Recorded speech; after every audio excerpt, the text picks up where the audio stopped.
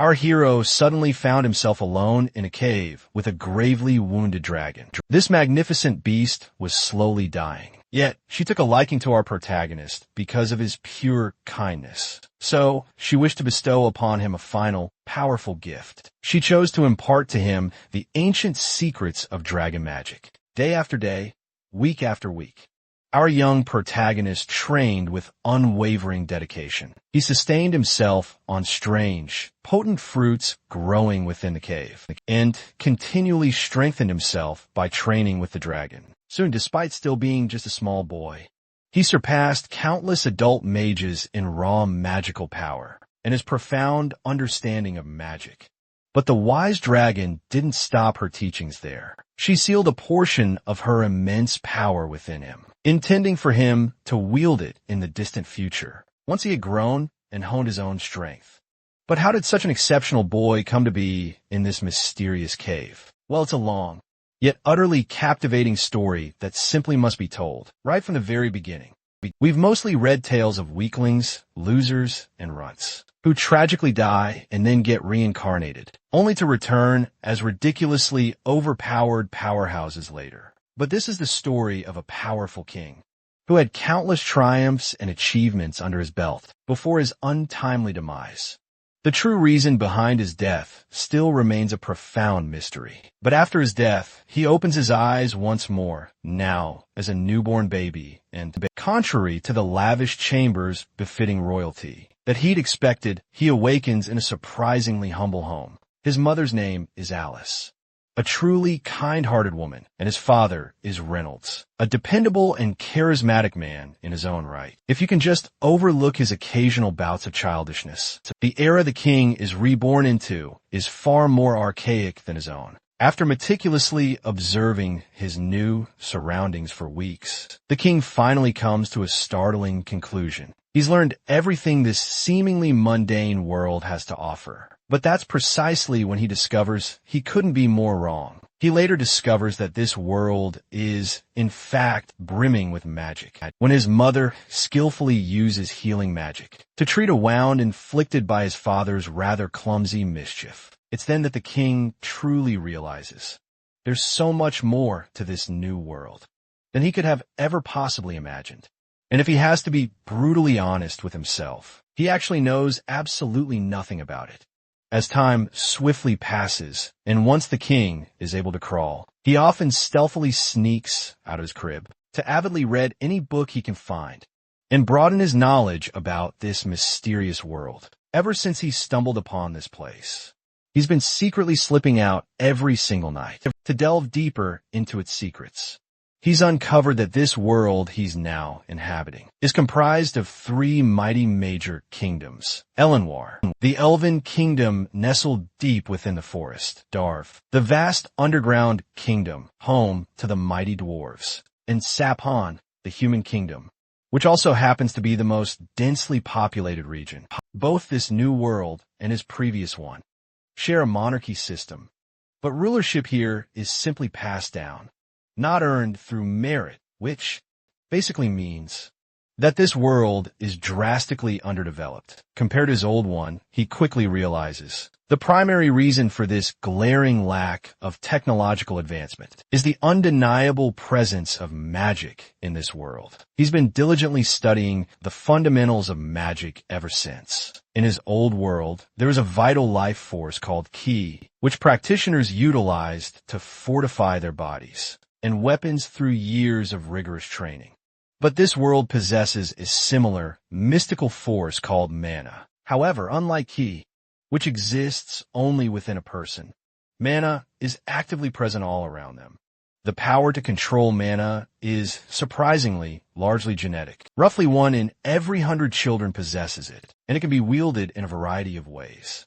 The two most common methods are augmenting and conjuring. Augmenters powerfully enhance their bodies with mana, allowing them to wield incredible strength, defense, and unmatched agility. However, their primary weakness lies in their limited range. On the other hand, conjurers emit mana directly into the outside world, bending their very surroundings to their will. To effectively cast a spell, they must supplement their own mana core, with additional mana from the environment. Interestingly, his mother is what they call a deviant, more specifically an emitter. Deviants are incredibly rare types of mages with truly unique abilities, and emitters, like his mother, specialize in restorative mana. According to the ancient book he devoured, a mage's first true awakening typically happens between early adolescence and their late teenage years. The moment their mana core finally manifests, this concept of a mana core sounds eerily similar to the Kai Center from his previous life in his old world.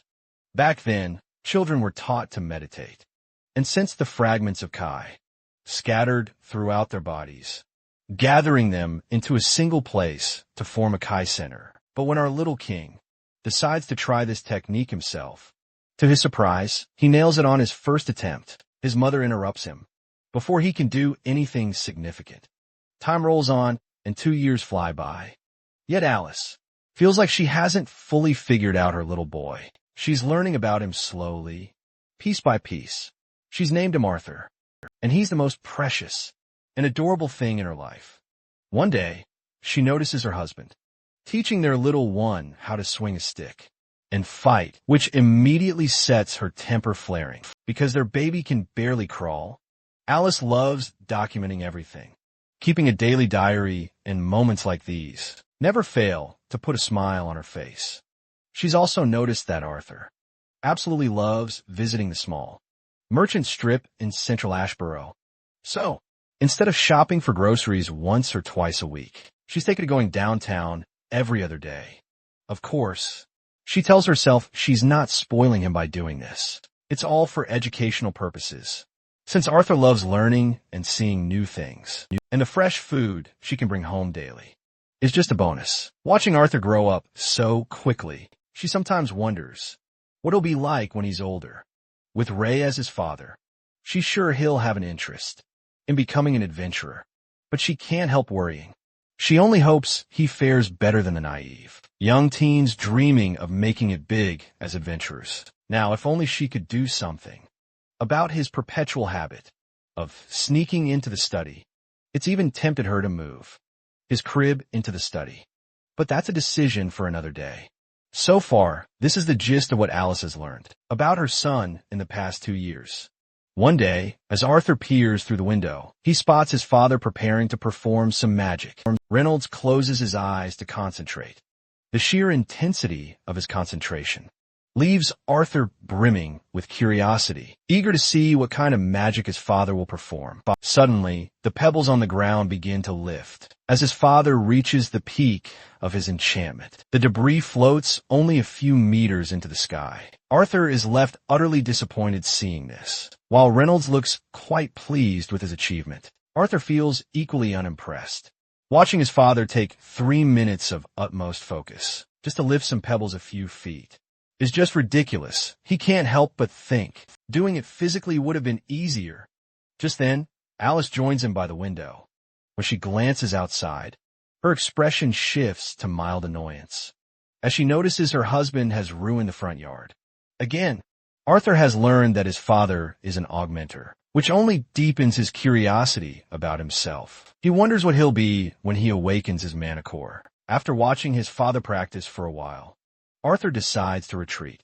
As he tries to climb off the bench, he stumbles and struggles to get down.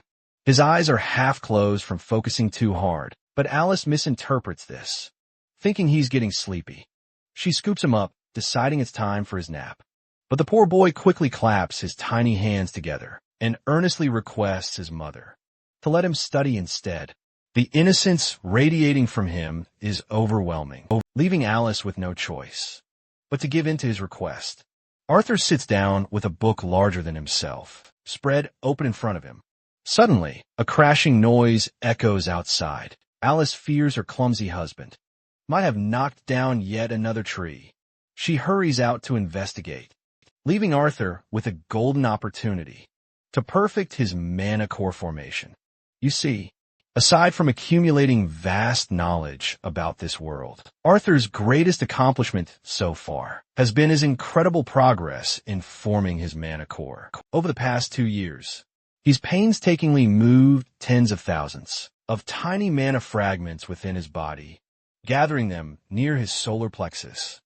Arthur understands why it typically takes until adolescence for a mana core to form naturally. He's almost there, just one last piece remains. As soon as he places that final fragment, an explosion erupts inside the house, obliterating the entire structure in one powerful blast. Outside, Reynolds instinctively shields Alice, wrapping her in his arms to protect her from the searing heat and debris.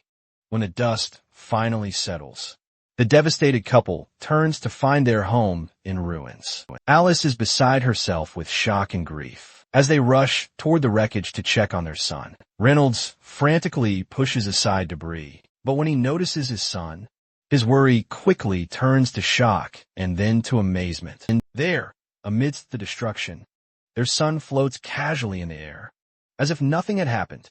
Arthur looks completely unfazed, his tiny body surrounded by a faint glow of mana. After forming his mana core, the little one finally drops down onto his feet, and he can finally feel the presence of his mana core. Inside him, he's already starting to enjoy the sensation of having a mana core inside, and even the trees around him seem greener. But then he realizes his house has been destroyed. He has no idea who or what caused the damage. 5 years passed since that accident, along with his mother, teaching him how to read and write. Arthur has also been learning the basics of mana, manipulation, and augmentation. At first, since his body was too small for sparring, they focused on basic body workouts. Not long ago, his father decided it was finally time for Arthur to practice with a wooden sword he'd received, given to him for his 3rd birthday. Reynolds takes Arthur outside to train. As Arthur stands ready, gripping his brand-new wooden sword, his father holds up a simple tree branch and tells him to match your breathing to the flow of mana. Just like your heart or lungs, your mana core is simply another organ. His father explains, but Arthur doesn't believe these abstract and vague instructions will teach anything to someone who is literally only 4 years old. Arthur takes a stance and exchanges a few playful blows with his father. The sparring drags on, with Reynolds clearly enjoying himself. But Arthur grows increasingly frustrated. Our boy knows his father won't let him quit until he accomplishes something noteworthy. With no other choice, he gathers his courage and swings his wooden sword, hard enough to shatter the stick his father is holding. After this impressive display, he immediately expresses his desire to return to his studies. Once our boy gets back to his magic studies, we learn that in this world, strength is measured by the color of a person's mana core. Mana cores start off black, tainted by impurities, like blood and other particles within the body. Over time, as these impurities are filtered out, the core's color changes, becoming purer and more powerful. Progression moves from black to red, orange, yellow, silver, and finally white. Each stage is divided into 3 shades: dark, solid, and light, with lighter shades signifying greater purity and strength. As our boy was deep in concentration, his mother interrupts him by urging him to come in for dinner. As they sit around eating, Arthur feels a growing irritation at the constant interruptions to his studies. Reynolds begins talking about finding a proper mentor for Arthur to further develop his skills. But Alice immediately objects, pointing out that Arthur's only 4 years old and far too young for such a step. Reynolds counters that their son shows remarkable potential in mana manipulation, even at his tender age, and he refuses to hold him back. Alice, however, stands her ground, insisting that she will not send her child off to some distant city. Reynolds reassures her by explaining that it isn't just any city and promises his trusted friend will personally take care of Arthur. Arthur tunes out most of the conversation, finding his parents back and forth exhausting. They suddenly turn to him, wanting his opinion on the matter. His father asks if he has any interest in leaving for the big city to study under a real teacher. Our guy can't help but feel unsettled that his father is literally asking the opinion of someone who's only 4 years old. Anyhow, he plays the part of being a kid and meekly asks if his parents can't just go with him. Together, a sudden silence falls over everyone. But soon, they burst into chuckles. Turns out this gullible couple hadn't even thought about the possibility of going with their kid as well. With that settled, his father makes the final call. They're all heading to Zyra City together. The day finally arrives for them to leave their home. And they're not traveling alone. A party of adventurers will be tagging along with them on the journey. His father greets one of the adventurers and introduces his son to them. The little one quickly bows his head in respect and expresses his gratitude for their help in accompanying them to Zyrus. This adventurer really likes the kid's mannerisms and is already fond of him. His name is Crunch, an augmenter, and his specialty is the spear. Then there's Angela Rose, a conjurer with a focus on wind magic. She's got big hooters and stands out among the group. Next up is Durden Walker, also a conjurer, but his specialty? Earth magic. Then there's Jasmine Flamworth, an augmenter specializing in deadly dual daggers. Among all the adventurers, she's the quietest, barely uttering a word. She quietly approaches the carriage they're about to take. Lastly, there's Helen Shard, another augmenter with a knack for magic archery. Now that everyone's acquainted, Reynolds decides it's time to hit the road. They load their gear into the carriages, and the journey begins. The time has finally come for Arthur to explore a world beyond his little village. As their journey continues, dawn breaks, and so do the monsters. The adventurers swiftly handle them and set up camp deep in the forest to spend the night. As everyone enjoys the bonfire, Arthur, however, seems a little dejected, feeling the weight of this mundane journey. Helen Shard then turns to our boy and sits beside him to catch up. She's quite curious to learn more about him. After hearing his father constantly praise him as a great magician throughout the journey. Meanwhile, Crunch notices the two talking and decides he'll test Reynolds' son for himself. Without much warning, he grabs the little one off the ground and proposes a quick duel. When Arthur finds himself facing off against Crunch, he's unsure if he's even supposed to fight an adventurer like this. His pleading eyes dart toward his father, hoping for a way out. But his father only grins, egging him on to win, feeling utterly hopeless. Arthur can't believe his father is literally useless in moments like these. Anyway, our guy takes a stance, tapping into his previous life's experiences. With a firm grip on his sword, he launches himself at Crunch. Crunch, on the other hand, stays steady, ready to dodge the incoming attack. But little does he know, our boy vanishes right before his eyes and reappears right behind the villain's back. Our hero steadies his tiny frame, channeling pure magic into his blade. Without a wasted second, he swiftly swings at Crunch, but Crunch effortlessly sidesteps the blow, retaliating with a deadly slash of his own. The little hero ducks just in the nick of time, letting the weapon whistle past his head. Seizing the briefest opening, he launches himself straight into Crunch's ribs, sending the massive foe crashing to the ground. Crunch, however, isn't one to stay down for long. He swiftly swings his leg, aiming to trip our kid up, but our hero expertly ducks down once more, narrowly evading the attack. While he dodged that initial onslaught, he's unsure if he can handle the next move. Crunch is already preparing his next strike. Sure enough, the moment Crunch's weapon connects, the brutal impact sends our boy soaring. He lands several feet away, his back screaming in agony. Durden Walker gives Crunch a gentle tap on the neck for going a bit overboard with a mere kid. Crunch, on the other hand, is utterly dumbfounded by the sheer skill he just witnessed. He can't understand how his father claims he hasn't taught him a thing. But as usual, the father stubbornly insists he taught his son nothing. The doting mother quickly begins healing Arthur, while scolding him for her dislike of the idea that he'd been studying fighting all this time. Arthur tries to casually brush it off, claiming he just picked up a few moves by watching his father and reading some books. But Crunch isn't convinced. He's absolutely certain those moves couldn't have been learned just from books, and he's super eager to learn the techniques Arthur just pulled off. Eventually, Arthur explains how to perform the acrobatic moves he demonstrated. But whenever the others try They fail miserably. Several days passed since they began their journey to Xyrus City. During this time, Arthur's birthday also passed, and he received a bunch of gifts, not only because it was his birthday, but also for all his efforts.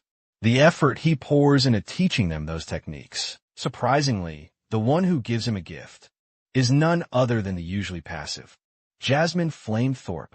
Meanwhile, the training with Adam, Helen, and his father continues with decent progress. To Arthur's surprise, Jasmine has already succeeded in learning a few techniques. It still utterly amazes him how quickly she manages to grasp his instructions, especially when it comes to mastering the fine step. After some fun near a picturesque waterfall, the group decides to press on with their journey. Eventually, they arrive at a desolate and barren landscape, a stark contrast to the lush greenery they'd left behind. As the group shares some light-hearted banter, they joke about Arthur's father being a trouble magnet, who always manages to drag everyone into some kind of mess. Meanwhile, Arthur tries to focus on reading a book, but finds it nearly impossible to concentrate.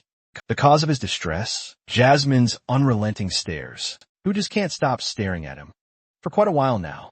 Suddenly, their journey is violently interrupted by bandits. While everyone scrambles to prepare for them, the looters outside launch a barrage of arrows. Thankfully, Angela Rose's wind magic stops most of them in their tracks, scattering the projectiles harmlessly.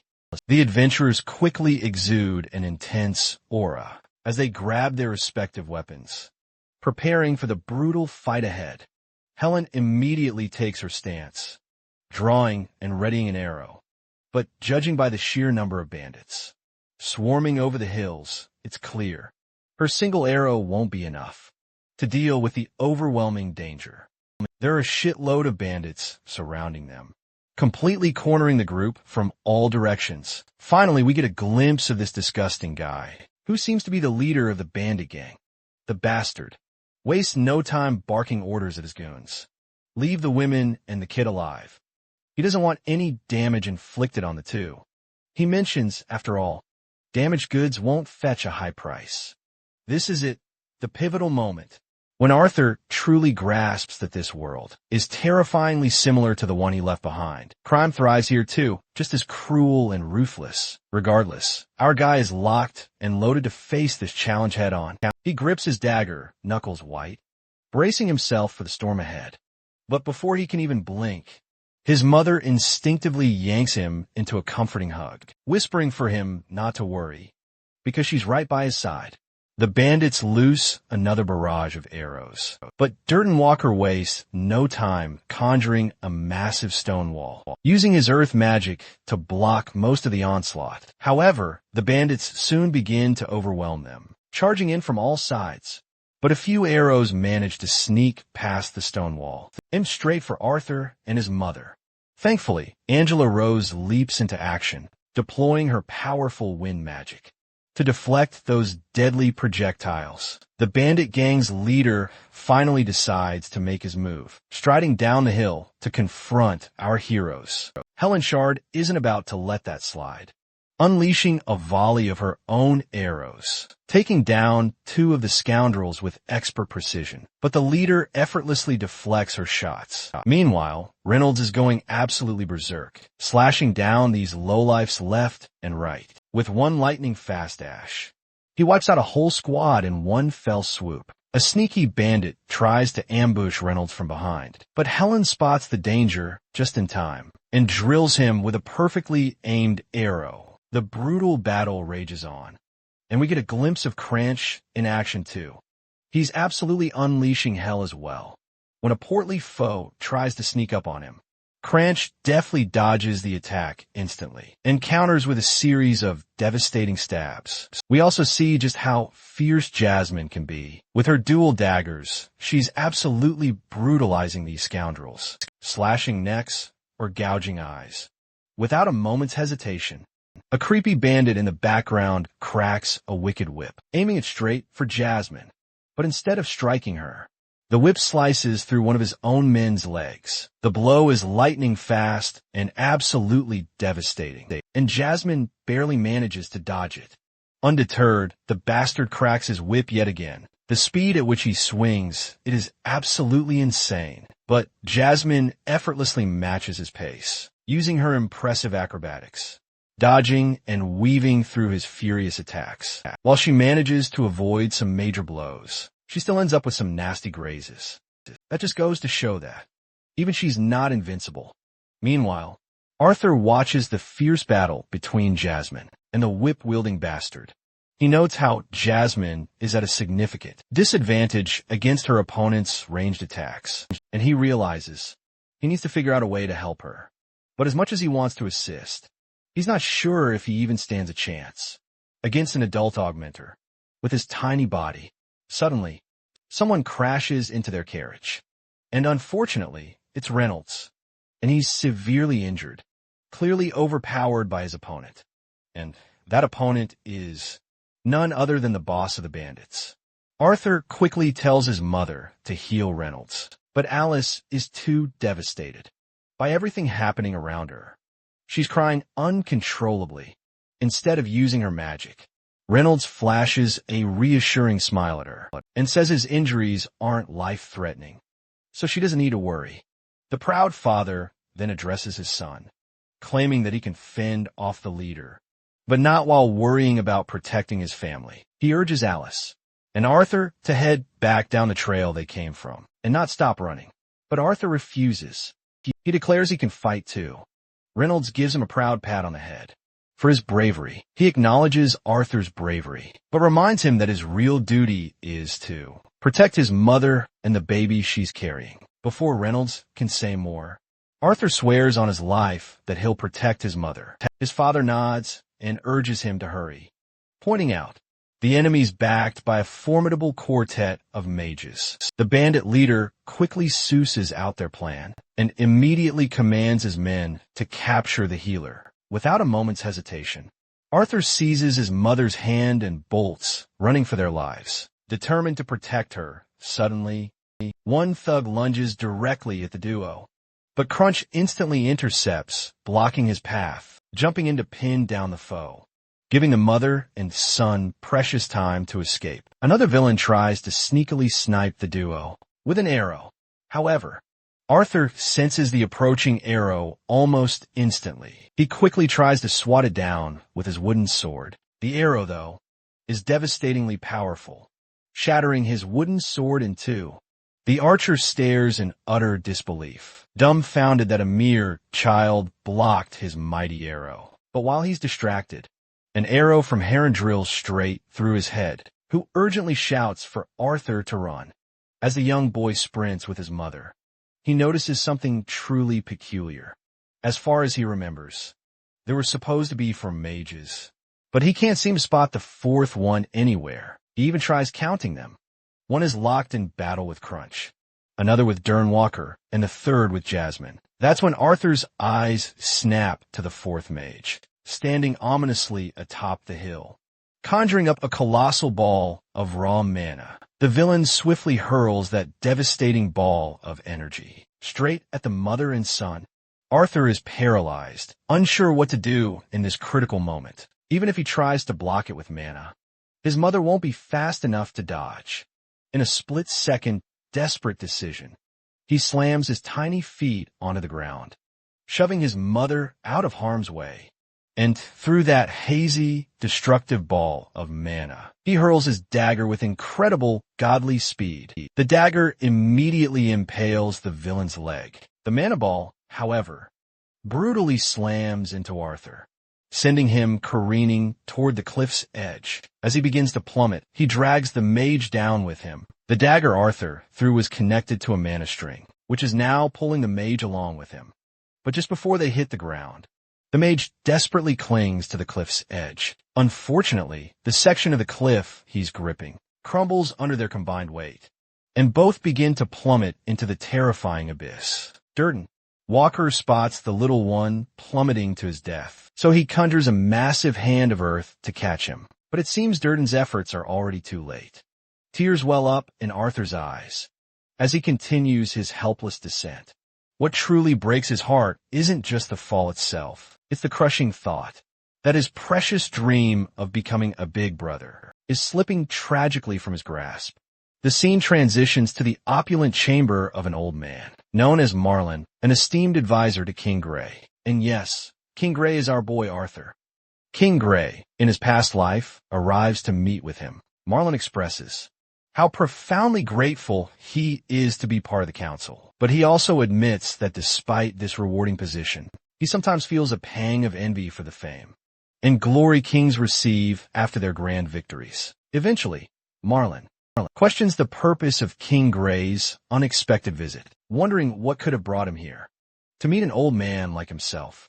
That's when Gray silently pulls out a gleaming war medal he earned after his latest victory, and after placing it on the table, he begins to leave, declaring his immediate retirement. In this harsh world, plagued by severe problems like declining birth rates and dangerously limited resources, wars have been replaced by decisive duels and entire armies by kings. Gray was one of those kings, a pivotal figure who fought relentlessly to protect his territory as its unwavering representative. But Gray's momentous decision to step down wasn't born out of mere exhaustion or a sudden lack of skill. He hadn't dedicated his life to simply becoming the strongest or basking in endless, fleeting glory. What truly shattered him was the profound emptiness, the agonizing absence of people he could cherish. An orphan, with everyone he once loved now tragically gone, now reborn as Arthur in a brand new life. He carries a profound, aching yearning. He would give up everything he has in this new life for just one chance to make it back to Asura, to see them all again. A while later, Arthur slowly opens his eyes. He has no idea where he is, or even why he's alive for that matter. Nearby, he spots the mage's lifeless corpse. The sight of that mangled, twisted corpse instantly makes him gag. Still, as he lies beneath the vast sky, utterly worn out, a leaf drifts down and lands on his face, jolting him awake. He spots a water pouch and a bag of food lying on the ground nearby. With the last shred of strength he has, Arthur crawls toward them. He grabs the food and devours whatever he can, making sure to gulp down enough water too. After the meal, he collapses back onto the ground, utterly exhausted. A while later, he opens his eyes again and tries to get back up. But his legs give out and he falls right back down. Despite that setback, he musters every ounce of strength left in him, finally pushing himself to stand. The first thing he does is pull the dagger out of the mage's dead body. He looks up. He finally notices just how incredibly tall the cliff is from where he fell. It's unfathomable that he survived such a drop, but he doesn't have time to dwell on it. So he begins to walk his lonely path forward. Suddenly, he hears a voice calling out to him. The first thought that pops into his mind is that the dead mage might be trying to tell him something. The voice echoes again, this time asking about the condition of his body. The poor kid musters up his courage and nervously tries to poke the mage's dead body to check if it's alive. But the voice quickly assures him that this corpse won't be reanimating, so there's nothing to worry about. Arthur heaves a sigh of relief at this unexpected reassurance. However, his guard immediately goes back up, and he questions the mysterious voice, asking if it was the one who saved him from that brutal fall. The voice readily confirms that it truly saved him when Arthur presses for its identity. The voice cryptically claims Arthur will learn about it soon enough. Arthur intensely dislikes how this mysterious voice is speaking, making it crystal clear. He isn't buying a single word of it. The voice, however, calmly reminds him that it's the only one who can get him home from this place. The mention of home quickly jolts Arthur's memory, and he remembers the parents he left behind. And, of course, the sibling in his mother's belly. He has no idea if they made it to Xyrus safely, or if they're even all right. Since there are so many questions he needs answers for, he's humbled in an instant. He politely addresses this mysterious being as Mr. Voice and asks if he could trouble it for directions to get out of this place. The voice chuckles, amused at how this once arrogant kid has quickly become humble. It admits to liking Arthur for his quick wit, but can't help but point out its annoyance at being called Mr. when in fact it's a lady. Still, since Arthur's words were polite enough, the voice decides to guide him. Soon after, Arthur's mind is overwhelmed by this sudden shock. He begins to see everything around him, even places far off in the distance. With this epiphany, Arthur starts making his way out of the woods.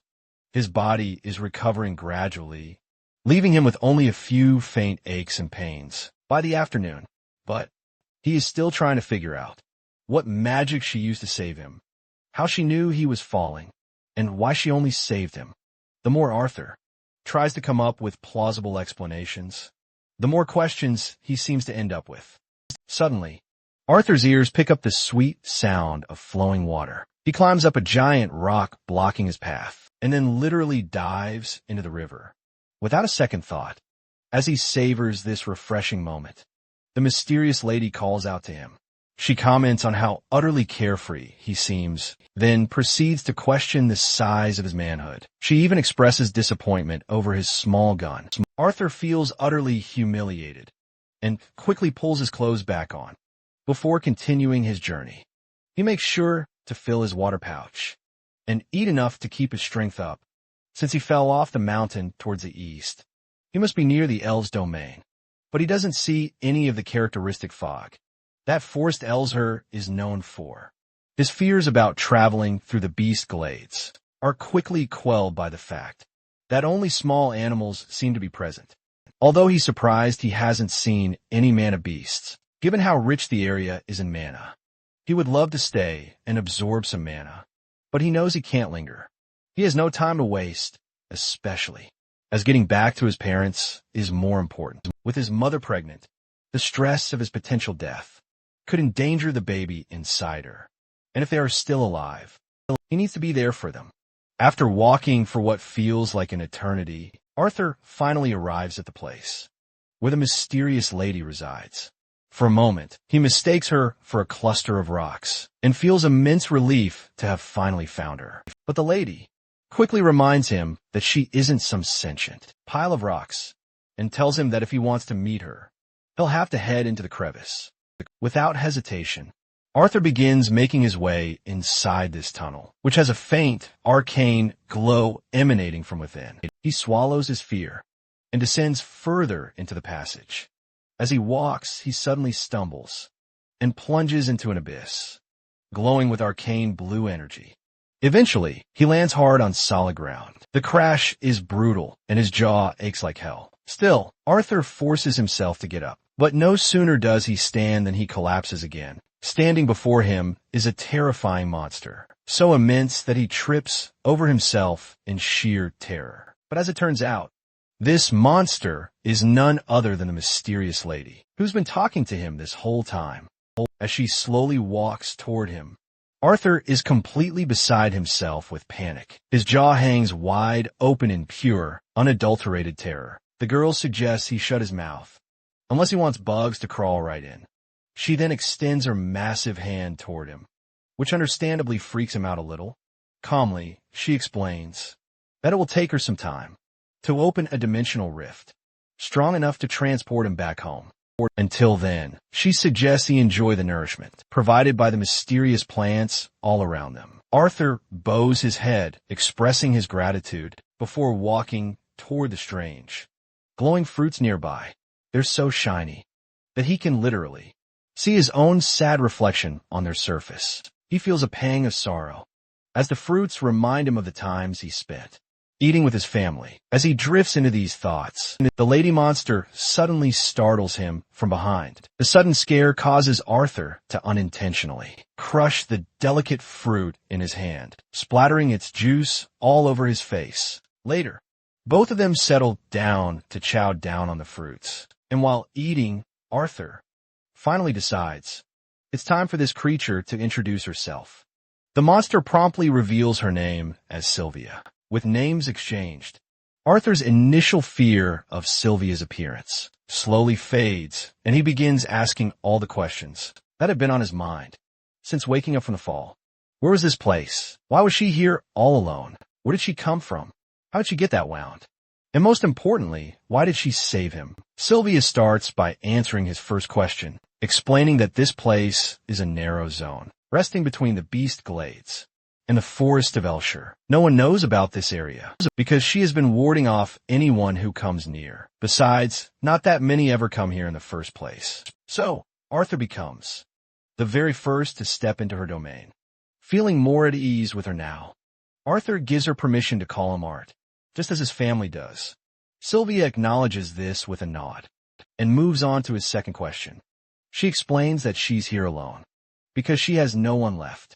She has many enemies who desperately covet something she possesses.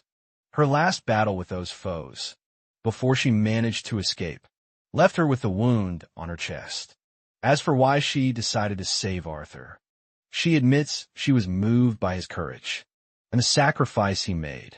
Or perhaps it was simply that she had grown lonely and wanted someone to talk to. Whatever the case, she herself isn't entirely sure why she saved him in the first place. She then apologizes, explaining that she has to excuse herself for the night because her wound is festering and she needs to be in good condition to work on the dimensional rift tomorrow. Arthur thanks her politely and wishes her a good night. As the imposing figure in dark armor walks away, he can't help but think about how lonely she appears. Before leaving, Sylvia shares one final piece of information with him. While her sight cannot reach the exact location of his family and friends, she assures him that they are all safe. This news leaves Arthur momentarily speechless, but then he's overwhelmed with emotion. Knowing they're safe, tears of happiness flow as he cracks a smile and thanks her for giving him the good news he had been desperately craving. As time passed, Sylvia and Arthur spent hours talking about all sorts of things. Whenever she wasn't preparing the portal, those hours bled into days and the days into weeks as they spent nearly every moment in each other's company. While Sylvia never spoke much about her own life, Arthur slowly began to understand what kind of person this mysterious being truly was. After living with this mysterious, armor-clad lady, Arthur had truly come to understand that Sylvia was the living embodiment of the phrase, "Don't judge a book by its cover." Contrary to her initially intimidating appearance, she was kind, gentle, patient, and warm. The way she cared for him reminded him of his mother, gentle and kind, but a little strict when she needed to be, especially when he was wrong. Speaking of strictness, Arthur recalls something rather unpleasant. There was a time he had expressed his deep animosity toward the bandits who attacked him and his family. The image of that despicable gang leader is burned into his mind, and he knows his thoughts won't be at peace unless he hunts that bastard down. That's when Sylvia suddenly pokes him on the forehead, sending him flying several feet away, while she admits that he's not entirely wrong, and that those bandits deserve death, which was precisely why she didn't save the mage, who had fallen alongside him. However, she makes it clear that letting his heart become clouded with hatred and vengeance would only cause him harm in the long run. Instead, she tells him to continue living proudly, keeping his gaze forward, free from the crushing weight of vengeance. He will come across misfortunes again, but he shouldn't let grief and rage corrode his mind. Instead, he should learn from them, face the future with a smile, and only then will he truly be victorious. Arthur wasn't expecting a lecture on morals in life from someone who seemed like the epitome of evil. Yet, her words struck him deeply. Lost in thought, he barely notices when she pulls him out of his contemplation, reminding him to finish the fruit she's given him. As he eats, he notices her wound looks worse. She quickly reassures him that there's nothing to worry about. It's normal for her wound to fester from time to time. Still, she has something else on her mind. According to her understanding, humans usually awaken their mana cores, typically around the age of 12 or 13. So, how has he already formed his mana core and learned to wield mana more efficiently than even many fully trained mages? In response to her question, Arthur proudly boasts he's simply a born genius. If that's truly the case, she declares she has something vital to teach him. It's a specialized technique, a method to meditate and absorb mana even while moving, and perhaps even while fighting if he becomes skilled enough. As she demonstrates the technique, Arthur is utterly awestruck by what he sees, and his curiosity absolutely skyrockets. Sylvia then clarifies that humans often possess a very linear mindset when it comes to mana. To truly master this technique, he'll need to start small with simple, almost mindless movements, and then gradually work his way up from there. But these abstract words don't offer much help to Arthur, so Sylvia tries to illustrate that. Mana beasts naturally learn to do this. However, since humans typically awaken much later, their bodies aren't capable of this level of multitasking. But considering this fact doesn't apply to Arthur, if he practices diligently enough, he should absolutely be able to succeed. These few words of encouragement prove enough to completely fire Arthur up, and he eagerly promises to do his absolute best. While Sylvia remains busy forming a rift, Arthur diligently focuses on his practice. However, one wrong movement causes him to trip. Mastering this skill to its fullest potential essentially means being able to fight proficiently while maintaining a steady, inward flow of mana. But his confidence doesn't waver a bit, and he tirelessly continues his practice. He keeps swinging and practicing relentlessly, all while trying to absorb the surrounding mana. Eventually, he finally gets the hang of it and truly masters the art of mana absorption. He happily shares his small achievement with Sylvia, but it seems she's already exhausted herself and isn't in any condition to even respond.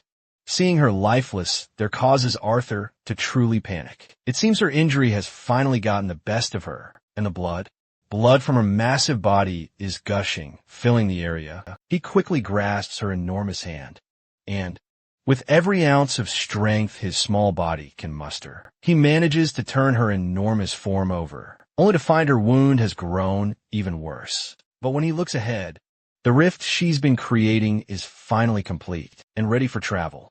Upon reflection, he realizes that all this time, as she worked to create the portal, her injuries have been steadily worsening.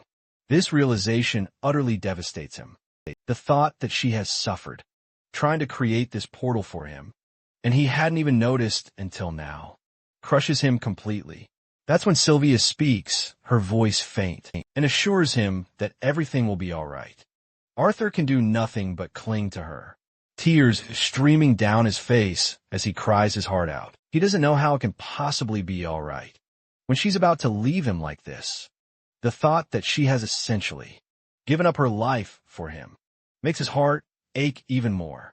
In that moment, Arthur cries. He cries longer than he would ever care to admit.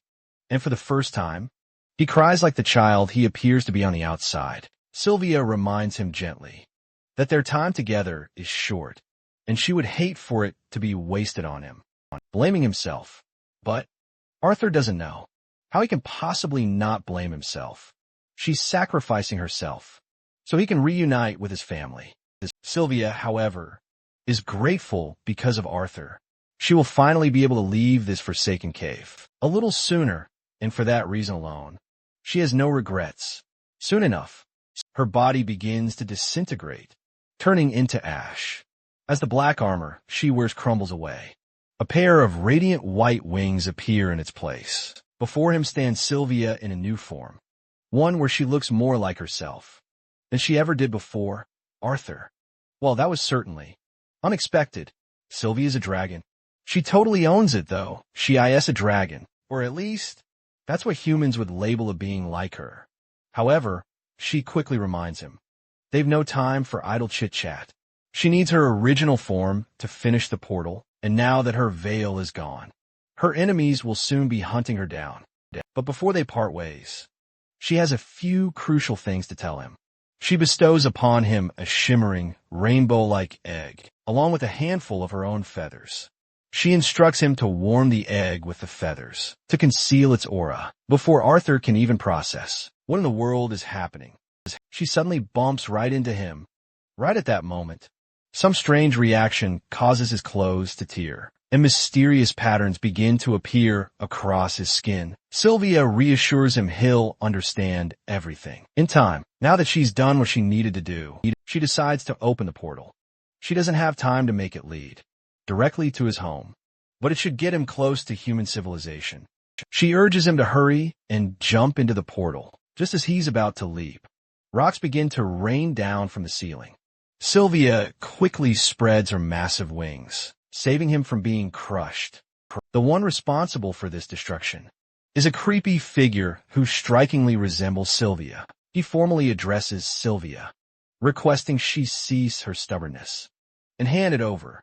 If she submits, he might even heal her wounds. Even Arthur can tell that. This new figure looks quite similar to the form Sylvia had taken earlier. Sylvia then uses an ability that freezes time around her. The only ones who can move or speak are herself and Arthur. It looks like she has something important to reveal. She admits that she intentionally prolonged the transportation spell so she could spend more time with him. She understands it was selfish of her. But she has one more, rather unexpected, request. She has one more personal plea she desperately wants him to fulfill. She asks him to call her grandma. Just this one time, Arthur, utterly bewildered by her words, gazes at her in stunned disbelief. But with time seemingly frozen, their moment suspended, he urges her to simply leave this place with him. Tears begin to stream down Sylvia's face as she tells Arthur she simply can't leave.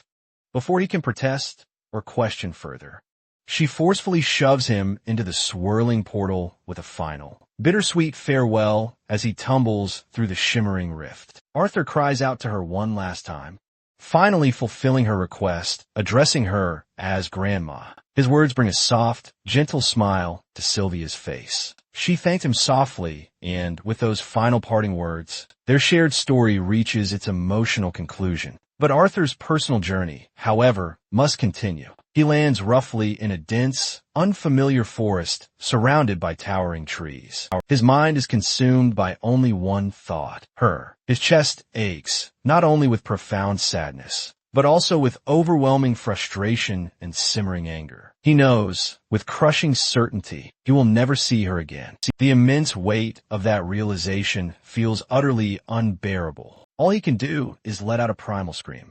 It's no wonder he's utterly devastated by her loss. For 4 long months, Sylvia had been an unwavering, constant presence in his life, filling his mind with memories that now refused to fade. For a precious time that felt both fleeting and eternal, she treated him as if he were her very own blood. She had given him everything he had lacked. Since arriving in this new world, care, guidance, and unconditional love.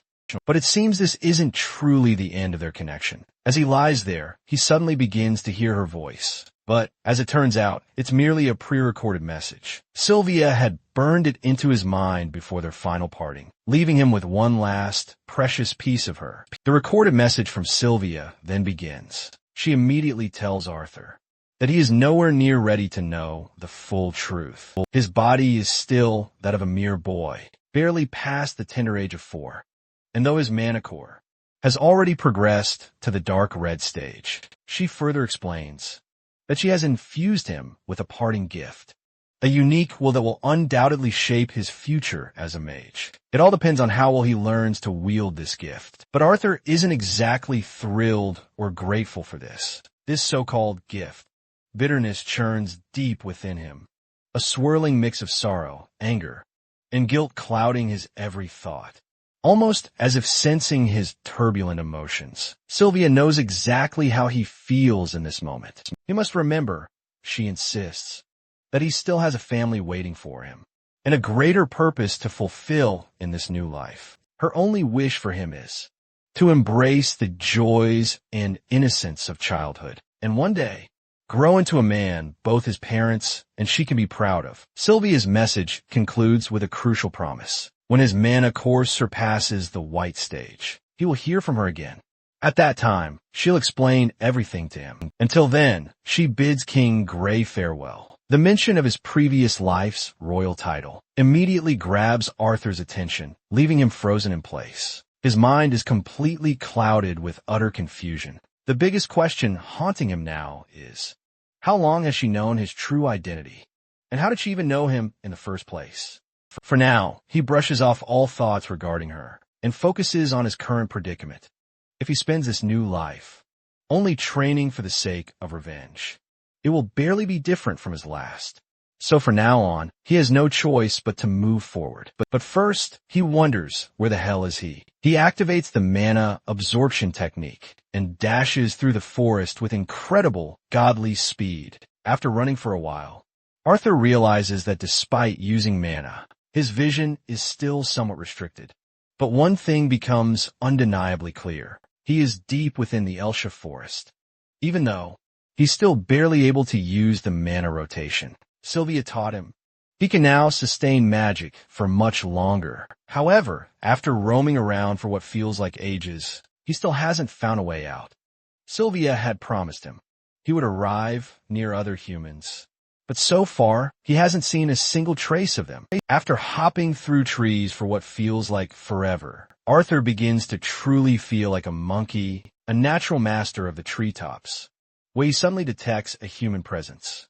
Swiftly, he bound from branch to branch, spotting a carriage below. He expertly uses his acrobatic skills to descend closer, and from a safe, hidden distance, he attempts to eavesdrop on these people's intentions. These filthy bastards clearly aren't good people. They've just captured a woman, who, to his shock, turns out to be an elf. Since she's young and seemingly untouched, they're already fantasizing about making a fortune. But the sheer amount of resentment and burning anger etched across Arthur's face makes it abundantly clear that these bastards aren't going to leave this place alive, let alone profit from the elf.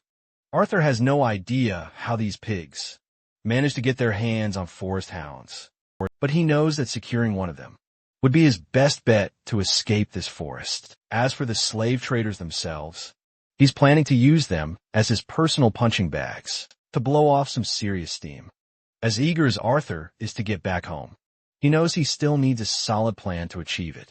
And dealing with those slave traders first is undoubtedly the best course of action, but he refuses to strike blindly. Attacking all four head-on would be absolute suicide, so he quietly follows them instead. He waits patiently, searching for the perfect opportunity, gathering his strength to strike, when their guards are undeniably down. As night finally falls, it's finally time for him to make his move.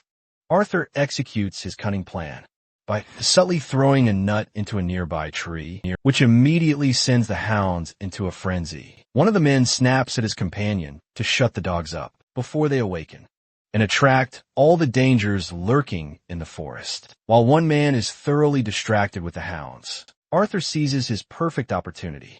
He makes his move, appearing directly in front of the unsuspecting bastard, and with a quick, mana-infused slash from his hand, he slices through the man's throat in one clean, decisive strike. With that bastard finally down, Arthur wastes no time looting his corpse, grabbing a decent-looking dagger from a man's belongings. Meanwhile, the other portly goon, who sent his friend to silence the hounds, begins wondering why it's taking so long, especially since the dogs have gone quiet. He goes to check, but Arthur ambushes him as well, delivering a precise strike that slits his throat, just like the first. With two down, there's still two left, but Arthur's body is already starting to wear out from the effort. Suddenly, the elf girl inside the carriage starts making a commotion, which is the last thing Arthur wanted to happen. The other two goons step out of their comfort zones and start looking around for their missing companions.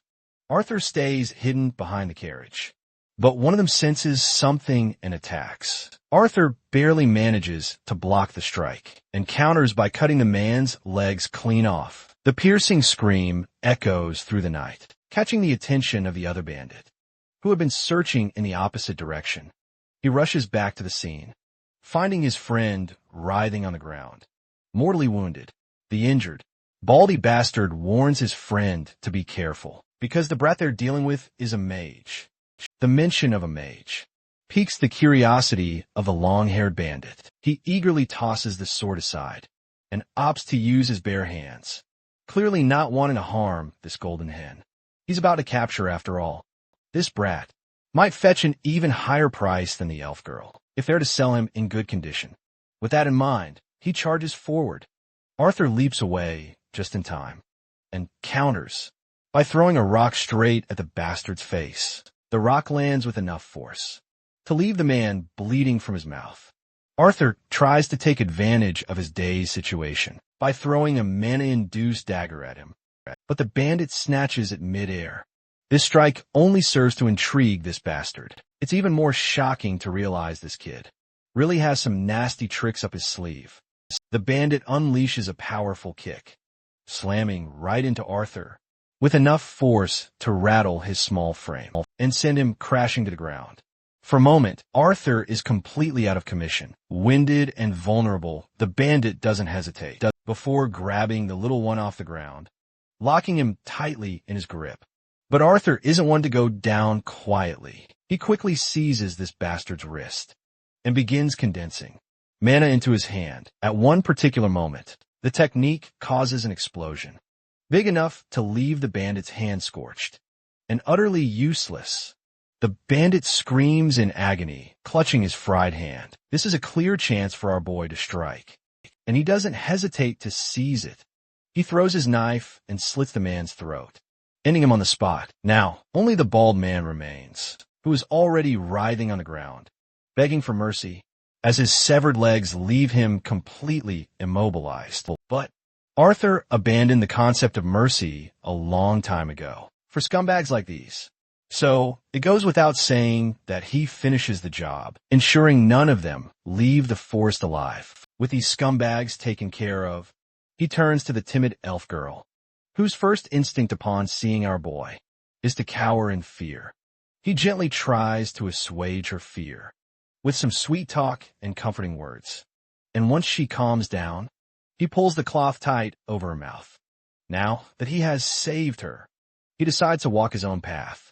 But the thought of being left alone terrifies the girl, so she quickly clings to him with her cute, pleading eyes. Arthur tries to reason with her that, since he's taken care of those bad guys, they won't be able to chase her anymore. Besides, elves are generally safe in this forest anyway. But the girl quickly shakes her head and reminds him that beasts are only scared of adults, and her parents said that kids will get eaten by hounds or golem trees. The thought of being a babysitter, this doesn't sit well with Arthur, though.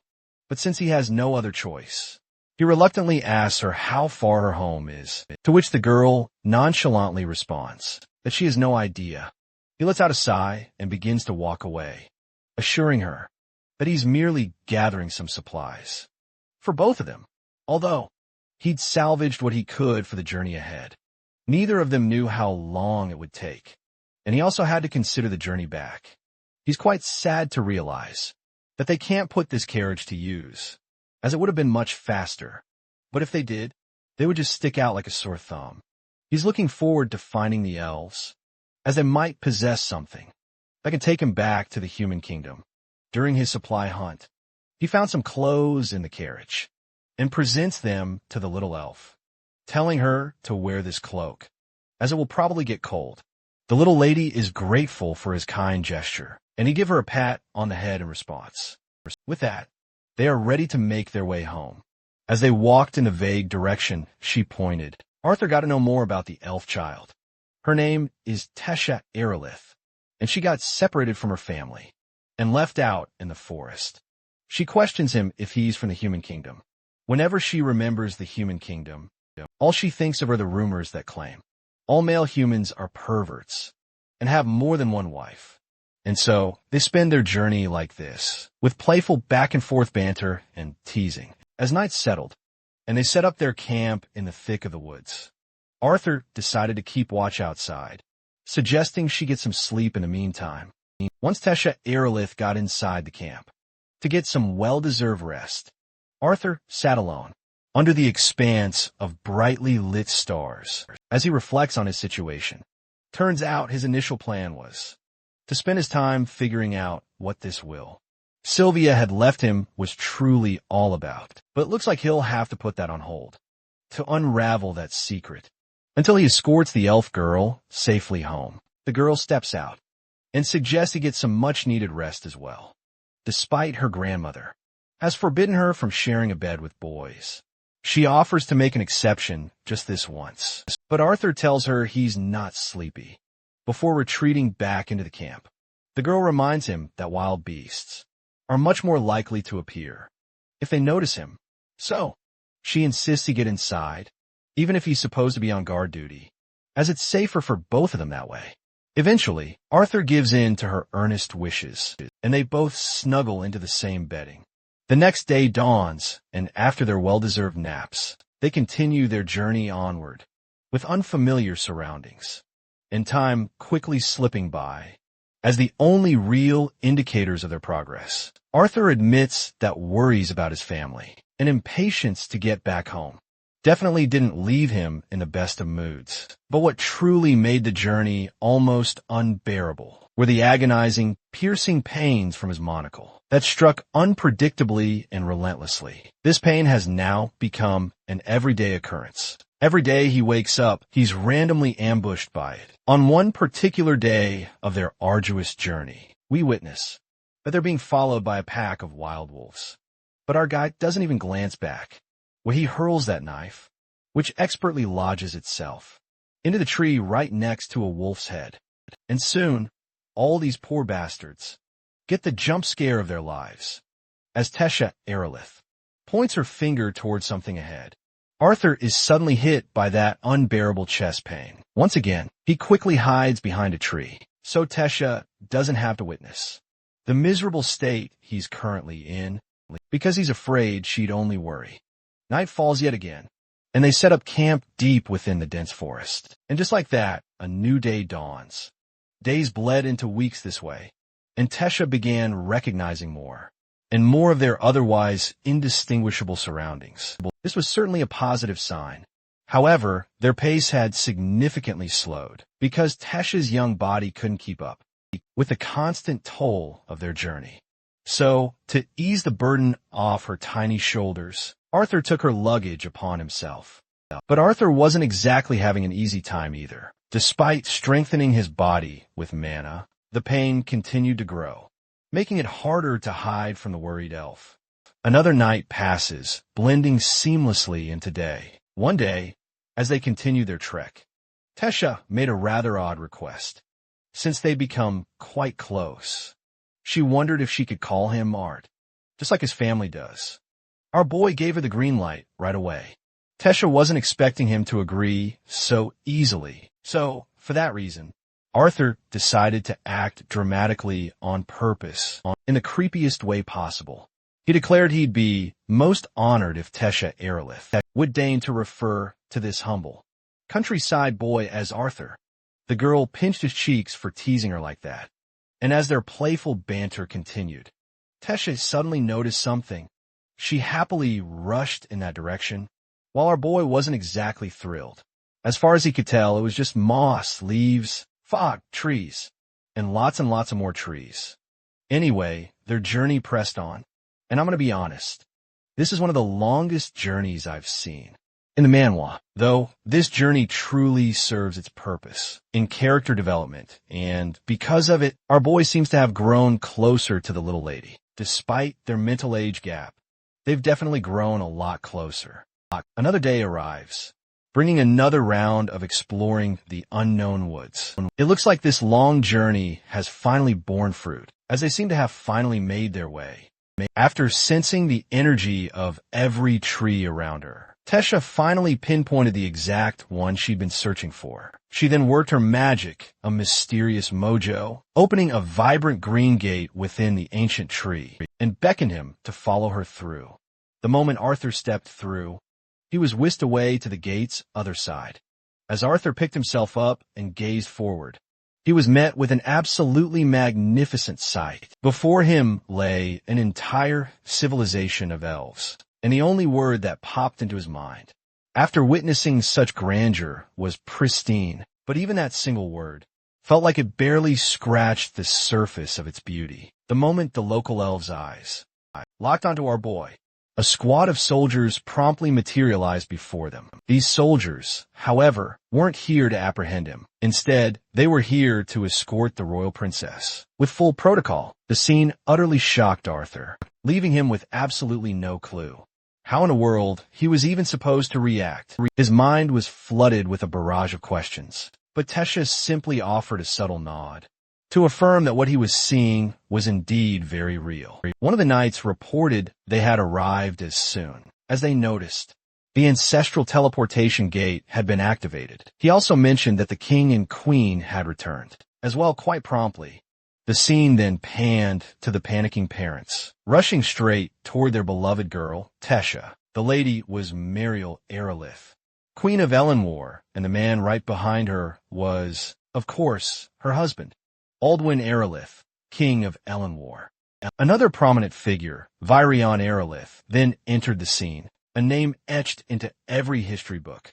He was the former king of Elenwar, known for famously leading the last Great War against the humans of the Saphan Kingdom, with all her family members now gathered.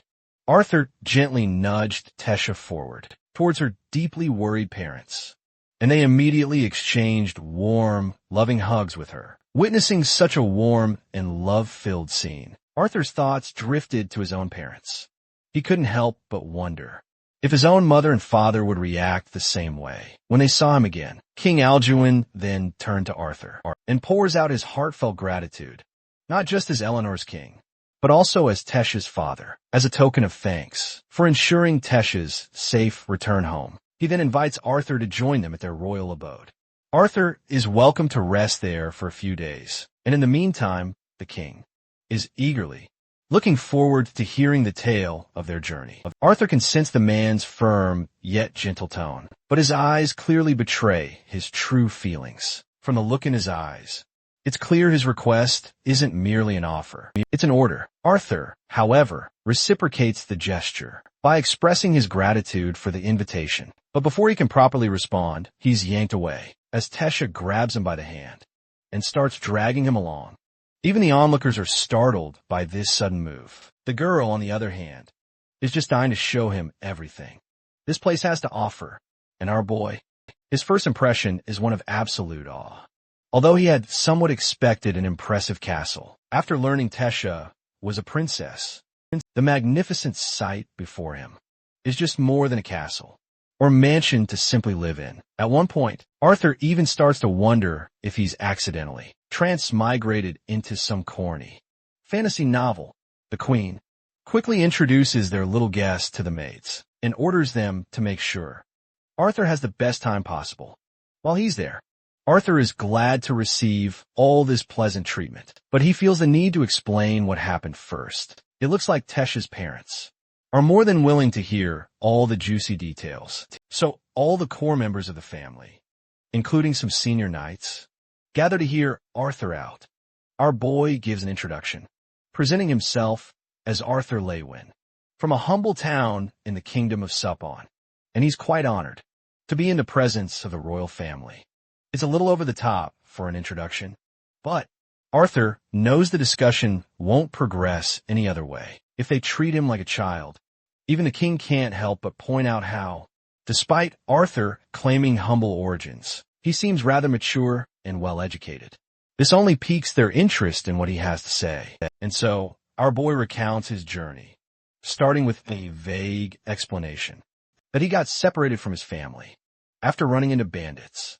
It's not exactly a lie, but more of a half-truth, inevitably, as the story progresses, to the part where he encountered their daughter.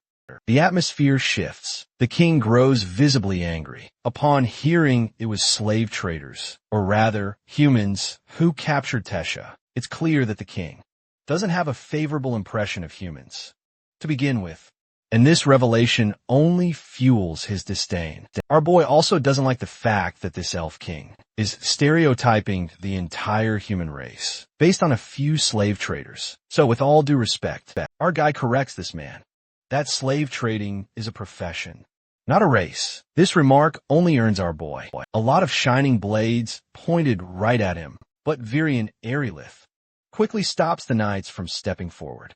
Virion, intrigued by the story so far, expresses curiosity about how Arthur managed to free his granddaughter from the bandits. Perhaps he negotiated or begged them for mercy. But our boy denies doing anything of the sort, and honestly explains that he's also a mage, despite the fact that he's just a child. So basically, he eliminated the slave traders and rescued their granddaughter. One impatient knight, out of anger, quickly draws his sword from its scabbard, As far as he's concerned, Arthur is being absurd, with the lies he's spouting in front of everyone. But this impulsive action only earns the knight a deadly glare.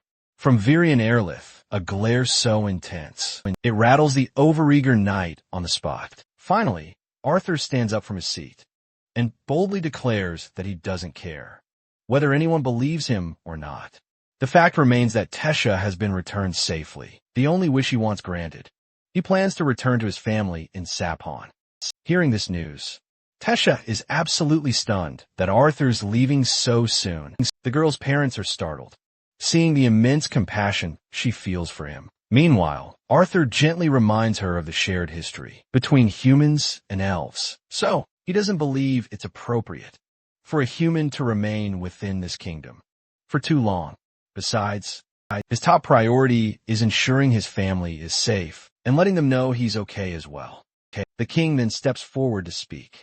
He briefly acknowledges the turbulent past between the two kingdoms and emphasizes that Arthur bravely saved their daughter and went through the trouble of personally accompanying her all the way back to Elenwar. This, the king declares, entitles Arthur to a truly befitting reward. First, the king shares the unfortunate news. The teleportation gate linked to the Sapin kingdom is only accessible once every 7 years during the summit conference between the three races. That means it will be another 5 years before the gate opens again. However, the king is more than willing to send a group of guards to escort Arthur back home safely. He also expresses his sincere wish for Arthur to stay a little longer, giving the elves a chance to serve and truly spoil him. As a guest, the king admits that, while some elves are tolerant of humans, too many still harbor grudges from the war long ago. For now, Arthur is told to make himself at home, as they'll have his escort prepared by tomorrow morning. Later, Arthur finds himself in a lavish room that's been specially prepared for him. The first thing he does is take a well-deserved shower. But while he showers, the pain from his monocore suddenly flares up again, causing him to double over in agony. After finishing, he rests on the couch, holding the precious egg Sylvia had entrusted to him. Suddenly, there's a knock on the door. When he opens it, he finds Tesha standing right in front of him, without any prior warning. She headbutts him right in the gut. It almost makes him gag, apparently. She's fuming about how coldly he spoke to her parents, and the fact that he's planning to leave so soon. Arthur tries to remind this sweet, naive girl that he was simply being respectful, since they are the king and queen of the entire kingdom. In fact, he's the one who should be angry. She didn't even mention their royal status beforehand, but Tesha sticks to her guns, making it clear she doesn't want him to leave, because he's the first friend she's ever made. Hearing this, Arthur can't help but crack a smile. In a friendly gesture, he places his hand over her neck, like her lifelong buddies, and tells her to stop being a crybaby and show him around the castle. And so, they explore the castle together. Tesha makes sure to take him to her favorite spot in the entire place. This particular spot looks absolutely breathtaking, especially during spring when the flowers bloom. She also introduces him to a unique type of insect, known as glow bees, specially cultivated right there, as she's trying to show him the glow bees.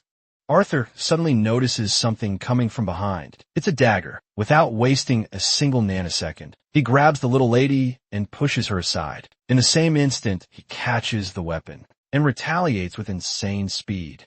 Well, the person behind this stunt is none other than Virian Airlith, her grandfather. Arthur is absolutely shocked, thinking her own grandfather just tried to take a hit on her. But the old man calmly assures him that the weapon he's holding is just a toy. Now that Arthur takes a closer look, he feels a bit embarrassed for being tricked. Virian, on the other hand, is impressed, seeing how fast Arthur reacted, from catching this little thing to even using it against him instantly, is mind-boggling. The old man notes that Arthur's mana usage is mediocre at best, but he now has no doubts about how he could have taken down a group of slave traders. Arthur is unsure whether to feel insulted or complimented, so he just stays quiet. Tesha quickly jumps in, scolding her grandfather, and firmly tells him to stop teasing Arthur. It seems the old man, however, had no intention of teasing anyone at all. In fact, he approached Arthur because he finds him utterly fascinating. It's been a long time since he's met someone as captivating as our boy. Virion tosses a wooden sword to Arthur, deciding to see what the boy is truly made of. Arthur promptly grabs it and, without hesitation, swings it as fast as he can, directly slashing at the old man. But what he strikes turns out to be a mere mana illusion. Virion, however, is clearly impressed by the guts of this little brat, not backing down one bit. Arthur charges again and strikes with his wooden sword. This time, too, what he hits is nothing but a decoy. This moment of vulnerability leaves Arthur wide open, and the old man seizes the chance to swing back. Arthur dodges just in time, leaping out of his initial position. To safeguard himself, despite his agility, Arthur still ends up taking a nasty elbow smash. But that's not enough to faze him in the slightest. Without holding back, Arthur charges right back, wooden sword in hand. His speed is remarkable, but it's clear he's barely holding his own against this old coot, who isn't even breaking a sweat. Eventually, Arthur finds himself wide open once more, and gets knocked back by the old man.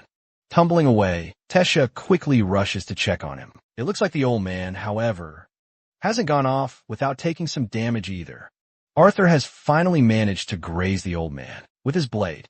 Well, this old man totally deserves this hit, considering how full of himself he looked, as if there was no better fighter than him. While Virion is eager for another round, Tesha firmly puts her foot down. She refuses to let it happen, and playfully pinches her grandfather for thinking about bullying Arthur for more than he already has. The old man simply smiles back and admits that if he had gone easier on Arthur, he'd be completely at the mercy of someone decades his junior. Our boy, on the other hand, feels truly honored by Virion's high regard. But Arthur's candid reaction seems to catch the old man off guard, as his smile rapidly fades into a serious expression. As far as he's concerned, if Arthur genuinely sees him as an esteemed and honorable senior, then he extends an invitation to become his disciple. This unexpected offer leaves Arthur utterly bewildered, questioning if the elder is actually serious. The old man, of course, confirms that he is. However, Arthur reminds him that he's merely human, and he's not even sure if humans are permitted to stay in this kingdom. But Virion promises that no one will dare kick him out while he's under his tutelage. He vows to teach Arthur something far more valuable than even the most capable mages in Sapin could offer. Still, despite this tempting offer, Arthur politely declines. He has no intention of wasting time here until he reunites with his parents. Hearing this, the old man makes another promise to let Arthur communicate with his parents, so they'll know he's alive and well. Before elaborating further, the old man orders the maids to take Tesha for a bath and some rest. Once they're alone, the old man claims to know all about Arthur's condition, like how he's been experiencing bouts of searing pain, right where his mana core is located, and how those bouts are becoming more frequent. Naturally, Arthur is curious how the old man knows so much, but Virion brushes off the question, saying it's pointless. Instead, Arthur should be asking what the real problem behind his illness is. Before elaborating on anything, he asks Arthur if he knows anything about beast wills. Although this term is completely unfamiliar to Arthur, his mind immediately drifts back to the moment Sylvia struck his mana core. Before continuing the conversation, the old man assumes that Arthur has at least. He's already encountered a few mana beasts. He then explains that a beast powerful enough to be ranked class A or higher gains the ability to pass on their will or inherent ability to another, either to their offspring or to someone they choose to bond with.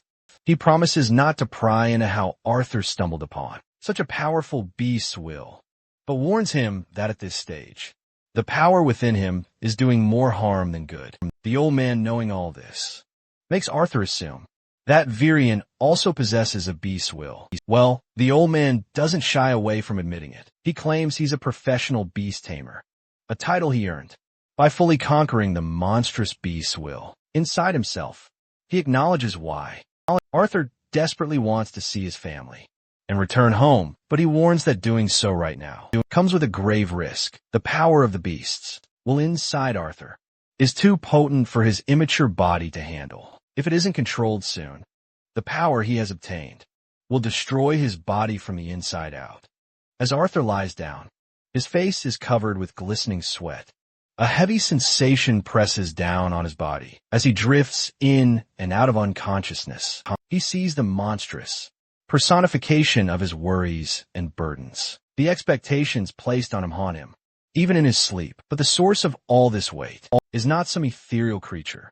It is Tesha, perched right atop him, unknowingly, pressing him further into the depths of his exhaustion. She's apparently here to wake him up, because she can't wait to start this new, exciting day with him. But it seems Arthur still hasn't had enough sleep, so he calls the shadow monster back to give him just a few more minutes. Later, while Arthur gets ready for the day, Tesha asks to confirm if what her grandpa said about him staying is actually true. Well, our boy isn't too sure about this. Arthur's plan to stay here hinges entirely on his trip with Elder Virion. As Arthur heads toward the carriage he's set to ride in, the Elder, the King, and Queen can be seen, desperately pleading with Elder Virion to reconsider. They argue it's entirely inappropriate for a human to stay in their elven kingdom. It goes against generations of traditions the elves have upheld for decades. But the old coot makes it absolutely clear that Arthur has definitely caught his attention, so he wants him to stick around a little longer. Besides, their own daughter seems to have quite taken a liking to him as well, which is just another reason to keep him around for a bit more time. Despite all the king's pleas, Elder Virion sticks to his guns. He firmly assures the royals that he'll keep Arthur under his direct guidance to ensure everyone in the kingdom knows he's being watched over. Seeing Elder Virion standing up for him like this makes Arthur crack a genuine smile. Once they hop into the carriage, they finally begin their journey. After quite a while on the road, Arthur starts wondering just how much longer this trip will take, as he's eager to meet the old man's mysterious friend. Out of nowhere, Tesha leans over Arthur's shoulder and simply falls asleep. Looks like waking up so early out of sheer excitement. Finally caught up to her. As the kingdom's only princess, Tesha grew up in a profoundly lonely environment. She's been hurt too many times, both by adults and children, pretending to be her friends. Over time, she became cold and distant, building a wall around herself to keep others out. But in a short time he's seen her with Arthur, she's shown more smiles and laughter than she has in the past few years. For that, the old man is genuinely glad and expresses his heartfelt gratitude to our boy. After a short journey, the carriage comes to a halt, and they arrive at a lonely house in the middle of nowhere.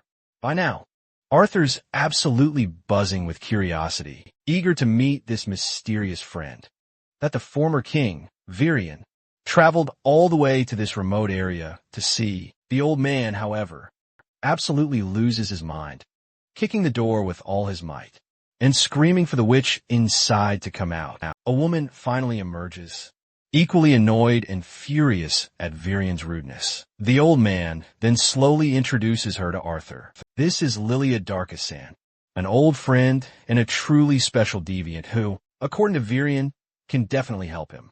Despite his short stature, Arthur's manners are impeccable. He promptly bows his head in respect to greet the lady. Lilia invites them inside, while Arthur ponders the fact that, as a deviant, her magic doesn't fit the 4 basic elements, much like his mother's own abilities. He's still unsure how exactly she's supposed to help him. And although Arthur doesn't want to seem like an impatient brat, he can't help but feel incredibly curious about how Lilia plans to assist him in reaching his parents. The lady finally explains that she is what's known as a diviner. Magic of this nature varies from mage to mage, but she's incredibly capable, meaning there's very little someone can hide from her if she chooses to pry. For instance, she already knows that Arthur is special. So special, in fact, that there are parts of his life even she can't see. However, her eyes have glimpsed pieces of both his past and future, She also knows he isn't here for her clairvoyance, but because he desperately wants to see his parents and let them know he's alive. She instructs him to lean forward and keep his eyes fixed on the basin of water. As soon as Arthur complies, the lady begins her magic. Once he can see his parents in the water, he'll be able to speak to them. While Arthur tries to make the connection, the perspective shifts to his parents. There, his doting mother and father are having a meal, something Arthur used to cherish deeply. Suddenly, they start hearing Arthur's voice calling out to them. The sound completely blindsides them, leaving them frozen solid when Arthur says he's their son. That alone is enough to utterly paralyze them. Their spoons clatter from their hands as they slowly let the shock wash over them. As utterly shocking as it is, Arthur reassures them that he is, in fact, their son, speaking directly into their very minds. He admits he doesn't have time to explain everything now, but he just wanted them to know he's safe and alive. He miraculously survived the fall off the cliff, though barely. He also reveals that he's currently residing in the kingdom of Elenwar with the elves, but he insists they must keep this a secret. Arthur tells them not to blame themselves at all for what happened back then. He's proud of his actions, and if he could go back in time, he wouldn't hesitate to make the exact same choices again. He explains a bit about the illness he's contracted, so he'll be staying here longer to receive treatment before he can finally return home. He admits he's unsure if he'll get another chance to talk to them like this, as there's only one woman capable of helping him forge this connection. Before ending the conversation, he asks his father to keep his mother and the baby safe. In the meantime, he'll continue his training and warns his dad not to be surprised if his proud son can beat him in a sparring match when they finally reunite. With that, this psychic Skype session abruptly ends. Arthur's father immediately bursts into tears, and his wife quickly follows suit. They can barely believe Arthur is actually alive. The sheer joy and overwhelming excitement of hearing their son is alive is so utterly overwhelming that Arthur's parents embrace each other. Impure, unadulterated happiness. But it's not just the parents shedding tears. Arthur himself is equally overwhelmed by the emotional conversation he just had. However, he steels his resolve and tells the old man that he's finally ready for whatever challenges lie ahead. After a quick stop in Lilia, the group finally heads back to the castle. There, the king and queen are already anticipating their arrival. As Elder Virion and Tesha step inside, Arthur is suddenly halted by the king himself. It's not out of resentment or a wish to block his entry, but rather a sincere desire to reconcile. Even the queen wants to voice her regret for their earlier behavior. Neither of them holds back in showing genuine contrition for how they initially treated him. Arthur, ever the forgiving soul, is more than happy to mend bridges. He promptly shakes the king's hand, now on friendly terms. However, Tesha isn't so sure that's how apologies should work, as far as she's concerned. If the king and queen are truly sorry, they should at least let her take Arthur outside to explore the city, something she's been dying to do. Well, neither the king nor the queen has a reason to stop them.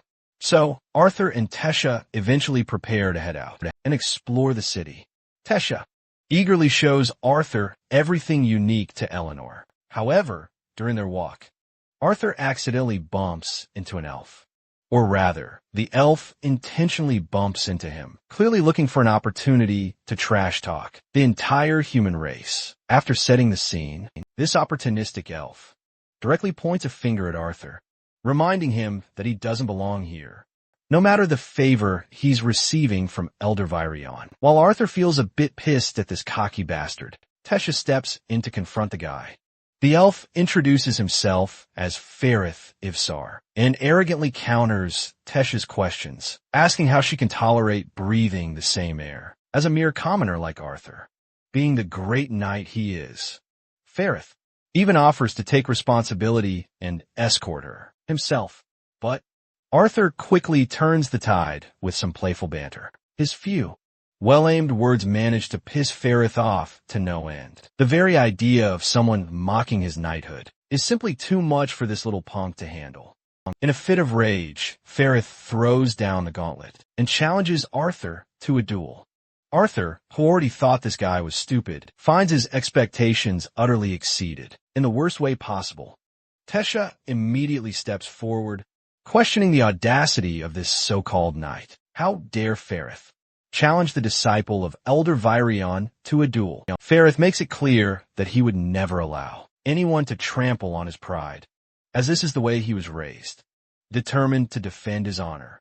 He challenges Arthur to accept the duel or retreat, with his pathetic tail tucked between his legs. To add pressure, Ferrith reminds Arthur that in elven society, his decision will reflect directly on his mentor, Elder Virion.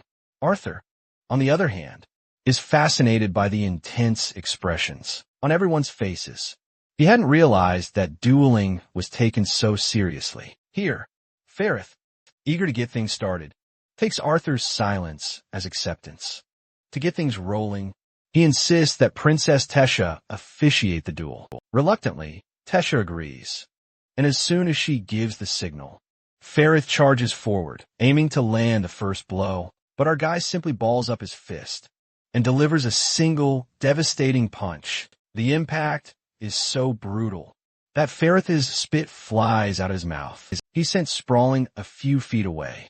Arthur is left standing there, genuinely unsure if this is all it takes to win a duel. Meanwhile, Tesha isn't surprised to see the outcome, especially since she had expected nothing less, as Arthur tries to wrap his head around whether he's become genuinely strong, or if this was just a fluke. Tesha grabs his hand and dashes off, as they continue their journey once again. Arthur can't help but grow fonder of the little princess. While the rest of the day wasn't quite as exciting, dealing with the Ferrith was actually quite refreshing and gave Arthur a much-needed break from heavier thoughts. As Arthur and Tesha sit together, enjoying the moment, Arthur asks her directly if she's feeling nervous about the tough training ahead. However, it's clear the weight of the upcoming day has already begun to press heavily on Arthur's mind. He vividly recalls Elder Virion's words of warning, which were crystal clear and utterly unyielding. Virion had explicitly told him that these lessons would be far from easy. In fact, he made it abundantly clear that Arthur would need to brace himself fully for the grueling challenges looming ahead. The pain from his mana core's assimilation process would be absolutely excruciating, and if you want a little perspective on that, just how grueling it would truly be.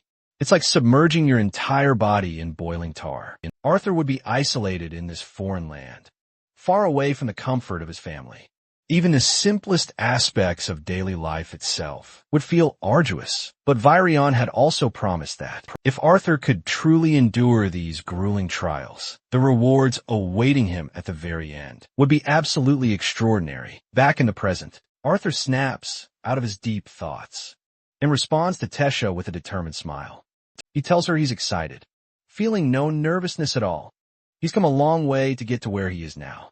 Training, seeing his parents again, and growing stronger are all things he looks forward to. He absolutely can't wait to see what the future holds. And with that, the first season triumphantly wraps up, leaving our hero, Arthur, ready to face whatever challenges dare to come his way. The years absolutely fly by in the blink of an eye, and the first thing we see is a much more mature Tesha.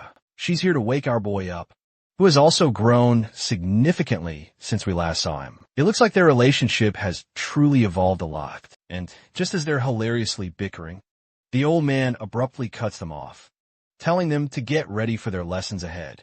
But before we dive into the action, here's a quick lore drop. There are 4 basic elements, and then there are their higher forms. These higher elements include ice, gravity, and lightning. And sound itself can only be controlled by mages, who've truly mastered their foundational elements. These extraordinary individuals are known as deviants. Dwarves, for instance, are limited to manipulating earth and fire, but they possess a far higher affinity for these particular elements. Their unique trait is their remarkable ability to mold and bend metal with ease.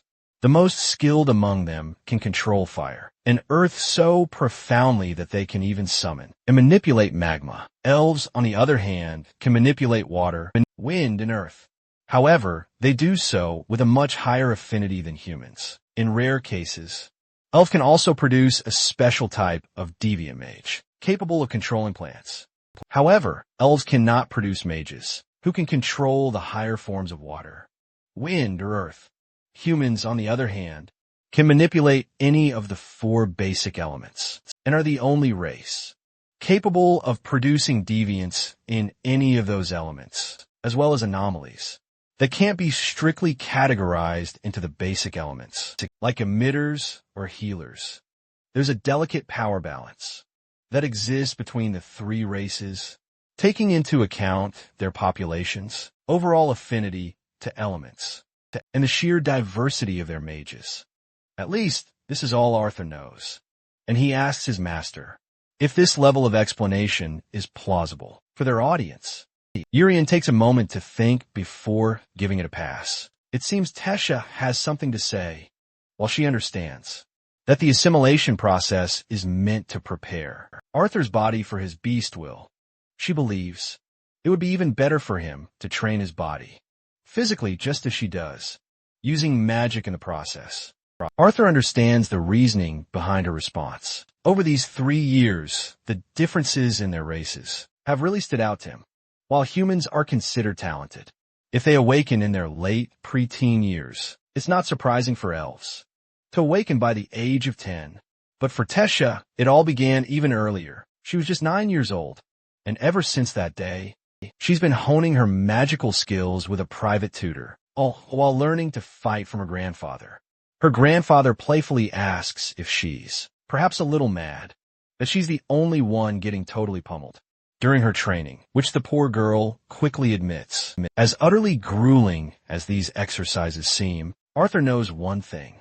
Tesha is destined to become an absolute monster in the future. The old man takes a moment to explain even more. He explains to Tesha that what Arthur has been doing over the past 3 years is essentially fusing his bones, muscles, and organs with his mana.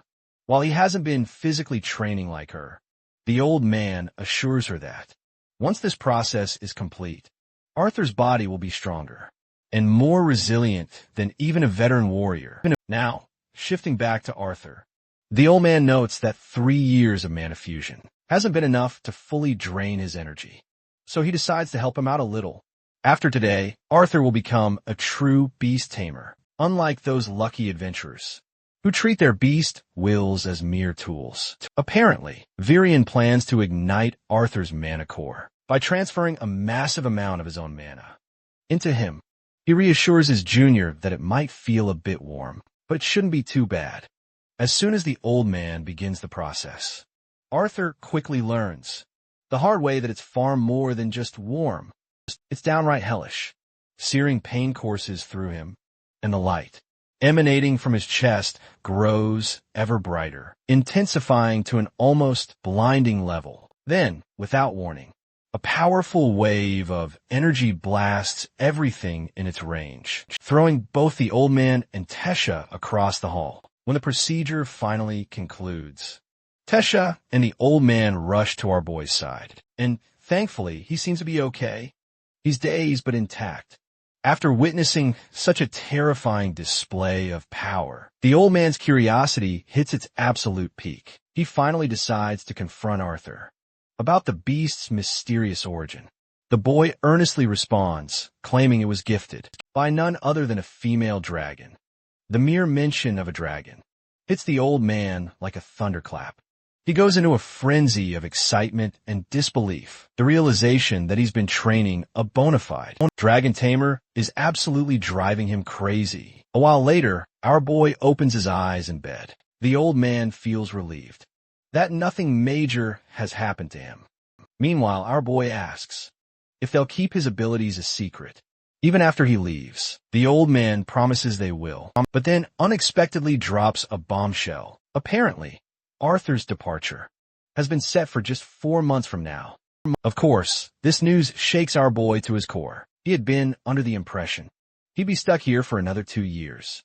The old man goes on to explain that an inter-kingdom tournament for the youths of the 3 kingdoms has finally been confirmed. The portal in Zyra City within the Safin Kingdom will soon open to allow travel between Elenwer and Darv. This is also why Tesha isn't around. She'd have gone absolutely bonkers. Upon hearing that he is leaving, it's finally time for Arthur to be reunited, back with his family. Although Arthur looks forward to reuniting with his family, he still feels that 4 months is far too soon. This is when the old man assures him that these 4 months will be so excruciating. He'll end up begging for them to pass quickly. Now that his assimilation is complete, his training is about to get even tougher. With that said, the old man leaves. Right at that moment, Arthur's eyes catch sight of his egg, which has fallen down from the couch. For some mysterious reason, it's beginning to show cracks, as if it's about to hatch. Not long after, the shell starts to shatter, and out comes a tiny dragon. The first thing the little creature does, lets out a yawn, then promptly faceplants, leaving Arthur completely baffled by what just unfolded. Later, Arthur finds himself utterly captivated by the little cutie. It's clear the dragon has taken quite a liking to him, and it's equally obvious that Arthur finds the little one absolutely irresistible. Honestly, it's just too darn cute. But it seems I spoke too soon. The dragon suddenly chomps down on him, and the only reason it releases its grip is because the little one doesn't like the taste of Arthur's sweaty, salty skin. The bite burns Arthur a little and leaves a permanent mark on his arm. The little cutie happily calls him Mama. After the attack, Arthur, on the other hand, has no idea who's talking to him. But soon, he realizes it's the dragon, and she's literally speaking directly into his mind. Arthur corrects her, explaining he's a boy, so she should at least call him Papa. As for her name, he decides to call her Sylvie, after her mother. While playing with the little one, Arthur suddenly notices that the burn mark from a bite isn't just a random lesion. It feels like the burn is actually connecting him to the dragon somehow. As he relaxes with Sylvie, Arthur drifts off to sleep. He suddenly wakes up in the dead of night. He looks around and sees Tesha, holding the little dragon so tightly that it's literally screaming for help. It seems Tesha has become quite attached to the little one. Morning arrives, and as Arthur walks through the corridor, he notices that Tesha is still completely smitten by the little creature. He has, however, it's clear that Sylvie doesn't quite share the same affection for her. When they meet the old man, Tesha excitedly reveals to him that Arthur has a new pet. Elder Virion shoots the little dragon a curious glance. Completely baffled by the sight of such an unusual pet, he's absolutely convinced he's on death's door. All thanks to the shocking surprises Arthur keeps throwing his way. Arthur finally takes a breather to explain to Virion, detailing what happened and Sylvie's mysterious origins. Virion then drops a bombshell, explaining that creatures like Sylvie typically only hatch when surrounded by their own kin. Naturally, Arthur wonders why she hatched right before him. The only conclusion they can come to is that he had fully awakened Sylvie's unique will. The day before, Arthur then presses the old man further, asking if it's truly necessary to keep the little one hidden.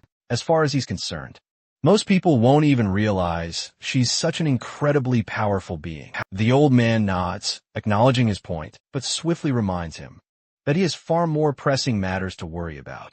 Their progress in strengthening his mana core had been unavoidably delayed during the assimilation. But now, with him fully awakened, it's time to begin serious training for both his core and his powerful new dragon will. Arthur quickly inquires about the immediate next steps, and the old man promptly responds that the most effective way to unlock the first stage of Beast Will is through relentless strengthening of his mana core and engaging in constant, rigorous combat. With the instructions now crystal clear, Arthur is pumped and ready for action. But the old man tacks on one crucial last detail. If Arthur ever faces a fellow beast tamer who has mastered these stages, it will push his growth even further. Just then, without warning, the old man dramatically summons forth his own beast companion, which instantly envelopes him, transforming his appearance entirely. Hold on a sec. Before we continue, let's take a moment to fully understand what the old man just demonstrated. At its core, beast tamers are mages.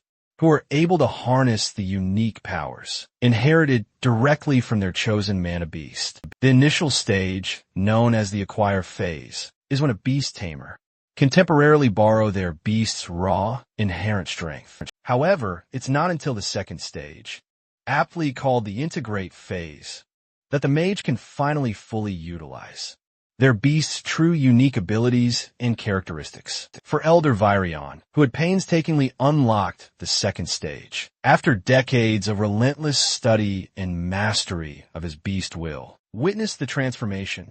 This grants him the deadly prowess of a shadow panther, empowered by these incredible shadow panther abilities. Meanwhile, the old man tells his disciple to pay much closer attention, especially when he sneaks up right behind him. This warning leaves Arthur deeply unsettled. From what Arthur can gather, the old man is essentially telling him that he'll be able to sneak up on him, even though Arthur is fully aware of his intentions. In an instant, the old man vanishes from sight, and before our boy can even process what happened, he feels a light tap right on his shoulder. Arthur quickly spins around with impressive speed, but finds absolutely no one behind him. But before he can react further, the old man once again materializes right behind him, catching Arthur completely and utterly off guard. This time, Arthur simply surrenders, unable to keep up with the old man's blinding speed and the sheer, overwhelming presence of the shadow panther's terrifying form. It's a sight both awe-inspiring and trauma-inducing.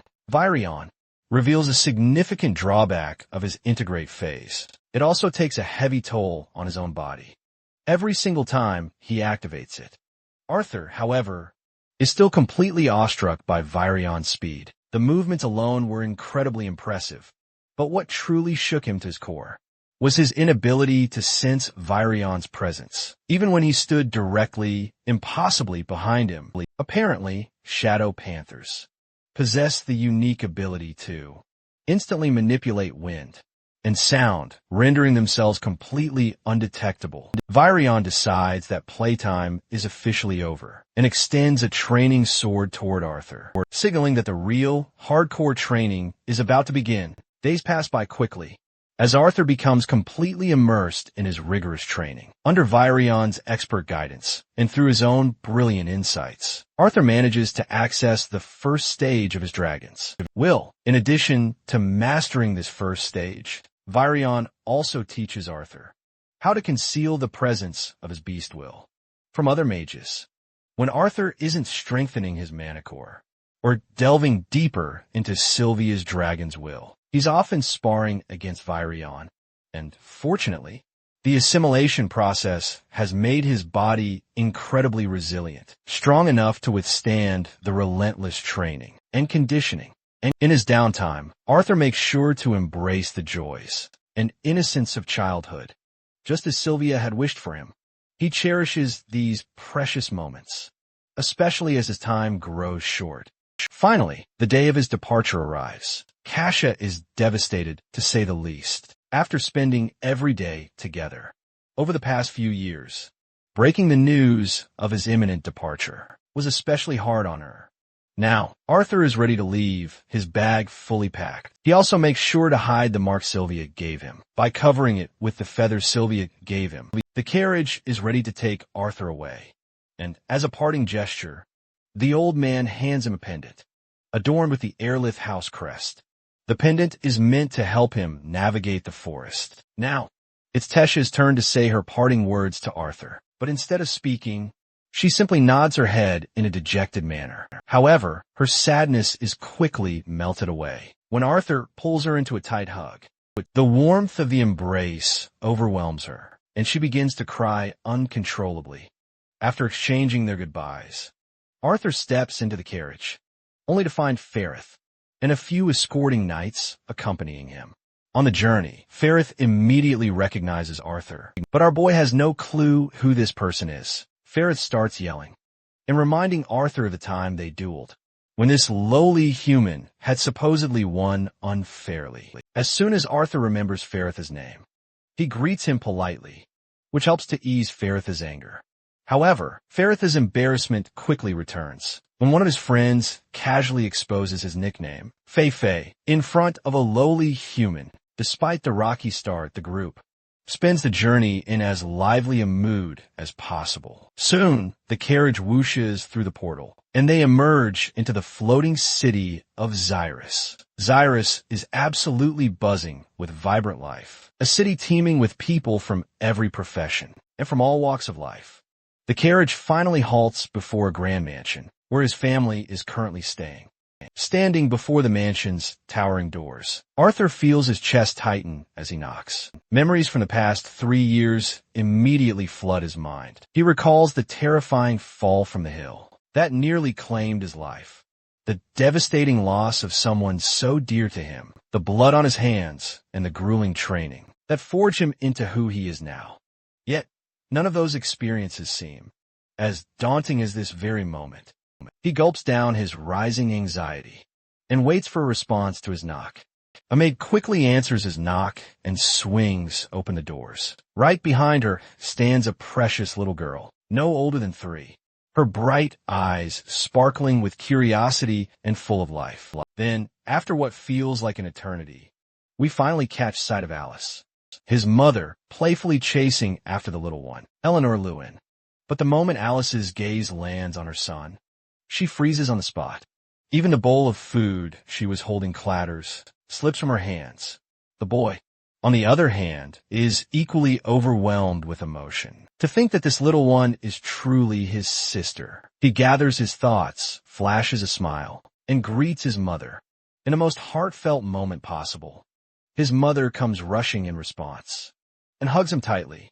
The tears of the mother simply won't stop falling, and even the little one gets overwhelmed by it all and begins to sob, seeing her mother in a state like this. And let's not forget about Reynolds, who is just as eager to meet his son. As the mansion doors remain open, he follows suit, joining the hugging spree with his wife. The family of 4 spends this heartfelt moment together, relishing the reunion. The moment is so touching that even the maid begins to cry. Once everyone finally settles in, they absolutely bombard Arthur with a flurry of questions. Meanwhile, little Ellie sits right beside them, clearly annoyed by the complete lack of attention she's currently receiving. Alice notices her daughter's adorable, sulking expression and quickly calls her over, encouraging her to greet her big brother. It's not surprising, really, that the little one doesn't quite grasp the concept of a big brother, but after a moment of hesitation, she eventually walks right over to Arthur. Her mother gently reminds her that he's the same brother she's heard about in all those bedtime stories. The adorable little one then calls her big brother with the title he truly deserves, and Arthur warmly reciprocates her affection as well. Once everyone is settled down, Arthur takes some time to explain everything from the very beginning. While he trusts his family, he carefully omits some crucial details. While recounting his past adventures, he explains his survival from the cliff fall as a combination of sheer luck and his body's unconscious use of magic to protect him. From there, he continues with the story of finding Tesha, spending time in the kingdom of Eleanor, and his recovery. What Arthur says generally makes sense to his parents, but Reynolds' attention is instantly drawn to the small creature perched right on Arthur's head. Curiosity quickly gets the better of him, and he asks about it. Arthur responds honestly, explaining that he stumbled upon a mana beast den where Sylvie's mother was dying from severe injury. While he could do nothing to save Sylvie's mother, he chose to take care of Sylvie from that point on. The concerned mother then asks if he is truly healed, especially given the serious illness he had suffered from in the past. Arthur confidently reassures her that he's completely fine now, explaining that his previous condition had more to do with the instability of his monocle from awakening too early. However, he doesn't tell them the entire truth. Deep down, he feels a sharp pang of guilt for keeping these secrets from his family. But he knows it's too perilous for them to learn everything until he grows stronger. Speaking of monocorns, his old man suddenly perks up and excitedly inquires about the monocorn stage his son currently stands at. But the son quickly flips the question, inquiring about his father's monocore stage instead. A proud Reynolds proudly boasts he broke through 2 years prior and entered the dark orange stage. Well then, it seems this truly is an achievement worthy of pride, because Arthur hadn't expected his father to break through to the next stage. So he's certain his father must have toiled relentlessly. His father doesn't back down and lets his pride and confidence do all the talking. Reynolds then fires the question back at his son, and Arthur, with a slight hesitation, reveals it's light red. The moment those words hit the old man's brain, light red, he's practically shocked out his mind. Holy sh**t. Reynolds shouts, completely stunned by his son. Ellie's ears perk up at the sound of the phrase, and promptly repeats the two words after her father. Their mother, exasperated, glares at her unreliable husband, swearing right in front of their child. Reynolds then quickly orders his son to come outside with him for a training spar in the backyard.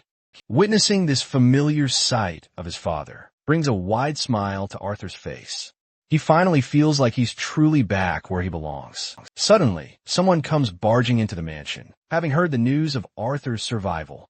It's a family of 3, and it looks like these are the very people who've been looking after Arthur's family. Reynolds quickly introduces his longtime friend, Vincent Helstia, the owner of the Helstia auction house. And this house they're in, it belongs to them too. Arthur politely bows his head, mustering all his manners, and warmly greets Mr. and Mrs. Helstia as Reynolds keeps on chattering away. Both Mr. and Mrs.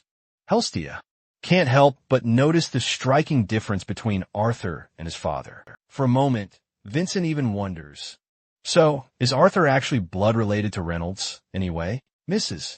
Helsley quickly introduces her daughter to Arthur, and her name is Lilia.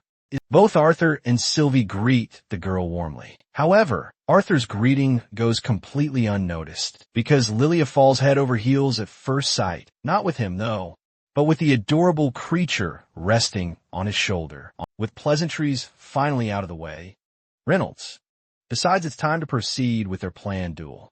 Stepping outside, both father and son stretch, getting ready for action. Mrs. Helsted practically forces her husband to sit down, and the man reluctantly complies.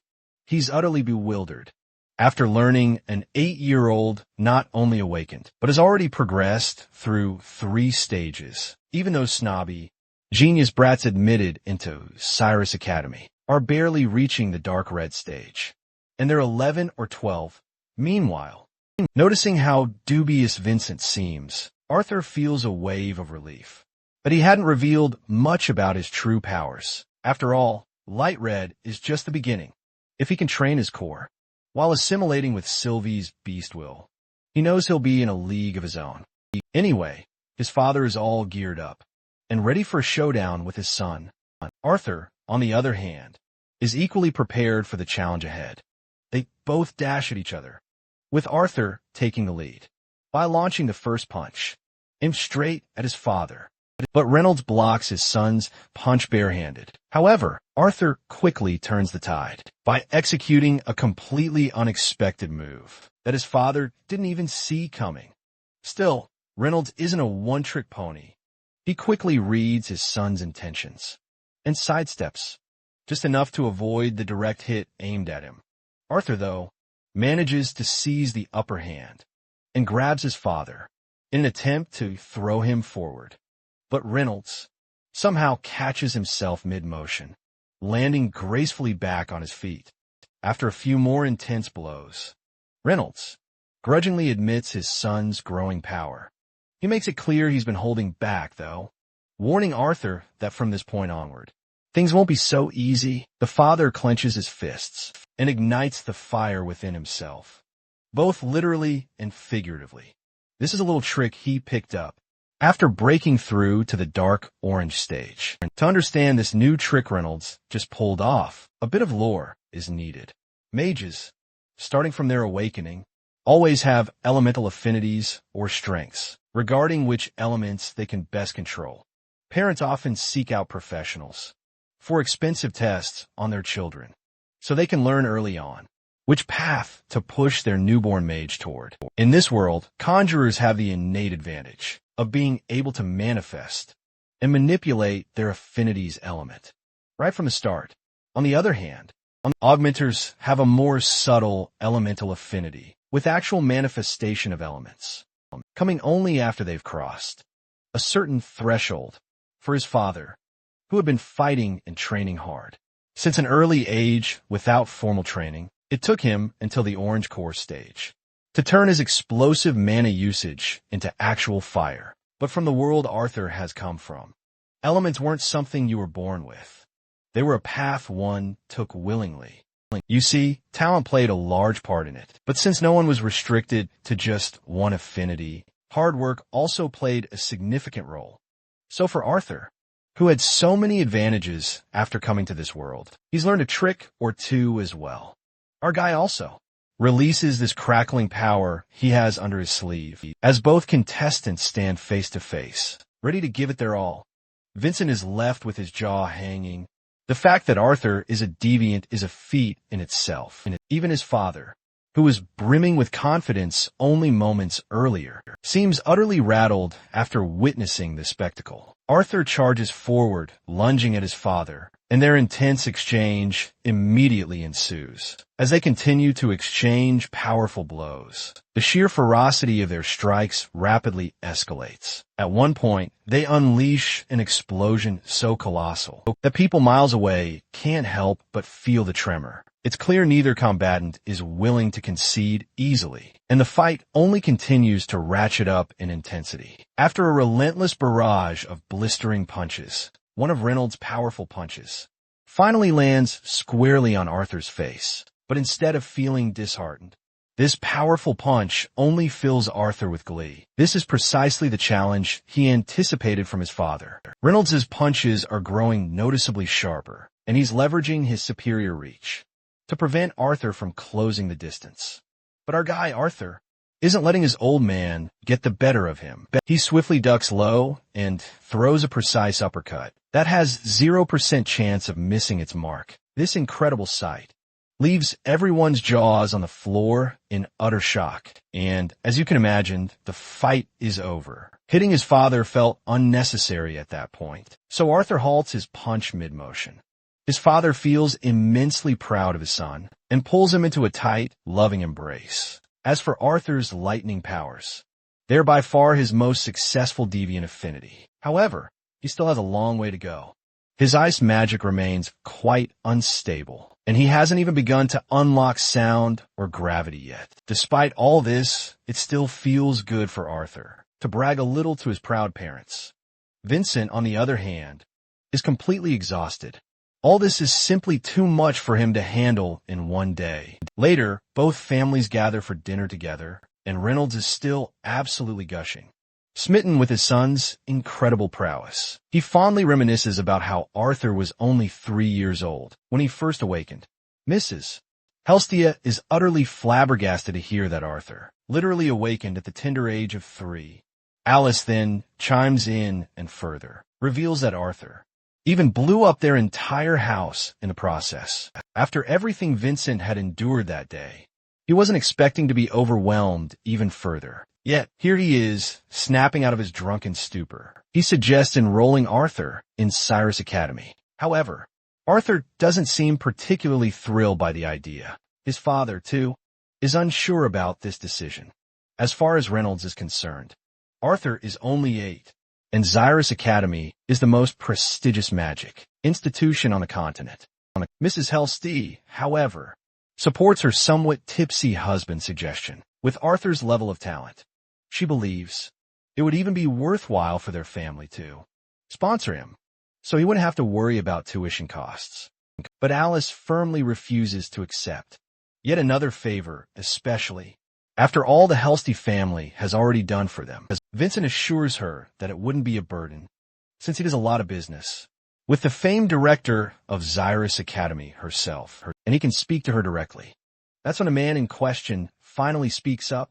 He doesn't seem to appreciate the fact that everyone is discussing his future and making decisions for him without even asking for his input.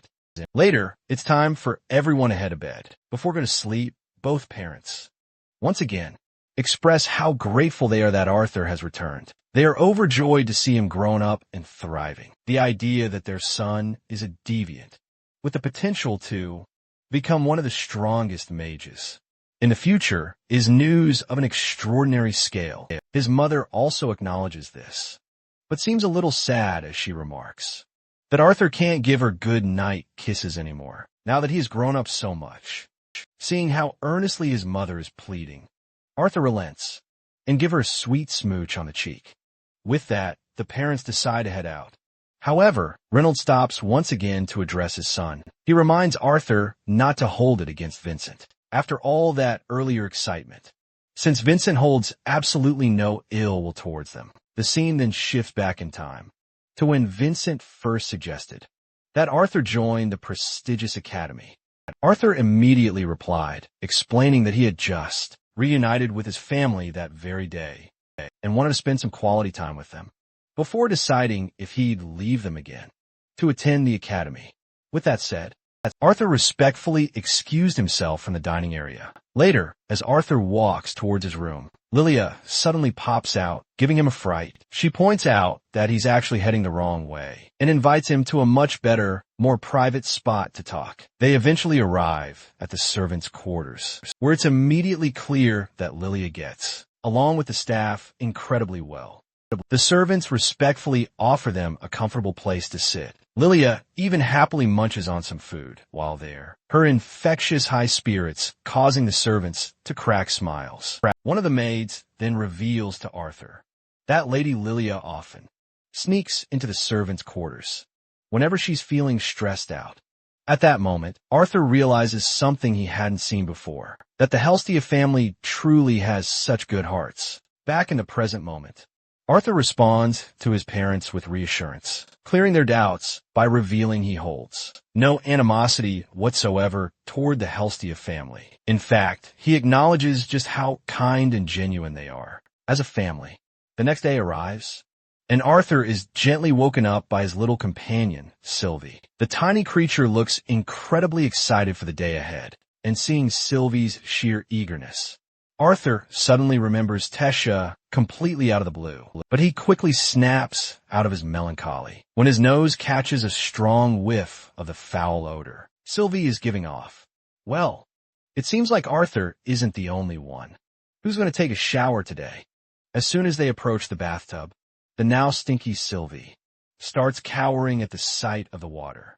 A little while later, both of them are all freshened up. Just as they're done, a knock comes from the door, and it's Arthur's little sister, here to greet her big brother good morning. Apparently, their mother has promised to take both of them shopping.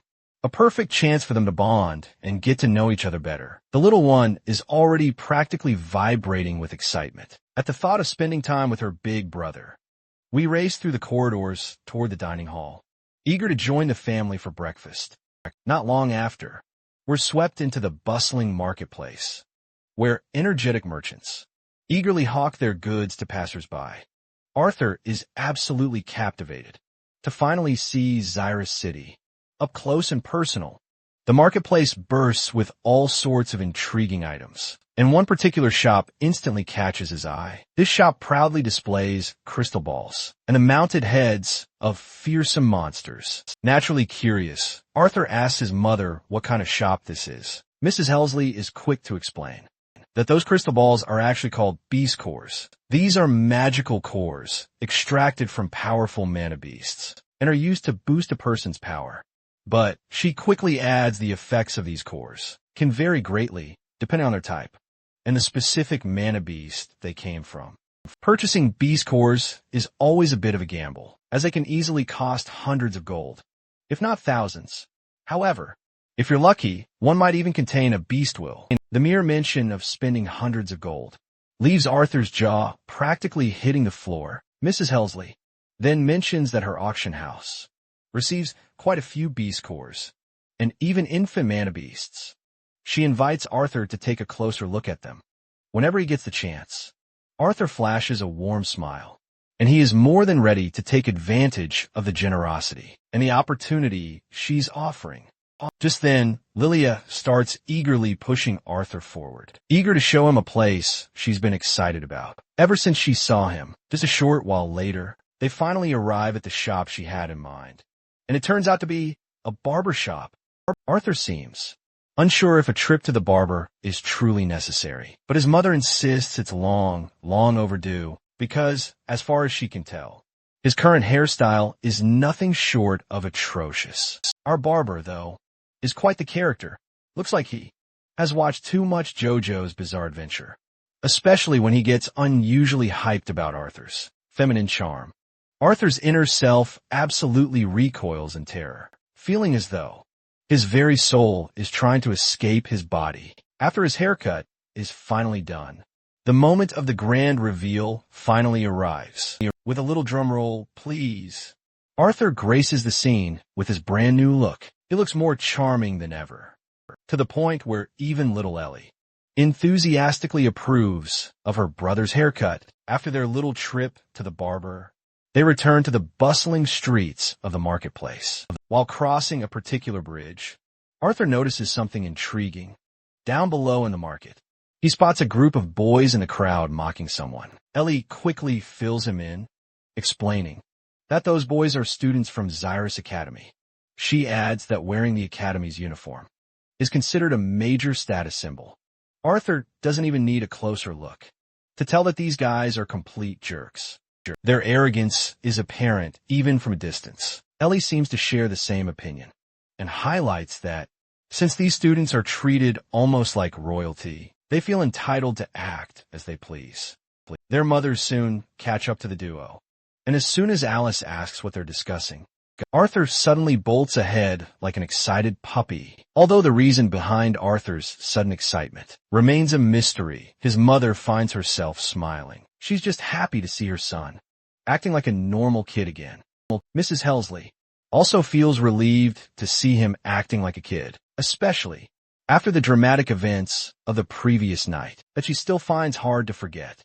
Later, they enter a shop, fully equipped, with an impressive array of weaponry and armor, while Arthur is enthusiastically checking every nook and cranny of the shop.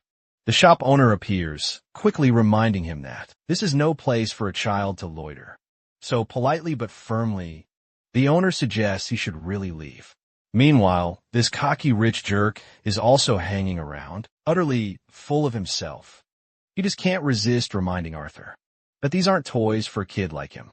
This smug guy even dares to put a hand on Arthur's shoulder, but Arthur just flings it off without a second thought, showing zero respect for a cocky jerk like him. After tossing out a sharp verbal jab, Arthur starts to walk away.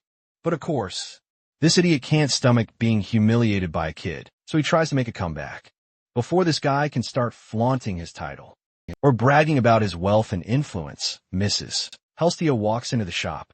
And just like that, the cocky jerk is humbled. Mrs. Helstia recognizes the man as Agastus from the branch family of House Ravenpour. She doesn't hold back and threatens to revoke his family's participation in the Helstia auction house if he doesn't back off. As soon as the jerk hears the threat, his knees buckle, and he starts begging like the cowardly dog he is. After that little scene in the shop, the group continues their tour through town. Arthur expresses his gratitude to the lady, and she reciprocates, saying she was more afraid of what Arthur would do to that man. Meanwhile, a shady guy is keeping an eye on our family, his eyes particularly fixated on our little dragon fella. Finally, the dawn descends over the city of Xyrus, and the party returns to their mansion. After their shopping spree, as they enter, the first thing they see is Vincent and Arthur's father, Reynolds, sitting together. It looks like Vincent had been waiting for Arthur to arrive, as he has a special guest who wants to meet him.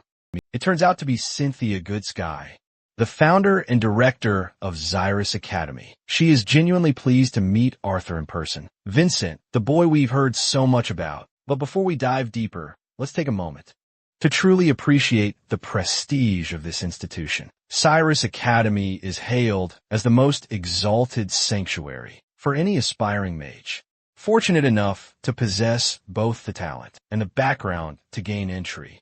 It's a breeding ground for acclaimed scholars, guild leaders, royal guards, and military powerhouses. Anyone who has made a significant impact on this world has at some point been tied to Xyrus Academy. That's the level of fame this school commands, an insurmountable titan. compared to the countless other academies scattered across the continent. And standing at the helm of it all is none other than the academy's director, Cynthia Goodsky. It's Arthur's first time meeting her in person, and all he can do is stare at her for a solid few moments. The intensity of the silent staring contest is so fierce that even the onlookers begin to feel awkward. Finally, the older woman breaks the silence by extending her hand as a gesture of goodwill, greeting Arthur warmly and sincerely. Arthur, on the other hand, can only stare at her hand, completely clueless about the proper social convention. In a situation like this, should he kiss her hand? Shake it? He has absolutely no idea. Eventually, he decides to shake her hand, but his mother quickly steps in, shoves his head down in frustration, and apologizes for her son's rude behavior. She explains to the director that Arthur has just returned home and is still ignorant of formal customs. The woman, however, seems like a remarkably chill person. She doesn't mind at all.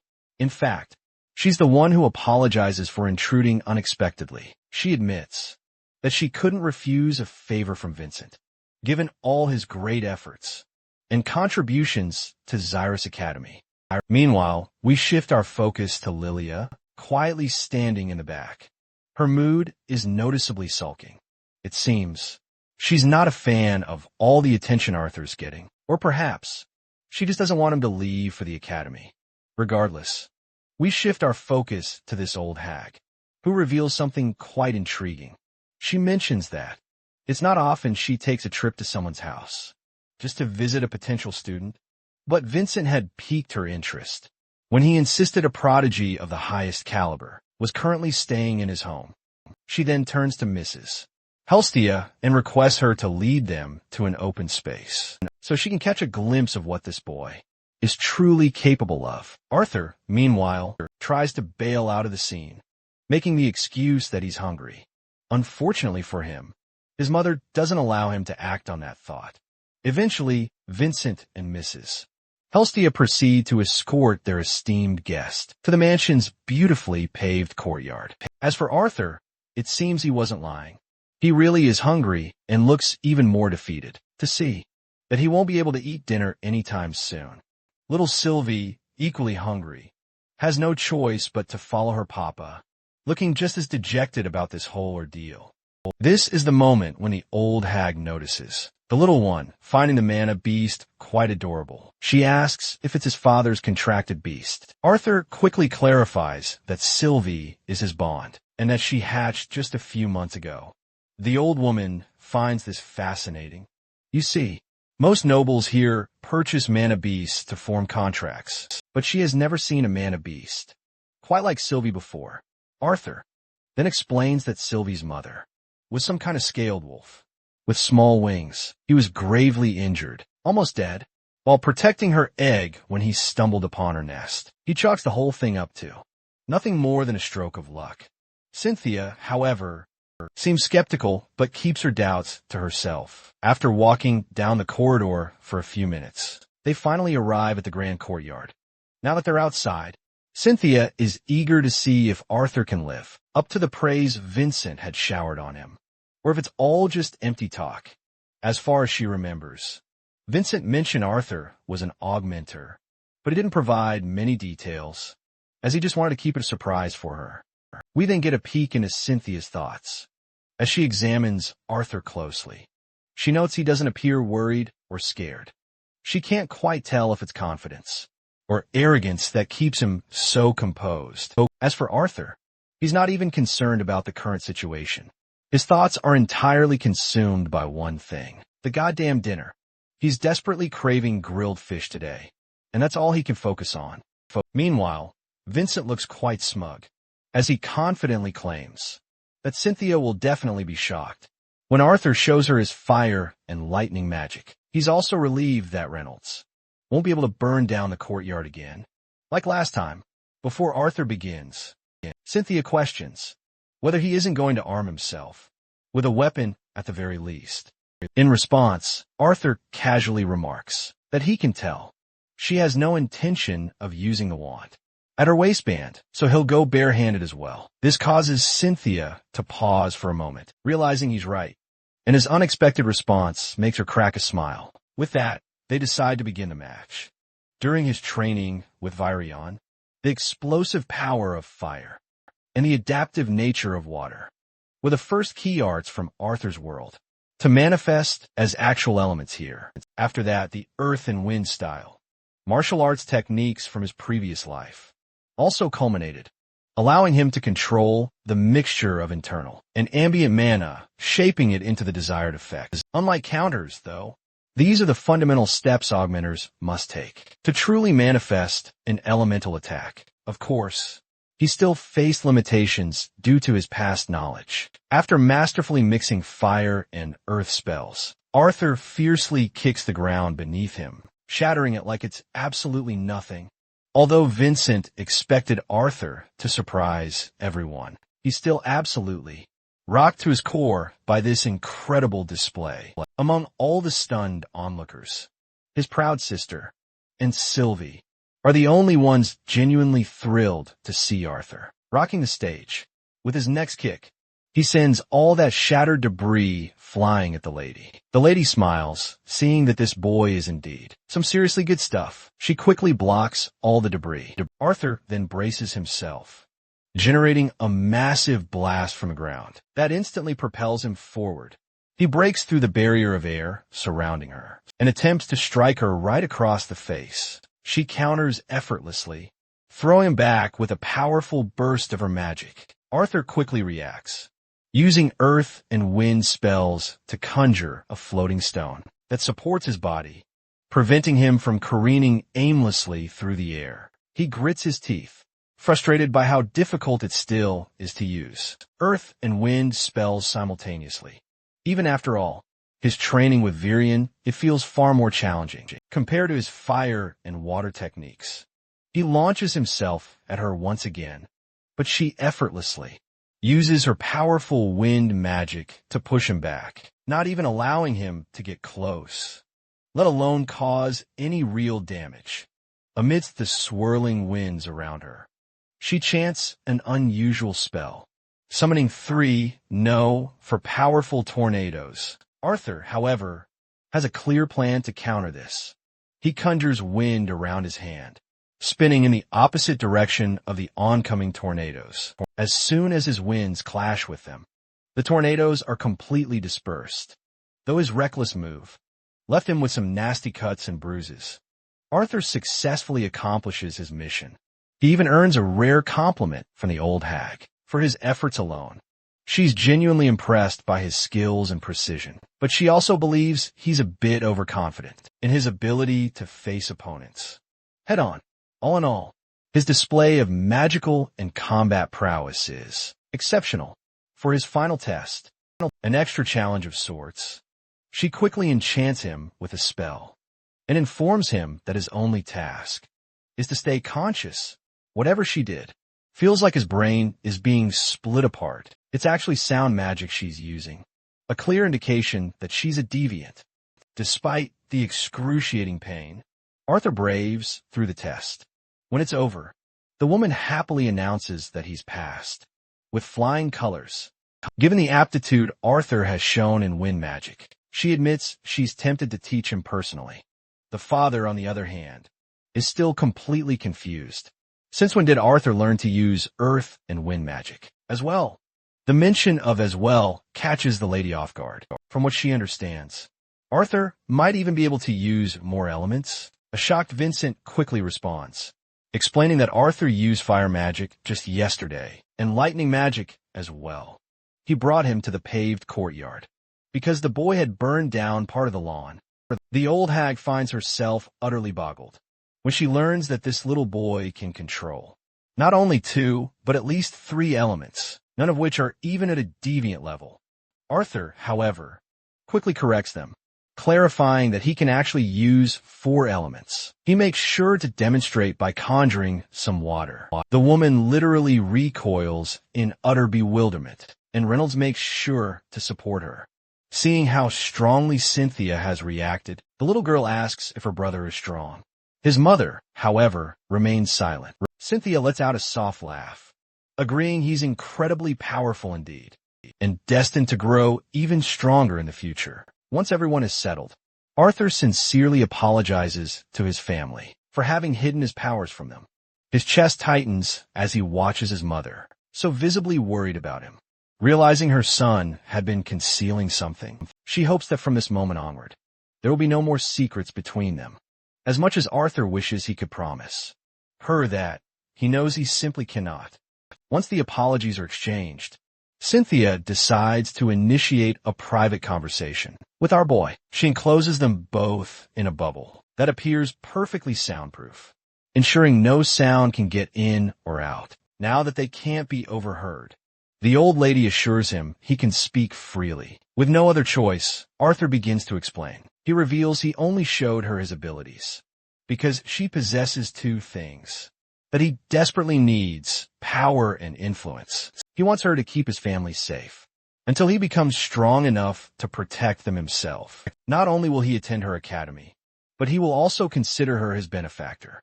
Cynthia Goodsky is certainly moved, though not in the way one might expect.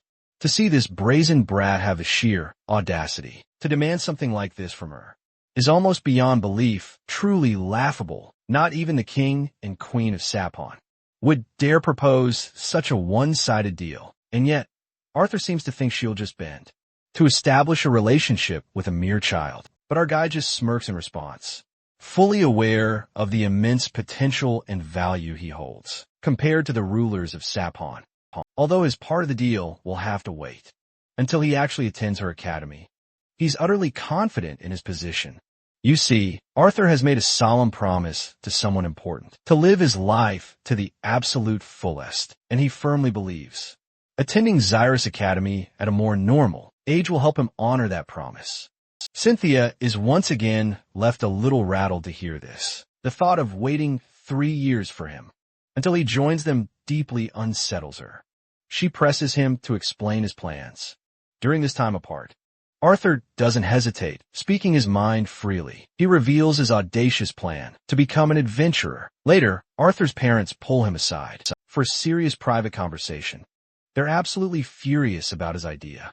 His mother is the most distraught, and she begins to berate him mercilessly. After everything they've endured, after years of thinking he was dead, he now wants to put himself in danger again. It's a thought she simply cannot bear. The little girl also starts tearing up, unable to handle her mother's outburst. Reynolds steps up to calm her down, suggesting they at least hear Arthur out and listen to his reasoning. But his mother does not relent. She continues lashing out, questioning how he could even consider such a thing after everything they've been through to get to this point. Eventually, her emotions overwhelm her. Her thoughts spiral, clouded by worry and pain, until she can no longer discern right from wrong. It's then that Arthur speaks up. His voice is calm but resolute, as he explains that he isn't planning on leaving anytime soon. In fact, he's looking forward to spending several months at home with everyone. He admits that while he's only just returned, spending over 3 years in the Elven Kingdom has left him feeling disconnected from Sapin and the rest of Dicathan. He wants to experience the same thrill and excitement his parents had when they were adventurers. It's not just about seeking danger. It's about truly living, understanding his world, and growing stronger in ways he can't within the safety of their home. His father acknowledges Arthur's point, understanding exactly what his son is talking about. He even admits that as an awakened teenager, he's always been eager to experience an adventurous life. However, he also recognizes that Alice's concerns are entirely valid. No matter how strong or prepared Arthur thinks he is, the life of an adventurer is both dangerous and unpredictable. Arthur then suggests having some sort of guard or supervisor accompany him on his journeys, but Alice remains unconvinced. That's when Reynolds startles his wife. By approving Arthur's plan, she immediately turns on her husband, practically strangling him in frustration. She can't believe he would even consider such a thing, let alone agree to it. There's no way she's letting her son leave again. Not after just getting him back. Things begin to settle down. when Arthur clarifies that he isn't planning to be away for 3 full years. He explains that he intends to come back every few months, or even more frequently between missions. Even so, Alice remains skeptical and isn't sure how to proceed with this. At that moment, Ellie approaches her brother, with her eyes filled with tears. The thought of him leaving already is too much for her. Seeing his little sister crying causes Arthur to panic. He quickly clarifies to her that he'll be seeing her a lot and won't be gone for long stretches of time. Alice, however, is still unwilling to give her consent. She demands an answer. Why does he want to become an adventurer now? What drives him to take this path so soon after returning home? As far as she's concerned, it makes far more sense for her son to go to school before setting out as an adventurer. Arthur, however, reminds them that if he were to attend school now, he'd be quite a bit younger than the other students. He explains that he actually wants to fit in and make friends, but a significant age gap might make that harder. His worried mother quickly counters, suggesting that he doesn't have to start school immediately. Instead, she offers to help him train himself, alongside Reynolds as well. Arthur is open to this idea, but he doesn't just want to train. He wants to fight and truly test the skills he's learned since coming to this new world. He wants to experience real-world scenarios, an open environment where he can truly challenge himself. That's what he's looking for, though he doesn't say all this to their parents. The next morning arrives, and the entire family gathers at the dining table, joined by the Hellsday family. As they eat, the room is filled with lively banter and conversation. At one point, Arthur asks what plans everyone has for the day. Mrs. Hellsday responds that she and Alice need to run some errands around town to prepare for an upcoming event at the Hellsday auction house.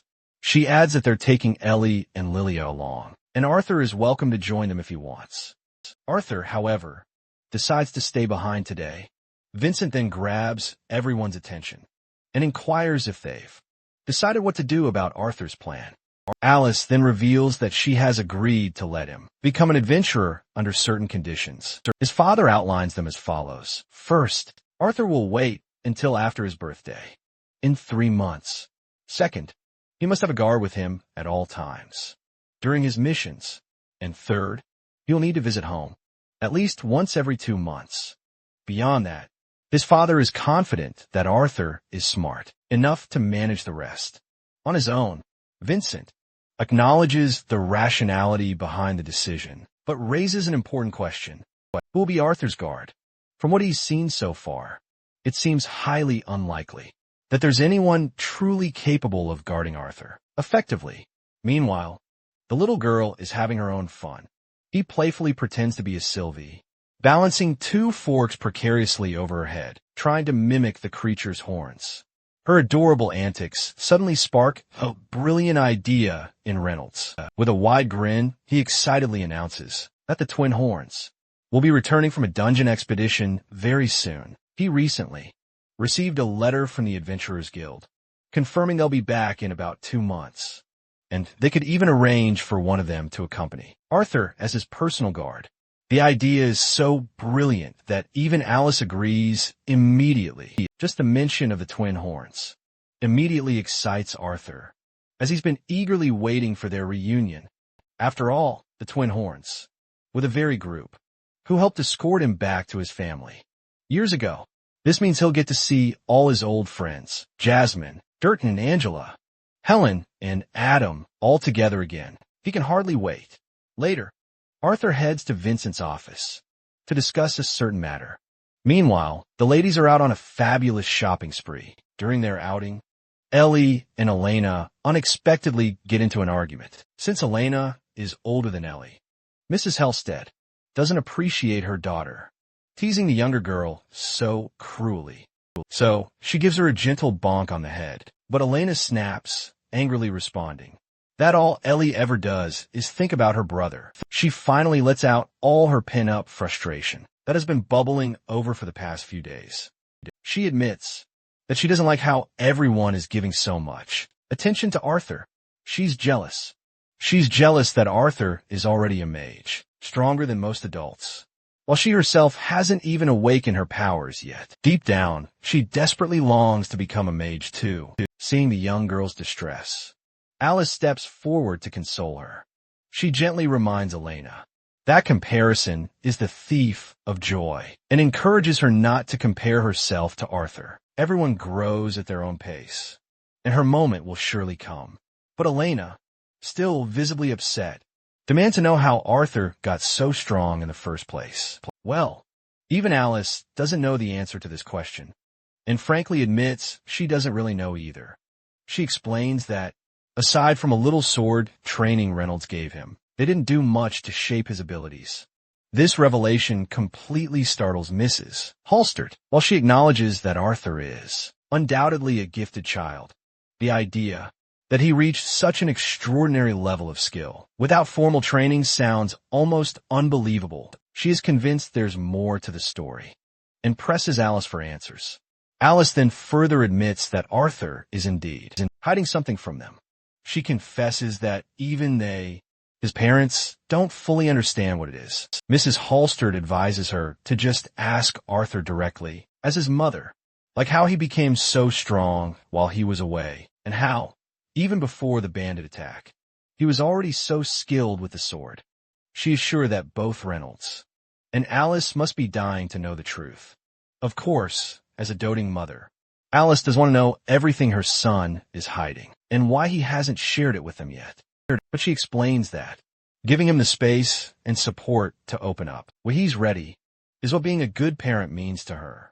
With that, they set their worries aside and resume their errands. As the group walks through the bustling streets, a shady figure observes them from a distance, carefully taking note of their movements. In the back alleys, this shady man meets another shady guy, cloaked in mystery. He informs his companion to relay to Lord Sebastian that the mana beast wasn't with the group today. Furthermore, a mage from Cyrus Academy was guarding them, which made trailing them extensively impossible. However, he adds that the boy, who is most likely the master of the mana beast, is set to attend the 10th anniversary event at the Hell's Tea auction house. The second shadowy figure replies that they'll make sure to inform Lord Sebastian right away and that the auction event will be their prime opportunity to act. Meanwhile, Vincent finds himself sitting before Arthur, who sits calmly yet exudes an undeniable authority. The way Arthur carries himself, his posture and presence makes Vincent feel as if he's in the presence of a king. In fact, Vincent is more nervous now than he's ever been. The king of Sapon, he also notes how starkly different Arthur's demeanor is compared to when he's with his family. The relaxed and carefree boy he'd observed earlier seems like a completely different person. The commanding aura Arthur displays now feels like his true nature. Adjusting his glasses to compose himself, Vincent politely greets Arthur, saying it's his pleasure to speak with him. Arthur then initiates the conversation, explaining the reason for his sudden intrusion. He requests Vincent's help in procuring a few items. Specifically, he asks for a protective cloak, preferably one with a hood, a decent sword suited to his size, and a mask capable of altering his voice. Vincent assures him that a cloak shouldn't be a problem to acquire. However, crafting a voice-altering mask would require an artificer with expertise in sound magic, likely a divination mage. Vincent suddenly pauses, questioning himself internally. With the anniversary event already burying him in work, why is he going out of his way to accommodate this child? Yet, even as the thought crosses his mind, he knows he can't bring himself to refuse Arthur's request. Something about the boy demands compliance. Arthur, on the other hand, is truly grateful for Vincent's help. Although he doesn't have any money to offer as compensation, he thinks of another way to repay Vincent for his kindness. However, Vincent quickly dismisses any talk of compensation. He explains that Arthur's father has been an immense help ever since they started working together, thanks to Reynolds and the training he's provided their guards. Thefts and fights in the auction house have reached their lowest point ever, but our boy still insists that he wants to offer something in return. Apparently, he's recently discovered a method that might aid his sister to hasten her awakening. And while he's helping his sister, he can also help Lilia awaken. This revelation startles Vincent, as neither he nor his wife is a mage. However, Arthur confidently assures him that he can help their daughter awaken as a mage, and eventually attend Cyrus Academy. Later, Arthur is seen practicing his beast will. Despite his efforts, he can only wield it for a few seconds. Before it dissipates, frustration begins to creep in, as he feels his efforts are insufficient. Whether it's his past life or this one, he knows he needs strength to protect the people he loves. His mind drifts to memories from his past life, where he lost someone dear to him and was powerless to stop it. This time, he vows to gain strength, not for revenge, but to ensure the safety of those he holds dear. As Arthur heads back downstairs, he encounters his mother, who has just returned from her errands. She seems angry, because she thinks he's making fake promises of helping Lilia with her magic awakening. Mrs. Helstia is equally frustrated, visibly annoyed at the idea that Arthur might be playing pranks on them. Arthur makes it clear he would never joke about something as serious as this. He reminds them that he made a deal with Mr. Helstia. Later, as they all settle down, Arthur sits between his two sisters, ready to demonstrate something no one expected. He begins explaining that mana is best sensed during slow, deep breaths that follow a precise, rhythmic pattern. He aims for a simple, clear explanation as he prepares to demonstrate the technique. Arthur first teaches them the initial step, to breathe in a very specific way. He even closes his eyes to properly demonstrate the technique. As soon as both ladies try to follow, they face many hurdles to overcome to get their breathing right. But once he's set the stage, Arthur decides to check if his theory is working. He warns them their bodies might feel a bit warm, but they must continue breathing, just as he instructed. As they persist with their rhythmic breathing, they begin to see small artifacts with their own eyes. Arthur then instructs them to focus on gathering the white sparks together, because these little lights are their friends and need to be united to be happy. After the training session, the three of them are utterly exhausted. Vincent is bursting with questions, particularly about how this method will help his daughter awaken as a mage. Arthur explains it will take a few years, but if he can help them through the first few months of training, Lila should have no trouble awakening as a mage. Before he can finish his sentence, Mrs. Helstia suddenly embraces him tightly. Overwhelmed with emotion, she begins to cry, thinking of how Arthur has just opened up endless opportunities for their daughter, opportunities that her non-mage parents couldn't offer.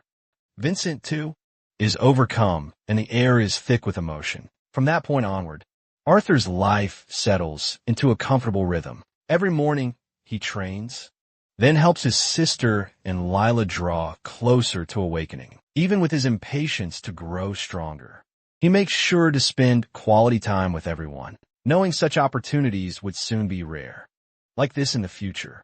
2 months later, it's finally time for the twin horns to arrive. Arthur waits anxiously by the door, eagerly anticipating their arrival. The moment it's knocked, he practically springs to open it, and Angela instantly bursts through, pulling him into a tight embrace. Durden is right there with her, looking even more massive than Arthur remembered. But despite his imposing stature, Durden's heart is just as soft, and the sight of Arthur floods him with memories, making him visibly emotional. Adam, meanwhile, is as cheerful and energetic as ever, radiating his usual lively presence. Helen, on the other hand, nearly chokes Adam for his antics. She's also utterly smitten by how handsome Arthur has grown since their last meeting. Jasmine, ever the quiet one, steps forward and gives Arthur a tight, heartfelt hug. Tears stream down her face as she apologizes profusely to him for failing to protect him back then. Later, everyone gathers, prepared for the day ahead. The gentlemen descend, fully prepared, and once everyone is assembled at the exit, they get ready to depart for the Helseth auction house. They leave the mansion and settle into their carriages. The vehicles zoom through the city's bustling streets. As they ride together, Arthur begins to reveal the full backstory of how he ended up back among them. sharing every detail of his arduous journey and everything that led him to this moment. Adam expresses his deepest apologies for all the trouble Arthur had to endure after his fall from the cliff. Still, they're incredibly glad that at least Arthur was able to form a bond, something even seasoned adventurers and nobles rarely achieve. Suddenly, the carriage screeches to a halt, and two servants step forward to welcome and escort our party. Arthur is utterly awestruck when he finally sees the Helseth auction house for the very first time. The Helseth auction house's 10th anniversary is an event that nobles and adventurers alike have been eagerly anticipating. It won't just be a celebration, but also a golden opportunity to see and perhaps even purchase priceless artifacts that have been kept locked away and meticulously guarded just for this grand event. As soon as Arthur lays his eyes on the sheer magnificence of this place, he's instantly struck with awe. The building's exterior is absolutely breathtaking, but the interior holds up just as impressively. Vincent then addresses everyone present, reminding them that since today is a monumental day, they need to focus all their efforts and ensure not a single mistake is made. Reynolds also takes charge, giving instructions and assigning soldiers to their respective posts. Arthur, Mrs. Helstia, and Alice make their way into the grand auditorium before anyone else. The place is so unbelievably massive that it could easily house more than 10,000 people.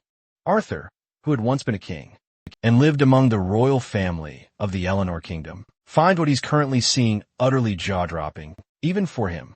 Mrs. Helstia inquires about Arthur's opinion on the auction house, to which he responds that calling it a house would be a massive understatement. Lilia then assures Arthur to wait until he sees the private viewing rooms at the very top, as he's going to be even more awestruck. And as expected, the private viewing room is nothing short of magnificent. It even has its own private bar, with a bartender ready to serve them delicious drinks. Lilia and Alice then peek through the windows and notice that people have already started to arrive, and the place is already bustling with life. Suddenly, a servant arrives and informs Mrs. Helstia that the VIP guests have arrived and will be here very soon.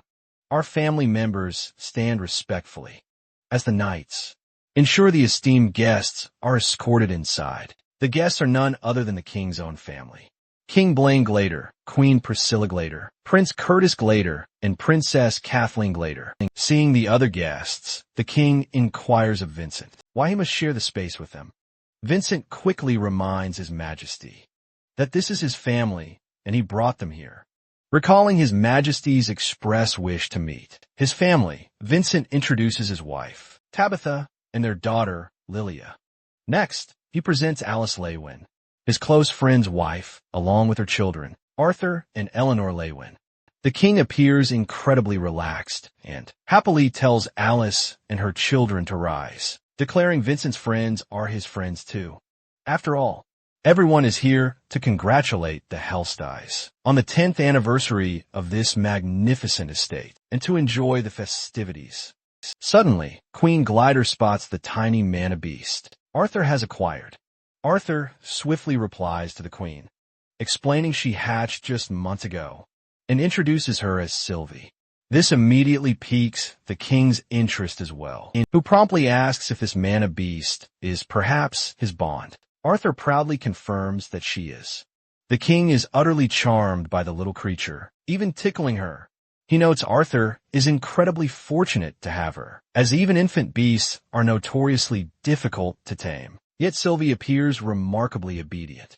Arthur quickly clarifies that he can communicate mentally with the beast, so it's more of a mutual agreement rather than simple obedience. That's when a suspicious old man suddenly commands attention by questioning if Arthur implies he's under an equal contract with the mana beast. Arthur briefly hesitates before affirming, claiming Sylvie was the one who initiated the contract. The old man then swiftly reaches for Arthur's hand to check the nature of his bond. Before this shady old man can succeed in his intentions, the king stops him cold, reminding him this is neither the time nor the place to study someone's pet. The man stumbles back, and apologizes heartily to diffuse the tension. Mrs. Helsley quickly chimes in, requesting the king that the event is about to start, and kindly asks him to take his seat. It seems this old man might be behind those hooded bastards who have been trailing Arthur and his family for quite some time now. Lo and behold, the Helstia auction event is officially underway. The host warmly welcomes the esteemed audience to their most anticipated event. It's their golden opportunity to snag the rarest treasures for their collections. More excited than ever, the crowd erupts in a thunderous roar of excitement, followed by resounding applause. Afterward, the host directs everyone to look south before the festivities can officially begin.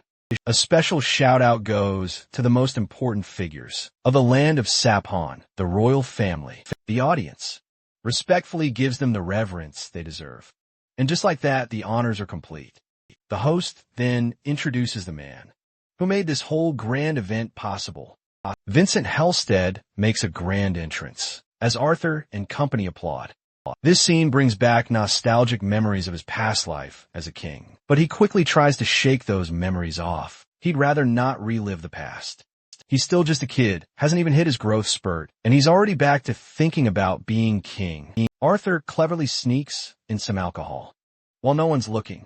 Meanwhile, Lilia is occupied with Ellie. Further ahead, he spots his mother chatting with the queen. Noticing her wand, he instantly deduces she's a conjure magician. Plus, there's the fact that he still can't sense her presence, meaning she's either actively using a concealment artifact to hide it, or she's so incredibly powerful he just can't sense it at all. She gives him a piercing look, making him feel a little embarrassed. Arthur finds it quite strange that he doesn't really fancy any of the older ladies as potential romantic interests. Even though they're roughly the same age he was when he died, he figures it's possible because his mother is in that same age group.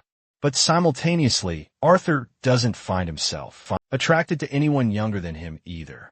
He's in a truly weird situation and figures his dating life is temporarily ruined for good. His train of thought is suddenly disrupted by the man himself, who knew about Arthur's secret ambitions. He wanted to purchase a truly good sword. Then, Vincent drops him the offer of a lifetime. Arthur could place a bid on the sword. Vincent's even ready to cover all the costs for the kid. The short sword coming up for display was forged by a legendary master smith, and it boasts some truly notable qualities. For example, just a slight hint of mana reinforcing the blade produces electricity around the edges. This dramatically enhances its cutting power and even paralyzes anyone it strikes. Arthur's interest has officially peaked, and the bidding for such a weapon quickly kicks off. Many of the guests are fiercely competitive, constantly raising prices upwards of 50 gold coins. Let's put this currency into perspective. Compared to a modern house, 1 gold coin is enough to purchase an entire one, and an average family can easily live on just a few copper coins without any trouble at all.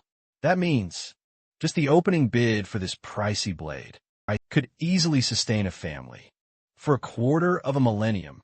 Vincent, meanwhile, is out here, acting like Elon Musk's fictional, ultra-rich son, simply asking the kid if he likes the weapon or not. Arthur confirms that he does like the blade, but he's not looking for anything so bold and unique. That's exactly how Vincent expected the boy to react. However, he thinks it's perfectly okay for the boy to choose something else. As for the rest of the items Arthur requested, they've already been arranged. Arthur is absolutely buzzing with excitement because he's hoping the voice-altering mask is one of the items on that list. Vincent, meanwhile, acts like a total hotshot who could fetch any artifact from any corner of the world.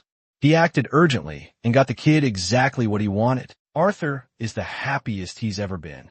But like a responsible adult, Vincent advises the kid to use the item wisely, or Vincent will be the one catching trouble from his family. In the end, Vincent was proven absolutely correct. The sword was nothing compared to the truly rarer items that followed. There were a few weapons and beast cores that even the king himself was interested in. He placed extremely high bids and secured an A-class beast core. But of course, he has yet to manifest its powers. and confirm if it possesses a beast will. Arthur finds himself stretching, trying to shake off his laziness, but gets confused when he realizes Sylvie is missing. He asks Lilia, who also has no idea, so he starts inspecting the furniture to figure out where she suddenly disappeared. Suddenly, he hears a cute little beast hiss in fear, as if it's being threatened by someone. It's that ugly bastard, Sebastian, trying to get his dirty hands on her, making Sylvie weep in terror. Arthur sees this, and, just like any pet owner, whose best friend is being harassed, he wants to slap the living daylights out of this creep, but he holds himself back, knowing this asshole is a royal mage. He simply calls Sylvie to his side and prepares to leave instead of facing humiliation. Sebastian then tells him that a commoner like him shouldn't possess such a special creature. Arthur questions him, confirming he didn't miss here. And just now, with a sinister smile, the evil mage confirms the beast will soon be under her control. This makes the boy's blood boil with anger, as he shoots Sebastian a murderous look, challenging the mage to utter those words again. Let's revisit what happened before this all went down. Vincent was slightly disappointed that he couldn't get the boy anything he liked. Arthur was searching for a good sword as his only requirement, which makes the auction house owner wonder if they can find something in storage. His thought is disrupted by the king, who is glad to have acquired the A-class beast core from their collection. As long as the beast's will is intact, he's in good hands. Vincent is glad that he was able to please the king with his measly little event.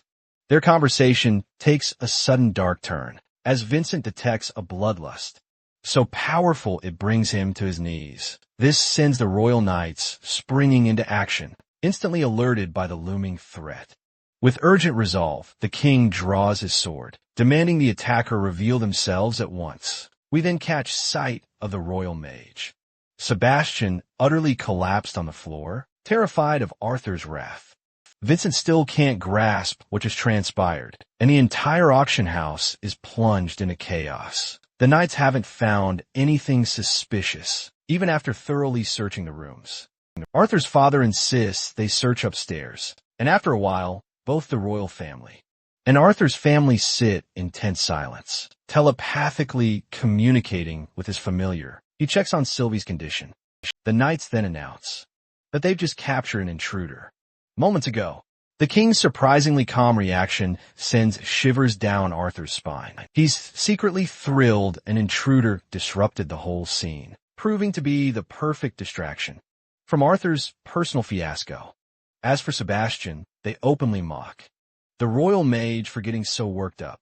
After just seeing a mere level 1 intruder, Sebastian has to scramble for an excuse, claiming that he merely slipped, and he gives our boy a pointed look before turning away. The auction house then resumes its function, and the final item of the night is finally about to be unveiled.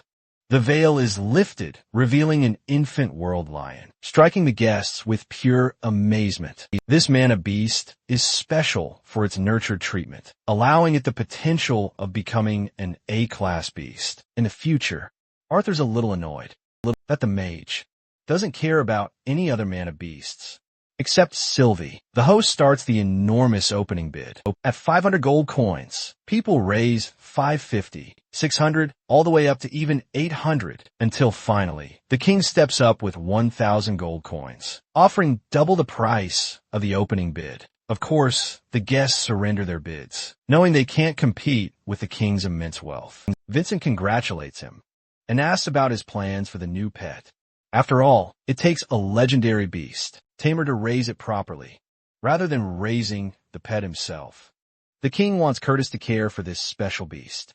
Curtis rises to the occasion, hoping to do his very best for his father. The mother playfully teases the kid, which sparks a generous thought from Arthur. He muses that even the royal family behaves like any normal family. Vincent declares the auction over and wonders how the king would like his items. The king isn't planning to wait and intends to retrieve his prized possessions with the man. Vincent offers to lead them the way, when suddenly the royal mage makes a strange request, whispering into his master's ear. Afterward, he shoots a sharp glare at our boy, which means that dipshit is planning something again. Vincent escorts them to the room where the king's items are kept. He also uses this opportunity to allow Arthur a chance to grab a good sword. Intrigued by the boy's interest in a sword, the king wonders if he's planning sword lessons. Since Curtis is also interested, he wants the two of them to have a sparring session someday. However, Sebastian is against the idea and mocks the kid for being nothing more than a commoner. Arthur pays respect to the king's generous offer and acts humble in front of the family. The boy's father then appears, startled to find the king there as well. The king learns he's the one who captured the intruder and commends Captain Lewin for his work. The king also learns that Arthur is Reynolds' son. He presents Sebastian as a royal guard who has done the king's family many favors throughout the years, and this time he's seeking a reward, particularly the boy's familiar. This announcement shakes Arthur to the core, knowing exactly where this is headed. The king declares that giving up Arthur's beast would be a service for the welfare of the kingdom. This is bad news, and Reynolds immediately sees it on his son's face. He tries to step in and speak up for the boy. The king is ready to compensate them handsomely, and he's even willing to hire a personal mage to sever the contract binding the two. Reynolds offers his resignation, apologizing. He claims his son has his own decisions to make, and he won't intervene on the boy's behalf. Father of the Year award goes to Reynolds Lewin somehow. The king then turns his attention to the boy, whose eyes are burning with frustration. Sebastian tries to light a fire, but his master stops him, greeting the child, and presents the very same offer to the kid, maintaining his composure. Arthur does his best to respond appropriately to the king of Sapon, while also thanking his majesty. He politely refuses the offer, claiming he could never give up his familiar, not even for the most brilliant sword. Pet Owner of the Year award goes to this kid. The mage tries to chime in, but is immediately shut down by the king. He even sweetens the deal with a rare world lion cub in exchange for Sylvie, which prompts an annoyed reaction from Curtis. Once more, Arthur flat out refuses, apologizing for any previous lack of clarity. He's absolutely adamant about keeping Sylvie, no matter what. Hearing this, the king is now royally peeved. He feels he's been kind in requesting this favor. Yet the boy still hasn't budged. The king asks once again, this time warning Arthur of his rapidly thinning patience, controlling his growing anger. Arthur poses a counter-question to the king of Sapon. Boldly and absolutely shockingly, he asks for a price on the king's own children. He then follows up, reasoning that, even though he's declined 3 times already, the king's pride refuses to budge. That's why he's asking such a crucial question. He wants to know how much money it would take to exchange even one of his own children. The atmosphere turns incredibly tense and silent. Sebastian gestures to the knight, urging immediate action. The royal knight furiously advances to strike down the boy, who dared to insult the royal family. Sensing mana concentrated within the blade, Arthur realizes the knight is going for the kill. Staying utterly calm, he channels his own mana. He deftly evades both incoming strikes, then brilliantly throws the knight off balance. He then seizes the knight's fist, unleashing every single ounce of his momentum into a devastating uppercut that instantly knocks the knight out. This stunning display even shocks the royal mage, the very one who ordered Arthur's death. Sebastian is clearly done playing around and decides to finally act on his own. He's ready to accept any punishment, knowing Sylvie's potential with Arthur far outweighs that of an A-class beast. This explains his greedy, stubborn stance on their bond. Sebastian prepares a devastating beam strike to vaporize Arthur, when suddenly, Arthur's family swoops in. But then, something incredible happens. Time stops, freezing the confused spectators all around them. The mage finds himself utterly perplexed, wondering where his charged attack vanished. Then, a single boy's voice echoes, capturing his attention. He declares Sebastian's efforts utterly meaningless. After all, any spell requiring ambient mana simply won't work against him. He shoots Sebastian a resolute, piercing glare, then instantly appears right beside his body. The royal mage's overconfidence has been expertly used against him. One swift move is enough to break Sebastian's leg, causing him to wail in excruciating agony. He begged for anyone, to come help him, failing to grasp why everyone remains frozen still. Arthur's voice and chilling embrace are the only things he feels and hears. The boy then offers a bone-chilling announcement, reminding him that no one will ever come to help, traumatized to his very core.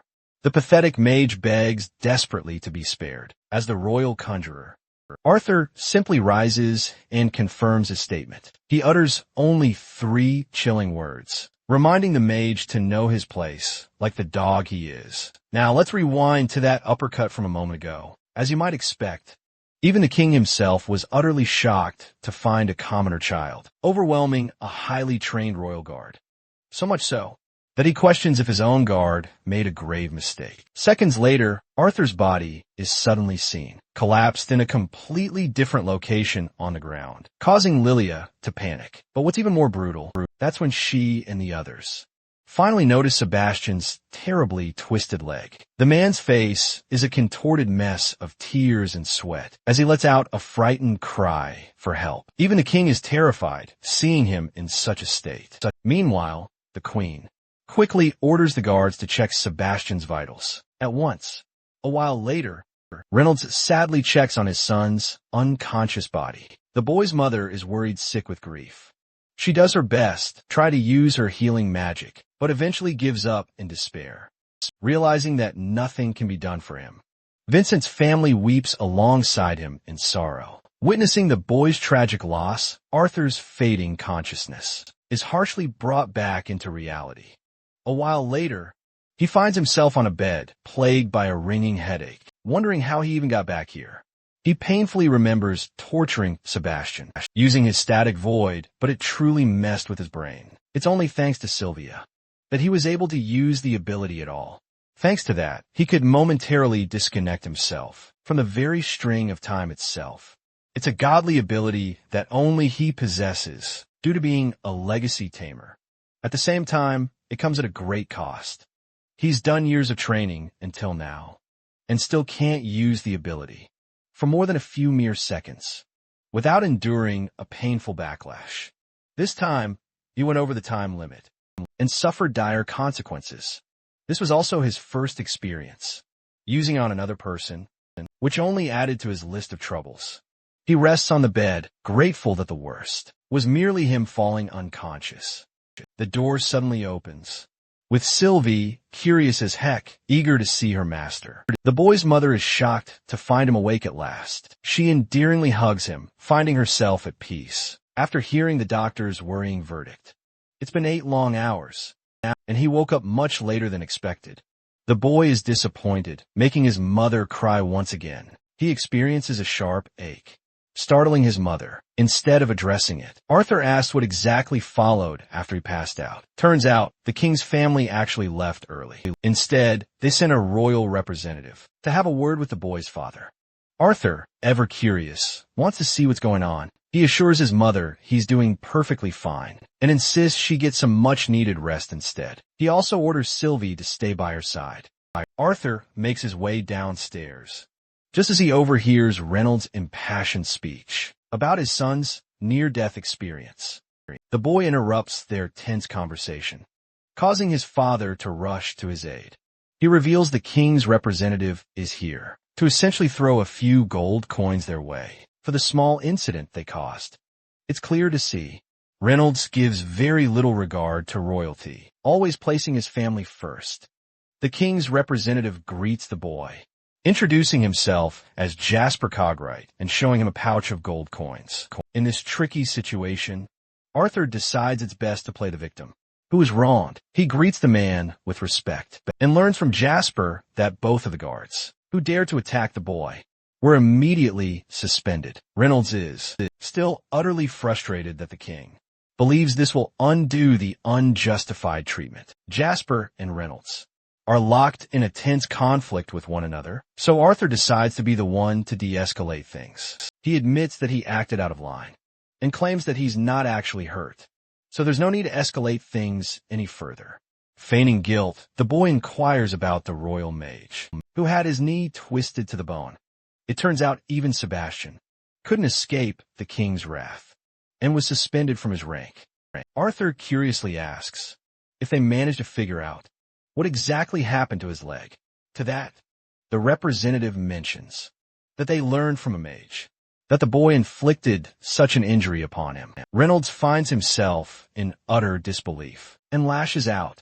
Jasper explains they didn't believe him and simply suspected the knight, who concentrated mana and disrupted the mage's spell. While it sounds confusing, it's the perfect situation Arthur had envisioned. As the meeting wrapped up, Jasper hands over the pouch of gold to the family. Reynolds wants no part of it and entrusts the coins to his son. After all, it was Arthur's life on the line just moments ago. Arthur appreciates his father's generosity and rests up before their departure. He praises Arthur for his splendid uppercut. How can he possibly win 2 Father of the Year awards in a single story? Truly amazing. Arthur places the coin bag in a drawer and feels a wave of relief as the situation finally settles, before any more commotion could erupt. It reminds him of his limitations as a child, simply observing the world. However, he's looking forward to great things. Once he becomes an adventurer, Arthur inspects the voice-altering mask he recently acquired and believes he can finally gain some freedom now. Later, sharing a table with friends at a bar, Reynolds asks for an opinion on his offer. The crazy-haired redhead isn't too thrilled about the fact that he has to babysit Arthur, and given Arthur's challenging personality, he's certain Arthur might just kill him. Everyone wholeheartedly agrees with his assessment, causing Arthur to smile. Reynolds explains he was originally expecting Durden or Helen to help look after his son, and as grateful parents, they're ready to reward them for their trouble.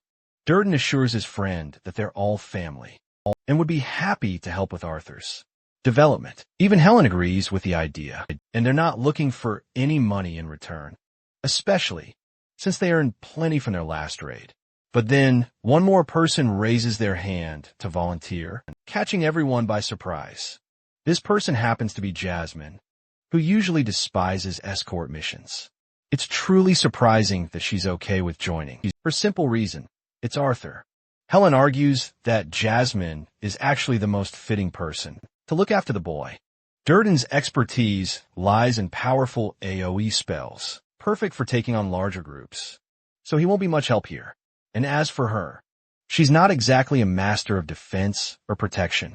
The boy's mother then questions if Jasmine is truly okay with this whole idea, and she just flashes a thumbs up, acting like it's no big deal. The redhead readily agrees that they absolutely should allow Jasmine to shine, since she's the sole augmenter among their ranks, and possessing a strong elemental affinity. She's truly the best candidate to protect someone like him. Durden reluctantly agrees, even though he really wanted to personally accompany the boy, but understands it's just not the right fit for him to go. Reynolds then comforts him and tells him to simply look forward to next time, while Arthur feels completely safe journeying with Jasmine. Fast-forwarding now to the boy's family. As they visit Vincent's place, Lilia is seen diligently practicing meditation, all according to Arthur's teachings, instead of relying on him completely. Arthur truly believes that even Ellie should be capable of awakening her powers at age 7 or even older, if she just focuses on meditation. But he's also hoping she doesn't awaken her powers too soon, or else she'll attract far too much attention. Suddenly excited, the boy requests his father to take them to the auction house, since he's been meaning to pick out a new sword. Arthur's mother decides to prepare dinner while they're away at the auction house. Vincent and his wife were already deeply busy with work when they saw the duo make their entrance. It was Arthur's first encounter with them ever since the incident, so naturally they had a whole list of questions for him. The boy played it completely calmly, assuring them that he was in top-tier condition. However, they still seemed incredibly upset about the king's overall way of handling things. Vincent is actually hoping for the worst to happen to the guards, who carelessly jumped in and caused trouble. Even Reynolds shares that exact same sentiment. Arthur wisely decides to change the topic, and instead focuses on getting a new sword before his crucial application test. Vincent is absolutely delighted to show him the way. He then invites the boy to explore the room to his heart's content. Arthur immediately begins scouting the storage room, packed with hundreds of different spaces and artifacts sprawling everywhere. It's a true adventurer's heaven, a dreamland come to life. The boy can barely contain his excitement at first, but mere moments later, his initial excitement crumbles into sheer disappointment. He's tried countless different types of swords, but nothing feels natural in his hands.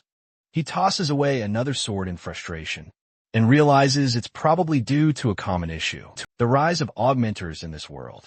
In this world, there are so many two-handed swords, or massive weapons that just don't fit the boy's size. All his efforts to search for a capable weapon have been utterly in vain. The boy fiddles around and even finds Batman's batarangs. And what a hilarious cameo. He also tries channeling his inner Bruce Lee with those nunchucks, only to feel more foolish by the end. Strangely, Sylvie suddenly takes an interest in something as she sniffs around nearby.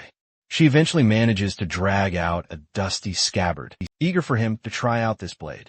Arthur is pleasantly surprised by this discovery because, honestly, he wasn't really expecting a mere stick to be his weapon. He places his hand on the so-called stick, only to be shocked by its incredible weight.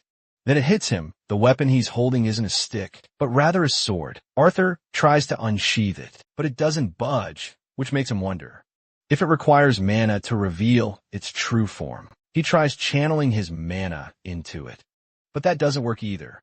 Testing his theory even further, he tries to cast an electric spell, wondering if it responded to an elemental affinity. In the end, a mere stick sword got the best of him, as he still can't figure out how to use it.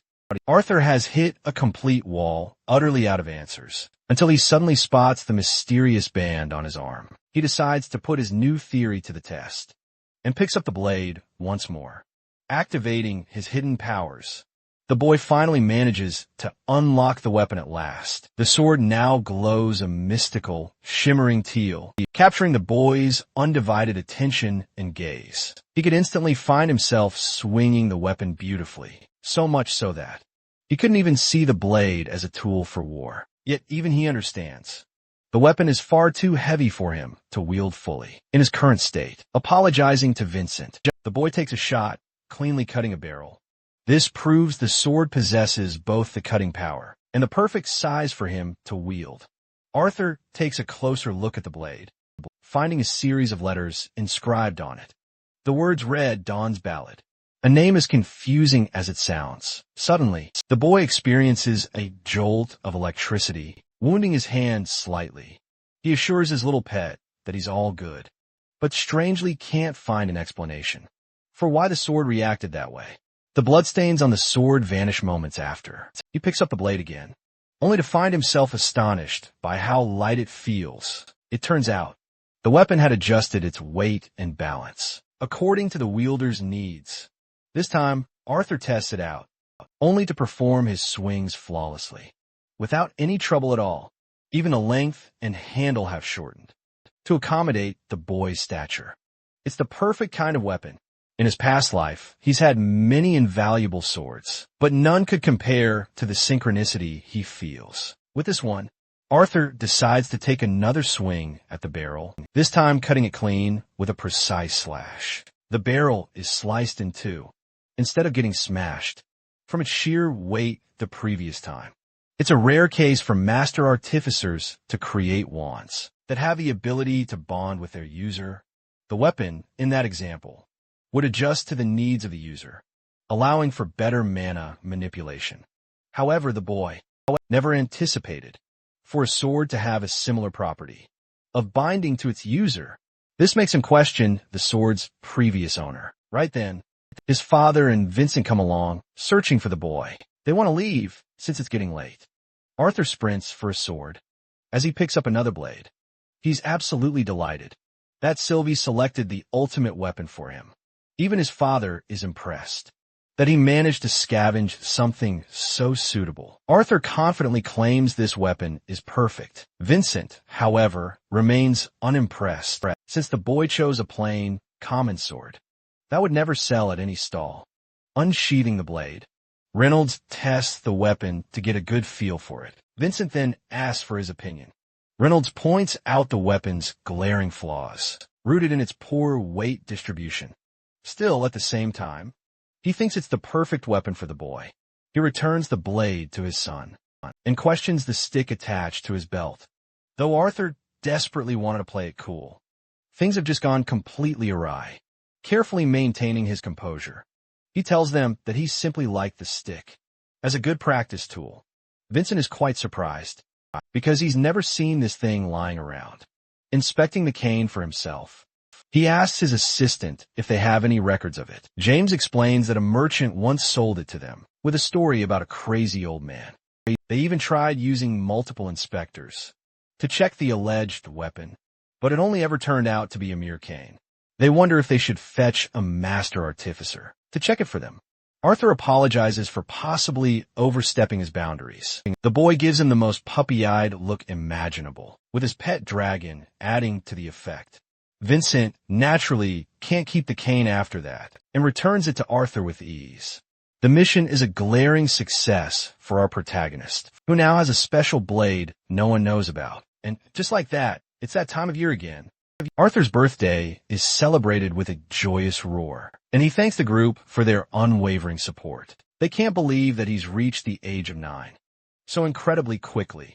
Vincent has brought out premium treatment for the boy, with special waiters and delicious food serving them all around. They share a table to celebrate the joyous occasion. You guys are probably drooling over this delicious feast, but I highly recommend against trying to eat pixels off your screen. Anyway, they made a ton of fantastic memories that day, capturing them in picture-perfect frames forever. Everyone, get ready, because the redhead freak is out here, absolutely plastered and spilling all the tea. It's Durton's horrific story about his pants catching on fire.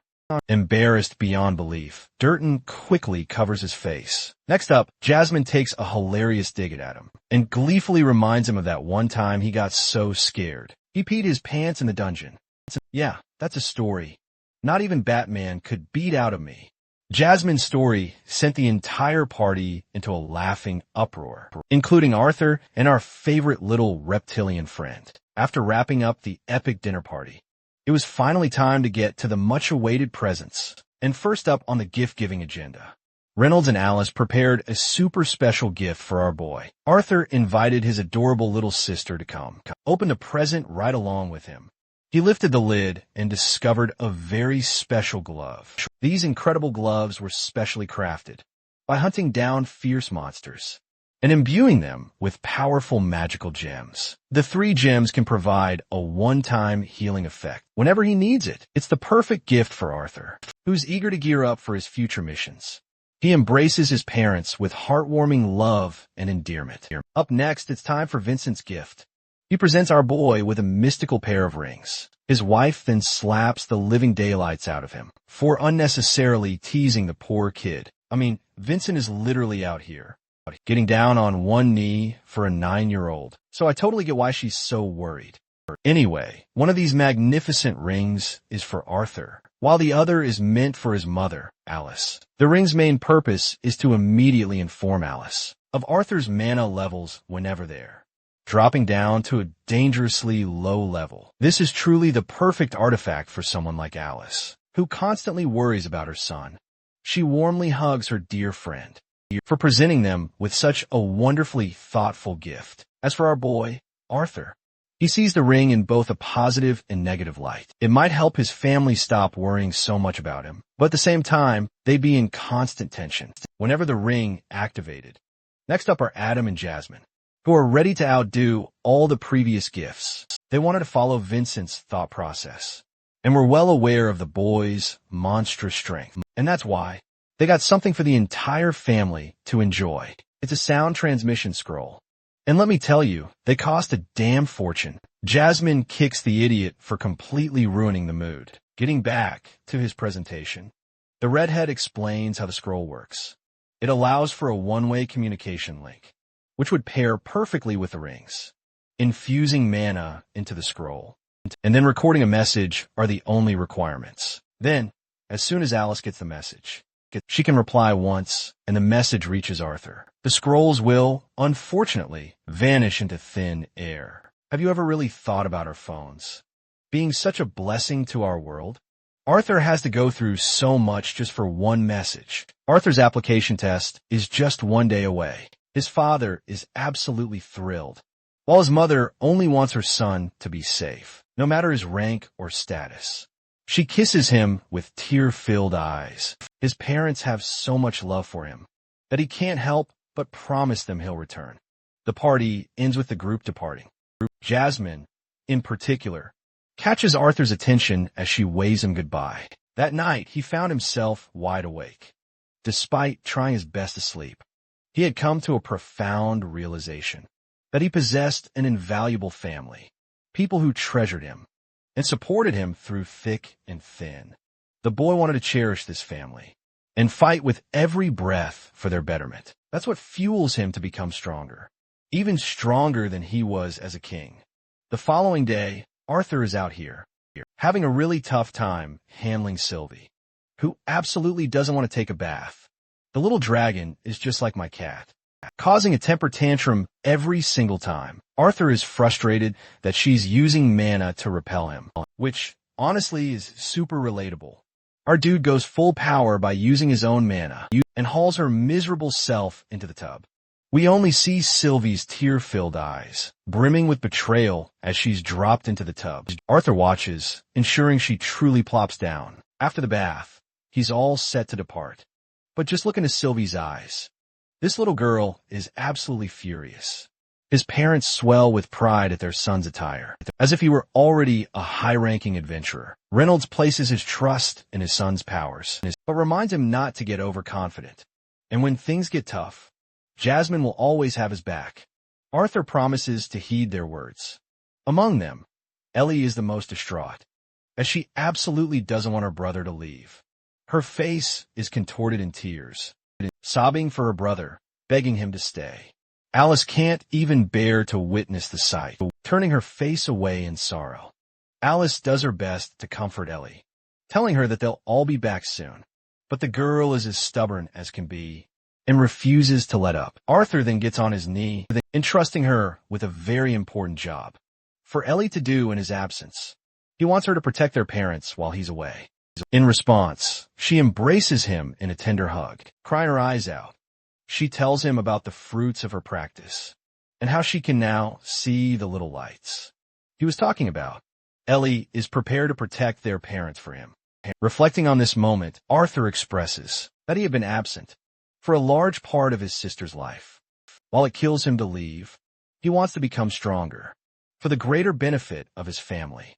Alice hugs him with a worried look as well, promising him that they'll all be okay, so he doesn't have anything to worry about. The sentimental moment draws to an end, with Alice reminding her son to keep the ring on at all times. As Arthur grips the door handle, his parents see him off, sharing their undying support for their son. The moment the door closes, Alice is seen breaking into tears. Outside, Jasmine waited patiently for the boy. She asks if he's ready to go. At last, Arthur dons his voice-altering mask, completing his iconic look. Now, the real adventure begins. They finally arrive at the Adventurers Guild, where a horde of people are scouting. 4 skilled conjurers and augmenters. Sylvie, however, is already exhausted, and the journey hasn't even truly begun. Jasmine observes the beast closely, claiming she looks different from last time. The boy explains that Sylvie is actually capable of altering her appearance to a certain extent. Currently, she's modeling a black lizard instead of a dragon. They approach the receptionist's desk, where the lady warmly welcomes them to the guild hall. Arthur starts to speak, but Jasmine merely slaps a note on the desk, expressing her request to sponsor the boy for his rank examination. The receptionist is seen pressing a button, but before exiting her quarters, she leads the way, sharing how they've got a slew of examinations taking place today. As for sponsors, They're ready to bump them to the front of the queue. To cut down on waiting time, they follow her into another room. Arthur catches a bunch of people staring at him. Jasmine tells him to just keep pace for now. They enter a second hall where Jasmine's request as an A-rank adventurer is made for a rank examination. The gentleman clearly knows enough about Jasmine and is more than ready to accommodate them. He asks about her father, but apparently Jasmine doesn't seem to take a liking to the guy. Caspian introduces himself as the branch manager. He tells them about the usual application process, which is typically accompanied by an inspection and then a practical test. However, with Jasmine's special request as an A-rank adventurer, he's ready to skip those steps. To make things easier for the boy, Arthur observes her reaction and wonders if the Flamesworth family really carries that much weight.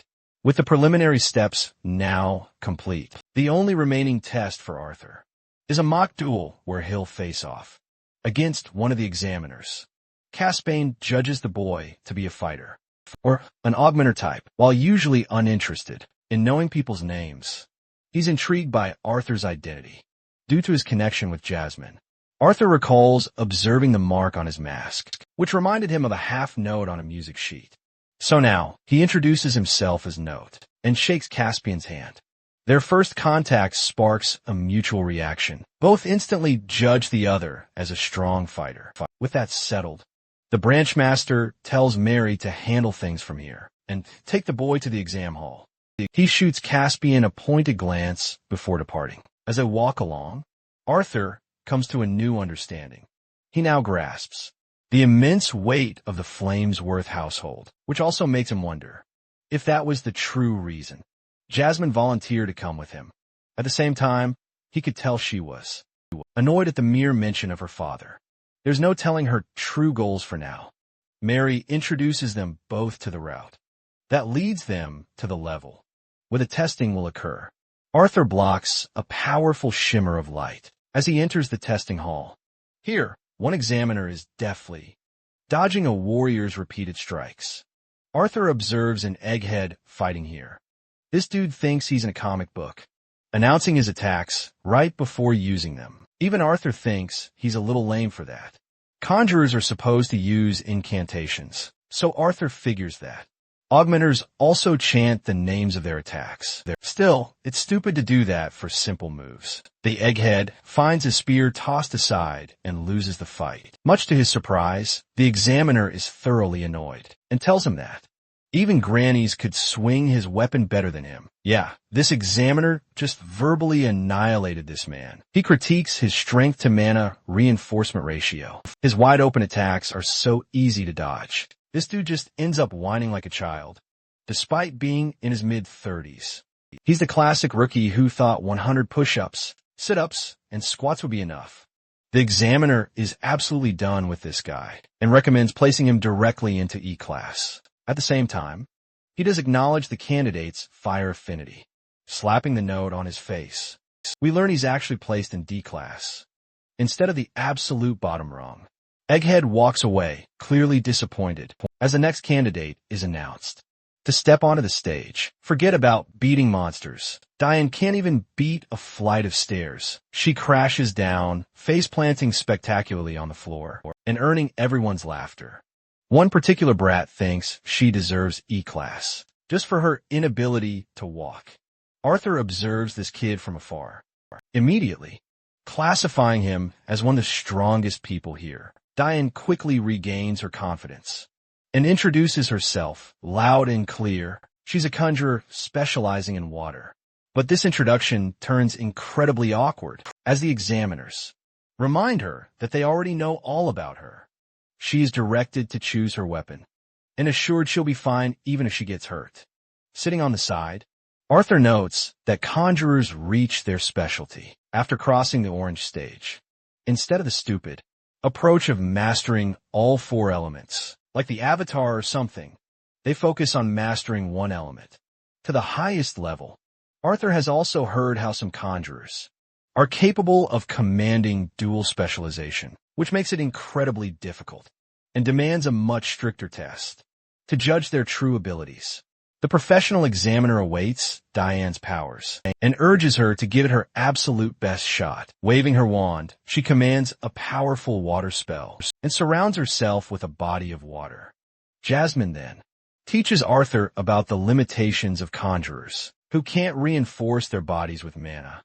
Unlike augmenters, this is exactly why their first move is to establish a defensive stance during a fight. In response, the examiner counters with a mud spell of her own, completely obscuring Diane's vision from inside her water sphere. Since this is a turn-based battle, Diane is up next. She casts a release spell on the mud and immediately counters with a second water spell. It's a spiral beam precisely aimed at the conjurer, who effortlessly dodges it. But the second stage of her attack proves far more interesting than the direct approach. She causes the spiral to explode, engulfing the entire stage in a dense fog. This gives Diane the perfect opportunity to calibrate a stronger attack. She unleashes multiple shots of water against her opponent, but when the fog settles, there's no one to be found. The expert conjurer had already appeared behind and whacked Diane with her staff. Despite losing the fight, she's thoroughly impressed with the girl's excellent control over her element. Her only flaw was failing to plan a second defensive maneuver to protect herself. The rest was spectacular. This performance earns Diane a C-class spot for her age, something Arthur finds truly commendable. Coming up next is Elijah Knight. But for some reason, there's an issue with their name. The elite augmenter examiner deems this candidate a B-class rank, without even testing them out. It's shocking enough to Arthur. He finally gets to see a boy wearing glasses. The very same kid they're talking about moving forward. Lucas Wikes is called. This is the same brat who's notoriously overconfident and immediately demands to be placed in a rank. Frustrated by the boy's attitude, she chooses to ignore him and reads that he specializes in fire magic. Reaching light orange at the age of 11 is practically unheard of, so Arthur's really looking forward to this matchup. The conjurer finds him arrogant, but Lucas is completely nonchalant and simply doesn't care. She thinks it's about time they begin. The conjurer begins the test, only for Lucas to unleash a fiery ring with his staff. He immediately smashes his staff into the ground, summoning a monstrous fire guardian to aid him. Even the augmenter examiner in this battle is clearly impressed by the boy's talent, just as expected of his family. The flame guardian surges toward the conjurer examiner, while Lucas chants an incantation. The examiner is impressed to find such a strong match in the boy, but at the same time, she's more than happy to teach him a lesson in humility for the future. She raises earth spears to scatter the flames. It's the perfect counter from the examiner, as the flame guardian won't be able to sustain itself for long once its oxygen supply is cut off. However, Lucas believes the battle is already over. He's never heard of a single case where an examiner suffered a serious injury in the testing grounds. So, he's happy for her to be the first, provoked by the boy's words. The examiner counters each of his fire strikes. Lucas then releases an expulsion spell, unleashing a cluster of explosive fire attacks to overwhelm her. She barely manages to escape his fury and tries to grab him with her earth hand from behind. Lucas tries to dodge, but he's seized by a second earth hand from his blind spot. Lucas does his best to unleash the spell and braces himself for impact. His arrogant display finally comes to an end as the examiner impressively blocks every single one of his attacks with a massive rock shield. The test ends with Lucas's body crashing to the ground. The examiner offers her thoughts, claiming he possessed an incredible pool of mana for someone with his talent. Just when you thought Lucas would learn some humility, this brat decided to attack her again, refusing to let this be the end of the test. The conjurer is suddenly engulfed in flames and unable to respond. This causes the augmenter to swoop in and nullify the attack instantly. Lucas is enraged that another examiner intervened in his test. The augmenter clarifies how Lucas broke the rules by casting a surprise spell after the exam had officially ended. Enraged, the boy disrespects the conjurer, who blocked his fire beams and halted the test. Lucas believes he's been wronged, since that final attack was all part of his plan. The augmenter is fed up with the boy's excuses and asks Emily to announce the results. She returns to reviewing Lucas's exceptional control, noting his only weakness is a lack of experience. And yet, that's more than enough to earn him a spot in the B class category. Lucas returns to the stands, frustrated by the outcome. Egghead tries to congratulate the boy for his exceptional result. However, Lucas feels insecure and thinks they're mocking him. He sits down in annoyance, hoping his father will swoop in to his rescue when the time comes. Next up is Arthur's turn, who is announced with a special note on the candidate list. Jasmine wishes him the best of luck, while the boy descends from the stands, questioning how he should handle an augmenter. With years of intense training and experience, at the same time, the boy could also judge the man's weaknesses through the openings he created. The augmenter learns that Arthur is also taking the test under special conditions, as no background information regarding his past is provided. He readies his blade, eager to test the kid's capabilities, when all of a sudden, the augmenter is overwhelmed by peerless pressure emanating from the one approaching him. It's enough to make his very body shiver. Before the match can even begin, Caspian commands the battle to be over. He doesn't want George to test this one's skills. Instead, he volunteers to personally test him. George is shocked that the branch head has taken an interest in testing this candidate. It doesn't make sense for a powerful mage like him to test a mere examinee. George even apologizes for his initial hesitation. The branch head tells him to be at ease. He's not here to question the augmenter's abilities. He's simply obligated to take this test as the sponsor. He's curious to hear Arthur's thoughts on the change. The guild master points his blade at the boy. He's one of Supon's most reputable masters, as well as a AA class adventurer. This guy had absolutely no openings, and his bloodlust was as clear as day. It was as if Caspian never intended for this to be an ordinary test at all. In response, Arthur finds himself more excited than ever. The branch master hopes that the boy doesn't let this test become too discouraging. The boy simply nods and receives Caspian's thunderous lunge. His insane speed has already put Arthur in a bind. The boy deflects the sword and uses the very ground to his advantage. Caspian tries to swipe him with a swing of his blade, only for Arthur to deftly roll and duck his attacks. Each time Arthur turns to take a swing, Caspian vanishes, blitzing him from behind. Arthur manages to surprise his opponent by ducking the strike and following up with a counterattack. That even shocks the branch head. For a moment, he takes his distance. Before assessing the kid's remarkable talent, Caspian swoops in again. As both warriors clash their swords against each other, Arthur swipes and Caspian dodges.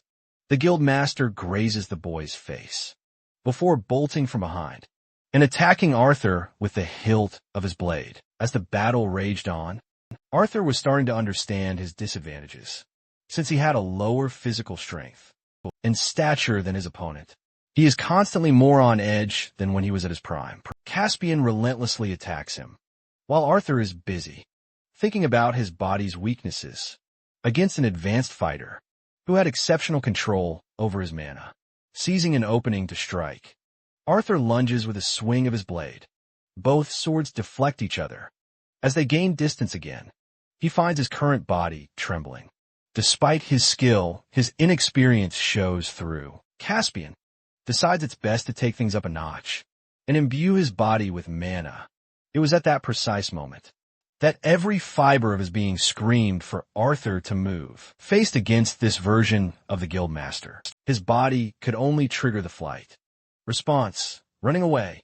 So, with no other option, that's exactly what he did. Caspian finds himself repeatedly impressed by Arthur's uncanny ability to dodge his attacks. The wind bullets are just so fast that it's nearly impossible for him to dodge them. It's only thanks to their predictable trajectories that he's managing to stay in this fight. The only fighting chance he has is to narrow the distance between him and his opponent. Arthur skillfully rolls, lunges, leaps and dashes away from Caspian's wind bullets. Finally, he's in range to commence a blazing strike of his own. The examiners are left stunned by the boy's command. Over the flames, cutting past Caspian's wind bullets, and reveals his fire abilities to the world. Their swords clash against each other, both elements colliding on equal footing. The outcome of this match should have been clear. According to Caspian, since he's a double A-ranked adventurer, with spells any augmenter would die to achieve. But even in this moment, facing a mere examinee, he finds himself actively worried in the face of defeat, in complete denial. Caspian unleashes a furious side of himself and overwhelms the boy with his powerful wind waves. The powerful attack even alarms Jasmine, making her worry for him. The branch head seems to have lost his sense of reason as he's relentlessly attacking Arthur. Without even giving him the chance to land, the boy skillfully escapes his wrath and returns to the fight with a descending swing of his blade. He was so close to dealing a finishing blow, but unfortunately, he couldn't manage to land it. Caspian's incredible casting speed overwhelms the boy, as a wind bullet is aimed right for his head. It's only thanks to Arthur slipping on his feet that he dodged the lethal attack. Just as he's vulnerable, the branch master descends, blade in hand. Arthur dodges, quickly putting some distance between them, realizing he's being pushed into a corner. It's time to reveal the true extent of his abilities. He's done playing around and decides to go all in. He'd already shown the branch master piston stamp, but this next spell is a true masterpiece, one that goes perfectly in tandem with his previous attack. Arthur uses piston stamp's explosiveness and gets right up in the man's face, ready to deal the finishing blow against his opponent. It was at this moment that Caspian knew he messed up. Had it been a normal situation, Arthur would have absolutely crushed him right here. But this snob's temper tantrum and denial of defeat caused him to unleash gushing wind pressure that could be felt by even the audience. In the stands, the masked warrior reclaims his footing and sees his opponent's feet lifted in the air. This man was now engulfed by the winds themselves. Jasmine tries to jump in for his rescue, but Arthur doesn't really give a damn about holding back anymore. He internalizes a thought regarding external and internal lightning magic. The book suggests that internal lightning is too difficult for typical mages to learn, but this is where he strongly disagrees. Arthur charges his entire body with a flow of lightning magic and thinks that with his inhuman reflexes, he can dodge anything in his path. Preparing to finish this fight with his enhanced state, Arthur suddenly hears a release from his opponent, causing him to become perplexed at what happened. Caspian sheathes his blade, apologizing for going overboard with the testing. Bro avoided the smoke. That's what happened. The branch master fully understands the boy's interest to remain at a lower rank. After all, he chose to mask his abilities until the very end of the fight. It's the right assessment, as Arthur is looking for that too. Even at the lowest, Caspian places him at B rank, leaving the rest of the candidates absolutely stumped at the boy's monstrous abilities. Lucas is pissed as hell while Elijah is impressed. The branch master wonders if he's okay with this outcome. The boy gives a confident nod, confirming he's perfectly fine with it. A-rank Jasmine quickly rushes to check on the boy. George, the skilled augmenter, officially brings the examination to an end and instructs everyone to pick up their cards at the desk. Arthur watches Caspian head off. A short while later, we find the branch master, deep in thought within his office. He'd seen the unparalleled determination in the boy's eyes, an intensity that left him uneasy. Both examiners insist on an immediate meeting with their leader, eager to get to the bottom of things. Caspian instructs them to close the door tight. Both Emily and George are utterly bewildered by how 3 monstrous B-rank candidates emerged today. Their stunned exclamations are cut short by Caspian, who sharply reminds them of an event 6 months ago in Xyrus City.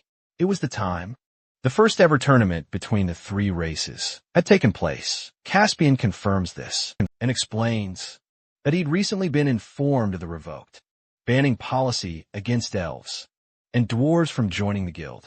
He has a data book filled with info on today's examinees. For today, George, ever inquisitive, asks, if all three candidates hail from different races. It turns out Lucas is indeed a half-elf, and based on Caspian's personal guess, he suspects the boy must have been an elf slave. The same tragic fate applies to his family, who have an infamous reputation for nurturing the mages of their household. Still, the boy is anything but normal, as he's gifted with incredible control over fire magic, despite his elven lineage. The boy awakened his powers at the age of 8 and chose the path of an adventurer to hone his abilities through practical fights. The Wykes family, however, eventually hit a wall, despite boosting the boy's growth with beast cores and elixirs. Now, that leaves Elijah Knight, who is an even greater mystery than Lucas. The boy's origins are completely unknown, but it's confirmed he lived among the dwarves from a young age. In his file, it states, it's confirmed that he was sent as a representative from the kingdom of Darv to join the humans still here. Emily can't help but ask why he was allowed to enter B class without a test. Turns out Elijah only recently awakened, and despite this, his powers have been personally vouched for by a highly trusted individual. Despite that, Caspian is curious about the boy's powers. Finally, as for the masked augmenter, they have absolutely no data on him, other than his connection to the Flamesworth family. It's clear he isn't representing the elves or the dwarves. Caspian was pleased after Jasmine brought up a worthy talent to sponsor. Emily is stumped to hear the name of the Flamesworth family, the very house famous for producing some of the most powerful fire attribute mages around.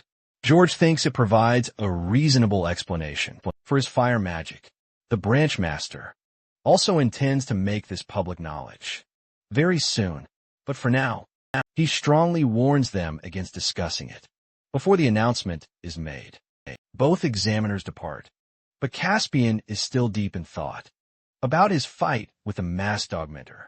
He knows for a fact that George is wrong in his assessment. It's not the magic, but his sword talent that makes him a force to be reckoned with. It was as if the boy felt uneasy in his own body, but as he grows older, without a doubt he'll become an absolute menace. Caspian is happy that, besides dwarves and elves, a human student also has a chance to become strong. This thrills him, eager to witness the coming era. Over to a different scene. We see an elven girl deep in thought, remembering Arthur. She catches a glimpse of the boy and his bonded pet. She's more than happy that he reunited with his family and has since been treated well. At the same time, this girl is absolutely seething with jealousy over Lilia. She believes he's being far too kind to that girl. The competition is incredibly fierce. She desperately wants to be Arthur's one and only friend. She collapses onto her bed, regretting not making a better impression when he was around. But then again, she absolutely despises the fact that he constantly treats her like a child. Her wistful thoughts are abruptly broken by an old man. She promptly smacks the old geezer with her pillow. Her grandpa burst in without knocking, of course. But this particular man, right here, is ready to accept a marriage proposal for Arthur. He tries to calm the little girl down by entertaining the idea of helping her attend the same school as Arthur. This news fills her with absolute joy and excitement. The mere thought of attending the same school is almost too much for Tesha to handle. Tesha's mother confirms that her grandfather has a close connection to the guild director, who is already searching for an elemental augmenter, skilled in 4 types of magic. However, the process of sending Tesha to school is somewhat complicated. They bring up the Continental Tournament and are currently negotiating for their kind to train alongside humans. At the academy, the director also mentioned Arthur's enrollment for 3 years, which means by the time he starts attending school, she'll already be his senior. Tesha's parents urge her to train diligently, as she's destined to become part of the next generation. Switching over to Arthur's side of things, Jasmine wants to know if he's all right. The boy found himself reliving the intense memories of the fight. He thoroughly enjoyed every moment and wonders if the guild captain has a connection to Jasmine. The black-haired girl isn't exactly proud to admit that her father has a deep connection to this guild. Caspian just happens to be one of her father's acquaintances. Suddenly, the receptionist calls for his attention. As Arthur is moving along, the remaining candidates are left completely baffled, questioning if this kid is truly just a child. Well, the official report of his legendary duel is finally here, and the boy is presented with a congratulatory adventurer's card. He snatches up the card, discovering his newfound fans are absolutely rooting for him. Even Sylvie thinks, these fools should stop clowning around and actually go train. Jasmine proudly shows him her own card, emphasizing that he's officially one of the adventurers now. Even the boy himself feels a surge of pride, as after adopting Note as his alias, he was finally free from the typical life of a commoner. At the same time, today's intense fight against the branch head taught him many crucial lessons.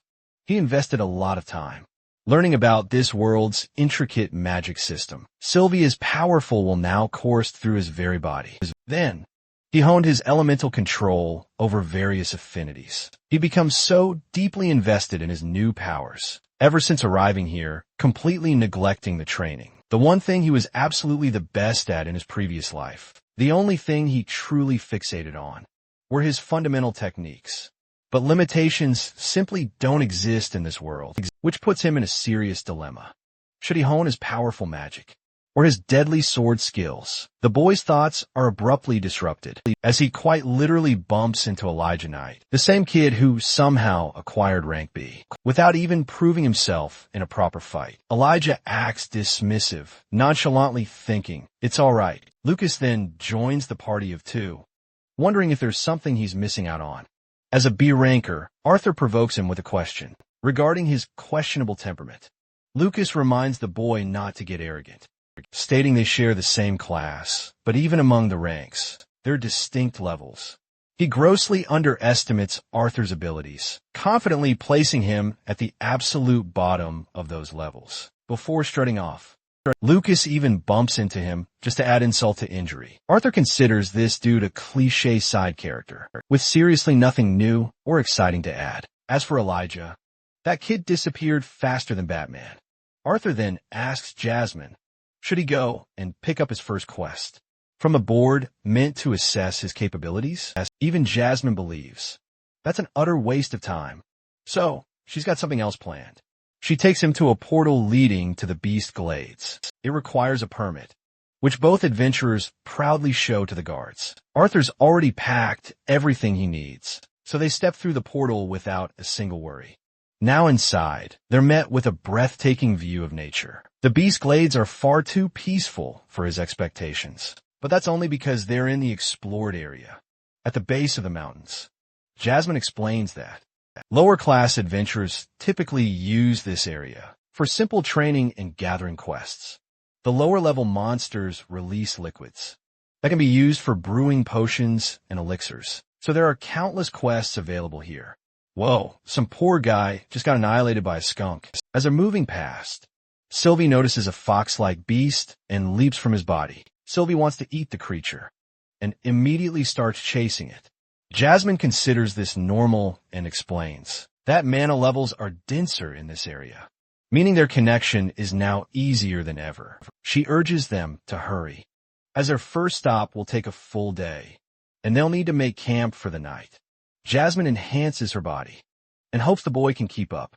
Arthur experiences a unique, unexpected emotion, wondering if this is the very feeling that parents experience after seeing their child leave for school.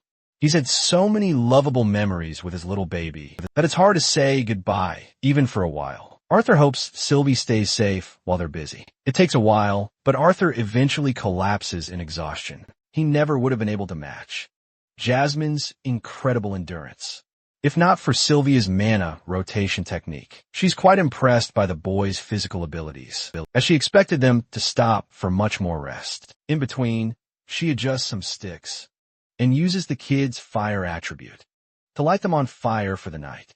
Jasmine wonders if Sylvia is all right. Turns out, Arthur's been secretly in touch with his bond, and thankfully, nothing serious has gone down yet. Jasmine finds this completely understandable, believing his bond must have felt suffocated within their chambers, which explains why she's having such a blast now. Some time passes, Until Arthur decides to ask a pivotal question. He's curious to learn what pushed Jasmine onto the adventurer's path. Watching her reaction in silence, the boy wonders if he's overstepped his bounds.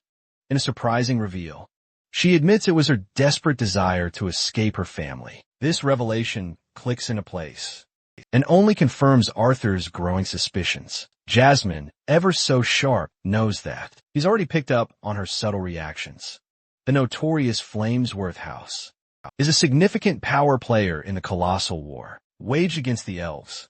Their household is renowned for cultivating incredible mages of both magical types and wields unparalleled command over flames. Fire is frequently lauded as the most potent of all the elements. So naturally, when Jasmine awakened her powers earlier than anyone, she was met with sky-high expectations from all sides. That is, until the crucial tests revealed her complete lack of control over the fire attribute. That's when her family began to see her as utterly beneath them.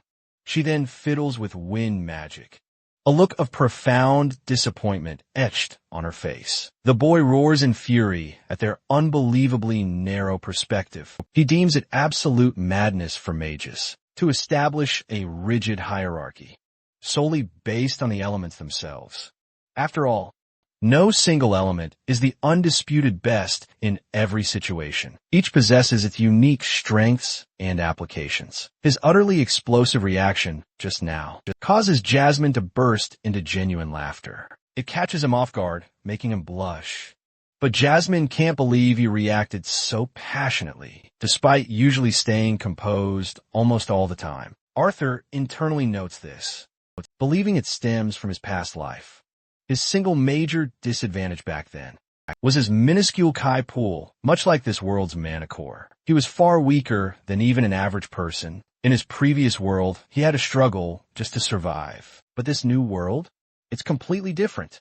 Here, people possess powerful elemental affinities, even though Jasmine possessed a dark yellow core for her young age. She was tragically unwanted by her own family. She'd never known the same happiness or loving treatment he always had. Jasmine shakes her head, explaining that people always seek ways to feel superior to one another, a fact she's simply accepted. As the boy gazed at her smiling face, he realized how the usually cold Jasmine now seemed vulnerable and human. Suddenly, their roasting stick caught fire, so she quickly grabbed Arthur's hand to use some of his potent water magic. After dousing the flames, they decided to finally lie down. Jasmine then sparks up a new conversation. She feels guilty about becoming his guardian, as she's so different from the rest. She's not like the other people, who are approachable and so knowledgeable. She thinks it's wrong for her to assume such responsibility without first considering his feelings. Arthur is absolutely stunned to discover this sensitive side of her. Jasmine releases a quick wind spell to playfully remind him not to tease her. But the boy counters her opinion, believing she made the best choice to volunteer. He's happy she isn't afraid to correct him, which is exactly what he needs most right now. Hearing this, her face lights up with another warm smile. The boy then suggests they head to sleep, but Jasmine seems to stay awake for a while, sharing a weird feeling she has. It's almost as if she isn't talking to a mere child. When speaking to the boy, he doesn't respond, so she assumes he's already fast asleep. But then we switch to Arthur's perspective, who absolutely heard her words, but simply couldn't respond with the truth. Morning finally comes around, with Arthur experiencing a nightmare of his life. He sees Sylvie looking like a damn alien, and instinctively shoves her away. Turns out this creature wasn't Sylvie at all, but an ugly-ass beast. Jasmine woke up sooner than him, and gave the boy a cheerful good morning. Arthur's a bit miffed she didn't wake him sooner to help with chores, but it turns out Jasmine had already done her part, but he was totally out cold regardless. She figures it's best for them to eat now. Arthur then decides it's a good idea to invite Sylvie to eat with them. What's genuinely amusing is she'd hunted down that same ugly beast from earlier and secured plenty of food for herself. Since she's perfectly fine on her own, they share breakfast and get ready to head out. Jasmine explains she's brought him to this specific spot to fight against him. Arthur hadn't even considered that. She wants to challenge him, to help him fix the critical stance issues plaguing his fighting style, almost as if his body isn't quite listening. She noticed it clearly during his fight against Caspian. Arthur immediately knows she's right and asks what they'll be focusing on. Jasmine dramatically draws her blade and explains that she wants to thoroughly test his raw physical prowess before they jump into any real missions. That's why she explicitly wants him to focus his mana only on his weapon. Arthur reaches for what he thinks is his sword, only for Jasmine to utterly shock him and command him to use his real sword. Arthur is absolutely stunned. She knew his secret, but Jasmine figured it out, judging by his personality and his practical equipment choices. He then grabs the stick and follows Jasmine's lead. Finally arriving, the boy dramatically unsheathes his blade, which greatly surprises her. He immediately gets into a fighting stance to take her on, so she mirrors his readiness in turn. Both formidable fighters are now absolutely ready to clash, and it's been ages since Arthur fought without reinforcing his mana at all. The fight begins with Arthur taking an aggressive offensive. Jasmine deftly blocks his initial attack with her twin blades and responds with precise counters to each attack. Arthur attempts a powerful forward thrust, which she effortlessly dodges as well. This intense fight quickly confirms his deepest fears from his previous chaotic fight. He's barely able to keep up with Jasmine, given her overwhelming, relentless flurry of attacks. Arthur finally manages to gain some distance, only to find her relentlessly advancing with her blade once more. He realized his mistake. His obsession with magic was a detriment, a singular blunder. Arthur quickly found himself pushed to the extreme defensive. As a swordsman, he was struggling, and Jasmine was expertly exploiting this very weakness. She pressed her advantage relentlessly. He faced immense difficulty without his magic to fall back on, pushing him to the brink of utter exhaustion. It was as if the magic he'd always relied on had become nothing more than a hindering crutch. Ultimately, his exhausted state couldn't possibly continue. Arthur, defeated, conceded the match, leading to Jasmine's swift and clear verdict. She valued his core techniques, but found his movements jarring and utterly unnatural. She also praised his undeniable intuitive talent. Yet, Arthur could sense she had been holding back to an unbelievable degree, further solidifying her earlier assessment of his skills. Jasmine believed he'd only become stronger with more experience gained in his teen years. However, Arthur had no intention of waiting that long. His new, radical training regimen would focus solely on his sword-fighting skill, completely ignoring any use of mana. Jasmine thought he was utterly insane if he believed he could survive dungeons without even activating his mana. But the boy confidently declared that he only needed 2 years to completely overcome that gap. A dramatic 2-year time skip then follows, right after the boy's bold declaration. During one of the regular guild gatherings, whispers began to circulate about a famous masked swordsman. One guild member passionately confirmed the rumor was true, as his friend had actually managed to team up with him once, and that this mysterious swordsman often traveled with Jasmine. The only detail his acquaintance ever mentioned about this boy was that he definitely wasn't a mage.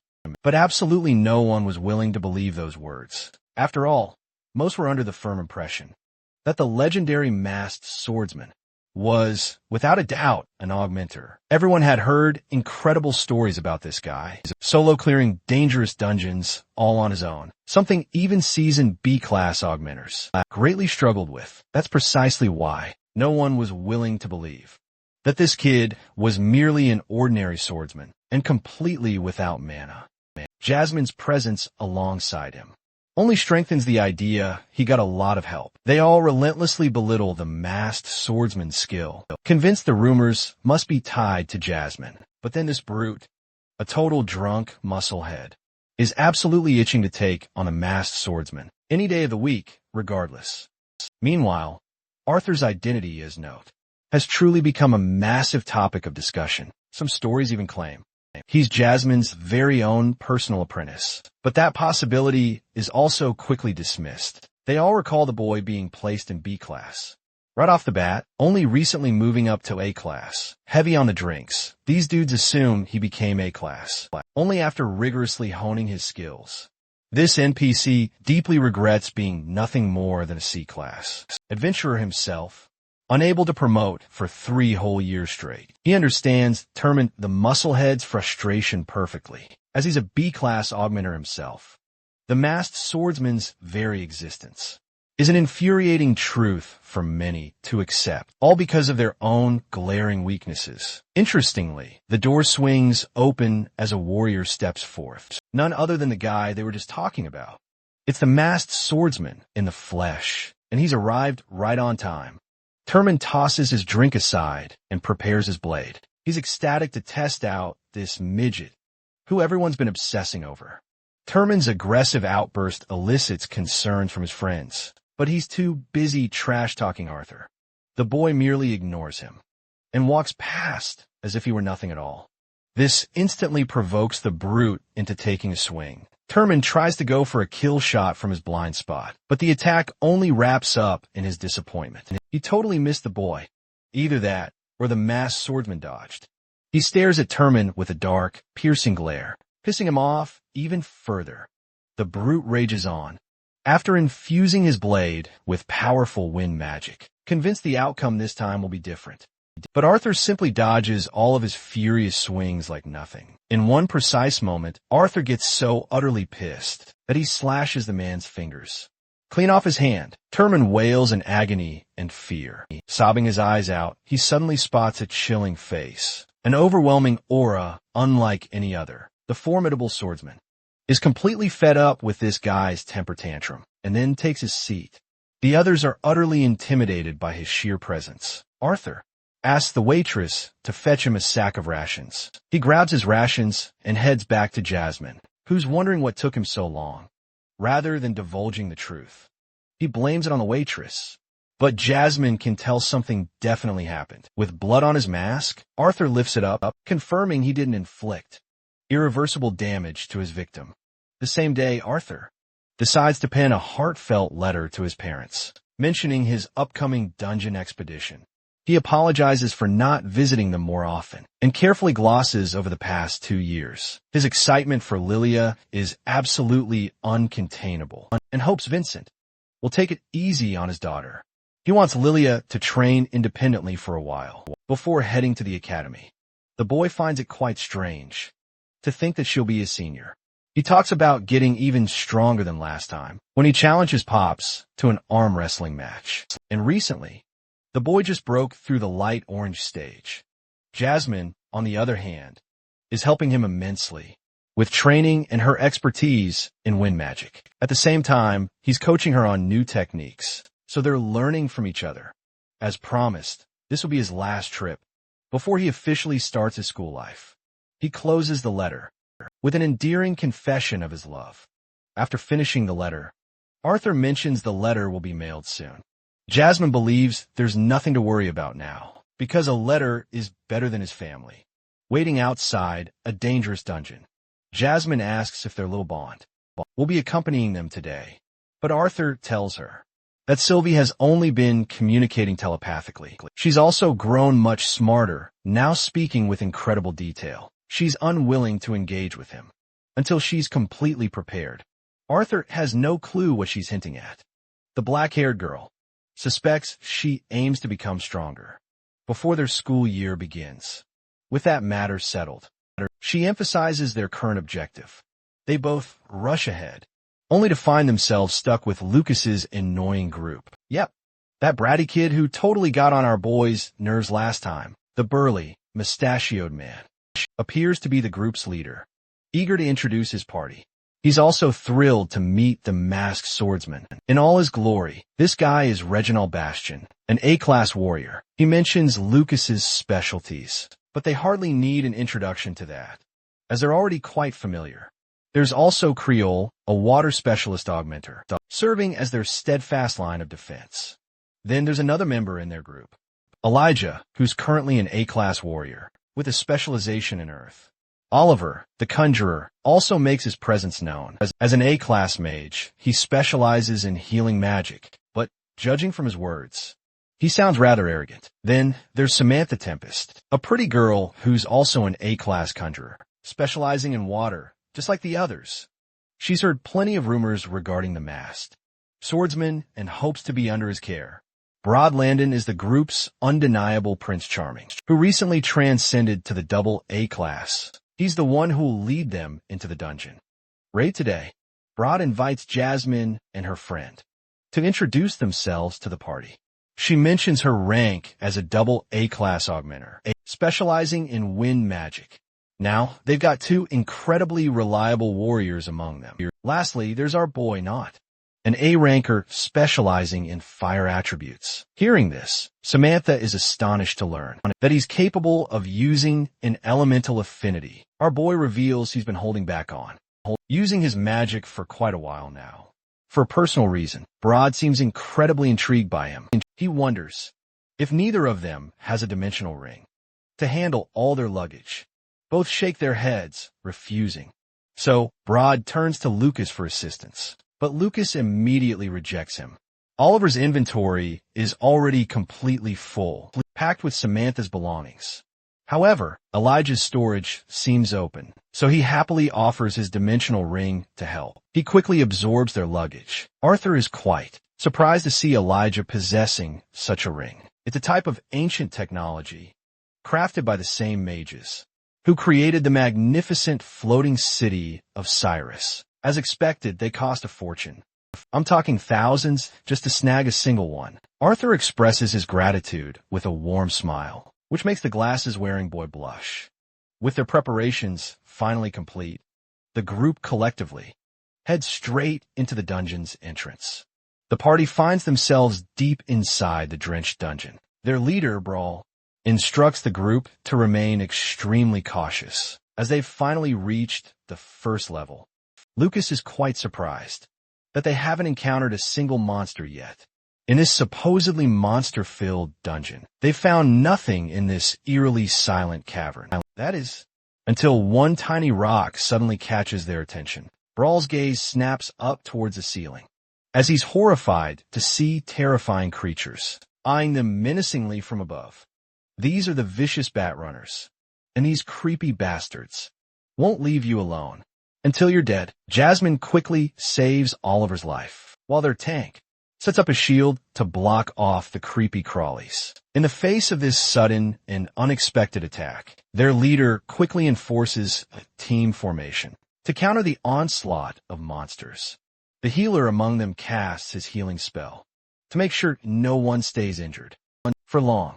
The bat runners prove unsuccessful in their attempts to take them all down, as even Elijah displays his formidable talents with earth spears. Brawl is absolutely tearing through those sons of bitches. He then realizes there's no point in wasting their energy. Meanwhile, Lucas, ever the defiant one, unleashes an enormous fire cyclone that incinerates these uglies in a single, devastating attack. However, the leader is extremely displeased with Lucas's personal decision on the matter, especially since they need to conserve their mana. He wonders if the kid even knows the kind of dungeon he's truly stepped into. Lucas, ever so narrow-minded, argues that he just wanted to prevent everyone else from wasting their mana.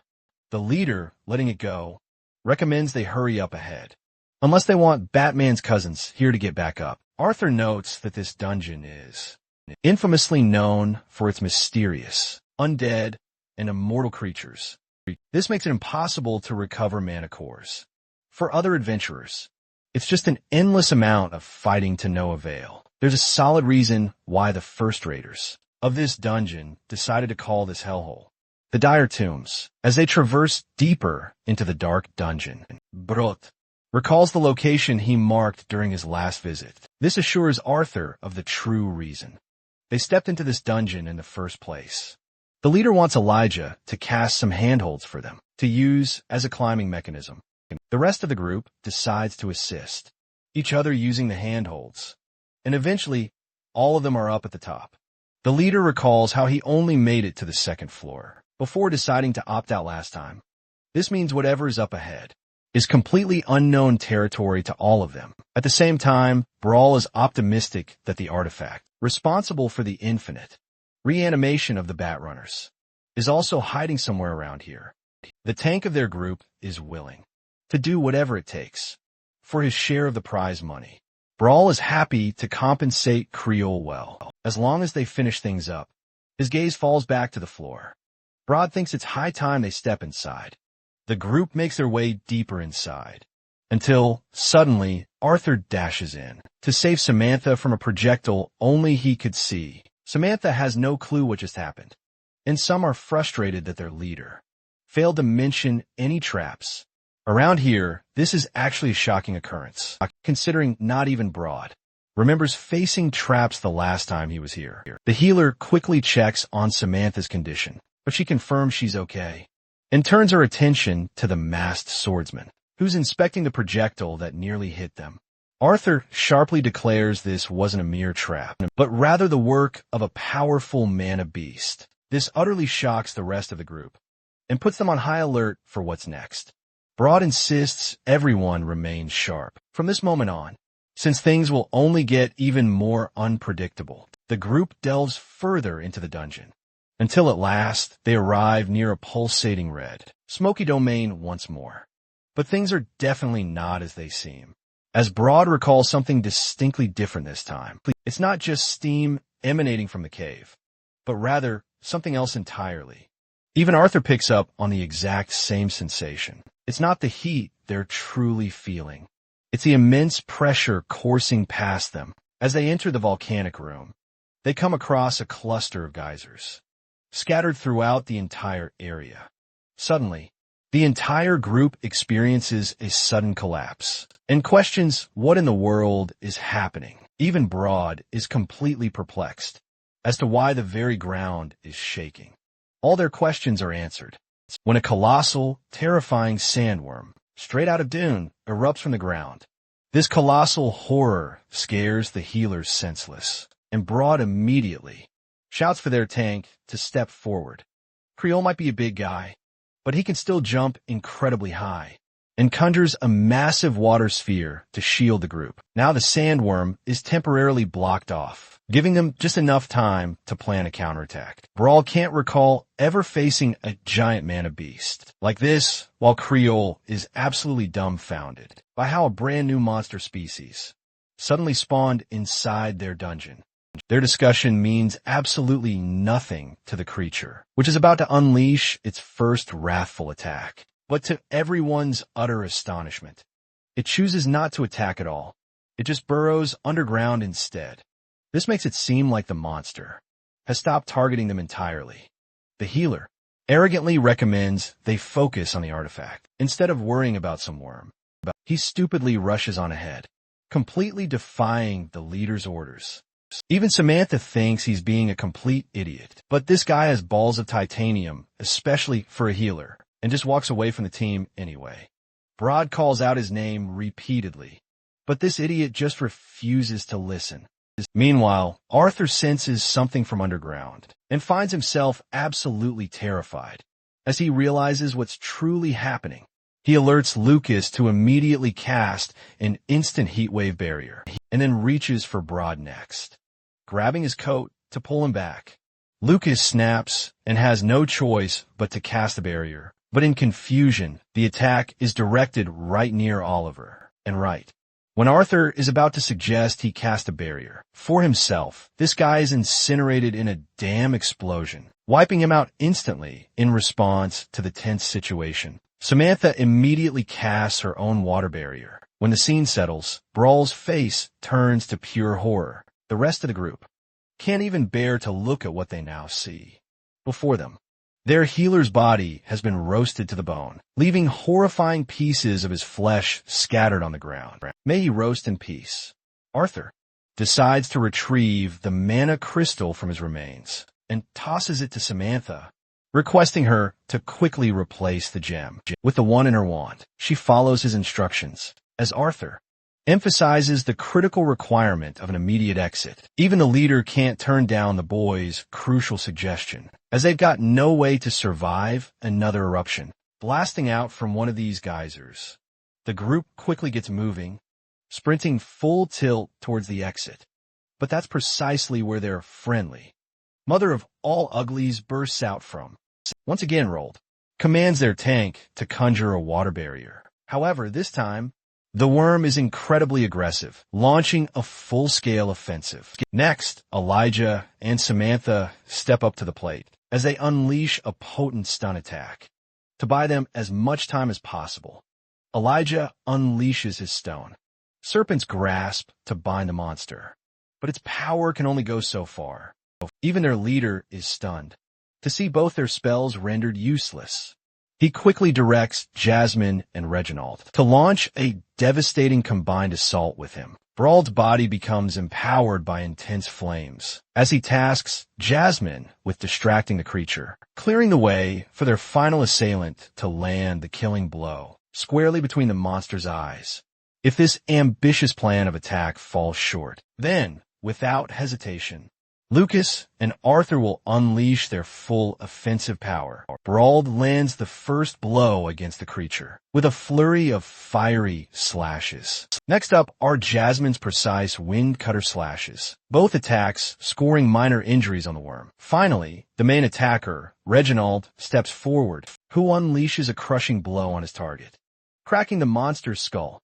Meanwhile, Lucas is conspicuously out of the picture, paralyzed by fear and refusing to join the fray. It's because none of the fire spells have proven effective against this monster so far. Arthur now believes he needs to intensely amplify his flames to an unprecedented degree if he hopes to truly challenge the worm's durability. He imbues his weapon with a searing orange glow before leaping swiftly into action, aiming to land the first critical blow on the monster, successfully severing some of its massive teeth. He quickly signals Jasmine to unleash her complementary attack, and she promptly follows suit by tearing into the other side of the monster's face. The worm now writhes and wails in utter agony as blood oozes from its crevices.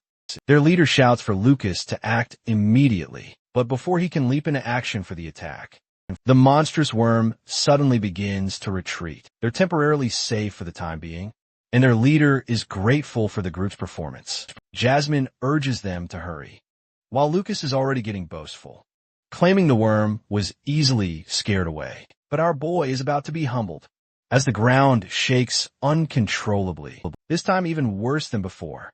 Arthur quickly realizes the worm's goal was never to kill them directly, but to wait for another devastating eruption that would wipe them all out. The entire team immediately sets up defensive barriers to avoid Oliver's tragic fate.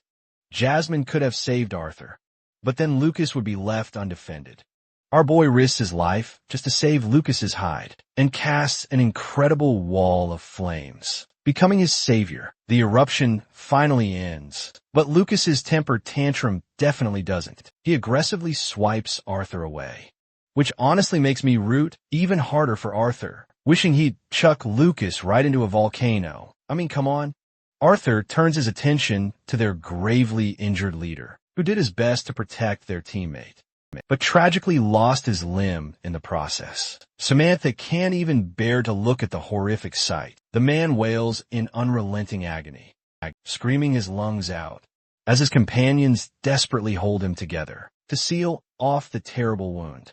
Arthur does his best with his sword, while Brauld is experiencing so much unbearable pain that he's practically crying his eyeballs out. After Arthur finishes, Samantha takes over to heal the man. This was a tedious job for the masked swordsman. Creole, being a hardy fellow, decides to share some of his sandwiches with the boy in an effort to cheer him up. He sits next to the kid, talking about his special emergency sandwiches for whenever he felt sad. The boy is grateful for his kind consideration and uses his instructions. Arthur crisps up the inside of the sandwich, making it incredibly fragrant and appetizing, enticing even Creole to want to taste.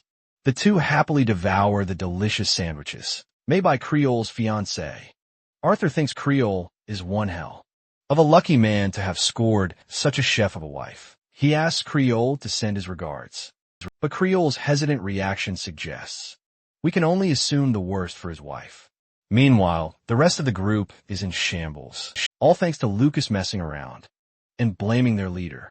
He's furious their leader is now effectively useless, and their main healer is also gone. A fuming Brawl roars at the arrogant child, who Arthur just saved at the last second. Arthur explains he wanted to save a teammate, specifically Samantha, sacrificing his limb in the process. Brawl snaps at Lucas for failing to set up a proper defense barrier in time. But Arthur, the masked swordsman, has had enough of their nonsense and confronts Lucas, calling him out as the main problem. Arthur quickly shuts down his nonsense by stating he doesn't give a flying fuck if he's the best augmenter or conjurer there is. All he thinks of him right now is that this spoiled brat is nothing more than a liability to the team. Hearing this, Lucas frustratingly leaves, while Reginald recommends their team leader get some rest. In the meantime, with Lucas gone, the boy confronts Arthur, their leader, demanding he make an immediate decision before they advance deeper into the dungeon. Reginald did suffer burns from the eruption, but his injuries aren't severe. The rest of the team is okay. But the only one truly in jeopardy is the team leader, Arthur himself. He demands Arthur decide here and now if they're going to push onwards or not.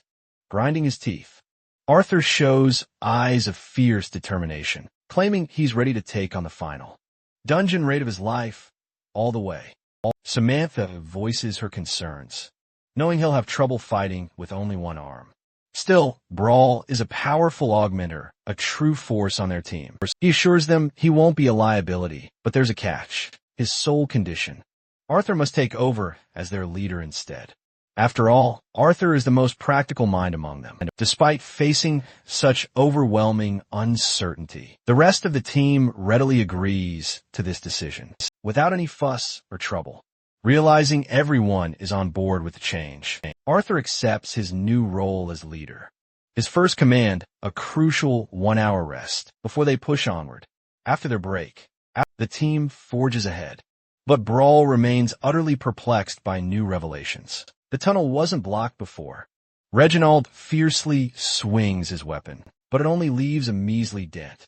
So this time, he unleashes his elemental affinity, coating his weapon with a rocky barrage, and casts an impact blast. Yet, it only etches a spiral. It's still not enough to break through. Tapping Reginald's shoulder, Jasmine prepares her deadly wind cutters. She suggests he try the same move again. The two lunge forward, unleashing a powerful dual attack. This time, it obliterates the tunnel's mysterious shield, creating a path for them to pass. Blinding light momentarily engulfs their vision, before the group stares in shock at a vast forest. Appearing out of nowhere, the team cautiously enters. The first thought that comes to mind is, how are there no support pillars? Which begs the question, why hasn't it collapsed? All around them are pretty flowers and an inviting space to rest. Creo suddenly claims he's feeling sleepy. It's a surprising suggestion, especially since they just rested a short while ago. Arthur insists they keep moving forward, convinced that something about their current environment is off. Cryo is unsure of what to think, but the masked swordsman's senses are going wild. He just can't pinpoint what's wrong with this eerie place. Just ahead, Jasmine spots a shrouded figure, and then she seems to fall under a trance for a moment. That is, until a loud thud shatters her illusion. Creole has just dropped his weapon. And there, he sees his late wife, Clara. Immediately, he tries to reach out for her, charging headfirst toward her. The rest of the group knows he made a rash decision, but their pleas can't reach him. Arthur realizes things are getting perilous and tries to stop him, but it's no use. Jasmine grabs him, claiming the mist is affecting all of them with its wicked illusions. This is precisely why Arthur's senses were on high alert. Earlier, he rallies the group together and explains how the mist is deceiving them all. Samantha is told to immediately cast a water barrier, which she does. She's also curious about this Clara person. Reginald sadly reveals the truth. Clara is already long gone, having been slain in a dungeon. Even Brawl was there to witness the horrific scene. They even buried her ashes with their own hands. So, Reginald believes it's impossible to still search for their teammate. But Lucas is absolutely fed up with their nonsense. He can't understand why they're still going against their agreed-upon plan of sticking together, despite being the senior adventurers of the bunch. Meanwhile, Arthur's attention is on Jasmine, who looks consistently dazed and troubled. The boy asks if she also saw an illusion. She reveals she witnessed her father's illusion, who beckoned her, as if to accept her. It resurfaced some painful memories for her. Seeing her distraught state enrages Arthur, and he comforts her, assuring her she'll be all right. She smiles in front of him, signaling she's okay now. Arthur now asks her to use a wind spell to dispel the mist. Unfortunately, her spells aren't powerful enough to destroy the mist completely, but she can clear a path for them to reach Creole. She casts 2 wind orbs and rushes forward with her spell. Arthur tells Samantha to lower her barrier, allowing Jasmine to use a powerful move called the Banshee's Howl, casting a strong, concentrated gust of wind that carves a path ahead. With the mist cleared, the group is horrified by what lies ahead. Massive vines that weren't even there moments ago, and they shrugged off Jasmine's wind spell. Just moments ago. First to attack is Lucas, already fired up and ready to rumble, unleashing his blazing crescent ember flames to incinerate the encroaching vines. However, these burnt vines remain strangely unaffected, shocking the fire conjurer to his core. The masked swordsman orders Reginald to prioritize, protecting the conjurers, until they can cast more potent spells. To deal a significant blow, Arthur empowers his blade with mana, and tells both Brauld and Jasmine to lead the charge with him. The 3 unleash their combined attacks, each cleaving through the vines with their blades. Arthur finds himself momentarily ensnared, so he unleashes a powerful vortex slash, cutting them all down. However, none of the vines are catching fire, which makes him wonder if their moisture is keeping them alive. So, he charges his sword and unleashes a second strike. This time, the vines can't regenerate, proving his strategy effective. He calls out to Brauld and recommends a searing spell for his weapon, but he's shocked to see the one-armed swordsman going absolutely berserk on the vines. He's lost his sanity, and Arthur knows it. He turns to see how Jasmine is faring, and she's holding her own perfectly well. Deciding to pursue Brauld, Arthur charges in. The reckless blonde finds himself completely restrained by the vines, with nowhere left to run. Thankfully, Arthur is there to save him, cutting the vines all down. He then turns to confront the former team leader, asking if he really plans to die in this dungeon, with how reckless he's been acting. Arthur urges him to fight smarter, using his brain, instead of just going crazy, as they still need him for the completion. Lucas gulps down a mana potion and decides to go all out with his flame spell. This attack is weaker in potency, but it boasts greater range and is far more flammable. Our boy is genuinely impressed by the spoiled brat's performance so far. Reginald shouts a warning to Elijah as a massive vine hurtles straight for him. Thankfully, Brauld has regained his senses and shields him at the perfect moment. This gives Elijah the opening to prepare his own earth spell, cracking the ground and making the vines plummet. Now, 2 of their powerful spells are effectively keeping the plant monster in check. And with Samantha's specialized spell, they should finally be able to locate their missing teammate. She unleashes her spell, powered by her new gemstone. Aqua Siphon, a truly unique skill, is typically employed to gather water from its surroundings. But in this critical situation, it's being used to siphon all moisture from the vines, leaving them utterly withered and useless. However, Samna collapses immediately after using the ability, only for Arthur to swiftly catch her.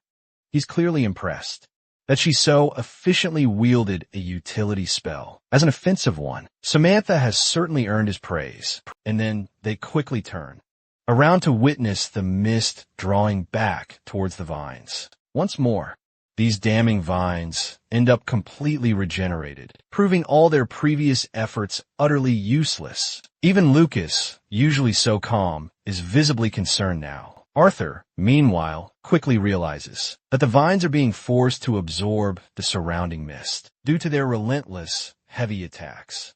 Unfortunately, before he can even instruct them on what to do, he discovers his entire team paralyzed under the plant monster's sinister command. As Arthur quickly turns around, he too feels a heavy, chilling shudder run down his spine. Those vines have monstrously transformed into a giant, eldritch monster ripped straight from a nightmare. Arthur's sword clatters to the ground as he beholds the nightmarish Goliath towering menacingly before him. This thing is like a sleep paralysis demon on pure steroids. Samantha is utterly overwhelmed with fear, surrendering at once. She finally realizes that the legend of the Elderwood Guardian isn't just a legend at all, it's a terrifying reality. Even Brauld, who's supposed to be one of the strongest, they also accept that surviving this dungeon is simply impossible. Arthur quickly realizes this blonde idiot has completely lost his mind again. Reginald is absolutely fixated on the creature, his freaking eyeballs practically bulging out. There's simply no way they're dealing with an S-class mana beast in a dungeon like this.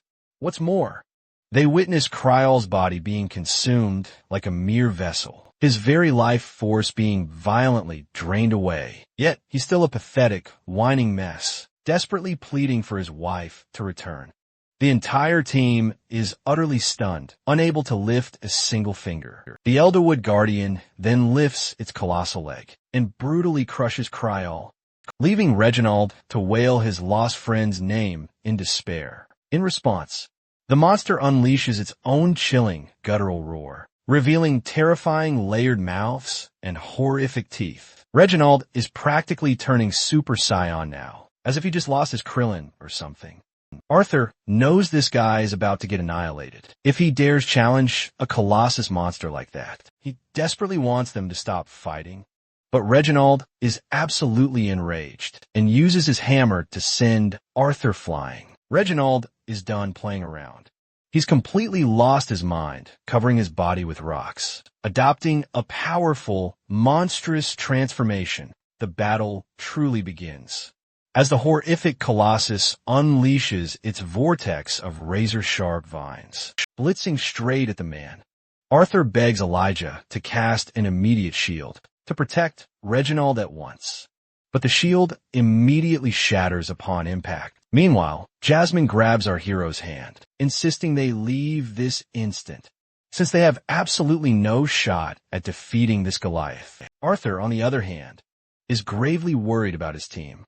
Elijah's barrier is slowly but surely being penetrated by the creature, and he's expiring his own life force just to sustain it. Arthur reminds Jasmine of his solemn promise to the team, but in response, Jasmine is teary-eyed as she reminds him she promised his family that they would make it back alive.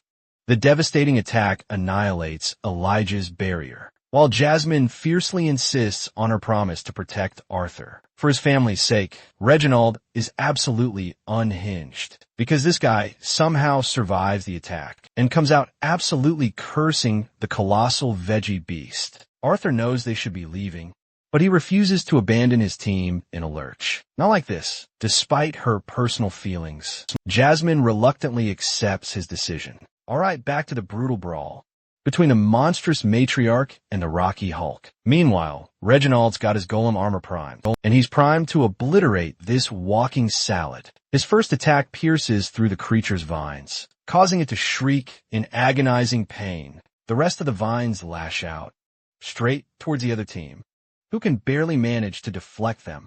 Reginald's attention snaps to the vines, lunging at him from behind. He clears them with a swift swipe of his weapon. But the relentless Elderwood Guardian still ends up ensnaring him anyway. Supporting Samantha's injured body, Arthur directs Elijah to cover Jasmine so she can escape with Brauld. Their sole goal now is to focus on escaping. That's until Arthur sees the Elderwood Guardian let out a deafening roar, its dominating presence absolutely overwhelming them. They're scared senseless to find Reginald completely ensnared. Arthur desperately instructs Lucas to burn the vines and save their teammate. But the fire mage is done playing games and points his blazing staff towards Samantha. But that was merely a clever misdirection to catch the masked swordsman completely off guard as his devastating spell pierces Arthur's body. Now, a quick recap of what happened.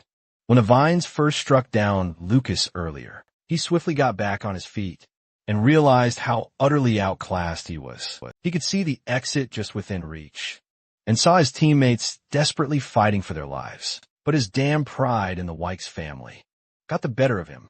So he grabbed his staff and defiantly reclaimed his stance. Lucas refused to let this go on.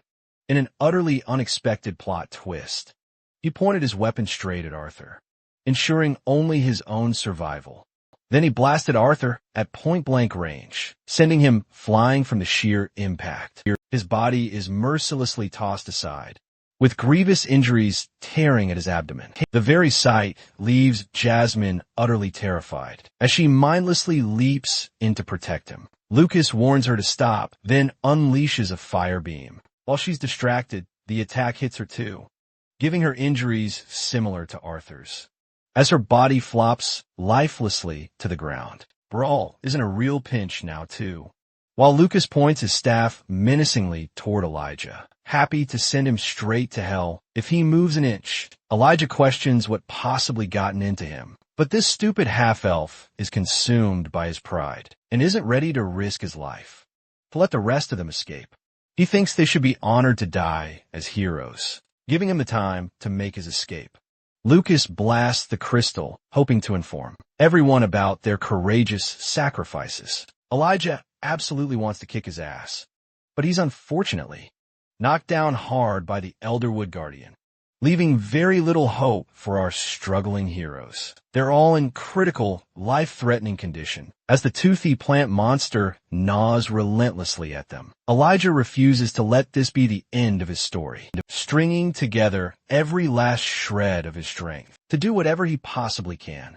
Coming to his rescue is the AA class hero, Brawl, who wraps his fiery flames around the grasping vines, protecting the boy at the absolute last moment. This time, the former leader is finally acting like a man and refuses to let these young adventurers bite the dust. The monster issues a menacing roar directly at him, but the flaming hero of justice stands utterly defiant as he marches forth with his blazing flame sword in hand. The hero leaps with a devastating, blazing sword strike, descending his full, fiery wrath upon the Goliath. Meanwhile, Elijah sees both Arthur and Jasmine in seriously terrible condition. The Elderwood Guardian's body is totally severed in half with Brawl's desperate final stand. But as the vines horrifyingly find themselves regenerating, the hero's flames fan out and his face turns to despair. The horrifying monstrosity staring him down is so absolutely fucking scary that even Brawl is scared right to the bone. He simply accepts his inevitable fate as the monstrous vine creature envelopes him with its tendrils.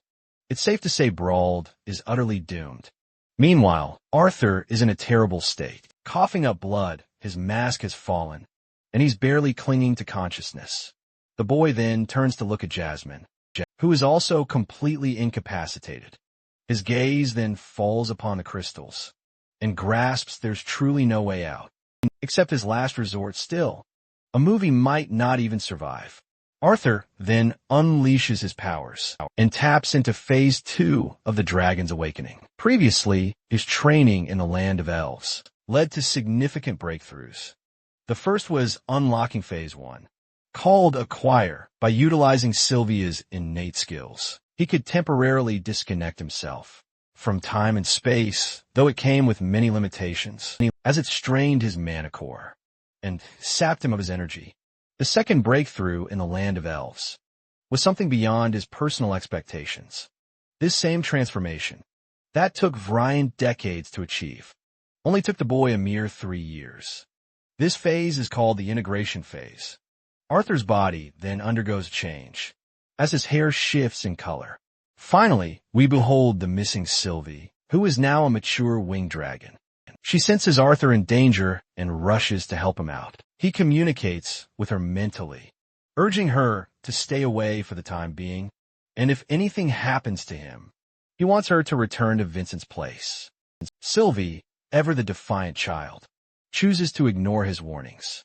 Arthur, barely able to walk, begs her to stay out of this. For once, she listens to his words, trusting that he's going to return home.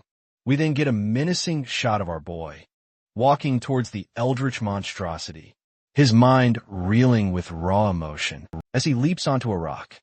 Arthur then casts an ice spell and focuses his undivided attention on the S-Class beast. He's the first to launch his attack, reflecting how Virion found it necessary to knock him out. The moment our boy entered the integrate phase, he aimed to finish this battle swiftly, to lessen the ability's inevitable backlash. Arthur's ice power froze the encroaching vine solid. Yet, even with his mastery over ambient mana, he struggled to fully contain the spell. With the vines immobilized before him, he lunged forward, freezing everything in his path, closing in on the monster's grotesque face. But Arthur's struggle intensified as the vines began to crack and break free, twisting even while still encased in ice. He refroze them just inches from his face. In fact, the devastating ability he'd just unleashed was called Absolute Zero, and it had utterly frozen the monster solid. With all the time in the world now, Arthur began to gather 3 elemental affinities within the palm of his hand. His body crackled with surging purple lightning. This ultimate attack obliterated the creature's face and pulverized what remained of its vines. With the monstrous boss finally defeated, blood gushed from every opening in his body. Our hero had saved the day, but at the cost of his very life. He collapsed to the ground, utterly spent, cutting back to the city of Xyrus. His family was having a tense moment. After Ellie had exhausted herself from training, they tucked her into bed, Reynolds watching over her. All of a sudden, a strange noise, followed by the ominous glow of a gem, put both of them instantly on edge. Arthur's mother was in utter disbelief, desperately hoping the ring was just malfunctioning. The boy's consciousness flickered, weary, his entire body racked with agonizing pain. He coughed up blood just as Elijah found him. Finally stirring, he pleaded with Elijah to shatter the healing crystal in his glove, precisely as instructed. Elijah swiftly sprang into action. He shattered the gem, unleashing a potent pool of healing magic that finally freed Arthur's fingers from his runaway ice. Magic, he felt a small wave of relief, but he just couldn't shake the memory of the cowardly bastard who had abandoned them. His mind fixated on thoughts of revenge for a moment until he suddenly remembered Jasmine and urgently asked about her condition. Elijah gestures to his side, just as she's knocked unconscious too. Unfortunately for her, the attack was far more brutal. Her body wasn't mana-enhanced back then, and though Elijah treated the burn as best he could, he's sure she sustained internal damage. On top of that, Arthur senses urgency, urging Elijah to use the second gem on her. Elijah doesn't hesitate, significantly healing Jasmine's injuries. He's confident she'll be good as new in just a few hours. Arthur's grateful for his birthday present, the powerful gemstones crafted by his mother. He recalls this immense suffering. Feels familiar to when he was just 4 years old. Switching over to Sylvie, she senses her father is now awake and lunges towards the dungeon's depths. Meanwhile, that scumbag Lucas is seen scrambling out of there, barely in one piece. Arthur tells his winged companion to simply focus on her training, since they're currently out of danger. He reassures her there's nothing to worry about, urging her to just concentrate on her training for now. Their conversation ends there, as Elijah checks on our boy's health. Arthur jokes he's in tip-top condition, ready to run a marathon. Bro's out here competing with David Goggins. He's incredibly persistent, that's for sure. Deep in thought, Elijah decides to change the subject, surprised to realize the masked swordsman is actually just as young as him. This makes our boy suddenly remember. He's lost his ultra-cool mask. Not even Elijah could locate it among the battlefield's ruins. That's fine, but Arthur's more troubled about his sword, jokingly asking if he found a stick instead. Thankfully, Elijah recovered the weapon by chance, which greatly relieves Arthur as he collapses once more. He's endlessly grateful to Elijah for saving their lives and protecting his weapon. In reality, Elijah could have prioritized himself and simply left the dungeon. It's a noble deed, truly noble indeed.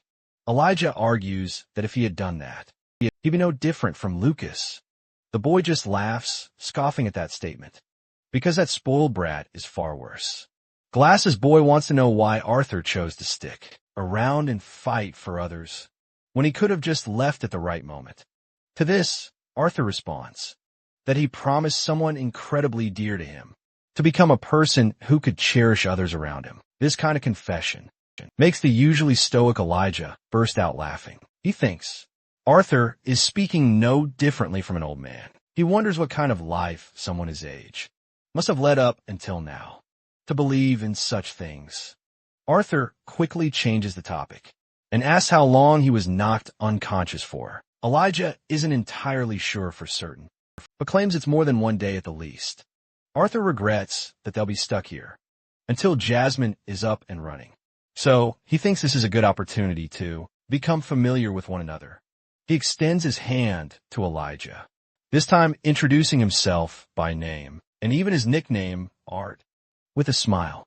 Thus begins the start of a new friendship.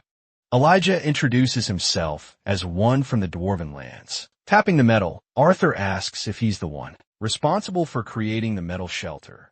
It turns out it was Elijah's only way to ensure the cavern didn't collapse on them. This means the Elderwood Guardian's body was the reason it maintained stability for a long while. Arthur knows for a fact that ordinary people can't create metal out of thin air, that is, until said person is a dwarf. Of course, Elijah realizes that his final secret is out in the open. Now, while Arthur is willing to hear his side of the story, Glass's boy thinks it's only a fair trade if Arthur also reveals what he did to turn his hair white and become a god.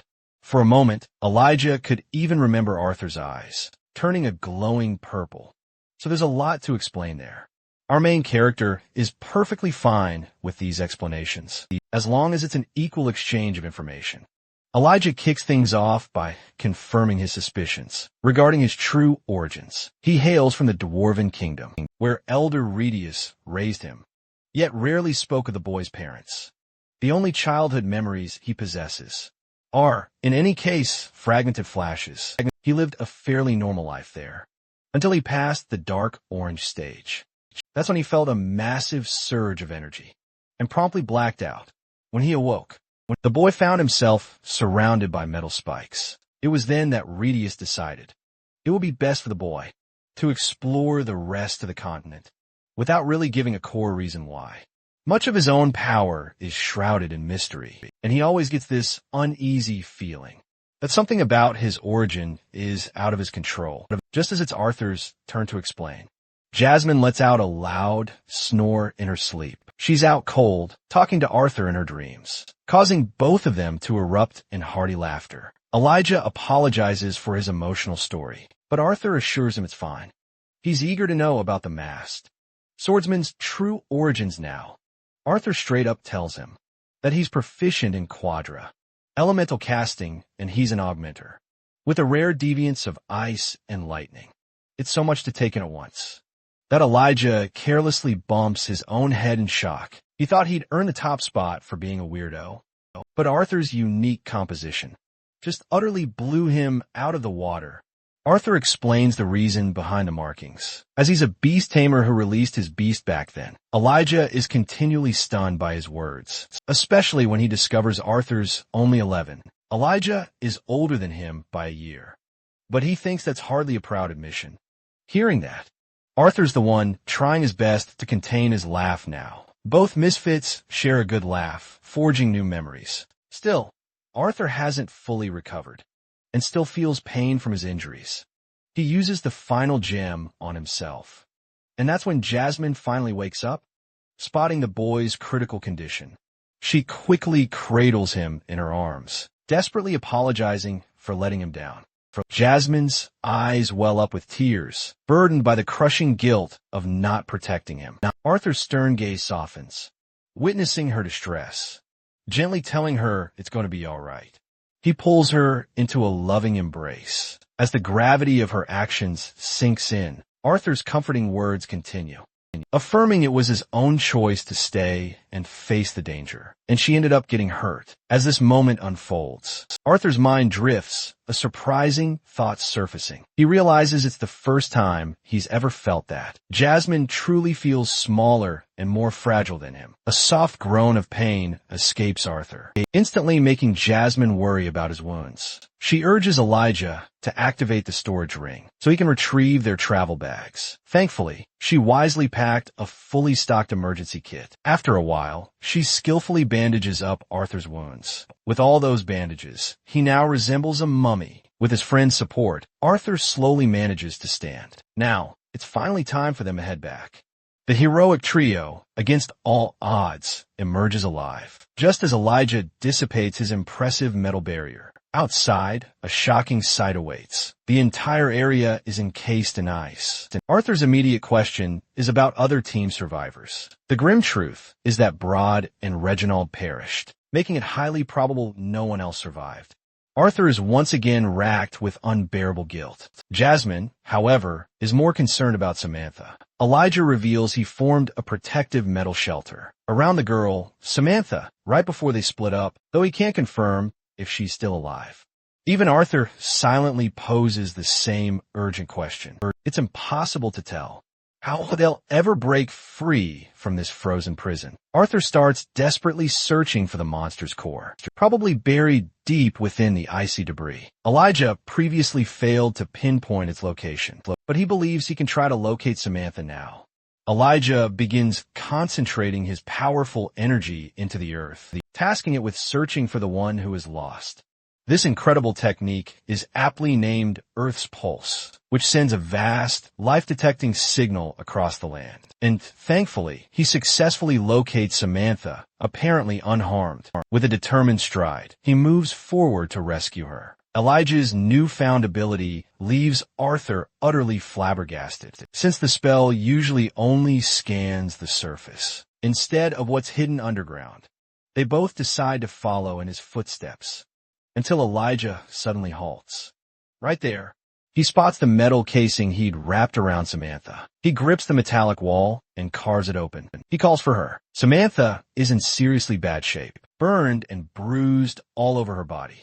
Elijah tries to reach for her, but Arthur deems it unsafe, as the vine is responsible for making her injuries worse. Thankfully, her breathing is stable, but her fever is concerning. Arthur is glad she's unconscious at the very least, otherwise she wouldn't have survived. But Elijah questions if that's truly a good thing, being the strongest of the group right now. Jasmine carries her flailing body and suggests they return. Arthur looks around, worried he won't be able to track the creatures. Beast Core, a priceless core of an S-class mana beast, will be lost for good. As the group walks along, they feel a sudden tremor beneath them. Elijah is worried and prepares a spell, but Arthur stops him because he knows what's coming. The dungeon ceiling breaks from above, and what appears before their eyes surprises all of them. A matured Sylvie, in her mighty form, is here at last. Arthur is stunned, to say the least, as she was tiny just a couple years ago, and now she's tall and strong. Sylvie licks his face, ruining our boy's hair. Elijah shudders, unable to comprehend how a wyvern could grow 4 limbs. Then it hits him. It's a dragon. A real dragon. Arthur confirms it, shocking him even more. He adjusts his hair and adores his bond, introducing her as Sylvie. Elijah can't fathom how dragons, who were thought extinct for centuries, have reappeared again. Arthur emphasizes that they need to keep her very existence a secret. Jasmine isn't a threat since she already knows. Sylvie gives her the same licking treatment, ruining her hair as well. Elijah is probably having the same reaction as us. He's trying to figure out just how an 11-year-old boy can be so overpowered, especially with a dragon companion by his side. Anyway, they decide to use her as their personal lift. Arthur instructs Elijah to hop on board, as it's time for them to escape this hellhole. They land just outside the boss's lair, traversing the rest of the journey on foot. Here, the group faces off against the Batrunners. the monsters end up getting scared stiff. After spotting a giant dragon so close by, Elijah is utterly confused, wondering why they didn't just bring Toothless here from the very start of the raid. As for Samantha, she's slowly regaining consciousness. They carefully place her on the ground to rest. She opens her eyes and finds our boy even prettier without his mask on. Arthur simply wants her to conserve her energy. Samantha reveals she's holding on to something incredibly dear and critical. She not only acquired the Beast Core, but also protected Arthur's shattered mask. Both actions bring a smile to his face, and he praises her wholeheartedly for it. Arthur thinks it's a good idea to split the Beast Core's profits after they sell it, however.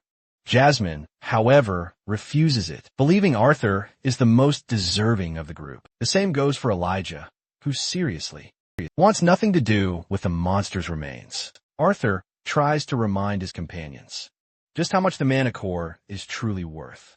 Samantha entrusts it to his care, emphasizing that she's only breathing right now because of Arthur's heroic final stand. She believes he's rightfully deserving of this reward. The boy accepts it as the rest of his allies are content, leaving the core in his capable hands. He thanks them for entrusting him and turns to Samantha. He checks her pulse and recommends both Jasmine and Elijah to get medical help as soon as possible. Both of them get up, but right before leaving, Elijah leaves his emergency bag with our boy to ensure he's well stocked with supplies in case he needs them. It's here that Arthur spots the mana scroll and feels an urgent desire to write back to his parents to finally put their minds at ease. With a message sent, he's relieved they won't be worried upon his return. Next, Arthur's curious how Sylvie grew so huge, explaining that by devouring cores, she hunts many creatures to get this big and strong, which of course makes him wonder if she can use her transformation ability. She demonstrates it proudly by molding her form back to the tiny little lizard we all know and love. The little girl draws near as Arthur gently pets her, while his own injuries are taking a rough toll, and it's going to take at least a few hours. Before help arrives, he thinks he'll be okay with his newly acquired Beast Core. Taking a deep, resolute breath, Arthur remembers the name of Lucas Wykes, the very same boy who belongs to a family infamous for its notorious reputation. One man's heinous actions caused Broad's death and inflicted dangerous injuries upon the rest of the group, while filled with a burning vengeance. Arthur wants to be careful how he settles things, but one thing is for certain. This time, he doesn't care how long it will take. Arthur will make sure to settle the score with Lucas, no matter what. The rescue team eventually arrived and took care of the situation. Samantha is rushed to the hospital, while Broad meets his grim end.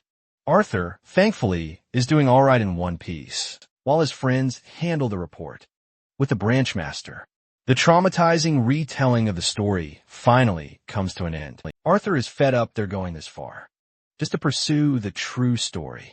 Each of them shared what they could, and Caspian lets them rest up for the meantime, when suddenly, Lucas Wykes, that bitch, strides in with his guards. Jasmine and Elijah immediately draw weapons to demolish this faker at once. But Arthur recommends they don't do anything for now. Lucas acts like he's the innocent one of the group, only increasing Caspian's headache. The spoiled brat then wonders how the group managed to escape a tight spot, and even accuses them of sacrificing a life to save their own necks. Caspian roars, standing up to silence him, but Lucas just keeps rambling on, claiming Samantha must have been the group's designated sacrifice. Next up, he then accuses Brawl of being the sacrificial pawn. His words are suddenly cut short when Arthur slams a blade right next to his face, slicing his ear clean without him even noticing. Lucas acts like he's the one under attack, but Arthur has clearly had enough. As he rises with overwhelming rage, each man experiences a strange shift in pressure. Lucas can't believe everyone's just standing around, not even trying to protect him. The guards are ordered to attack at once. In response, Arthur merely makes fools out of them all. Even in his injured state, he doesn't have to kill them, and casually dodges their attacks. Caspian warns the boy to be careful, as his premature actions could lead to trouble. However, Arthur has already thrown his fist for a strike. Turns out, he just wanted to retrieve his weapon, but that attack just scared Lucas absolutely shitless. That's for sure. This guy is literally shaking in his boots, while Arthur acts like he just wanted to reclaim his blade.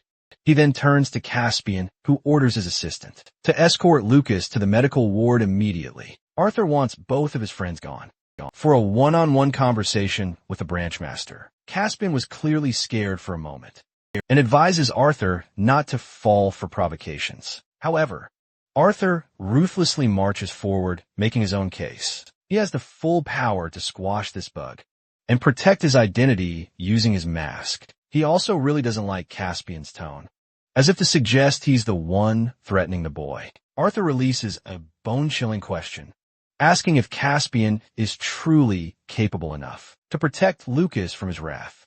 This time, his eyes are different. These are the eyes of a merciless killer.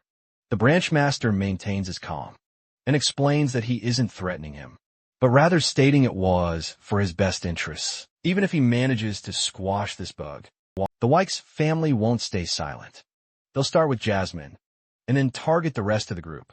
Their connections, he thinks, are too vast. It's unwise to earn the Wykes family's attention until Arthur develops the capacity to protect his loved ones. Even with his strength, it's impossible for him to deal with someone like Lucas's half-brother. This is an enlightening realization for Arthur, who thanks Caspian for his words. He then brings up the real subject of interest. He sits on the branch master's chair and claims that the guild would only do its best to benefit a talent like him. Caspian senses an air of confidence from him and offers whatever assistance he can provide. Arthur lays out a list of his demands and promptly exits the room. There, he finds his friends waiting for him, who are worried he might kill Lucas for sure. He changes topics, claiming he's seriously hungry. After all that, Arthur walks away, leaving both of his allies concerned over his state. Let's see how the hearing plays out. Both Arthur and Lucas are presented on each side for their case in front of the jury. They've concluded that, among the reports, Lucas is the rat who betrayed his party, and thus his ranking is stripped at once. Also, he can never be enlisted as an adventurer again. They want him to return his card, which is what follows.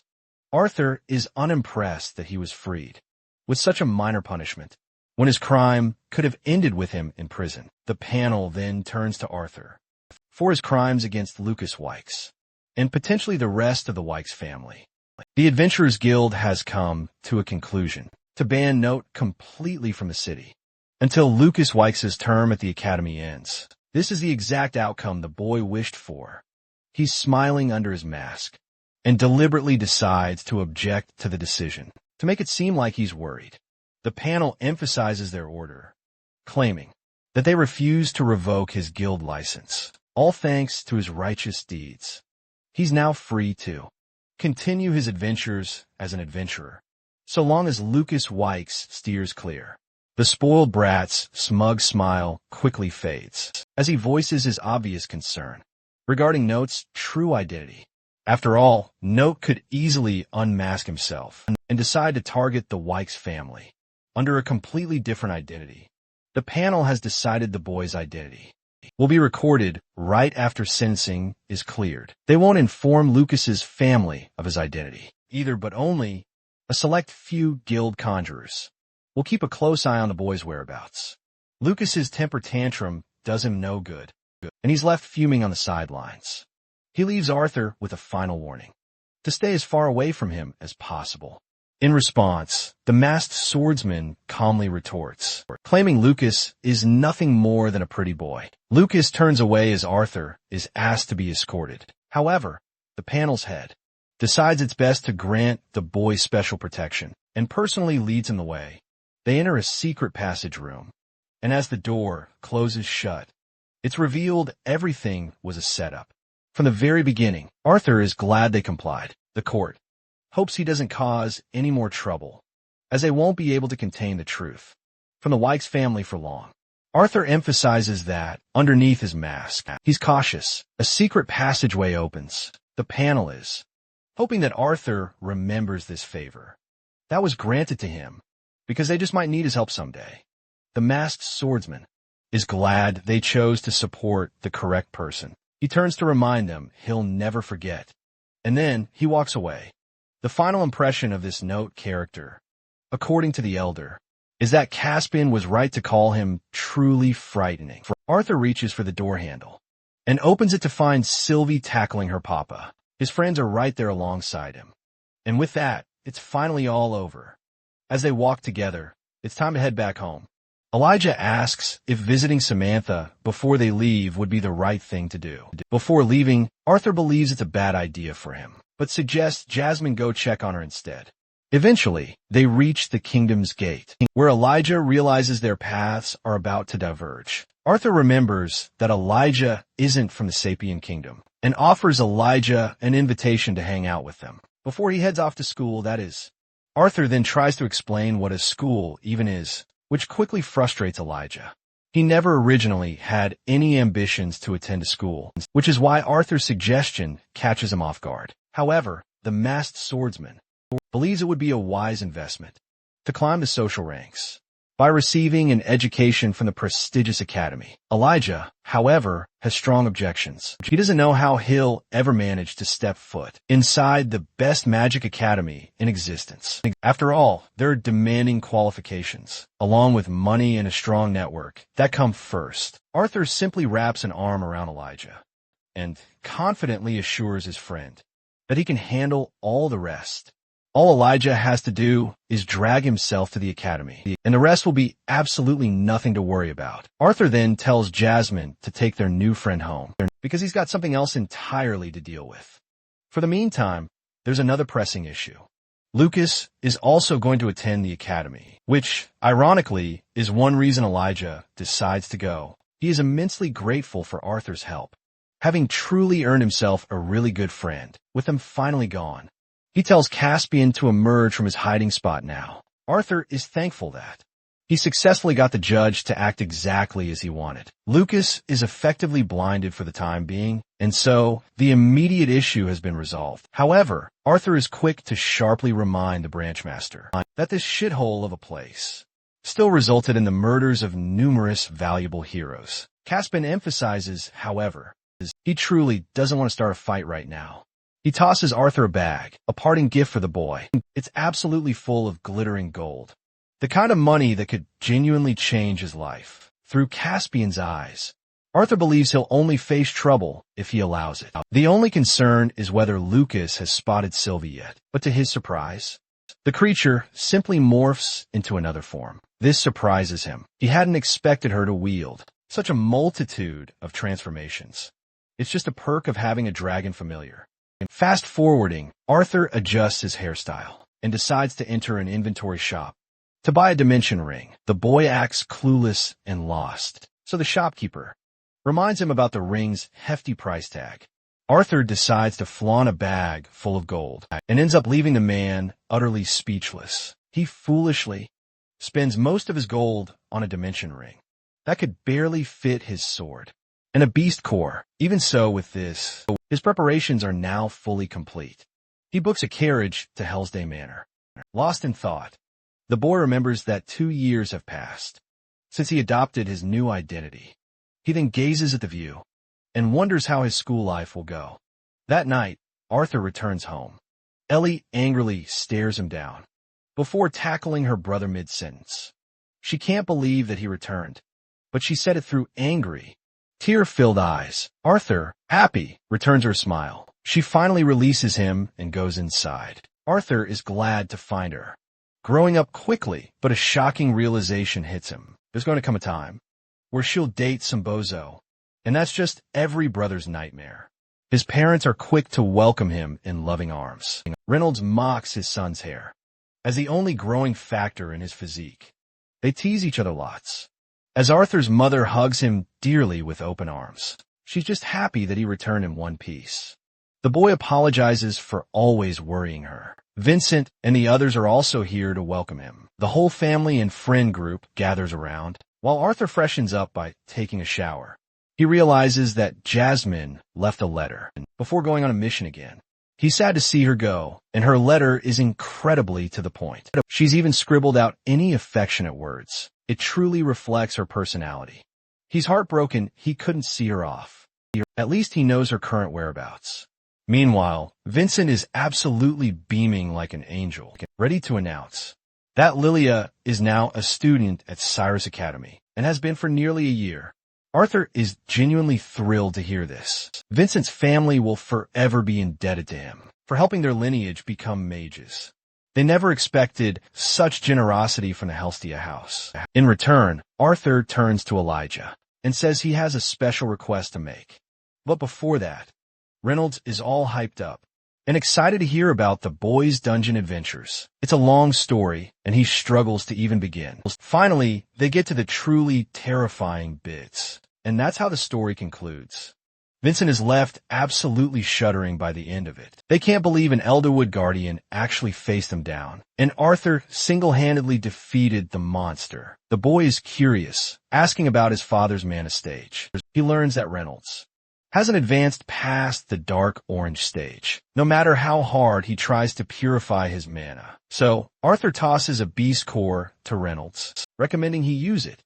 Arthur did use some of its energy to heal, but the rest is perfectly intact and powerful enough to break through his level. Reynolds hesitates, reluctant to accept such a gift, as this is something Arthur risked his very life for. None of them could imagine him gifting an S-Class Beast Core, knowing it would fetch an immense profit. However, the boy has his priorities straight and wants his father to catch up to him. Using this Beast Core, Reynolds has a striking, humbling realization. His son has truly surpassed him by finally achieving the light orange stage. This gives him the strength to grasp the Beast Core, promising to beat his son the next time they duel. The father-son rivalry just never ends. Later that same day, Elijah is enjoying a relaxing shower when Arthur foolishly barges in to deliver his pajamas. Arthur doesn't seem embarrassed in the slightest and quickly leaves as Elijah slams the door shut. The boy gazes at his mask, reflecting on how much has changed in 2 short years. Sylvia agrees, even though she's now taller than her papa. Elijah emerges from his shower, asking what took Arthur so long. Arthur explains he was chatting with Vincent, helping him secure sponsorship for the academy. Elijah beams with excitement as Arthur closes the door, confirming everything is looking good. That night, the dwarven boy is practically buzzing with excitement. Thrilled he'll finally be an academy student. He wonders if they'll even get enough opportunities to learn. Arthur points out that they're both super powerful for their age group, so it might actually be a boring experience, if anything. Even so, Elijah can't wait to encounter powerful rivals and awaken even greater powers. Arthur thinks the best benefit for him would be information regarding his 2 deviant affinities. Lightning especially exhausts his mana, while ice is tough to control despite his beast will. Worried, Elijah asks how they'll handle Lucas for the time being. The spoiled brat doesn't know about Arthur's identity, which is a good thing, since he only wants to challenge his entire family. When he's ready, glasses. Elijah is surprised Arthur can hold back so much. On the other hand, Arthur can't figure out why Elijah is so shy that he built a pillow fort between them. He teases the kid and gets a body pillow smacked right in his face, curious about relationships. Elijah asks if he'll be able to score a girlfriend at the academy, which completely surprises Arthur. Arthur thinks the nerd will totally end up finding a nerd girlfriend, and they'll have Jimmy Neutron for a baby. It'll basically be a whole nerd family. On the other hand, Elijah is easily confident our boy will be the Riss, Master 69 at the academy, with his lethal face card. Arthur assures him that girls their age just aren't his type, so there's nothing to worry about. Both of them head to sleep after that. Arthur wakes up and unexpectedly runs into Vincent, who's made contact with an inventor named Gideon, known for being one of the most accomplished, with his unique skills. The inventor's set to return to the city in 3 days, giving him a chance to make a quick detour before rejoining everyone in the city. Arthur's totally on board with that idea and curiously wonders if anything special is happening downtown. Vincent reveals that the royal families of all 3 kingdoms are set to make an important announcement which will be broadcast live in the downtown square. Our young hero is thrilled that Uncle Vincent is dedicating so much of his time to him. Arthur's eager for a meeting with Gideon, and he's ready to put the knowledge of his past life into action. Vincent's perplexed until they run into Reynolds, who quickly reminds him that he's got a crucial meeting to catch. The auction house owner bolts off, leaving the father and son together. The old man has officially ascended to the solid orange stage. Interestingly, the beast core stubbornly refused to crumble, even after he'd fully absorbed its power. He entrusts it to his son's care, before thanking the boy for his invaluable help. Later that day, Arthur finds himself utterly perplexed. He can't figure out why the jewel didn't crumble. It's only when he meditates and sees the haunting image of the towering beast that he realizes the beast still exists. Inside the core, let's explore how beast wills work. These things are absolute powerhouses that seriously supercharge the user's intensity. They're only obtainable when a powerful mana beast passes on their will, which makes Arthur excited by the thought of integrating two beasts. He puts that theory to the test by meditating and interacting with a horrific Elderwood Guardian. His body is enveloped in a shimmering coat of purple, as Sylvia's will manifests and terrifies the giant. Arthur breaks free of the experience and has confirmed one crucial thing. The two beast wills are fiercely at odds with each other. He wonders why his father couldn't absorb the entire crystal.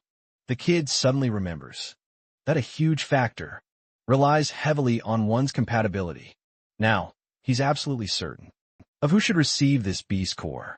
He can't help but wonder how Tesh is doing. The next few days just flew by. He kept up with his training and enjoyed some quality time with his family, just like any ordinary kid.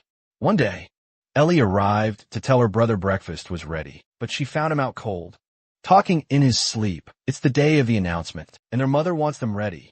Ellie is getting annoyed and decides it's a great idea to slam her brother with full force, knocking the daylights out of him. Arthur teases her for developing such unladylike habits, while Ellie reminds him to grab breakfast. As she leaves, she hums a tune, while our boy is left there, wondering why his sister has to be so damn violent all the time. Skipping ahead, we see Elijah and Arthur deciding to check out a few stores, while our boy is hard stuck with his savings.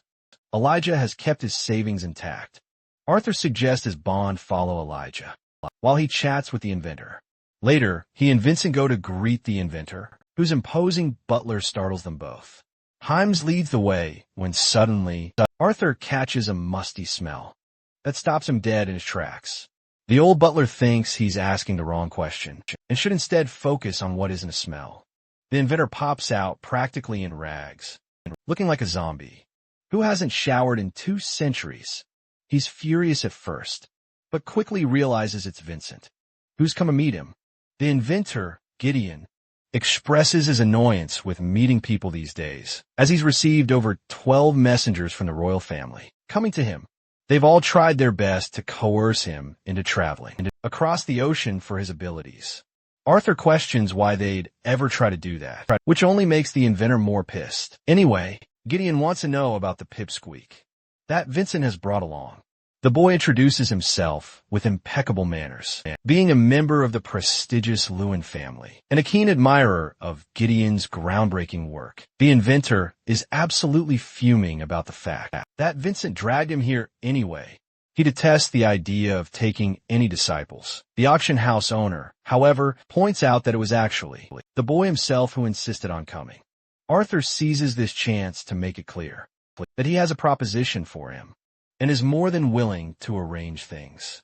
So this musty, smelly old grump won't have to cross the ocean alone. The inventor listens intently.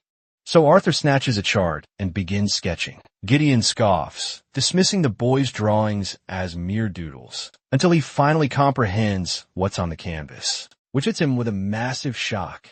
Gideon's face darkens with each passing second as he reads about an engine powered by steam and generated by external materials, an idea so brilliant even the great inventor himself hadn't conceived of it. However, even with such a revolutionary concept, he senses something crucial is still missing. Arthur admits he intentionally omitted some vital details, which he'd be glad to share once their negotiations are complete. The inventor quickly realizes this smiling boy is no ordinary child. Shaking off his surprise, he orders his butler, Himes, to show the boys something truly magnificent. The chest springs open, revealing a brilliant, crystallized diamond in all its glory. But Arthur remains unimpressed.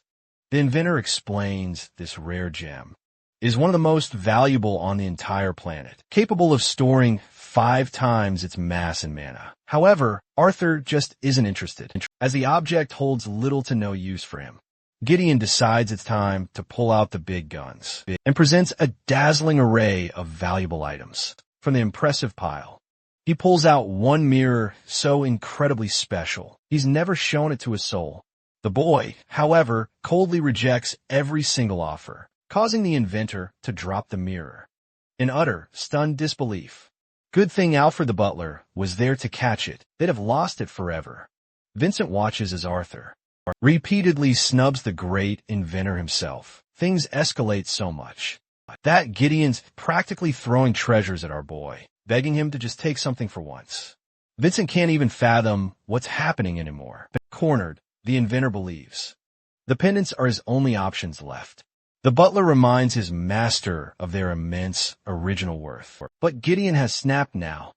Himes quickly dashes off to fetch the pendants, returning a moment later with 2 ornate boxes. Both are dramatically snapped open, revealing the finest pendants ever crafted, fit for the royal family themselves. Arthur meticulously inspects the object in his hand, realizing it was forged from a phoenix worm's core. His astonishing knowledge absolutely stuns Gideon. Not even Vincent had known about them. Gideon goes on to explain that phoenix worms are a race of S-class mana beasts, typically regarded as just as rare as legendary dragons themselves. They're renowned for their power to preserve their very existence, which is how they imbued the same ability inside the pendant. It's a truly brilliant concept, because a phoenix worm can protect itself. In the face of danger, it projects a protective shell, conjured around the person it's meant to protect. But the true magic happens after the shield breaks, as the immense mana stored inside the pendant is instantly consumed by the wearer, transporting them to the absolute safest location. In their mind, it's simply the ultimate defensive artifact. Arthur then inquires how many times he could exploit this ability to his advantage. The inventor can't say for sure, but he's sacrificed 5 precious Phoenix Beast cores, which are, of course, typically considered the most valuable of all S ranks. He thoughtfully counts on his fingers and calculates the artifact should be robust enough to use twice. The boy immediately thinks of both his mother and sister, considering the life-saving effects of this incredible object. He also quickly recalls that these artifacts were originally crafted for the royal family. The inventor confirms that, indeed, they were responsible for donating those very cores. But ultimately, he couldn't care less about that. All he truly cares about is Arthur's unique little idea, and precisely what the boy is aiming for. Arthur pretends like he just wants to give his sister a thoughtful birthday gift, but even Gideon can sense the lie beneath his skin. The boy then adds one critical condition to his knowledge, stating he won't reveal any information whatsoever unless he first knows the inventor's true intentions. Gideon scoffs, thinking it's pointless since he'll find out soon, with the upcoming announcement anyway. Arthur, however, points out the shortcomings of speeches reserved for the masses. He wants to hear the cold, hard truth directly from the inventor himself. The inventor wonders if he'll just drop the deal for the pendants, if he simply reveals his goals. But Arthur is absolutely relentless in his negotiations and isn't planning to back down even an inch. Gideon is practically begging for him to just take 1 pendant instead of 2. In response, Arthur wears a happy, mischievous smile and lights a torch in his hand, threatening to burn the very drawing he just made. The inventor quickly realizes he's dealing with an unexpectedly capable brat. Vincent then pounces in, vouching for the boy's promises. At last, Gideon gives in and reluctantly decides to leave the pendants in the boy's care. He then talks about how, only last year, They shockingly came to entertain the idea of there being a second continent beyond Dikathan. This information absolutely stuns Arthur. While Vincent can't believe the rumors are actually true, he was informed by an employee of the royal family, who explicitly told him not to pass on the information. Gideon's confirmation just now, however, has added another layer of undeniable truth. The boy falls deep into contemplation and asks for concrete proof of certainty. The inventor is nearly offended that Arthur thinks they didn't compile evidence for such a significant fact. He sits down on his chair to explain everything in intricate detail. It turns out that a few years ago, they discovered a unique artifact attached to a powerful mana beast. An artifact never before seen on their continent. It possessed the unique ability to camouflage, completely blending in with the surrounding world. Vincent is utterly shocked and wonders how on earth they managed to catch it. Lady Luck was definitely smiling on them that day. An adventurer aimed to strike down a squirrel, but ended up hitting the bird instead. Attached to it, they found an artifact so intricate that not even the great inventor could possibly decipher its secrets. The artifact's purpose isn't revealed to anyone, unless they're from the royal family itself. So, Arthur threatens him by threatening the blueprint. Again, now absolutely fuming, Gideon reveals the artifact efficiently records moving and still images with incredible ease. The boys are curious if that's truly everything, and Vincent thinks it's the best kind of proof. But Arthur doesn't get how that could possibly work, as any inventor could have made it. In the Dikathan continent, the auction house owner then explains that he's already introduced Arthur to one of the best artificers known to the world. It just so happens that Gideon is at the absolute top of that list for being the greatest artificer this continent has ever seen. But our boy here is seriously doubting this guy's reputation, causing Gideon to absolutely lash out, claiming he's living proof of the fact that there can't be a secret artificer, like Arthur is suggesting. The boy outlines how foolish an idea it is for the royal families to conclude there's another continent, based solely on Gideon's inability to comprehend the artifact. The inventor agrees and adds that the same artifact had recorded images of all three kingdoms, complicating the entire matter. Arthur's calm reaction sends Gideon's temper flying as he highlights the dangers of stronger, better mages and inventors on the opposing continent. Our boy confirms he's already well aware of the dangers, but he doesn't want to just imagine hypotheticals. Instead, he's ready to showcase how the steam engine could prove the existence of a new continent, or not. Later that day, Vincent remarks how Gideon's the happiest he's ever been, ever since receiving that blueprint. But even the auction house owner couldn't fathom a steam engine powerful enough to propel a massive ship across the ocean. Arthur muses that it's totally normal for this world's inhabitants to have grown utterly dependent on mana, completely forgetting the potential of technology. While Vincent prattles on about his own nonsense, Arthur zones out, remembering how easily he could manipulate harmless technology into a powerful weapon for his family. Still, the discovery of a second continent beyond their own truly excites him. Sylvie contacts him, telling Arthur she's on her way to see him. And Big Glasses Boy, aka Vincent, Elijah finishes his shopping spree and rejoins the group. He simply cannot wait for the upcoming announcement about the unification. Arthur knows for a fact that this unification is absolutely tied to the newly discovered continent. Vincent suddenly acts like he already knows the contents of the announcement. Elijah then spots a violent scene unfolding. Right in front of them, a boy is brutally kicked, collapsing to the ground, begging for his life. The bully is a scummy brat who despises dwarves and mocks the child for using mana to protect himself. He orders the kid to release his mana immediately, and when he doesn't comply, the punk uses his pipe to beat him down. But Elijah quickly tackles the fool and rushes to check on the boy. The bully, with a forehead that rivals Mount Everest, gets up and backhands Elijah across the face, knocking his glasses off. The bully is offended they ruined his fun, while Vincent, attempting to act like an adult, urges them to call the guards before things get worse. However, Arthur grabs his hand and stops him because he is absolutely livid. Elijah is now one of their victims. But Arthur can't use magic to save him, as it would put them all in deep trouble. He maintains his calm when one of the bullies recognizes the symbol from the Darv Kingdom. On his uniform, they're surprised to find this discovery, as the bully grabs his hair and asks if he jumped in to save one of his own. Elijah's in a pinch and can't win the physical fight, when suddenly, Arthur comes up from behind with a pipe of his own.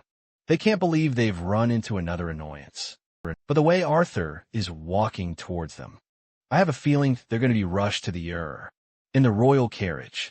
Curtis is disappointed that they have to travel with so much discretion without their parents. Their guard expresses that the event is tightly guarded, so there will be nothing to worry about, as he's their greatest protection. This is to respect Princess Kathleen's desire, not to catch any attention. She wasn't planning on coming here in the first place, but came because of her brother's interest. Curtis thinks it's a miracle that a girl like her could survive the clutches of the royal family. For so long he teases her, thinking that she'd be locked in a library all day. If not for him, she bites back, reminding him that he considered her a last option after his friend canceled moving on. So Curtis regrets leaving his bond, which, if you guys recall, was a rare lion mana beast. Unfortunately, the beast is just as big as the carriage and not yet trained for the job. Curtis tries to seek Kathleen's approval for Grotter, but she's busy eyeing down someone. This someone just so happens to be our boy. Back to the scene at hand. Vincent is out here afraid for the children's lives. He thinks this is surely the day Arthur becomes a murderer. So he pounces in front and tries to control the situation in his hands. In response, the bullies call him an old fart. This makes him pissed, because he's doing his best to protect them, and here they're calling him old. Arthur calls for Vincent's name, and with an innocent yet brooding smile, requests that he move aside. A chill races down his spine as he clears the path for the boy, already accepting these lousy kids are dead meat. Green Hair wants to play hero, so he's up first, approaching with a pipe in hand, only to get absolutely walloped in the face, with an attack so utterly devastating that it leaves the rest of them frozen in shock. The blonde one wants a piece of her boy next, so he approaches Arthur, flaunting his trained sword skills, oozing with overconfidence, a technique passed down through his family. But Arthur's eyes easily cut through the feints, perfectly keeping track of the boy's movements. The kid tries to land a deceptive feint before unleashing an ultra-fast lunge strike. Yes, that's actually its name. A ridiculously obvious name, by the way. Arthur stands his ground, dodging at point-blank range, as if fear were a foreign concept to him. He stares down his opponent, then merely slaps him back, breaking the pipe with the force, even after it was reinforced with mana. Arthur is absolutely brimming with confidence to finish this fight just by throwing hands. The group's leader instantly calls him cocky, but this dude has no idea what's about to hit him. Jamiel possesses a technique called Trident's Fist, a punch far more extraordinary than any normal strike. He's hoping to remind Arthur of his place in the world, but when the boy coldly advances toward him, terror sets in from those paralyzing blue eyes. He can't fathom how a mere kid like Arthur could possess a more damning pressure than that of his own adult father. Regardless, he swoops in to attack, only for Arthur to chuck a fist right into his face and beat the ever-living daylights out of him. This dude's face gets an instant, painful makeover as he's sent crashing hard to the ground. He gets back up, reinforcing his attack with magic, unleashing it all at once in response. Suddenly, an icy shield manifests to protect them. A girl with luscious, dark hair has stepped up to save them all. It's Princess Kathleen.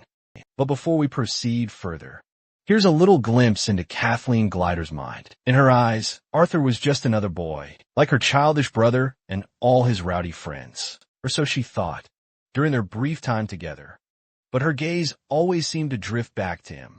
Perhaps that's how she came to realize he wasn't like the immature boys she'd grown to dislike. Arthur was different. as she steps forward, freezing everything in place. Her brother, Curtis Glider, also steps forward, demanding to know the meaning behind all this commotion. The guys who were trying to bully Elijah now begin to cower in absolute fear, and they quickly drop to their knees, bowing their heads to the ground, begging for mercy. In their pathetic defense, these bastards claim they were just enjoying their time, you see, just casually chatting with each other, when that barbaric peasant suddenly started beating them up. For absolutely no reason, of course. These baseless allegations annoy the absolute hell out of Elijah, and before he can even speak in his own defense, this loudmouth bastard quickly interjects, claiming that he and his friends, get this, are actually the ones being bullied here. Meanwhile, Elijah helps the injured dwarf kid stand up. Seeing the banged-up kid, even Kathleen Glider can tell. These bastards aren't telling the full truth here. What they've rattled off so far simply doesn't explain how the dwarf got injured. On the other hand, though, it seems her brother isn't quite as sharp as she is, and he quickly believes these bastards' words. He immediately begins interrogating our boy, asking if what they're saying is actually true. But Arthur isn't here to entertain questions from a clown who doesn't have enough brains to see through their obvious lies. The bullies on the ground find a sudden spark of hope when they see how nonchalant and completely arrogant Arthur is being toward the Prince of Sapon. They're sure Arthur is absolutely doomed now. The escort knight quickly steps in, trying to stop Arthur from just walking away after insulting the Prince of Saipan like that. But my guy, he grabs that filthy hand of the knight and apologizes in a cold, sharp tone. He makes it crystal clear that his speech just tends to turn crass whenever he hears bullshit. Arthur's grip is so incredibly strong that the escort knight is left rethinking all his life choices. But before things completely escalate into a full-blown mess, Vincent steps up and tries to apologize on Arthur's behalf. He explains that what Arthur truly meant to say was that the boys on the ground are the ones lying. The prince is quite startled to see Vincent. Helsty is here. Vincent quickly explains that they were on their way to the announcement at the plaza when they came across this group of hooligans bullying the poor dwarf boy. As if to seal the deal, the beaten-up dwarf boy even coughs up blood, making it painfully clear he's seriously injured. The prince finally channels all his annoyance toward the bullies and demands to know their identities. The first guy introduces himself as Jamiel, the firstborn son of House Trident. As soon as the prince hears the mention of such an influential and renowned house, he finds himself at a loss. While it's obvious Jamiel has been bullying the dwarf boy, the prince can't help but remember that the Trident House is a major donor to both his family and Cyrus Academy. Since he doesn't want to stir up any bad blood or animosity, the prince is left unsure of what to do next. Meanwhile, it looks like Princess Kathleen already knows exactly what should be done with these bastards. But before she can hand down her judgment, her brother cuts her off. Contrary to what his sister wanted to suggest, he tells everyone to just reconcile and move on, especially since, according to him, there are no serious injuries or major damage. This bastard, Jamiel, had already expected the outcome to swing in his favor. After all, his father pours copious amounts of gold into the kingdom, which makes Jamiel practically untouchable. But we all know Arthur isn't about to let this incident slide. He quickly turns to Uncle Vincent and asks if he still has the communication scroll. The moment Arthur gets his hands on it, he wastes no time, immediately calling Cynthia Good Sky. Hearing this, Jamiel scoffs, thinking Arthur's a complete clown for foolishly dragging the Cyrus Academy director into this. Initially, Cynthia sounds thoroughly annoyed, thinking it's just Vincent on the line. But her tone shifts dramatically the moment she recognizes Arthur's voice coming from the communication scroll. She instantly switches from annoyed to utterly chummy, even a little smitten. This leaves everyone standing behind Arthur, completely bewildered. Arthur, however, doesn't waste a second. He immediately tells his old friend that he wants her to expel Jamiel, Trident, and his entire group from the academy for racial bullying and for using lethal magic within the city limits. At first, all the guilty culprits start flinching and trembling nervously dreading what might come next. But then Cynthia casually asks what's wrong, and what Jamiel tried and did.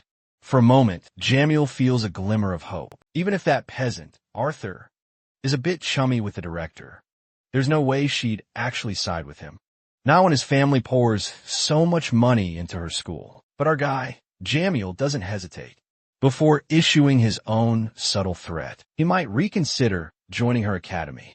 Well, that's all it takes for the director to fall in line. Without a second thought, she complies with Arthur's wishes and rolls out an official order on the spot. Jamiel and his group are officially expelled. Later, the prince personally visits Arthur to apologize for his earlier behavior, admitting it was unbecoming of a prince to be swayed so easily. Arthur, in turn, also apologizes for letting his emotions get the better of him earlier. Surprisingly, the prince doesn't mind at all. In fact, he respects Arthur for standing his ground. House Trident or not, the prince is just glad those students won't be attending Xyrus Academy anymore. After that, the prince joins his sister back in the carriage. As he settles into his seat, he mutters that Arthur is quite a strange fellow indeed. While Arthur's a good kid, no doubt about it, something about him just doesn't sit right. But his sister doesn't seem to be paying him any mind. She suddenly stands up and, completely out of the blue, she invites Arthur to join her for tea once they meet up at school. Well, our guy has no reason to turn down such an offer, so he simply says yes. Meanwhile, Elijah, standing right behind him, can't help but feel a pang of jealousy that the princess herself invited Arthur. Even her brother is absolutely dumbfounded, seeing his usually stone-hearted sister showing interest in someone for once. By now, a huge crowd has gathered, eager to hear the monumental announcement that's about to drop. These people are just moments away from discovering that there's an entire other continent out there. Arthur can't help but look forward to seeing how everyone will react to this news. But there's one thing truly bothering him: the fact that this other continent has been spying on Dicathan. They've been using camouflage mana beasts and recording artifacts. They wouldn't be doing that unless they were either terrified of Dicathan or harbored some seriously malicious intentions. By now, Arthur isn't sure if he made the right decision in expediting Dicathan's ability to reach this new continent. Perhaps it's for the best, though. If these people from the other continent really are hostile, then Dicathan might be able to launch a preemptive strike. Suddenly, his mother interrupts his thoughts, noticing his sulking mood and looking worried. But he quickly assures her that he's fine. To this, she warmly responds that, while she'll always worry about him, she'll never hold him back from what he wants. As much as Arthur wanted to promise her she'd never have to worry about him, he knew he couldn't lie to her like that. So instead, he simply flashes a smile and thanks her for her concern. A few mages step forward, using their magic to create a giant holographic screen, ensuring everyone in the crowd he has a perfect view of the king. As he steps up to deliver his speech, the king kicks off his address, introducing the other big-name leaders by his side. And then, finally, he unveils the true purpose of their grand assembly. He believes many in the audience are familiar with the long-standing animosity between humans and elves. Even the dwarves have only ever been seen as mere business partners, but that's simply not how they want things to remain. He reveals that he, alongside other leaders from their respective races, has convened countless times over the past few years, all striving to unite their disparate races. Just 2 years ago, they took a monumental first step by permitting members of all three races to become adventurers together. It brings a genuine smile to his face to see parties of humans, elves, and dwarves forming and valiantly working together toward a common goal. Last year brought yet another incredible milestone. Xyrus Academy warmly welcomed students from the Kingdom of Eleanor and the Kingdom of Darv. Now, finally, a new generation of mages can forge powerful friendships and lasting memories, free from the outdated barriers that once kept them apart. As a true leader, he acknowledges that he and his fellow rulers fully understand how challenging it may be for some to adjust, especially after generations of constant enmity. However, he firmly emphasizes that it's time for everyone to finally let go of the past and any lingering discrimination once and for all. Thinking beyond narrow, outdated perspectives has become an absolute necessity, not just for individual growth, but for the very future of this continent and its precious children. All the people gathered here seem to wholeheartedly support the king's visionary idea. Next, it's the turn of Alduin, the revered king of the elves, to deliver his own stirring speech.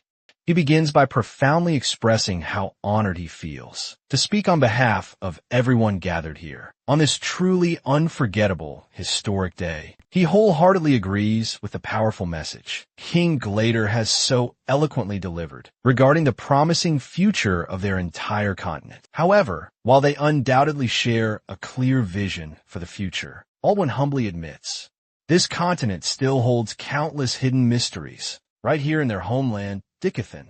Some places are so incredibly dangerous that no one even dares to explore them.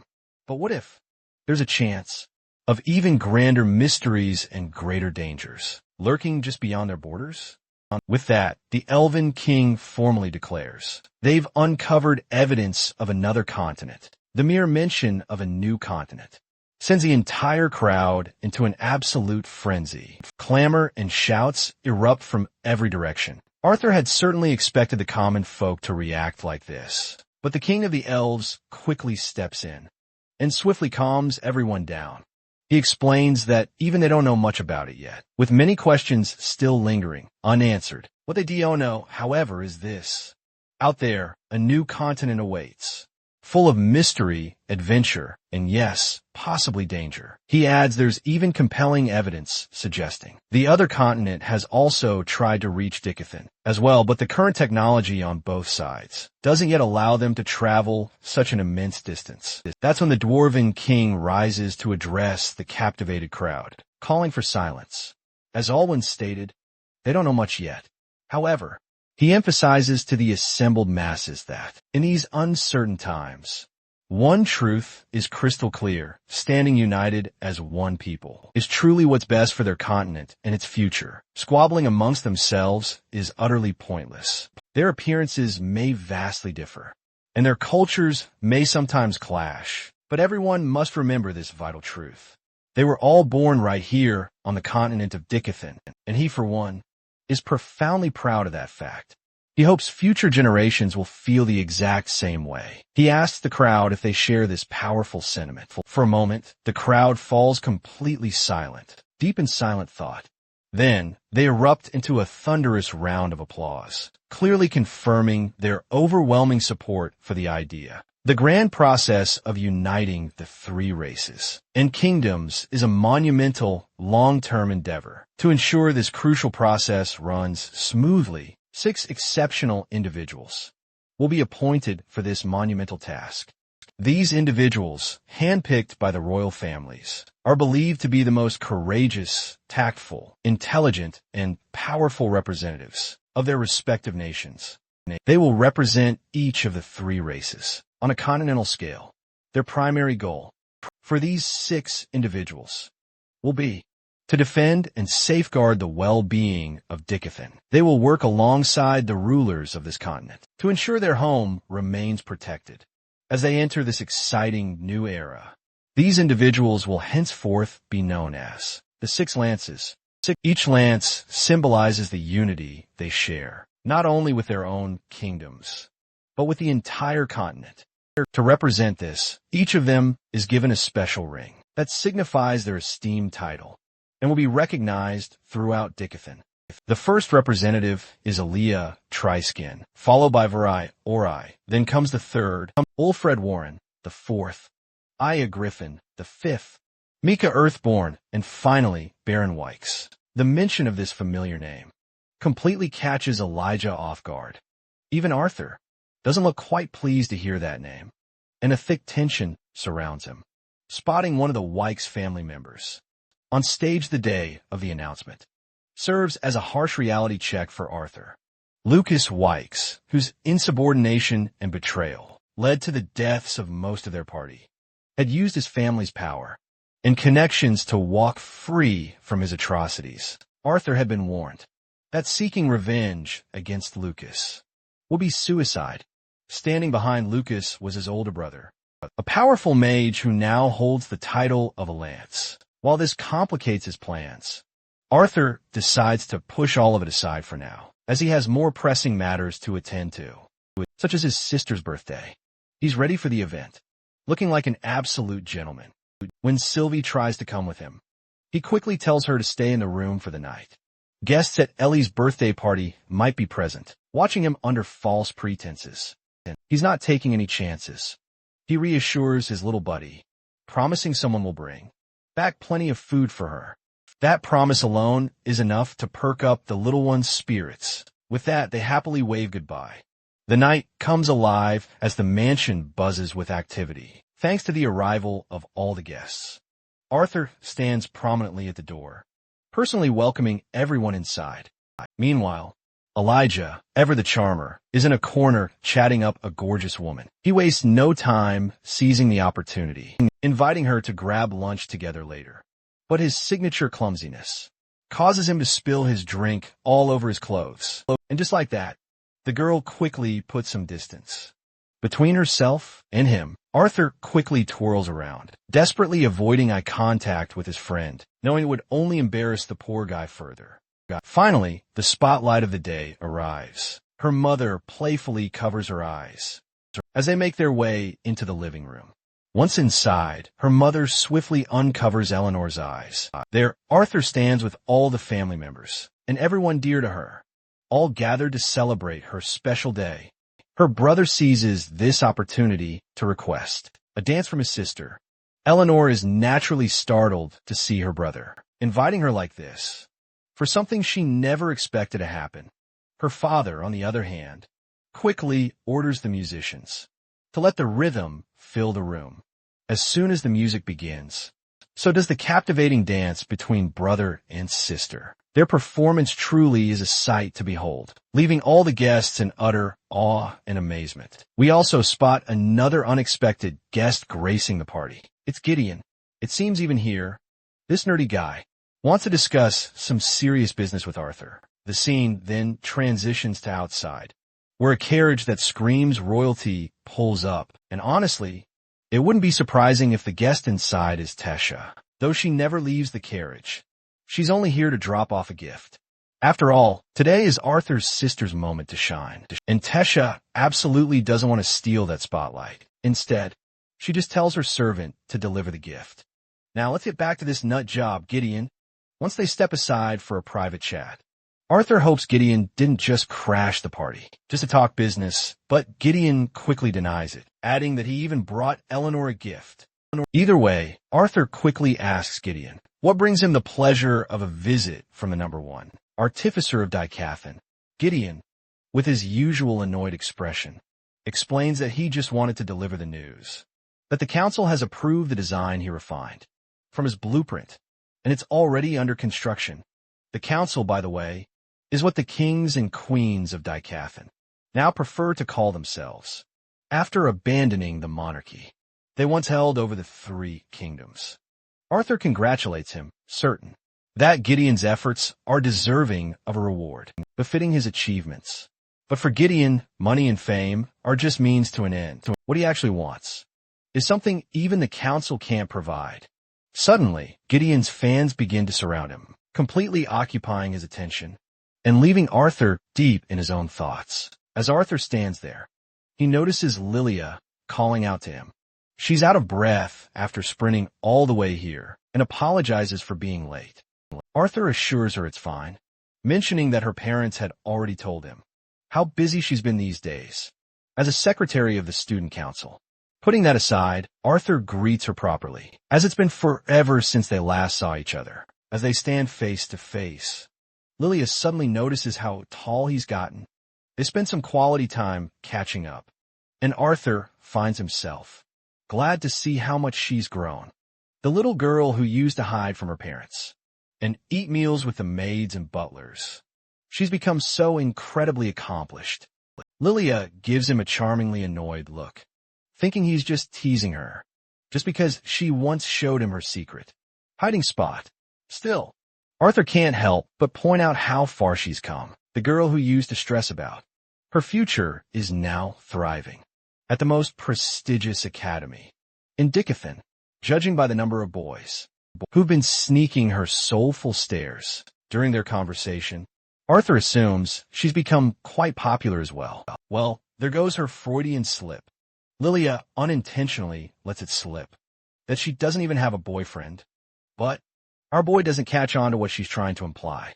Instead, he cheerfully tells her he'd be happy to critique and approve any boy she might bring home, though he makes it clear that he won't be any easier to please than her father, of course. This devastates Lilia. To think that Arthur doesn't even consider her in that way is just heartbreaking for her. That's when Gideon joins their conversation.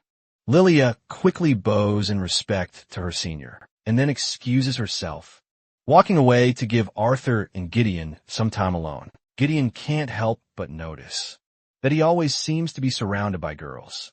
Lilia, in particular, seems quite interested in Arthur. So he asks if Arthur doesn't plan on doing anything about it. Our boy simply states that Lilia is someone whose life has been changed by him, and her feelings toward him aren't exactly love, but more akin to gratitude.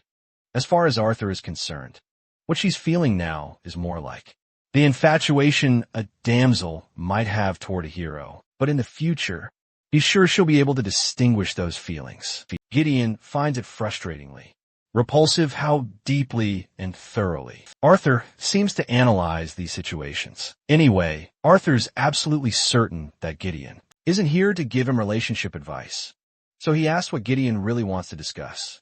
Gideon then claims he wants to leverage the money, fame, and power the council has bestowed upon him to obtain something he can't get anywhere else, and that, of course, is Arthur's knowledge. Arthur had already started having major second thoughts after giving Gideon the blueprints for the steam engine, because he didn't want to change how this world works any more than he already had. This continent is doing just fine without his interventions. Hearing this, Gideon grows even more certain that Arthur has even more inventions in mind that could completely change the world, but he just doesn't want to talk about them.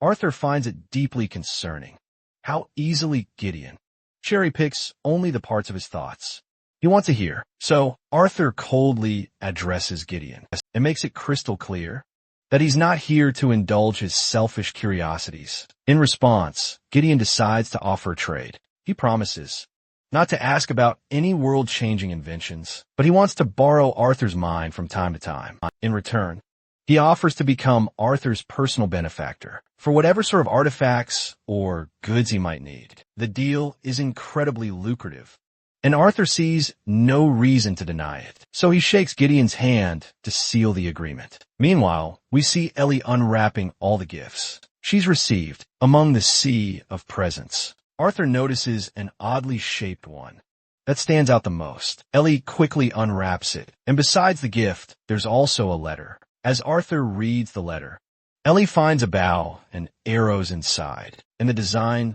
looks very elven. While Arthur has no clue who might have sent this gift, we already know that it's from Tesha. That's when Ellie extends her hand and demands her brother hand over a gift. Arthur doesn't waste a moment and produces two small jewelry boxes, one for his sister and one for his mother. Once Ellie opens it, we recognize that iconic phoenix feather necklace Arthur received from Gideon. These aren't just accessories, they're meant to protect them, should he or his father ever be unable to. While Mrs. Helsty gazes in awe at such a lavish item, her husband proudly declares that these two pendants are the only ones of their kind. After carefully placing one of the exquisite pendants around his sister's neck, Arthur warmly greets her with a heartfelt happy birthday. Later, we find ourselves deep within the manufacturing facility, where Arthur walks side by side with Gideon. This place is strictly restricted to council members only, yet Arthur is granted the rare privilege of freely exploring. As they chat back and forth, Gideon suddenly remembers that Arthur's birthday has passed not long ago. It's actually been 4 months since Ellie's birthday, and the days have completely blurred by. But still, even though it's quite late, Gideon presents his long overdue gift to Arthur. When Arthur eagerly opens the box, he finds Exactly what he's been hoping for a very long time. For that reason, Arthur thanks his eccentric friend profusely. But Gideon states that compared to all the invaluable help Arthur provided with the revolutionary steam engine, this little present is absolutely nothing. Though Gideon is undeniably curious why Arthur wanted to hide not just one, but two whole elemental attributes. As a joke, Gideon even wonders aloud if Arthur is some kind of quadra, elemental mage, or something. Well, this joke hits a little too close to home for Gideon, because to his utter surprise, Arthur actually is a quadra elemental mage. Gideon practically chokes when he hears this bombshell, and it finally clicks for him. The reason Arthur desperately wanted that bracelet is to hide half of his elemental attributes. But he isn't sure why Arthur is revealing this secret now. Of all times, Arthur doesn't shy away from explaining that. The more Gideon knows about how truly special Arthur is, the more likely he'll be inclined to give him free stuff. However, Gideon still believes the incredible secret Arthur just shared. This feat is absolutely world-defying, and he truly wants concrete proof to believe it. Arthur is absolutely eager to prove himself. Regardless, Arthur is genuinely impressed by how rapidly the ship is being constructed. Gideon beams with satisfaction at this. He declares that by the time Arthur is merrily prancing to his first day of school, in just a few days, the Decatheus will set sail. As Arthur walks alone, he truly grasps just how fast this old geezer actually works. To think he could organize everything and have an entire steam engine ship built in a matter of months is absolutely mind-blowing. If this new continent truly is as hostile as they say, Arthur just can't afford to train half-heartedly.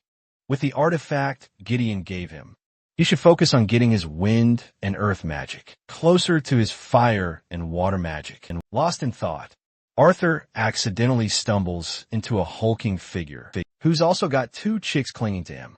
Realizing this guy is just a low-life extra, Arthur decides to simply walk past. But this guy doesn't quit with his incessant taunting, even going as far as grabbing Arthur by the head. Arthur is willing to ignore the guy's yapping, but he absolutely cannot tolerate having his head grabbed. Finally, Arthur's deadly glare causes the guy to recoil in sheer apprehension. He's seriously annoyed that this nobody dared speak to a professor of Zyron's academy. Like that, the mention that this bastard is a professor makes Arthur halt in his tracks, while the guy continues to mock Arthur and flaunt his title as professor. Arthur then throws down the pendant he had stolen from a guy, leaving the bastard utterly bewildered. As far as this bastard can tell, he did not see this brat even move. So how did he even steal that pendant? As soon as Arthur gets back home, his sister and the little furball jump at him, but he quickly saves himself by gently making them both float. Using his wind magic, he asks his sister where their parents are, to which Ellie responds they're in the living room with Elijah because they received a package. They've received packages from Zyrus Academy. One is for Elijah and the other for Arthur. It's their official academy uniform. Just seeing the box officially welcomes him to Zyrus Academy. The moment feels incredibly special to Arthur. From an orphan to a king, from a baby to an adventurer, he'll finally be a student. He can't even begin to fathom how much more this world will teach him. And just like that, everyone, that's the end of the third season. The very next season opens with Arthur getting ready for school, while Elijah is already prepped and waiting. As Arthur dons his uniform, Elijah can't help but question why Arthur chose to attend Zyrus Academy, and specifically as a scholar mage. Arthur simply replies that he wanted to delve deeper into magic theory, but Elijah points out Arthur could have done that by taking electives instead of centering his entire academic life around it. Fighting kids his own age doesn't really interest Arthur much. Besides, he'll still be taking some battle mage classes on the side. Elijah knows all of this, but he's heard that scholar mages tend to be scoffed at by battle mage students. He's worried about how many students Arthur will end up sending to the infirmary for just looking down on him anyway. As Arthur finishes getting ready, he assures his friend he'll try to behave. Later, they arrive in the dining area and sit down for breakfast. Ellie, however, is sulking because she wants to go to Zyrus Academy, too.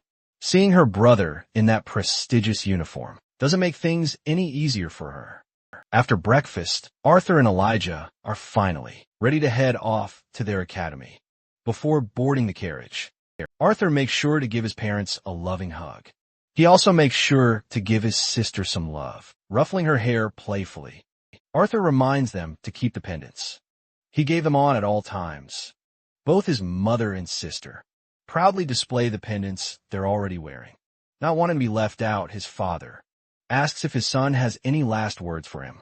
To this, Arthur simply smirks and advises his old man to just don't burn the house down while I'm training. After their short journey, Arthur finally arrives at the academy. The scene is bustling, with all kinds of students arriving. Some are riding fantastical creatures, using them as their ride. As students gather, a senior steps forward and instructs everyone to form a single file line in front of the grand white central building ahead. Attendance at the entrance ceremony is mandatory. One by one, students approach the receptionist's desk to register and verify their identities.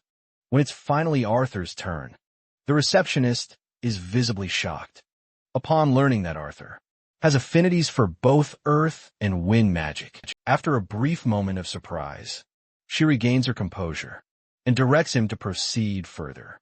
The auditorium is already packed with students, and there isn't a single seat left unoccupied. Arthur and Elijah navigate their way through the crowded seating area, finally managing to snag some seats after quite a bit of effort. Soon after, the chairman of the academy, Good Sky, makes her grand appearance. Her sharp eyes immediately catch sight of Arthur, and she acknowledges him with a subtle wink. With just a single snap of her fingers, the noisy students, who had been chattering amongst themselves, fall into complete silence. Arthur is thoroughly impressed by her display of power. While he never doubted her abilities, seeing her exert enough control to encompass the entire building is truly awe-inspiring.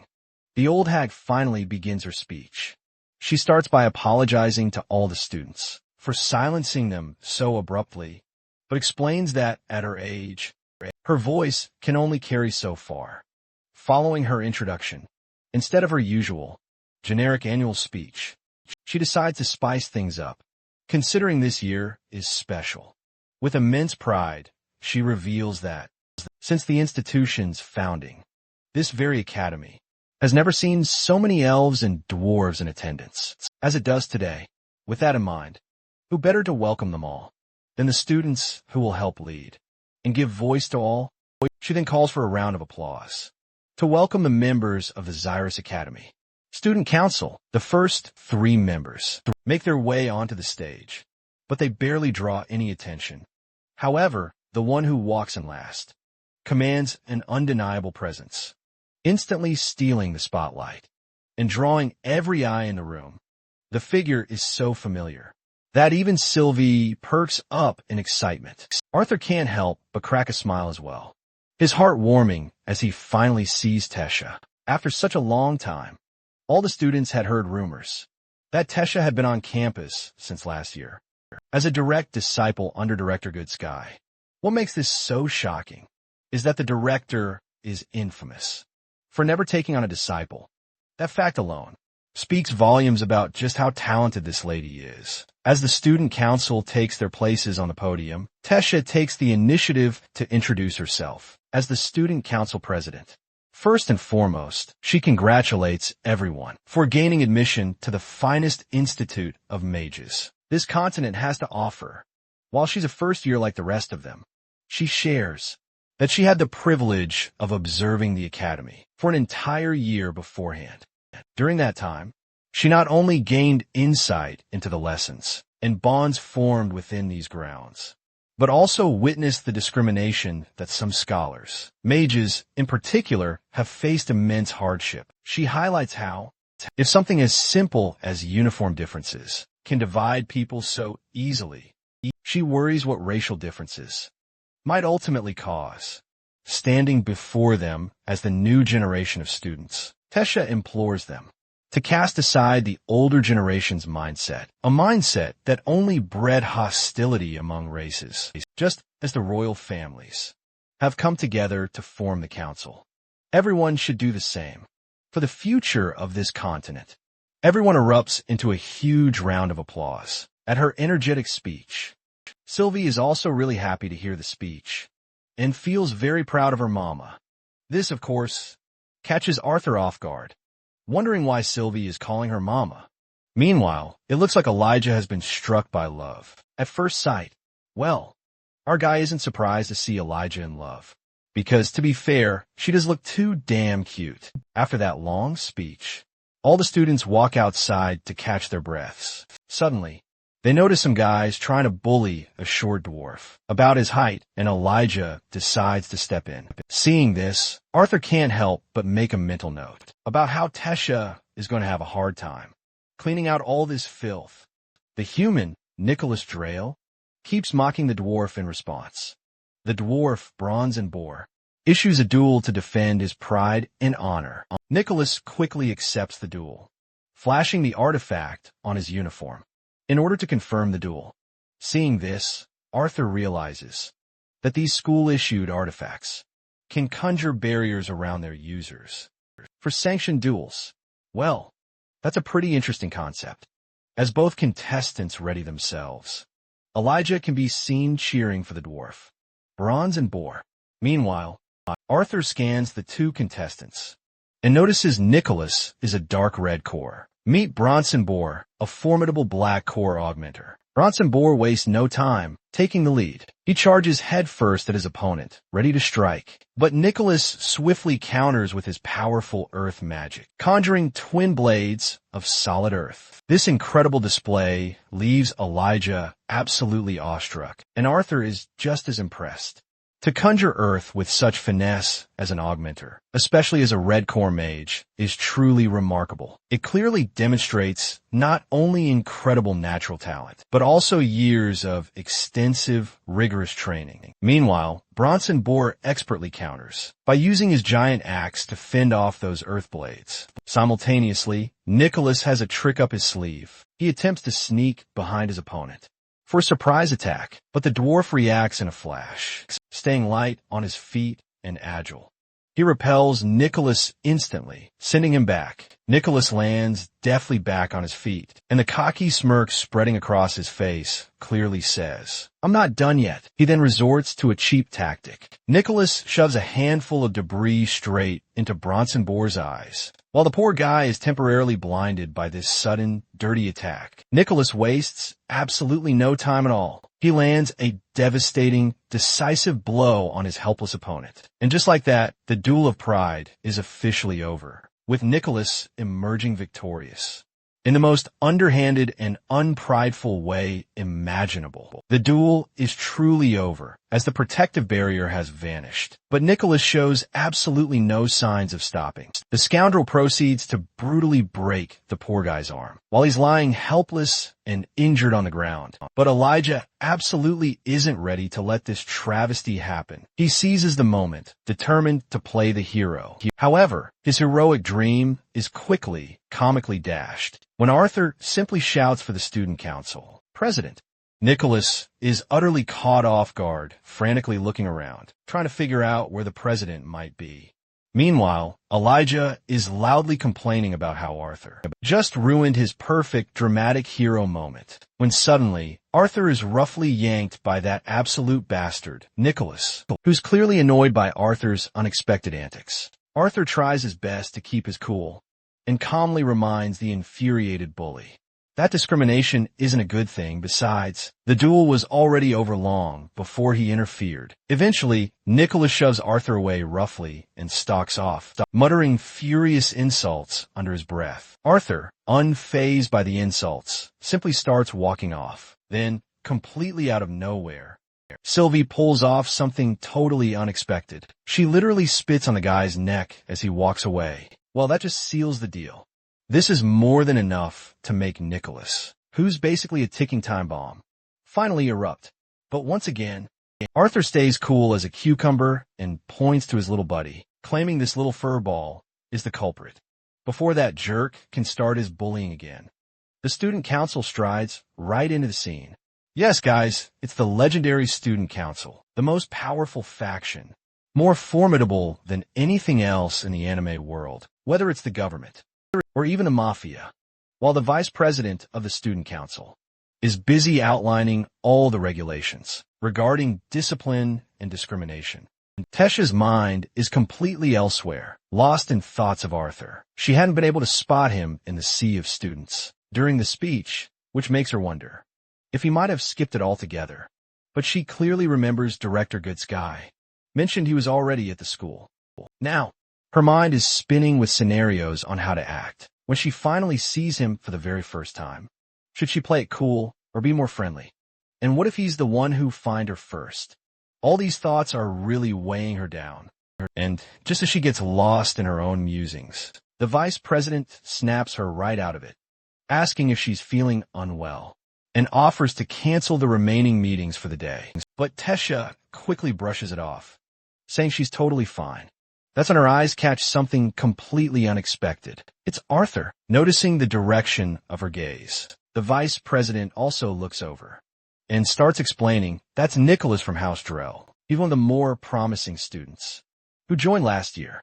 The red-haired boy next to Nicholas seems to be a first year, the vice president adds. I don't recognize him from any of the noble family's prospective student parties, so he must be a commoner.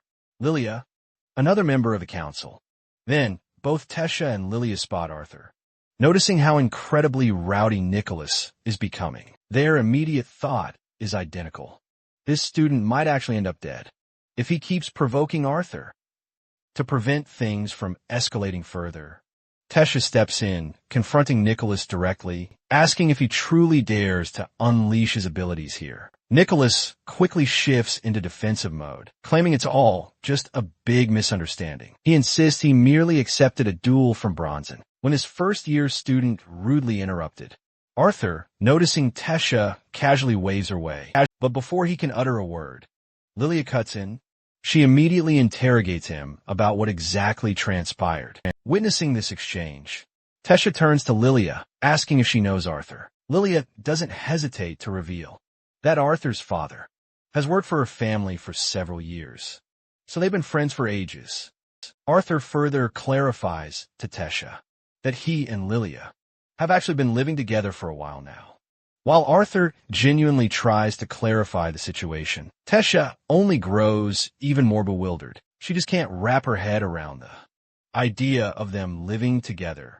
And now a flood of questions and doubts begins to cloud her mind.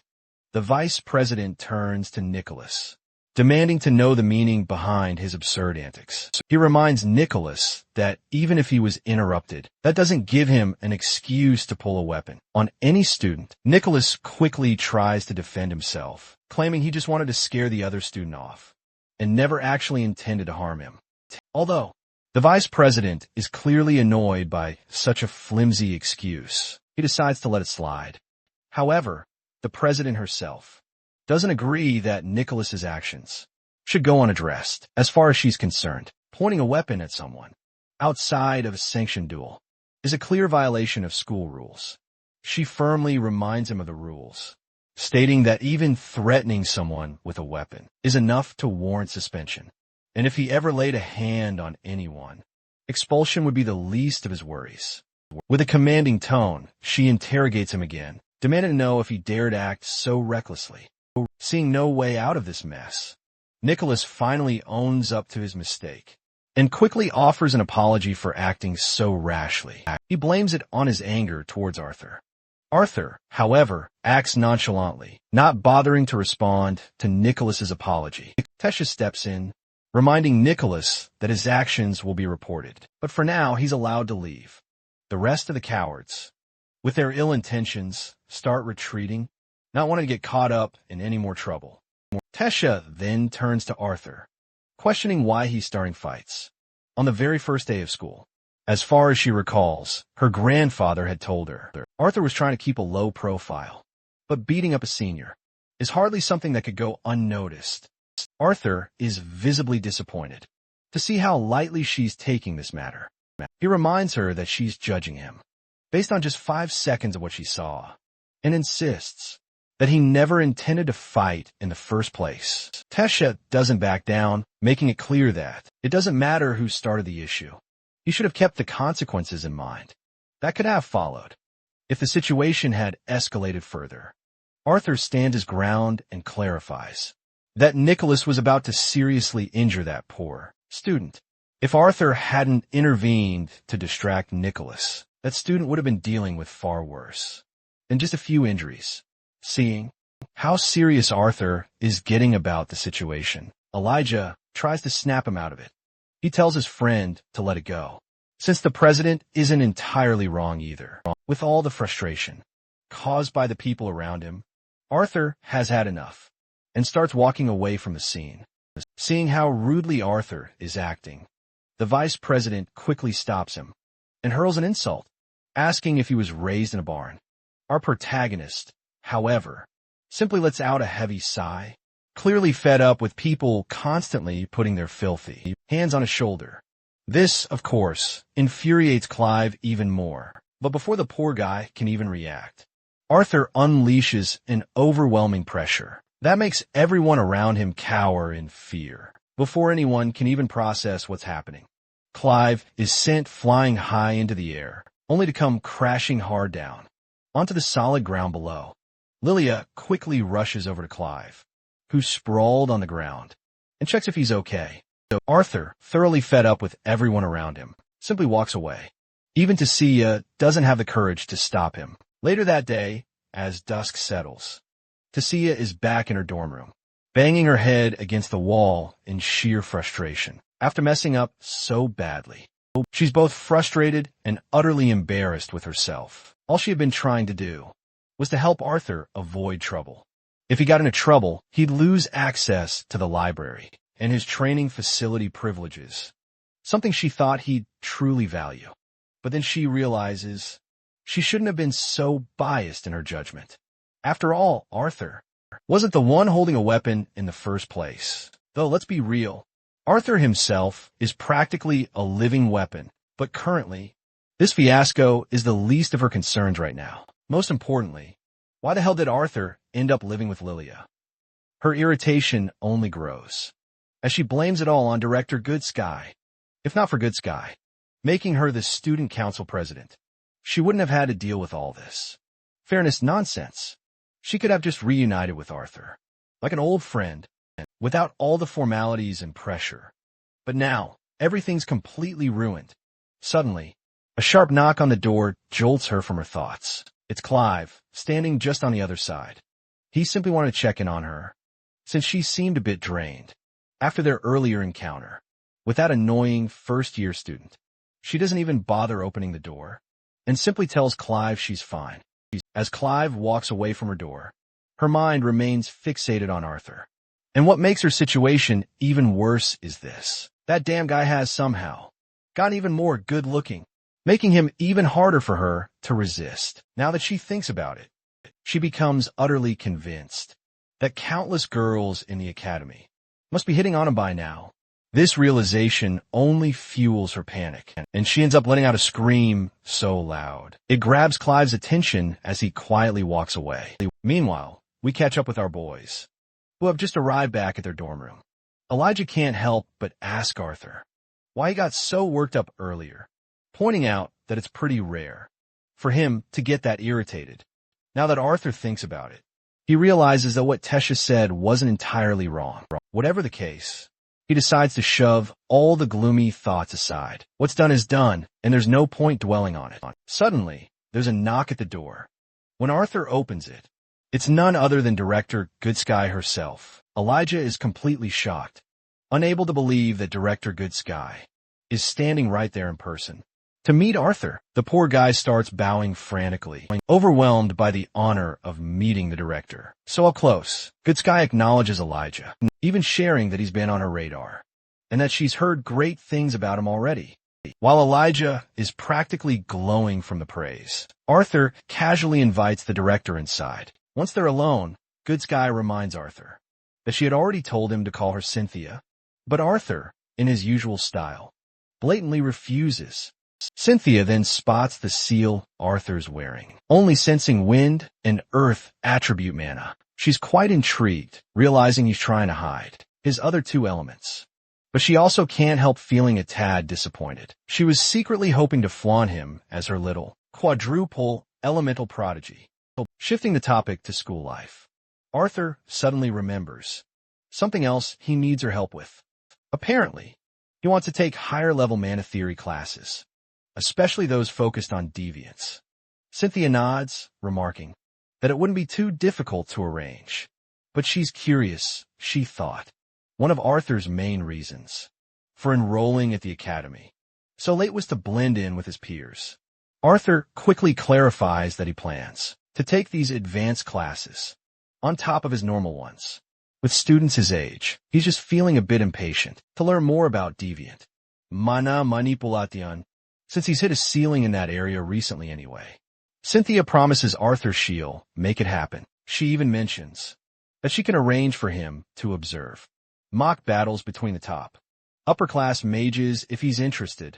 As Arthur is about to ask her more about it, Elijah suddenly shows up, tea in hand. Cynthia seizes the moment to question both of them about their awareness of the student council's implications. You see, if the student council is what you'd call the shield of this school, then this year she's decided to create the swords. She wastes no time getting to the point. She wants Arthur to join the disciplinary committee. Naturally, this catches Arthur off guard. But Cynthia clearly has her reasons for suggesting this. She points to the incident he witnessed earlier that day, explaining that the disciplinary committee will be responsible for maintaining peace and enforcing the rules within the academy grounds. Arthur isn't so sure about this idea. He wonders if it's even appropriate. A first-year student, really? To be part of this committee? Plus, he's not even a battle mage. But Cynthia swiftly silences any further objections by reminding him that this is her school, and her rules are the only ones that apply. Arthur just sighs in defeat. For now, he decides to simply teach himself, using books from the library. But Cynthia is quick to remind Arthur that those books aren't accessible to underclassmen, even for upperclassmen for that matter. You need to prove you're a deviant, just to get your hands on them. Something Arthur can't exactly do at the moment. While Arthur fumes, the woman just laughs that sly, snake-like way of hers. Meanwhile, poor Elijah is left completely baffled. Why the hell the director is acting like an old friend with Arthur? Cynthia then proceeds to clarify that the disciplinary committee members were chosen specifically for their strength.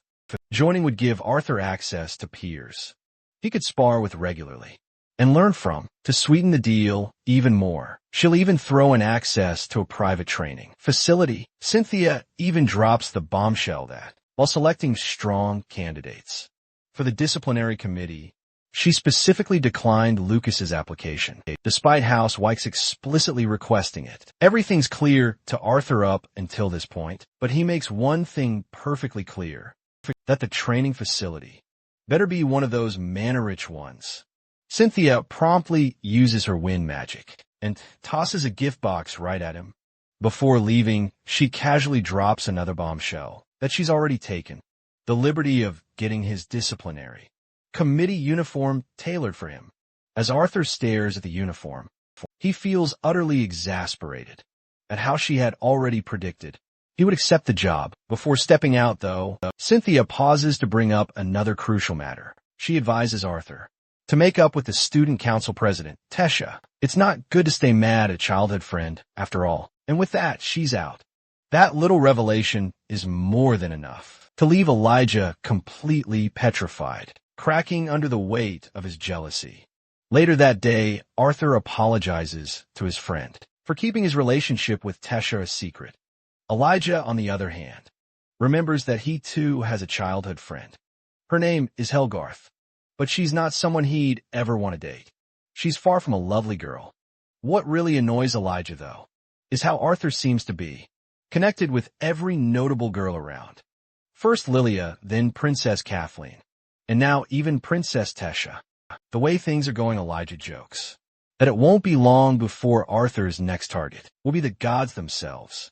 Arthur, of course, responds by reminding his jealous virgin friend that he's never flirted with anyone. This only makes Elijah more jealous, because it means Arthur must be some sort of chick magnet attracting all the hotties. With his irresistible pheromones, Arthur suddenly notices something odd. Students at one particular table seem to be glaring at them with not so friendly intentions. And it's not just the students at that table. Everyone around them seems to be eyeing Arthur, with interest, some even ogling him.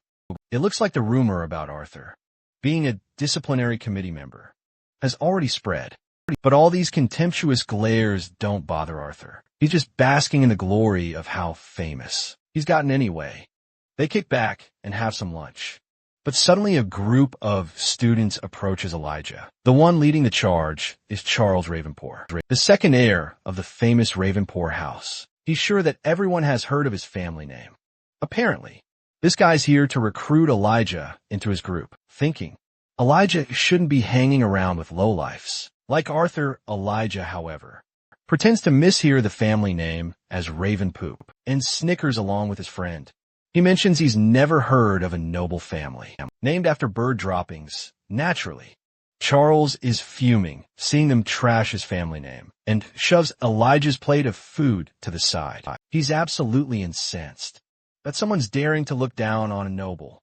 But Elijah stands his ground, making it crystal clear he won't tolerate anyone tarnishing or looking down on his friend. As the two continue to trade insults, Charles decides to swing a punch at Arthur, to show just how pathetic he considers Arthur's very existence is. Little does this punk realize, he's basically sticking his hand in the lion's jaw. And as expected, Arthur doesn't even put in any real effort. He simply flings Charles's hand away like it's nothing. This arrogant fool didn't even see what hit him. He thinks it must have been some kind of instinctive attack from Arthur. So the arrogant idiot balls up his fist again, and before that punk can even throw a punch, he's suddenly ensnared by roots that erupt from the ground out of nowhere. Of course, the one wielding this earth magic is none other than Tessa, but this time, she doesn't really intervene. She lets Arthur handle the situation. Arthur decides it's time to teach this spoiled brat, who's flaunting his family riches and title, a lesson. With a simple gesture of his hand, he literally pulls this punk's pants down, turning him into an absolute laughingstock for everyone in the cafeteria. With that, our guy calmly walks away. Outside, he finds Tessa sitting on a bench beneath the vast, starry sky. Arthur thanks Tessa for her help back there, but Tessa knows he didn't actually need her help. Arthur insists that she saved him and Elijah from getting into trouble. For the second time today, after this little exchange, silence falls between them, and Arthur has no idea what to do in this situation. Eventually, he turns to apologize, but Tessa turns to him at the exact same time. Too fast, after tending to her aching head. She apologizes to him regarding that recent event, but our boy apologizes in return. He knew she was just looking out for him. So, he really shouldn't have been so ungrateful by lashing out the way he did. The girl admits she was in the wrong too, realizing she shouldn't have called him out in front of everyone. While they're getting all chummy, Elijah suddenly walks up, but what he sees is totally unexpected.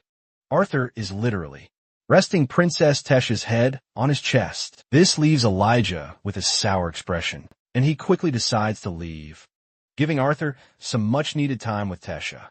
Meanwhile, Tessa and Sylvie finally get to see each other. Arthur then stands up and invites Tessa for a little walk. As they walk, he explains everything that led him to this point. Tessa is quite intrigued by his stories. It's amazing to think that he's also been an adventurer. Arthur mentions that he had no idea Director Goodsky was so close with Elder Virion. Now it all makes sense how she knew so much about him. So Tessa admits that's one of the reasons she was able to become Goodsky's disciple. She then notices how much he's changed since the last time she saw him. Even the way he moves feels so purposeful, and his face has changed too. Having heard all of his stories, she's feeling jealous of Jasmine from all his adventure stories. Suddenly, Arthur notices her grumpy face and questions her, to which she starts laughing and says it's nothing. As they walk, they finally make their way to the dorm rooms, While there, Arthur shows her the beast's will and gives it to her as a little present for becoming a dual elemental mage. The girl is in awe when she sees it, since she's heard about it from Master Good Sky. While she hesitates to take it, Arthur hands it over anyway, because he can't think of a better gift for her than this.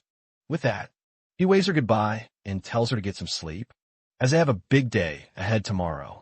Our girl feels incredibly touched to see him, giving her such a precious gift, presented so casually, which definitely makes her feel incredibly important. When Arthur steps into the dorm room, he spots his friend buried under the blankets, who still hasn't gotten over the fact that Arthur has charmed yet another girl. To his already long and extensive list, his rather unusual behavior even unsettles Arthur. As they both settle into bed, Elijah can't believe that Tesha, the lunar goddess, was leaning her head right on Arthur's chest. Arthur questions him about this strange name. So Elijah explains that it's a name the students of this school have bestowed upon their student council president. She looks just like the moon. The moon seems so close you could practically grab it, but no matter how hard one tries, no one can ever touch it. But the fact that Arthur touched that moon is really pissing the hell out of this idiot. Arthur quickly shuts this loud mouth up by throwing his pillow over his face and proceeds to go to sleep. The night quickly transitions to day at the academy, and in the corridor, all eyes are glued to Arthur, who is rocking his new disciplinary committee uniform, making him stand out more than ever. As he proceeds to enter the committee room, he looks forward to seeing the so-called strongest students of Xyrus Academy.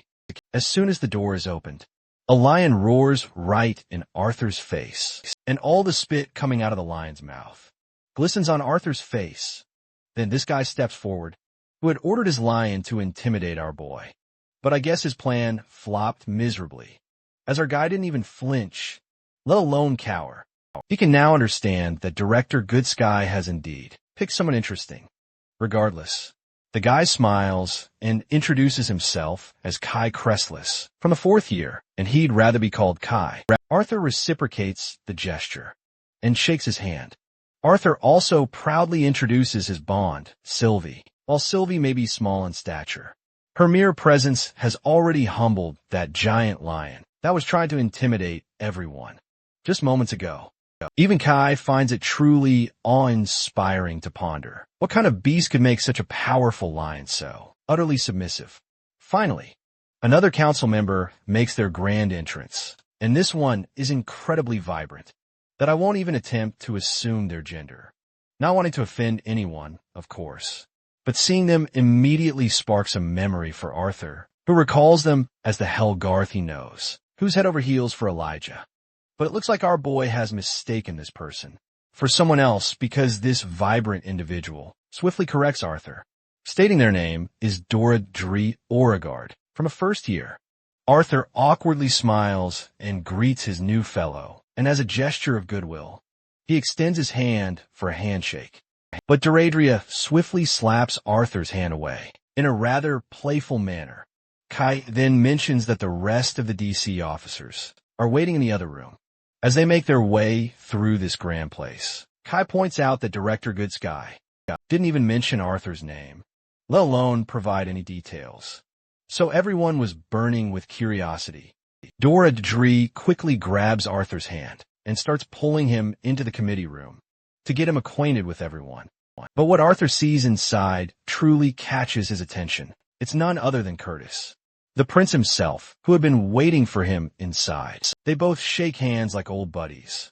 Meanwhile, Doradria is looking utterly bewildered to see how chummy they're acting with each other, which leads them to believe that perhaps they already know each other. It's not just the prince, who's going to be on the committee. There's also Princess Kathleen, who will be taking her place in the committee. Then there's another guy, who seems to know Arthur pretty well, but I think our hero seems to have completely forgotten this guy's name. But after all this time, Arthur's memory has gotten a little fuzzy, and he straight up asks the guy, "Who are you?" Naturally, Ferrith gets a bit miffed, and for the 2nd time, he introduces himself as Ivisar. So now that Ferrith gives his full name, Arthur instantly remembers he's the same guy who had escorted Arthur from Elenwer to the human city of Xyrus. Arthur even recalls this guy's embarrassing nickname, Feifei, a name that sends everyone standing behind them. Bursting into laughter, Feifei then boasts that, even though he's a first-year student, he's still 1 year older than Arthur. So he demands respect. And, well, our boy is ready to give this guy the respect he deserves. But he just can't forget the time when he literally knocked him out with one punch. And that memory feels like it was just yesterday. Now, this impressive duo enters. The girl with red hair introduces herself as Claire Bladeheart, a 6th-year battle mage student, and also the leader of this little ragtag group. The mention of Bladeheart jogs a memory for Arthur, and he questions if she's somehow related to Casperian Bladeheart. The girl quickly asks if he knows her uncle, to which Arthur quickly feigns ignorance. He simply twists the story, saying he's heard many great things about Casperian Bladeheart's strength for his father. She then points out that her uncle started training her almost as soon as she awakened. So many of her techniques are similar to his. And let's not forget about this big guy, who doesn't seem too thrilled to see Arthur, whom he considers a mere twerp anyway.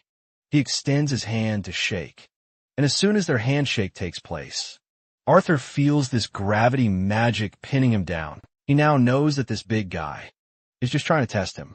But well, Arthur breezes through this test like it's nothing, and it's all thanks to his body's assimilation.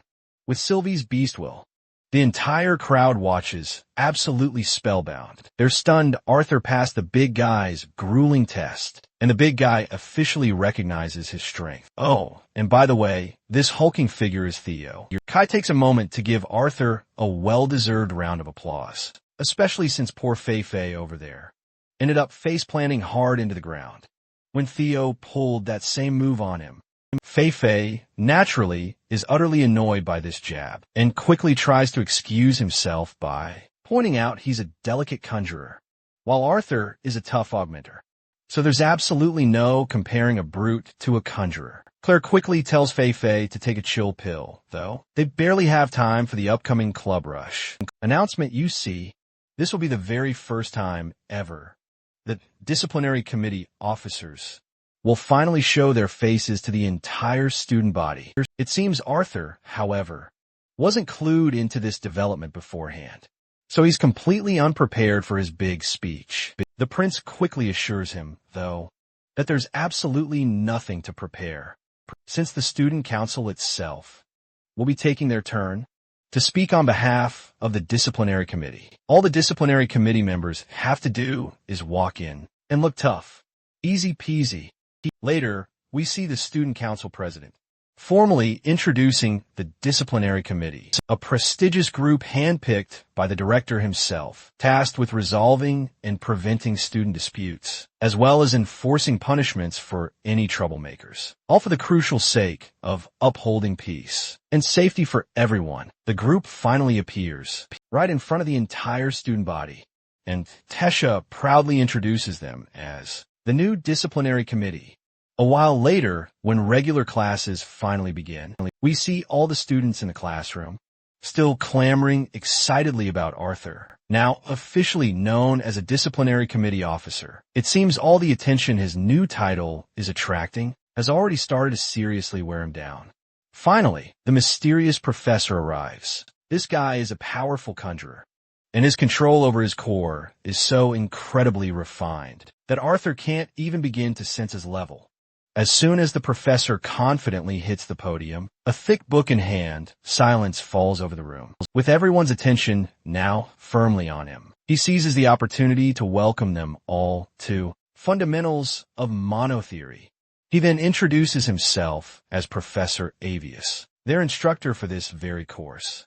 While this is technically a foundational class, he strongly emphasizes that fully grasping the topics covered this semester is absolutely imperative. There will be plenty of fun projects and assignments along the way.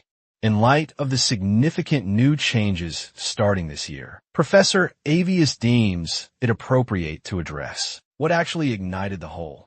Conjurers are better than augmenters stigma, Back in the old days, when even an orange core was considered an extremely difficult feat, conjurers held a massive advantage over augmenters. Physiologically, conjurers naturally possess much more developed mana veins, which are responsible for absorbing ambient mana and transporting it directly to their mana core. Meanwhile, augmenters, on the other hand, naturally have more developed mana channels, which are responsible for distributing mana from a mage's core throughout the rest of their body. Because of how much more efficiently conjurers can absorb mana from their surroundings, it's significantly easier for them to ascend to higher core levels.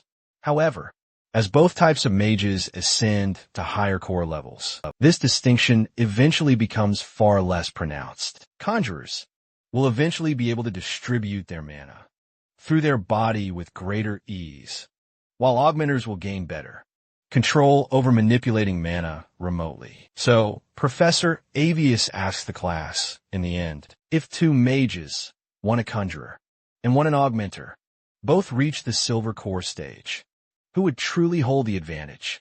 It's obvious, he explains, that the mage who trains not only their core, but also their physical body would have the bigger advantage. The rest of the class continued, with some of the conjurer students fervently arguing against Professor Avius's claims. And while the debate could only rely on hypotheticals and previously recorded duels between high-ranking mages, the discussion seemed to leave the students with a much more open mind.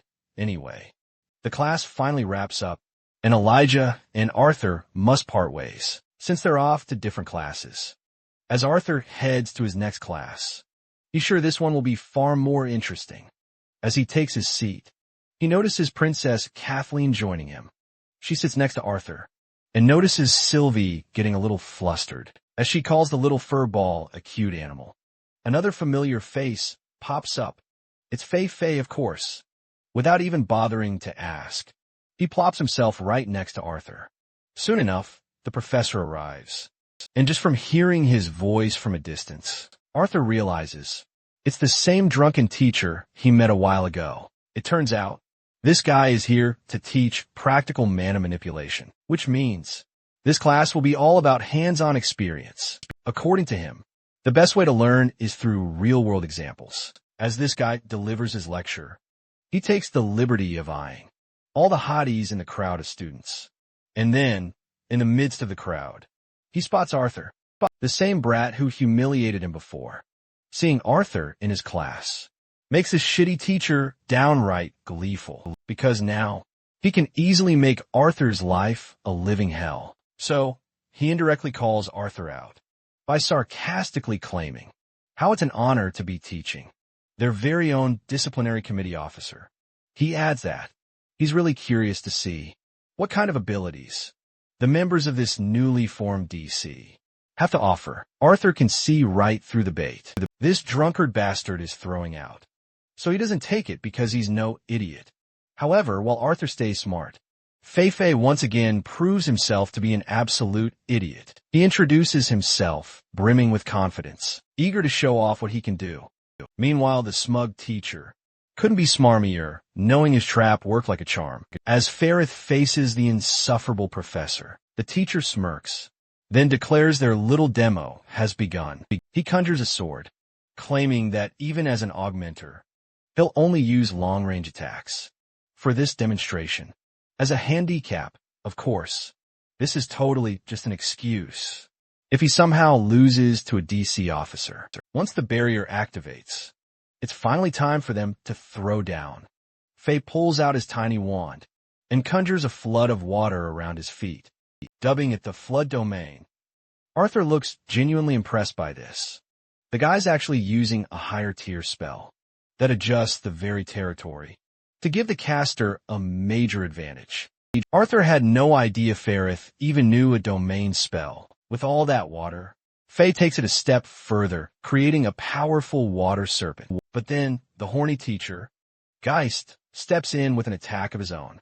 He throws a blue fireball that evaporates all the water in front of him, even landing a hit on poor Fei's knee, leaving him with a nasty burn. Once Fei is down for the count, the teacher smugly asks if he surrenders. Unsurprisingly, the poor guy concedes. In the crowd, Arthur looks utterly annoyed, watching this jerk of a teacher beat up a student, just to stroke his own ego. When poor Fei returns, Arthur tries to lift his spirits, telling him he did a great job. The teacher, of course, starts boasting about himself again. He tells everyone that this should be a lesson for them all. One should not be too confident in themselves. While this jerk fully succeeded in his plan to humiliate Fei, the princess isn't about to let this slide so easily. She volunteers to participate. Fei is absolutely bewildered by this sight. Even the teacher is completely thrown off guard. He clearly didn't expect or even want a girl to volunteer. After all, he's just a horny old pervert.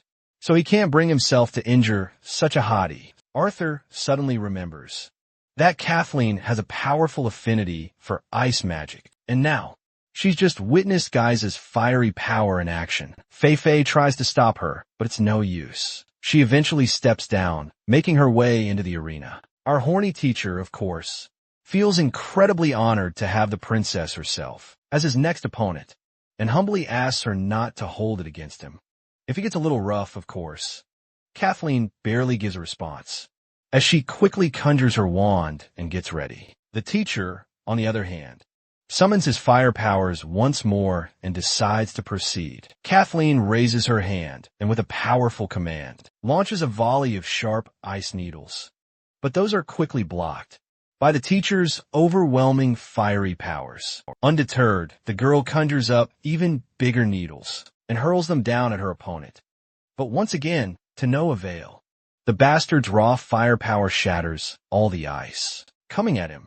But this time, the princess quickly switches up her strategy. She quickly splits her massive chunk of ice into countless smaller needles, turning them into a devastating barrage of missiles. The teacher, meanwhile, confident that no petty tricks could possibly work on him, retaliates with his own attack, but the princess counters his attack with a colossal ice tornado. However, as she struggles to control the massive tornado, the fire bullets the teacher launched earlier are still heading straight for her.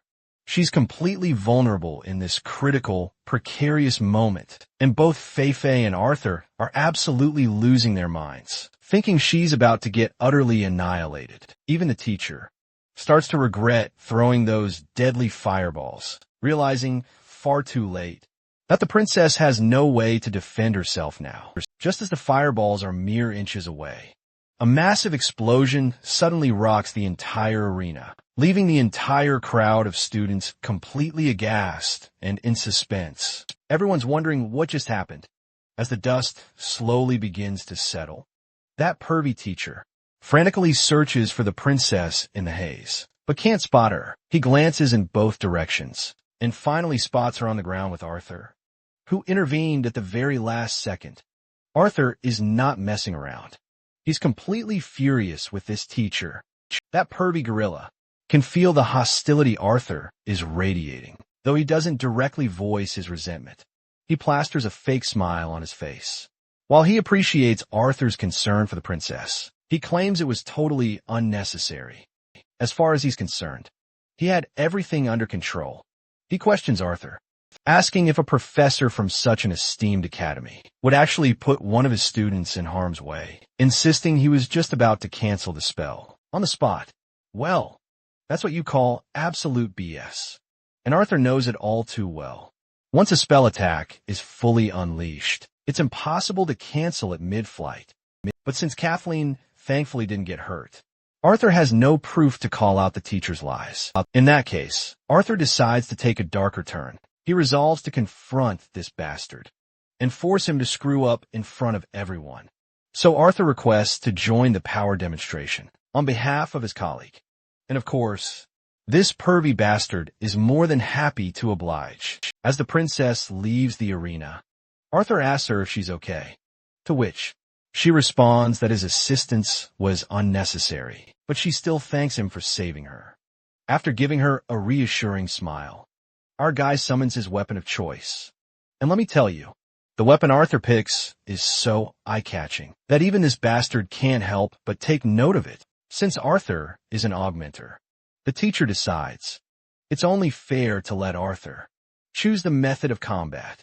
But Arthur, being the Sigma he is, he coolly declares he doesn't give a damn. The teacher flinches at his response, and veins begin to bulge from his forehead in sheer frustration. Yet, he somehow manages to force a fake smile. Arthur, cool as ever, gives the teacher the chance to use whatever method he's most confident in. Now that Arthur's given him this opening, the teacher decides to make the most of it, infusing his sword with a potent amount of fire. The bastard smugly claims he'll try to go easy on Arthur. Now that both contestants are equipped, they finally clash their swords. You can tell this bastard is putting every ounce of power he can muster into his swings, while still claiming he's going easy on Arthur. But as strong as those swings might be, Arthur is dodging them left and right. After playing this cat-and-mouse game for a few minutes, the horny bastard starts to get annoyed. What's really pissing him off is that Arthur isn't using any spells. He's just strengthening his body and sword with mana. So, in a failed attempt at provocation, the teacher directly calls Arthur a rat for constantly dodging. But Arthur's got sass for days. He fires back, asking this bastard if there's really a point in attacking back when his esteemed professor can't even land a single blow on a first-year student. Of course, the teacher takes the bait and gets provoked, as expected, and with all the strength he can muster, he launches an attack that causes a massive eruption of fire. But that still isn't enough to take Arthur down. He continues dodging them left and right as this relentless game of tag continues. With the teacher giving his all to take Arthur down, the students begin to suspect that this is spiraling out of control. This fight doesn't look like a demonstration anymore. At some point, Arthur decides it's time to finally retaliate. And once he does, my guy easily pushes Professor Geist back. Seeing this, Fei and the princess are left in awe. Arthur is clearly operating on a whole other level. He then charges straight at the professor, unleashing a relentless barrage of air blades. No matter how hard the professor tries to block these relentless attacks, nothing can withstand the mighty wind blades. Arthur hurls. Geist finally tumbles to the ground, right where he truly belongs. Once the intense battle concludes, the students erupt into a round of applause, all directed at Arthur. After class wraps up, Arthur tries to catch up with the princess, who's walking ahead. But before he can reach her, Fei enthusiastically interrupts him, clearly thrilled and eager to express just how impressive Arthur was out there. But in return, our boy gives Fei props for his own solid performance, too. As the two chat amongst themselves, the princess also joins in. She turns to Arthur and asks his opinion on her performance. Well, if Arthur had to be brutally honest in his critique, he'd say ignoring her defense to finish that last spell was her biggest mistake. An awkward silence follows, which only gets more uncomfortable, until the princess turns around and simply walks away. As Arthur walks his own path to the next class, Sylvie notices his off-putting expression and asks why he looks so sad. At first, Arthur brushes it off, saying it's nothing and that he's fine. But it's clear there's something heavy on his mind. You see, not being able to finish off guys quickly, with just his wind attribute alone, made him realize he has to work a lot harder to get where he wants to be. It's almost noon, and Arthur is looking forward to his next class, Basics of Artificing. The class is all about manipulating and coding mana into objects for specific uses, something Arthur didn't have in his old world. As Arthur takes his seat, another student approaches and asks if she can sit beside him. Arthur gives her permission, and the girl promptly takes her seat. She looks quite shy and reserved. As she attempts to introduce herself, Arthur only catches an inaudible mumble. So, Arthur leans in a bit closer, gently inquiring if she'd said something. The girl visibly flinches, startled, then quickly introduces herself as Emily Watkinson. In one swift breath, she boldly declares her wish for him to be her friend. Following this heartfelt confession, she feels utterly drained, already dreading Arthur's potential reaction. But much to her surprise, Arthur simply extends a hand in a gesture of goodwill and introduces himself. He's absolutely willing to be her friend, but suggests they start as acquaintances first. The girl's face flushes with embarrassment, with her cheeks burning a bright red. With a happy smile, she quickly shakes his hand. As Arthur holds her hand, he feels the roughness of her palm and the distinct calluses on her skin. She abruptly pulls her hand back, assuming he's disgusted by her grimy hands. But Arthur, being Arthur, doesn't mind in the slightest. He reveals his own calloused hands, too. The girl immediately brightens with happiness, realizing he must practice just as much. She admires him even more now, especially as a member of the disciplinary committee. Emily, on her part, absolutely adores artificing, and so she spends countless hours fiddling with gadgets. But alas, it leaves her hands quite rough. Hearing this, Arthur feels a pang of jealousy. She possesses such a passion for artifice, something creative and constructive. With fighting, the only thing he can truly excel at is destroying and killing. But with artificing, the better she gets, the more wonders she can create. Emily blinks in genuine surprise. She's never considered it that way before, and that's quite insightful coming from a 12-year-old. It's been quite a while since anyone has said anything like that to her. Not since she created the projection display artifact. The mere mention of the projection display artifact instantly captures Arthur's full attention, because he had seen this projection display during the announcement of an unknown continent. Now that he thinks about it, he wonders just how young she was when she invented that. By now, he feels truly honored to be in the presence of a genius like her. While she finds it hilarious that someone as talented as Arthur is trying to flatter her with those words. After all, this genius even has a weird mana beast. This is a magic academy, so it's no surprise she knows so much about him. News travels fast and gossip travels even faster. Finally, the professor arrives in the classroom, and, of course, it has to be Professor Gideon, the nut job himself. When Gideon notices Arthur in his class, he can hardly contain the overwhelming excitement bubbling inside him. He acts like he had no idea Arthur would be in his class. Of course, that's a blatant lie. He totally knew about it beforehand. But once the class finally begins, Gideon wastes no time boasting about all the inventions he's created so far. He's bragging so much that the lesson feels like it's just an excuse for him to show off. Suddenly, a mana beast sneaks up behind Arthur. Sylvie immediately notifies him that the creature is dangerous. That's when Gideon chimes in, casually mentioning that it's Director Good Sky, calling for Arthur with that. Arthur leaves the classroom. As he walks through the corridor, he notices the princess stepping out of Gutsky's office with a rather moody expression. Seeing this, Arthur is sure that something serious is about to go down.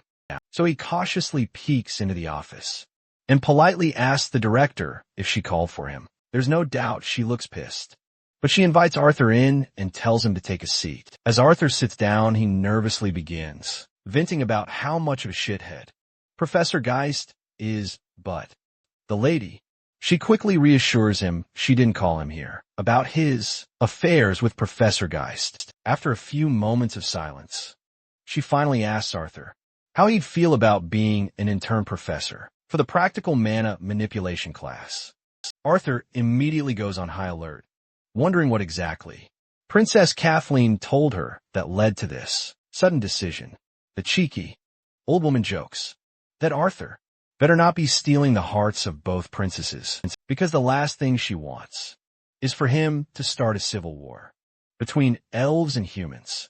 Arthur sighs and gets back to the main topic, reminding her he's just a student who hasn't even completed his first day of school yet.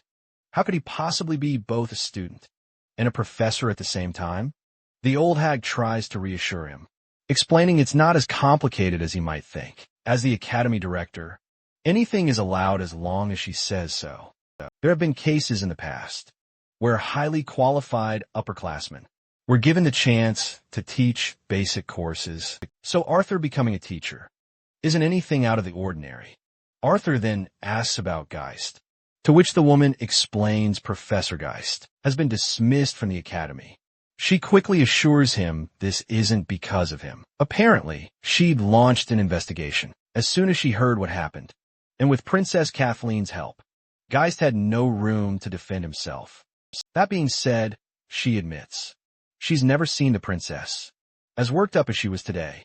Even so, Arthur still doesn't understand why she wants him to join as a professor. To this, the old hag casually states that a spot opened up, and she wants him to take it. She insists she has no ulterior motives this time, so he should cast aside any lingering suspicions. But she believes this would be a good opportunity for him to solidify his reputation without needing to impress his professors. He might face backlash from students who resent him, but the headmistress would be perfectly positioned to defend him, if necessary, all things considered. It's his decision now, but she strongly suggests that it would be far better for him to make excellent use of his time, rather than just sitting through a class he's clearly, laughably overqualified for. Eventually, Arthur agrees to the headmistress's suggestion, especially since his original plan to keep a low profile has already completely flopped. Good. Cynthia finally smiles, seeing him seize this opportunity. She's certain he's going to perform exceptionally well. As he walks away, the headmistress watches him intently through the window. There's something unique about Arthur, something that always keeps her on her toes. Negotiating with him is far more nerve-wracking than even dealing with actual royal families. She asks her beast Avir for his true take on the boy. The wise owl simply replies that Arthur is far from ordinary. He warns her not to make the grave mistake of viewing Arthur Lewin as merely a child. Whether it's mental acuity or emotional maturity, there's far more to Arthur than meets the eye. Cynthia questions Avir, asking what makes him so incredibly sure about this. To this, Avir explains that it's his bond. Sylvie isn't just a fox, as she appears to be, but a true dragon. Avir suspects that when Sylvie fully develops her strength, it could easily overshadow his own by an immense margin. Avir further warns Cynthia not to make an enemy out of Arthur. If treated with trust and respect, he could become her most powerful ally. But if betrayed, he might very well be the cause of this continent's downfall. In the cafeteria, Elijah spots Arthur and eagerly calls out to him. As the two sit together, Elijah introduces the girl seated across from him, Charlotte, while Sylvie drools at the sight of the delicious chicken steak on Arthur's plate.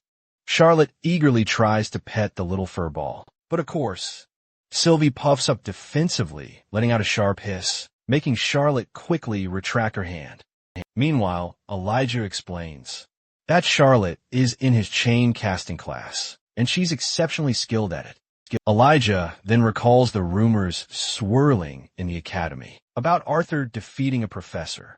Our guy reveals to his friend that not only did he defeat the professor, but he also ended up taking his place as professor. This revelation leaves Elijah utterly dumbfounded, so much so that he chokes on the water he's drinking and accidentally spits it all over Arthur. Our boy wipes his face with mild irritation as the conversation continues. Il y a mention that he and Charlotte are planning to head downtown for some shopping later. He extends an invitation to Arthur, asking if he'd like to join them. Arthur politely declines, explaining that he still has 3 classes left to attend and doesn't want to miss his upper division lessons. With that, Elijah decides to go alone with Charlotte. However, Charlotte immediately turns Elijah down. It quickly becomes clear that her interest was less in shopping with Elijah and more in hanging out with Arthur. After giving a warm goodbye solely to Arthur, she starts to leave the cafeteria with her intentions totally apparent. Poor Elijah watches her go, visibly deflated. He turns back to his friend with hope, asking if Arthur thinks he has any chance with Charlotte. Arthur smirks knowingly and reassures Elijah that he deserves someone far better and believes his friend can do even better. Later, after class, as our boy strolls freely through the academy grounds, he can't help but attract the attention of the people surrounding him. Soon enough, he hears the familiar voice of Claire calling out to him, and alongside her stands none other than Prince Curtis. As the friends catch up, they notice members of the student council mingling in the crowd as well. It doesn't take Tesha long to notice Arthur's presence, and her face just lights up with pure joy as she spots him. Meanwhile, Claire is practically suffocating Arthur with an overzealous shoulder wrap, but Tesha isn't looking too thrilled to see him clinging to another woman. She can't help but pout, utterly disappointed. Tesha literally just breezes right past him. Claire also catches on to Tesha's sour mood, but little does she realize it's entirely her fault. Once Arthur finally wriggles free from Claire's grasp and catches his breath, he senses a familiar, yet utterly disgusting presence walking past him. That presence is none other than Lucas Wykes. All the horrible memories come flooding back, making Arthur clench his fists in pure frustration. Then, out of nowhere, a giant hawk swoops down into the courtyard. Riding on its back is none other than Professor Glory, the instructor for team fighting mechanics. The massive bird, a flare hawk named Torch, is actually her magical bond. Arthur quickly decides to scan Professor Glory from head to toe, trying to gauge how powerful she is. However, before he can even sense her true power level, she glares at him so fiercely that it makes his head throb. Well, it's not surprising she's hiding her level, an elemental attribute, especially around a bunch of students. Though Arthur isn't quite sure why, it seems like she has noticed him, and she starts walking right toward him. She appears genuinely glad to see her new colleague and looks forward to working alongside him. A murmur breaks out among the students as they begin making wild guesses. Could Arthur actually be their new student professor? Their curiosity gets the better of them, and they directly ask Professor Glory if Arthur is really their teacher. Glory doesn't waste time addressing their questions. She clarifies everything, revealing that not only is Arthur a freshman disciplinary committee officer, but he's also been appointed as the interim professor for the practical mana manipulation class. Though it's only a temporary position, Glory still considers it pretty damn impressive. The students are absolutely stunned. They're all struggling to believe what they've just heard. As far as they know, even the best upperclassmen don't get a chance to teach. And now this scrawny first-year kid is going to be their instructor? It's completely unfathomable. Glory quickly steps in to calm the riled-up crowd, reminding them it's imperative to respect and trust the director's decisions. She reminds them that Arthur has already proven himself by defeating the very professor who previously taught this class, so it's no surprise the director chose him. Even after all this, one particular student doesn't seem impressed by Arthur's accomplishment. To him, defeating a professor doesn't mean much. He's confident most of them could do the same, especially if the professor was just some former thug. Adventurer Glory, on the other hand, looks genuinely pleased to see that these young students have some real fire in them. Seizing the moment, she extends an open invitation to all the students present to test their strength against their new professor of practical mana manipulation. As soon as the announcement is made, all the students turn their death glares toward Arthur, looking absolutely ready to take him down. Arthur thanks Glory for the offer, but reminds her that Director Good Sky explicitly told him to take it easy with the upper division classes until he's fully adjusted, especially since this is literally his first day. But Glory just considers him a party pooper. She points out that since he's a first year in an upper division class, there's no special treatment here. He has to prove his qualifications through demonstrations. She then turns to the eager students and asks if they agree with her.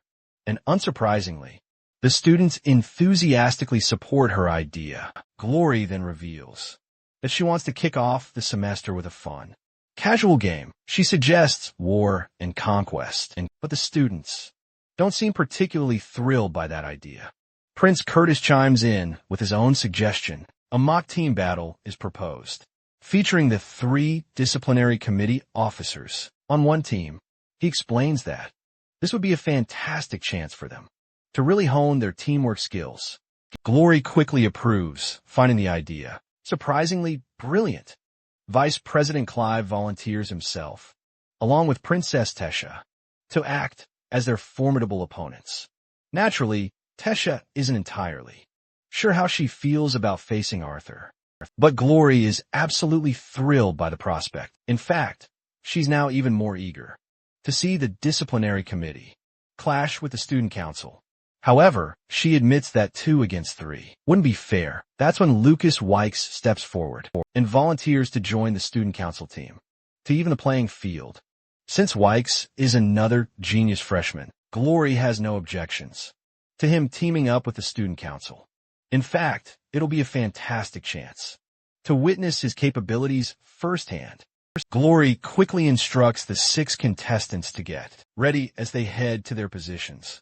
Arthur and Lucas share a heated exchange. Lucas is clearly furious that Arthur took the disciplinary committee position he believed was rightfully his own. But Arthur doesn't see it that way. He thinks that position never belonged to Lucas in the first place. Before the match starts, all the students gear up in their practice uniforms, while Arthur struggles to put on his protective gear. Tesha takes the initiative to help him. Arthur tries to tease her, asking if someone like Princess Tesha should really be helping him with something so mundane. However, his little attempt at banter only earns him a sharp pinch, and she tells him to keep his voice down, as people around them might overhear. As she finishes helping him, she confesses that she actually hates how they have to act like strangers in public. Arthur, in his usual blunt way, tells her there's no need to act like strangers at all, especially since it hardly matters now. Tesha is absolutely floored by this news. She distinctly recalls Director Good Sky explicitly telling her Arthur needed to keep a low profile, so she'd meticulously hidden their acquaintance. Arthur shrugs it off, confessing that he hasn't exactly been excelling at it, and keeping a low profile anyway. So at this point, it largely makes no difference. As long as the secret of his true powers remains protected, everything is golden. As the two of them stand uncomfortably close to each other, Professor Glory suddenly startles them. Tesha, acting purely on instinct, shoves Arthur back, as if he's some perverted creep trying to grope her. Finally, the opposing teams face off. Before the match begins, Glory steps in to lay down the rules. To keep things fair, the match will be capped at 30 minutes, after which they'll have a brief discussion, an analysis of how it all unfolded. The disciplinary committee team will start with a handicap, since Curtis and Claire boast more classical training compared to the student council team, which includes 2 first years. Arthur Lewin will serve as the king. In this match, if he's knocked out, the entire team will be disqualified. The gear they're wearing was specially designed by artificers to measure the amount of damage dealt. If the damage surpasses the threshold encrypted into the gear, it will release a shrill noise. Anyone who chooses to disregard this warning and continues to fight or cast spells will be immediately banned from the class, and the situation could escalate to expulsion. That said, this equipment isn't meant to protect anyone, so the students must be skilled enough to protect themselves with their mana. They shouldn't forget they could still suffer injuries if they charge in recklessly. And with that, Professor Glory signals the start of the battle. Prince Curtis wastes no time immediately pursuing Tesha, and without even waiting for the outcome, Arthur, feeling confident, believes Curtis probably won't be able to outright defeat Tesha, but he should be able to hold her off just long enough. Meanwhile, Lucas, wand in hand, marches toward Arthur. It doesn't take Arthur long to conjure up a weapon of his own. See, our boy had been hoping this bastard might have actually humbled himself since arriving at Xyrus. But nope, he's still the same piece of work. As they stand face to face, Arthur waits for his opponent to make the first move, but instead of striking, Lucas decides to take his time, throwing verbal jabs. Well, it looks like Arthur has no choice now. He begins to exude an immense pressure that causes Lucas to flinch. Meanwhile, Professor Glory, observing from above, seems to be having the time of her life, almost as if she wanted Arthur to go to such extremes. Even the other contestants can't help but take notice of Arthur's overwhelming presence. Tesha, however, doesn't seem too surprised. She knew something like this was inevitable. Arthur dashes toward his opponent with unwavering confidence. Seeing him charge so fearlessly causes Lucas to freeze for a moment, but he quickly gathers himself and summons his fire element, conjuring flames to execute. A technique known as Inferno's Cage. Arthur quickly deflects the fiery attack, using his wind magic, and lands gracefully back on his feet. It seems Lucas is already prepared for his next onslaught. This time, he conjures glowing fireballs, and he is prepared to unleash them. The fiery orbs light up and begin to surround Arthur, trapping him in their blazing inferno. Some of the fireballs even travel directly towards our boy, but our guy begins dashing left and right. Suddenly, one of Arthur's steps accidentally triggers one of Lucas's traps. Cousin en explosion. Thankfully, Arthur is safe, but Lucas is absolutely loving this. He's relishing watching Arthur struggle and dodge his attacks. Lucas keeps relentlessly barraging our hero with a volley of fierce fireballs. Sylvie, seeing her papa struggling, starts to worry. Arthur quickly reassures her he's perfectly fine, then swiftly asks about the others, how the rest of their team is faring. Sylvie, beaming, happily reports Mama is winning against Curtis, and Claire is totally holding her own against Grumpy Guy. Satisfied with this news, Arthur turns his full attention back to Lucas. He notes Lucas's mana pool has significantly grown since their adventure days. It's far larger than Arthur had anticipated. Regardless, he decides to close the distance and charges straight at that smug bastard. But Lucas counters with yet another scorching fire attack, forcing Arthur to step back once more. Without fire or water elemental mana at his disposal, Arthur truly struggles against the intense heat. He starts to worry that if this battle drags on, his mana pool might eventually be completely drained. Another massive explosion erupts, sending Arthur flying backward. Lucas, on the other hand, is absolutely reveling in his dominance. He gloats that he's glad he didn't join the disciplinary committee, because if he had to work alongside someone as utterly incompetent as Arthur, he says, he might have quit school out of sheer embarrassment. It definitely looks like Arthur is struggling, more than he initially anticipated. He desperately wants to conjure a powerful wind spell, strong enough to counter the scorching fire, but he's getting absolutely no room to make it happen. He steals his resolve and focuses, recalling that wind magic is essentially about pushing, pulling, and manipulating air for desired effects. But what if he manipulates the very air particles themselves? He could eliminate the very thing fire needs to keep burning: oxygen. In this intense situation, Arthur isn't sure if he can manipulate the oxygen quickly enough to extinguish the flames before they reach him, and even if he manages it, would he still be able to breathe? With all these daunting questions swirling through his mind, he cracks a knowing smile. After all, the very reason he came to this school in the first place, it meant facing the unpredictable head-on and learning from every single moment. Professor Glory is genuinely surprised to find Lucas is even better than she heard. Inferno's Cage is one of the toughest flame attribute domain spells out there. Yet Lucas uses it so proficiently, at such a young age, no less. His mana reserves seem almost on par with that of a silver core mage.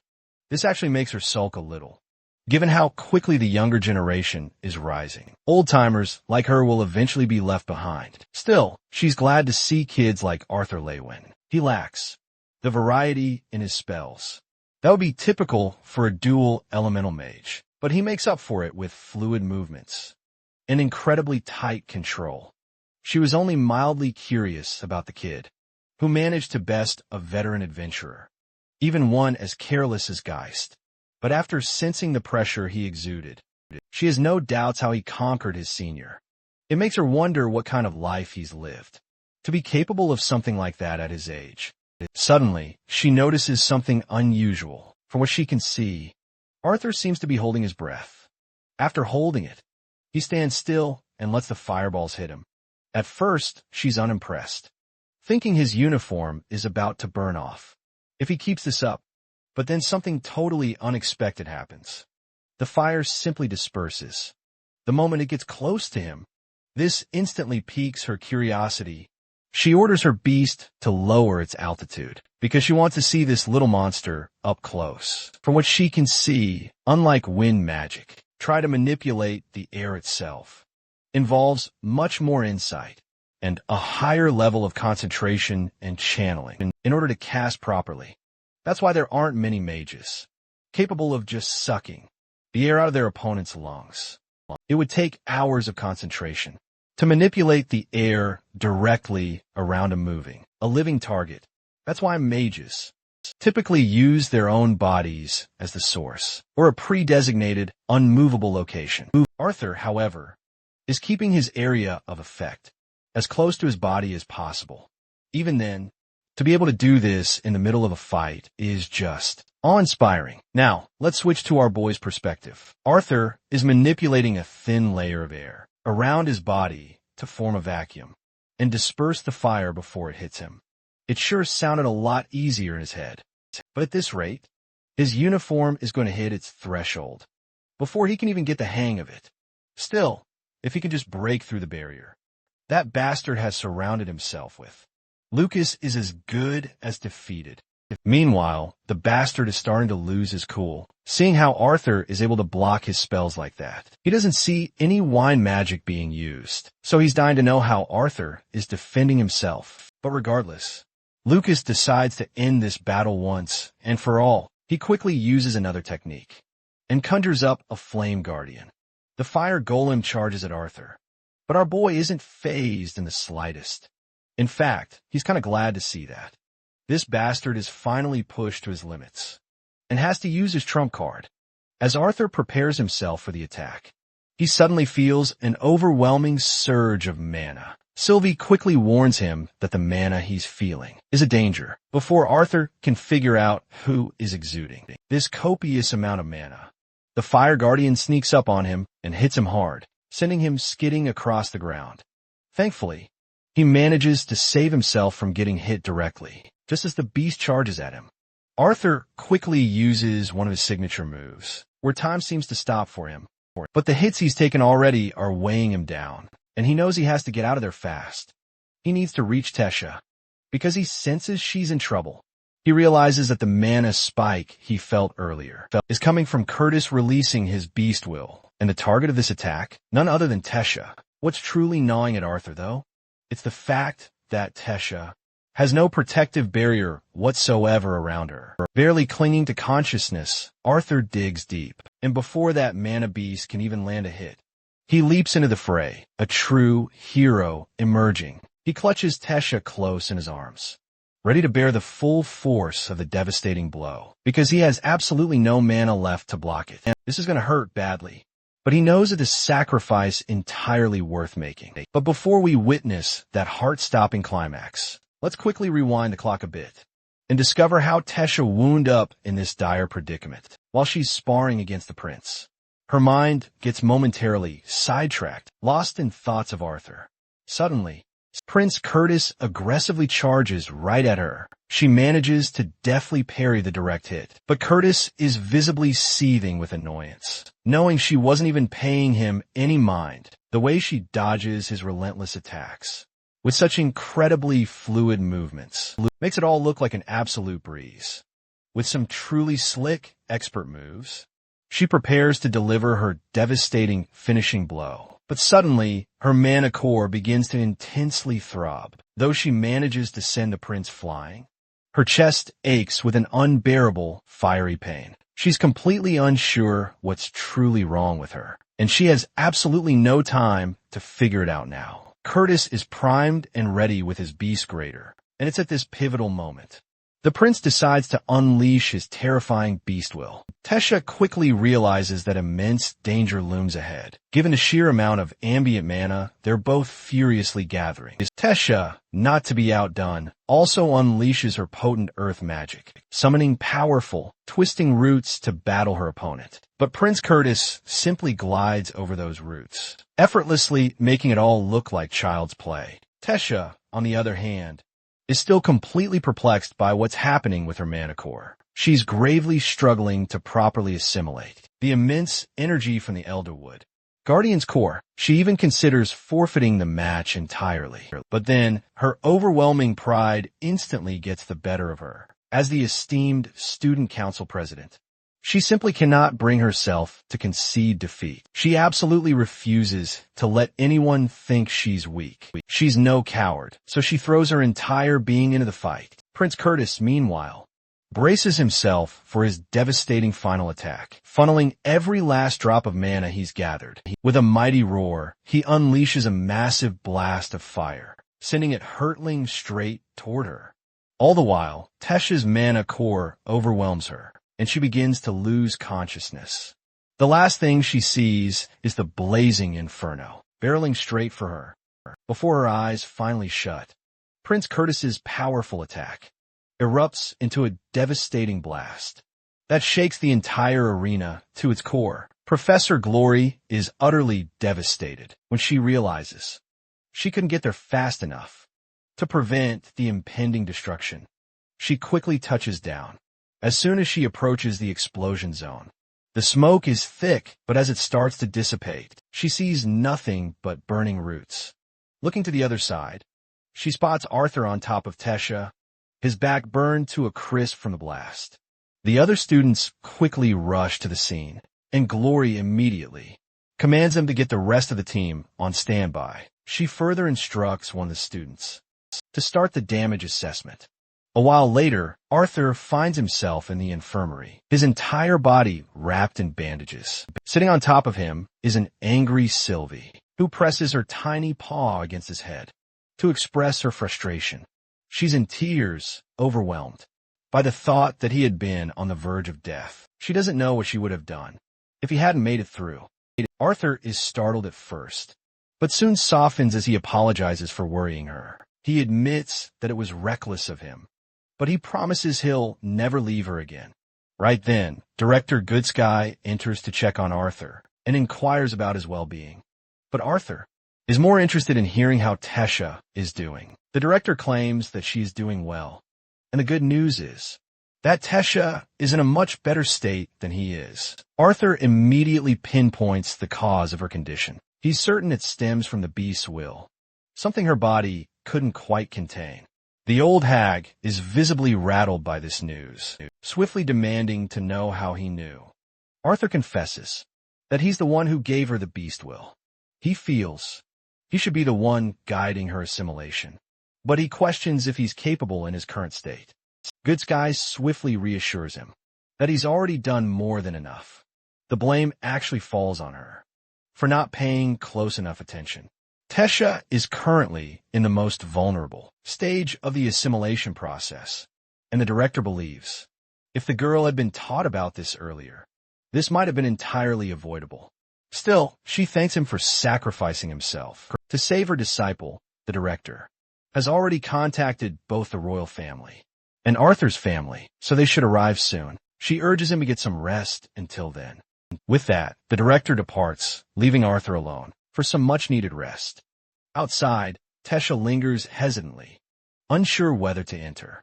After a moment, she decides to let Arthur rest. As she stands there, the old hag startles her by inviting her to grab some dessert. With no choice, Tesha joins the director, unable to summon the courage to face Arthur just yet. Meanwhile, hospitalized, Arthur finds himself waking up to the blurry sight of his family, reminiscent of the time he was first reborn into this strange world. His mother asks if he's okay, and Arthur apologizes for making them unnecessarily worried. Ellie's here with the classic sibling jokes, roasting her brother despite his hospitalized state. Even Arthur calls her a damn brat for that.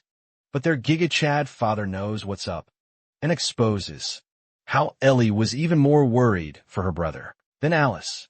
It's the first day of school, and he's already like this. Arthur tells them to go and check on the other guy's condition, who he just scrapped with. He seriously said, call an ambulance, but not for me, while everyone else is just cracking up. Alice, on the other hand, is absolutely horrified because, well, that's just classic mom energy. She's worried he might have actually killed someone's child. Alice is totally freaking out, already assuming they'll have to live in a cave and hide from the rest of the world. Now, Tesha's family finally arrives to explain that Arthur was just kidding around. Both Reynolds and Alice are absolutely stumped to find the great elves standing right before them. Their leader returns the compliment, stating that they should be thankful for Arthur's valiant rescue of Tesha. They're introduced to Tesha's grandfather, the former king of Elenwar, and finally, the girl herself, who is super embarrassed to meet them. Both of them are taken aback. Reynolds and Alice exchange a knowing glance for a second before turning right back to Arthur. These two schemers instantly know what's going on and immediately cook up a devious plan. Even Arthur is starting to get a little worried. As Alice warmly embraces Tesha's hands, Tesha absolutely glows up, hearing that Arthur mentioned her quite a lot. Then, with a teasing little remark, Alice whispers something in Tesha's ear, causing her to get worked up like crazy. Her grandfather then comes over to ask about Arthur's condition, who is currently feeling sicker, wondering what his parents are cooking up now. Tesha's grandfather then rats out their little scheme about Arthur eventually becoming his grandson-in-law. Tesha apologizes on everyone's behalf and explains that she wanted to come alone, but then remembered that she was the reason he ended up in the hospital in the first place. Our boy plays it cool and says he actually likes the audience. Meanwhile, Ellie is eyeing down the chick who her brother risked his life to save. Clearly, she's a bit jealous. They both get to know each other, with Arthur adding that Tesha gave her the bow on her birthday. The elven girl is absolutely delighted that Lilia appreciated her gift. In a teaching moment, Lilia decides to quiz Arthur, who's the prettier of the two. In typical Sigma male fashion, this guy just calls both of them ugly, leaving them both utterly frustrated. But more importantly, he's focused on Tesha's mana core. Her grandfather explains that her beast core is integrating smoothly compared to his. More critically, he's desperate to find out how the kid got his hands on the Elderwood Guardian's core in the first place. Arthur nonchalantly states he just killed the creature, which is how he got it. Their meeting is interrupted when Tesha's assimilation is brought up for additional monitoring. And on top of that, Arthur's got an army of visitors, all wanting to know how he's doing. The Vincent family, Elijah, and many more. We learn Arthur received plenty of visitors throughout the day after his family left. There were a few annoying ones who just wanted to know what happened, while others were genuinely concerned if he was doing okay. Then there was that scoundrel inventor, Gideon, with a dubious, possibly poisonous potion in hand, likely trying to kill the kid, no doubt.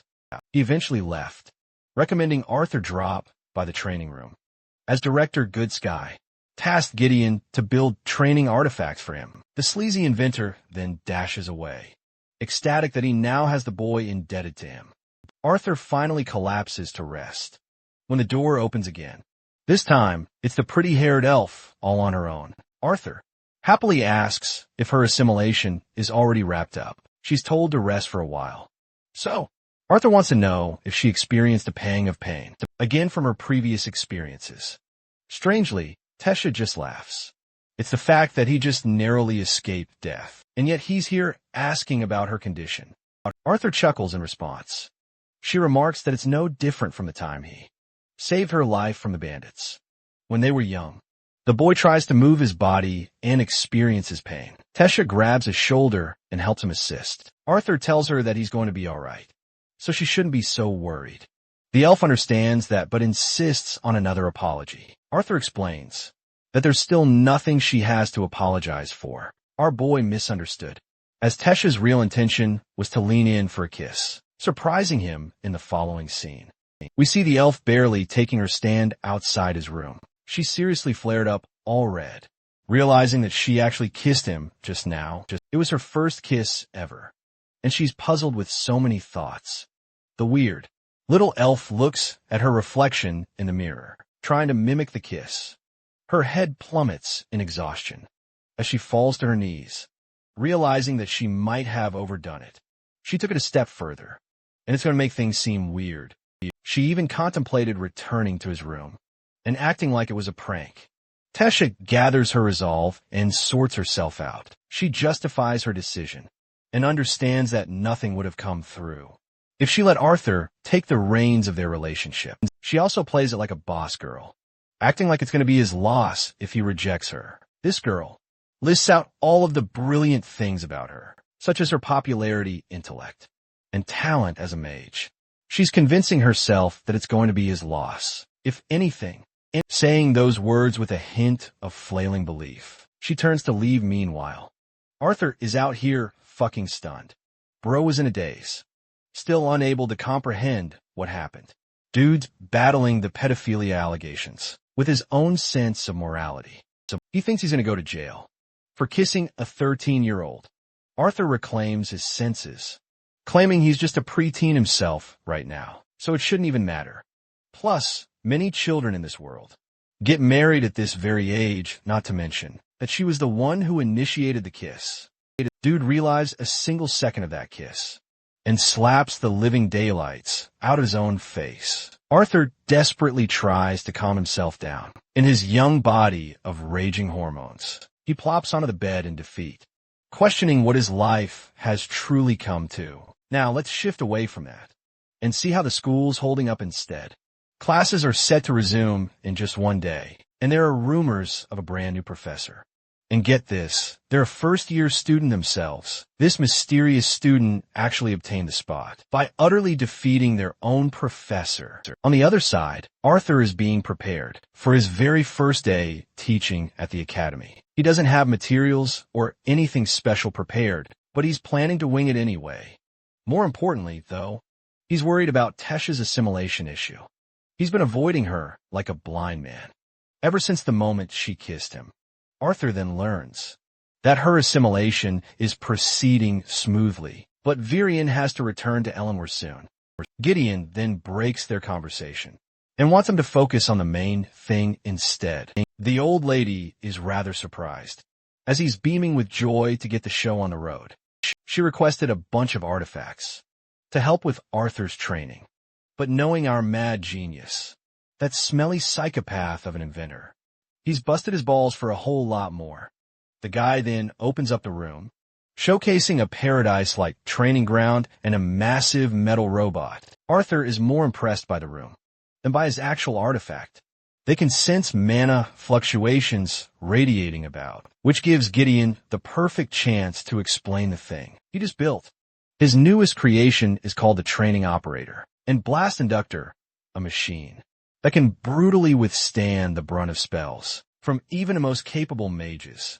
He dubs this new creation as Toby for short. Its power level is set to 5, representing the strength of a dark orange core mana beast. Arthur's already super intrigued to test the artifact's durability, while Gideon explains that Toby boasts an incredibly tough iron body that not even his spells can penetrate. The inventor is absolutely shocked when Arthur unleashes his blazing flaming fist and punches a hole clean through it. With a single punch, Toby is completely dusted, so Arthur tells the inventor to get to work on seriously upgrading the artifact's level. As you can imagine, Gideon is left speechless. Meanwhile, on a different front, we find a group of adventurers raiding a dungeon filled with strange wraith skull monsters. Their unusual color and size make them unsettlingly strange. Their leader, Lance Baron, questions if the report is truly accurate, that no other raiders have stepped foot inside this dungeon. Apparently, the entrance to this place was sealed off a long time ago. Baron stares intently at the cloth in his hand, realizing the situation is now of even greater importance. Later that day, Arthur casts an entirely new set of elemental affinities and spells against the custom-made training artifacts. He uses melee combat to attack them as well, and fluidly counters them with his sword. The artifacts are quite agile, but they're nothing he can't effortlessly handle. He quickly defeats both of them, snapping their tiny arms and wrecking them to absolute shreds. Even Elijah is feeling pity for the artifacts. The inventor is genuinely bothered to know if Arthur is even slightly injured. At this point, given how incredibly strong he is, Arthur, however, expresses that he feels slow and sluggish with his movements in combat. Gideon, in turn, wants to hear his feedback. From this testing session, Arthur recommends that he reinforce the artifact's joints. Also, he finds it quite problematic that they lack any offensive capabilities. When it comes to magic attacks, Gideon initially created these artifacts for a typical augmenter, but he's since discovered this kid is the very definition of a devil. With that undeniable truth, Arthur suggests they focus on Toby's mana reinforcement mechanism. This revelation utterly stuns both Gideon and Good Sky. He reasons the artifact is currently issuing a layer of protective mana to defend itself. While a solid barrier is the fastest method for a mage's protection, it paradoxically leaves them vulnerable to same-sided attacks. Once a shield is penetrated, it becomes extremely vulnerable. Arthur proposes that instead of a single mana shield, it will be far better for Toby to have a web of smaller mana plates to protect itself.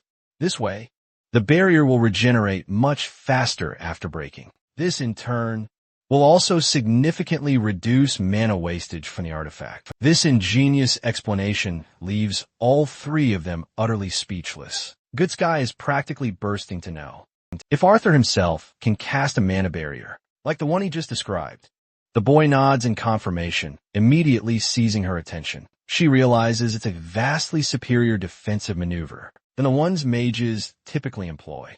She swiftly dashes away to convey this groundbreaking idea to the Mages Guild for their input. Meanwhile, the inventor Gideon draws a little too close to the boy and practically scrutinizes his body. He thinks he's stumbled upon a golden nugget of information here. Elijah playfully teases Arthur, reminding him he's going to be late for his very first class. Inside the academy, Arthur walks around, barely able to compose himself. The fact that he fought against 2 level 7 Tobis in his current state is damning enough. Arthur's clumsy little cane slips, and he instinctively grabs Kathleen's shoulder. Surprised, she helps him out, offering him assistance. Arthur sees her stoic expression and can't help but smile. Class is in session, and the students are all abuzz, muttering about. They can't believe a first-year student will be the one teaching them. Some of them are eager to see how a first-year student is going to teach, and fumble as if he knows anything at all, while others are simply annoyed. They shelled out big bucks for this academy, only to be taught by some damn first-year student. As their teacher, Arthur's trusty old, self-proclaimed rival is secretly rooting for him, knowing he's about to have a rough time. The professor finally enters the class, assisted by the stunning Kathleen, sending all the students into shock and amazement. They all assume this is a planned move from their new teacher, who's trying to make a power play by using the princess of the kingdom as his assistant. But let's be real, it's not like our boy was smart enough to actually plan this. He thanks her, assuring everyone he's doing all right now. Kathleen then heads off to take her seat, while Arthur finally takes his first intimidating stance before his class. He introduces himself as a disciplinary committee member, the son of 2 mages, a loving brother, and finally, their newest professor. As you can guess, the class erupts in a storm of anger and vitriol, absolutely discriminating against the first year, who they think is far too good to be their professor. They're provoked enough to immediately file a complaint against the academy for wasting their precious time. Arthur locks eyes with Sylvie, realizing he's got quite the attitude problem to fix. Everything would have proceeded smoothly if only the headmaster had bothered to come here to make an introduction on his behalf. But then, one of the students boldly jumps up to the big stage to arrogantly challenge their newest professor. Arthur questions what kind of joke he's trying to pull. The self-proclaimed class clown proudly declares that he's more than willing to take the position for himself by beating the instructor into the ground.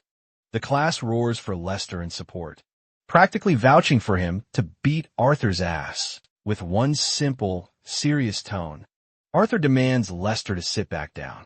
His mere command causes Lester to fall flat on his face. Arthur makes it crystal clear to this class he will be taking over as the professor, even if they don't like it one bit. He's even happy for any of them to leave, and is prepared to help them transfer to another class of their own choice. But for those who are curious how a seemingly crippled kid, he's currently the professor at the most prestigious academy. Arthur invites these talented individuals to study under him. With that sorted, He tells Lester to either ditch the class or return to his seat. The dude bolts back, calling him sir and finally giving him the respect he deserves. The rest of the students are in utter shock. Arthur's pleased that no one is leaving and resumes his very first class. He explains this will be their first practical mana manipulation class, so he's ready to test their knowledge. He quizzes them about the best way to utilize mana from the surrounding atmosphere. One girl raises her hand and answers that it's best utilized by mana naturally forming into the mana core, where techniques can then be developed. Arthur is impressed by this answer and praises the student before explaining the key difference between augmenters and conjurers. It lies in how they use their mana channels. Conjurers utilizan mana from the surrounding atmosphere, channeling it into their veins. This begs the question, why do both types of mages share the capacity to absorb mana, when only augmenters can absorb it into their core? This really gets the students' gears spinning, as they all ponder and come up with theories. The Ponytail gets another chance to speak, with an excellent answer explaining how conjurers never feel the need to aim for physical attacks. Arthur seconds the explanation. Conjurers are supposed to use their own mana and manipulate changes in their surroundings. At the same time, if such conjurers used less mana than augmenters, then there's the question, if a mage's mana core is truly a representation of their level? The students are all deep in thought. Because of this sharp critique, Arthur smiles and summons 6 volunteers with elemental affinities for a demonstration. He wants the conjurers standing to his left, while augmenters stand to his right. Following instructions, the students line up for their next exercise. Arthur begins by instructing the volunteers to unleash the most basic spell they know. And for conjurers, he strictly forbids using a wand. Kathleen and the others swiftly begin forming their spells. The augmenters follow suit, preparing theirs as well. With all 6 mages now having their spells prepared, Arthur then commands the augmenters to attack using their active spells, while simultaneously guiding the conjurers to absorb their own spells directly into their hands. To all 6 students, this idea seems absolutely ridiculous, but they're happy-go-lucky. Professor simply grins with unbridled glee. Following his bizarre instructions, the augmenters try their hardest to unleash their fire spells, but it simply doesn't work. Meanwhile, the conjurers desperately attempt to absorb their spells and make them a part of their own bodies. But that doesn't work for them either. One side can't release, and the other can't absorb. Even Kathleen is struggling supremely to accomplish the task, though she's the closest of them all to getting it right. The students are clearly annoyed that he's teaching them such a reckless lesson, with absolutely nothing to learn, after all. Only high-level augmenters, they argue, are capable of casting long-distance spells. Arthur silences them immediately by preparing a basic wind spell in his palm before instantly releasing it as a long-range projectile. The students criticize him for showing off, calling him a hotshot, claiming this is pretty basic for an Orange Core user. Their professor simply confirms, and then decides to dramatically whip up the intensity by casting a powerful vortex of wind. That leaves a massive crater in the wall. Arthur questions if he's confident that students have ever seen a display of power like that from an Orange Core user too. He's unable to properly demonstrate his full point, but it still powerfully proves what he's trying to teach them. He takes a seat and tells the volunteers to sit down if they want to learn how to do that. After the class wraps up, the students are all utterly dazed and furiously questioning his skill level. They're convinced he cheated or something. But Arthur doesn't care and simply frees himself early. It's truly the only benefit to being a professor. Meanwhile, Sylvie cutely tries catching a small butterfly and hilariously face plants onto the ground. Kathleen startles the boy with her sudden appearance. Arthur attempts to lighten the mood, claiming he's busy with his invisible friend right here. The princess then settles down beside him as he ponders what's gotten into her this time. She compliments him on his excellent first lesson, but an awkward silence quickly descends. With nothing more, Kathleen suddenly gets right in his face before blurting out that she has something important to tell him. Arthur silently prays to the heavens that this chick doesn't end up going down the same path as the elf, Tesha. This could spark a full-blown war between the kingdoms, simply because of his very existence. Instead, Kathleen bows her head and delivers a deeply respectful apology on behalf of the entire royal family. She recalls what transpired at the auction house and how disgracefully her father acted. She wishes to apologize for the wrongs they've all committed. Arthur feigns surprise that she's still thinking about events that happened 4 years ago. She reveals to him that her faith in her father absolutely shattered that day. Arthur believes her apology is completely unnecessary, but Kathleen insists it's essential, given their friendship.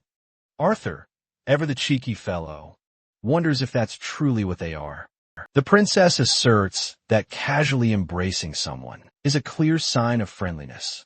So she's right. Kathleen muses about how she grew up. She constantly judged for everything she was, until now.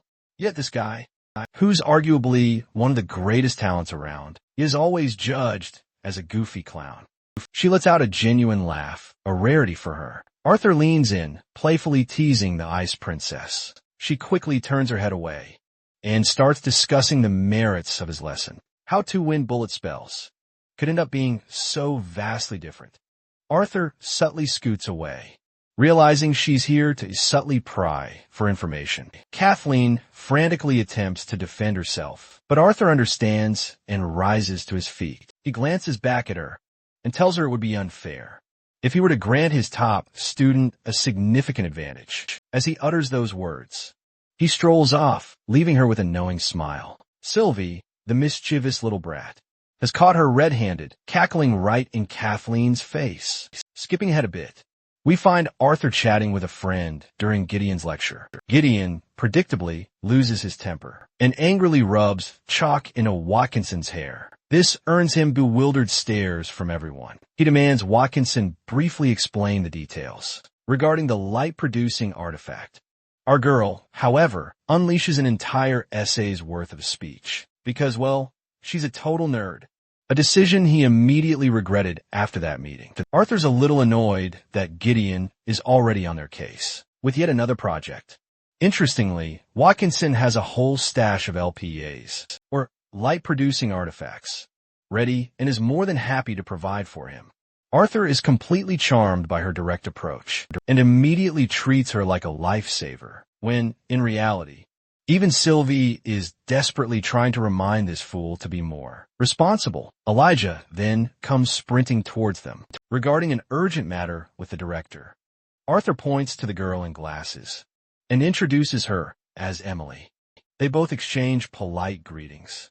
Remember when Arthur casually mentioned this guy's future girlfriend would also be a total nerd? Yeah, well, it's happening.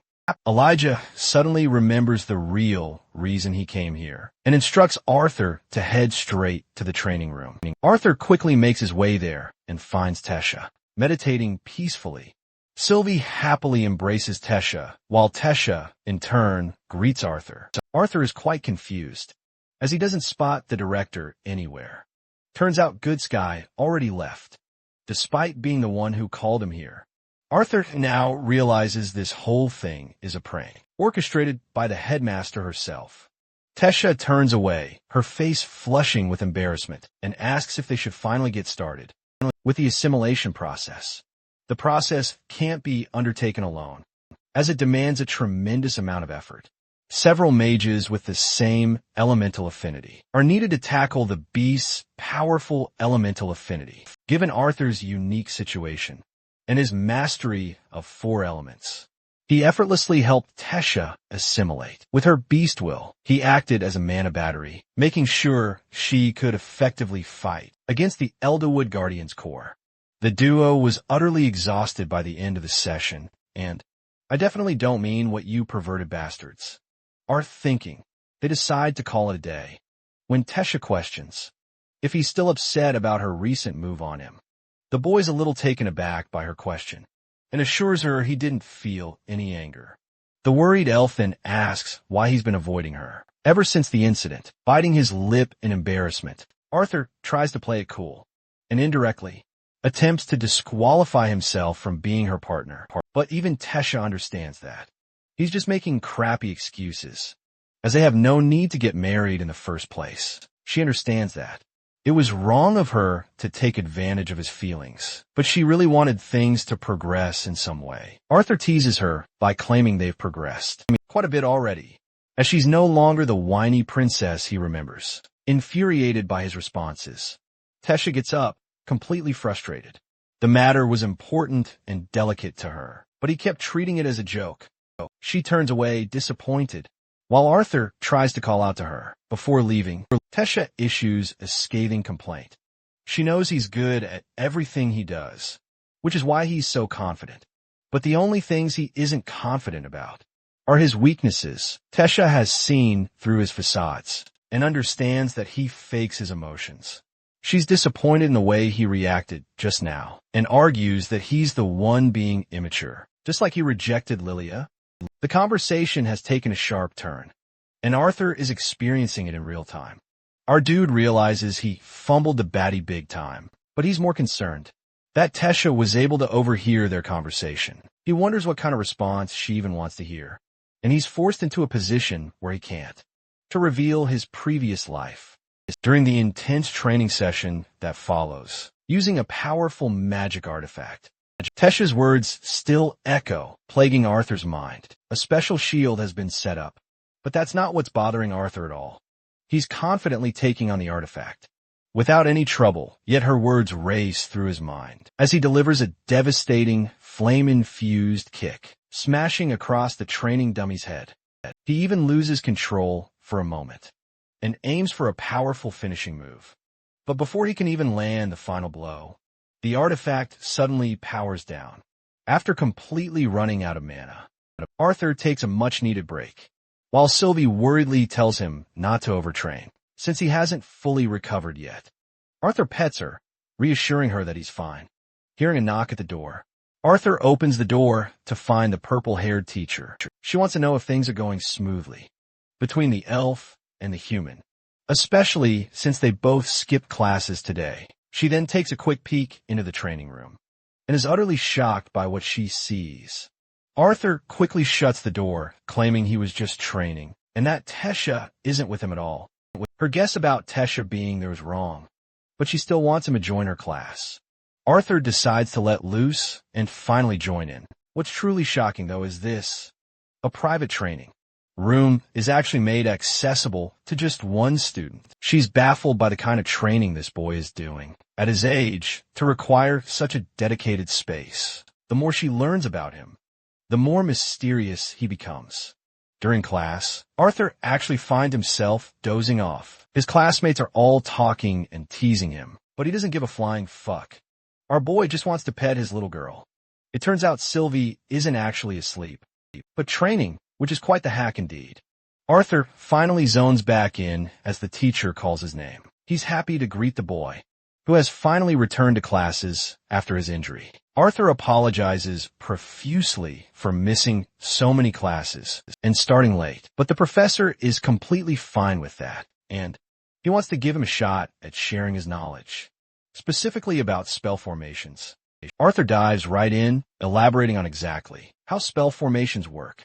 They require manipulating more fundamental spells, meaning the same starting point in simple terms, but a completely different outcome or effect. A perfect answer, according to Professor Maynor. He then uses Arthur's brilliant answer as a springboard for their lecture. Maynor hypothesizes a world where everyone could read each other's minds. It would be quite a troublesome world, wouldn't it? In this hypothetical world, if anything, even the smallest thought, could turn someone into an enemy, the kindest person could suddenly seem terrifying. Interestingly, Maynor believes that such a world would produce monstrous mages, since Sylvie and Arthur can read each other's minds. This little furball thinks they're the ideal mages the professor is talking about. Maynor then poses a question to his class, wanting to know, why do certain conjurers and augmenters use incantations, while others don't? One student argues that if you've mastered a spell, incantations are unnecessary. However, mastering something is quite vague on its own. The The professor reasons that chanting is done because those very words influence their consciousness. It allows the mage to conjure the correct idea or suggestion, which later refines the mana into the perfect spell. Maynard touches on another humorous example. He wonders, what would happen if someone confessed their love to a partner who absolutely hated them? There would obviously be a strong reaction from that person. Arthur's out here daydreaming about Tesha's reaction, funnily enough. Anyway, Maynard explains that the incantation of love is actually the trigger for the effect, the spell from the other person, which would result in a reaction of either hatred, disgust, or even physically lashing out. This makes the class roar with laughter, which is a nice quality for a teacher to have. According to Arthur, Minor explains that, much like our very thoughts, incantations are the key to manipulating spells, especially when a mage visualizes them clearly. And that's precisely why, in a world where everyone could connect with each other's minds, that world would boast the strongest magicians to ever exist. The answer truly lies in absolute control over one's thoughts. With his brilliant speech now concluded, Manor continues his lecture, and the scene ends there. As the class finally comes to an end, Arthur finds himself completely distraught. He just couldn't focus much, all because of what happened with the elf. He simply can't comprehend why her words are stinging him so much. Sylvie pulls Tesha aside and explains that Arthur's elf friend was spitting facts. Arthur argues that plenty of people hated him while he was an adventurer, but it never once bothered him. Then, his cheeky little pet teases him by stating that he secretly likes Tesha, which is why he's hurting inside. Arthur is a little annoyed that this damn furball is dropping some serious truth bombs. Suddenly, our guy comes to a stop. Why? Because a bunch of clowns are creeping up on him from behind, thinking he wouldn't notice. It's Lucas, that total fucker, and his lackeys. Even Sylvie is pissed off just seeing their ugly faces. The lackeys try their best to intimidate Arthur, but Arthur's just way ahead of the curve and roasts the absolute heck out of them. Lucas shoves his own goon to the ground and confronts Arthur for running off from their match. Like a total coward, he demands to know how Arthur was able to escape. Arthur tells him about the tiny hole that was his exit. This absolutely infuriates our little bitch boy over here, because he was really asking about how Arthur escaped the Inferno cage, spell unscathed, and even helped Tesha on top of that. Like a total Chad, Arthur swipes his hand away, claiming that it's simply rude to ask a question like that. Then he gets right up in Lucas's face, egging him on even more, stating that he's got no reason to say shit to a bitch. Lucas then convinces himself that Arthur must have used an artifact of some sort, since it's obviously the only explanation, right? This egotistical idiot assumes Arthur's pet, or the elf princess herself, helped him get it. Arthur simply listens, understanding that Lucas is utterly incorrigible. The walking fridge delinquent with the awful haircut then accuses him of tricking Kathleen too. This jealous lowlife, clearly seething, reminds Arthur about their huge rank difference. His friend tries to calm this raging clown, pointing out he's using mana on school grounds. But this sputtering hothead is genuinely furious and has no intention of backing down now. Lucas, not wanting to deal with this problem child, ditches his lackey. Meanwhile, the fat fridge is here, completely losing his mind, convinced Arthur seduced Kathleen, when it should have been him. Our lovable, orange-haired MC reminds this absolute clown that he's not trying to seduce anyone. The fatty gets even more infuriated, deluding himself into believing Kathleen is madly in love with him. Spoiler alert, that's definitely not the case. She'd rather date an actual refrigerator than even look his way. Lucas realizes this fat clown has completely snapped and is utterly losing his marbles. Even Sylvie senses something is gravely wrong. Arthur has detected an abnormal amount of mana leaking from him. It's so intense, his eyes are popping out red, and his body is incredibly tensed. The psychopathic freak show lunges to kill Arthur. Arthur sharply turns to his pet, realizing Sylvie is about to make a terrible move. If he doesn't act fast, Arthur reinforces his magic defense to block the impending attack. He manages to deflect it at the last second, and expertly dodges the blow, causing the fatty to utterly obliterate the ground. This guy was seriously attempting to kill a student. On school grounds, Arthur reminds the idiot that he's attacking a literal teacher within school premises. Even Lucas's lackey thinks they should intervene, but Lucas has other plans. After all, he's not involved and is just here to spectate. Arthur immediately questions their motives and flat out refuses to believe Lucas. Lucas, however, happily declares he's not using anything at all, so he can't be blamed for a thing. Meanwhile, Marcos is steadily losing his mind, but Lucas is such a complete imbecile that he couldn't care less what happens. To him, either Marcos will get hurt, or Arthur will have him expelled anyway. Lucas then leaves, warning Arthur to be fully recovered for their next duel. But before Arthur can even respond, Arthur is suddenly met with sharp earth spikes. He swiftly swipes them away with his wind magic, then spots a guy looking like a werewolf, just lunging at him at full speed. Arthur blocks the ferocious attack with his shield, but can't fathom how an orange core user of this level has suddenly become so incredibly strong. This guy is pouring out even more mana than Lucas, dedicating it all purely to offense.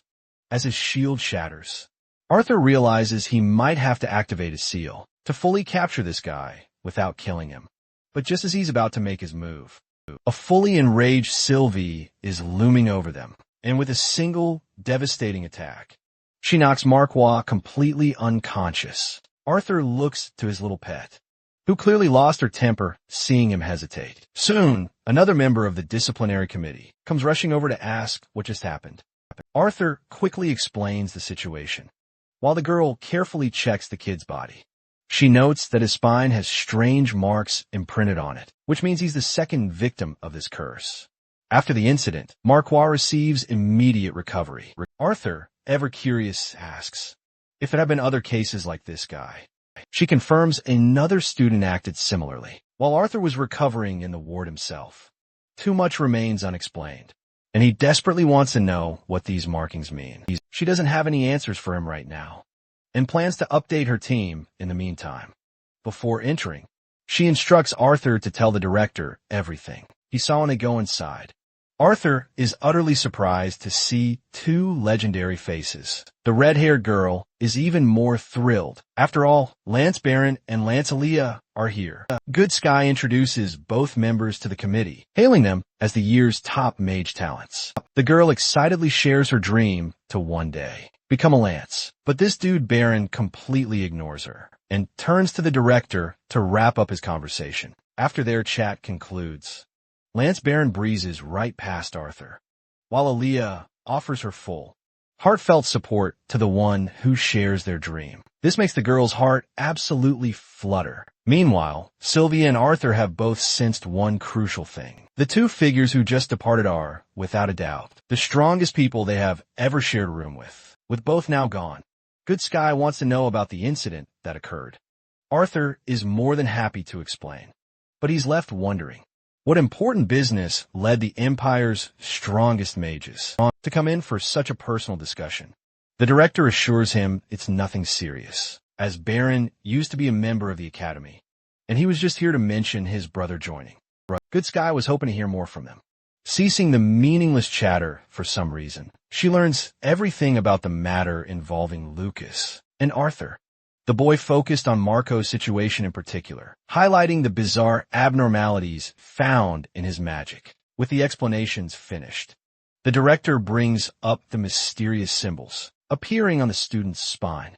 She falls into deep thought, her reaction pretty much confirming that she knows something about this. Good Sky tells Arthur that Claire is absolutely correct. This kid isn't the first case of its kind, and there are only more to come. Arthur desperately probes for more information, but it seems there isn't any logical information available to explain what's truly happening. Even the Mage Guild researchers have been tasked to uncover what's wrong, and it's only a matter of time until they finally discover something. Arthur falls silent while the director orders Claire to assign more officers to patrol the classes. She emphasizes increased security during the night as well. As for Arthur, She's genuinely relieved he's recovering quickly. The officers desperately need his crucial assistance. The meeting concludes with Good Sky heading back to her room. She can't help but wonder if her decision was reckless, involving her own students in this dangerous mess, fearing the absolute worst-case scenario.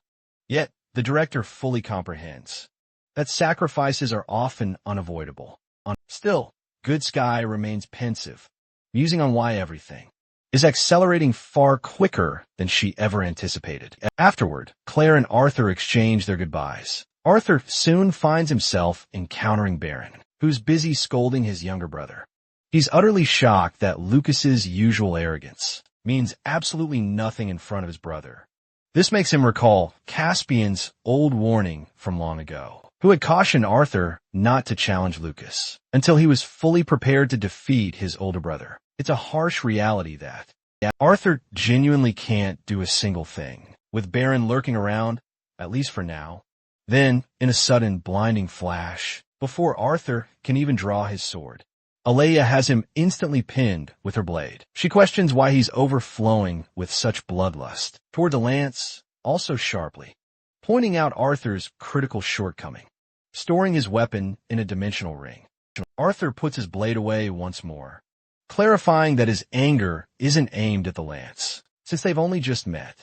Alea retorts that she could sense his true intentions, despite his attempts to repress them.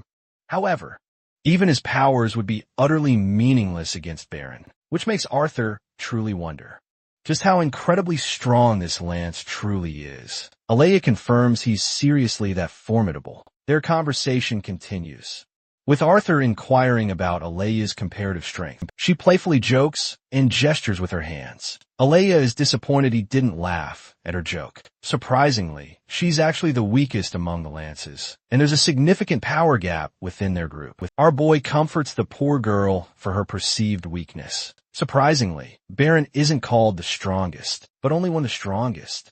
Still, her perception abilities are far sharper than his, which is exactly how she so effortlessly caught Arthur. Alea really enjoyed her chat with Arthur, who showed her nothing but respect. Seeing the boy, she's reminded of her brother, and how he might have been the same age, if he were still alive. Alea pats his head and thanks him before heading out. The very next day, rumors about the incident spread like wildfire among students. People are shocked that the class went so far, hearing them gossip. Sylvie wonders why humans love to gossip so much. Arthur validates her question, and then turns to the disciplinary council, where everyone sits in frustration. Claire shares the terrifying news of Marco's death, which happened just last night. Arthur asks what exactly happened, and learns that the medics couldn't stop his mana leakage, something that occurred despite him being unconscious. It was all related to the mysterious symbols on his back. Kathleen explains that there were no significant findings, and the few things they did find, they didn't bother revealing. The parents didn't consent to disclosing any information either. Slamming his fist, one of the committee members becomes frustrated that they're not getting reliable information. Claire switches topics, focusing on Arthur's return, emphasizing that they must strengthen security even more. After the meeting, they wonder if anything will change with the patrolling duties. Arthur is alright with working alongside Theodore, despite their differing schedules. Phyrus shows them his fancy new daggers, which are actually capable of communication. Arthur inspects them, just as shocked. Kathleen is even more surprised that Kai volunteered to patrol on his own for a huge part of the campus. Arthur teases by pointing out the irony of her blank expression compared to her words. Curtis also mentioned that Kai is rather the avoidant type when it comes to work, so it's strange that he's taking on such a huge responsibility. Arthur wonders if it has anything to do with Theodore, and asks Curtis why he purposefully skipped out on patrol.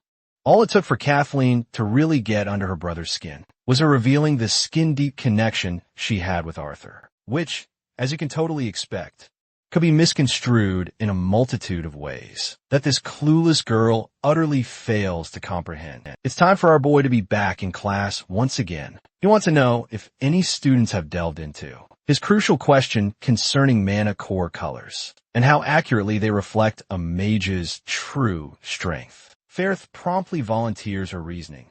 That mana cores are an excellent metric for assessing power, but that straightforward answer she just gave is swiftly shot down by the young teacher.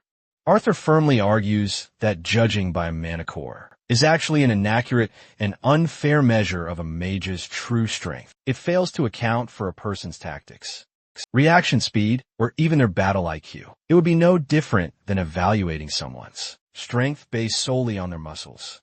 While it's certainly true that muscles undeniably contribute to strength, that doesn't automatically mean they're a superior fighter than someone with a less physically imposing physique. One student then challenges this point, asking what method could possibly be superior to mana core color. Arthur delivers an incredibly detailed and intricate answer with the simple yet profound words, just don't. He believes it's utter foolishness to ever assume that you're up against an inferior opponent. After all, even if they could perfectly gauge a person's strength with certainty, there remains the critical question of what would truly happen. If they were to face an opponent with a weaker mana core, it would make no sense to ease up against a seemingly weaker opponent or to outright bully them in battle. In a life-or-death scenario where fighting is the sole option, one must never, ever underestimate an opponent and always prioritize careful, strategic maneuvers. With the intense discussion finally concluded, Arthur hopes that his students are ready to tackle the exercise again. From the other day, right after class, our boy ended up completely crashing from pure exhaustion. He was only jolted awake by Gideon's urgent letter, who had prepared a new, improved version of Toby for him to conquer. Arthur promptly apologizes for his tardiness to Professor Glory's class, explaining he'll get ready immediately. But surprisingly, she abruptly shoves him away, arguing his presence isn't as crucial right now, especially since he's still recovering. She tells him to just spectate for now.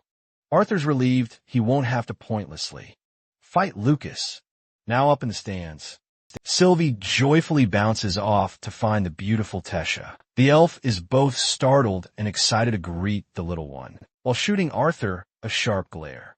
Arthur sits next to her and, after a moment of silence, tries to talk. Tesha stops him immediately, arguing there's no point in him clearing things up, since she also got ahead of herself. Feeling guilty, she apologizes. But Arthur believes she spoke only truthful things. In the end, he messed up one way or another, always knowing she felt this way.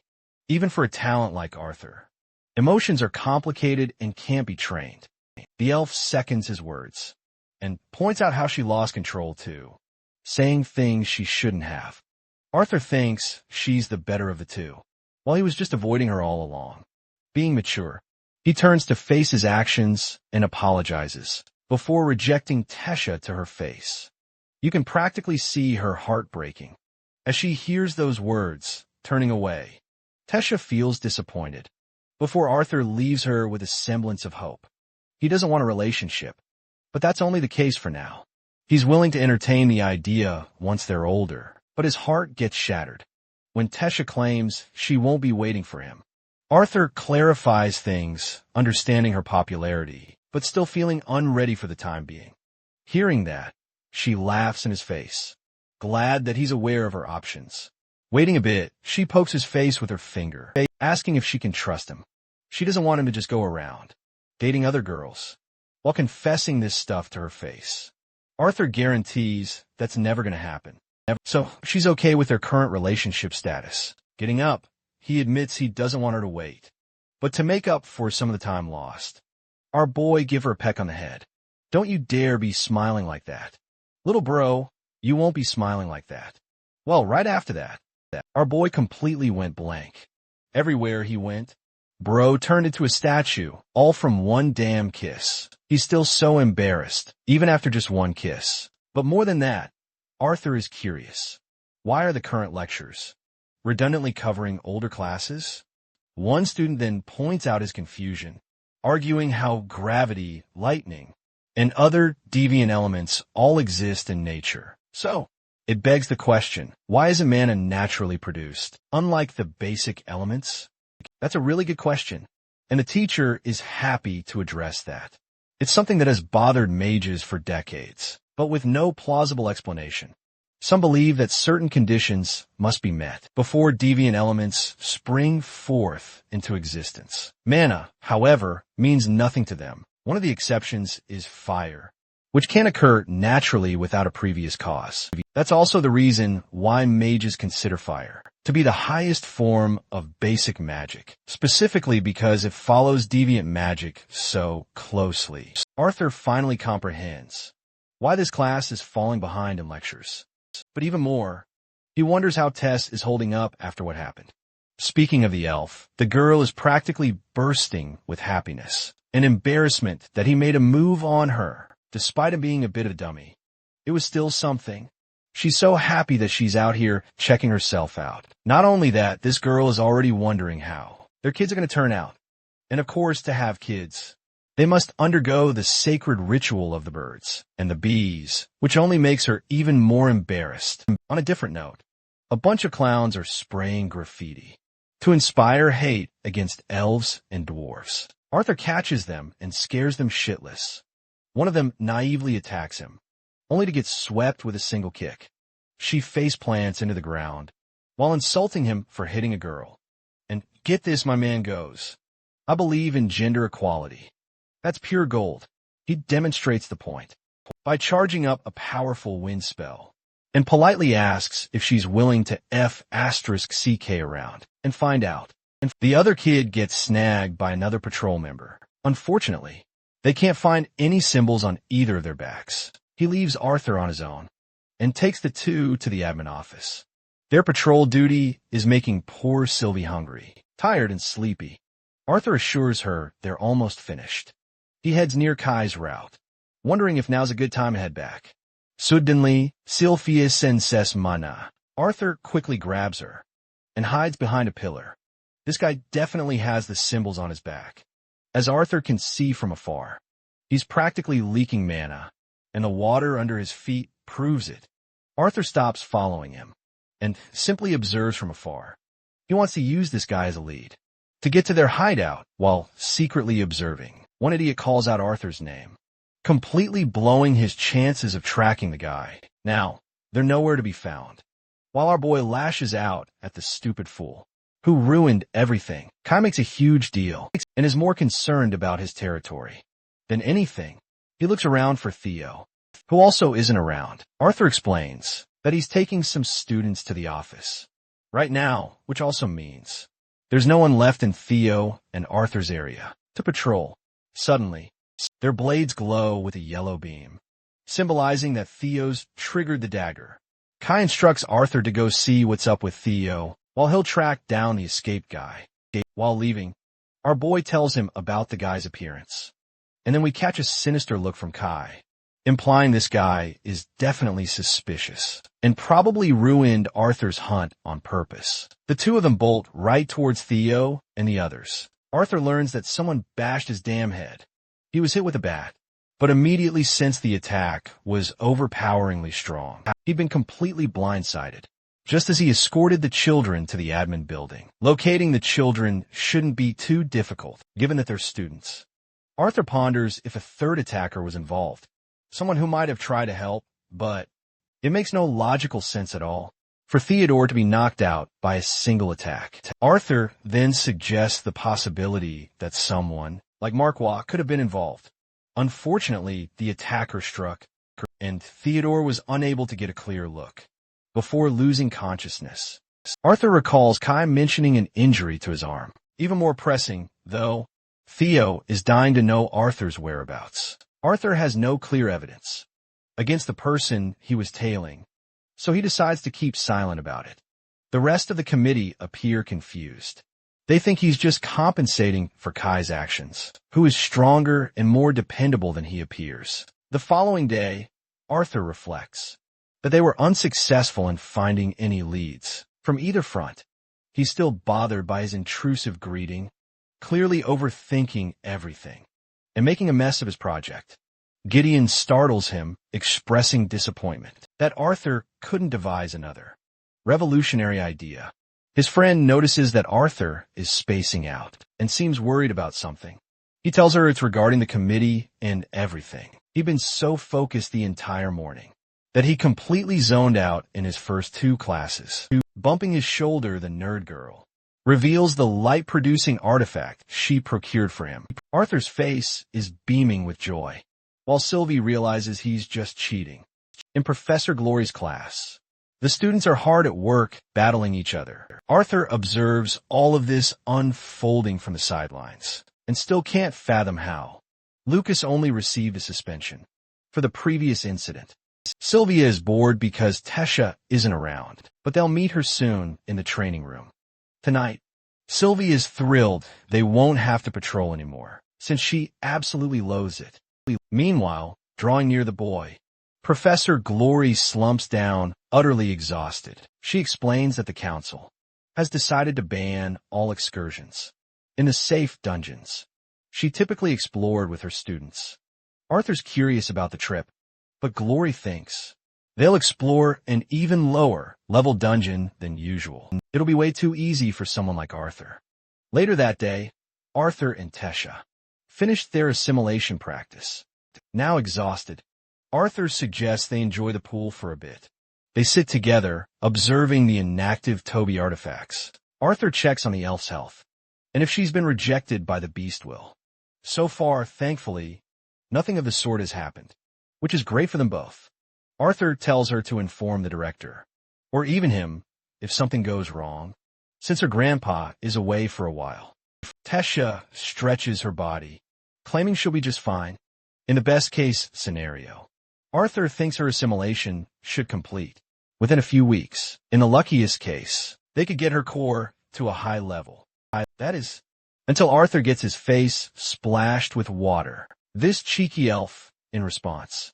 Arthur does the same, splashing her face, apologizing for helping her cool off, and all. They both playfully splash each other until they've cooled off. At this delicate moment, their hands are nearing an embrace, which makes Tesha shy.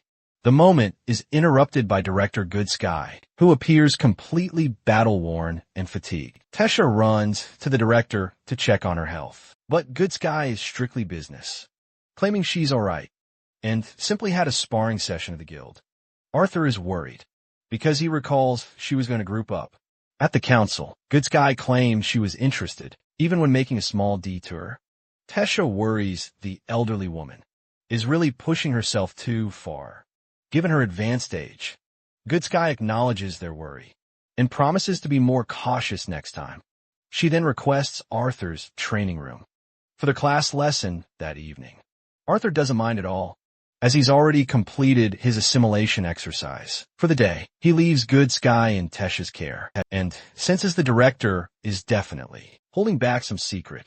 Yet at the same time, he decides it's not his place to pry. The next day, Arthur feels utterly exhausted during classes. Elijah frets, wondering what Arthur was even doing. That night, he also returned to the dorm late too, all because of his social club activities.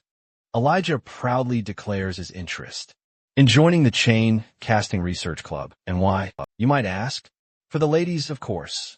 Arthur is repulsed, wondering if this guy suffered some brutal rejection in his previous life to be this desperate and horny. In this one, the glasses boy then rambles about this being the optimal age for discovery and developing relationships.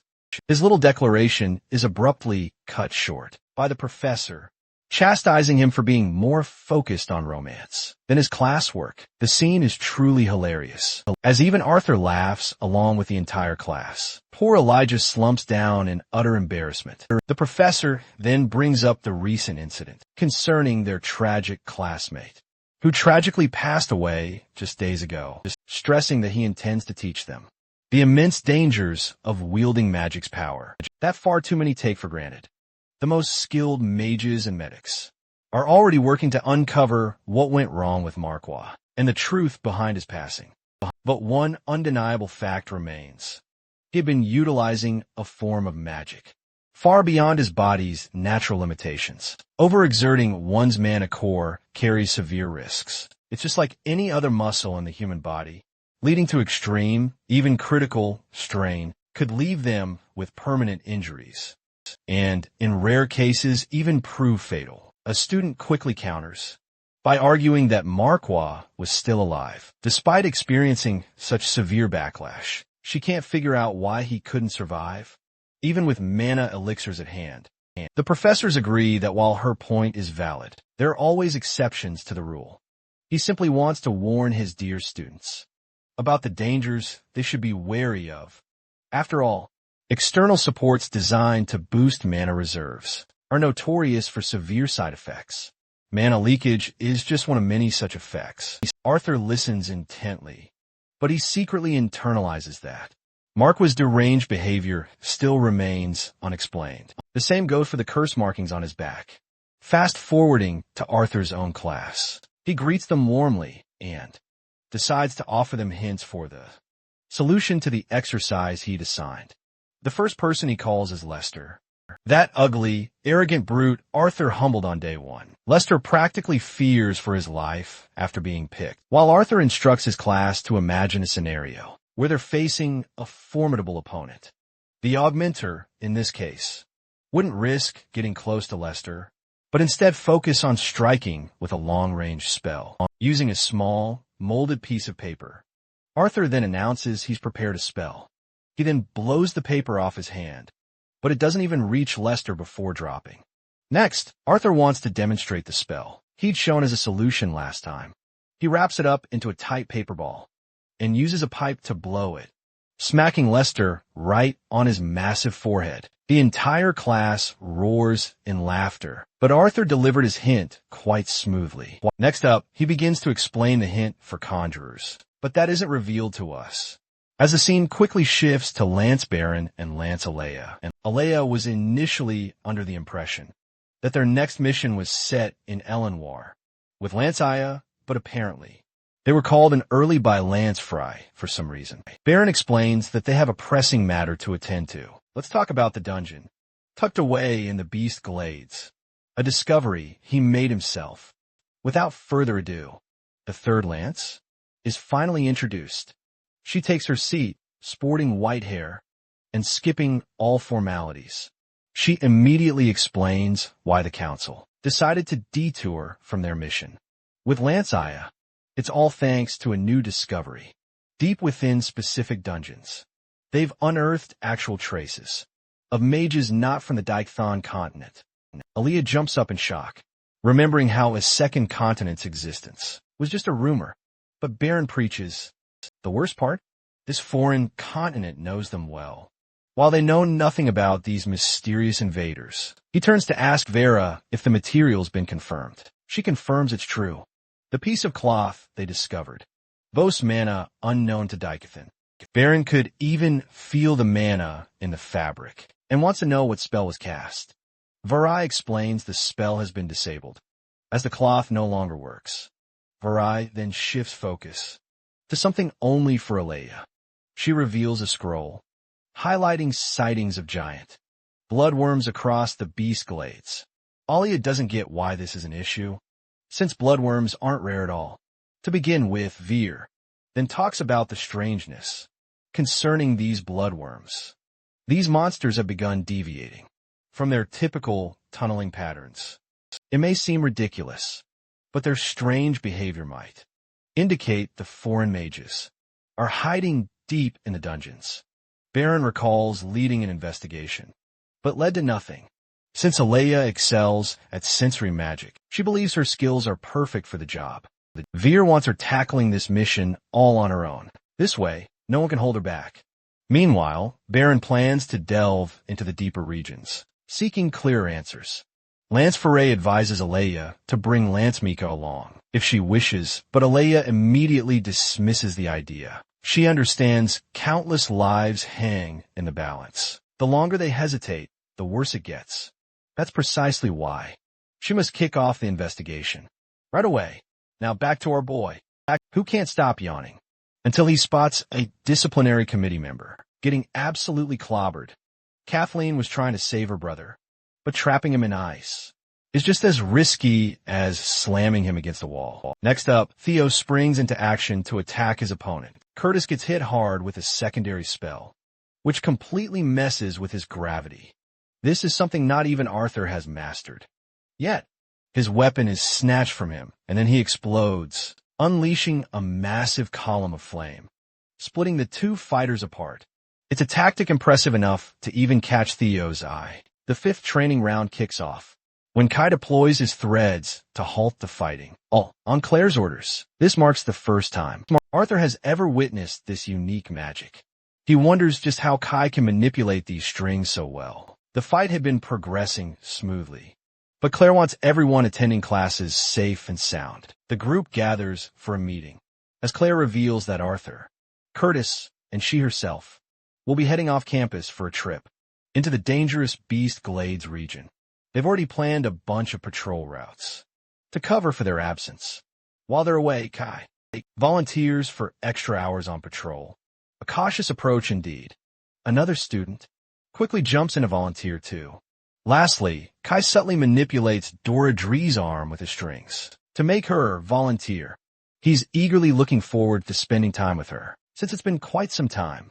Doradora accepts on one condition: she better be well fed. The meeting concludes with Arthur stopped by his so-called rival. He warns the guy to be careful out in the wild, not knowing that our boy is already an A-rank adventurer. Before he even came to school, Arthur escapes them and goes to ask Claire about the kind of magic Kai specializes in. Interestingly, he hasn't told anyone, apart from the fact that his metal wires are special. Arthur wonders if the wires are capable of hiding the mana attribute of the spell. The creepy guy draws near Arthur, wondering what they're talking about. Arthur harmlessly asks about the intricacies of his metal wires, only to receive a creepy and suspicious warning from the guy. Claire breaks their confrontation, reminding them about their upcoming class. In the training room, Elijah is busy sharpening his earth attacks. Against level 7 Toby, the attacks are easily dodged, until he finally manages to pin the artifact down. Elijah's about to deal the finishing blow when suddenly, Toby initiates a fire spell that releases a cannon so powerful only Arthur is there to save him.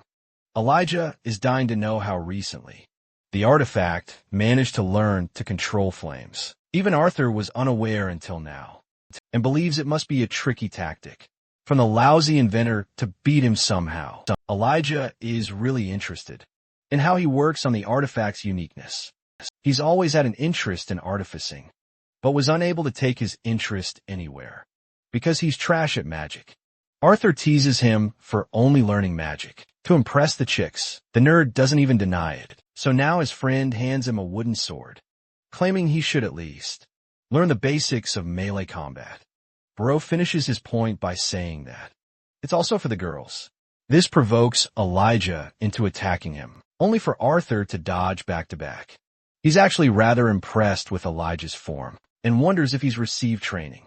Before this guy swings, observe his minimal wasted movement, and his footwork is impressively steady and balanced. It's so impressive, in fact, Arthur thinks to himself, he clearly possesses a natural talent for swordsmanship. If he could combine that with his metal magic, he'd be practically unbeatable. Arthur dodges his attack, then swiftly takes him out. Elijah's anger created a careless opening. As Arthur extends his hand, Elijah is reminded of an image of an important figure. Suddenly, his mind is clogged with a plethora of emotions and conflicting feelings, making Arthur worried. Even Elijah doesn't get what's happening, or why he's experiencing such a surge of emotions. While Arthur insists that they take him to the medical ward, the glasses boy insists he's okay, and he just experienced a headache. He doesn't explain anything, just intends to wash up now. He simply bids him farewell for the meantime. Arthur waves him goodbye all the same. The following few weeks were as peaceful as they could possibly get. Our boy, however, was sleeping through his classes due to sheer exhaustion. Mid-cycle exams were fast approaching, and Arthur found it difficult to keep up with all of his classes. He faced the same struggles even in his own class, despite his continuously growing skills, with the help of his teachers and artifacts. Arthur never forgot the true reason he attended school in the first place. He found himself at peace, just enjoying the small, everyday moments of life with the people he loved most. Those were the moments he looked forward to, Every single day. Arthur and Elijah are sharing a walk when, suddenly, Elijah freezes, completely spacing out. It's been like that for a few days now. But Elijah refuses to talk about it and deflects, saying it's just his exams. Their upcoming trip to Beast Glades is also right around the corner.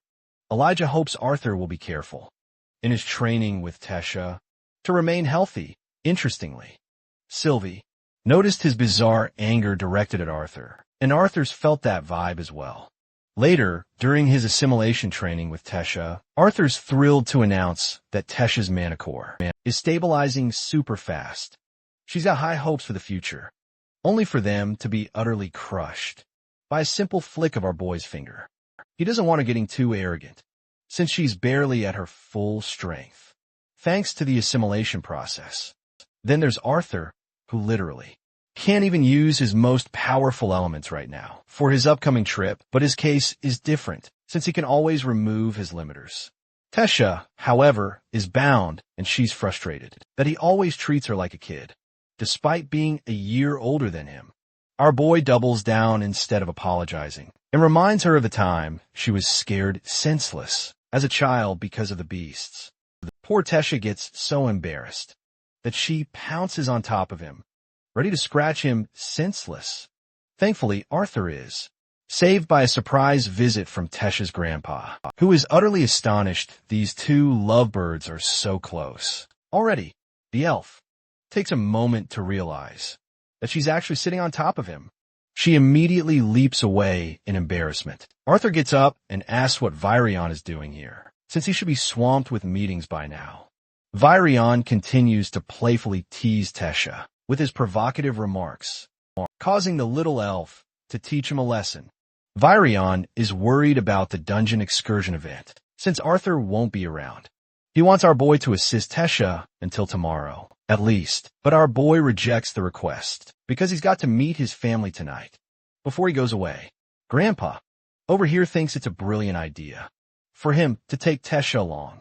But Arthur is out here, standing with a giant cross. Deny anything like that. He knows his parents will absolutely go crazy if that happens. Yeah, well, all that ranting ended up useless. As Arthur finally brings her home, the family flings open the door, thrilled to see the two of them here. Arthur can't help but wonder how they already knew about Tessie's visit. Turns out, this family is already a step ahead. They've even prepared presents for them. Alice warmly welcomes them in, while Ellie is just dying to show Tessie her impressive new archery skills from a distance. Arthur gazes at the sight of the people he loves with all his heart. It brings a smile to his face as he steps inside. But with this sweet moment set aside, let's dive into a darker twist. Lancelea is all on her own, exploring a splitting trail within the dungeon. And this means Vari's suspicion about the bloodworms was absolutely right, as they couldn't possibly have shifted their paths entirely on their own, just based on the patterns within these tunnels. She can deduce their convergence, leading straight towards the Grand Mountains. Alia grasps her objective and bolts ahead, taking the right-hand path. She comes to an abrupt halt at the edge of a cliff. A falling stone provokes the massive two-headed monster. It's a Hades serpent, but oddly, with unique coloring and horns. It's also strangely guarding the tunnel, despite its usual independent behavior and ruthless nature. Alia sends her report to Vari about the serpents and the unusual quantities of mana emanating from a tunnel. She believes it must be the source, linked to the deviant mana beasts as well. Alia requests backup before moving forward. Vari intends to send 50 battle mages to her location and instructs her to remain on standby. The dinner table is set, with Vincent Helstia being his usual drunken, foolish self upon returning home. Lilia teases him, but their mother gently explains how dearly Vincent misses his daughter, ever since sending her off to the academy. Lilia finds herself utterly embarrassed that he made her a laughing stock. Her focus isn't on the council president. She's far more curious about Tesha's whereabouts, who just vanished all of a sudden. Arthur explains she just stepped out for some fresh air, and his mother followed right after, with Ellie now completely sound asleep.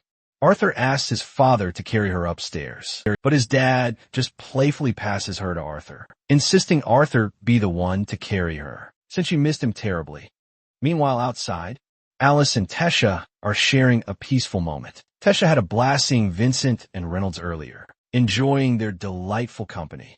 Alice, however, insists they were utterly embarrassing, more than anything else. Tesha laughs off the idea, quietly sipping her tea. Then, an inquisitive Tesha asks if Alice is worried about Arthur's dungeon raid tomorrow. Like any loving mother, she can't help but fret over her son. Despite his incredible strength, Alice is the kind of mother who knows she'll never stop worrying, even if Arthur's strength eclipses the lances. After all, that's the unpredictable nature of dungeons and the inherent fear that comes with them. She apologizes for killing the mood, but Tesha reassures her. She wants Alice to know she's ready to do whatever it takes to protect Arthur, just like he's always done for her. Interestingly, Alice doesn't want her to do that. She reminds Tesha that she's a loving daughter, and her own parents will be worried sick. Alice prioritizes Tesha's self-preservation above all else, entrusting Arthur's capabilities to manage his own well-being. Now that it's getting chilly, she suggests they head inside. Tesha wants to stay outside for a little longer, and after a quick thank you, Alice leaves her. In the next scene, as Arthur is tucking his sister into bed, Ellie's eyes flutter open, realizing it's still nighttime. Her first question, naturally, is about her brother's departure. Arthur explains he'll be gone by morning. Despite his sister's heartfelt wishes, he can't do a thing to extend his visit, but he'll be back for a full week stay. Right after the field trip, Ellie begs him for a bedtime story, but Arthur just apologizes, explaining he has to wake up early too. But his sister isn't letting up. She insists he share one. Arthur finally gives in and sits next to her to continue his story of becoming a professor. Picking up right where he left off, Arthur describes how he saved Kathleen, right when she was at her most vulnerable. Even Ellie remembers her as the king's daughter and can't help but feel jealous that her brother constantly saves princesses for a living. Her brother continues his epic story, detailing how he challenged the professor to a duel instead, only for Ellie to tease him, saying he just did it to show off. Arthur quickly summarizes how he utterly bested Professor Geist, which led to the Academy's director extending him an invitation to become a teacher. He didn't accept it so easily, though, and kept rejecting the offer until he realized he could gain some serious privileges if he decided to take her up on it. Plus, there was a sweet private training room, granting him more time to train and hone his skills. Ellie wanted to know if he was even a good teacher, and if he actually used that training room with his friends. Arthur had to explain everything, but only more questions popped up afterwards. It's daytime already, but Arthur's nowhere to be found, not even in his own room. Reynolds suspects he woke up super early to make breakfast, so they decide to check on Ellie and smile warmly at the sight of both their children, completely fast asleep. Poor Arthur couldn't stop answering questions all night long. Now it's time for the field trip to finally get underway. Miss Glory calls for everyone to get into their teams. Arthur recommends that little Sylvie get some hunting done while they're busy. It won't be an issue, as it's only a low-level dungeon, so he'll be just fine.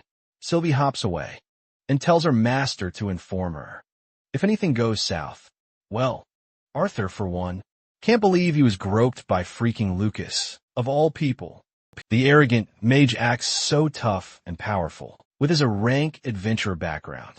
Arthur decides to egg him on by mentioning how this same guy got his license revoked, having destroyed this guy with a single line. He goes about his day when suddenly Lucas grabs his shoulder and questions if he's jealous of him. Arthur maintains his cool and claims that he only mentioned the truth. Lucas powers up to fight, but their confrontation is broken off from another student who highlights the importance of the team leader. Bitch Face out here thinks he's going to be the leader, but everyone somehow unanimously agrees for Tesha to become the team leader after all. She's the student council president and a mid-range conjurer to keep the students in check. Lucas is pissed while Professor Glory gives her students the signal to get the move on. and remember the tactics they learned. The group approaches the entrance of the dungeon. Inside, Glory recommends that they stick to their team formations and enforce protection with mana. The dungeon's temperature is unusually cold for some, so it's required to augment and protect yourself. Using mana, however, Arthur feels strange that his body doesn't feel affected, thanks to his assimilation with Sylvia. Tesha, for one, remarks just how beautiful this dungeon looks, with its glowing crystals. Glory uses this opportunity to introduce themselves to the dungeon. Called the Widow's Crypt, it's a low-ranking dungeon, and they'll only be exploring the first 2 floors. So the mana beasts are not more powerful than snarlers. Some of the students are scared like crap, because snarlers are difficult to kill. Also, they're ugly as shit. Curtis expresses his confusion, as snarlers are supposed to appear by now. But strangely, there's nothing so far. Claire also thinks it's weird, because the guild specifically, access to this dungeon is restricted to students, meaning other adventurers haven't raided it yet. Or anything. As they traverse deeper, Gloria is getting increasingly annoyed by the same issue. She warns her students to stay sharp, because monsters could be hiding nearby. Lucas is fuming that they haven't moved yet to an area with more monsters. A student then asks if they'll venture into the deeper levels of the dungeon if they don't encounter monsters here. Glory vehemently refuses, rejecting the idea entirely. If they don't spot anything here, they'll simply report their findings to the guild, and that will be the end of it all. Curtis is mid-sentence when he suddenly bumps into Professor Glory. She's seen something so terrifying, she's completely frozen. Glory immediately orders her students to retreat because a giant pack of snarlers has appeared. Without warning, Arthur and the others follow the professor's command and attempt a hasty retreat. Glory reinforces herself with mana before lashing out at the creatures, slicing them to pieces. While these creatures aren't much stronger than the typical monster, the fact that they're attacking in massive hordes is certainly strange indeed. Glory returns to her students to explain her findings. She's worried about the erratic behavior of the monsters and believes this is enough for their excursion. The instant she's about to lead the group away, Lucas shoots a fire arrow right next her neck as a blatant warning shot. This arrogant bastard doesn't want to leave right when things are getting interesting. The other students are also interested in continuing to explore the dungeon and don't find the snarlers particularly threatening. Curtis and Claire even suggest training here for a while. But Arthur, of all people, observes why Glory is hesitant. There's also the case of the Lances. Investigating the strange occurrences in these dungeons, the professor then internalizes that this could be a good learning opportunity for her students to gain valuable experience. And then there's the fact that snarlers are, at most, E-class beasts she thinks won't pose a problem as long as she's here to protect them. Plunging her sword, Glory instructs them to split into teams and explore different parts of the dungeon. Glory grabs Lucas's shoulder before reminding the arrogant kid that she won't tolerate misbehavior like that again. With that aside, Tesha leads Arthur's group, designating Arthur as their vanguard. With his expertise in melee combat, she wants Clive and Roland to handle the rear for maximum cover. Finally, Lucas will stay in the middle to uphold their diamond formation, but he takes her for granted and thinks of the trip as nothing more than child's play. Arthur doesn't want any of them to get worked up over him and points to the snarlers heading their way. He notices Rosefield, who is extremely unserious, until he sees Arthur cut down a creature like butter. The team assumes formation, with Arthur dicing the creatures and the rest handling cover.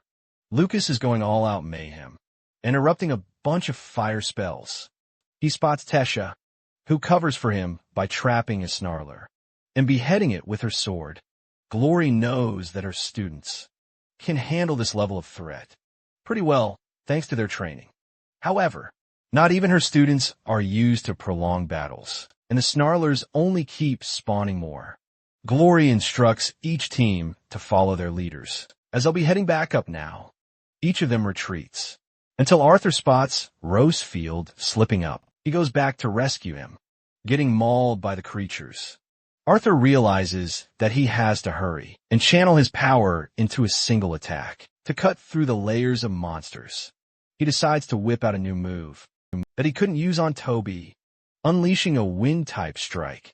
He chants Burst Blade and annihilates the wave of creatures, but with one clean strike.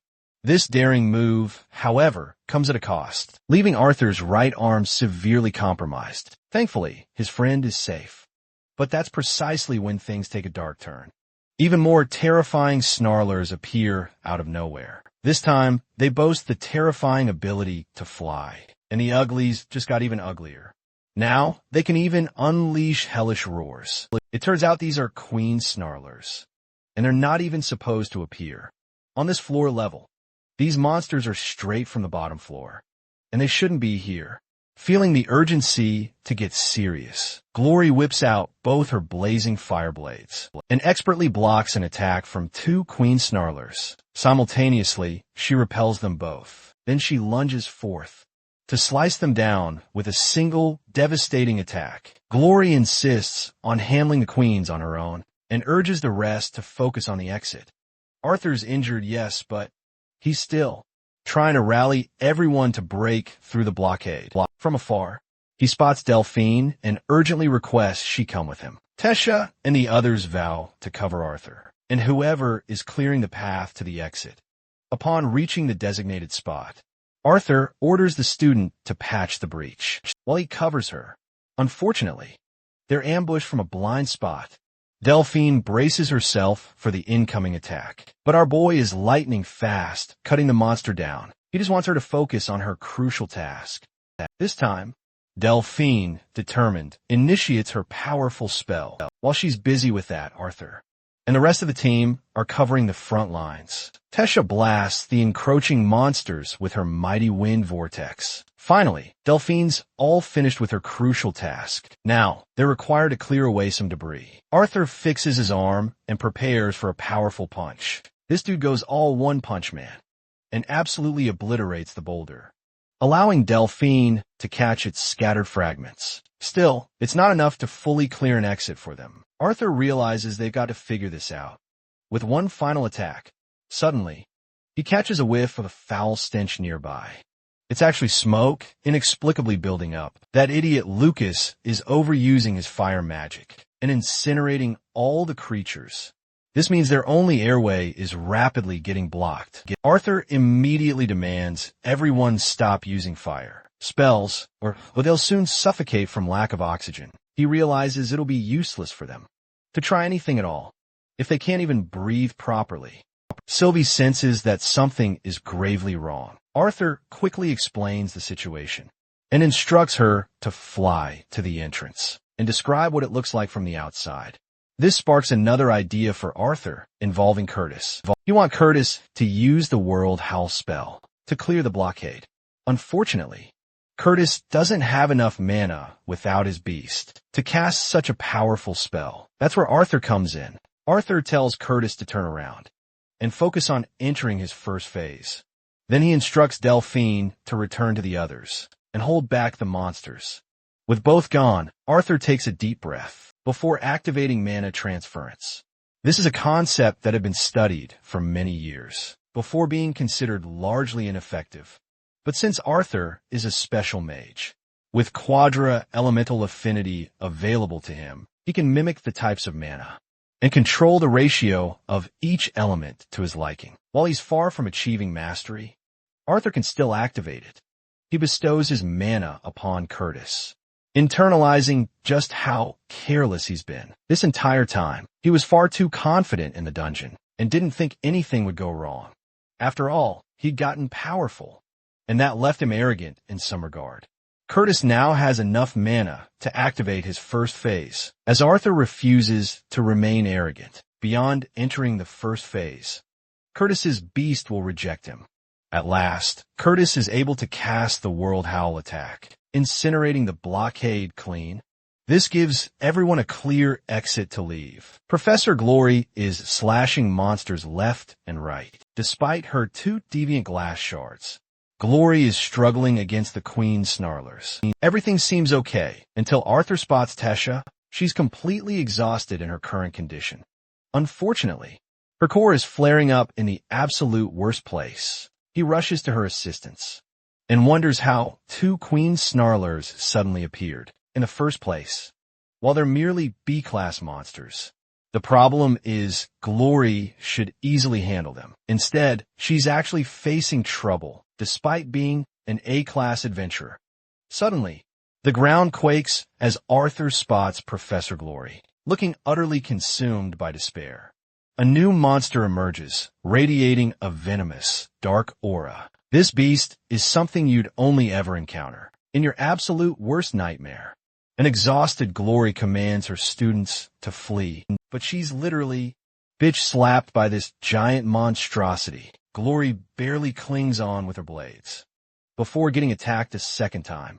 The monster is drawn to her by her glass shards, as she doesn't want to risk her students getting injured. But even Arthur realizes this is the worst possible outcome for their professor. Claire insists they leave at once. But our boy isn't a quitter, and he hands them Tesha. In this insane situation, Arthur chooses to fight, even as Curtis tries to stop him. Arthur is done playing around. He casts blue flames, insisting they must go. They can't believe he cast blue flames, as they've yet to witness the full extent of his powers. Glory faces ruthless odds as she battles this terrifying creature. She couldn't ever have possibly heard of a creature evolving like this all of a sudden. She hears Arthur's voice, commanding her to get down. The boy single-handedly swoops into battle with his flames, shocking even the professor with his brand-new elemental affinity. Glory is pissed that he came back, despite her strict orders for her students to leave. But Arthur cleverly responds that he isn't just a student, but also a professor, as the monster pummels the ground, launching both of them away in a shockwave. Arthur then makes a crucial observation. Not a single one of Glory's attacks were piercing through. That's why he dove headfirst into the fray, to find out how he'd fare. Professor Glory allows his involvement. It still wonders if the others escaped unharmed. Arthur casts a glance backward and sees Lucas fuming like a little monkey. Seeing Lucas glare, he confirms everyone else has left. As Lucas finally walks away, Professor Glory unleashes her flames and explains that the creature couldn't possibly follow them outside the dungeon, so they must focus on weakening it until they can make their own escape. The monstrous creature stares back in terror. Arthur urges the professor to keep the monster busy for at least 10 seconds as he devises a strategy. Glory tackles the creature alone, struggling to hold her ground. Yet, she could never have foreseen Arthur to be a tri-elemental mage, instead of the dual-elemental mage she believed him to be. The boy gathers a multitude of his elemental affinities in unison before commanding Glory to get out of his path.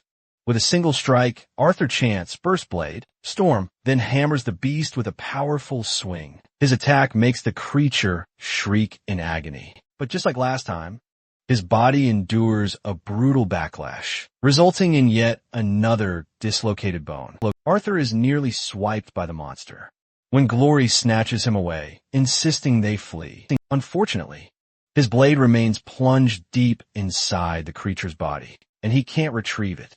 Having made their escape, both of them are utterly horrified when they witness the monster emerging from the dungeon's entrance. It then stabs Arthur's calf with a searing claw, making him wail in agony. Professor Glory moves to draw her sword, but then a close-up emerges. A close-up of this unfathomable creature, with glowing yellow and purple eyes. Arthur senses something terrible is about to unfold. He tells Glory to back off, but by then it's too late. The creature explodes, tearing through the ground, sending Arthur plummeting into the dungeon alone. In a desperate last-ditch effort, he tries to activate a wind element. But unfortunately, a massive boulder crashes down, striking his head, knocking him unconscious before he can cast the spell. Arthur's consciousness fades as he descends into the deep, dark gallows of the dungeon, utterly alone. Just before impact, he regains consciousness and struggles to keep himself alive with an earth enhancement. Unfortunately, his powers are waning, and by this point, his tenacity is the only thing keeping him clinging to life. But even that fails as Arthur plummets once more. This time, he tries a wind-based magic approach to soften his fall. The problem is, he doesn't have enough mana, and that's a critical issue. Pouring out the last bits of his strength, he does his best to lighten the fall by using a wind-based current attack. The brief tornado slows his descent until the boy eventually makes full contact with the ground. At last, Arthur's body slowly regains some energy as he manages to get back up, clutching his head. Thankfully, he spots his weapon in the distance. Sylvia's beast will is the only reason he's functioning right now, supplying him with regeneration and sharpened senses. The boy pulls his blade from the creature's body and grimly understands the situation he's in. It's going to take ages for him to climb back up. A hole this high. He scouts around for an opening and, interestingly, finds a path that leads to running water. In his injured state, he follows the path and reaches a waterfall. There, he navigates through the cascading water, only to find himself horrified by what he sees. A graveyard of adventurers, all ruthlessly slain without fail. Hearing a cough nearby, Arthur snaps to attention and quickly follows the voice, a desperate plea for help. He frantically scans the area, but finds nothing. So, he urges the voice to speak just once more. The boy is utterly horrified by the sight before him. This person is none other than the stunning Lance. Alea, her legs severed and body brutally impaled. Memories they once shared flood his mind instantly, and he can't believe a competent Lance like her was reduced to such a horrific state. A white core mage, one of the strongest mages alive, is now just a gruesome pool of blood. Arthur desperately attempts to heal her. With what little power he has left, she can't even recognize him anymore, as she's completely lost her sight. The boy gently reminds her he's the kid she met at the academy, the very one who reminded her of her brother. Alea's eyes widen as she remembers, but wonders how he even managed to get here. Her condition is rapidly deteriorating, and as she coughs blood, Arthur insists she doesn't talk. As he frantically tries to heal her, she helplessly grabs his hand, pleading for him to stop. After all, even he knows saving her is impossible. Arthur apologizes for his power's shortcomings, even though she's now in a much better state than just moments before. He wonders if there's anything his powers could possibly do to help her now.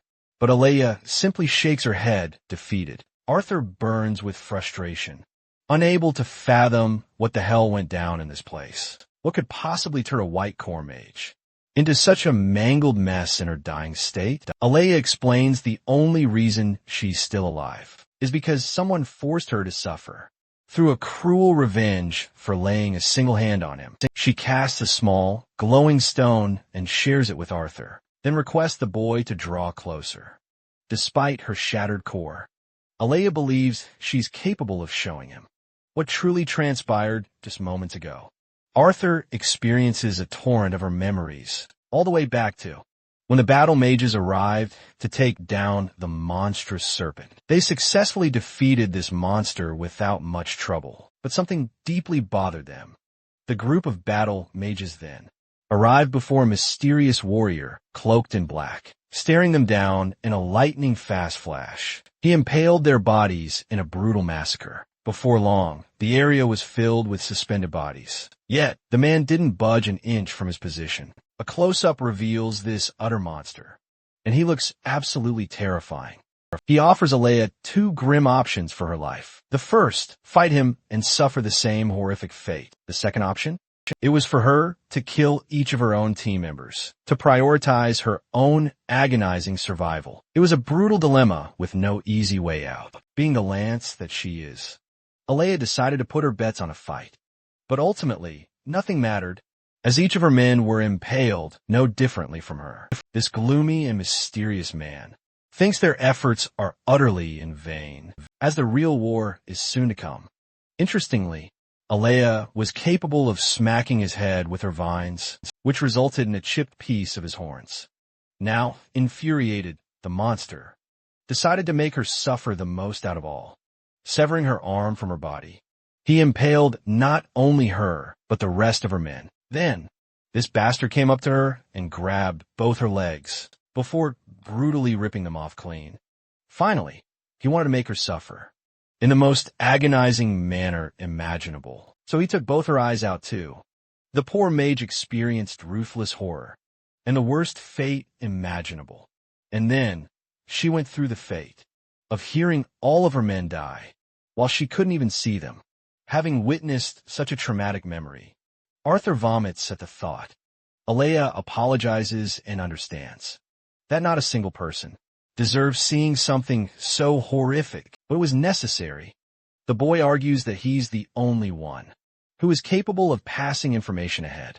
He's content that he was able to know the pain and suffering she went through.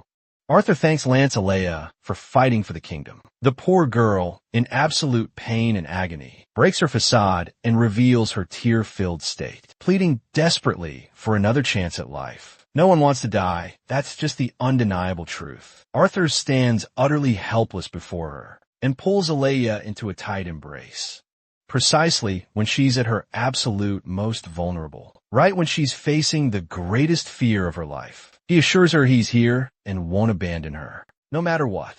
And then, at last, Alea's life tragically comes to an abrupt end as she clings to her final, fleeting memory. Poor girl. The boy tries to convince himself, believing that Alea's death wasn't entirely in vain. He then buries the fallen warriors and discovers there's more than just one demon.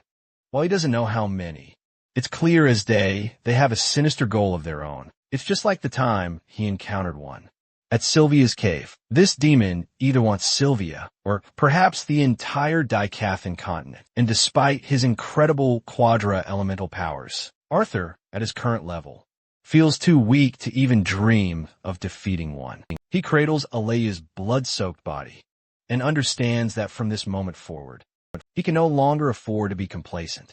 Not with a war about to unleash its fury.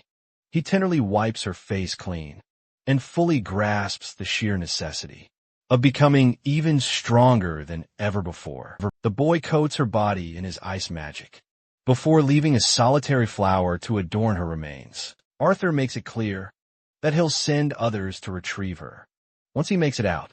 Not just her, but all of the fallen here too. We see a shot of them, all of them.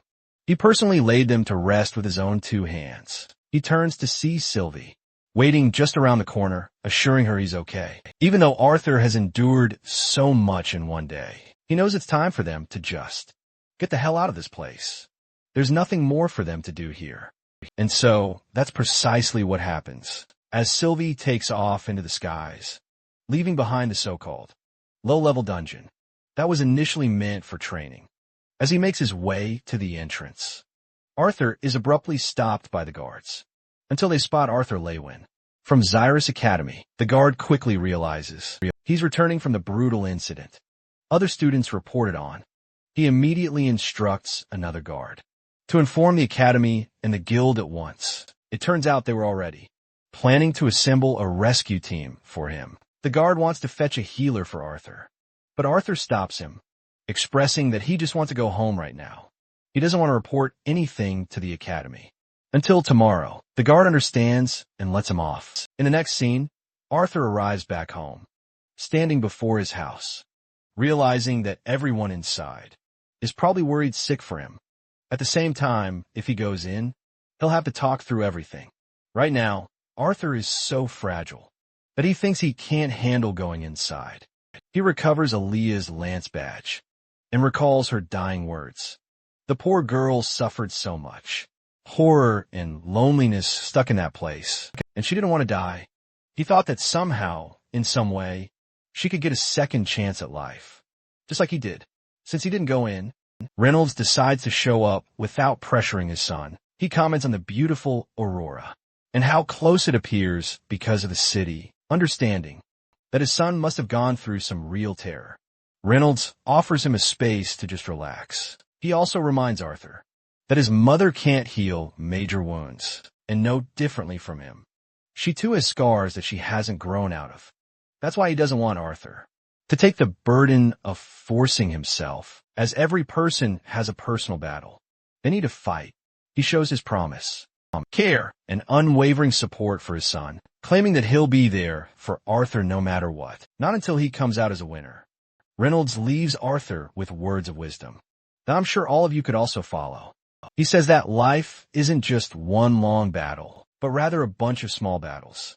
And sometimes it's okay to get beaten up and worn out. Hearing those words, Arthur, utterly defeated, begins to tear up. His father's voice is the only thing that offers him any comfort, telling him he must stand back on his feet and persevere until he wins this war. And that's how the night ends. The next day, Arthur's observing the academy when Good Sky makes her appearance. He called her here, leaving Sylvie back home as well. The director is glad he's maximizing his rest, which is why Arthur intends to go shopping with his family later. Drawing nearer, Good Sky worriedly asks what happened. She already knows about part of the situation. From Glory's perspective, Arthur turns to her and merely shows her Aaliyah's battle tag. This causes the woman to experience a jolt of horror and despair. She couldn't possibly accept it, but Arthur confirms that Aaliyah is dead. The rest of the team is left on the bottom floor, too. Good Sky realizes the immense danger this situation brings. With a lance killed, it's no mistake. Their enemies are already here. Good Sky urgently wants to know if Arthur was able to see what caused the incident. Instead of saying yes, he responds with a denial. The director understands the gravity of the situation and plans to inform the council. She thinks the matter has just gone far beyond Arthur's capabilities. The rest can only be handled by the Lances. The boy is desperately hoping she's right, hoping they'll truly take care of it. It's shopping time. Arthur and his family are exploring a bunch of different venues and having fun. They're getting dragged by Tabitha to visit all kinds of stores. The boy curiously asks if there's a place that sells training materials. She thinks he means elixirs and tells him to visit the shop around the corner. Alice wants to come along, but Ellie is completely obsessed with the current shop. Arthur thinks it's perfectly all right and leaves them to have fun for a while, including Sylvie, who feels a bit trapped, while our boy views her as nothing but a sacrifice for his cause. He's walking right through the bustling crowd until he spots a tiny grave marked by a single broken flower. The sight immediately floods his mind, bringing back all the memories of what happened.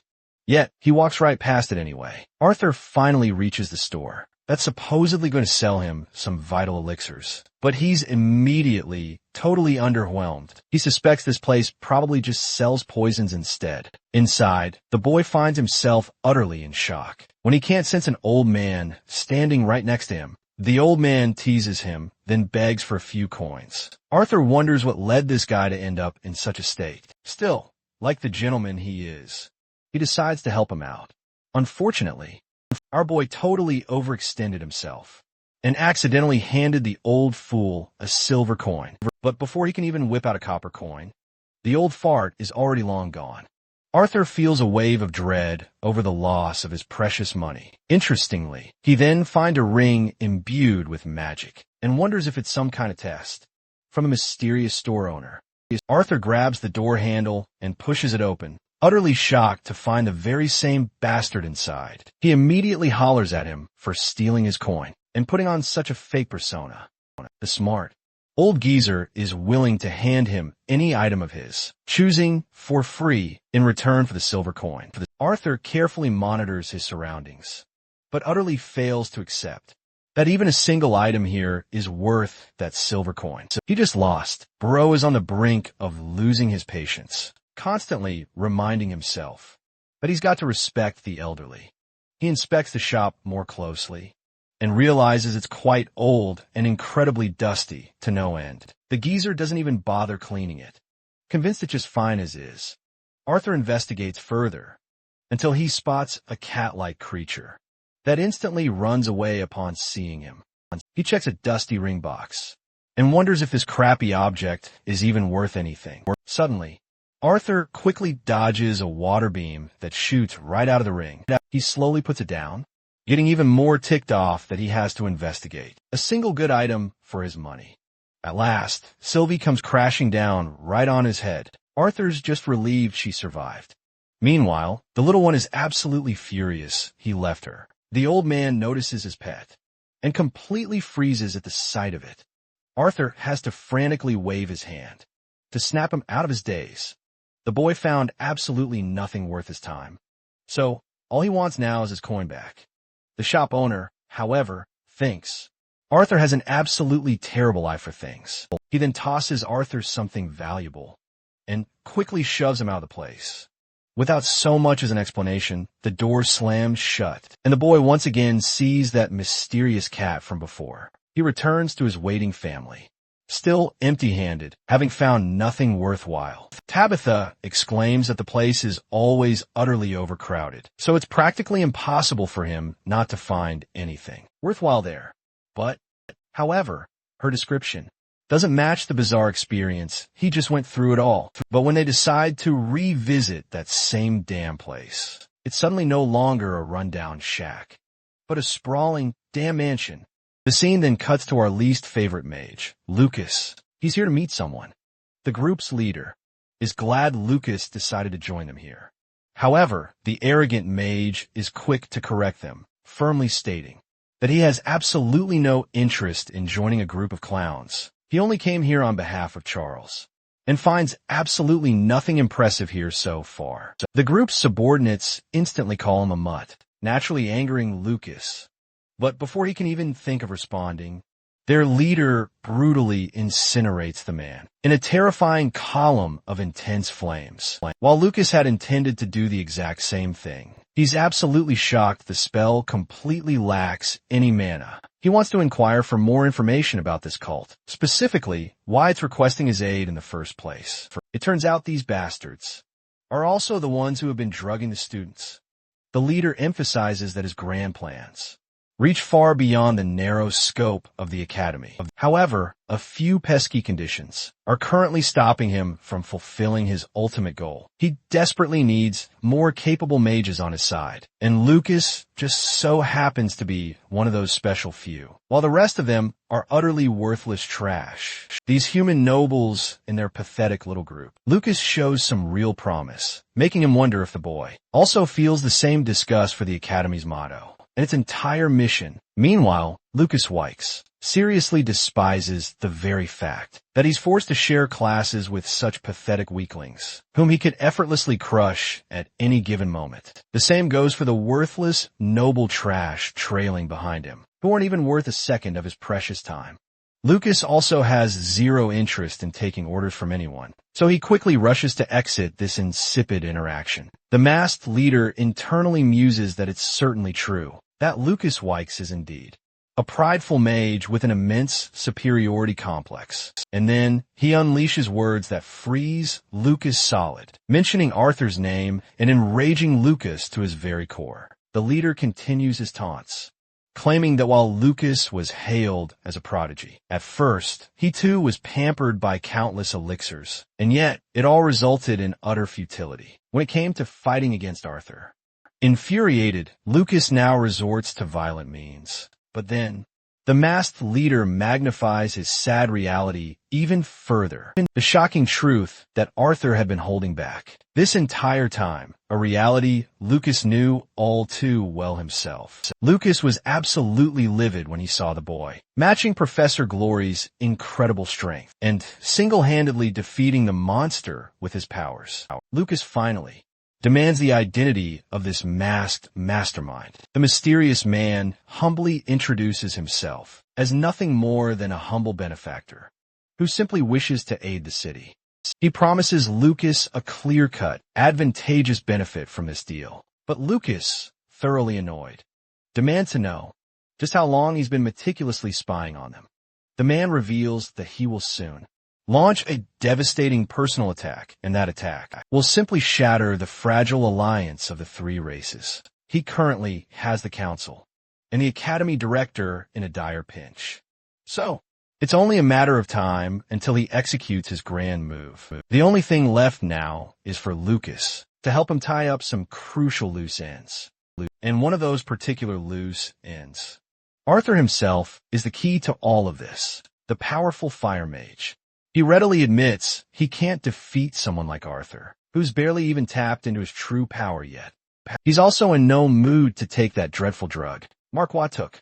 The masked leader now confirms that the drug will have vastly different effects on Lucas, who's actually far stronger than that fallen fatty. The powers he's about to bestow upon him will be on a completely different level as well.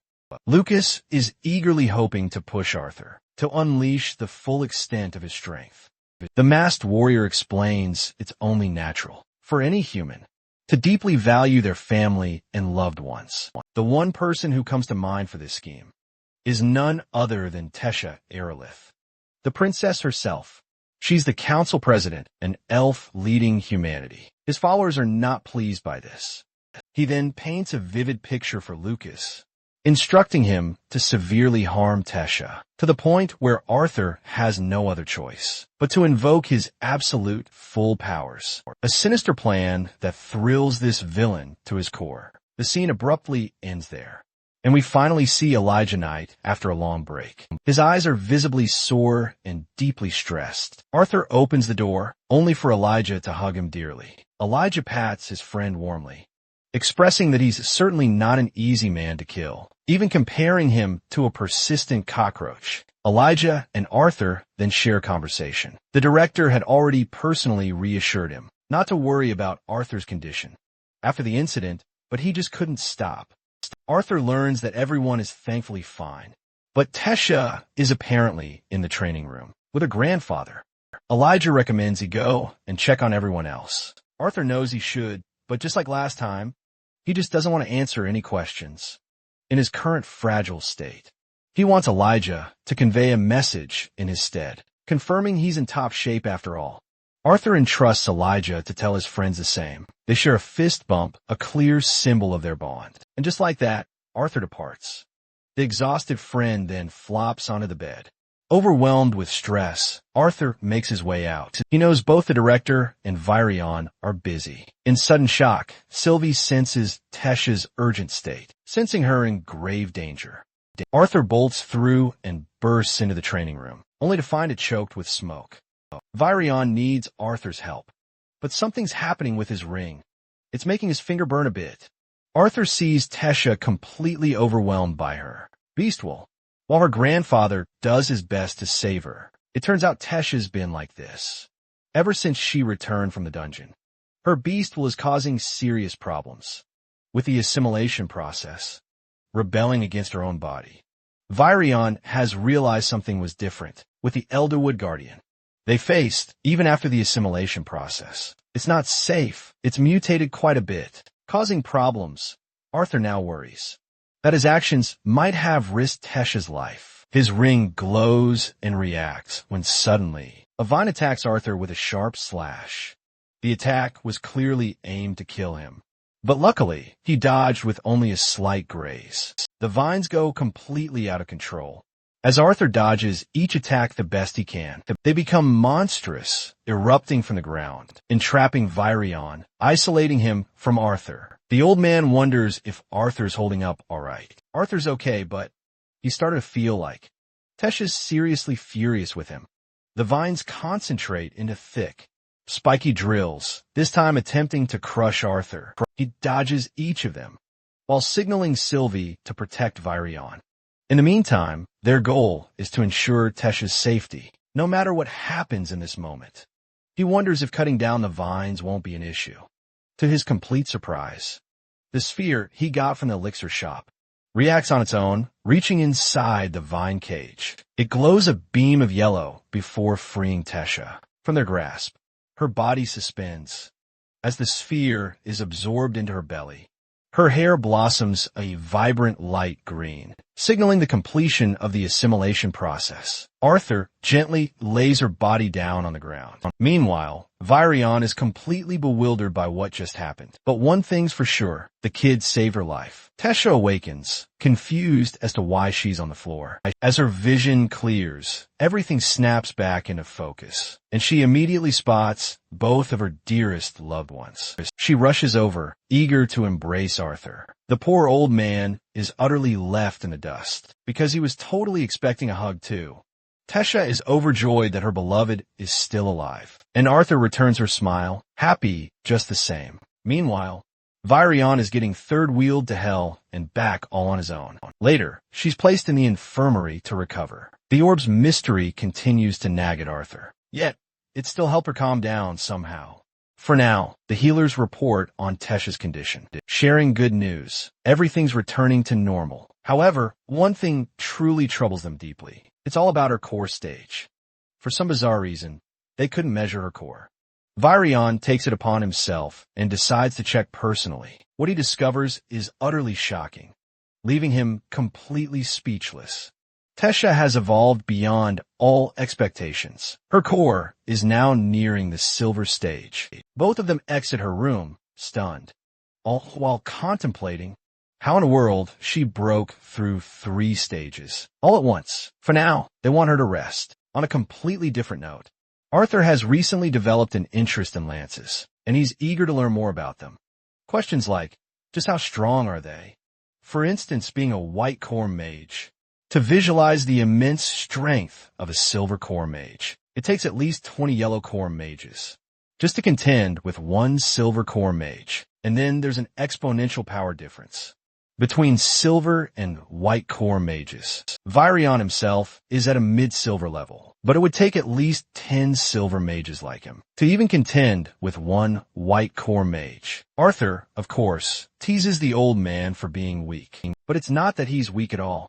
It's just that white mages are simply that godly. So, Arthur wonders, just how in the world do white mages achieve such monstrous strength in the first place, despite their youthful ages? After all, it simply doesn't make any sense. It makes you wonder how these guys haven't conquered the kingdom. Virion explains that lances only achieve this level of strength after they've been knighted.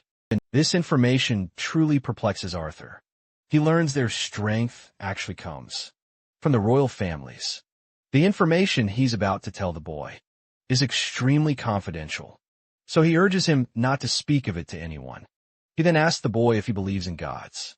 In the Beast era, the 3 races were nomadic and traveled with their kind all over the world. They only met each other for trade and shared fundamental cultural differences. Still, they had an amicable relationship. These 3 races lived in peace until the mana beasts burst through and started annihilating them as prey.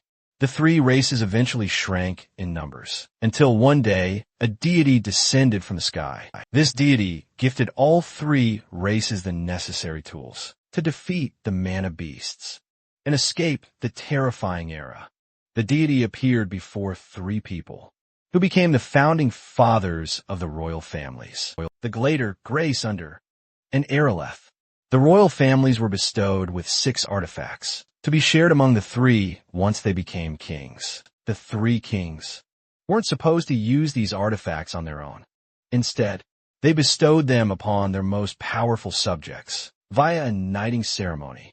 The artifacts that were granted to them gave them valuable information to master and manipulate mana. Then, the 3 kings ordered the first 6 artifact users to spread their knowledge across the land by teaching others and making them more capable. That's how the first mages were born. The elves, humans, and dwarves eventually drove back the mana beasts in an all-out war to a territory now known as the Beast Glades. An era of peace returned to the land, and the 3 races marked their own paths. In their own ways, they established homes perfectly suited to their cultures. The human king led the western territories, ushering in an era of wealth and prosperity. Meanwhile, the elven king ruled the north, living in harmony with the magical forest and its mystical beasts. The dwarven king led the south, focused on unearthing the vast riches of ores, metals, and precious gems. The 3 kings, alongside their lances, eventually governed the people. True peace was finally established. Arthur quickly summarizes the tale, rudely cutting off the old man. The boy figures something major must have happened to ignite a war between the 3 races. Virion playfully tugs his ear for spoiling the story, since he was just about to get to that part. He doesn't want to rehash all the war's details, as Arthur already knows plenty. The most crucial detail concerns the peace. That only lasted a couple of generations. That's when the three races began to forget their once shared alliance. Greed consumed them. As for the lances, they didn't just vanish into thin air. They've always existed, closely nurtured by the royal families. To wield an artifact, the lances were only even made public to begin with, because of the discovery of the second continent. Arthur now understands why. This is considered top-secret information, since the lances are meant to be nurtured for the kings. If the public knew about the existence of special artifacts capable of manufacturing lances, the continent would surely collapse into internal warfare. The boy feels honored to be entrusted with such confidential information. Virion remarks the kid has finally grown in body to match his mature brain. Even Arthur can't deny his words. Tesh's grandfather emphasizes that the very reason he divulged such information is because the kid plays an important role in everything he just mentioned. Arthur is utterly confused until Virion explains that Sylvie isn't just a simple mana beast. That very bond of his, that little dragon, is a deity. And that very deity is currently knocked completely out. Asleep, no less. Arthur can't even fathom how a sweet, tiny, lazy furball like her could possibly become a god. Virion clarifies that deities aren't truly the majestic beings depicted as gods in ancient texts. Instead, they're extraordinary creatures who can transcend their mortal forms and achieve absolute harmony with mana. Arthur wonders if it has anything to do with the fact that Sylvie is, after all, a dragon. Sylvie is undeniably intelligent and powerful. The elder elf continues, explaining that the mere sight of dragons is often seen as a profound blessing, which is precisely why Arthur intends to keep her true form a well-guarded secret. Virion understands why the boy makes that choice, as he would do the exact same. He wants Arthur to understand that their paths didn't cross just by mere chance. The world is on the brink of another massive change, and while Arthur's role remains uncertain, Virion wants Arthur to be fully ready for when he must finally play his part. After that weighty conversation, Arthur takes a contemplative walk, pondering the very existence of deities. Sylvie wonders where they're off to now, because apparently Arthur is keen on checking something out. He arrives back in the same wretched place where he first met the mysterious shop owner. There, he spots the familiar sphere tucked in a narrow crevice. Arthur picks it up, along with a hidden note, then promptly discards it.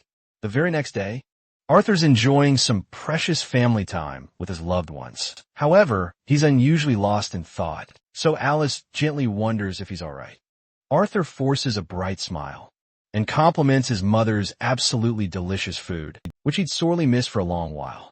However, his clever mother knows he's making excuses as he's eating slowly. When he glances down to look, the culprit is none other than Sylvie, happily munching on his food. Alice reassures her son that it's perfectly understandable if something is weighing heavily on his mind. Arthur dismisses such worries and claims he wants to go to visit the Aurora constellation. But even Reynolds can tell that something is deeply troubling his son and urges him not to go. Both parents simply want him safe and happy, no matter what trials lie ahead.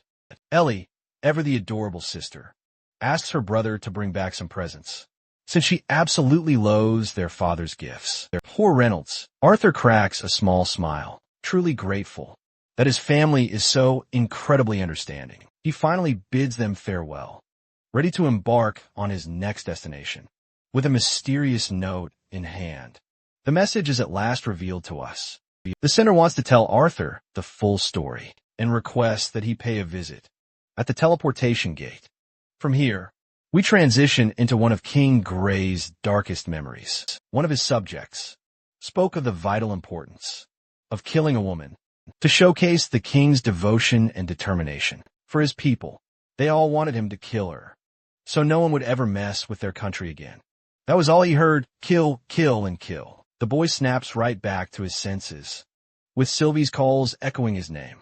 He gently pets her and expresses that was nothing more than a bad dream.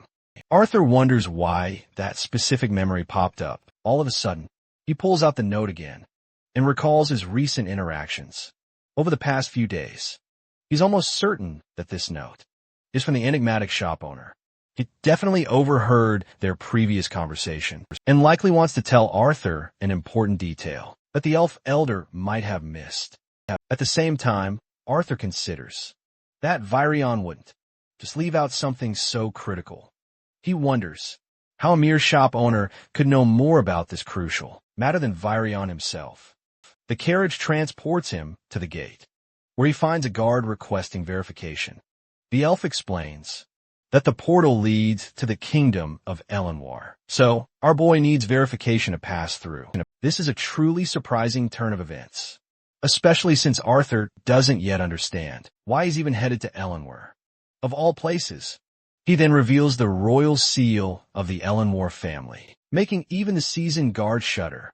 The guard lets Arthur through, and he strides inside, before being engulfed by a beam of yellow light. Even Sylvie is visibly worried, as both their bodies are ensnared by threads of mana. Eventually, they're pulled into a place of pure blackness. Arthur and Sylvie desperately look around, trying to make sense of it all. What's truly terrifying is that Sylvie herself is scared, and she's never been scared in her entire life. The boy then ignites a flame to get a better look. He has no clue what's up. Suddenly, both their bodies are hit with a massive jolt of power, so overwhelmingly powerful that they're barely surviving the intense pressure. Poor Sylvie can only close her eyes, while Arthur desperately questions who they're seeing. A pair of eyes, sharp as a serpent's, stare them down menacingly. The boy and his bond are instantly struck with fear. Then a powerful voice emanates and devours the pitch black, replacing it with a space of blinding white. Sylvie is shaking so hard that Arthur's frustration boils over. He then sees the cat, the very same cat he encountered earlier at the store. The cat stares intently at him before transforming into a majestic humanoid figure, calling himself Winsome to clear Arthur's confusion. Winsome then introduces himself as one of the deities. The scene abruptly cuts off there, and we shift to Director Goodsky all alone in the council room. She overheard how every single one of them was distraught by the devastating deaths of the Lances. One was utterly infuriated and demanded to interrogate the student who had witnessed the scene. But the rest of the council decided it simply wouldn't make sense. They argued the interrogation would be utterly useless. Instead, they're concerned with the next course of action, which involves dispatching the best mages possible. They want to investigate what was left of the dungeon. Cynthia, however, flatly rejected the request in front of the council. They could all agree that the headmaster had already done enough for the council and was left to oversee the academy instead. Goodsky now reflects on those very memories, wondering if she made the right call by keeping the boy's identity hidden. Even her familiar considers the kid a complete mystery, and this will only escalate the situation if the council ever suspects his involvement. Goodsky is relieved he's safe, until she herself is suddenly ambushed by a flurry of conjurers. Struck by one, she swiftly erects a barrier, and then absolutely obliterates the 4 casters who dared to jump her.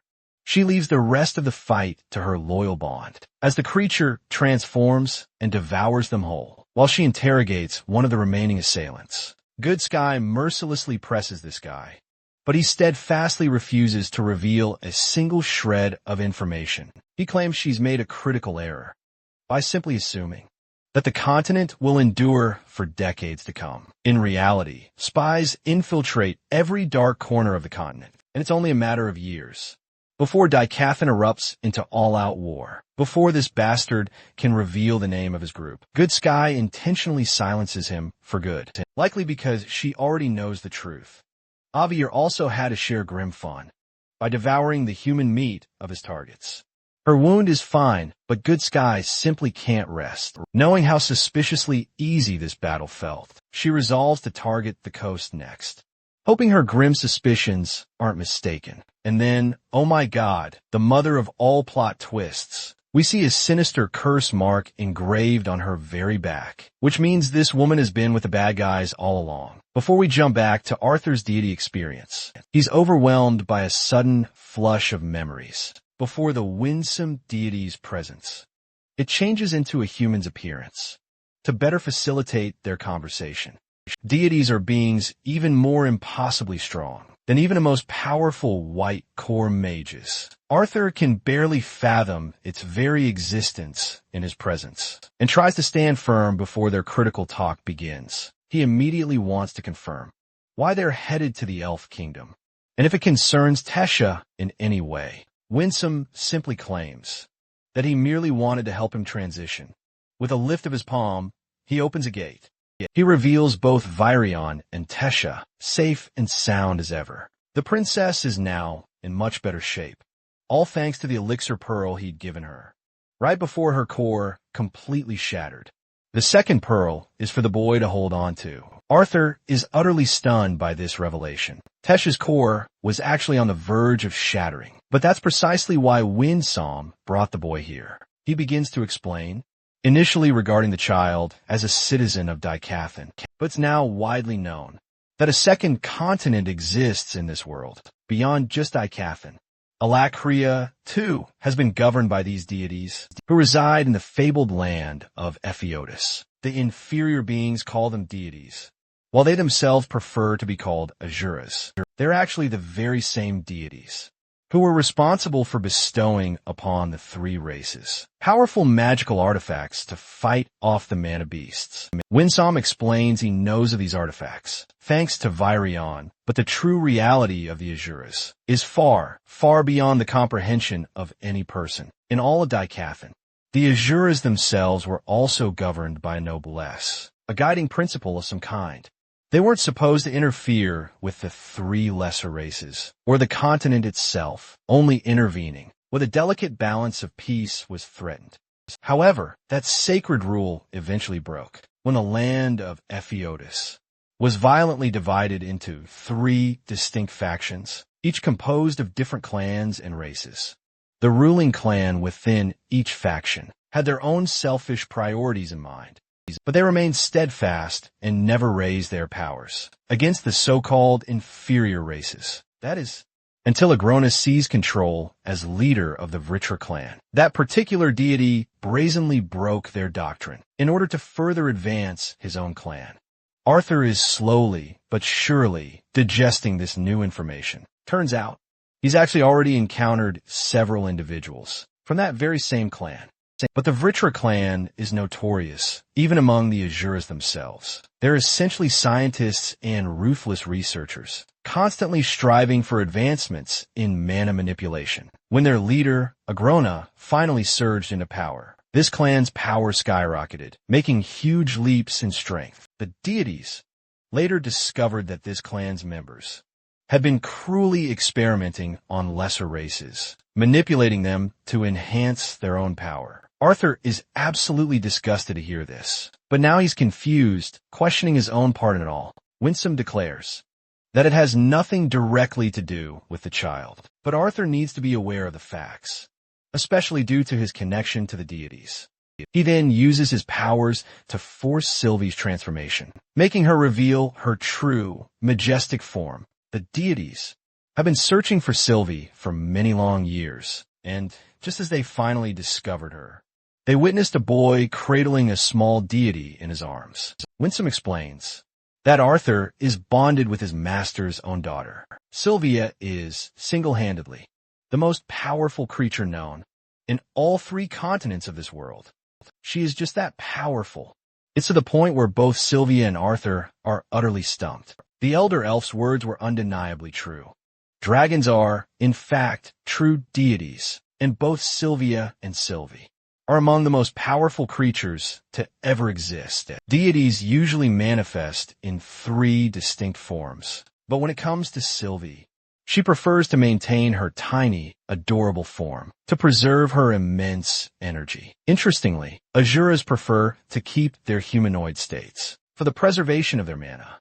But Arthur is truly stunned by this revelation. The only reason Sylvie hasn't yet transformed into such a state is because she's simply unable to at her current level. Sylvie's core is underdeveloped compared to other deities, and with how things are shaping up, Winsome delivers the grim news about Agrona's spies, already residing deep within the continent.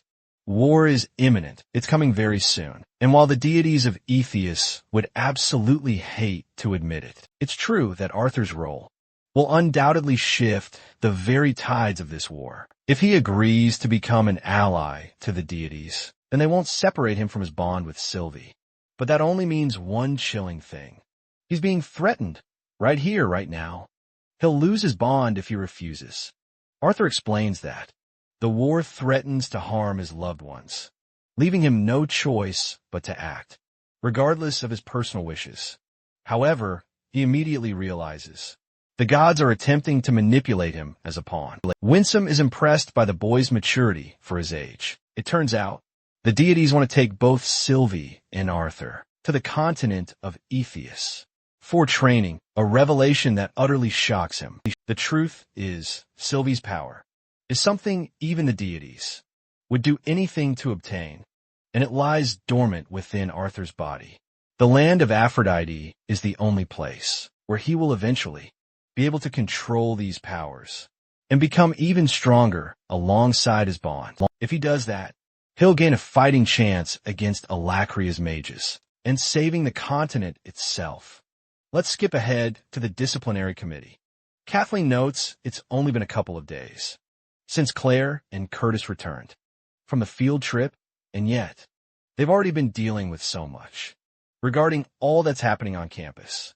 Students are going wild, bullying others relentlessly. Curtis, on the other hand, is utterly traumatized ever since witnessing what happened in the dungeon. They both feel deep guilt for leaving Arthur on his own. Speaking of him, one student raises a question about how the search mission has been progressing. He implies that he hasn't found anything substantial on his end and has no proof against the suspected students. Theodore is furious that the disciplinary committee is unable to do anything about the cases committed at the academy.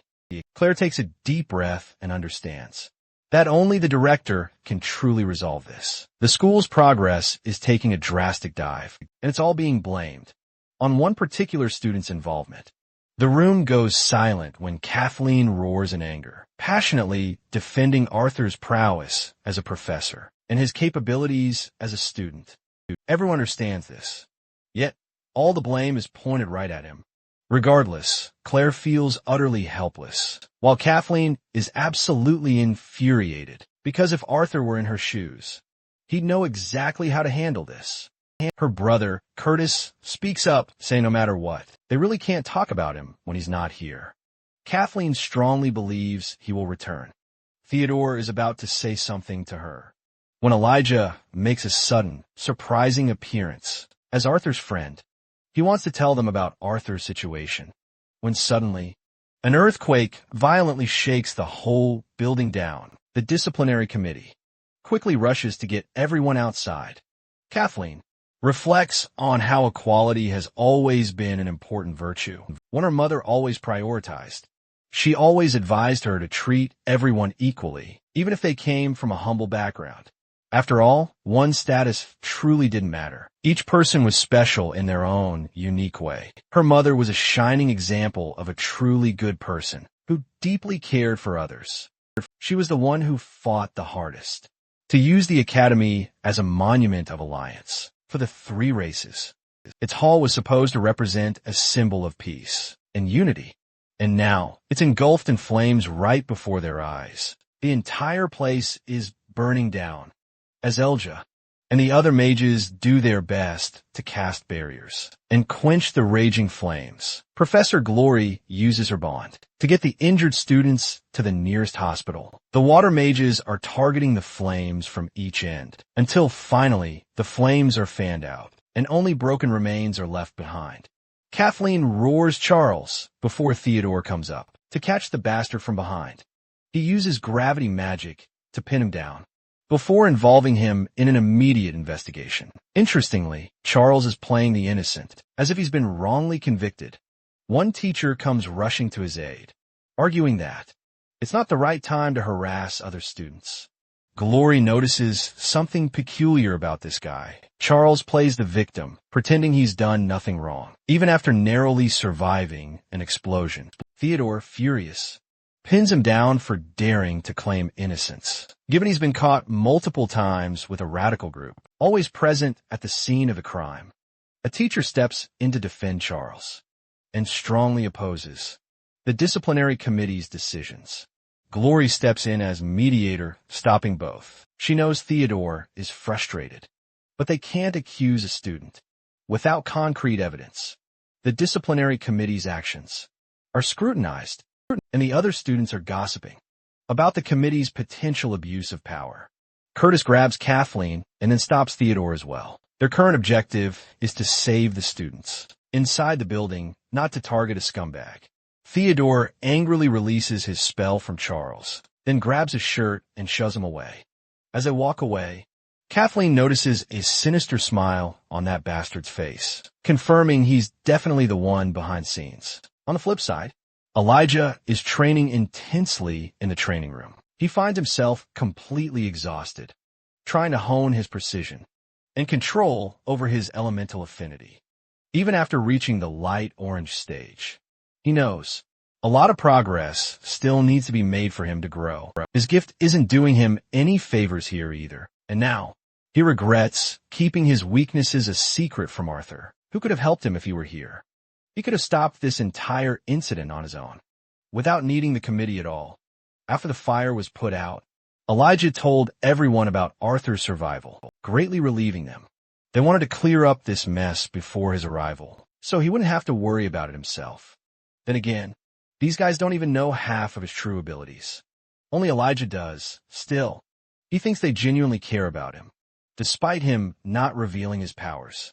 He's respected by the committee members, and even the princess. Elijah loses himself in comparison, wondering if he could have lived a similar life among humans. They're both weird in their own ways. Yet fate only ever favors Arthur. These emotions begin to swirl inside Elijah's head as he's completely overwhelmed by all the sweet moments they shared and the tough battles they faced. He snaps back to his senses, finally understanding how Arthur has always been there to support him. Yet, Arthur faces even bigger battles than anyone else. If Elijah wants to compare himself to him, then he's got to become even stronger.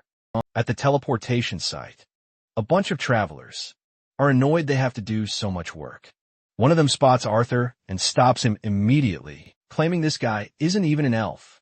He scolds the boy for having lost his way.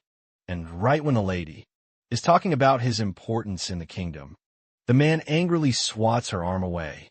Roger is pissed that they had to become licensed, while this pipsqueak is cutting in line without trouble. The boy explains that the very reason he's skipping the line is because it's important enough to do so. This time, Roger becomes violent and uses his magic to grab the kid. He doesn't want to kill Arthur, just intimidate him. But this dude forgot. He was messing with the wrong human. As Arthur releases his own blue flames, leaving the man before him in despair. With that, he walks away with his escort. Let's go over what happened in his meeting with Winsome. Arthur was curious how the deity was unable to track them down for so long. It turns out that whenever he was hiding his bond's insignia with Sylvia's feathers, he concealed its presence for a long time.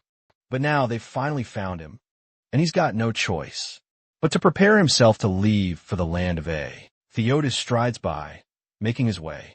Arthur ponders his next move, his destination in mind. He greets a group of elven guards and swiftly presents them with the royal family's official pendant, which has already been verified. Arthur feels a flicker of annoyance, finding people so suspicious of his badge. Despite its authenticity, he's then shown the way forward. But just then, a powerful earthquake jolts them all, right where they stand. The guards immediately jump to protect Arthur, which proves to be a good thing, as he's glad to see they still hold some value. Still, Arthur prepares a wind cutter spell, and from within, Virion dramatically emerges. He's been having a tough time with an opponent, And this mysterious foe turns out to be Tesha herself. She's become unbelievably strong, unable to control the immense power she now wields. Arthur is utterly shocked to learn that Tesha is fully integrated with an S-class beast already. He suspects that the strange marble had something to do with this transformation. Despite her conscious state, she's unable to control the wild, proliferating vines. So far, they keep multiplying without end. Virion wants Arthur to step into the fray and dismisses the royal guards, seeing them as mere obstacles in their way. The royal guards are utterly puzzled when Virion sends them away, yet keeps Arthur in the intense fight. This is done so that only a select handful of people know the true extent of Tesha's unleashed powers. In her current state, Sylvia is ready to act, but Arthur wants her to constrain her immense powers. Arthur bravely leaps ahead and actually gets slashed by one of the relentless vines. He understands the immense risk involved with using a fire-based spell in this volatile setting. Arthur decides to unleash the powers of his beast, activating the thunderclap impulse. His hair turns blonde, his body covered in crackling purple energy. As he swiftly makes his way past the vines, Arthur is now near Tesha and instructs her to maintain her vines. She does her best to hold out for a while, until Arthur is finally able to reach her. He pulls her close, a protective embrace.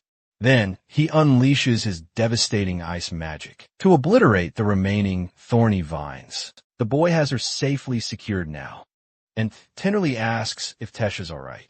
She might be safe, but deep down, she's absolutely fuming, frustrated by how much she relies on his help. Arthur tries to console her, but she playfully jabs him back, before admitting he's the reason she's grown so much and become incredibly stronger.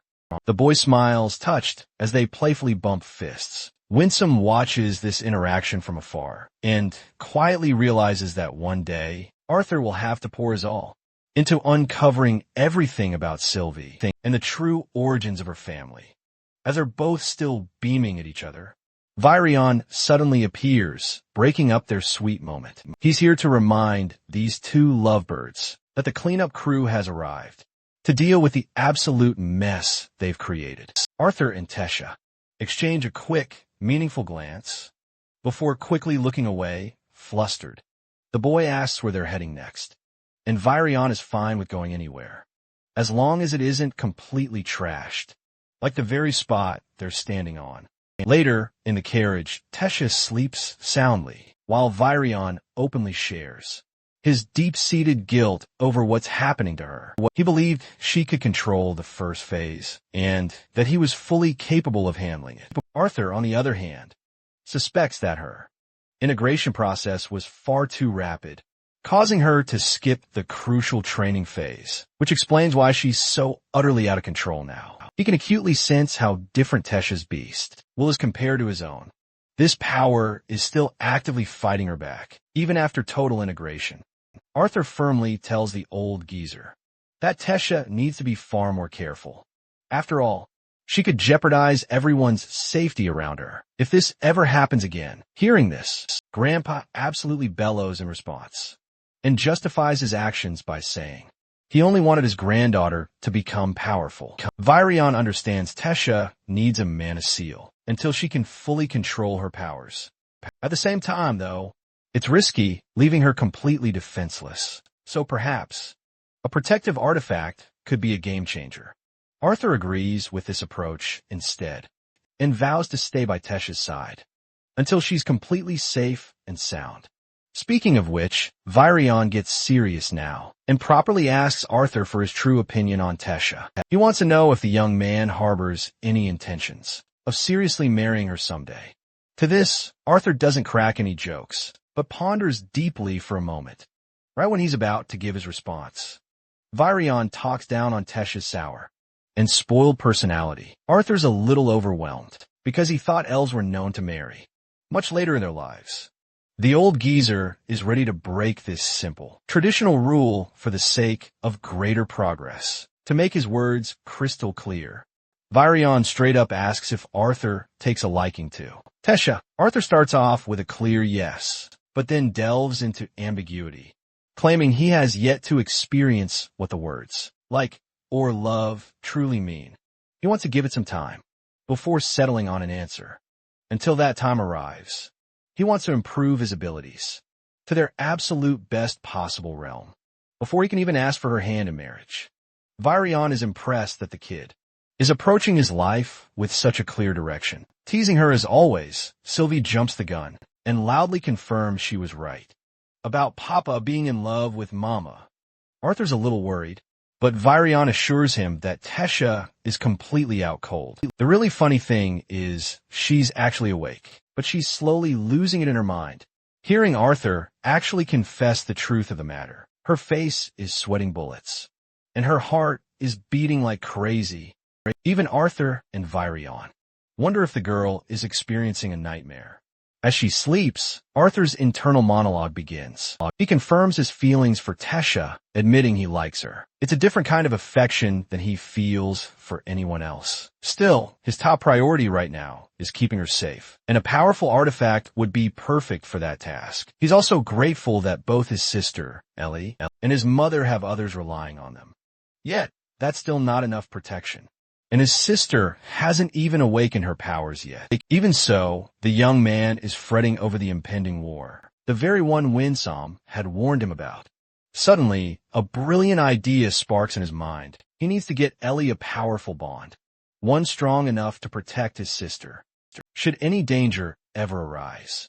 Bro's out here having lethal thoughts for a pet, fantasizing about it killing any potential boys who might ever try to show interest in her. This fiercely protective bastard. They've finally arrived at their destination, and Tesha is the first to leap out of the carriage, straight into her mother's waiting arms. She's absolutely overjoyed to see them. Meanwhile, Arthur, confused, looks around, wondering where they are. Tesha's parents are simply thrilled that he's here to protect their daughter whenever trouble arises.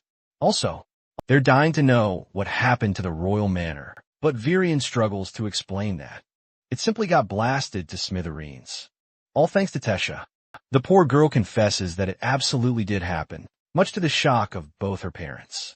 Virion plays it cool, claiming he was just training with his granddaughter, and accidentally ended up destroying the entire place. Arthur's a little confused by how he's framing this whole story, since it was actually Tesha who destroyed the manor. Still, he ends up agreeing to the cover story, while Gramps over here plays it super cool and chill, after totally annihilating their beautiful manor. He's also been meaning to visit Renee for ages. Renee, Tesha's grandmother, and she's been incredibly busy. She's been curiously invested in Arthur's future, but the young man can't figure out why. He also doesn't recall ever being in this place the last time he visited here. Tesha's mom mentions it's been quite some time since anyone paid a visit to Renee. Turns out, she's chosen to isolate herself for a bizarre reason. One time, Virion nearly died from one of her traps, showing just how severe her case truly was. He wants them to understand that she's probably hiding from dangerous people for a reason which truly bothers Arthur, as he wonders just who those people could be. As they journey on, Sylvie is effortlessly grilling other creatures in the forest with ease. Tesha's father is continually amazed by their bond each time he witnesses it. He also makes sure to thank both of them for always keeping Tesha in check and truly caring for her. He learned how she managed to escape perilous situations, only thanks to Arthur's help. Arthur, however, acts as if it's nothing special, since Tesha has helped him in return. Intrigued, her father asks, "How so?" The boy looks up and states that she helped maintain his sanity, a response that is incredibly unusual for a 13-year-old boy. Even he admits that Arthur seems like an adult.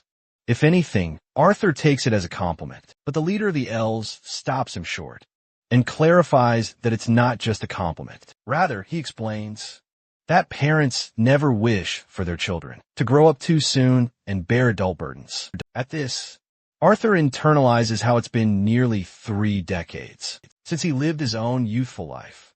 Surprisingly, the entire reason the Tay Council was even formed is solely because of this boy. Tesha's father deeply despised humans, and grew incredibly disappointed with them after the war. He'd lost his mother to that war and couldn't find it in his heart to forgive the humans for their actions. Then he nearly lost his daughter too, until one boy arrived, a human boy, who rescued his daughter and safely returned her. He liberated her from slave traders and even dared to speak up against the elven king, and it was during that moment that this young boy helped the king regain his senses. Even this guy admits that he's totally okay with Arthur joining their family. His wife, Morale, also reveals how the king has wanted to see the boy for quite some time now. What's more, their entire conversation was just overheard by everyone. So much for privacy. After a moment, Virion signals for everyone to quiet down. They wait, expecting to hear a ton of noise, while Sylvie grows progressively more aggressive. The boy readies his sword as each of them braces to meet the looming threat. Then an old woman suddenly emerges from the bushes. But our boy, ever so foolishly, launches a preemptive strike on the seemingly defenseless old woman. If Virion hadn't caught him just then, she would have been sliced clean in half. The woman, understandably, roars at him for daring to hurt an elderly woman. Tesha then jumps to embrace Renia, who adores her in kind as they continue along. Virion had been expecting to meet her at the entrance, but it turns out she came searching for them. After they were running late, she pinches Arthur's cheek in classic granny style, even teasing that she'd easily fall for him if she were still young. Bro is out here having quite the opposite reaction because he nearly suffered a heart attack, seeing her pop right out of that bush. Granny, however, thinks he's calling her ugly and turns to Virion, demanding a description of her youthful beauty. But even Virion is like she was average at most. Rania then ends up saying something totally out of line about Virion's deceased wife, which results in a collective, disappointed look from everyone. Virion apologizes instead, saying he understands how everyone feels. Rinias quickly switches topics and says they'll be there soon, just before Arthur's about to ask where.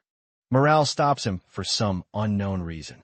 They keep walking along until she reveals the breathtaking waterfall just up ahead. The stunning scenery leaves them all standing in awe and amazement. She then welcomes them inside the cave, warning them not to cast any light magic. As they journey through the deep darkness, they finally arrive at Rena's quaint home, a place where much crucial information awaits discussion. Within her charming and cozy abode, they sip tea, seemingly enjoying the peaceful scene. However, Arthur is baffled by the unique deviant magic Rena used to make the room's interior appear vastly larger than its outside facade. This granny certainly has some impressive tricks up her sleeve. But before long, the tea swiftly knocks them all out, rendering them unconscious. Yet, the boy calmly continues to sip his tea, inviting Rena to observe just how unfazed he is to be drinking the very same tea, despite seeing everyone else collapse unconscious. The boy remarks that he's been through far too much, so nothing can truly surprise him anymore. It turns out Rena is already fully aware of these facts. The boy deliberately sets down his teacup and understands that whatever she's about to say is truly top secret critical information that only he will be privy to. Before that, Rena introduces herself as a diviner and states that she must explain her unique powers in much greater detail. Even after learning so much about magic at the academy, Arthur was unable to find anything related to divine magic. He can't believe he's about to learn such crucial knowledge from a true diviner herself. Seeing him so intrigued, Rena begins her explanation. She explains how certain deviants must harness a completely different source of power than from the traditional 4 basic elements. They are unlike regular mages, who are known to absorb the particles from their surroundings. A good example is the boy's mother, who is an emitter specializing in recovery spells. Rena has encountered countless different deviants throughout her life, but they all shared one striking similarity: their personal pool of mana that could be used anytime they wished to reinforce their powerful magic. This was quite different from an elemental deviant such as the boy himself. However, for diviners, their powers develop quite differently and could awaken at any point in their lives. They could see vivid hints of the future to come. But these hints are so incredibly vague and ambiguous. They're practically impossible to understand. And get this, these hints don't even require any mana usage for what they're talking about. Rania herself claims that. It's a truly terrible power to possess, especially if you can't control it. The boy then asks her about the spell she cast when he was younger, the one that helped him locate his parents and even speak to them directly. That particular spell did involve using her powers for true, actual image projection. True divination, however, is critically reading the future and knowing exactly what's about to unfold. The boy, though, just can't grasp where she's going with this. He doesn't understand how she's powering her magic, if her mana core isn't playing any role. And then, the harsh truth is finally revealed. Diviners drastically shorten their own lifespans, all for the sake of peering into the future. That's the true power of a diviner. And everything else is considered nothing more than a bunch of mere gimmicks. Recalling the time she mentioned Virian's wife a while ago, she now speaks about Lania, who is also a powerful diviner, and so much more powerful than even Rania herself. Lania's prophetic divinations were even more incredibly detailed than Rania's. She was beautiful, truly unparalleled, the envy of every elf in their kingdom. She was the absolute pride and joy of the kingdom. And shortly after, she fell deeply in love with Virian. They had a truly beautiful wedding. Everything seemed to be favoring the happy couple. But then, fate took a harsh, cruel turn, changing both their lives forever. The war between the elves and humans was supposedly approaching its end, with talks of a treaty filling the air. The elves, however, assumed the conflict would fiercely continue, and that the humans would continue to exercise their aggressive power. And that's exactly what came to be, as the king of Supon at that time executed a final, treacherous act against the heir to the 11th throne. The target, of course, was none other than Virian himself. Eventually, Lania began to receive gruesome visions of her beloved husband's impending death. Her prophecies, however, couldn't fully reveal how his death would come to be. Even with her formidable divining abilities, she couldn't hope to alter a single thing within those foretold events, as any interference would only lead to a different cause of death. The same grim outcome, just by a different means. Even Virian himself understood this, that his wife's powers were utterly consuming her, and he desperately tried to make her cease. But she relentlessly drained herself, refusing to stop. Rania then shares her own harrowing experience of peering into the future and the heavy toll it takes on her lifespan. And Lania, this selfless woman, performed it daily, all for the pure sake of love. She endured unimaginable suffering, granting Virian a temporary escape from death, just long enough for the current king to ascend to power and revolt against the throne. He overthrew his own father and finally ended the war. Though Lania had succeeded, she had extinguished too much of her own lifespan. Only a few weeks later, she tragically passed away. For this, Rania deeply resented Virian for years, and resented her own sister for leaving her all alone. Arthur's stunned to realize that both Lania and Rania were sisters, and that poor old geezer, Virian, had truly endured so much in his life, despite always appearing so jovial around them. Suddenly, Sylvie stirs, noticing her papa's slump. Rania then reveals her reasoning for telling Arthur everything. Just moments ago, she used those same prophetic powers to gaze directly into the boy's future. At this, Arthur freezes stunned, questioning why she would ever do such a thing. Little Sylvie, sensing his distress, hops onto his lap, as if she senses danger and Arthur's profound distress. He gently pets her, reassuring her that he's okay. Rania continues, admitting she'd been getting glimpses of the boy, long before she ever even met him.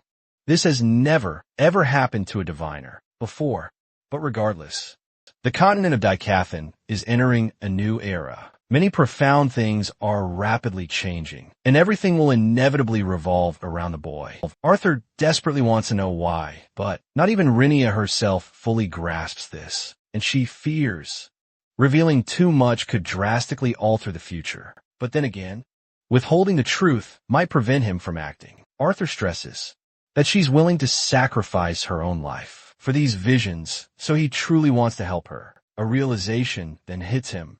Not even Virian is aware of her abilities. She's kept this a deep secret from him, claiming she's lived enough already. The problem is, by gazing into the boy's future, she drew a multitude of enemies to herself. That's why she now lives in seclusion. It was a deeply personal decision. At long last, Rina unveils the boy's future. His path is plagued with difficult decisions and hardships, no matter which future awaits. He's destined to face countless foes and obstacles, but his saving grace will be a definitive end goal. This ultimate goal remains a mystery to Arthur. It turns out everything hinges on the goal Arthur will choose for his life ahead. She leaves the boy with two critical pieces of advice. First, she wants him to understand how many people commit terrible deeds for the sake of good. Secondly, she wants him to be wary of subtle enemies, especially those who are abandoned, lonely, and have nothing left to lose, instead of just a higher power. Beyond that, Rina can't pinpoint any specific details. The boy fears what might happen if he fails to make the correct choice. When the crucial moment arrives, Rina comforts him, stating that the right choice doesn't necessarily have to be the absolute best. For now, she recommends he get some rest before returning tomorrow. Now, let's switch gears and revisit the nefarious Lucas. He's been handed a mysterious vial of green fluid, the same substance Manhwa consumed before exploding. Charles, however, has yet to try it, and Lucas realizes that he was deemed unworthy to even wield the vial. Lucas intensely stares at the sickly green fluid and internalizes just how each of their magical cores are weaker than his. This potent drug could effortlessly dispatch them upon mere contact with their bodies. Charles absolutely loses it, demanding they act immediately, especially with the disciplinary committee stepping up their game more than ever. But Lucas unleashes his flames, instantly knocking him flat. He perfectly reminds the sniveling scumbag that he's nothing more than a mere messenger, with no authority whatsoever. Lucas then pops open the tube and chugs it down. But the very instant he does, his body stiffens and he collapses to the ground. Seeing him like this, Charles can't hide his glee. The rest of the clowns mock Lucas relentlessly for failing to contain the drug's power.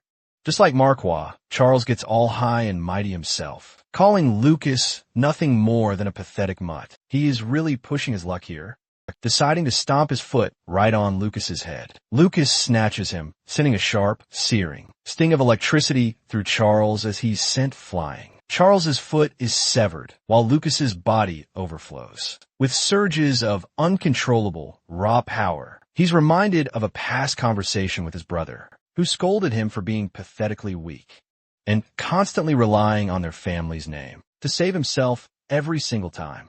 His brother wanted Lucas to stand on his own. And now, filled with this devilish power, Lucas laughs with unbridled, terrifying glee, resembling nothing short of a monster. The red-haired punk desperately tries to escape, but a single zap from Lucas instantly brings him down. Their only healer refuses to mend Charles's wounds, instead racing towards Juno, hoping to save his life. But tragically, by the time she reaches him, the poor guy is already incinerated to ashes. She turns to the monster who committed the deed, attacking Lucas with a barrage of water bullets. But Lucas is spiraling completely out of control and feels no remorse for his actions. He bursts forward and violently pins her to a tree, ruthlessly choking her, to the point where blood streams from her eyes. She desperately begs for her life, but it's utterly useless as Lucas snaps her neck. With both of them dead, Lucas turns to Charles, who is crying like a total coward in agony. Lucas dares the guy to call him a mutt, just like he so bravely did moments ago. Charles pleads for his very life as he, too, is brought to a dreadful, merciless end. The following morning, they're all awake and on the table to eat food. Sylvie isn't having the time of her life because the food isn't to her liking. Rina is open about the effects of the calming herb she put in her tea. She plays it off, acting like it wasn't meant to happen. Virian isn't pleased because he had work to do, and her tea just knocked him out cold. Rina happily exposes him and Tesha And what became of the royal manor? In response, he quiets her down. The princess is given a small artifact to help control her beast. Tesha opens it to find a beautiful bracelet inside. Arthur can't fathom how she was able to make something so quickly. Then he realizes that he's among the great elves and shouldn't be surprised. The Elven King is happy that Renia made something so crucial. For their daughter, they decide to wrap up food. And Renia soon takes both Arthur and Tesha to the portal that directs them to Zyra's city. The boy can't believe that she's got a teleportation gate of her own without any trouble. Renee just smiles at him in response. Both of Tesha's parents embrace their daughter, wishing her the best. Meanwhile, Virian wants her to stop by the director's office to see how she's holding up. Tessia is really happy to have met her grandmother and embraces her with so much love. Arthur sees them sharing a delicate moment, but he's sad knowing what will happen on Anye. They both bid farewell to the royal family and eventually cross the teleportation portal. This gate's exit doesn't even have guard around it. He wonders if they're short-staffed or busy handling business elsewhere. Arthur and Tesha take a walk underneath the beautiful Aurora constellation. Tesha remarks that it's always a beautiful sight, no matter how many times she sees it. Meanwhile, the cute little fur ball thinks the sky is broken. They come home. Sylvie's practically tearing down the door in excitement. And just like that, they unexpectedly bump into Jasmine. It's been ages, but Darden's finally back. He's even rocking a new bun, just like Arthur. Even that blonde freak charges right into Arthur, too, shoving him straight into her chest of pillows. Tesha, meanwhile, is practically a steaming ball of pure embarrassment, just from seeing all of that unfold. But she definitely isn't spared from getting the same exact treatment. His family warmly welcomes the boy back home, and they all decide to head inside together. But Tesha tries to excuse herself and leave, explaining she only came to say a quick hello. She mentions having other things she needs to attend to. Even Arthur can't help but feel a little worried. But Tesha simply has duties that demand her attention, and feels it's unfair for her to enjoy herself here, especially when other students are likely still troubled. Back at school, then Arthur remembers his promise to Virion to stay by the princess's side, all for her safety and protection.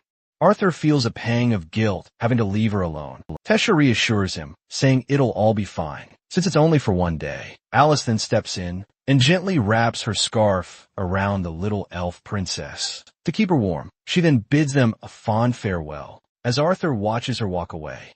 Inside, they're all still celebrating, even with the princess leaving early. Arthur shares a ton of hearty laughs before a wave of despair washes over him. Everyone's completely hammered, even Jasmine, who is worried sick about the boy's well-being. She's repeatedly been calling that drunk fool, Vincent, an absolute animal.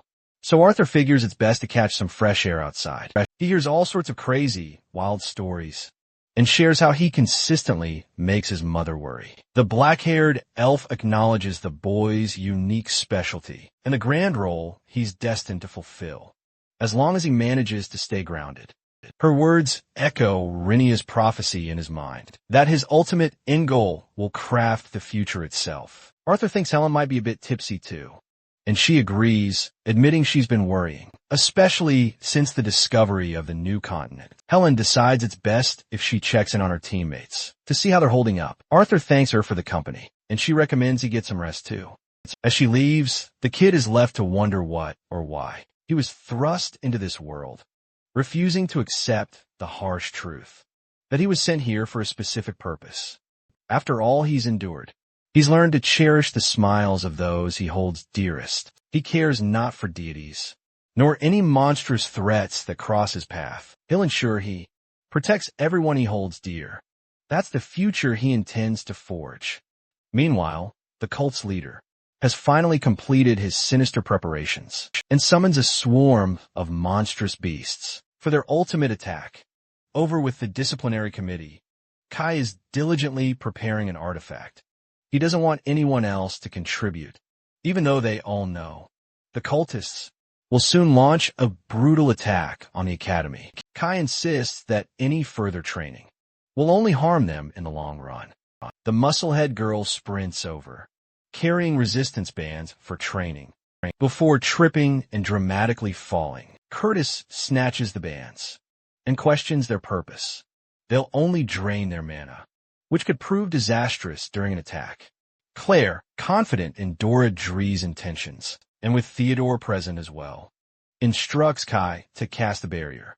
For some strange reason, the barrier cast is crimson red. Curtis immediately yells for him to shut it down, while Claire wonders if their sound is blocked too. From the inside, Theodore takes a forceful approach, but not even his punch can phase through it. Kathleen thinks it's foolish to waste mana, and they should instead look for the emergency kill switch. But when Claire searches and finally locates it, the switch is completely in shambles. Now the entire committee is struck with horror. The barrier isn't even fully closed. As an ominous entrance appears, they're immediately attacked by the cultists. Both Theodore and Kathleen attempt to block it as their enemies rush inside. Claire realizes this is no longer just training. Instead, a real fight breaks out as she leads her members to battle. The brawlers swiftly handle any close-range threats, while the ice mages unleash their devastating long-range attacks. Theodore, a powerhouse, absolutely crushes them with his bare fists, while Claire unleashes her stunning, powerful fire magic, raining fiery destruction upon their foes. She urges them to push ahead, leveraging the opening to rush outside and aid Kai. But instead of Kai, the nefarious Lucas saunters in, gleefully prepared to reveal the shocking truth. The committee members are utterly stunned to see him, appearing right inside their barrier. He smugly reveals that Kai is actually the true mastermind behind trapping them all here. The committee members initially refuse to believe his outrageous lies, completely dismissing his claims. But Lucas insists he has nothing to gain by lying, especially when he can easily prove his point in battle. Lucas moves with such incredible speed that he teleports between them at an insane pace, striking all of them simultaneously. Claire tries to take him down, but he unleashes a cunning fire feint that almost takes her out. Thankfully, she manages to evade the attack and has also spotted a critical opening. It's a weak point in one of the resistance bands that's fallen loose around the barrier's edge. She quickly tells Dorada to carve an opening, large enough for them to make their escape. But it's no easy feat, especially with the current, incredibly powerful Lucas standing directly before them. His strength now even surpasses that of the professor's. It's unbelievable. Theodore attempts to ambush him using his gravity magic, but the maniacal mage effortlessly grabs his throat, sneering and calling him an insect for daring to try. Lucas drops him, then checks his transmitter. His true target must be nearby. He nonchalantly exits the barrier, completely disregarding the disciplinary committee members inside. Lucas has a much more personal mission to complete. Suddenly, the rest of the cultists appear, while Claire signals both Theodore and Kathleen to cast a powerful defensive spell to buy them an opening, with their combined spells now cast. Kathleen and Faye unleash an impenetrable ice barrier of their own. This buys Dorada precious time to carve out an escape route. However, she makes the ultimate sacrifice, choosing to buy time for her friends with her own life. She kicks Theodore away, but a brutal attack still lands. Thankfully, Faye is right there to back her up. Together, they make a desperate final stand against the cultists. Outside, Claire and the others have already made their escape. She tasks them with finding the missing professors. Suddenly, the window shatters. The terrifying sound instantly grabs her attention. When Theodore steps out to investigate what happened, the disciplinary committee members are frozen in pure horror. Monsters are mercilessly slaughtering the students everywhere they turn without end. But here's the worst part. Tesha is currently en route to the academy. She's utterly drained. Even her manicure feels exhausted and hopes the director can lend a hand. Just then, she hears a monstrous screech. As the princess finally exits her carriage, she's met with a colossal red barrier of magic, fully grasping the grave danger of the situation. Tesha immediately wants to turn back, but Lucas's deadly attack suddenly slams into her, incinerating her carriage in a fiery blaze. He's utterly shocked she came here all by herself. Tesha sees an even crazier version of the psychopath, standing before her, clearly having lost his mind, and his haunting face looks more grotesque than ever. Poor Tesha desperately tries to prioritize saving the coachman's life. But it's no use. Lucas makes sure the man is dead, just so she'll focus solely on him. Lucas thinks her priorities are completely messed up for failing to defend herself first. Suddenly, the elf princess casts an attack to stop him, even though she's gravely wounded. Tesha is determined to stop this madness herself. Lucas merely chuckles at the very idea of her putting up a fight. He cruelly mocks her for barely being able to stand on her own 2 feet. It's true, the bracelet is actively preventing her from using the full extent of her true powers. She can't even use her magic here. The maniac roughly grabs her and recommends she stay put, mocking her by ridiculing Arthur, too. Then it suddenly clicks in her head. Tesha finally understands why he hasn't killed her yet, is because she isn't even his main target. He's going to such extreme lengths just to defeat Arthur, enraged by the truth. He slams her to the ground without mercy. Tesha, undaunted, continues to mock him by taunting his inferiority complex. Lucas, absolutely enraged, slaps her across the face, reminding her he could easily tear her body apart, as that would be enough to fulfill his mission. To this, she simply smiles. What a badass. Tesha grabs his arm and understands that she'll have to sacrifice herself for this fight. Her vines grab hold of Lucas, restraining him and slicing off his limbs. Tesha is doing her absolute best to hold on, refusing to become a tool for him to manipulate Arthur. Lucas is absolutely not having it and unleashes an attack that sends her flying. Her bracelet comes off, but even Lucas doesn't want to risk her death in an all-out attack, so he puts it back on her wrist. Then he grabs her hair, dragging her body all the way inside the barrier. Poor Tesha has lost all sensation in her body. Her final thoughts are only of escape, as her vision becomes hazy. Meanwhile, the students are getting trampled underneath the monster's feet. In this dire situation, Elijah is doing everything he can to protect the students, but he is far too overwhelmed and gets ganged up on by the snarlers, refusing to surrender. He casts earth spikes to kill them all. He then makes his immediate escape to find someone. Elijah sees a cultist and quickly hides. The cultist is currently instructing the students to become a part of their alliance, as that would be the only way for the beasts to exclude them from the attack. The dwarves and elves will suffer a worse fate, as their mana cores will be destroyed for good. Elijah questions what led to such a horrific outcome. He fails to understand how the director allowed things to unfold to such a state. The boy then hears a female student calling for help. It's the same damn professor from last time, who is also a cultist. Elijah uses his attack, but the professor blocks it by casting a water barrier. This scumbag is then attacked by Curtis's bond, breaking his barrier. Grotter is here to protect them. As Elijah closes in on the despicable teacher, the professor makes a hasty getaway. Meanwhile, Curtis urges the students to reach the training facility, as it's their safest bet. Elijah then learns that the remaining disciplinary committee members are unfortunately in a serious pinch. Deirdre and Faye bravely stay behind to combat the cultists, allowing the others to escape. As for Arthur and Tesha, they're nowhere to be found. Curtis believes it's actually for the best that they haven't made it to the school, which somewhat relieves Elijah. Curtis can't figure out what they're supposed to do. They can barely do anything in this crisis, beyond simply staying alive. Suddenly, a loud screech grabs the students' attention. The sinister leader behind the attack wants the students to know this. His monsters won't be attacking any longer. He simply wants them to reach the clock tower, as the final showdown is about to begin. The students' concerned parents have also arrived, just outside the barrier, but they're being stopped from entering. The remaining mages are doing their utmost to create an opening and get inside. Not even the renowned Artificers Guild has ever seen such a strange barrier. When the question is finally asked if they can break through it, unfortunately, they don't have enough powerful artifacts to create an opening. They want to use a larger beam drill for the task, but it has yet to arrive. They wonder if they should try contacting the lances, but that's already been tried. The lances are busy with the rest of the incidents.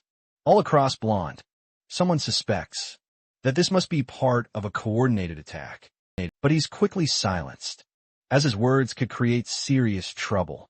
The guild is now doing its absolute best to identify weak points in the barrier, and hopefully they'll form an opening soon. They're just hoping they aren't too late, because there's far too much going on inside. As for the students, they've all gathered themselves in the training facility. Curtis sprints off to find the rest of the committee members, leaving Elijah to protect the students. The scene here is absolutely grim, as countless students have already been injured, while others are traumatized for life. Yet, the cause of this disaster remains a mystery. The students just want to escape and question the cultists, who have condemned them to this fate.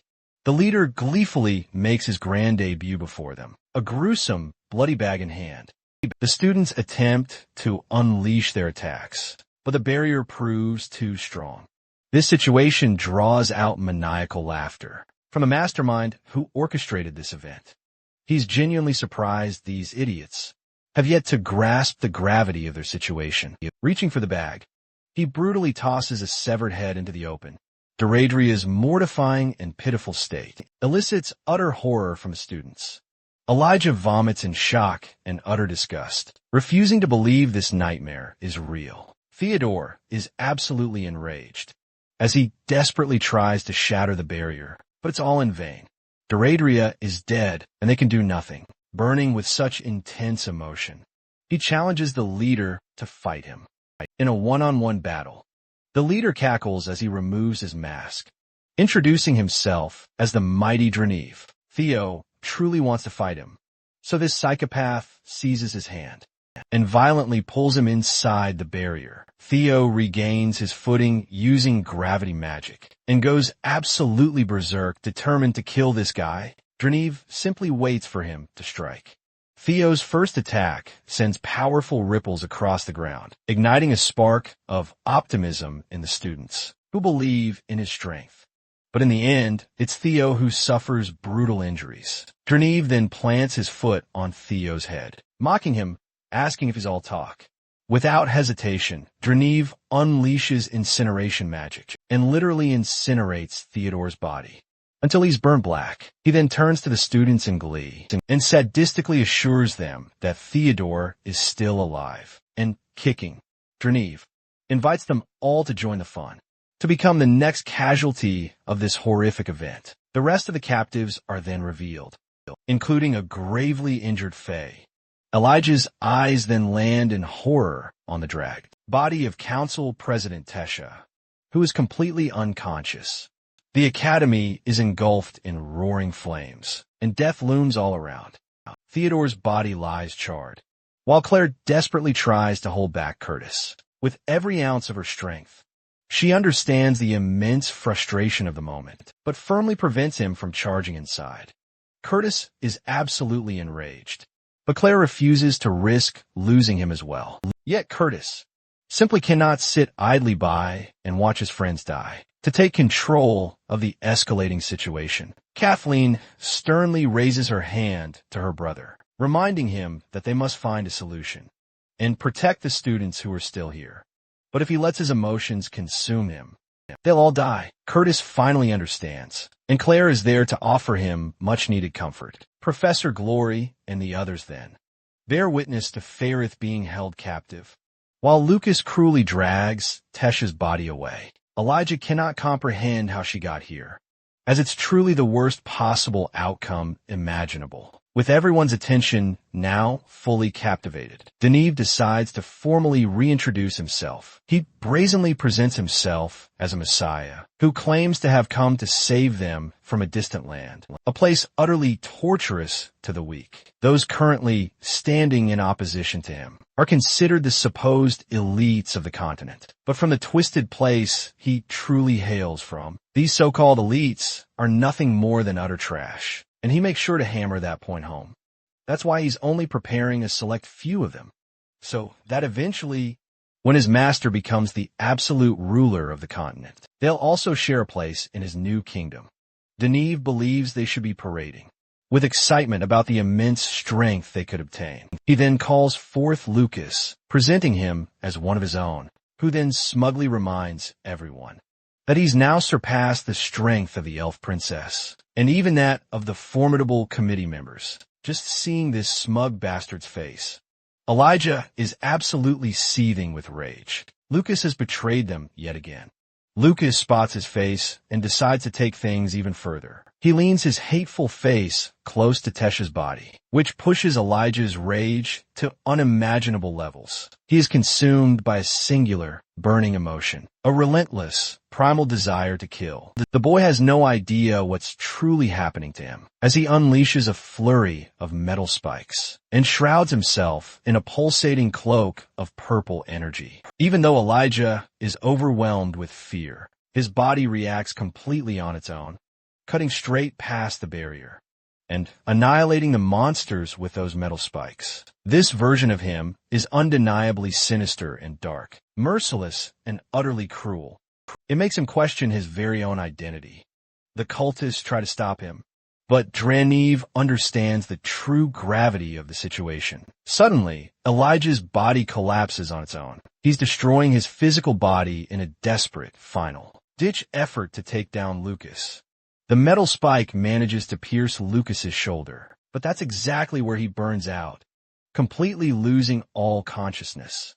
The truly surprising part is Dronzer is out here, comforting his body, while Elijah's final thought is for Arthur to come and save them all.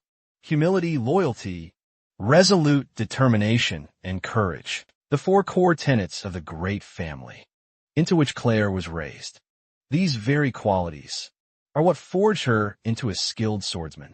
She believed in those qualities and trusted them until she realized just how ignorant she had been, while she struggles to comprehend the magic that was used to break the barrier. Claire senses this is their only chance to strike, and yet her body is riddled with fear, and she can't move an inch. The professors are here now, and they want to take on the fight instead. But Claire knows that they will fall short against Dronzer's powers.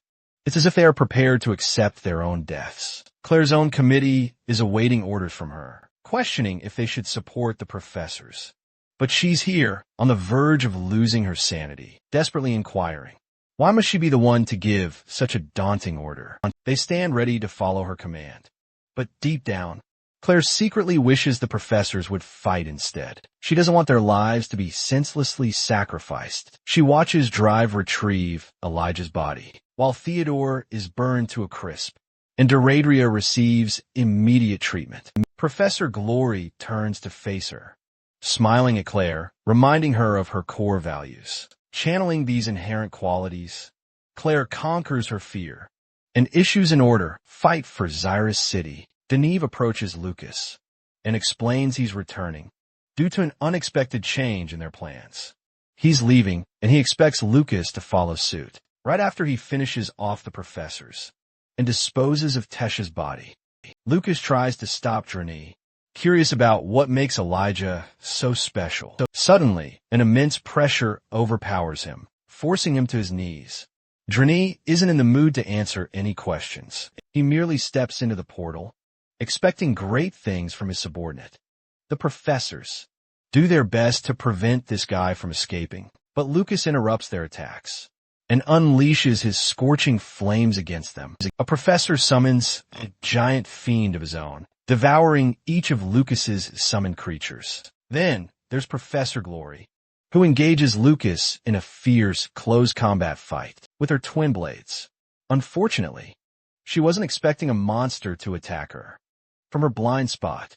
Luckily, Glory swiftly kills the monster and rages on to catch Lucas. The cultists do their best to support Lucas, which proves troublesome for Glory. The disciplinary committee steps in, assisting. In their own unique way, Glory questions what they're doing on a dangerous battlefield like this. Claire crushes the monsters and declares that it's everyone's battle. They're simply doing what they've been taught. Glory turns back, refocusing on her goal, while Claire coincidentally spots the traitor, Kai, who's casually walking away as if nothing happened. The redhead erupts in fury and targets him. She dashes past the chaos, launching a direct attack on Kai, but Kai's metallic strings have her ensnared from every direction. She tries to demand his reason for this betrayal, yet he's only focused on making his escape. Claire can't accept this. She doesn't understand why her friends are coming for her, when they should be targeting Kai instead. And then, a truly heartbreaking sequence unfolds, as we witness Claire's body impaled by a spike, while she was completely unaware.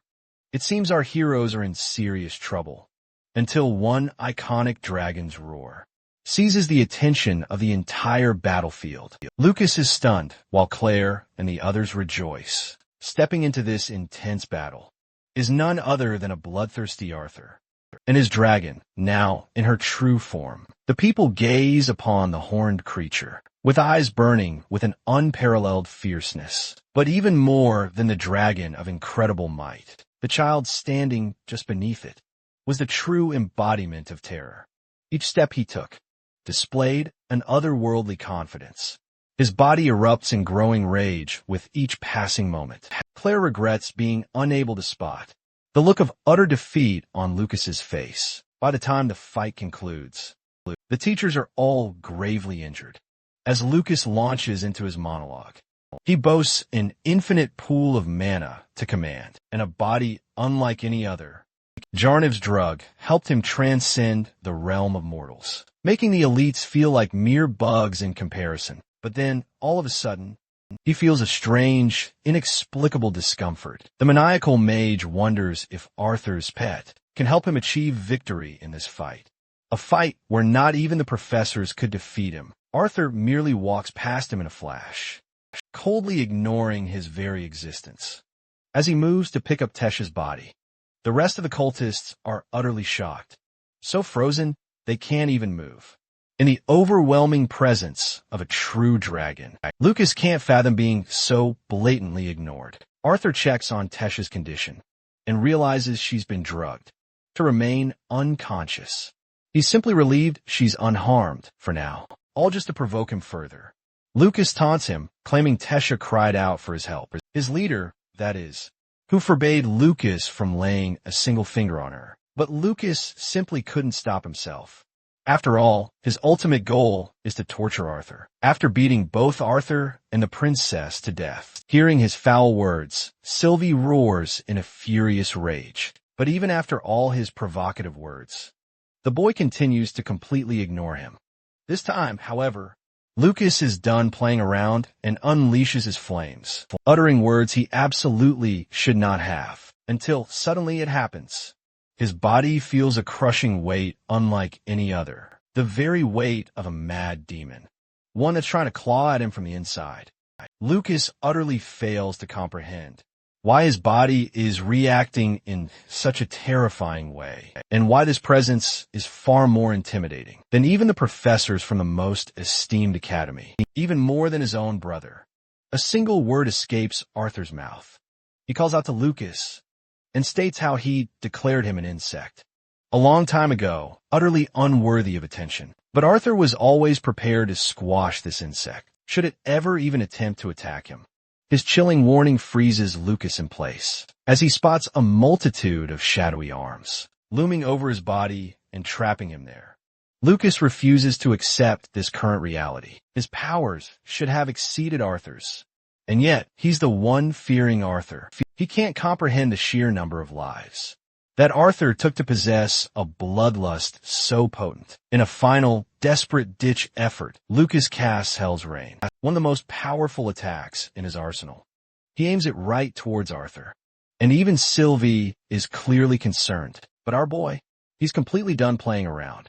He instantly activates his beast will and transforms his powers to an entirely new level. With just a single hand, the boy stops the attack as if nothing even happened. He approaches Lucas, his path now filled with ice. This is the first time this clown has ever seen Arthur use ice magic, on top of his already formidable fire magic. Lucas hurls a spear his way, hoping to inflict some serious damage. But Arthur effortlessly dodges the attack, catching the spear with his left hand. Meanwhile, he conjures a focused bolt of crackling lightning in his right, unleashing the electrifying bullet. It zips directly toward Lucas, striking him down and severing his arm. Lucas lies helpless on the ground as Arthur slowly approaches.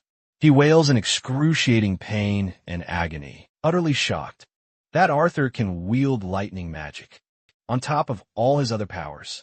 Arthur simply grabs Lucas's remaining arm, freezing it solid with ice. He glares at Lucas, confirming he's everything he claims to be. Then, with a surge of power, he crushes Lucas's arm, shattering it clean off his body. The boy's desecrated remains flop to the ground. He can barely utter a coherent sentence without bawling his eyes out. Lucas desperately reminds Arthur of his connection to the Wykes family, but that means absolutely nothing right now. Arthur holds Lucas's leg in place before activating his downforce gravity magic, crushing it into a sickening pool of blood. Lucas screams in agony as Arthur interrogates him, asking if Dronzer is truly behind the chaos. At the academy, Lucas, still arrogant, even in his final moments, confirms Dronzer's involvement and his role in Elijah's disappearance. Arthur swiftly crushes Lucas's last leg, reducing him to nothing more than a broken mess on the ground. Arthur has accepted that the world is changing, and there's little he can do to stop it. But he's going to make damn sure that a lousy scumbag like Lucas doesn't make it past today. Arthur rests his foot on Lucas's crotch. Lucas wails in unbearable pain and agony, begging Arthur to stop, but it's futile. Arthur curses the mage for this life and the next, activating downforce, and annihilates Lucas's very essence in the most disgusting way imaginable. The defeated mage is finally dead, and he didn't even die honorably. Those who witnessed this brutal massacre were utterly overwhelmed with terror, while some stood in awe. Ultimately, Arthur was confronted by his profound loneliness. He'd pushed his powers far too much, and it's taking a heavy toll. But here's the absolute worst part. That contemptible bastard's brother arrived, flanked by 2 more lances. Baron is absolutely enraged by the mangled remains of his brother. He flies into an uncontrollable rage, unleashing a devastating attack that sends Arthur flying. Even Sylvie barely manages to dodge the attack. While Arthur is violently slammed into the wall, Sylvie bravely lunges at the lances, despite Arthur's desperate warning. Unfortunately, she too is frozen solid by Lancelot's devastating might. Ulfred summons his lava golems to aid the students and contain the chaos. Arthur, having sustained a brutal injury from the previous attack, does his best to re-enter his second phase. Unfortunately, Baron has completely lost his mind, unable to fathom how a mere boy could inflict such suffering on his brother. His attack is then halted by Alfred, who attempts to regain control of the situation. Baron has completely spiraled out of control and refuses to understand that Lucas was the true threat to everyone here. Alfred explains that Arthur is the savior, not the threat. But even after hearing that, he refuses to back down, vowing to repay Arthur in kind for mercilessly slaying his little brother. Alfred chooses to intervene, unleashing his golems and stopping him dead in his tracks. But Baron completely snaps, unleashing his full, unchecked strength, even against a fellow lance. Arthur braces himself for his fate as Baron prepares to unleash his finishing move. Against Arthur, Curtis and Kathleen are powerless to stop it, until Lance Vari intervenes with her ice magic and even forces Baron to his knees. She emphasizes that it's her decision, and the council's to decide the boy's fate, along with his dragon. Baron finally reclaims his senses and complies with orders. The volatile situation is finally tamed, as students are rescued and the academy is finally cleared. Many lost their lives during the incident. Arthur gets patched up by the healers, just as Varii comes to ask if he's all right. He's mostly just lost his mana.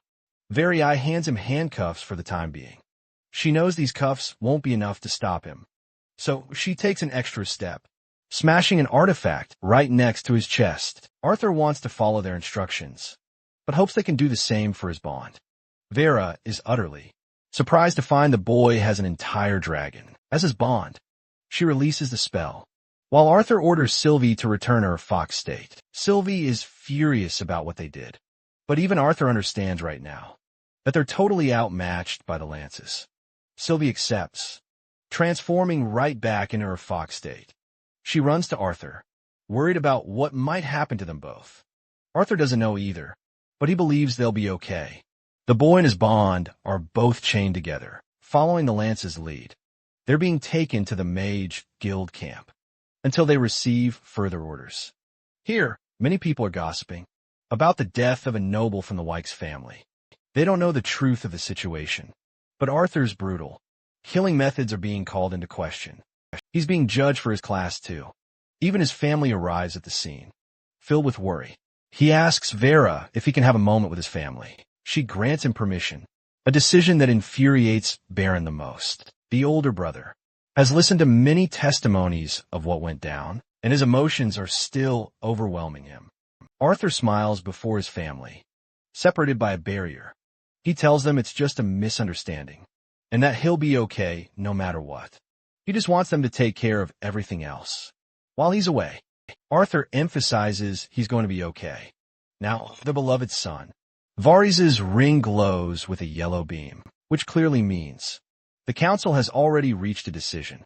The lances recommend Arthur continue moving alongside them, and he's unfortunately obligated to obey their orders without question. Varys reads from a scroll, announcing the council's official decision. The official ruling goes against his favor, deeming his mana core to be restrained, and his title as a mage stripped away. He's also going to be completely imprisoned, a decision effective immediately. The boy stands at the center of the academy, his family breaking into tears over the harsh ruling against their son. Some students are gossiping in his favor, while others are against him. Kathleen single-handedly exercises her right. She can't fathom how they're punishing the one person responsible for saving them all. After all, if he wasn't here, the lances wouldn't have been able to save anyone. She wants to urge her parents to rescind the decision, but then it's shockingly revealed that both the human and dwarven families voted in favor of this harsh judgment. The only ones who didn't were the Elven King and Queen. Kathleen can't accept this betrayal by her own family, but Curtis thinks it's inevitable, and there's nothing they can do now.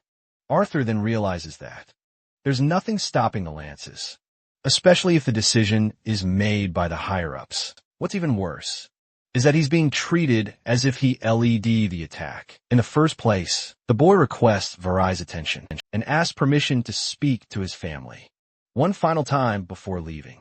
She allows him to do so, and the boy approaches his worried parents.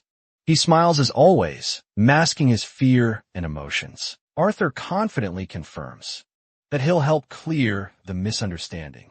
Sooner or later, his mother is a crying mess and understands that in reality, not even Arthur truly knows what's going to happen. Ellie is crying too, and Arthur now regrets, unable to spend nearly enough time with her. He assures her he'll be back, then departs.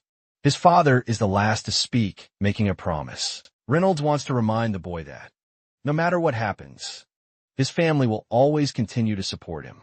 My respect for this guy is seriously off the charts. He assures Arthur that they'll always care for him, and such words actually reduce the boy to a fragile state. As he goes away, the three lance members are there, speaking to one another. Baron is the first to leave, and he gives our boy a murderous glare before taking his brother's body and departing. Alfred creates a lava golem to facilitate their flight, assuring the boy that he won't experience any burns. Even if he does, he doesn't have a choice. They take off, with Veer using his flight ability. Even little Sylvie is caged in a water spell. Arthur gives the academy a final look, and that's the end of this scene. From the other side, Baron's roaring thunder descends, straight to the Wyke family manor. He carries the deceased body of his brother, ignoring the butlers around him. He kicks the door open, taking the maids by surprise. Baron requests an immediate meeting with his father, adding to the seriousness of the situation. Soon after, we see his father, infuriated to find what became of Lucas. and his standing with the Wykes family. Even after investing so much in him, it was all wasted in the end. He also channels his hatred towards Baron forever, even for retrieving the scoundrel back. Without being able to exact revenge, Baron catches his father's hand before he's able to strike him. He wants his father to know that he's still a lance, despite all this mess. The patriarch wants to remind Baron that he only got this position because of his link to the family. He wants to know what happened in detail. Baron explains how Lucas became responsible for leading an attack against an academy alongside a man named Draniv. The kid who killed Lucas, on the other hand, tortured him brutally before ending his life. Hearing this, the patriarch sees a potential path to turn this whole situation to their advantage. He summons Adeline, one of his most reliable secretaries. He wants a specific message delivered to the council regarding this recent, shocking attack. He plans to paint his poor son, Lucas, as a victim, manipulated and brainwashed by the villainous Draniv. Lucas was truly the victim here, senselessly murdered by a commoner's ruthless hand, a commoner who utterly disregarded his suffering. In return, they demand nothing less than death for the killer, the one who shamed the mighty Wyke family name. In the meantime, they'll prepare a funeral for Lucas, hoping the council makes the right decision.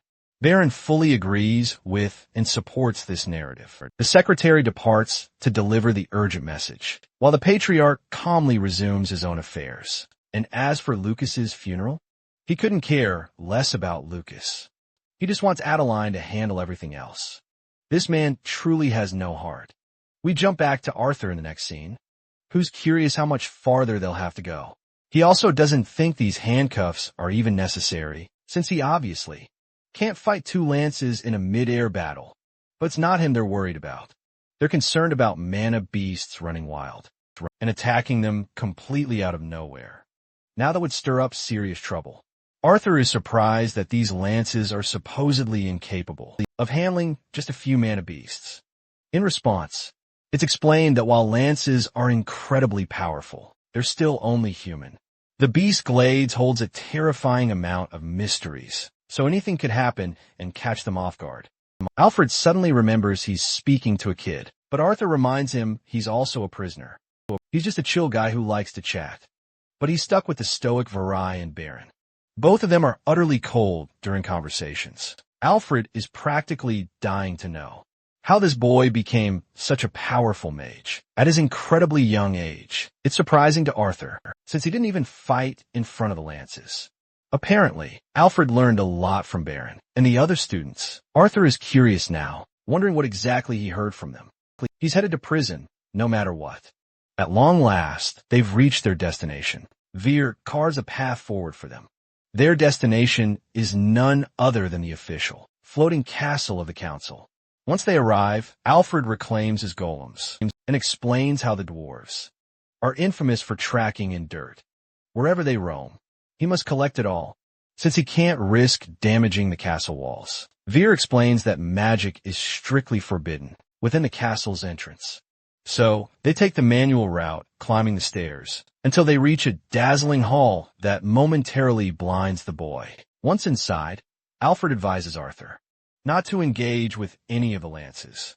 For now, to Arthur, this castle feels eerily reminiscent of the one Arthur once shared in his previous life.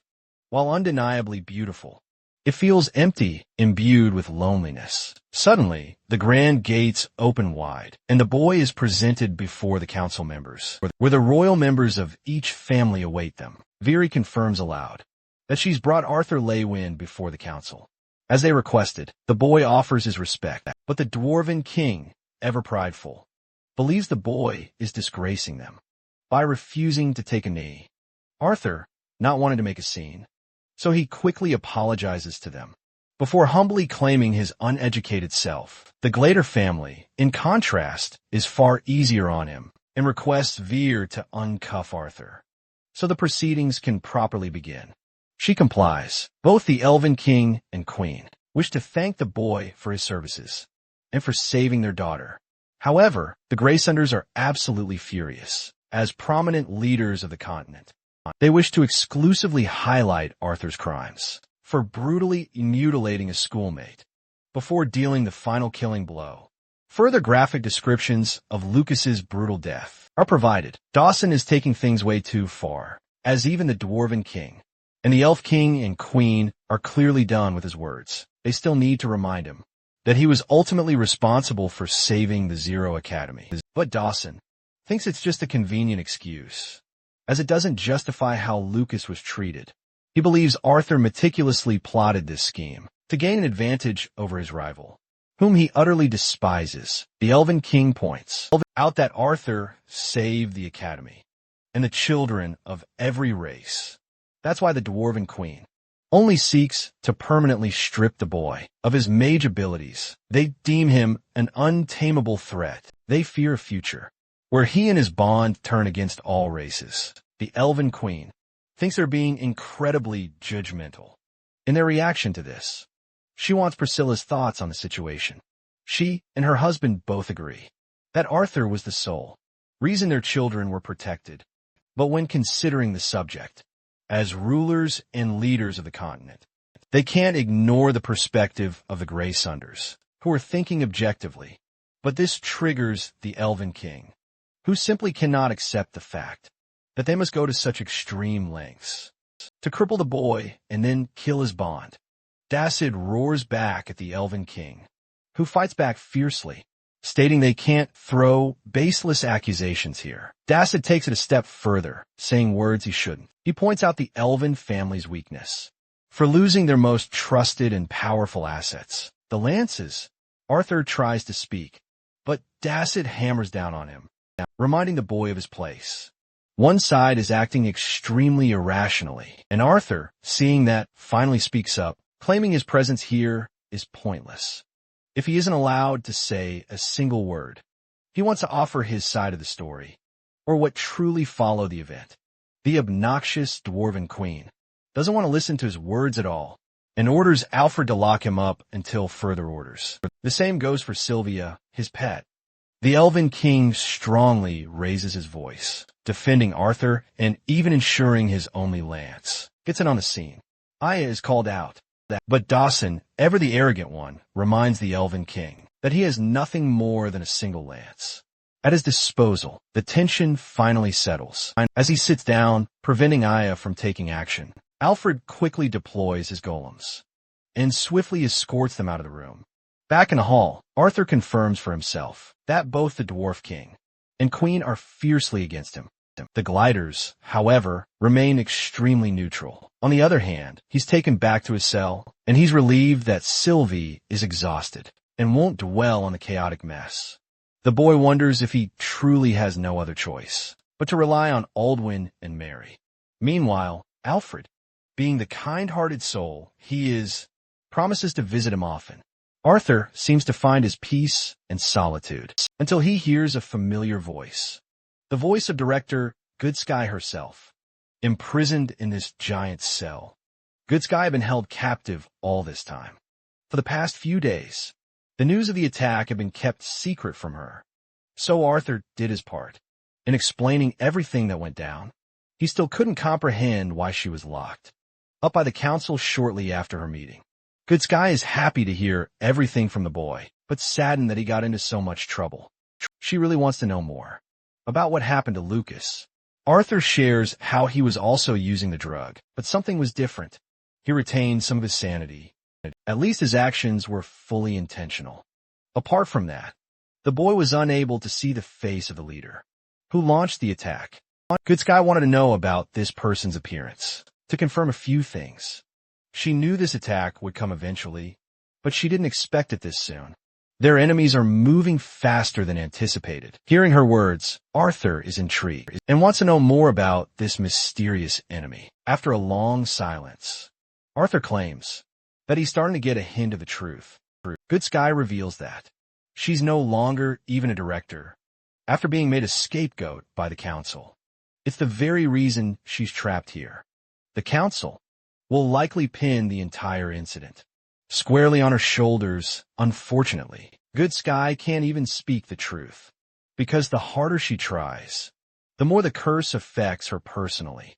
Arthur is annoyed by her convenient excuse and slams the cell shut before sitting down. He thanks her regardless, while Good Sky apologizes. After that council meeting, the Dwarf King rages against the Human King for going back on their agreement.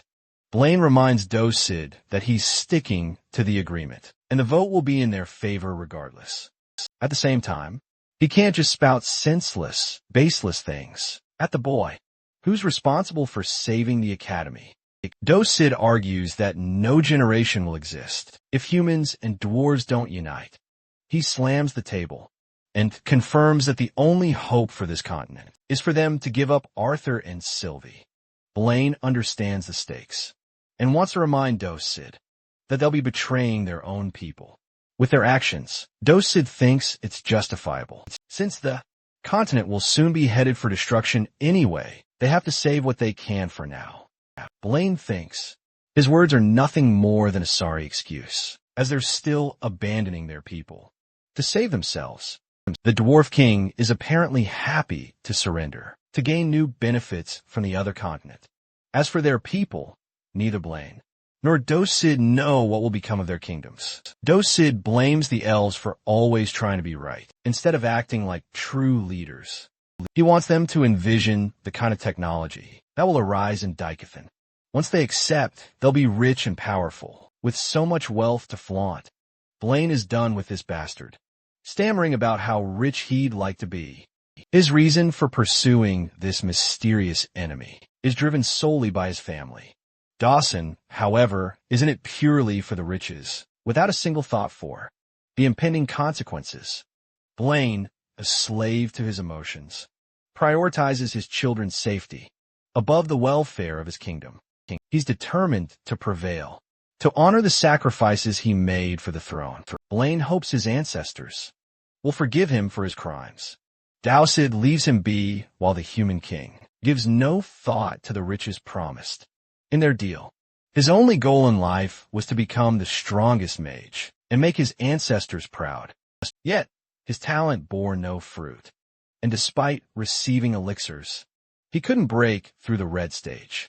His wife and children were so much more talented. In comparison, the boy understood his father was drunk on power, and that's why he made it his goal to keep his priorities in check and protect his family. But now, despite having 2 lances by his side, he feels insecure and powerless. Blaine questions if he's truly making this decision for his family, or if he's also drunk on power. The Human King collapses, drunk on his wine. He lays there flat, recalling the time he met the boy for the first time. He laughs at the hilarity of the situation and how Arthur's unparalleled strength is only rivaled by his incredibly bad luck.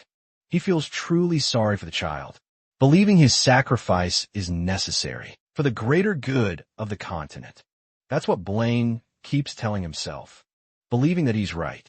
The boy observes his surroundings and questions where he is or what the crows are feeding on. He does his best to climb up the castle, his hands all bruised and bloodied. He questions what's going on, and then we see a horrific view of all his loved ones, impaled on spears. Their heads snap around, screaming in agony. This is the family Arthur once cherished and loved. From that moment, he plummets to his death. The boy jolts awake from that nightmare. His body still shivers from the chilling experience. He then suddenly spots Aya, the lance. Her presence sends a shiver down his spine. She telepathically orders him, "Don't speak," then hands him a letter to read. Arthur meticulously follows her instructions. As he reads, the boy learns that the council actually intends to declare him and the director as the perpetrators behind these acts of terrorism. The Elven King heard a conversation between Glader and Sid and learned that their plans are to surrender both Arthur and Good Sky to a certain someone. Virion has already been instructed to take the boy's family to a secure location so they won't be threatened. The king understands how much the boy has struggled to keep their daughter safe and apologizes, for this is the best he could do for the boy in return. The letter vanishes into thin air after he's done reading. This time, the visitor is Baron, who has come to collect the boy for the council. They're standing next to the door in the next scene. Baron is enthusiastic about this trial and hopes to return the favor to the boy's family for massacring his brother. Arthur, amused, mocks him for trying to fight a mere 13-year-old boy. Baron grabs his shirt, reminding the kid that he's out of his depth and doesn't understand the scale of the situation that's about to unfold. Arthur continues to mock Baron for threatening innocent families, for exacting revenge against a murderous psychopath who killed students.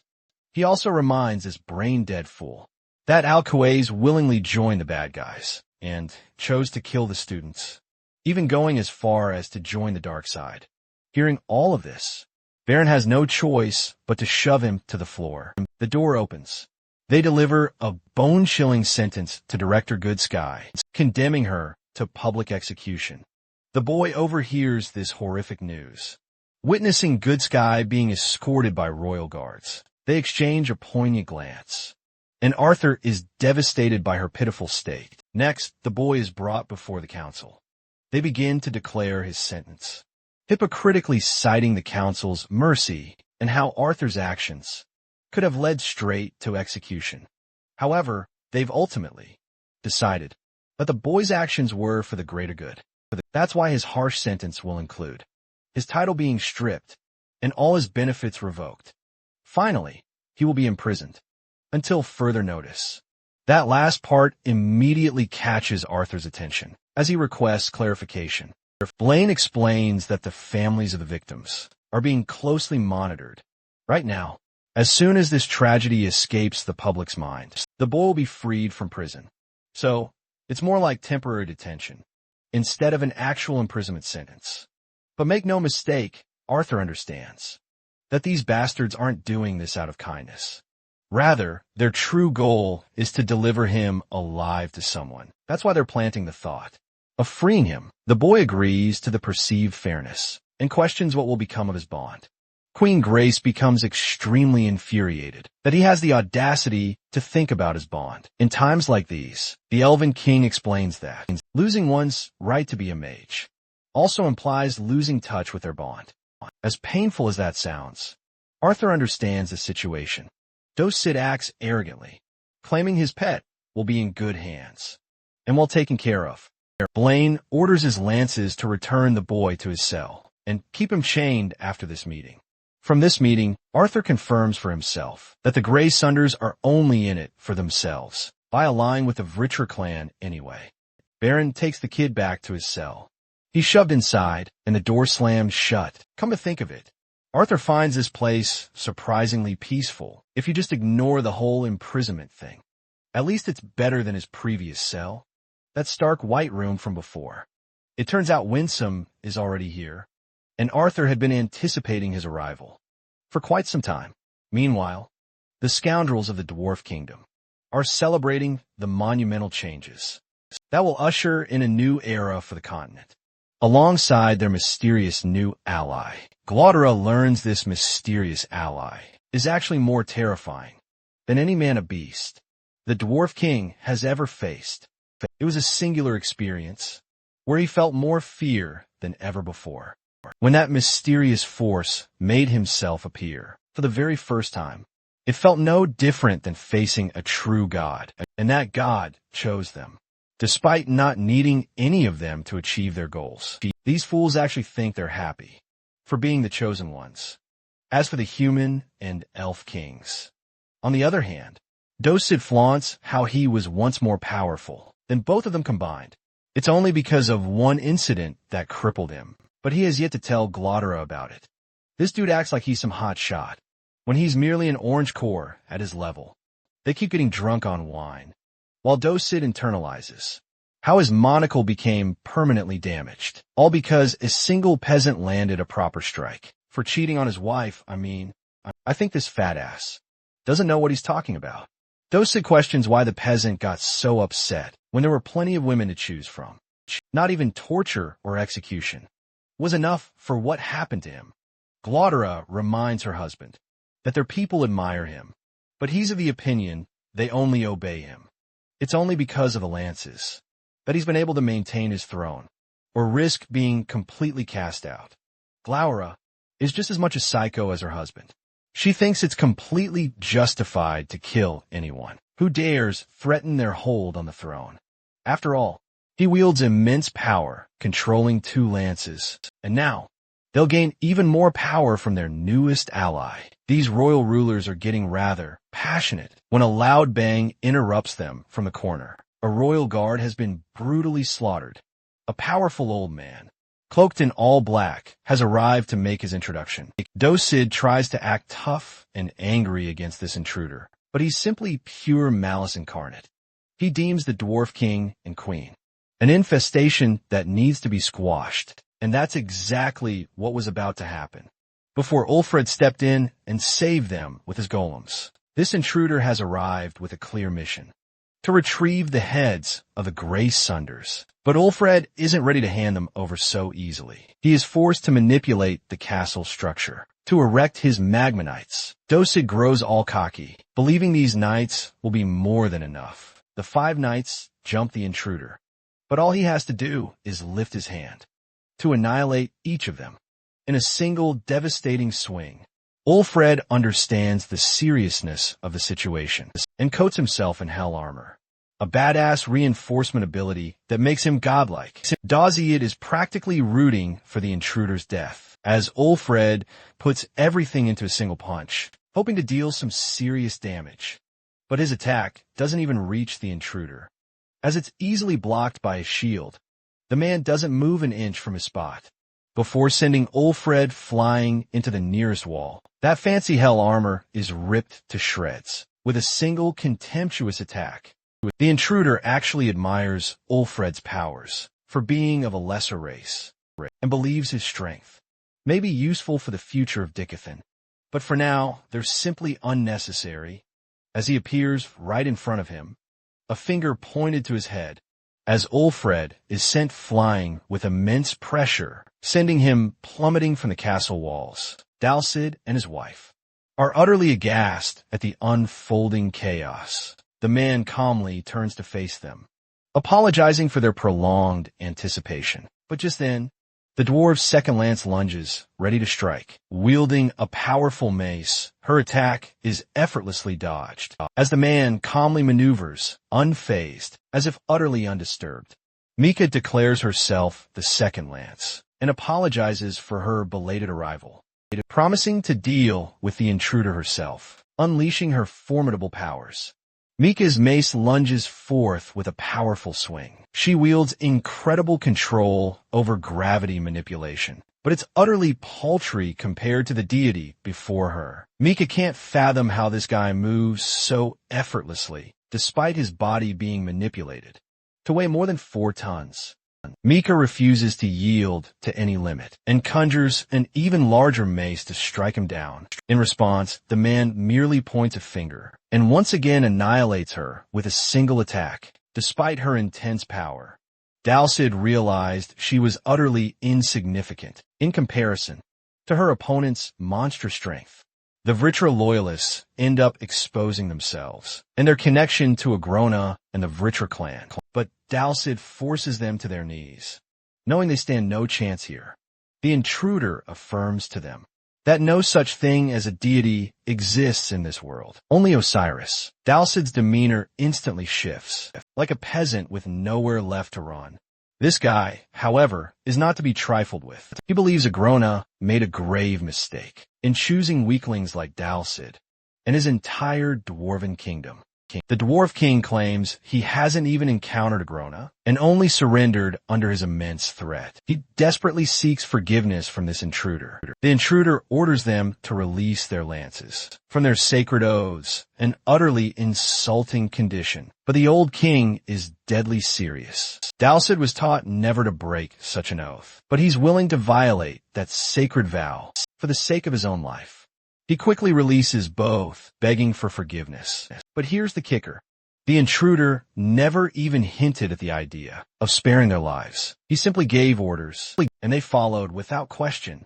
The Dwarf King meets a brutal end, as a sharp beam pierces right through him, and Glaudera suffers the same fate. Both these insects meet their gruesome end. And now, the true game of chess has officially begun. Now, let's circle back to what happened with Winsome. who brought little Sylvie along with him. Arthur was relieved to find she was still fast asleep. He sincerely thanks him for all his help. The deity wasn't expecting them to get caught so quickly, and so unexpectedly at that. He admires the boy's bold actions to save his academy, but his own priorities demand Sylvie's protection be at the top of the list. Arthur only took that drastic step because he cares about the lives of others, more than his own, especially Tesha. But not just her, also the disciplinary committee, and even Elijah. Winsome confirms they can't do anything to change the past, but he's utterly confused as to why Elijah was taken captive by the bad guys. Arthur also fails to understand their scheme, but he's just ecstatic that Winsome is here to help them, so he can eventually rescue Elijah.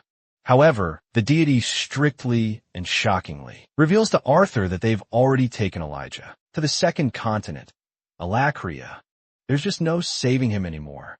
Not so easily, anyway. Winsome emphasizes how the boy is far too powerless to escape his current shackles, and yet he's already thinking about saving a friend. It's going to be a completely useless effort in the end. Arthur is desperately hoping that his best friend is still alive, but even he knows he's no match for the bad guys and will easily get one shot the moment he steps foot in Alacria. Now that he's got nowhere left to go, he questions what he should possibly do. Winsome is just relieved that Drain left right before the boy's arrival. After all, the Vetra clan seeks to capture Arthur in one piece, and if they ever discover his connection to Sylvia, and Sylvie no less, then not even the mightiest deities could shield the boy. The path is clear, and it means Elijah won't be rescued. Arthur absolutely refuses to accept this, especially knowing that most of the council members are already secretly working for the Vritra clan. He can't hide his family forever, and the Lances will act soon enough regardless.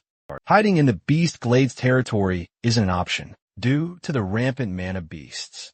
So, in this dire situation, Arthur desperately needs to know what his options are. The deity understands the boy's frustration, recognizing that Arthur has done much silent deliberation. The Griserdrick share a close connection to the clan, and the Gladers are only reluctantly on their side. Winsome is genuinely impressed by Arthur's keen observations.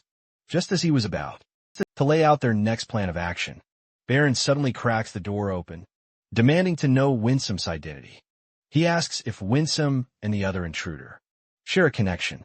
Winsome confirms, and that's all Baron needs to act like a lance. He unleashes his powerful flash ray, which is easily blocked as if it were absolutely nothing. Winsome dismisses the human as nothing more than a child, giving him a brutal demonstration of just how outmatched a lance is compared to a deity. Baron's ego takes over as he launches another barrage of attacks.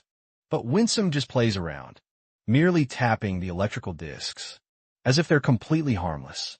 He then uses his heal ability to knock Baron down, with an absurd amount of pressure.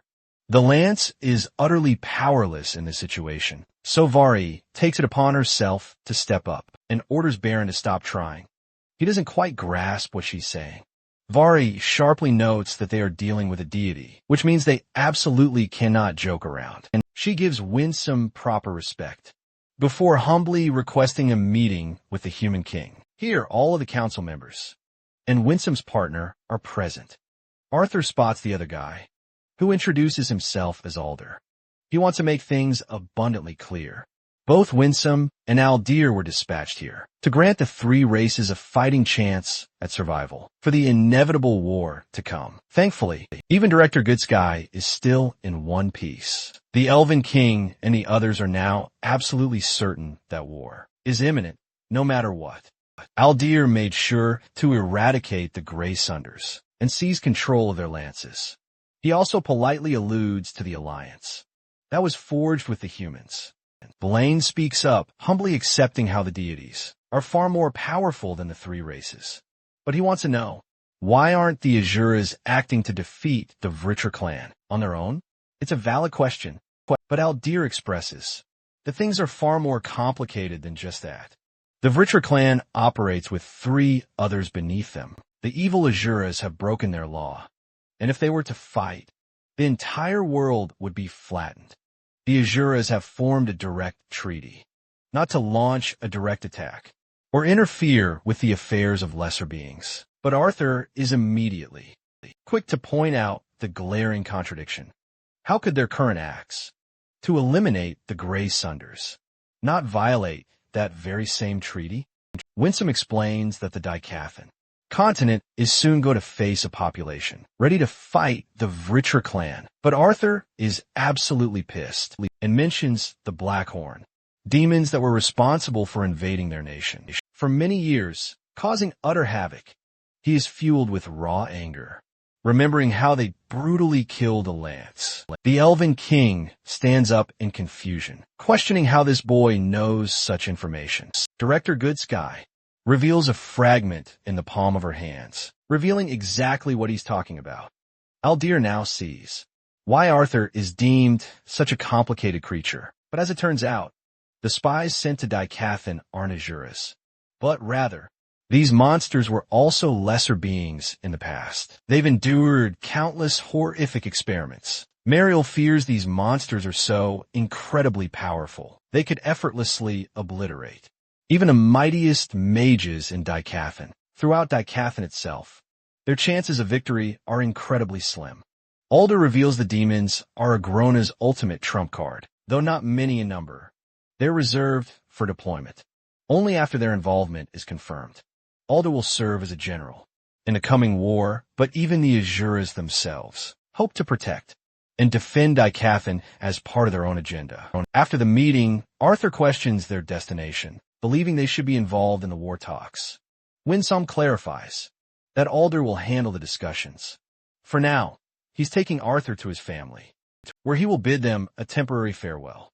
Arthur, confused, demands an explanation. Winsome turns and sternly emphasizes that Arthur will be transported to their homeland, the sacred land of Ephiotis, where he and Sylvie will continue their rigorous training. Arthur strides alongside Winsome, annoyed as ever, but he's stuck with a lengthy forest trek. He'd expected Winsome to grant him the privilege of teleportation to Renee's. He could have done so, but it would cause a disruption in the barrier that safeguards his family. Arthur finally understands. The conversation turns to the 8 Asura races in the land of Ephiotis. Each race is comprised of numerous clans, but only one clan belongs to the High Eight. The Vritra clan belongs to the Basilisk race, but Arthur still struggles to accept that the other clans attempted to assassinate Agrona unilaterally, especially since the treaty was their utmost priority. So he'd expected them to uphold the terms of peace. This means Agrona is a truly formidable threat, even for the Asuras themselves. So much so they're now ignoring the treaty. They don't understand his intentions or future plans, for now, which is why the clans ultimately decided to eliminate Agrona, however they see fit, despite it all. Arthur struggles to understand how Sylvie, his bond, fits into this, or why her mother, Sylvia, ended up on the Dicathan continent. Winsome pauses to drop a bombshell secret, known only to a select few in the Indrath clan. It turns out way back when Sylvia personally journeyed with an elite division to take down Agrona herself. It was a suicide mission from the very beginning, and while Lord Indrath refused to let her go, Sylvia snuck out anyway. She revealed her powers too late, and it was already difficult for her to return. There's also no information about her capture, or why she chose to remain hidden. The boy reminisces about the dragon, and wonders what became of the Asuras who followed her. Winsome is filled with frustration, as he explains they hadn't expected Agrona to also be prepared for their ambush. He was ready, with an incredibly massive army of basilisk, and even lesser races. The Vritra clan was secretly interbreeding with some of the lesser races in the continent of Alacria. Arthur's jaw drops open when he learns about the horrific experimentation and a sheer difference in size when it comes to their armies. Almost everyone from the land of Ephiotis was brutally killed or enslaved. Agrona then appeared to confront Indrath and personally delivered the news of Sylvia's death. Hearing this, Lord Indrath was prepared to wage war, but the rest of the clans tried to broker a treaty. This treaty forbade the Asuras from acting directly and aimed to prevent the planet's collapse. The 7 Asura races of Epheotis. Waging war would mean the end for all. So they sought accountability from the Basilisk instead. But then they realized it would be wrong of them to punish the entire race for the wrongdoings of their leaders. Arthur finds their methods terrifying and utterly beyond description. He reflects on how the rest of the clans could have followed the same twisted approach. The Vritra clan helped create soldiers of war through experimentation, yet they retained their goodwill and morals, refusing to stoop to Agrona's level. If Agrona truly spent those years on the Alacria continent, then it's understandable to assume his army must have grown to an incredible magnitude, apart from the mere power difference between the two continents. Now, they have an enormous army to worry about. Then, Arthur realizes something important. The 6 ancient artifacts handed to the people of Dicathan, those were exclusively given so the 3 races could help. Even the battlefield. And this is where Arthur himself becomes an important pawn, playing on the Asura clan side in the giant war. Winsome expresses that it'd be easier for him to think of his family and friends when considering his motivation to fight. On that topic, Winsome questions what the boy plans to say to them for his departure. Arthur nods, despite his saddened look. He's already made up his mind. Switching over to his family's perspective, Rania is keeping them well and warm. Arthur shocks everyone with his sudden presence. As they come running towards him, they embrace their beloved son, their own kind, the family reuniting one final time. Ellie is more concerned about Sylvie than anything else. After all, her brother is one hell of a persistent fighter who always comes back in one piece. Suddenly, all 3 of them feel an immense pressure. That terrifies them. Arthur wants Winsome to chill with his spiritual presence, and introduces the man to them as his teacher. The deity stares them down and thanks him for saving their son. Alice is dying to know what kind of teacher he is, but before Arthur's about to answer, she stops caring about that and prefers he have a nice meal before talking about things. They change and have some fun for a while, until Winsome signals Arthur that it's time. The boy nods and asks Renee to leave, as he wants to speak to his family in private. They follow his lead, while Reynolds gives Ellie a long, hard look before heading inside. Reynolds asks if the boy's teacher will also be joining, but Arthur denies it with a shake of his head. His quiet demeanor is making them worried, but Arthur is steeling himself to speak about a topic that's incredibly difficult for him to express. He opens up by mentioning how he came into this world, but then Arthur pauses, while his mother questions if he means when he was born into this world. The boy hints that he wasn't really born to begin with. Alice doesn't quite get what he's talking about, but Arthur expresses the memory of his first time being born, and that time he was transported and reborn, instead of experiencing his first birth. This guy literally breaks the typical ice guy trope, and basically confirms that his old world was taken from him. Alice is stumped, while Reynolds struggles to follow the boy's words. His mother gets right in his face, questioning if the boy is all right in his head. She doesn't get what he's talking about, or if his teacher put something strange in his mind. But Arthur denies any such thing. He claims that only his parents know about this truth, the truth that he's sharing now. He doesn't understand how it happened either. But the best way for him to describe such a situation is by referencing a reincarnation. Alice once again questions if something happened to the boy while he was away. But Reynolds is firm with his tone and wants his son to keep talking. So then Arthur fully describes his understanding of the previous world and his life, what kind of man he was in, the relationships he had with other people during that lifetime. He wanted to paint it with immense detail, so they could truly understand that he wasn't just spinning tales. Throughout his story, his parents despaired and fell silent, not a single word escaping their lips. Reynolds then asked questions to humor the conversation, but his face was mostly masking his emotions. Alice, on the other hand, was more shaken than ever. She couldn't control her body. The more the story went on, the conversation wasn't long, but it felt like several hours had passed.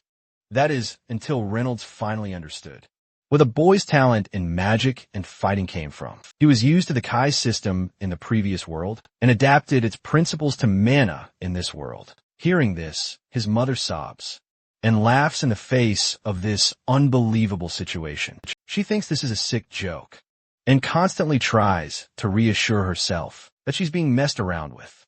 Alice wants him to just confirm that he's kidding around.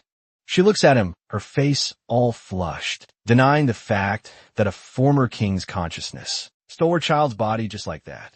Arthur turns his face away and feels crushed to admit that none of it is a joke. Reynolds pulls her back, and all those precious memories of the times they shared come rushing back to her. Alice grips her hair and refuses to accept that this is truly happening. She experiences so much panic at this cruel reality. Reynolds attempts to comfort his wife to the best of his ability, and even Arthur visibly feels tensed up after his words. He gets up, understanding that he's said enough, and leaves the room. Then the boy comes outside to play with Sylvia until Reynolds comes outside to tell his daughter to go and comfort her mother for a while. Arthur grabs Sylvia, and Ellie just goes away before coming right back and bolting her brother with a hug. Both brother and sister experience a heartwarming moment. Ellie just wants her brother to come back, no matter how many times he has to leave them. Reynolds takes the boy on a walk, expressing how his mother is asleep. After experiencing the shocking story, even Arthur is speechless, but he now knows that his parents believe his words. Reynolds doesn't doubt his son, as he sees no reason for him to do so. Also, the pieces all fit well into the frame. Everything makes sense now. Arthur is really disappointed to ask if his father is all right, after hearing that Burt Reynolds, who is usually stoic, bursts in his anger. He doesn't know what to make of his family or his son anymore. The memories they shared were nothing more than an act. He blames Arthur for attempting to act like the son they could have had. Reynolds has no idea how he should act around the kid, as King Gray's actual age even supersedes his own, and yet the boy is 13 in his body. Reynolds is even more pressed that Alice had to mother a grown man, believing that it was her own child. It makes him so mad that he smashes the wall right next to them, even injuring his fist. Reynolds is dying to know if Arthur's truly their child, or if the reincarnation robbed their actual son's consciousness. Hearing all of that, the boy remains silent on his feet. Reynolds understands that he said way too much in his anger, and expresses that he's just perplexed. With this revelation, Arthur habitually stops himself from calling Reynolds his dad before referring to the man by name. It weighs heavy on his heart. But not even he knows about the truth of the situation. He fails to understand if he was the one to replace their son. The process is unknown to him. In reality, he just didn't want to keep on the act for long. But now he's left questioning if his difficult choice was truly the right one in the end. He had wanted to reveal this secret to his family for a long time, but didn't know how to. Arthur finally invokes the purpose of his revelation. He will leave, and he thinks it's best for him to leave. For now, though, Reynolds then learns his son will be away for at least a few years, a truly heartbreaking reality for him. Now, I don't know about you guys, but I still think Reynolds is an amazing dad. And honestly, his reaction is totally justified. Arthur, however, walks right past him and explains how he doesn't have a single memory of any family he had in his past life. He had always persevered in an environment where there was absolutely no love to nurture him. This made him an unstoppable fighter, but ultimately a terrible person. Upon arriving in this world, he finally met his parents and formed a truly loving bond with his sister, emotions he never would have experienced otherwise. And while he may not be the strongest in this world, he is a person with far better character in this life than he ever was in his past one. Arthur apologizes for all the pain and suffering he caused them, and he then thanks Reynolds, truly, for helping him become a capable man, and for loving him as his son. Both men shed tears upon hearing these difficult words. The boy then comes out to Winsome, who understands they've finished talking, knowing it's time to leave for good. Rinia is shocked that the boy isn't planning to bid farewell to any of his family. Arthur thinks what he said is enough, and simply leaves them in her care. Rinia stops the boy, noticing his pained expression, a face so different from the kind-hearted soul he usually is. She hopes that after persevering long and hard, he doesn't revert to his previous ways, because if he sinks to that low level, it will be much harder for him to get back out.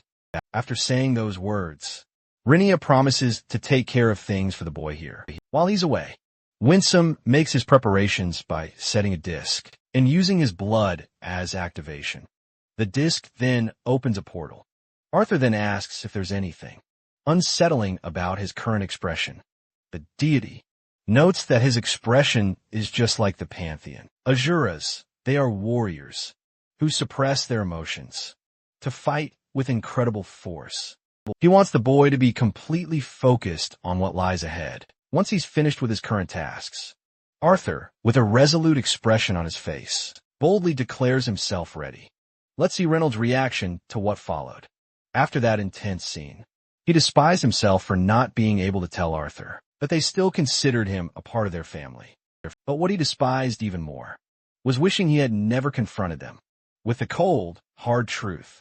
Reynolds, now a defeated father, realizes a painful truth. He always acknowledged his son to be unique and different from everyone else. It was hard for him to accept because of his pride, because he let himself believe that he was the one who raised a genius. All the signs pointed in that direction. The boy was unusual from a young age, and incredibly talented as a swordsman. Then, he developed talents as a mage too. Rinia breaks the news of the boy's departure. Shockingly, Rinia also knows about the boy's past life. She was always afraid of the day he would confess the truth. She sacrificed a lot to figure Arthur out, but Reynolds thinks that he isn't a kid anymore. With this revelation, Rinia still thinks of him as one, because at her age, you consider just about anyone a child. She always found it funny how people talk so highly of one's wisdom, believing the same goes for their intelligence with age, believing that intelligent people should be cold and logical. Those two traits combined mean intelligent.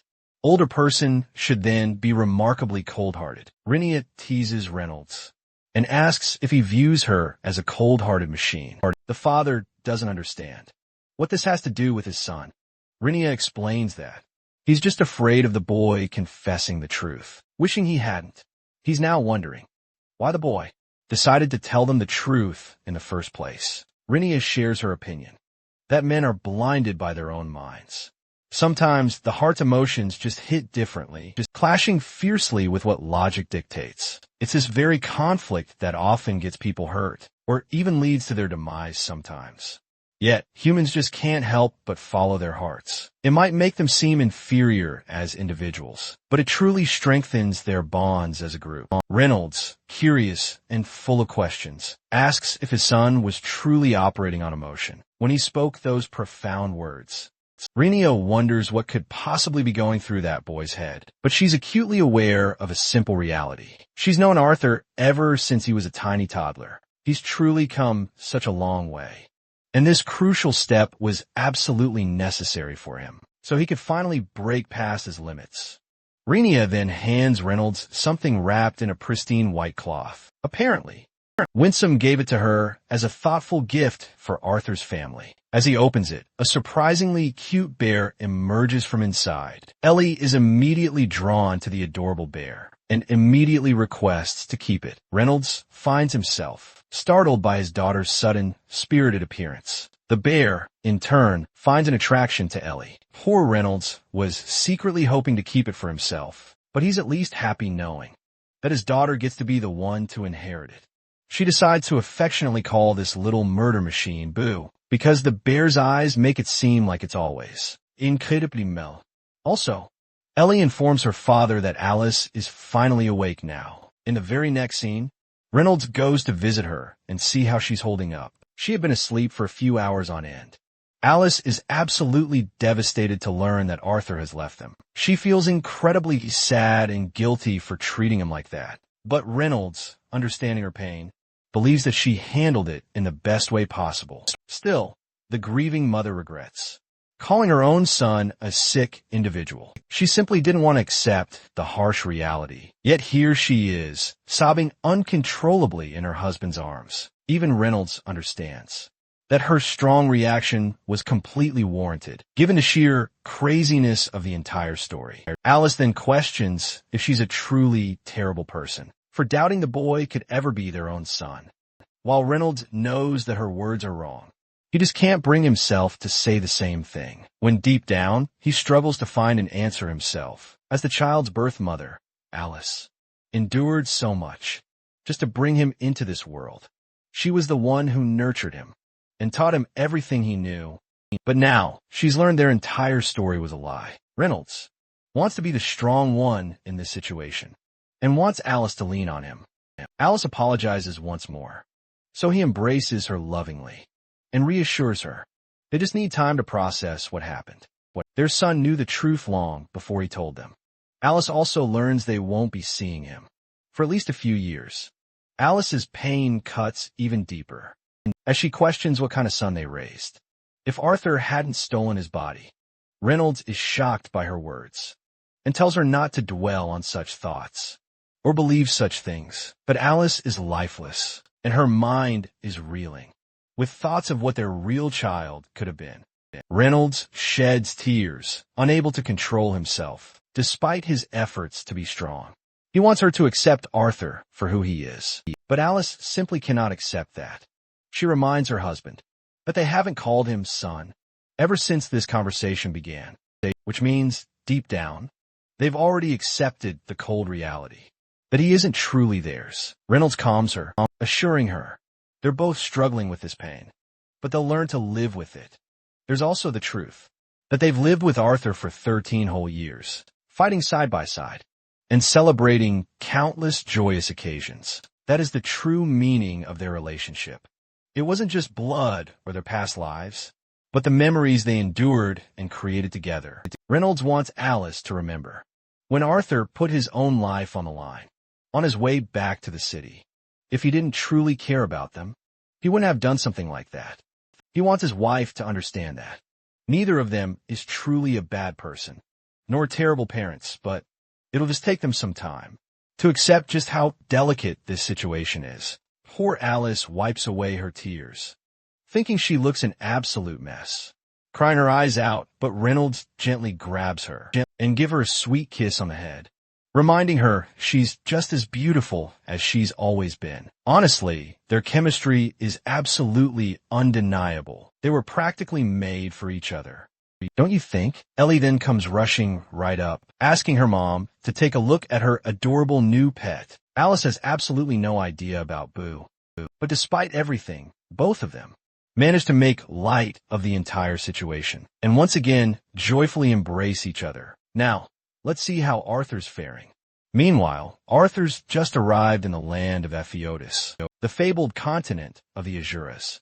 It's an absolutely breathtaking place through and through. Winsome warmly welcomes the boy to the Indrath clan's castle, a truly magnificent structure unlike any other. The boy walks past the ethereal pond, absolutely teeming with beauty all around. He notices a distinct lack of guards for security, but surprisingly, Winsome assures him they've already been keeping watch ever since they made their crossing.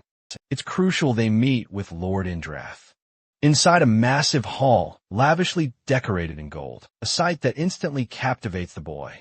Arthur realizes that this is Sylvia's true home. He asks Winsome for any last-minute tips before his audience with the almighty Indrath himself. But in this case, even he's unsure what to expect, given the sheer uniqueness of their situation. They're then brought to a private room, where two human-like figures are keeping watch.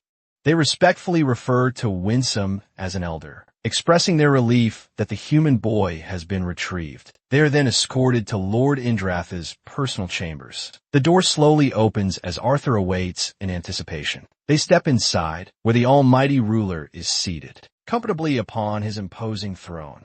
Winsome immediately kneels before his lord, and Arthur quickly bows as a sign of respect. The very first thing he notices about Lord Indrath is that he lacks even a detectable aura. Suddenly, a searing pressure surges through the boy's body. It burns him from the inside out, and his mysterious marks glow brighter than ever. He's then compelled to drop to his knees. Indra takes a breath, and Arthur suddenly notices Sylvie is gone from his arm. He can't even fathom Indra's unbelievable speed, who snatched the little one from his grasp. In mere moments, Indrath. He just wants a happy reunion with his granddaughter. But he's a little disappointed that Arthur hasn't trained her at all. Because of this, her mana levels are barely manageable, even in her hibernating state.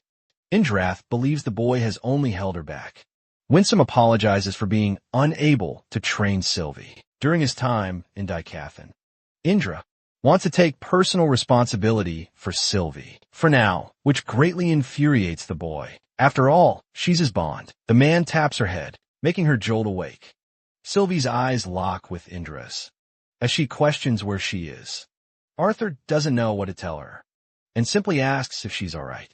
The little one just wants to go back to sleep, and Arthur grants her permission to do whatever she wants. He then turns to Lord Indra and expresses how Winsome has explained what's required of him, yet he still doesn't know what exactly should be done during his time here. After all, if training was the only thing necessary, a dungeon in Dikathan could have worked. There's no reason to bring him all the way to Epheotis. Indra claims he's declared Arthur to be one of the necessary pieces on his board against his war with Agrona. He assumes Arthur is already aware of the stakes and the mutual benefits for both sides. Indra wants the help of numerous specialists to assist with the boy's training. It's a very special privilege for a lesser race, a human like him, to receive training from the gods. Arthur wants to know his thoughts regarding the war and when it will begin. Indra chooses to be private about that matter and asserts Arthur must focus only on his training. When the boy is ready, he will personally tell Winsome to send him back to Dikathan. As for Sylvie, she'll also be staying with Indra until her training is completely finished. Arthur feels very protective of Sylvie, even more so than he is of himself. He desperately wants to know when he'll see her again, or if he'll see her at all. But Winsome advises him to get moving, instead of asking so many questions. After the meeting, Arthur is absolutely furious about the meeting's true purpose. He was ready to receive Indra's scolding, but not ready for Sylvie to be practically stolen from him. The thing is, the Asuras aren't exactly fond of the boy either. That's why the meeting was held so privately. If anything, there's the issue that these gods have to rely on one lesser being as their personal tool. It hurts their pride immensely, but Winsome wants him to understand that. Neither of them will receive any kind of ill treatment. They're both incredibly important, after all, but Arthur knows that. His importance is only related to his utility in the war, and nothing more. Winsome then grabs the boy's arm and recommends he hold on tightly. Arthur isn't impressed, to say the least. It's just a tree, as it turns out. Winsome then shoves his own damn body right into the tree, which promptly sucks him in, pulling him right into some kind of dungeon, or even a cave.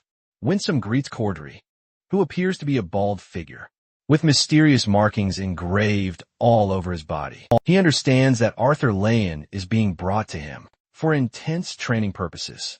Winsome explains that this guy is his personal friend from the Tiestis clan, just like Aldir. The boy greets him in kind, while Cordry is curious how Winsome managed to get his hands on the Ether Orb.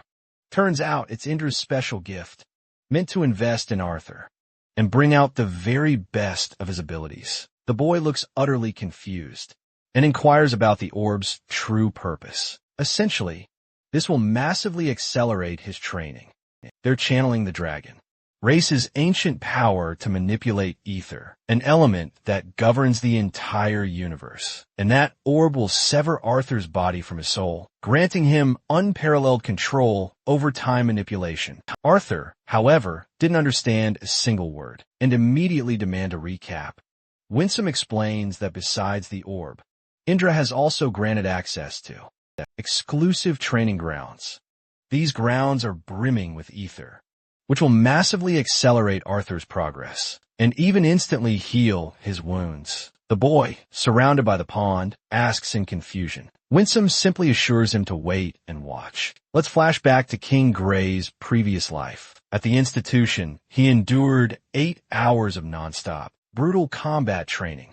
After that, they had to endure 10 hours of meditation to nurture their chi.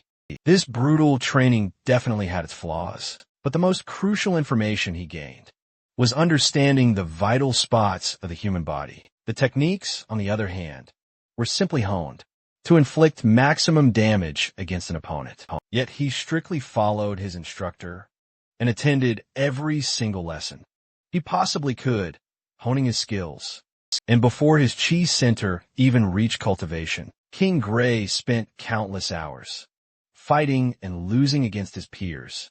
And now he realizes the same is happening as he's put in a similar training situation.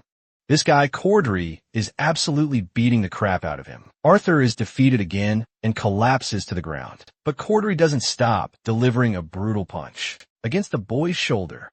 Arthur is racked with such agony. From his swollen, broken shoulder, he's brought to tears by the pain.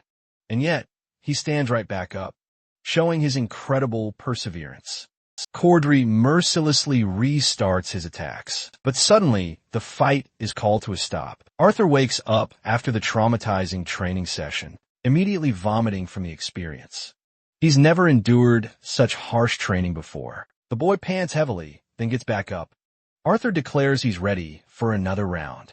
Cordry is genuinely impressed by the kid's sheer tenacity, especially since they've been training for an hour within this compressed spatial dimension. Yet, only 5 minutes have elapsed in the outside world. Winsome points out that the more he's forcibly ejected from this realm, the more precious training time he'll lose.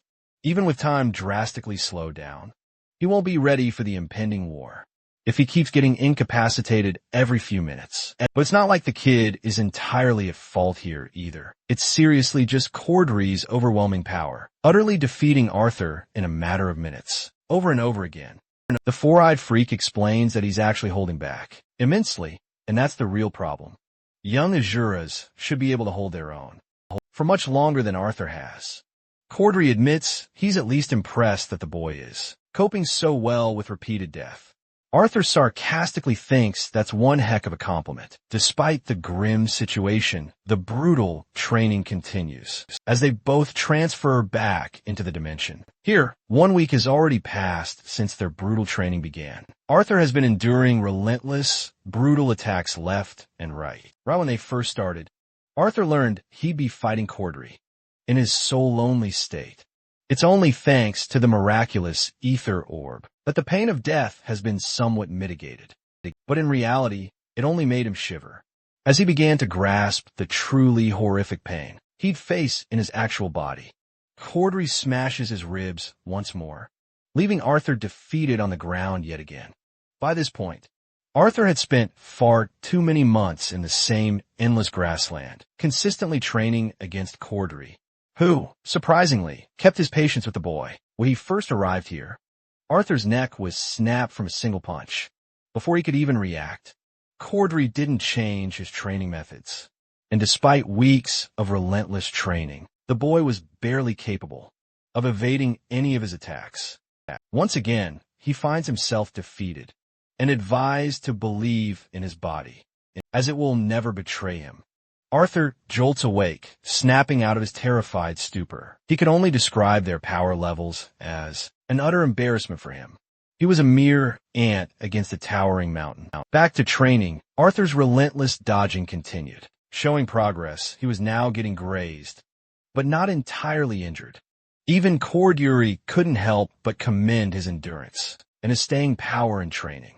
He wants the boy to forget the pain, as his body will handle it automatically. Desperation, however, is something Arthur still needs to master.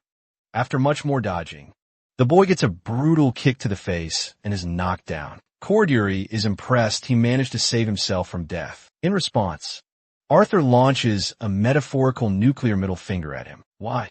Because that's exactly the kind of ridiculous situation he's in. Cordry wants the kid to rest for now, He recommends taking a break from combat training, but it's not actually due to Arthur's shortcomings. In fact, even Cordery is impressed by his rapid adaptation and fast growth. It's because of the boy's sheer stubbornness that he recommends another form of training. Arthur doesn't understand, though, because he was told the ether orb would take care of all injuries and maintain his essence even through death. But Cordery isn't exactly referring to the boy's physical body. He points to his head, claiming that's where he'll truly get damaged. If anything, the boy is experiencing so much death that it no longer seems like an endpoint. It's nearing a kind of pain that even the Asuras fear with their lives, a kind of trauma that will build up and severely hinder their training. Taking on so much pain will hinder the body, and the body will eventually do its best to save itself, even if Arthur doesn't want it to. Cordery recommends enduring just the right balance of pain so that it truly becomes a weapon of war. Arthur's stubbornness strikes again as he boldly declares himself ready. But Cordery is very much insistent on his point and releases a kind of overwhelming pressure, a spectacle unlike any he'd ever witnessed before. Summoning all his strength, he punches clean through Arthur's very soul, ending him in a single, terrifying blow. He gently lays the boy's body to the ground, declaring that Arthur's life has been one of a kind, truly distinct from all others. But that unique path has also bred bad habits that will demand serious unlearning. Cordery aims to forge him into the ultimate fighter, a warrior capable of challenging even the Asuras. He withdraws his fist from the boy's chest. Arthur reflects on this gruesome experience. His body trembles, a sensation he can't explain. He wonders if it's the grievous wound, the sheer thrill of his training, or the looming specter of war ahead. The boy lies still on the grassy field, with blood still seeping from his body, as he quietly muses to himself that it must be a confluence of all three. Delving deeper into his recent experience, Arthur views Cordery as nothing less than a predator. The grueling fight begins anew, and Arthur lunges forward, sword drawn at full speed. The man simply blocks it, unimpressed. And just like that, a month passes outside, while a year flies by within a training field. Arthur relentlessly hones his sword skills. Enough for Cordery to actually commend his sharp movements. But even then, a single hit exhausts him completely. Arthur attempts to charge toward Cordery, desperate to continue the fight. But his body utterly fails him, sending him to the ground. He has reached his absolute limit, and Cordery remains impressed by his endurance. Arthur accepts defeat, questioning how long he truly lasted. Clearly, even using the king's force wasn't enough. Cordery demands he retry, but this time without the use of any weapons. While the boy's usual fighting style is undeniably proficient in sword fighting, as a mage, however, hand-to-hand combat is just as necessary, and perhaps even more vital in a true fight. Cordery aims to temper Arthur's body from his very bones to his muscles and finally to his mind, shattering each of them to reach greater heights, so he could become the knight who could protect his entire continent. While Arthur's close combat skills are commendable, it's a style too limited for one-on-one duels. However, when it comes to the war, the Asuras won't be fighting alone, meaning their mixed-blood descendants will become the greatest threats imaginable. Cordery wants the boy to envision a scenario where he's facing an Asura-level opponent. In this war, physical combat, with proper mana usage, will likely become his greatest weapon. In this upcoming fight, Arthur understands the situation at hand. Cordery has already covered how to survive and dodge at high speeds. This next lesson is all about fighting under extreme pressure and learning from it. Cordery's King Force ability is called Killing Intent. In human terms, Arthur has grown to tolerate it immensely in the past few months, but he's still too narrow in his focus and easily blindsided. The boy spins quickly, countering Cordery with a barrage of punches. Even the teacher is impressed by his quick reaction. Arthur continues his offensive maneuvers, but Cordery teases him that the strength behind his punches won't matter if he can't endure at least a few days. Fighting like that, the boy needs to distribute his mana evenly for longer battles. It's a tool he must utilize to its maximum potential. But Cord Yuri grabs the boy's arm and tackles him from behind, advising the boy to use mana to defend himself. In this training, shortly after, Arthur is incinerated with a single attack and killed yet again. He comes out of the pool, but Cord Yuri spots his subordinate, who has finally arrived. He spots a human boy in the pond and swiftly turns back to Cord Yuri. Arthur is full of questions and wants to know the identity of whoever this person is. Cord Yuri then introduces Tachi as the boy's new training partner. Turns out, neither of them expected this. Even Tachi is shocked he was called, just to train with some mere lesser being. But Cord Yuri swiftly reminds the youngster that Arthur himself trained directly under him, and he's even been bestowed the honor of training with the incredible Ether Orb, a privilege not just anyone gets to experience. But Tassie believes it's utterly foolish to waste time on a human, when far more competent students from the clan are eagerly awaiting his mentorship. Crodry explains to Arthur how Tassie has been training in the unique combat arts of the Thaisha clan. By perceiving an opponent's weight and momentum, one can perfectly match their attack to gain a devastating advantage over their strength. With this method, one can conserve their own energy while simultaneously launching a powerful counterattack. Arthur's already witnessed a glimpse of how this works, but now Crodry wants to give him a full visual demonstration of it by having him fight Tassie himself. Tassie, on the other hand, is instructed to use his full strength against Arthur, as there's absolutely no risk of injuries here. Arthur, however, is strictly instructed not to use any of his mana whatsoever, and simply defend. He can throw punches if he likes, but Tassie is utterly offended that his master is placing restrictions on a lesser being like Arthur instead of on one of his own students. Crodry is getting utterly fed up with the kids complaining and strides directly into the training chambers. The fight begins with Arthur deftly dodging a swift kick before evading more of Tassie's relentless attacks. It turns out that Tassie is actually the one struggling here, despite being only 7 years old and boasting an immense amount of natural talent in his training. And yet, Arthur's holding his own. Despite all the restrictions placed on his body, he's steadily adapting in his movements and responding with pinpoint accuracy against each strike. Everything about him is improving at an alarming rate, as if his body is discarding any unnecessary movements. It's something that defies all explanation. Not even Crodry himself fully comprehends the sheer number of opponents Arthur must have faced to become so incredibly sharp in his perception. The boy calmly blocks Tassie's attack, while Crodry's thoughts on the boy continue to race. He's brought up a whole host of talented pupils. Even coming from a great clan, training Arthur has been an entirely different experience. It's helped him discover a new kind of feeling deep within himself, an excitement to witness this boy's future and how he'll progress as a fighter.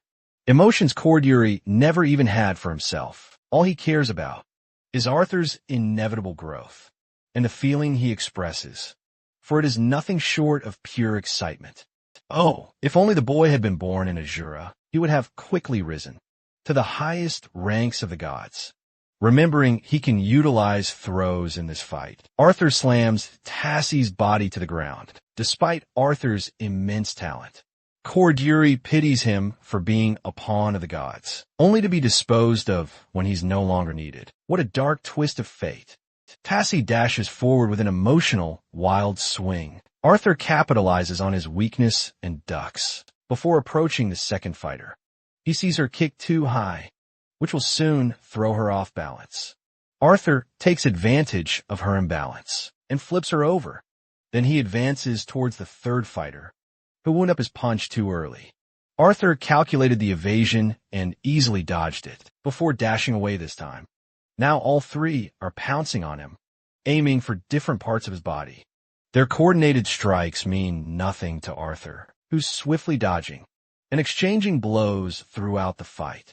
When confronted from two angles, the boy intentionally evades the attack from behind and leans in to block the one aimed at his ribs. He maintains his distance by hopping away as the four fighters continue to jump on him. Cord Yuri calls for time, which means Arthur succeeded in this trial. His students complain, even a 4-against-1 situation. Cordyuri is glad and wants Arthur's thoughts. Arthur feels like new. Next, he fights his teacher. For months had passed in the outside world, and 4 years inside the training realm. Arthur's grueling training continued relentlessly, even as his body barely aged externally. Still, it let him amass years of crucial muscle memory, an invaluable combat experience, something he'd never have gained otherwise. The boy's 14th birthday had just passed, but just like any other day, he couldn't tear himself away from his intense training. While the teacher refined his mana during combat, he never truly taught him any new training concepts or techniques. This left Arthur feeling uncertain, making him wonder if it was due to human limitations compared to the deities. Another theory then struck him. Maybe Cordyuri didn't want him to learn the clan's special arts as a lesser being. Yet despite this, Arthur kept entrusting Cordyuri, taking him at his word, and absorbed knowledge like a sponge. The day came when Winsome arrived for a review. Arthur thanked the 4 students who helped him train, but they looked incredibly sour and angry for being unable to beat him, especially Tachi, who was more pissed than ever. The boy then turned to Cordyuri, thanking the master profusely for training him all these years. It was a mutual exchange, a feeling of deep satisfaction between the talented student and his master. Arthur was ready for his next phase of training, but for some reason, both Asuras stood there in unsettling silence. Winsome confirms that the next phase of training will soon begin. Unfortunately, they're both a little upset, seeing the boy remain the same as always. This confuses Arthur greatly. He talks about how his mana core has jumped up several levels, almost reaching the mature yellow stage. However, Winsome reveals that, while the ether orb helps train a body, it is still forbidden to be used on children for extremely long periods of time. This could actually cause a dangerous displacement between the body and the soul, especially if a person has yet to mature properly. Lord Indra was hesitant to use the orb on the boy at first, but the imminent war made considering other options an impossibility. What truly shocks Winsome, though, is this. They haven't seen any changes in the boy's mannerisms or speech patterns since the training began. While his mind did develop, Arthur didn't exhibit any physical changes a normal child should have received. To this, the boy explains he's always been considered wise for his age and treated as such his entire life. So it's become a habit for him to present himself this way. Then there was the fact that he became a professor at Xyrus Academy, creating a divide between him and the other students. Hearing this, Winsome is relieved that this won't hinder Arthur's training much. As for Kadri, he's thanked once more for his help, since the rest of the Asuras pale in comparison to this guy's experience and maturity in close combat battles.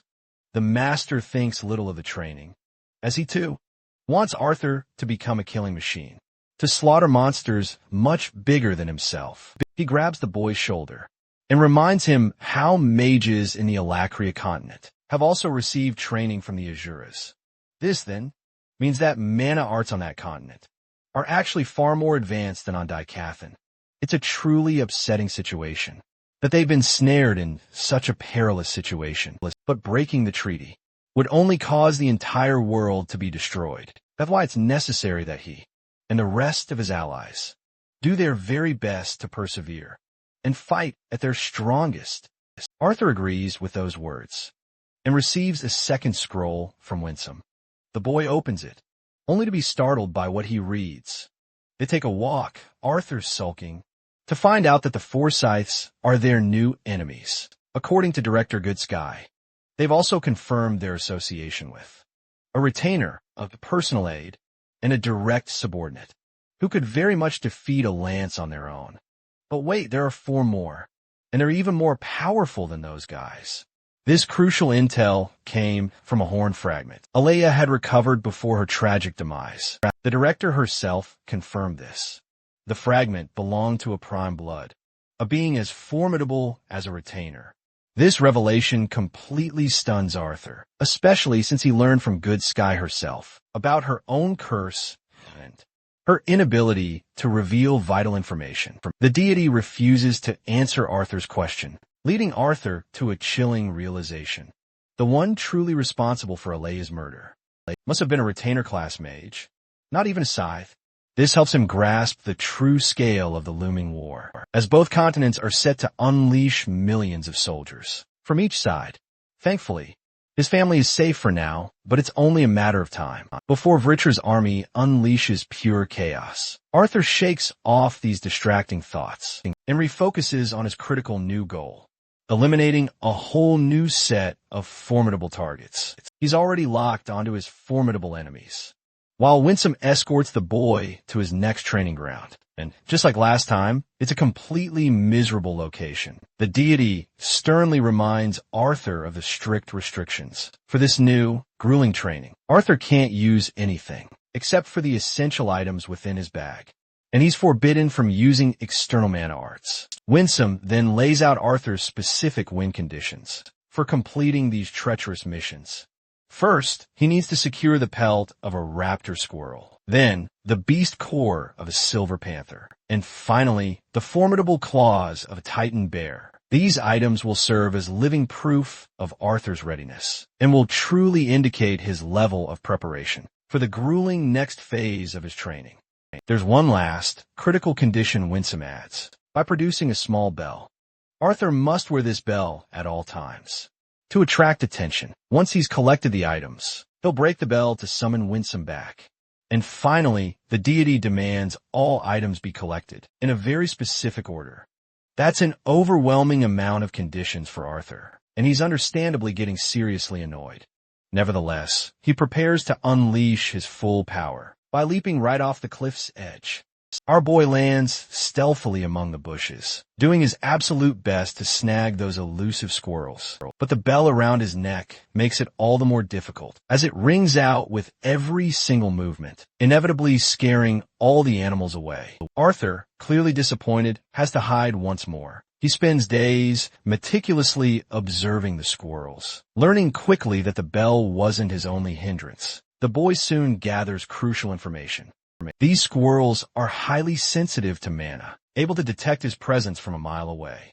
While these squirrels might be at the bottom of the food chain, they possess incredible senses to compensate for their lack of size and strength. It wasn't easy for Arthur to simply hide his presence, so he had to concoct a second, ingenious solution. This whole process of learning how to catch them was a critical part of his training. Arthur initially found himself at a complete loss until he began meditating deeply and consciously withdrew the mana circulating his body. While this risked leaving his body vulnerable to any creature that might strike him at any moment, it was still a necessary risk he absolutely had to take. But restricting his mana wasn't the only challenge. The boy quickly realized he also needed to completely clear his mind and intentions when hunting these prey animals. So he did just that. Eventually, the squirrels gathered nearby, but unfortunately, the kid got cocky and scared them away once more. It was yet another loss for Arthur, a task proving far more difficult than he anticipated. More days passed by as he continued testing the squirrels' limitations to gather even more crucial information. The first key insight he acquired was that a slight leakage of his mana alarmed them greatly. This meant he had to be absolutely precise. Then came his second crucial realization. Internalizing his mana was another possible solution to the problem. However, too much intense concentration inevitably signaled the squirrels, alerting them to his intent and causing them to scatter. The final thing he discovered, and perhaps the most useful of all, was this. The crucial aspect was his external mana flow, which didn't become a hindrance at all. And this is exactly how Arthur, perfectly calm, decides to set his trap, channeling his mana as an augmenter throughout the rest of his body. For his signature technique, he needed to balance the purified mana output from his core through his mana channels, which allowed atmospheric mana to be drawn in through his veins. Many years had passed since he first picked up this technique, known as mana rotation. And now, he's capable of using the rotation like second nature, effortlessly achieving the right balance. The boy could now exercise mana without anything. Noticing his presence, he cautiously peeked his eyes open, and squirrels were playfully dancing right in front of him, with a triumphant smile across his face. He shouted in pure excitement, having finally found the perfect solution. One night, Arthur reminisced about how his recent training had been taking a significant toll on his body. Even after diligently following the process for days, he could barely maintain the technique while moving. Then, that lousy bell made things even worse for him. He wonders what Sylvia is up to, and how she's holding up. Thoughts of his family and friends even pop up. He can't help but think about them. But then his thoughts rush back to his training and how crucial it is for him to complete it as soon as he possibly can. The very next day, Arthur decides to utilize his mana in quick bursts of energy to get to the squirrels before the bell could even be heard. So now, he's training by speeding his way to the tree before the bell even makes a sound. This also requires him to balance his internal and external mana so that the squirrels don't catch him. On his first try, he failed. The same went for his subsequent attempts, as he couldn't maintain a consistent speed without the bell making a sound. This process was incredibly frustrating.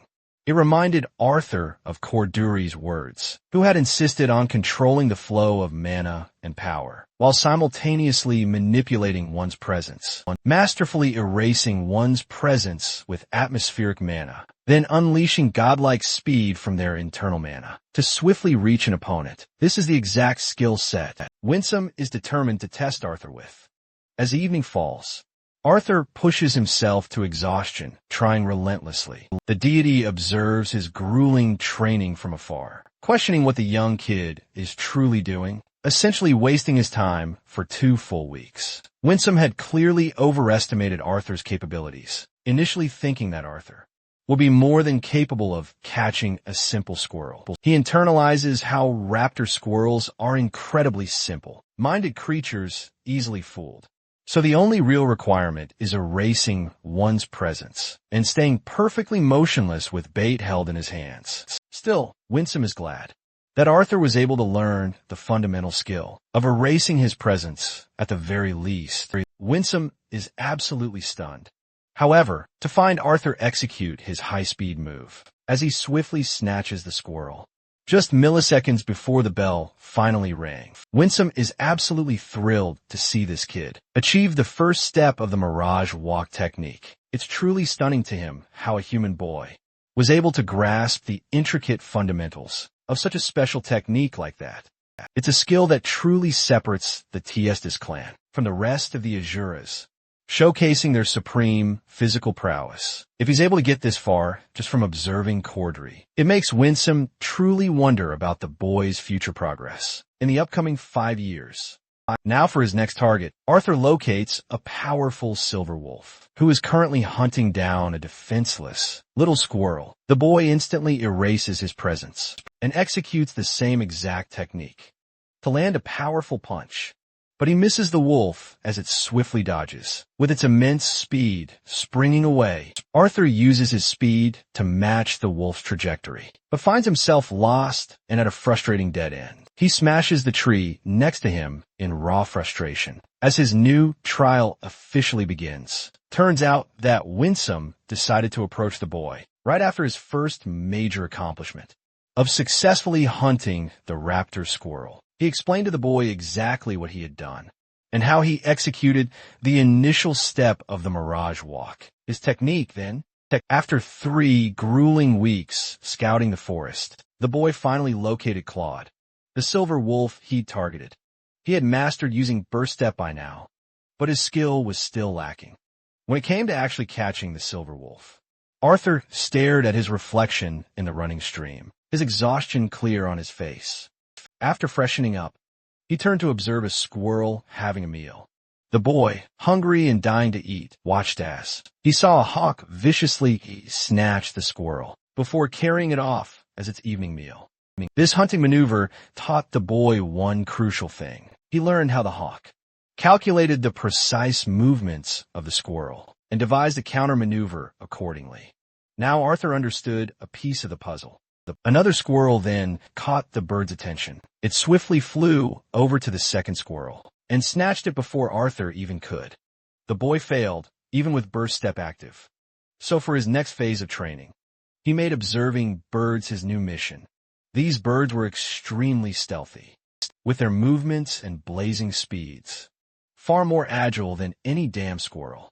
They were always aware of the squirrel's intuitive trajectory and manipulated their prey's movements.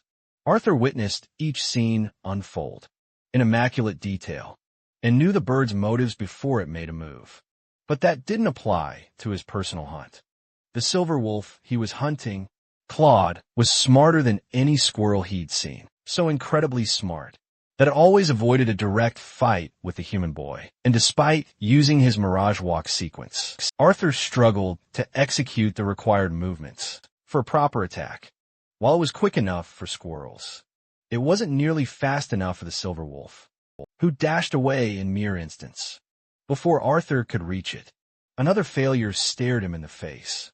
The boy began to wonder if he could somehow eliminate the motion required for the burst step in the first place, creating the illusion that he's teleporting from one spot to another. This was a clever way to manipulate the wolf's movement. From his previous life, he had mastered the body's intricate muscular system and how it functioned through coordinated pairings. The biceps flexed as the arm curled, while triceps activated as the arm straightened. Similarly, in one fluid motion, abs contract with a forward body movement, but the calf muscles were just as crucial, despite their seemingly small size. The propulsion for the body's forward movement relied on them. The body's mechanisms were more intricate than anything once set in motion. This held true for all physical activities. The knowledge he had gained from his previous life was finally proving its worth.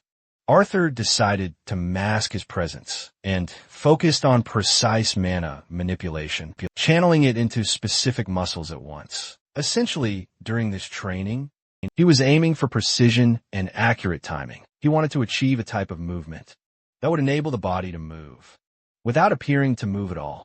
If he could master this skill, he would even surpass Cordery in this domain. Arthur mustered all his strength to create a walking mirage from a standing position, but it was proving more difficult than ever. The following day, he found the forest eerily quiet. He had yet to see a single squirrel in sight until Arthur discovered that a fight between two silver wolves had broken out. They were savagely battling each other in a brutal fashion. Arthur caught the precise moment when one of them injured the other's eye. But then, something unexpected happened. Claude, who was expected to win the fight, ran away from the battlefield. It made Arthur wonder if this was his one and only opportunity to win. He poured everything into his burst step movement and shot forward with such speed that he appeared right in front of the other silver wolf. A fight immediately broke out between the two. Arthur struggles at first, but not for long. But he eventually pins the creature in a decisive chokehold. Despite his grip, it still manages to claw his back. The beast then puts all its strength into one move. It tries to drag them, both tumbling down a cliff. Arthur has no choice but to unleash his mana. Otherwise, he's in for a brutal, crushing fall. With a burst of wind magic, he lands safely. The silver wolf lies unconscious, defeated. But at this exact moment, a new threat emerges. Arthur feels the presence of something far grander, something even bigger, a towering monstrosity. It glares down at him with vicious, hateful eyes. A monstrous bear, a truly peerless beast. It's at this moment he realizes he's completely screwed. Arthur prepares to face this titan bear. But then he finds himself utterly baffled, because the titan bear he's looking at, it's actually shorter than he is. All that epic buildup for a tiny, puny bear. Arthur wonders if he's actually fighting a cub. Surprisingly, this bear can speak. It then drags the silver wolf's body away. The bear is enraged by Arthur's meddling. It obliterates him with a single, devastating beam. The force sends Arthur flying backward. He questions what he's even up against. The titan bear hurls energy waves. These waves destroy and slice everything in their path. Arthur's evasions can only help him for so long. Soon, his ankle is slashed open. The Titan bear is pleasantly surprised. This mere human, it thinks, is putting up an impressive fight. Arthur evades more slashes, but he takes a direct hit from its powerful beams. He's left violently vomiting blood onto the ground. This brutal hit makes him realize. He finally grasps the grim consequences. What if he truly lost here? This isn't the ether orb where his body would simply respawn, and yet, the tiny midget bear he once thought harmless is now approaching to deliver the finishing blow. With no other defense, Arthur creates a smokescreen and evades once more. He's noticed the bear's consistent, repetitive use of that slashing attack. The Titan bear reveals its truly menacing face. It expresses its profound disappointment, with Arthur constantly running away. So he plays into the creature's hands and surrenders to eat a full blow. The bear throws a beam right into his face. Arthur barely dodges the blast and understands that he's dealing with a blunt force attack. Each time the bear launches a punch, the boy's legs are nearing their limits. With a constant blood loss, this means he needs to wrap this fight quickly, or else he'll really become the bear's meal. Arthur uses his immense speed to get behind the bear, but his bell alerts the creature, causing the bear to react with a powerful slash. Arthur's not there, however. He only used the bell as a distraction for an opening. He swiftly pops up from behind, pouring his everything into this double-decker. Omega level Texas smash. Arthur hits this motherfucker with a godly punch and takes out the bear in a single punch. But the fight takes him out too, having lost too much blood and fainting as a consequence. Winsome comes here looking for the boy, confused why Arthur came here. Then he sees the outcome of the bear against his fight with Arthur. The deity quickly heals the boy's broken bones and wounds on his body. The surprising part for Winsome is that not even a full-grown Titan bear could be capable of causing such brutal amounts of damage in a fight. That's when the bear reacts in a strange manner. A demon leech pops right out of its chest, like a damn alien movie. Winsome wasn't expecting this rare, an intelligent creature to become a variable. It's a creature known for possessing a host, and then strengthening the host's core, so much so that it would cause trouble for even Asura to deal with. As part of Agrona's experimentations, he created the strengthening serum, which was then given to the cultist students. In the attack, he quickly rips out the demon leech and kills it instantly, wondering if it was a part of the boy's bad luck.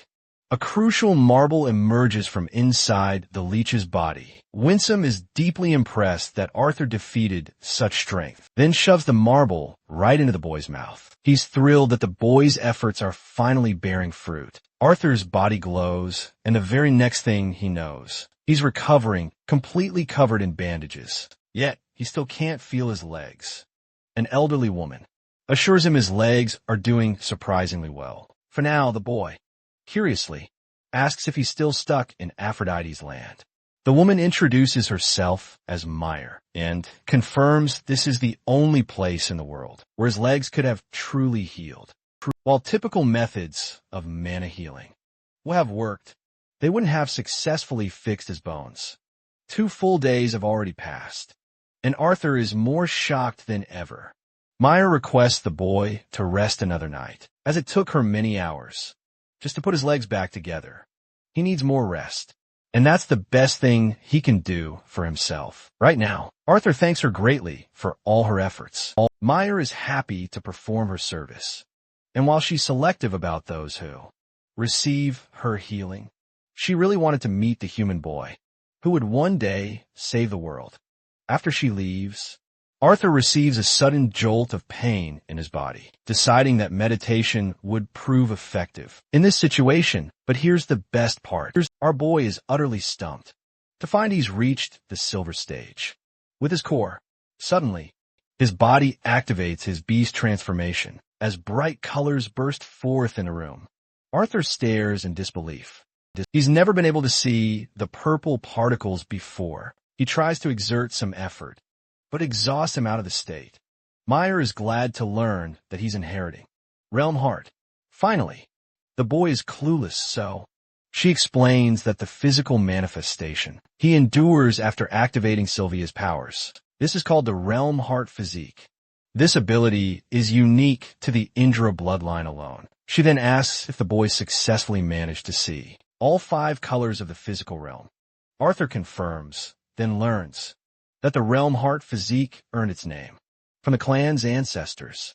While in this state, one's physical prowess becomes truly unmatched. It grants the user a unique insight that no one else could ever hope to achieve. It all goes back to the old adage, knowledge is true power. Arthur explains that upon activating the second phase, he was only able to perceive 4 colors. But now he can see purple too. He wonders if this is yet another secret he's yet to uncover. Meyer laughs and confirms the clan is well known for being secretive and fiercely prideful of its ways. She's no different, but then again, she's had a long life and doesn't care much for such things anymore. But Meyer offers the boy some insight during a walk. She takes him on in her wheelchair. She shows him the beautiful sanctuary. The creatures thriving here, sustained by raw mana, exist throughout the land of the Asuras. She knows the boy can feel it too. It's actually unnatural for lesser beings, as well as Asuras, to manipulate raw mana directly. The same goes for all other living creatures, including mana beasts. Mages with certain elemental affinities easily absorb the atmospheric mana relating to their specific element. The fire bug sitting on the boy's finger is one such example. It's exposed to the mana of the world, but naturally only takes in the mana particles most suited for its body. The same principle applies to mages. For someone with a Realm Heart Physique, a fire affinity mage would seem to absorb only the red particles, but after the refinement process is complete, the mana would take on a white appearance. The mage's affinity is comparable to water. During the refinement process of raw mana, the water absorbed is often larger, in proportionate size than other elements. Yet, the mage refines this water to suit his body's needs. The raw mana itself alters his body to become hyper-focused on that element. If this same mage were to unleash a fireball attack, the water mage, for example, would need to manipulate various variables, like shape and density, just to launch an attack. But then that same mage would have little trouble separating water. Meyer wonders if Arthur knows why. The boy answers that it's because of the mage's core influence, which absorbs most of the water element. During the refinement process, he hits a bullseye with his answer. Meyer further explains that a mage eventually gains deeper insight after being exposed to one specific element. She takes him to a tea table and decides to quiz him on his knowledge of ether. Arthur admits he knows very little, but he knows for a fact it can manipulate time. Turns out, ether is entirely different from mana itself. While both compose the world they reside in, ether operates on a completely different playing field than mana. Some have theorized that ether is actually the fundamental building blocks of this world, while mana is the fluid that fills it with sustenance and life. This means, in simple terms, ether is the container or the cup, and water is the mana, the fluid that gives it life. One can easily manipulate the water without even using mana, but it's actually a much greater task to mold the shape of the cup without breaking reality. Even among the Indrath clan, there's no proper theory on how ether actually works. The only answers they do have is their ability to detect ether after tapping into the Realm Heart Physique. Meyer explains that physical beings can't even sense ether. There are fundamental laws in the world, stopping them from doing so. And now, for the purple particles that the boy saw in his second phase. They're actually ether particles themselves. It's only after using the Realm Heart Physique that he can finally detect the glass cup, or the very boundaries that govern the world. When it comes to mana, the more he fortifies his core, the more seamlessly he can manipulate it. But ether? That's on an entirely different plane. Mastering it could make someone utterly unstoppable. So, what are the fundamental components of ether? There are 3. The first is AVM, which grants control over time itself. The second is its authority over space, known as spatium. And the third is its influence on all living beings, dubbed vivum. But here's the kicker. They're so incredibly intricate and detailed that not a single mage can ever hope to master more than one at a time. Yet, they found a way for certain Asuras to truly push their limits. Arthur, intrigued, presses her for how. As he waits for an answer, the lady smiles, before transforming into the beautiful realm heart physique of her very own. The answer lies within the body's runes. When activating this special state, the boy is flabbergasted as Meyer continues that each rune symbol is completely different for every single user of the realm heart physique. Her specific markings show her influence over living beings, which grants her immense healing capabilities and allowed her to do the impossible. So now, she urges the boy to activate his own state. Arthur, still in his wheelchair, complies, causing his entire body to glow intensely. She'd only caught a quick glimpse of his state before, but now, she's even more profoundly impressed by what she sees. The boy playfully manipulates each element, one by one, until he's able to perceive the ether particles again. He's never been able to notice them like this before. Meyer believes it's completely natural for a human not to understand the true purpose of this form, which lies in studying imperceptible matter. Ether is fundamentally different from mana, and the boy won't find any success if he tries to manipulate it in the same way he manipulates mana. She tries to illustrate with an image of a cup filled with water. With this cup, you can drink the water or spit it out, as long as you understand the methods.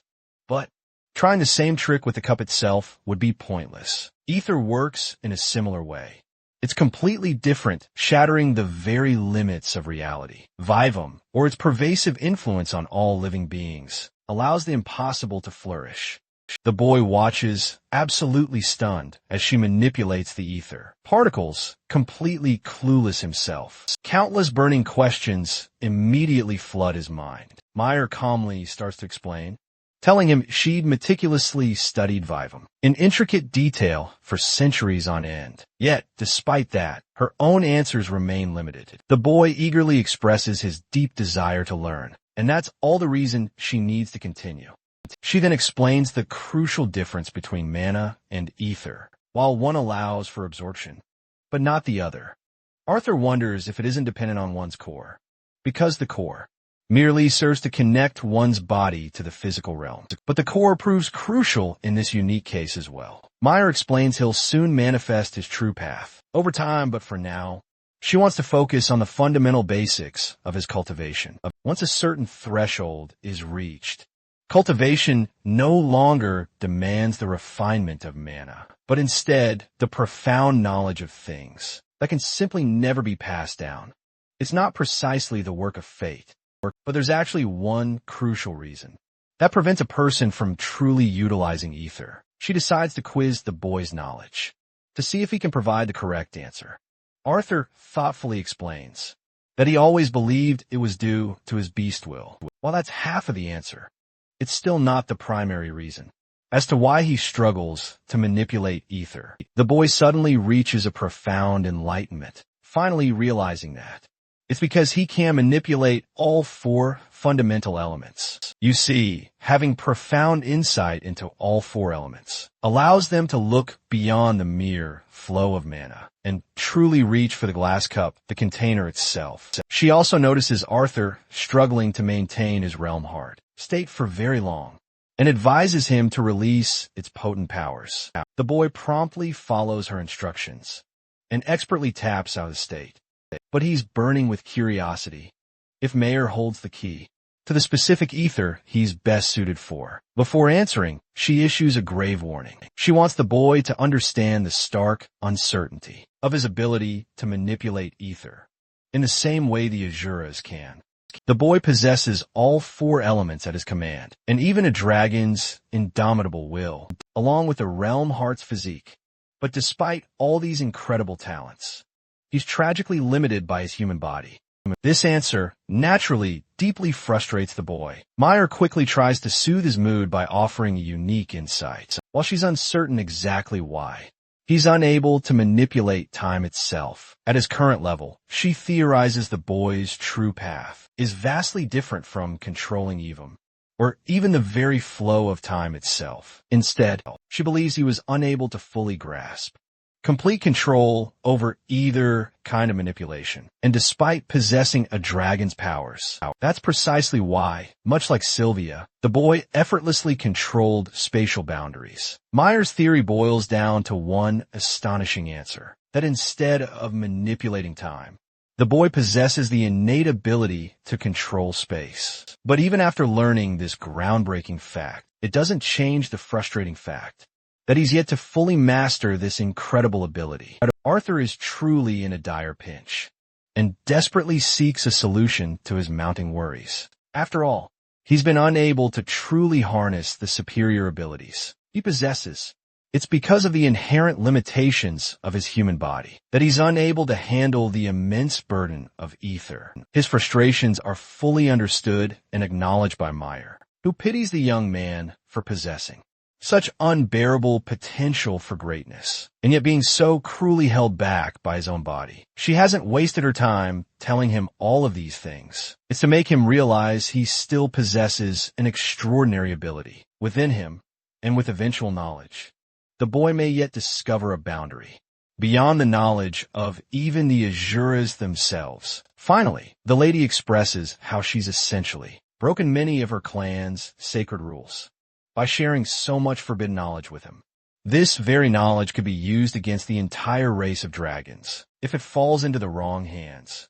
That's why she wants him to exercise extreme caution, even if he can't fully materialize the full extent of the realm. Heart physique, it will still prove an incredible advantage for him in the upcoming battle. He can manipulate all four elements and utilize many tools in his arsenal using it. However, Mayer wants to sternly warn the boy about the burst step movement technique he created. She commands him to never use the technique ever again, because its drawbacks far outweigh the benefits. This seriously puts Arthur in a foul mood.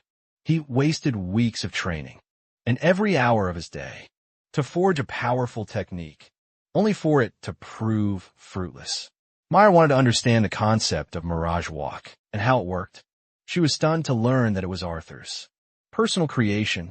The boy desperately hoped his explanation would persuade her, but even after learning about the technique in intricate detail, she became only more convinced of the dangers involved. The boy rests in his bed.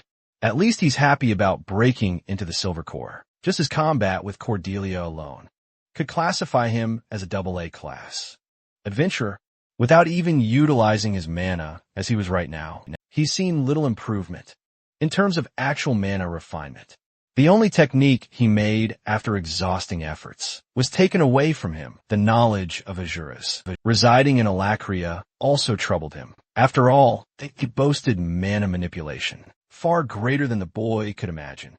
Winsome also reported that just a single retainer is capable of wiping out entire teams. Led by a lance, the boy sulks in desperation, staring at his empty cup, remembering Meyer's words that knowledge is power. But he's convinced that even knowledge won't be enough in his battle against the Alacria continent. The next day, he's much more healed and ready. The boy manages to move a little on his own. She can already tell he had a rough night. Arthur still feels awful just moving his legs, but at least he's able to move now. Meyer thinks this is a good thing, because she personally requested some time from Winsome to train him. How long, you ask? That depends entirely on the boy's progress. Within the allotted time, she wants to impart some of her knowledge to him, to help guide him in the right direction. After all, he's just a human with a lot to learn about mana. Meyer wants to start things off with spells, so she tells Arthur to conjure every single magical spell he knows and attack her. The boy is about to prepare one when she already guesses he's preparing a water sphere and a gust of wind in each hand. Arthur is stunned to see her predict it so perfectly. She reminds him to maintain his focus and concentrate on attacking her. Arthur, now frustrated that he was read like a book, gets into position, but with a single movement, she's able to sense that he intends to manipulate the ground right underneath her. Arthur keeps getting shocked by her uncanny predictions. But Meyer explains that it's just knowledge she possesses with her ability, and it's going to help guide him in the right direction. And that's how many weeks passed. As he advanced in his training with the Elder, Arthur's a little bummed she keeps beating him so badly he requires constant healing from her. After battle, he's also seriously wondering why she didn't just cut off his legs and regenerate new ones in their place with her special powers. To that, Meyer explains that the manipulation of ether requires sacrifices. While it's possible to heal major injuries, she'd be extracting ether from some other life form to help Arthur. The boy is fed up and wants her to stop beating him up nonstop. Meyer laughs at his youthful remark and recommends he start avoiding her strikes. She wants him to remember that it is imagination that mainly affects the focus of a spell. Our boy will soon face countless enemies. Some will wield powerful incantations, trying their best to trick him. But Arthur's clearly annoyed that she keeps drilling this concept into his head time and again. Meyer argues that for weeks, it's only because he's become far too overconfident in his replies, even countering spells before they fully manifest. It took her many decades to perfect this, which is incredibly fast for someone like her.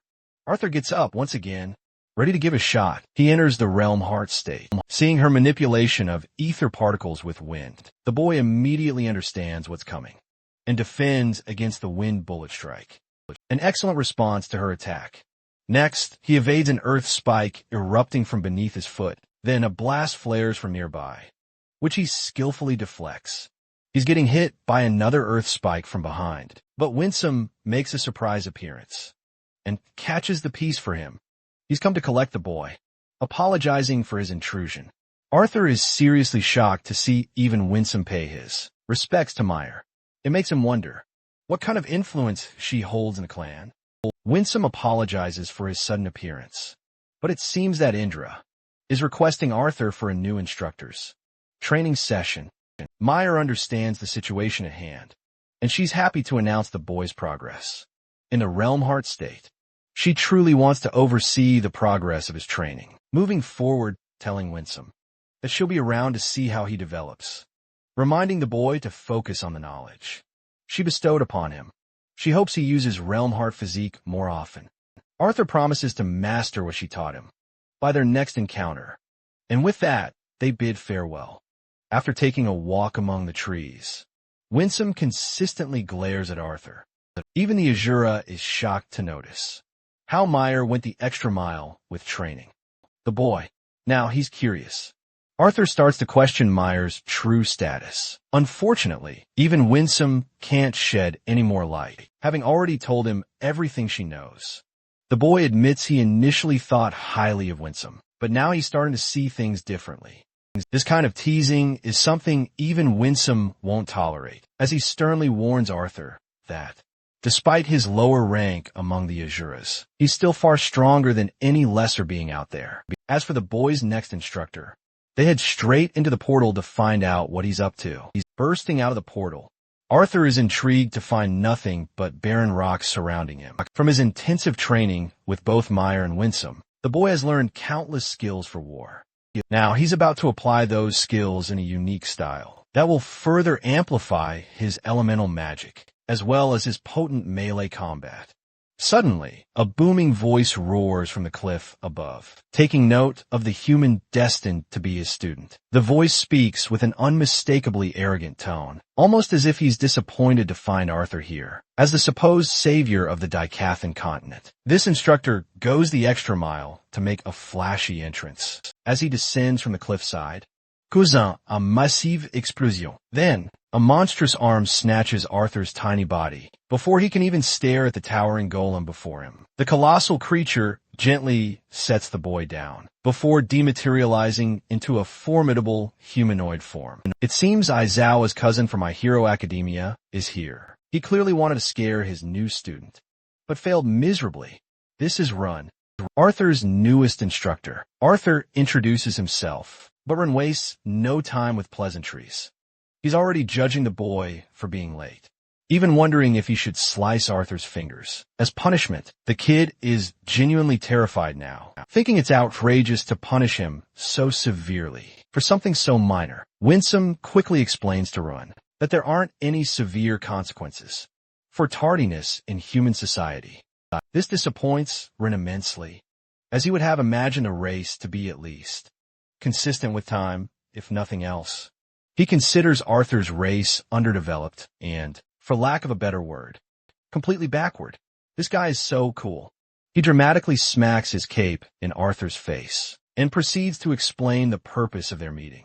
Perched on a damn mountain, and then, without a single stutter or hesitation, this guy boldly orders Arthur to get buck naked. Before long, the kid strips down, removing his top and bottoms, revealing a surprisingly muscular and athletic physique. He even playfully teases Ron, asking if he should truly go the extra mile by revealing his T-Rex and family jewels. Rin observes how the future savior of mankind is incredibly sassy with his remarks.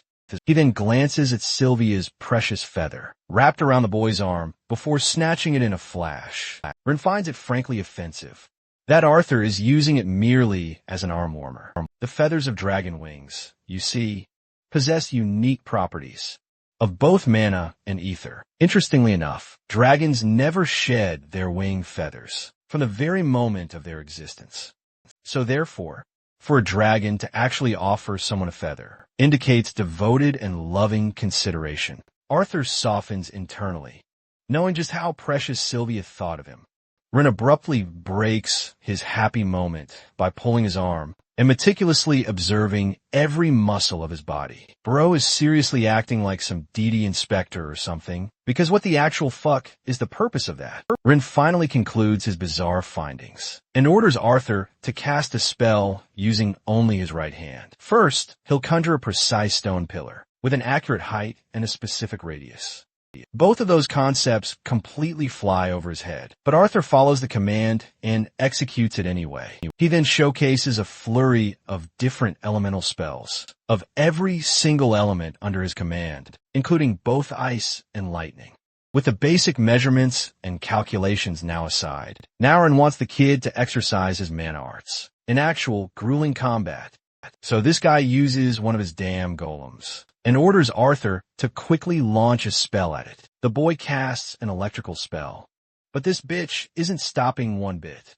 It brutally swipes Arthur from under his feet, his attack completely failing to hit the golem. Arthur realizes he's dealing with a damn trickster, and at this point, he just can't stand this ambiguous training anymore. The boy declares he's most confident with fire magic and water, but he's limited in how many water spells he can cast here. Rin is well aware of that fact and discovers the boy is only 15 years old. He decides it's time for some long-range manipulation. Arthur, upon this observation, is clearly fuming and shoots Winsome a sharp, irritated side-eye before reluctantly proceeding with the training. A horde of various golems. No, a better correction. A goddamn army of golems descends rapidly down the mountain range, which absolutely stuns Arthur, especially Rin's ability to conjure so many of these monstrosities all at once. Rin merely wants Arthur to have fun dealing with this overwhelming force. The boy immediately enters his realm heart, physique, and lunges forth, ready to absolutely decimate them. It's the very definition of a one-man army, battling against a literal planet of the apes, or something even crazier. Arthur is absolutely unleashing hell, punching the living daylights out of them, until nothing remains of the golems but their shattered, broken bodies. Cocky as ever, he returns to Run, already demanding the next challenge. The arrogant instructor is actually quite pleased the kid is enjoying himself in his own unique way. Next up, he wants the boy to tap into some of his physical capabilities. Winsome did mention he's skilled with a sword, but he's also mastered Corduri's intense melee training. Arthur's fine with all of that, but the one thing that truly infuriates him is being forced to stay shirtless. Rin then launches into his 12-page essay on why Arthur's exposed body is absolutely necessary for accurate analysis. He also reminds the kid that he's not gay, so there's truly nothing to worry about. which, honestly, is utterly hilarious. Rin requests to see the boy's primary combat style of choice, flicking him on the nose like a grumpy uncle. Arthur summons his unique blade, and the very second Rin lays eyes on it, he's utterly flabbergasted. The dude then breaks out into explosive, goddamn laughter a second later, totally egging the kid on. Arthur assumes he's simply making fun of him, so he demands his sword back. But Rin, instead, turns to Winsome and wonders if he knew about this all along. Just wait for the exciting reveal, everyone. Remember how only Arthur could unsheathe that legendary blade. Yeah. Rin completely shocks him by effortlessly unsheathing it. Arthur immediately questions if it's because of his Asura state. But that's not even close to the right answer. Because for the real answer, Rin drops a bombshell, revealing that he's the actual creator of this fancy weapon. Yes, the very blade Arthur himself unsheathed for the very first time actually had his name imprinted on it. Arthur is seriously struggling to comprehend this mind-blowing situation. He's desperate to know how the weapon even found its way into Dicathan. Turns out this blade was just one of Rin's experimental weapons, which he personally classified as a failure. He had absolutely no use for it, and tossed it away in the beast glades, thinking no lesser being would ever find it. More than a cane, he just can't fathom how this weapon ended up in Arthur's hands. Of all things, this freak starts hyperanalyzing the odds. Seriously, this guy's a total nerd. Arthur questions why the sword is deemed a failure, because to him this weapon is the greatest thing he's ever laid eyes on. Rin is actually offended at the idea of Arthur comparing his special blade to the primitive weapons of the human race. His original purpose for this sword was to make it usable for any wielder, but he no longer sees that as a good idea. It's nothing more than a sharp tool, really. Still, it makes everything all the more interesting. Winsome is curious now if Rin will fulfill the request for the child. Arthur is confused, but honestly, that's nothing new, and frankly, I'm tired of repeating it. Winsome tells the kid that he was brought to his latest instructor for two main reasons. The first goal, analyze his practical combat, and the second, for Rin to produce a weapon, a sword even more capable than the one he currently has. Arthur gets super excited, thinking he'll get a new sword, but Rin corrects him. He creates swords, he doesn't just forge them. He'd agreed to the training procedure, all for a favor he owed to Indra. But that favor certainly didn't come with conditions about crafting a new weapon for an inferior being, like Arthur. For now, he'll be holding onto Arthur's sword. Rin has no intention of stealing it, though, since the weapon itself chose Arthur, regardless of its creator. Channeling his immense powers, Rin summons a sword from the ground beneath them, handing the boy his new training weapon. Its purpose? Training. Its main function is to measure the user's movements and analyze every impact from their swings. Arthur is completely stunned by how Rin summoned the sword. Meanwhile, Rin thinks the kid hasn't seen anything yet. He also orders Arthur to hand over the feather for the time being. Arthur gets defensive, which absolutely infuriates Rin. He shouldn't have to explain everything to this kid. Arthur reluctantly surrenders the feather and is told to rest and rejuvenate. The poor boy soon learns he'll be sleeping out in the cold, empty mountain wilderness. Rin and Winsome are chilling nearby, with worries of their own to deal with. They agree it's suitable treatment for Arthur, as he'll need to get used to the harsh realities of war. Anyway, both Asuras bid their best wishes for the boy. Filled with sarcasm, they vanish in a blip, leaving the kid to fend for himself. That night, Arthur slept in a makeshift, flimsy tent he made. His clothes became his pillow, until he startled himself awake and hit his head. The boy gets rid of the earth tent before suddenly getting ambushed by one of the golems. He was not ready to get jumped like that. Arthur deflects each attack and hears Rin's incredibly annoying voice, lecturing him. The environments of war are unsafe, he preaches. That's exactly why he's training Arthur, to get used to fighting in the worst conditions possible and at the most unexpected times. He also demands the kid get rid of his clothes. Arthur promptly removes his clothes. He immediately shifts into his realm, heart physique. His primary target, the golem generals, the ones sporting crowns upon their heads. The boy wastes no time at all, mercilessly cutting down monsters left and right. He unleashes an electrical wave on a golem, wiping it out of existence completely. To his surprise, Arthur spots a group of white golems, who are now fighting right alongside him. These symbolize his allies in the upcoming war. Thanks to this, he now faces a crucial decision, either charging headfirst into the fray and annihilating his enemies, or prioritizing the survival of his team. The boy finally concludes this grueling quest, slaying every golem despite his suboptimal state. He collapses from sheer exhaustion.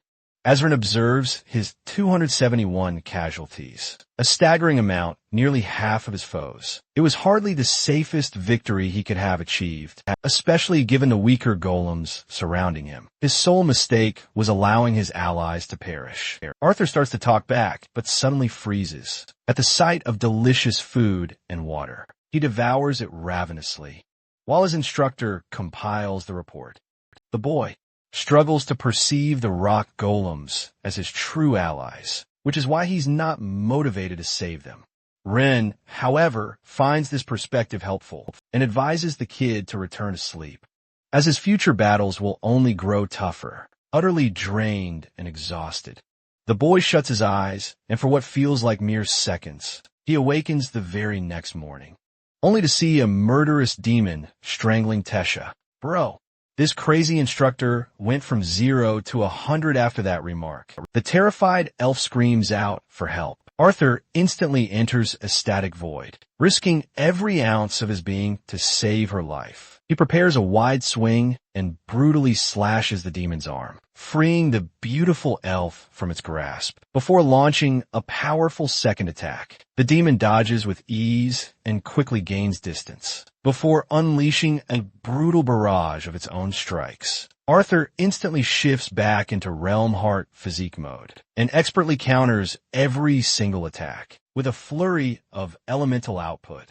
But then, one spear suddenly targets Tesha, so the boy risks activating Static Void for a second time, injuring his own hands in the process, all to protect Tesha from that dangerous attack. But that single deflection proves completely useless, as the demon stands tall before Arthur. Tall and terrifying, the kid is done playing around. He roars at Ren for messing with his head. Soon after, the illusion fades from both puppets. The instructor is surprised to see the boy react so quickly. He was planning to play out the entire fight, to observe more of Arthur's reactions. But the boy is hardly surprised.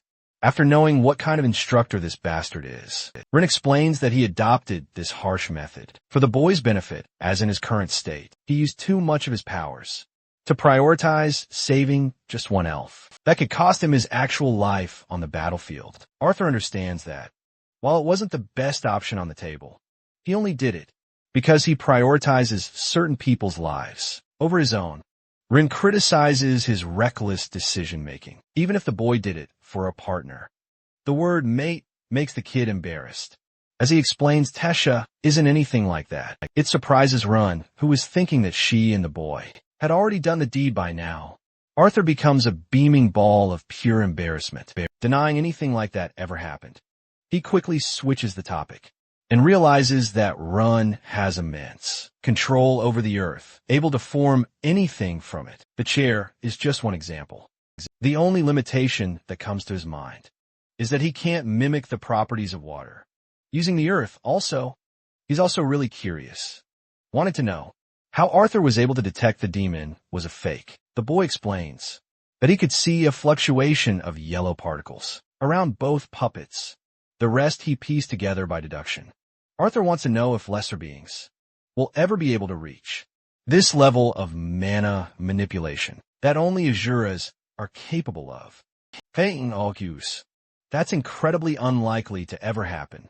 But Arthur shouldn't worry too much, since the kid himself is the very definition of impossibilities. He possesses the ability to perceive 4 main elements, and a few deviations on top of that. Then there's his power to perceive ether, something only Sylvia managed to grant him. Truly, every single thing about the boy is peculiar, unique, or simply unlike anything else. Not even the mightiest of deities possess that kind of broken luck, or even talent. Arthur is absolutely thrilled to hear those words, and immediately asks for his next mission. Rin takes Arthur's hand and explains what an eclorite mineral truly is. While it's undoubtedly a rare mineral, it's also somewhat useless on its own. But with the correct synthesis, it can create something truly extraordinary.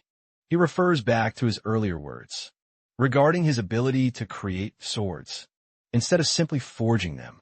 It's actually achieved by using this tiny gem. It's kind of like growing a tree, but not exactly under normal circumstances. Rin would have preferred watching Arthur train for many years, then return with proper feedback. But right now, he's going to have to take a gamble, considering their specific circumstances. Just as Arthur's about to question his ridiculous words, this dude presses the sharp mineral into Arthur's palm, making it bleed. Rin explains he's synthesized the mineral with Sylvia's feather, making it a part of Arthur now. Each thought, action, and every change in his body will matter when it comes to the manifestation of his new weapon. At its current level, even Rin has no idea what will become of it. Arthur grips his head, questioning why they must take this uncertain route. He's also utterly surprised that Rin is actually following through with the weapon creation process. The instructor reasons that it's clear Arthur's going to need a better stick to fight against literal incarnations of gods, and time is definitely running out. Arthur is hit with a horrifying realization when he learns that war is fast approaching. Within just 2 years, Winsome has just received crucial information from Alder about the situation with Dicathan. Unfortunately, the aclorate mineral is incredibly unpredictable, sometimes taking up to 5 years before it fully manifests into a weapon. Still, the boy must strengthen himself for the coming war. Rin appears more troubled than usual, and Arthur can sense it's because. And here's the shocking twist. The war has already begun. Arthur's body trembles at the thought of what he's just heard. To his knowledge, 2 more years remained. But it turns out the conflict is already here. Arthur immediately senses the urgent need to return to his continent. After all, he's required to fight for Dicathan.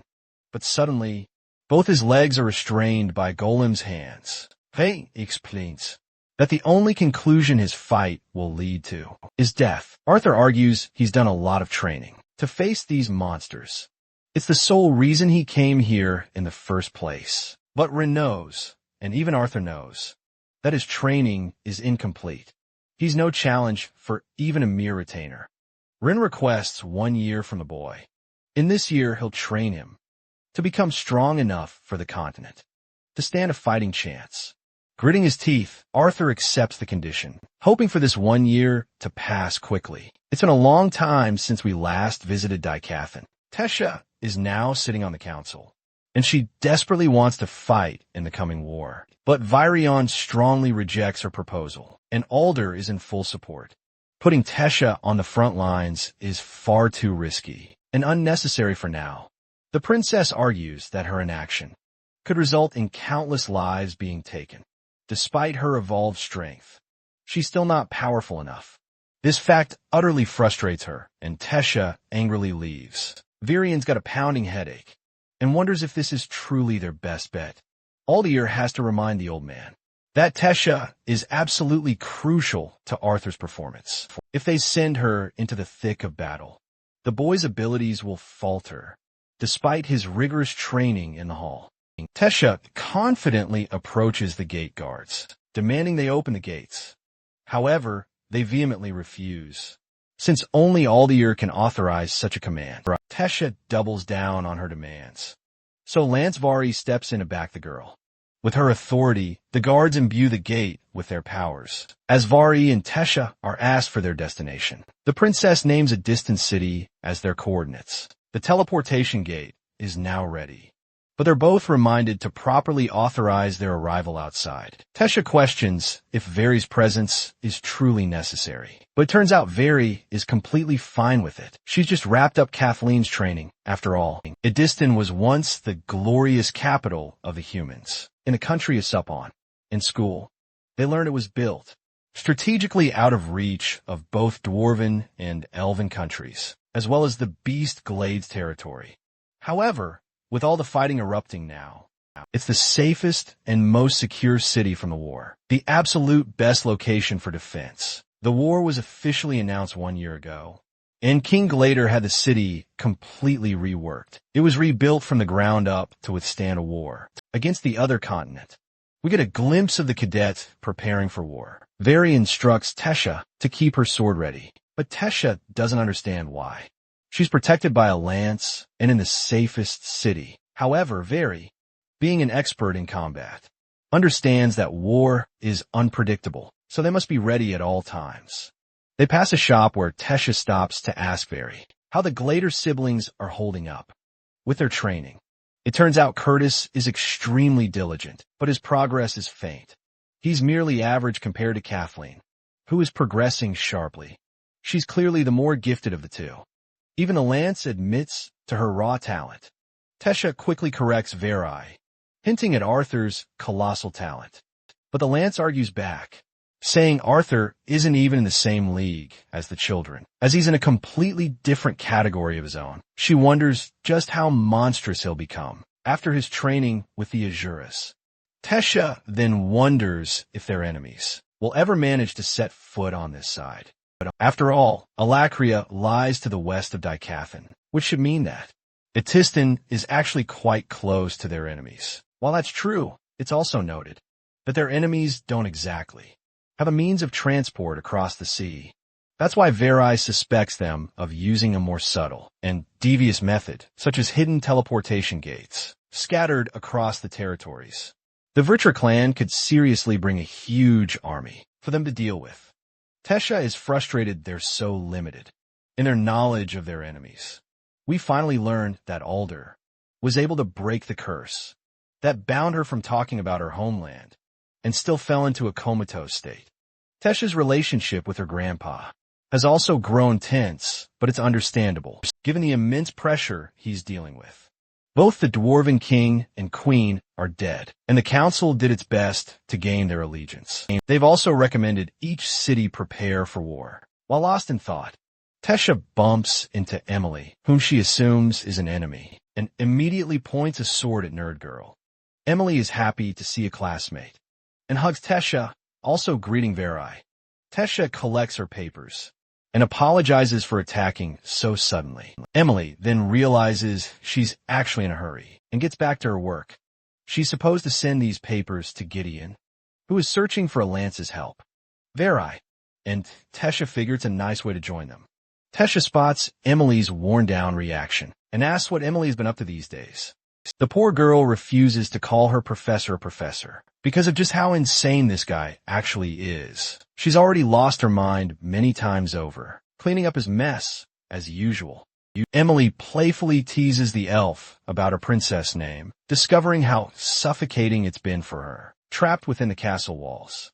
Emily then ribs her for being a rich, spoiled brat, only for it to turn out that both of them are absolutely hating their lives, each burdened by their unique struggles. Emily urges her to go easy on Virion, recalling the tragic events. After the Xyrus City massacre, they have every reason to worry about Tesha.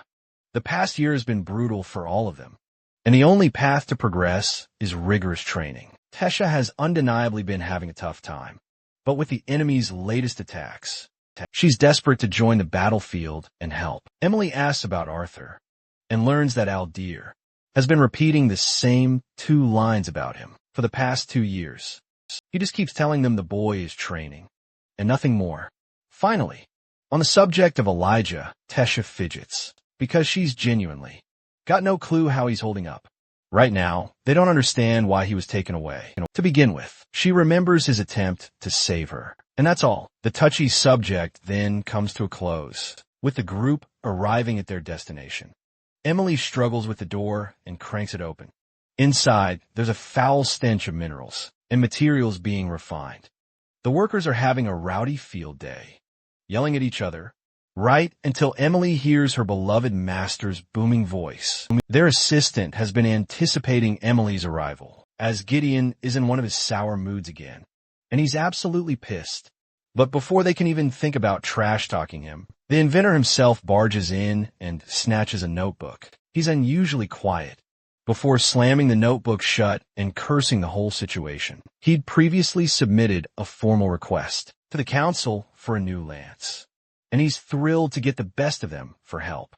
Vari questions where they're headed, and boy oh boy, it's straight to the dangerous border of the Beast Glades. The group departs while they're left, wondering why the inventor is acting in such a hurry. As they arrive at their destination, Gideon recommends they stay on high alert.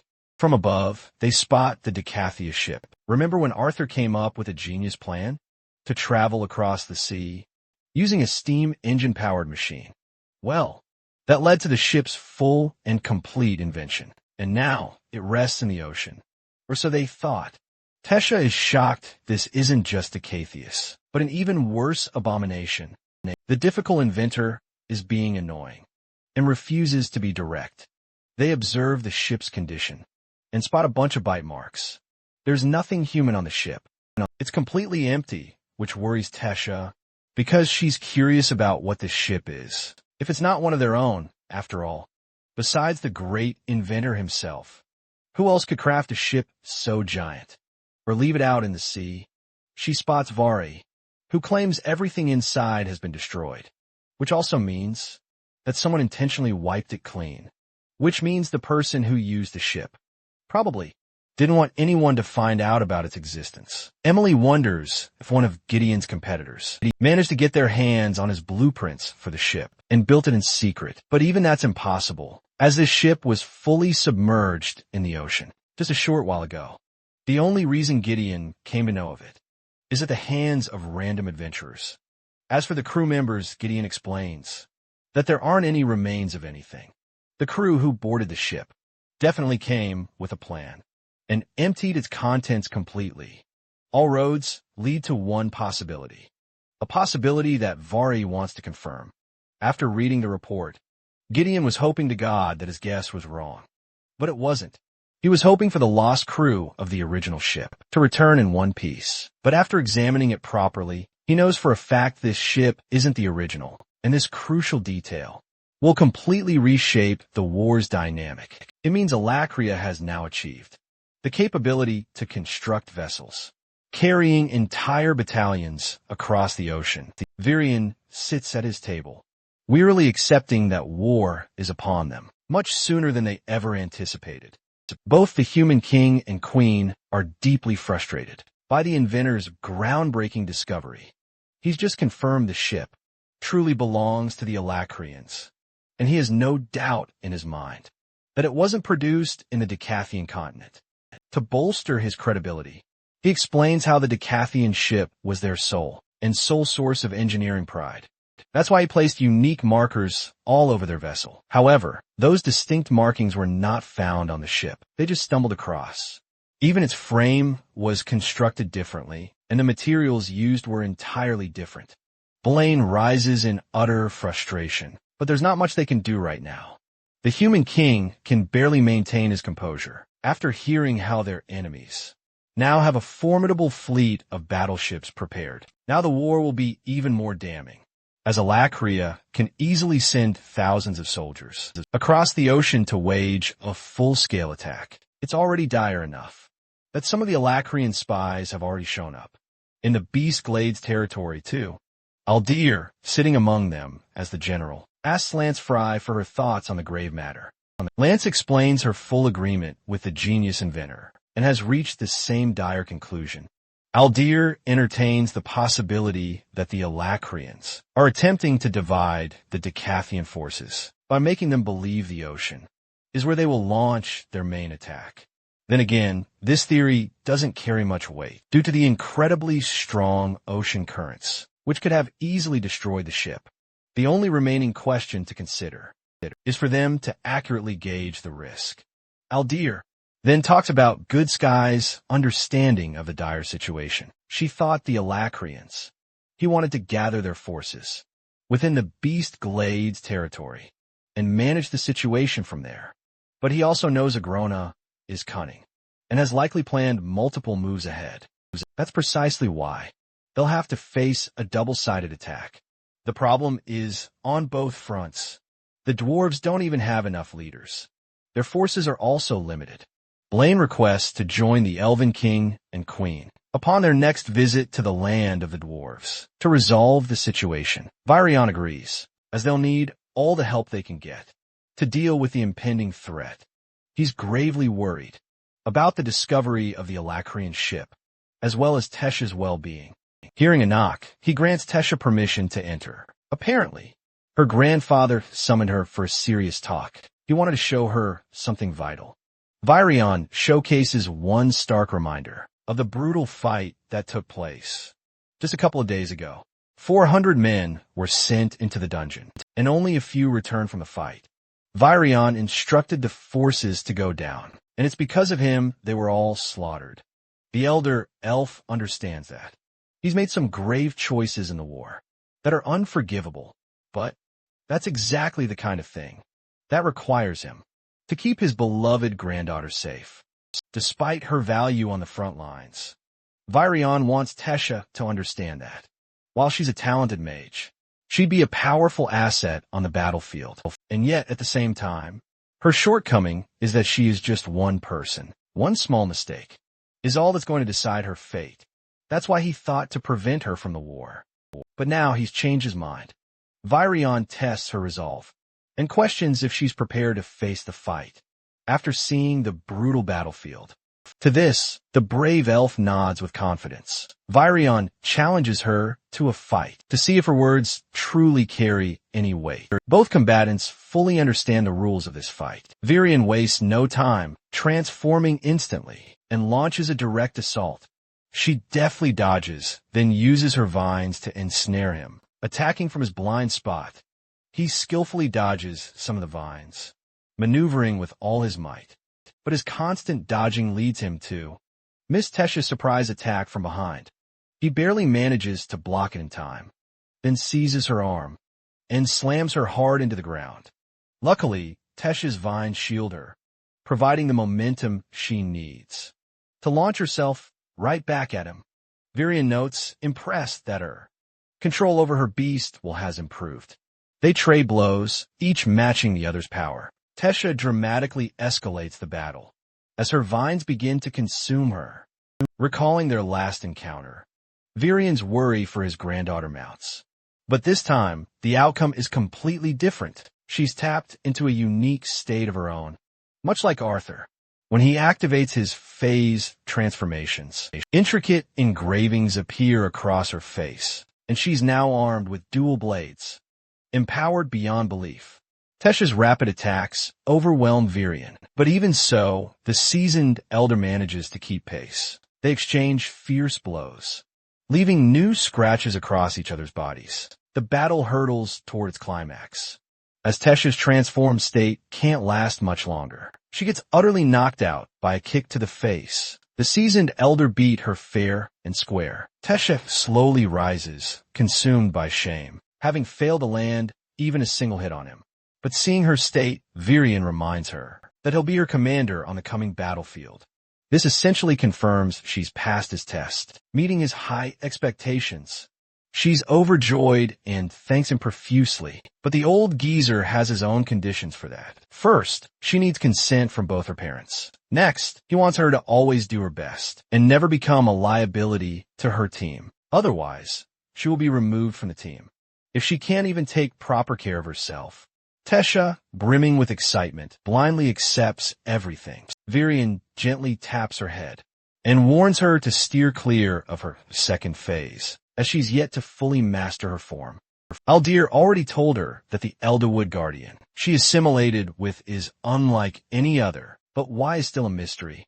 Still, Tesha intends to avoid her second phase until she truly needs it. Virion then calls her, reminding her he's no longer her grandfather. He's going to treat her like a soldier. And because of this, she must understand, right here and now, that she'll follow every order, no matter how difficult it seems. It's his final warning to the girl, to back out of the war.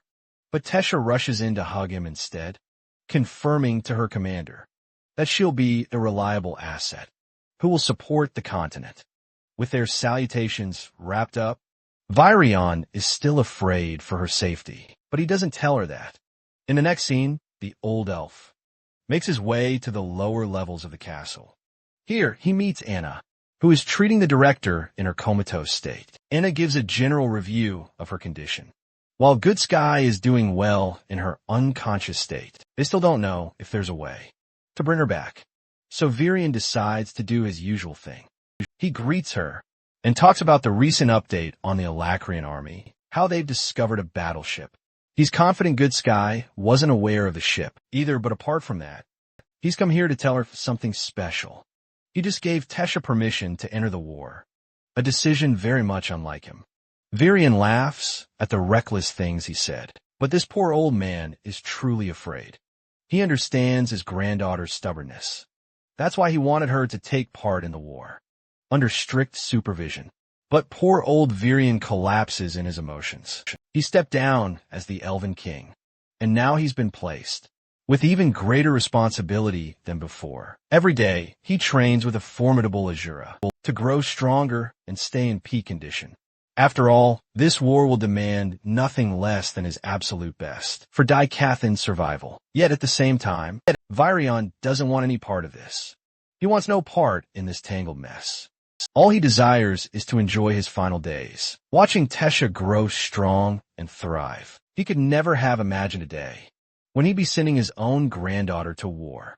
Meanwhile, the royal council members are doing their utmost to play their part. But even with all their efforts, they're all still dependent on Virion for orders, as Alder deemed him the most fit to lead the three races. Virion shivers under the immense pressure, bearing the crushing weight of leadership. Having lost and outlived his beloved wife, he grieved deeply, and now he fears a day will come when he'll have to outlive his children, and even Tesha. That's a future he desperately wants to prevent. Embracing her gentle hand, he apologizes to Good Sky for not realizing sooner. He could always tell something was wrong, that the curse placed on her wasn't fully removed by Alder. She risked her life to leak critical information regarding the Alacrian continent and the Vritra clan. He failed to stop her and ultimately became responsible for her devastating condition. Virion crumbles deeply regretting what he did to her. He's reminded of all the good times they once shared as friends. While many despise her for being a spy, he never saw her that way. He believes she's the strongest person at heart. The war will begin soon, and he knows this may be his very last visit. But Virion promises her that after the war, he'll exhaust every living breath to make sure she wakes up. With that emotional roller coaster coming to an end, let's see Tesha's performance on the battlefield. Her team is doing its absolute best, and they want her to remain in one piece. So her grandfather doesn't berate them. But this girl is an absolute powerhouse. She effortlessly handles her own weight with little to no trouble. Tesha is really curious to know if they've located the boss monster yet, because there's just no end to these relentless gorillas. The sharpshooter, Stannard, is doing his absolute best, while one of the team members quickly recommends they fall back and retreat. Tesha knows that suggestion is right, and orders her team to fall back for the meantime. But make no mistake, they're not in a mood to leave these bastards roaming freely. Tesha instructs Stannard to go all out. While she pins the creatures down using her powerful vines, she catches all of them in one concentrated spot, an ability aptly named Ivy Prison. Next up, Stannard loads his propulsion blast and fires an incredible, devastating laser that annihilates the entire field in one go. The monsters are all utterly cooked, and Tesha's team has just become the undisputed victors. Stannard is coming up with new, risky spell combinations, but the recoil is incredibly painful for his body. Kuria teases him relentlessly for not training enough, but it's all in good, tough love.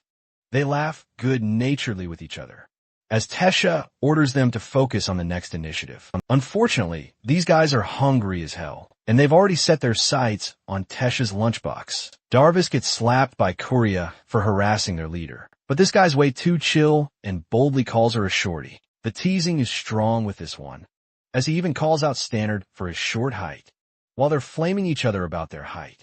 Tesha wants to remind them that none of them are exactly looking like supermodels in a dungeon like this. At the same time, she'd kill for a shower. The team advances ahead. A gate opens as they return to the safety camps. Tesha tells everyone to go freshen up. She does the same and comes back to group up with her buddies. Tesha is really glad to see them progress in their relationship and getting comfortable with each other. After 3 months, suddenly, she's called by Helen. Both hug each other, sharing good memories, as Tesha introduces the rest of her buddies, including Jasmine's team and Darvis. Being a fucking playboy, he confidently approaches the stunning blonde and makes his move, bold as ever. He's utterly enchanted by her 2 massive personalities. Meanwhile, Tesha watches on as his spoiled demeanor fully comes to life. And this is despite his undeniable talent as a mage. Then there's Kira, a member of the powerful Reedy family, renowned for their incredible gauntlet techniques and astounding mana control. Both Darvis and Kira have certainly had their fair share of tragic pasts due to their messed up families. But this unfortunate shared history has allowed them to connect deeply with each other. Darvis, on the other hand, is a total Chad who primarily enjoys flirting with women and only secondarily protecting Kira. Kira, remarkably, remains optimistic despite her terrible past. According to the elf princess herself, Kira is the essential glue holding their team together. Watching them interact and mingle reminds Jasmine so much of Arthur and Tesha, which naturally leaves her utterly flustered. And of course, the others erupt into roaring laughter. Spanner's uniquely designed crossbow immediately piques everyone's interest. Turns out, the kid had it custom-made to utilize his deviant powers. Spanner can actually store spells directly into beast cores, which is both incredibly cool and incredibly expensive, all at the same time. Spanner's assessment was truly unique among all. He was personally introduced by the renowned inventor Gideon. Gideon, known as a dark yellow stage conjurer with dual affinities, took him under his wing. The kid had a deficiency in his own mana core, which initially set him back. Yet, he embraced his uniqueness and worth, especially with his deviant powers. Tesha admires that her team consists of some of the youngest soldiers they have seen around. They're bravely fighting for their country's safety, all at such an incredibly young age. While their entire division had been doing quite well, for the most part, it truly made her wonder what Helen's team had been doing throughout this whole time. Turns out, she's disappointed to report that they've just returned from the borders. It was an extremely tough battle out there, so they were sent here specifically for scouting purposes, and that's precisely why. She's desperate to warn them about the impending danger. Stannard, intrigued, asked what they encountered at the wall, but the sight was so tragic and disheartening that the entire group was struck silent. Tesha, horrified, asks if they actually went ahead and fought against the Alacrian mages. It turns out they did. They've been fighting there for months already, with the walls serving as their operational base. The mages aren't their biggest problem, though. It's the monstrous creatures causing all the trouble. The higher-ups ordered this team to be dispatched to deal with a mutated S-class mana beast. It turns out, this particular mana beast is completely under the Alacrian army's control, and for some inexplicable reason, they can manipulate thousands of mana beasts to do their bidding. They must quickly defeat this monster and eliminate it before the Alacrian army tears through the wall. These mutants, controlled and corrupted by the Alacrians, were the actual rulers of their own dungeons. This is how, by deploying these corrupted beasts, they can command hundreds of others. With these mutant creatures running wild, other mana beasts would become increasingly difficult to handle. Dozens of squads were dispatched deep within the dungeons to locate and eliminate the mutants. This operation began even before the Alacrian army launched their full-scale attack. The dungeon she and her team were sent to just so happened to encounter that S-class mutant beast. It was absolutely crucial for them to win that fight. Tesha's interest intensifies, and she wants to know more about the battles unfolding at the wall. Adam, annoyed, reminds her that what they witnessed wasn't just some simple tale. It was a brutal war, gruesome for both sides. Tesha glares at Adam, angered, confirming she understands the harsh consequences of war. The only reason she's interested is because she wants to be prepared for the battles ahead. With her own team, Adam's confrontation is then interrupted with the fiery blonde, who suggests they all set up camp for now. Helen pulls Tesha aside, telling her not to take his words to heart. They've had a tough day out there. While Tesha's team excels at fighting, the mana beasts, the Alacrian soldiers, are far more menacing than any mana beast. These creatures here fight for their own survival. But those monsters out there are tasked to kill, and kill alone. Stanner inquires what that means. Jasmine explains that information is possibly the most crucial thing in any war. Each side is trying their best to scavenge information from one another, and that also means suffering through imprisonment and torture to get what they want. The battles here are easy to fight because you understand the singular objective, to kill monsters, and that's all. But fighting against other humans who can actually feel the same pain they do, it becomes more complicated than ever. It's hard to distinguish which side is right in a war, and that feeling takes them all in a loop. Tesha is about to ask something when someone returns, injured, begging for a medic. Helen asks if they failed in these types of situations, but apparently Tesha denies such a thing. Later, at the treatment camp, Drogo greets Tesha and wonders if she's injured by any chance. He also spots Helen and greets her properly, seeing her appear here. Drogo is curious if something happened. Elder Albretta already knows that the princess has come here for information, a fact that Tesha confirms. Helen understands and apologizes for her rude interruption. She just wants to send updates back to her seniors. At the wall, Helen thought the fastest possible way would be to come and talk to the slumbering prince. But as it stands, he's out unconscious, and it may take a while for him to wake up before they get their answers. Stannard wants to know what happened to this guy. The medic explains to him how the kid suffered from severe dehydration and hadn't had anything to nourish his body. It's been days. His feet are an absolute mess, indicating he's been running for his life nonstop. But the most curious question is, was he running from? Suddenly, this guy wakes up. Grimly, he questions how long he was knocked out for, but it had only been 10 minutes, so it's not a big deal. Albrita gives him some water to rehydrate. Drogo knows this is tough, but they got to know his side of the situation. What exactly happened to his team? Sayer grips the sheet in anger. In pain, he grieves the loss of his teammates. He was the only person who survived. He had a brief disagreement with his teammates and ended up staying behind. But then, feeling guilty for leaving them, he decided to catch up right after they left. However, the moment he got there, what he saw was horrifying. The team had walked into an ambush of gnolls, monsters, that were even deadlier than anything he'd seen up there. Some of them were even equipped with man-made weapons. The poor guy saw his team utterly ripped to shreds. He had nowhere to run, and tried his best to mask his presence. Luck was the only thing that saved his life. He tried to hide for many days before. Eventually, he took a chance and set up a teleportation gate to exit the location. However, the risk was too heavy because the gnolls could have destroyed it. So he ran for his life. Drogo wants more clarity regarding the teleportation gate he set up. Sayer is terrified to reveal that there was a giant door behind the monsters, as if they were trying to protect something strongly. He's horrified to express the news of his finding. They finally located the S-Class mutant's den. At last, moments after that, Drogo's voice roared across the cavern, alerting them to the location's message.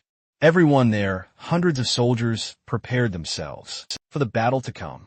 The kid, Stannard, had done his fair share during his time here. But this fight? This was the real deal. Their actual target was a powerful mutant they had to fight. He could tell that much. All of his team members were visibly on edge. But their team leader, Tesha, looked perfectly composed and confident, despite being the youngest one in the group. The princess adjusted her hair, making him gaze at her for an unusually long time. Lil Bro knows she's totally out of his league and already head over heels for Arthur. so he tries to shake those feelings off. Standard focuses on the fact that the beast they fought earlier is seriously nothing compared to the true monsters waiting out there. He's going full geek mode when Kiria pops out and startles him. She suggests to him that he really should start stretching. Standard understands that she's just looking out for his safety and accepts her advice. The vanguard teams are all lined up awaiting their orders. Drogo, as the leader, warns them to brace themselves for the true battle's imminent arrival. They have no idea of the truly dangerous monsters that lie on the other side of the gate. Tesha takes charge, emphasizing to her team that they'll have a delicious meal waiting after they clear this dungeon. Now, I don't know about you guys, but that just screams death flag to me. The vanguard teams are positioned before they rush headfirst into battle. Right upon entering the gate, it's a massacre. Standard is absolutely horrified as he witnesses the brutal slaughter of countless soldiers. Darvis is doing his best just to keep up, while Kiria is sickened to find they've already lost another ally. The fight is brutal, but they're desperately holding on. Standard suddenly finds himself blindsided, so Kiria alerts him to a monster nearby. He's busy reloading, so Kiria swoops in to protect him. In the meantime, Standard also expertly shoots down 3 monsters on his own. Darvis impressively teases the kid for not being useful enough. Kiria is in deep trouble and requests backup. Darvis charges forward to rescue her. Meanwhile, Standard is grappling with his own horde of monsters. Kiria, however, unleashes a fierce offensive with her mighty gauntlets, absolutely pummeling her way through the enemy lines. As for Tesha, she's cleverly using her ivy prison to ensnare the beasts. Suddenly, Tesha bursts forward, an unstoppable force, slashing through all the monsters as if they were butter. She then instructs Darvis to corner the creatures into one tight spot.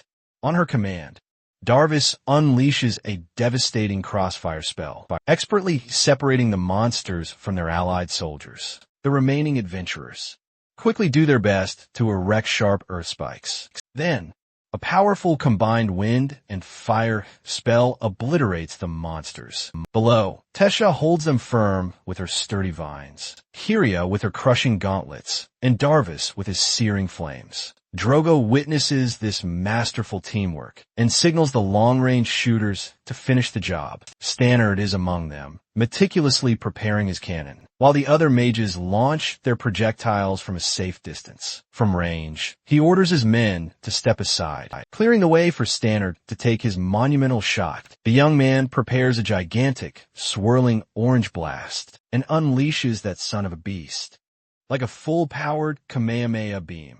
The searing red blast erupts into a massive explosion upon impact against the monsters, utterly destroying everything in its path. Drogo intently observes the devastating aftermath of the attack, which has left a colossal crater scorched into the ground. Next, he orders the healers to swiftly get into position and raise their flags. He wants the rest of his men to quickly collect the injured soldiers and bring them to the medics. Darzu is visibly proud of Standard's incredible progress. The leader celebrates their amazing victory. Despite enduring an assault from an entire army of mana beasts, they've decided to continue pushing forward. But despite Drogo's encouraging words, Standard doesn't exactly see this as an overwhelming victory at all. He can't celebrate anything as a victory when so many of their brave soldiers have lost their lives. It's no longer just a number. A sobering 10 lives have already been tragically lost, and they haven't even reached the final S-class beast yet.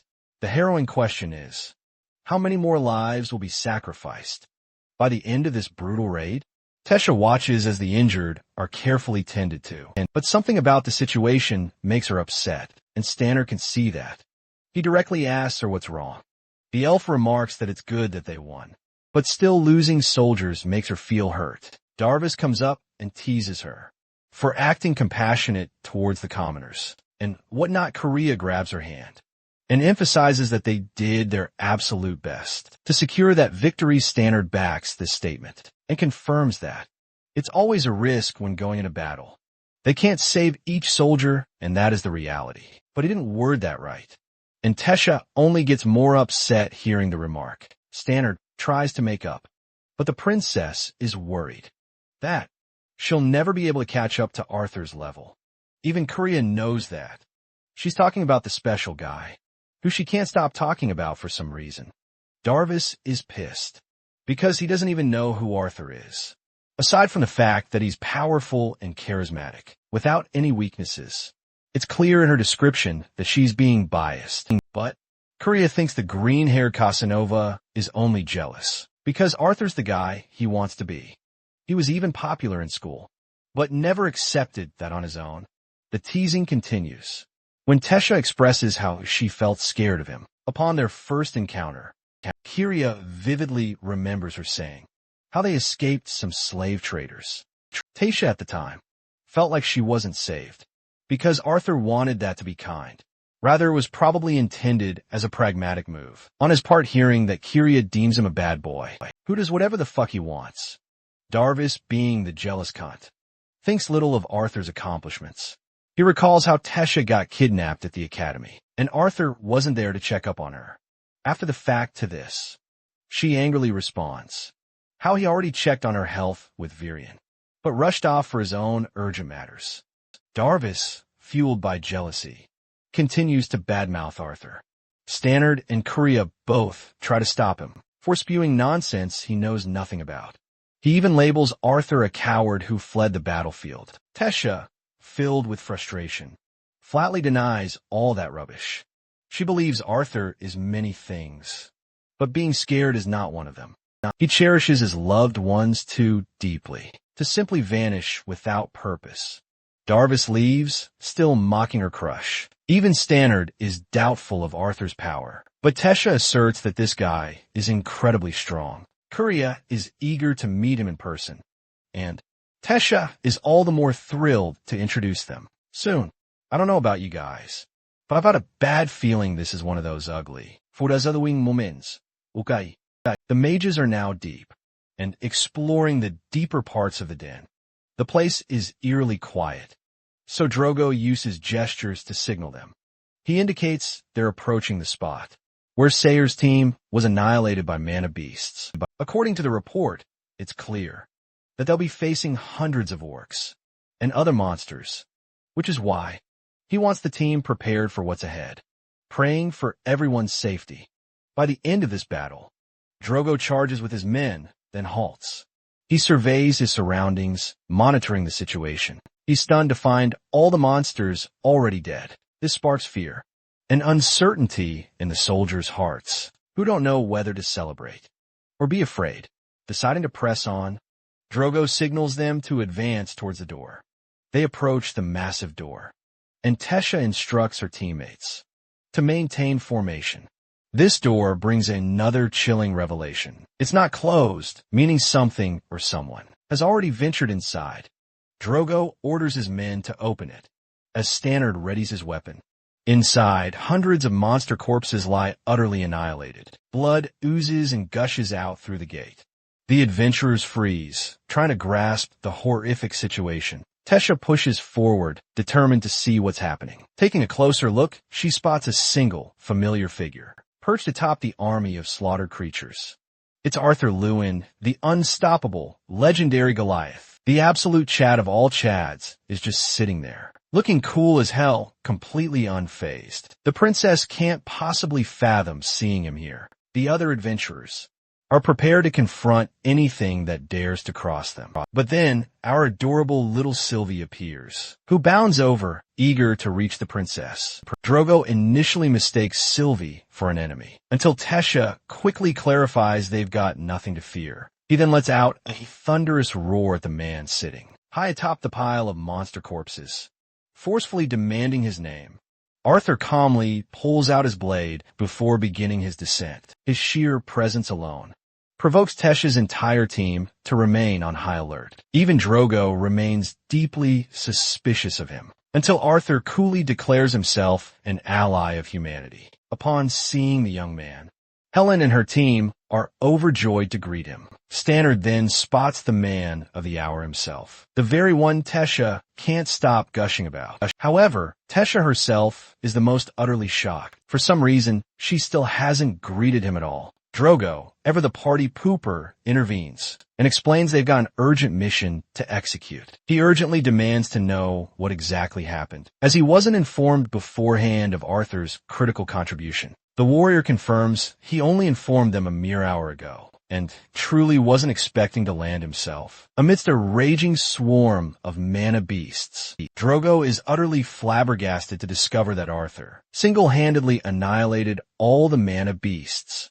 including even the terrifying S-class mutant. On his own, one single boy matched the colossal strength of what an entire battle-hardened battalion had been preparing itself for weeks to face.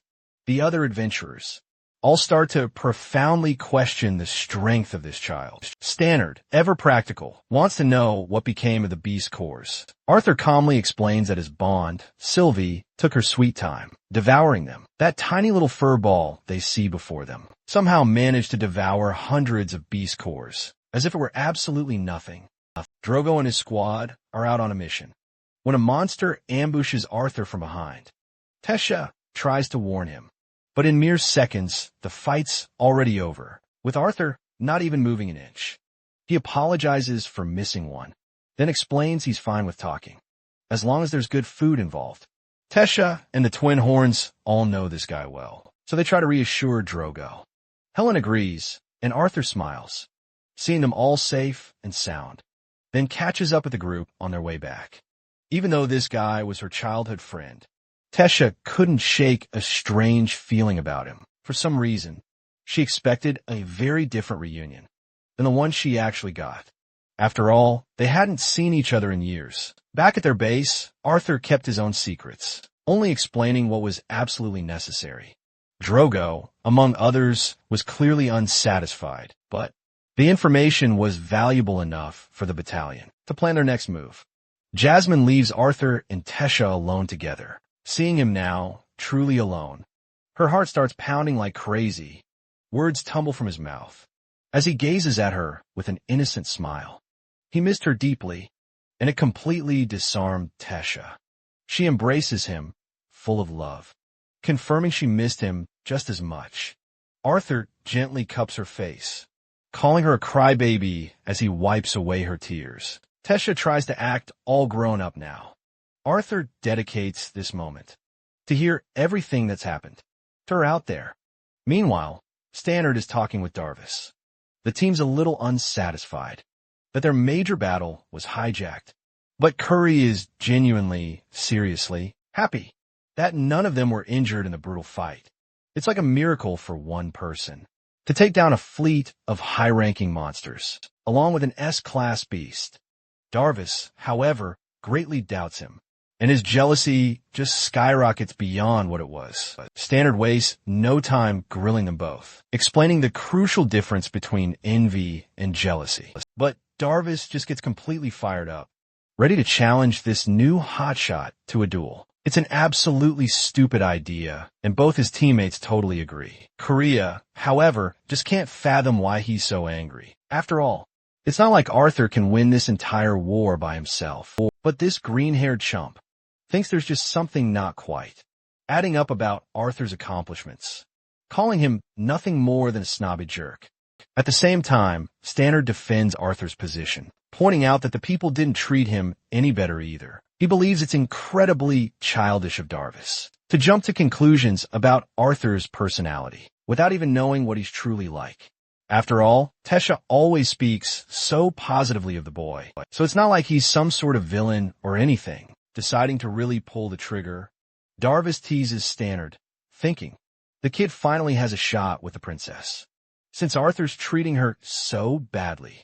Both guys immediately get in each other's faces, completely flared up and mouthing insults to wound each other. Darvis eventually stops the fight, realizing he's no different from his prideful father if he keeps this up.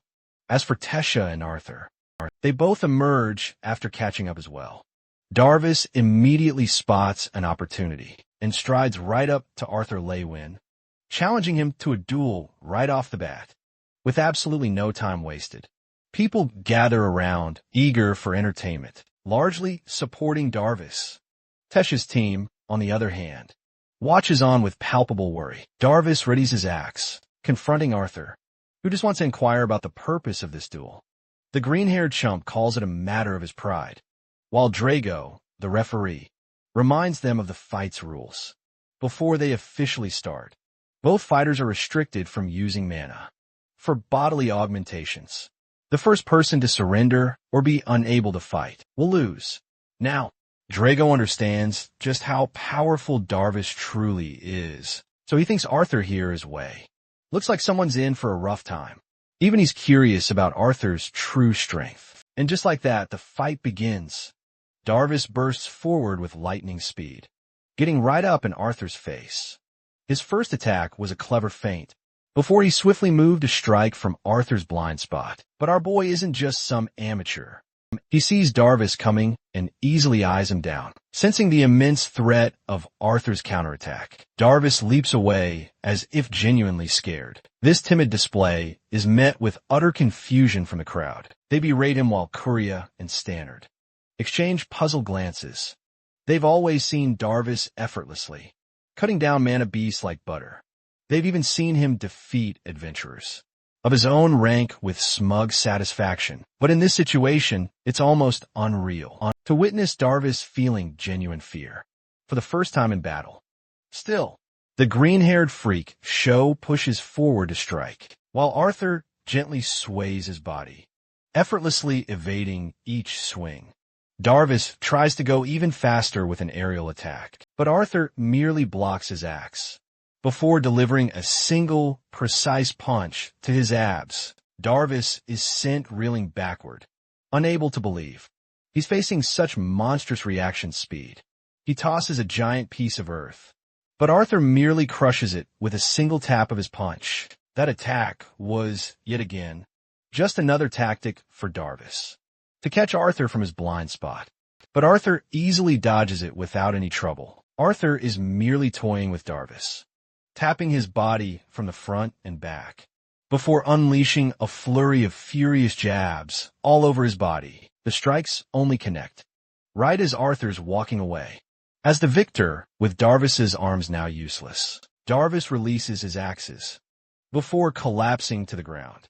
None of the spectators even saw what truly happened. Kuria is the only one who could see Arthur activate mana flow, rupturing, blocking Darvis's mana channels with his bare hands. That's an impressive feat, especially since augmenters strengthen their channels after reinforcing their bodies first.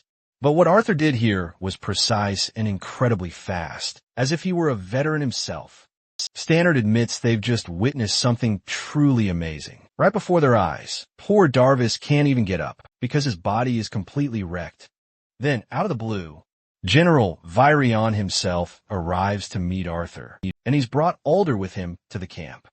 Virion, ever the doting grandpa, chokes our boy for not informing them of his return. Arthur also sees Alder, who is glad to see how much has changed for both Sylvie and Arthur.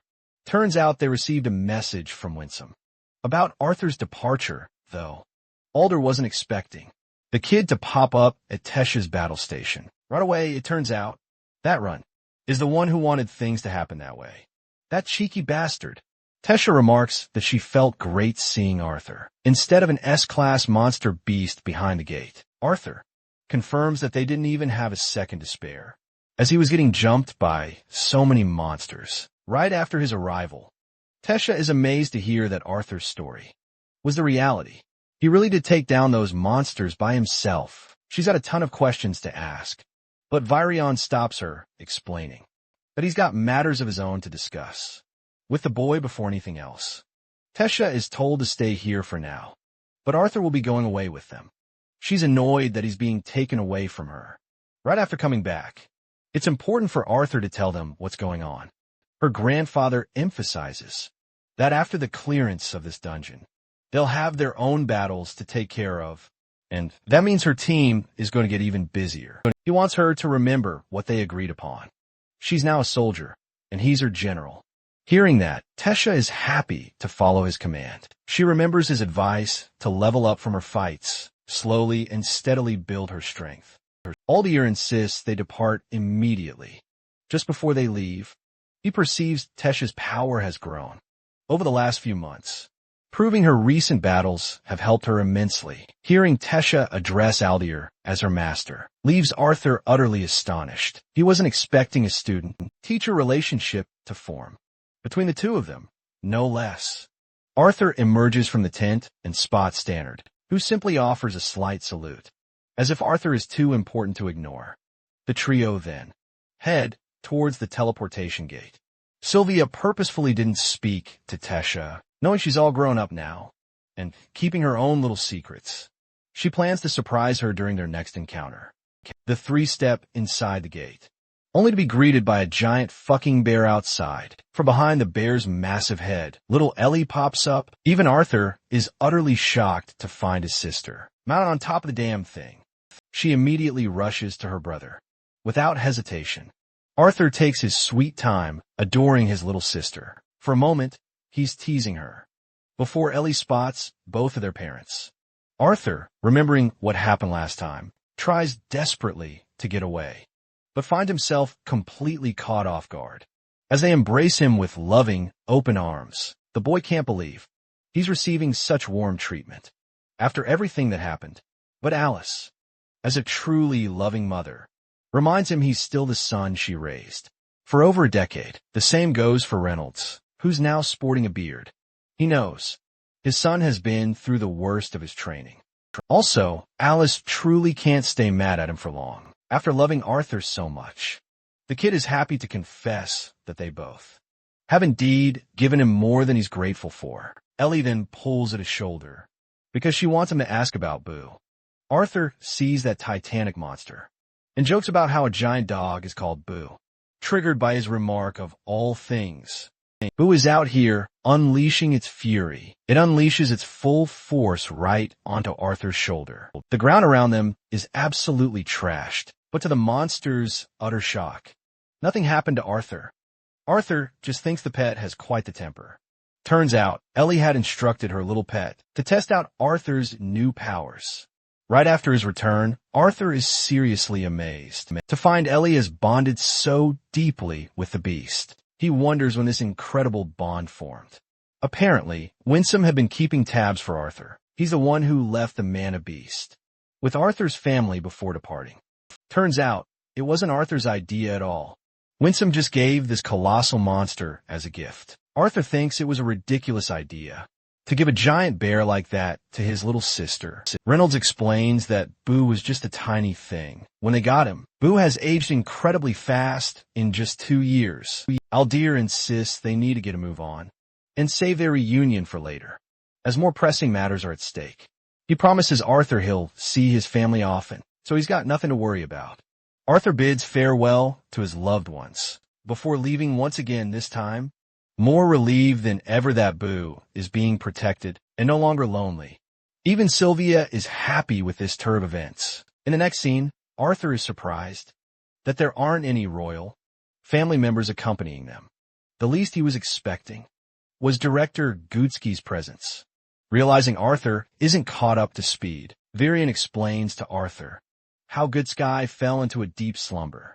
It occurred right after she attempted to reveal important information on the Alacrians. Hearing that, Arthur lets out a pained groan, feeling truly sorry for what happened to her. He wants to know everything that went down. Hours passed as the two leaders talked about all the events that had transpired in the past 2 years. Arthur had to catch up with all the information that wasn't provided through Rin or Winsome based on Virian's information. The Human King was currently busy refining his relationship with the Dwarven Kingdom, hoping to secure their alliance. Meanwhile, Curtis and Kathleen both followed Tesha's lead and formed their own teams to gain first-hand experience on the front lines. Arthur's own family remained at the castle for protection, while the Helstia family had relocated elsewhere. Vincent did his utmost to aid the war effort. Arthur then asks Virion if his parents had shown interest in fighting. Turns out, Reynolds was ready to go, But Virion recommended he stay out of the fight until Arthur's return at the very least. Arthur is incredibly grateful that Virion handled the situation so well, as he would have suffered immense pain if his father had died before his arrival. Next, it's finally time to address the main point of the meeting. After all, Arthur understands that. He wasn't just brought here for a quick update. He knows something serious is brewing. So serious, in fact, that Tesh's involvement was deemed unnecessary. Virion shakes his head, seemingly to deny it. But Arthur cuts the old man off, claiming he knows how much he cares about his granddaughter. Arthur knows the war is a threat to everyone. After all, their defensive maneuvers won't matter if the hidden teleportation gates have all been set up by Alacrian spies. Something about this whole situation is too suspicious. Arthur mentions how the Beast Glades territory is the perfect place for the Alacrian army to gather. After all, they've already acquired the S-class mana beasts, but that strategy would be far too obvious. That means the only reason they haven't made a move yet probably indicates that either Dicathan is actually stronger than Alacria, or the other side is intentionally stalling for some other reason. And judging by Virion's grimacing face, Arthur can tell it's the latter of the two. Virion confirms they've just discovered something. Alder kicks things off by saying that it's perfectly fine for Arthur to doubt them, especially after revealing this crucial info. He then unrolls a massive blueprint for a battleship, a ship not of Dicathan origin, but one constructed by the Alacrians, and shockingly, inspired by Arthur's own designs. Arthur's absolutely furious and crumples the paper in his fist, just as they're about to move on to the next topic. A soldier barges in breathless with critical news. They've just sighted the Alacrian armies, who are rapidly approaching via the western coast. The man shivers with palpable fear as he declares the Alacrian ships have arrived. A chilling horror grips the entire room, and Arthur's expression perfectly reflects it, without a single second to waste. Arthur blitzes past the guard with unbelievable speed. Sylvie tails him, visibly worried about what's coming. The boy is lightning fast, so fast that not even the guards can keep pace. Arthur is so impatient, he's ready to force the door open, without waiting for the guard's permission. The guard sternly reminds him they can't do anything, without explicit orders from either general. And since they haven't heard a peep from either of them, they simply can't let him go. Arthur tries to explain that he's just had a meeting with both generals and already has their permission to head out. But these particular guards are on a whole new level of stubborn arrogance. They refuse to let him pass, no matter what he claims. They even lecture him about the grave dangers of the situation unfolding outside. Arthur is done playing games and exerts a menacing pressure so immense it completely overwhelms their senses. Arthur sternly warns them not to underestimate him, especially at a critical time like this. Alder quickly arrives to assess the situation and immediately authorizes Arthur to depart. Still, he cautions the young man against any reckless actions, as that would only squander Winsome's precious training. Arthur agrees and bolts straight for the teleportation gate. He swiftly sets the coordinates for a distant city. Now, let's switch gears and see what's happening with the director. She's currently unconscious, plagued by terrible nightmares of those who relentlessly pursued her knowledge. They tormented her, constantly whispering her knowledge would be absolutely critical in turning the tide of war. They didn't even care about her well-being after the fact, but this trembling nightmare is why she finally regains consciousness. All this time, Good Sky believed she was free of the curse. It reminds her of a conversation she had with Virion, the last time they were part of the Great War. For many years, they were enemies, but he was always conscious of one thing. So she teased him that he probably loved her. Virion denied the cheating accusations, claiming he was a loyal man anyway. He kept thinking about Good Sky's profound effect on the youth. He could always envision her as a mentor figure in a grand academy, guiding young people toward a brighter future. It was a thought that came out of nowhere to him. But Virion was fixated on one thing. He strongly urged her to become a teacher, because it would perfectly suit her. It was then that Good Sky entertained the thought of opening an academy in Zyra City. It was an interesting idea, so she wanted to share the school's opening with Virion, who laughed at the idea and denied any contribution. He did, however, amuse the thought of sending his grandkids. Once they reached the right age, the Good Sky took it as a challenge and was ambitious enough to make it the greatest academy in the world. Virion shared in the loving moment as they both hoped to celebrate the academy's grand opening. One day, and from then on, Good Sky's memory becomes corrupted. She finds herself bleeding in pain. In the current scene, Virion wakes from his rest and rushes outside after hearing a loud scream. The guards were all on high alert and rushed to the bottom floor.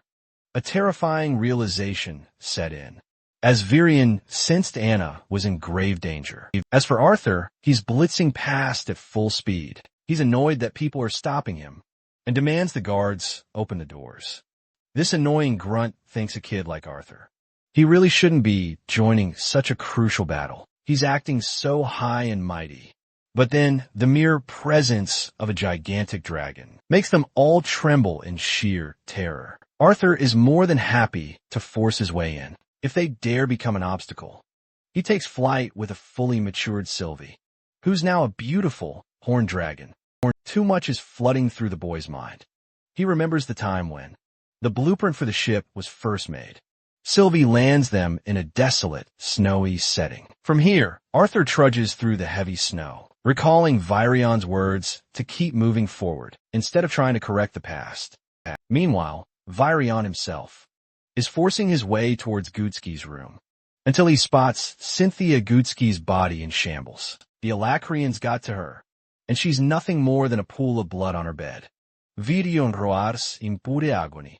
At the traumatic sight of losing yet another loved one, the brave boy Arthur remarks that he now has another reason to fight. From a snowy mountaintop, he gazes at the fleet of battleships heading their way. The boy now fights for an even deeper reason, to correct his past wrongdoing. The true war now begins.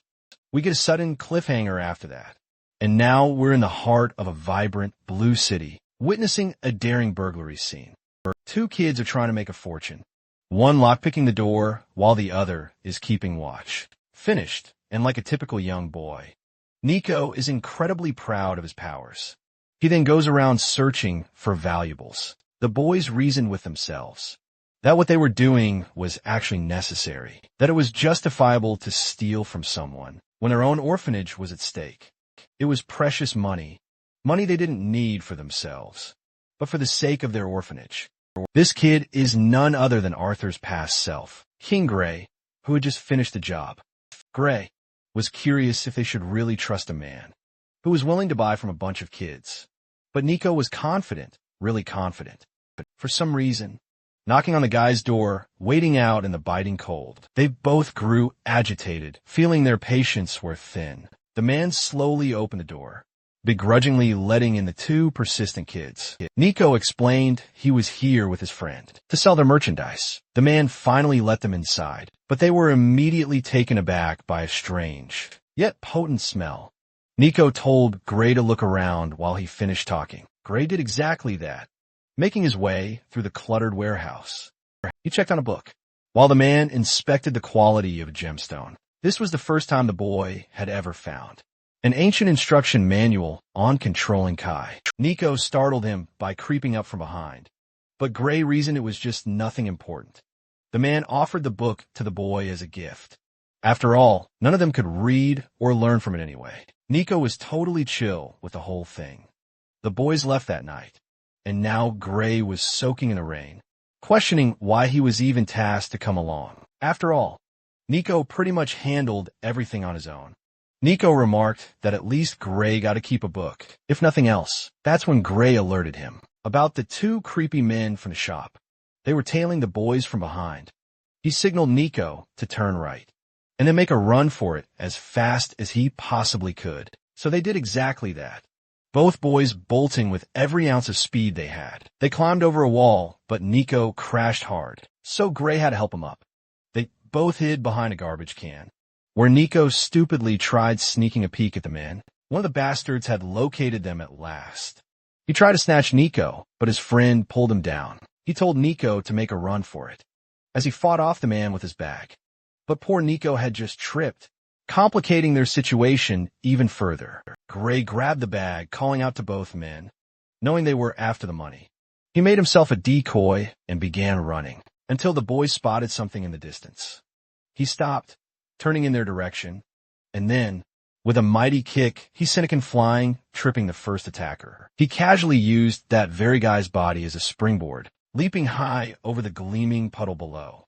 Gray spotted the second attacker, charging in to strike. But even his punch was effortlessly dodged by the quick-witted boy, who then retaliated with a brutal, lightning-fast fist of his own. This punch, infused with his full, unbridled strength, shattered the man's nose, leaving him a crimson, bleeding mess, giving Gray the perfect opening to escape with his friend. After their daring escape, Nico excitably revealed to Gray the true reason he was brought along. He's a true fighting genius, capable of holding his own against foes far, far stronger than himself. But even Gray claims he barely understood what had transpired. For him, time itself simply slowed to a crawl. Yet Nico vividly recalled the boy expertly catching falling dishes, with his immensely lightning-fast reaction time. Anyway, Nico had been certain of it since a young age, that his friend was nothing short of a fighting genius. For some unknown reason, both boys stealthily hurried back up, desperate to make it to their rooms unnoticed, before anyone could possibly catch them.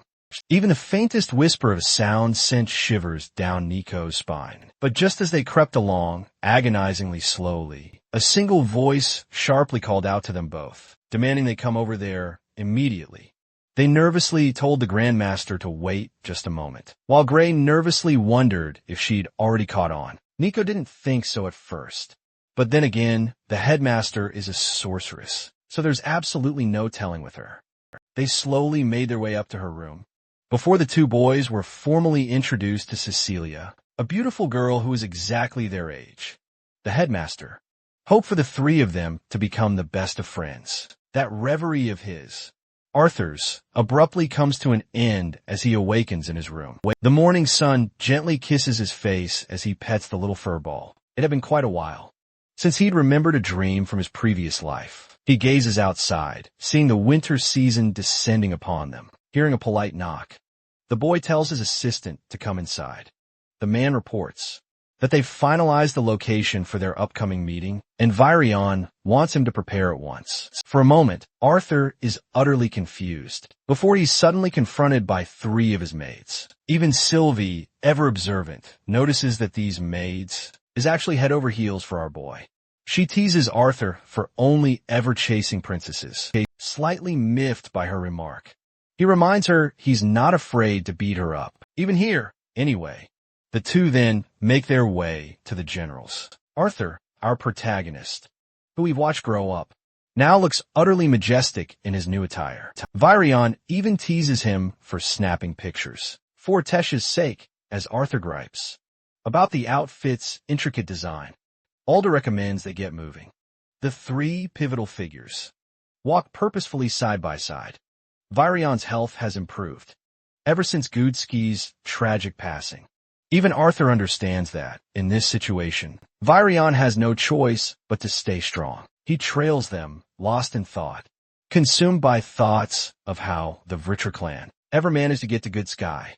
He knows this must be gnawing at Virion from the inside out. Virion then questions if Arthur is truly prepared to meet the Vritra clan's representatives. But more than Arthur, Arthur believes it's the old man who should be ready. After all, he's desperate to unmask Gudski's killer. Virion swiftly changes the subject, cutting him off, emphasizing Arthur must stay alive. Otherwise, Tesha will slaughter them both. Alder completes their preparations before both of them leap off. Arthur promptly follows, descending with the adorable Sylvie. Alder has conjured a travel orb, while the magnificent Arthur Leywin mounts his mighty dragon. For their journey, both sides travel at identical speeds. Arthur looks more serious than ever. Sylvie worries if he's all right. He reassures her that he's fine, though he's rather surprised. She's calling him by his name. These days, it turns out Indra taught her much about a dragon's dignity and how to hold their heads high. Arthur recalls the time. He was undergoing his final training session in the land of Epheotis, summoned by Indra himself. At first, the boy had believed nothing could surprise him anymore. That is, until he spotted Meyer standing right next to Indra. Indra was more than happy to introduce him to his wife. After all, the boy wouldn't have made it this far without her help. What truly stunned him was Meyer's appearance, as she looked younger than ever. But it was actually Indra's second message that made his training look like a joke for a moment. Mana, orbs were cast around them. Indra stopped the flow of time using his powers before bestowing upon the human child with one important piece of advice. That advice is yet to be revealed. Virion explains that they're almost there, so he should keep his guard up. He feels troubled about engaging in this meetup without any guards, but Alder expresses that he'll easily intervene if the messenger's words are proven wrong. But after learning about Vritra's dangerous methods of experimentation and betrayal, there's no telling what they'll do next. Virion only wonders what Agrona is hoping to achieve next, as the war is nothing more than a game. To their ultimate villain, Alder expresses that Agrona himself can't participate in the war, so it's natural that he's just acting as the general to move the pieces for his side. Then comes Virion's question. Who wants to know? Who is going to decide the fate of the lesser beings? To that, Alder has to remind him of his position as mankind's leader in this war. But it's only a fearful position that Virion has to keep convincing himself of every night. The poor guy is just being forced into it anyway. Alder looks up at Arthur and recommends that both of them travel with them. For now, Arthur likes the idea, and Sylvie also agrees. She's going to try and stay hidden, to keep her presence hidden, but she'll always fiercely defend Arthur whenever needed. So she shrinks down to her miniature form. Meanwhile, Arthur joins the generals. From high above, they spot the enemy battleships. Arthur is now certain that what they received was far from just a regular messenger. They descend upon one of the ships. The creepy messengers are there to greet them.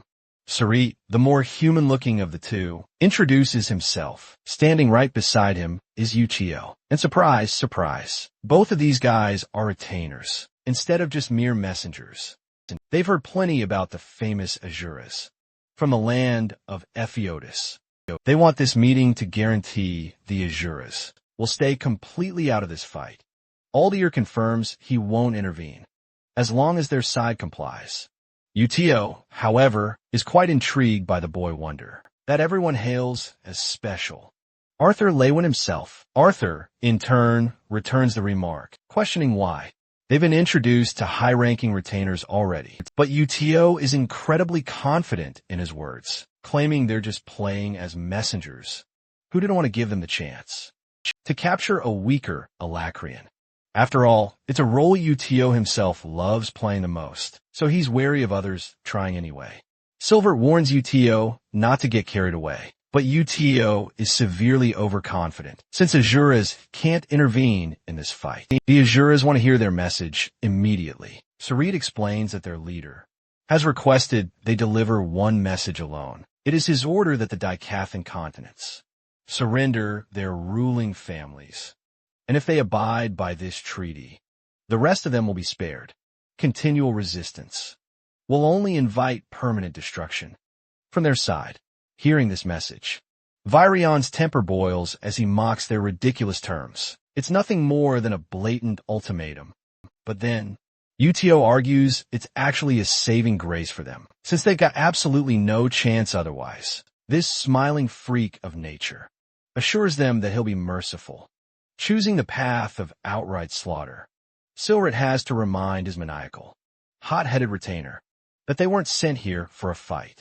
But this guy simply doesn't give a damn, coolly stating he's merely giving them a warning. To make it even more provocative, he brings up Virion's granddaughter, boasting he'll enjoy slaughtering her, forcing her to watch.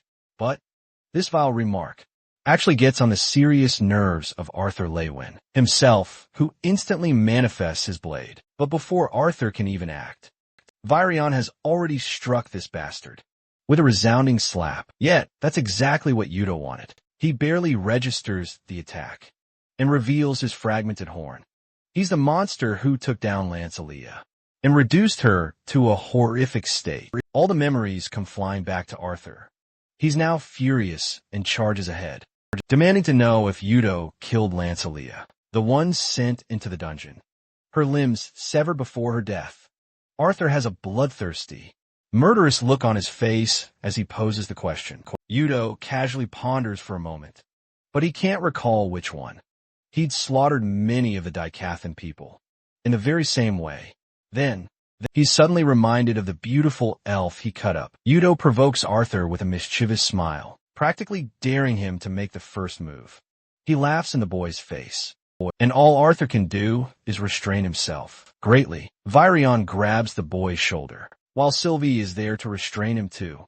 Our cute little furball, always there for her papa, instead of giving in to his rage. Arthur questions if there's anything else important for discussion, or if the Alacrians only wanted to convey an obvious threat. Apart from that, Silrit offers them 2 full days to make a decision. If the royal families aren't surrendered within that duration, the Alacrian army will take it as their answer. Both sides then withdraw from the confrontation. Yet, Yudo isn't done.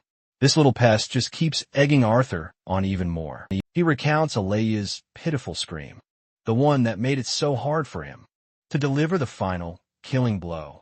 That's why she was kept barely alive for as long as possible. In agony, now completely out of his mind, Arthur unleashes a crackling ray, which narrowly grazes past both retainers. Yudo actually calls the move impressive and cute, until it smashes into the ocean and explodes with a deafening boom. Arthur's face now holds a grim expression, one that silently warns, "You're going to regret it if we fight for real." He turns back, hoping to settle their score on the true battlefield. Transitioning to Tesha's location, we see the grisly remains of the monsters. After Arthur's brutal slaughter, these are now being carefully collected by the entire team. They're incredibly precise with their collection efforts, careful to properly extract every horn and fang. After all, they need these valuable materials to forge better weapons. And among the group, the green-haired punk is as overconfident as ever. He's absolutely fuming that they're still busy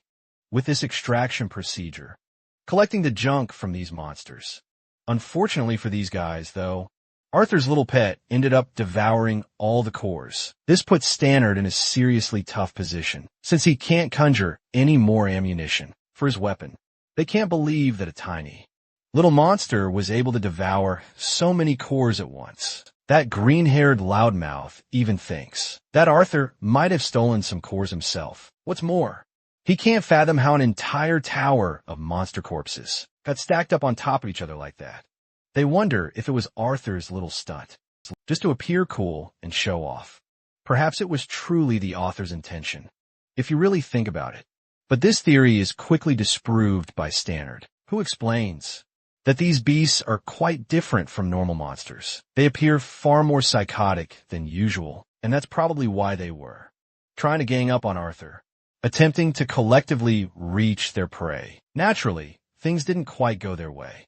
Stannard, the brains of the operation, his sharp mind shines through, that is, until a sudden tremor even jolts him awake. The idiot behind him, however, dismisses the situation entirely. But it's clear something sinister is brewing from behind the scenes regardless. Meanwhile, we return to Tesha, who's nearly done with the extraction process. The adventurers are moving slower than usual, since there are no rewards to collect. In the first place, Adam's just glad they didn't have to participate in the really shitty part of the process. Tesha, curious, asks them what these two are looking forward to after this raid. It turns out, they'll return to Zira City to gather supplies, and then head back to their next dungeon. As for the elf princess, she's not exactly thrilled to note that. They'll just return to the flying castle until further orders are given. For their next mission, Adam just laughs and argues that she should use all the time she needs to get some much-needed rest from this opportunity. While Tesha is speaking with them, Jasmine and Kyria are staring at something strange. Up ahead, Durden, meanwhile, is inspecting the composition of the glowing wall and finds it rather odd. Right when they least expected it, cracks started appearing rapidly. The wall was about to collapse, and Durden's only instruction to his friends was to run. They all ran for their lives as a bunch of orcs popped out from behind. None of them expected this, but they all immediately got into battle positions to face off the threat. Tesha and the rest of Helen's team realized the true gravity of the situation. These monsters are far too much for their group to handle, and they're literally tearing each adventurer apart like butter. Among them, even the arrogant shithead gets smacked with a seriously powerful swing. Darvis crashes to the ground, while Tesha steps up with her powerful vines. She expertly cages the creatures using her signature strategy. This allows Helen's powerful archery to effortlessly spear throw them. But what they weren't expecting was a surprise flank attack from one of the orcs. This monstrous behemoth aimed straight for them, but thankfully both competent warriors evaded without suffering a brutal injury. And just from this fight alone, Tesha can't help but wonder one thing. How in the hell did Arthur Leywin, the legendary one-man army, take down thousands of these creatures all by himself? Even Darvis struggles to hold off just one orc at a time, and he's struggling mightily to cope. But over here, Korea, stepping up with her powerful gauntlets, comes to save his literal ass. She's here to knock some sense asterisk into this fool. Unfortunately, Darvis is currently handicapped, all thanks to the technique Arthur used on him. His mana channels are completely messed up, as Tesha, acting as their team leader, orders both of them to sprint for the exit with as many soldiers as they can possibly muster. And that's exactly what they do, with a horde of monsters hot on their heels. But this is when the graceful Jasmine arrives to cover their escape.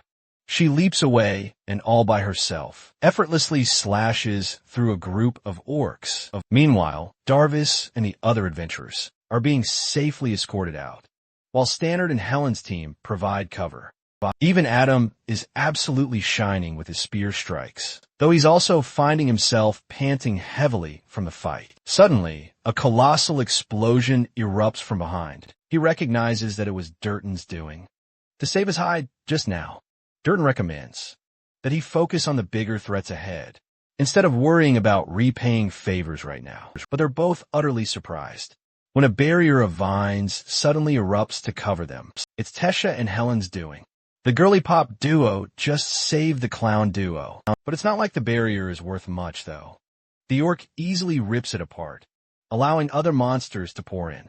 Adam violently whips out his spear, instantly plunging it into an orc, before Helen swoops in with a powerful burst shot, taking down 3 monsters in a single devastating blow. Adam's absolutely floored by Helen's impressive kill count. And honestly, who wouldn't be? This girl is seriously popping off in this fight. But while they're having this surprisingly peaceful chat, my man, Durden, is getting absolutely trampled by Gorlock the Destroyer. Seeing this, both Adam and Helen quickly spring into action to save their friend. Adam's spear slashes through the monster, allowing them to rescue the heavily wounded Durden. Meanwhile, Helen lands the decisive final blow on the beast. Durden then spots Helen in serious trouble, fighting off multiple foes alone in an incredibly precarious position. Adam frantically tries to warn her, as yet another orc moves to flank her from behind. She's utterly pinned.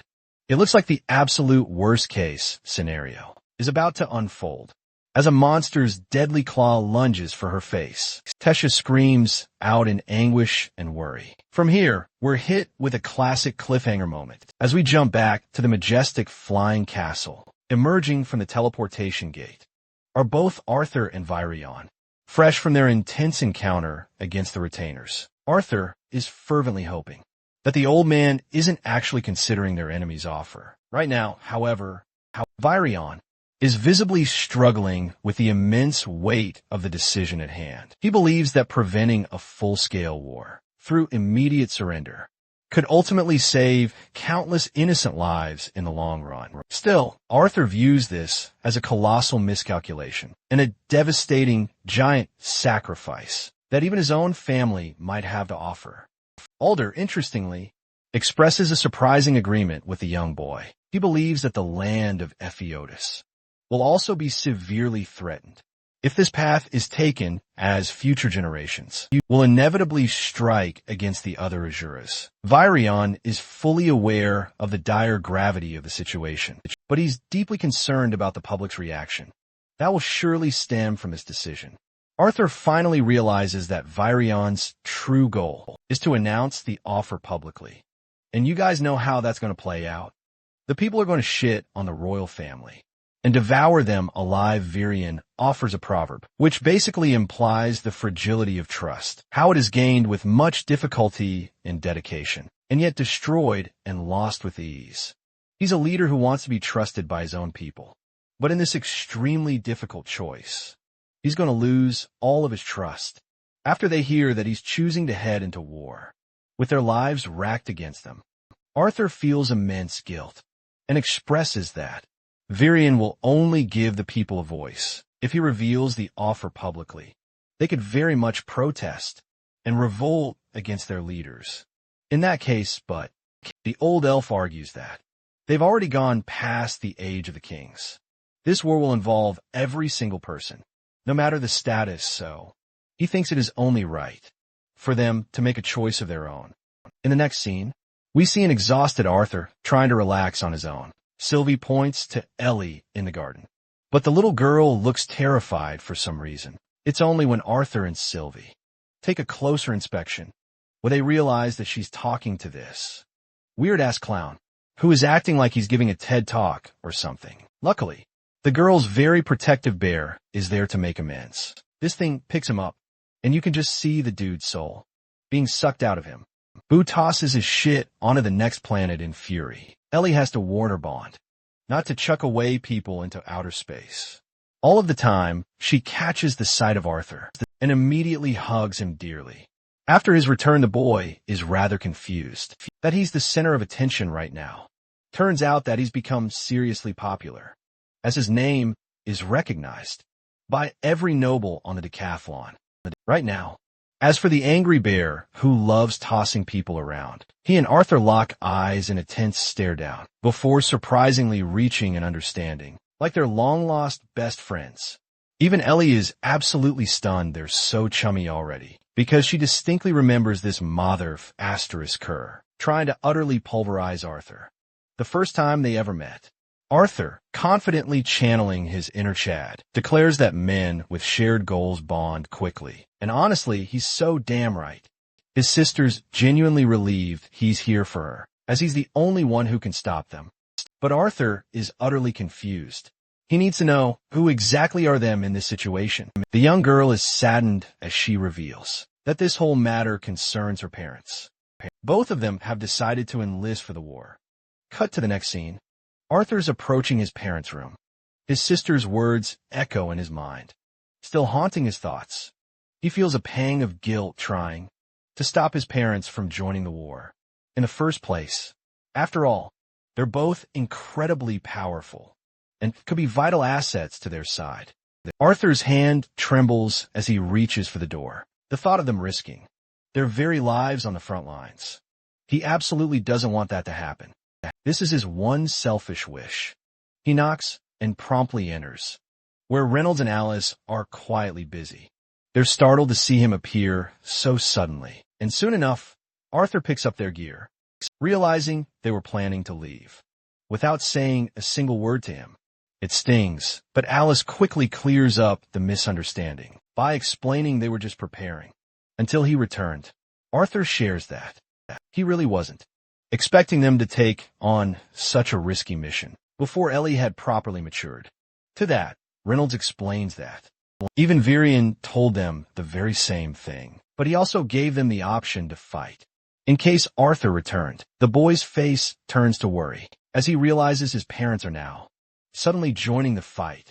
It's all because he's back.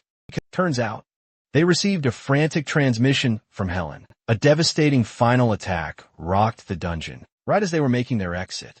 Hearing this, Arthur's face twists in pure horror. He can only wait, dreading what terrible words will come next. He simply can't fathom how any of this happened, especially since from out of nowhere, he had just been there yesterday himself.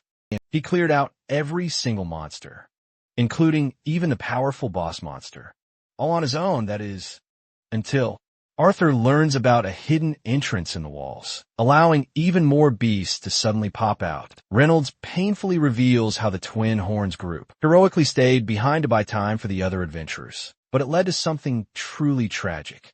Finally, we get to see what happened with Helen herself. Right before the orc was about to land its final, crushing hit on her, Adam made the ultimate sacrifice by becoming her human shield, enduring the full, brutal wrath of the orc's slash. Unfortunately, that was a lethal wound.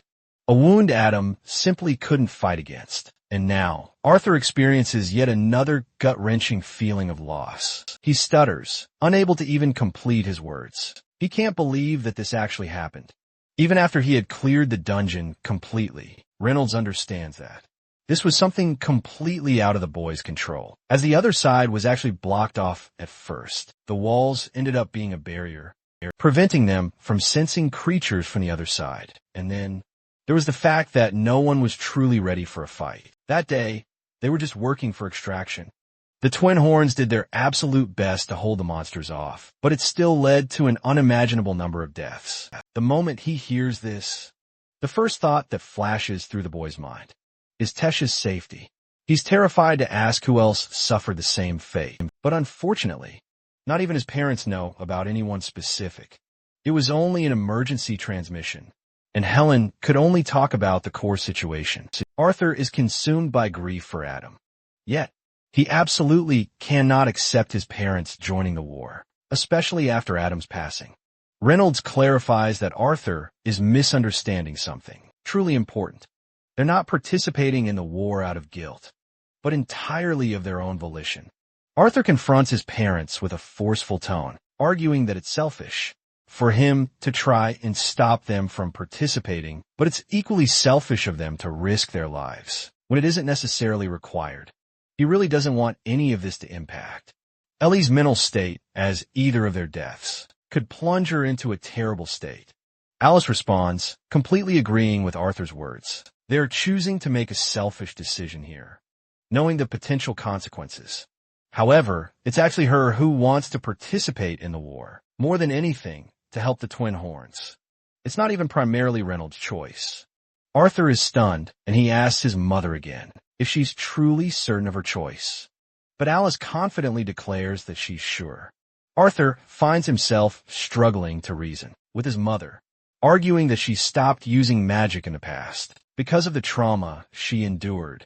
So it doesn't make sense to head right into battle now. Alice and Reynolds exchange a knowing nod before deciding to tell their boy another tale. Now, his mother requests Arthur to sit down so he can learn more. Arthur, of course, already knows about the history they shared with the Twin Horns, but the part they had missed out on was that they had one other member.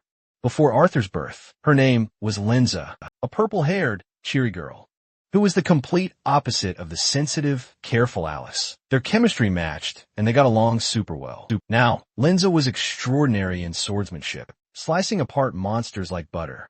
She was a known augmenter, talented as ever, long before joining the Twin Horns. They were all surprised when she was the one who requested to join them.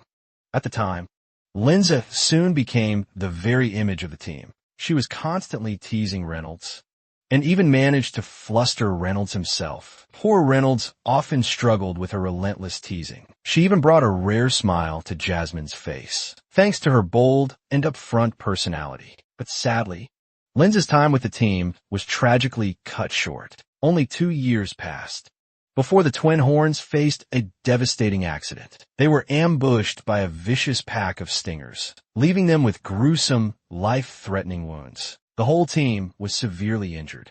Alice poured her heart into healing her teammates. For individuals like Reynolds, recovery was swift, their wounds mending easily. But one person's situation was dire. Alice saw Linza writhing in absolute agony. The stinger venom she'd sustained was dangerously close to her mana core, causing a widespread and agonizing infection. After she was hospitalized, Linza's condition plunged Alice into despair. They discovered Linza had suffered permanent damage to her mana core, forever preventing her from manipulating mana.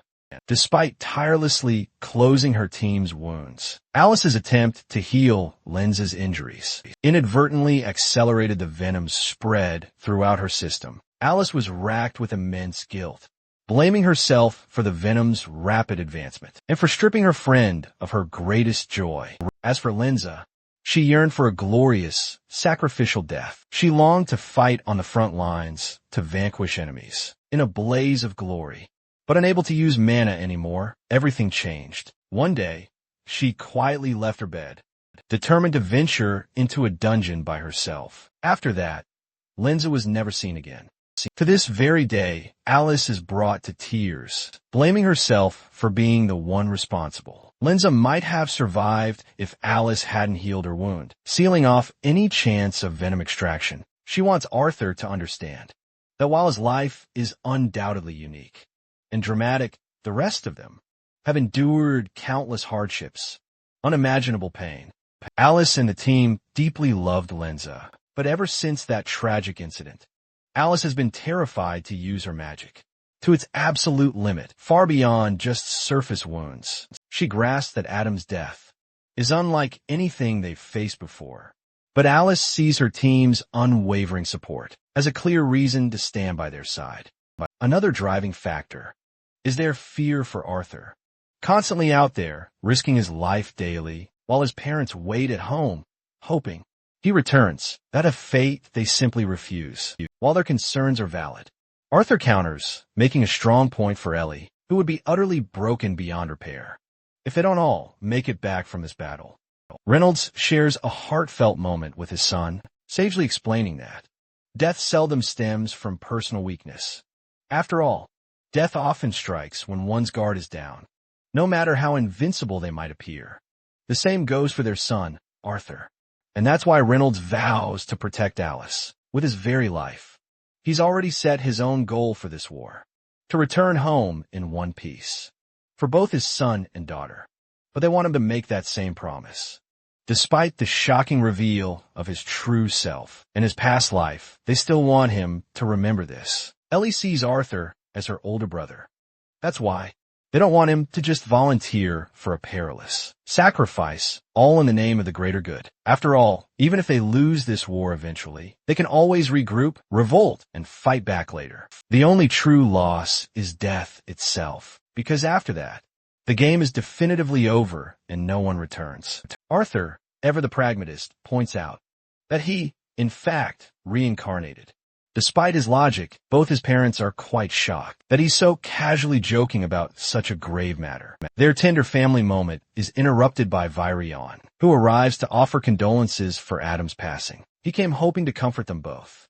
Unfortunately, they have very little time to mourn Adam's loss, because urgent new information has just arrived regarding the soldiers returning from the dungeon raid. All four immediately gather to confirm the critical situation. They finally arrive at the teleportation gate. All they can see is blood splattered everywhere, and countless soldiers injured from the brutal battle. Virion expresses his gratitude to the brave warriors for their valiant and proud efforts. Arthur sees people grieving all around him, their hearts heavy. Finally, Helen emerges from the gate. Arthur's parents immediately rush to her side. Alice frantically asks if the others are okay. Thankfully, none of the other team members were killed. They were simply rushed to the medical ward. For now, it's only Adam's loss that reduces her to tears, as Arthur's parents comfort their friend. Arthur stands there consumed by guilt. Suddenly, Helen comes around and embraces him lovingly. He's surprised and relieved to find she's doing okay. Helen, full of wisdom, speaks her mind. She knows exactly what's racing through his mind. Right now, he's taking Adam's death far too personally, and she can read him like an open book. That's why Helen wants him to understand the harsh consequences of war and how the best thing to do in this situation is to simply advance forward and make sure the Lacrian soldiers regret it. Arthur understands her words and sees them off. Sylvie explains what's about to happen next. Arthur's parents are going to talk to her about their participation in the ongoing war, which will put her at ease to some extent. With Adam's tragic loss, the team is going to need some serious support. The rest of the adventurers are slowly emerging from the gate. Arthur finally spots one of Tesh's squad members, Stannard, who is utterly shocked to be grabbed by Arthur. Immediately after his arrival, Arthur desperately wants to know if anything happened to the princess. He's so incredibly worried for her that he subconsciously grips Stannard way too tightly. He immediately apologizes to Stannard afterwards, glad to see him in top shape. As for the rest of his squad, not even Stannard knows what became of them. The Twin Horns were responsible for their escort, but they all got mixed up and separated. At last, Arthur sees Darvis being carried by Korea, who is a true friend indeed. What a girl. Arthur helps him, gently lowering him to the ground. Darvis immediately receives healing. Suddenly, Arthur gets up to fetch Korea some water. He presses Korea for details about Tesha. Korea pauses, then points toward the gate. She's just emerged, and Arthur immediately notices her exhausted expression. He instinctively reaches out to her. And now we flash back. We're called back to a pivotal moment he shared with Indra. It's the final day of his training with the Azuras. Time itself had come to a complete halt, as Indra imparted one final, crucial piece of advice. He urged Arthur to seal off his heart. Upon seeing the elf princess, Arthur instantly pulls her into a tight embrace, utterly relieved that she's safe and sound.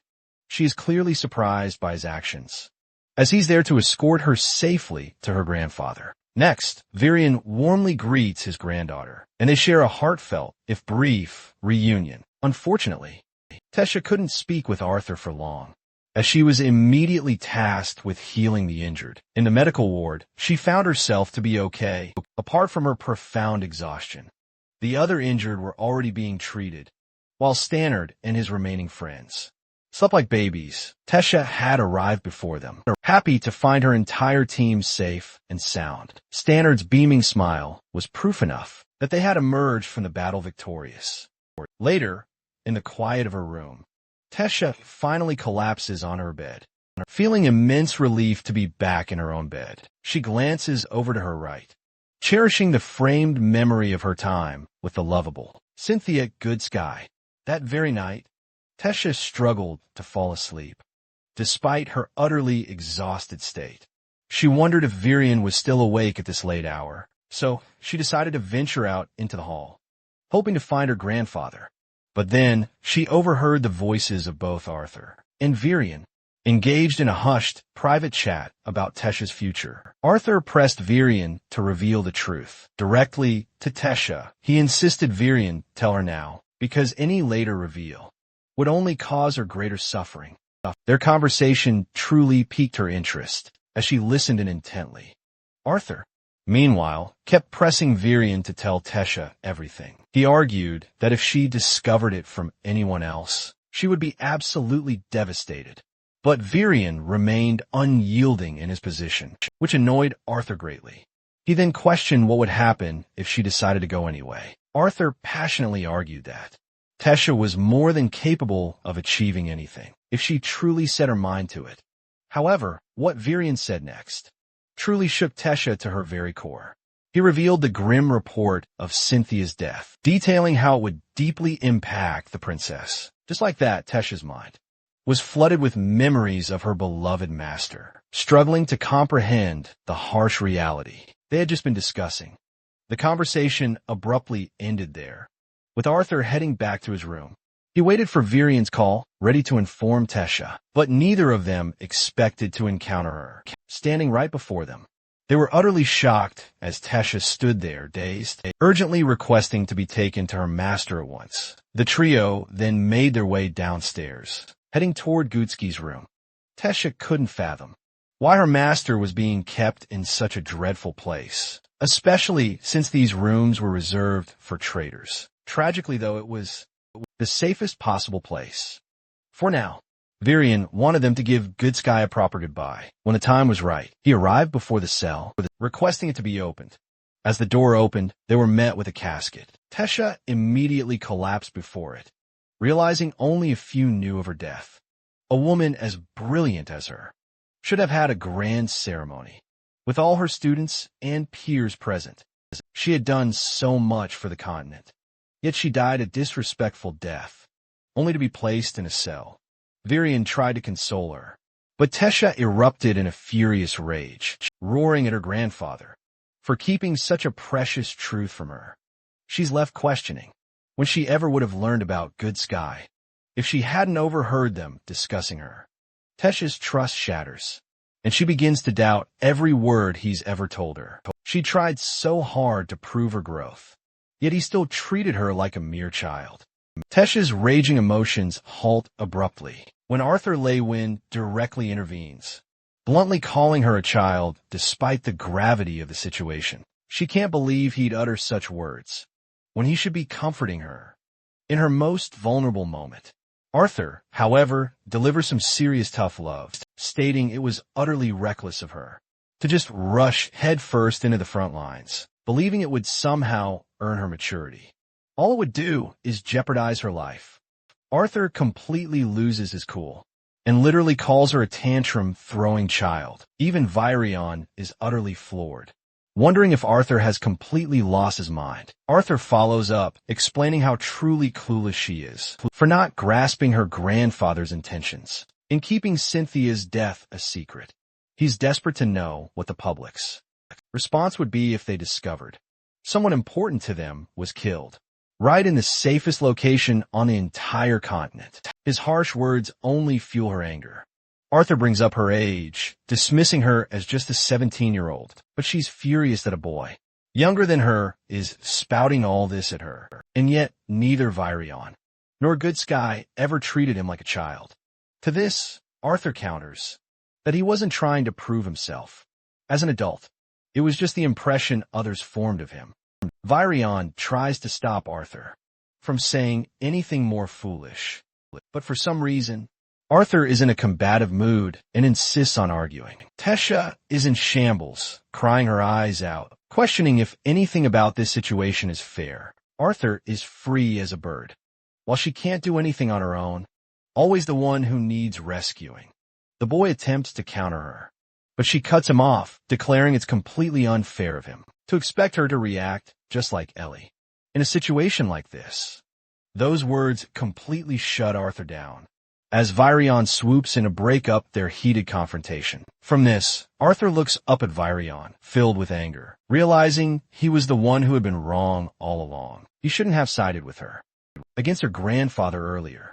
With that, Arthur takes his leave, while Virion tells his granddaughter that it's crucial to understand how Cynthia would have preferred a few loved ones, instead of millions mourning her death. Tesha crumbles before the casket, as she and her grandfather offer a silent prayer. The delicate moment slowly comes to an end. Meanwhile, Arthur Leywin walks away in frustration when our favorite little furball comes around to bite his darn foot. He shakes her off, annoyed by her rudeness, when all of a sudden, Arthur grabs the little rascal and demands to know why she did that. It turns out Sylvie read him like a book and wants to know why he specifically escalated the situation. Arthur explains that he only said what was necessary. After all, the princess is letting her emotions cloud her judgment for what's truly necessary for the continent. He believes all of it is a calculated and necessary form of action. But our little furball knows something is definitely up. She understands Tesha went too far when she mentioned Ellie, but at the same time, Arthur's the one who became reckless and projected his personal frustrations onto her. Arthur strongly denies this at first, but quickly realizes it might actually be true. During this moment, the boy asks his bond what she really trained for. In the land of Ephiotis, Sylvie, being the world's strongest cutie pie, only became even stronger than before. And she also learned something new that would let her tease him more often. Arthur slips away, staring at the horizon, reminiscing about the joys of a much simpler life. We're then brought right, diving back into a memory from his previous life. Gray found himself talking with the headmaster, a woman who didn't see herself as someone who could really help him with his Kai pool. After all, his Kai pool was supremely unremarkable, especially compared to the other kids. She wanted the boy to learn an important lesson that if he ever found himself short on resources, it would be wise to save his strength for the absolute most opportune moment.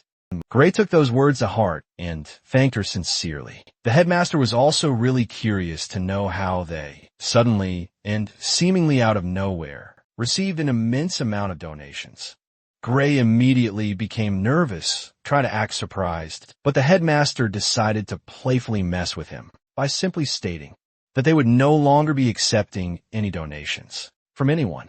This instantly prompted a reaction from the boy, who questioned if she was going to close the orphanage. The old lady calmly remarked that her intention wasn't to close the orphanage, as the government had decided to fund their operations, so they would no longer have any troubles regarding money. This made the kid worry, clearly thinking of what he and Nico did. Still, he was glad to hear the good news. The boy turned to leave when the sorceress asked him how Cecilia was getting along with the two of them. The boy entered a contemplative state, sharing that they'd made some bit of progress. But upon probing further, it turned out she had yet to speak to either of the boys, not even once. The sorceress wanted both Gray and Nico to be the catalyst to help her escape her shell. But Gray just couldn't understand why it was required for them to do so much, just to become friends with a girl like that. To this, she simply smiled and stated that he'd know the real reason when Cecilia shared her story on her own. Gray expressed how Cecilia looked perfectly normal, but for some strange reason, the other kids were intimidated by her. Due to their past accidents, Gray and Nico were the exceptions, so they weren't afraid. The real issue was several kids have already landed in the infirmary, all thanks to her little accidents. That's exactly why he's here, digging for any information he can get to see if there's anything useful to learn. The sorceress gently pats the boy, insisting that no amount of knowledge about that girl will ever truly be useful. After all, she makes all her own decisions. She wants Gray to fully understand that his true role is simply to be a friend, not to actively figure out solutions for her. When Cecilia truly needs help, she will ask. Gray takes this advice to heart and excitedly calls the headmaster mom in a truly endearing way. To that, she playfully teases the boy, reminding him he's forgetting her status as headmaster. At the orphanage, the kids chased after Gray, hoping to get him to play tag with them. They gave it their absolute best to catch this guy, but Gray meticulously slid past all the kids, as if it were mere child's play for him. Gray tells them to try much harder, when one of the kids suddenly tries to jump on him. But he's got to show these little bros who's boss, right? And easily catches them. Gray then teases them for being 5 years too young to challenge the mighty Gray. They call him too fast, but he tells them to stop making excuses. But honestly, I have to agree with the kids here. Bro is totally picking on them at this point. He tells them to head out, as he's got some important stuff to take care of. The kids leave, after successfully sharing a game with him. Interestingly, Gray notices a wooden plank that's come loose from its position. He observes how the house has been taking hits lately, and the headmaster hasn't been able to get around to fixing it. The considerate boy thinks he should help her clean up the mess. Sometime soon, he slams the door open, revealing Nico. After boasting about his incredible might, Nico is actually out here knitting something. These are a pair of special gloves. And to show what they can do, Bro grabs Gray and shocks the ever-loving heck out of him. He's practically Pikachu or something. Nico beams, genuinely impressed with his latest creation. He explains he had to devise some serious countermeasures after their terrifying encounter with those thugs. This, he states, is just one of the ways he's geared up for self-defense. After compiling meticulous notes on high-conducting materials, this absolute beauty was born. The operation is powered by a conducting stone situated within the stones, and it's capable of harnessing his kai. And a unique microfiber material actually lengthens when it catches an opponent's muscle. Gray is absolutely amazed to witness Nico's sheer brilliance shining through in his invention. It makes him wonder aloud why Nico hasn't been adopted by a loving family. Nico, however, doesn't mind that at all, coolly claiming that parents aren't always the best thing in the world. Gray recalls instantly why. He shares not a single memory of his own parents. He does, however, understand Nico's deep personal hatred for his parents. It was so incredibly bad that he simply didn't want to be reminded of it. Gray then circled back to their previous topic and questioned Nico, asking why he didn't just learn fighting skills like Gray did. This question was met with a firm nod of disapproval, Nico stating firmly that Gray's talents don't just come from learning how to fight. Besides, he absolutely requires the use of equipment, because he's certainly not as skilled as some dude channeling freaking ultra instinct. At his young age, he compares his own reflexes to be comparable to those of sloths, and even turtles because of that.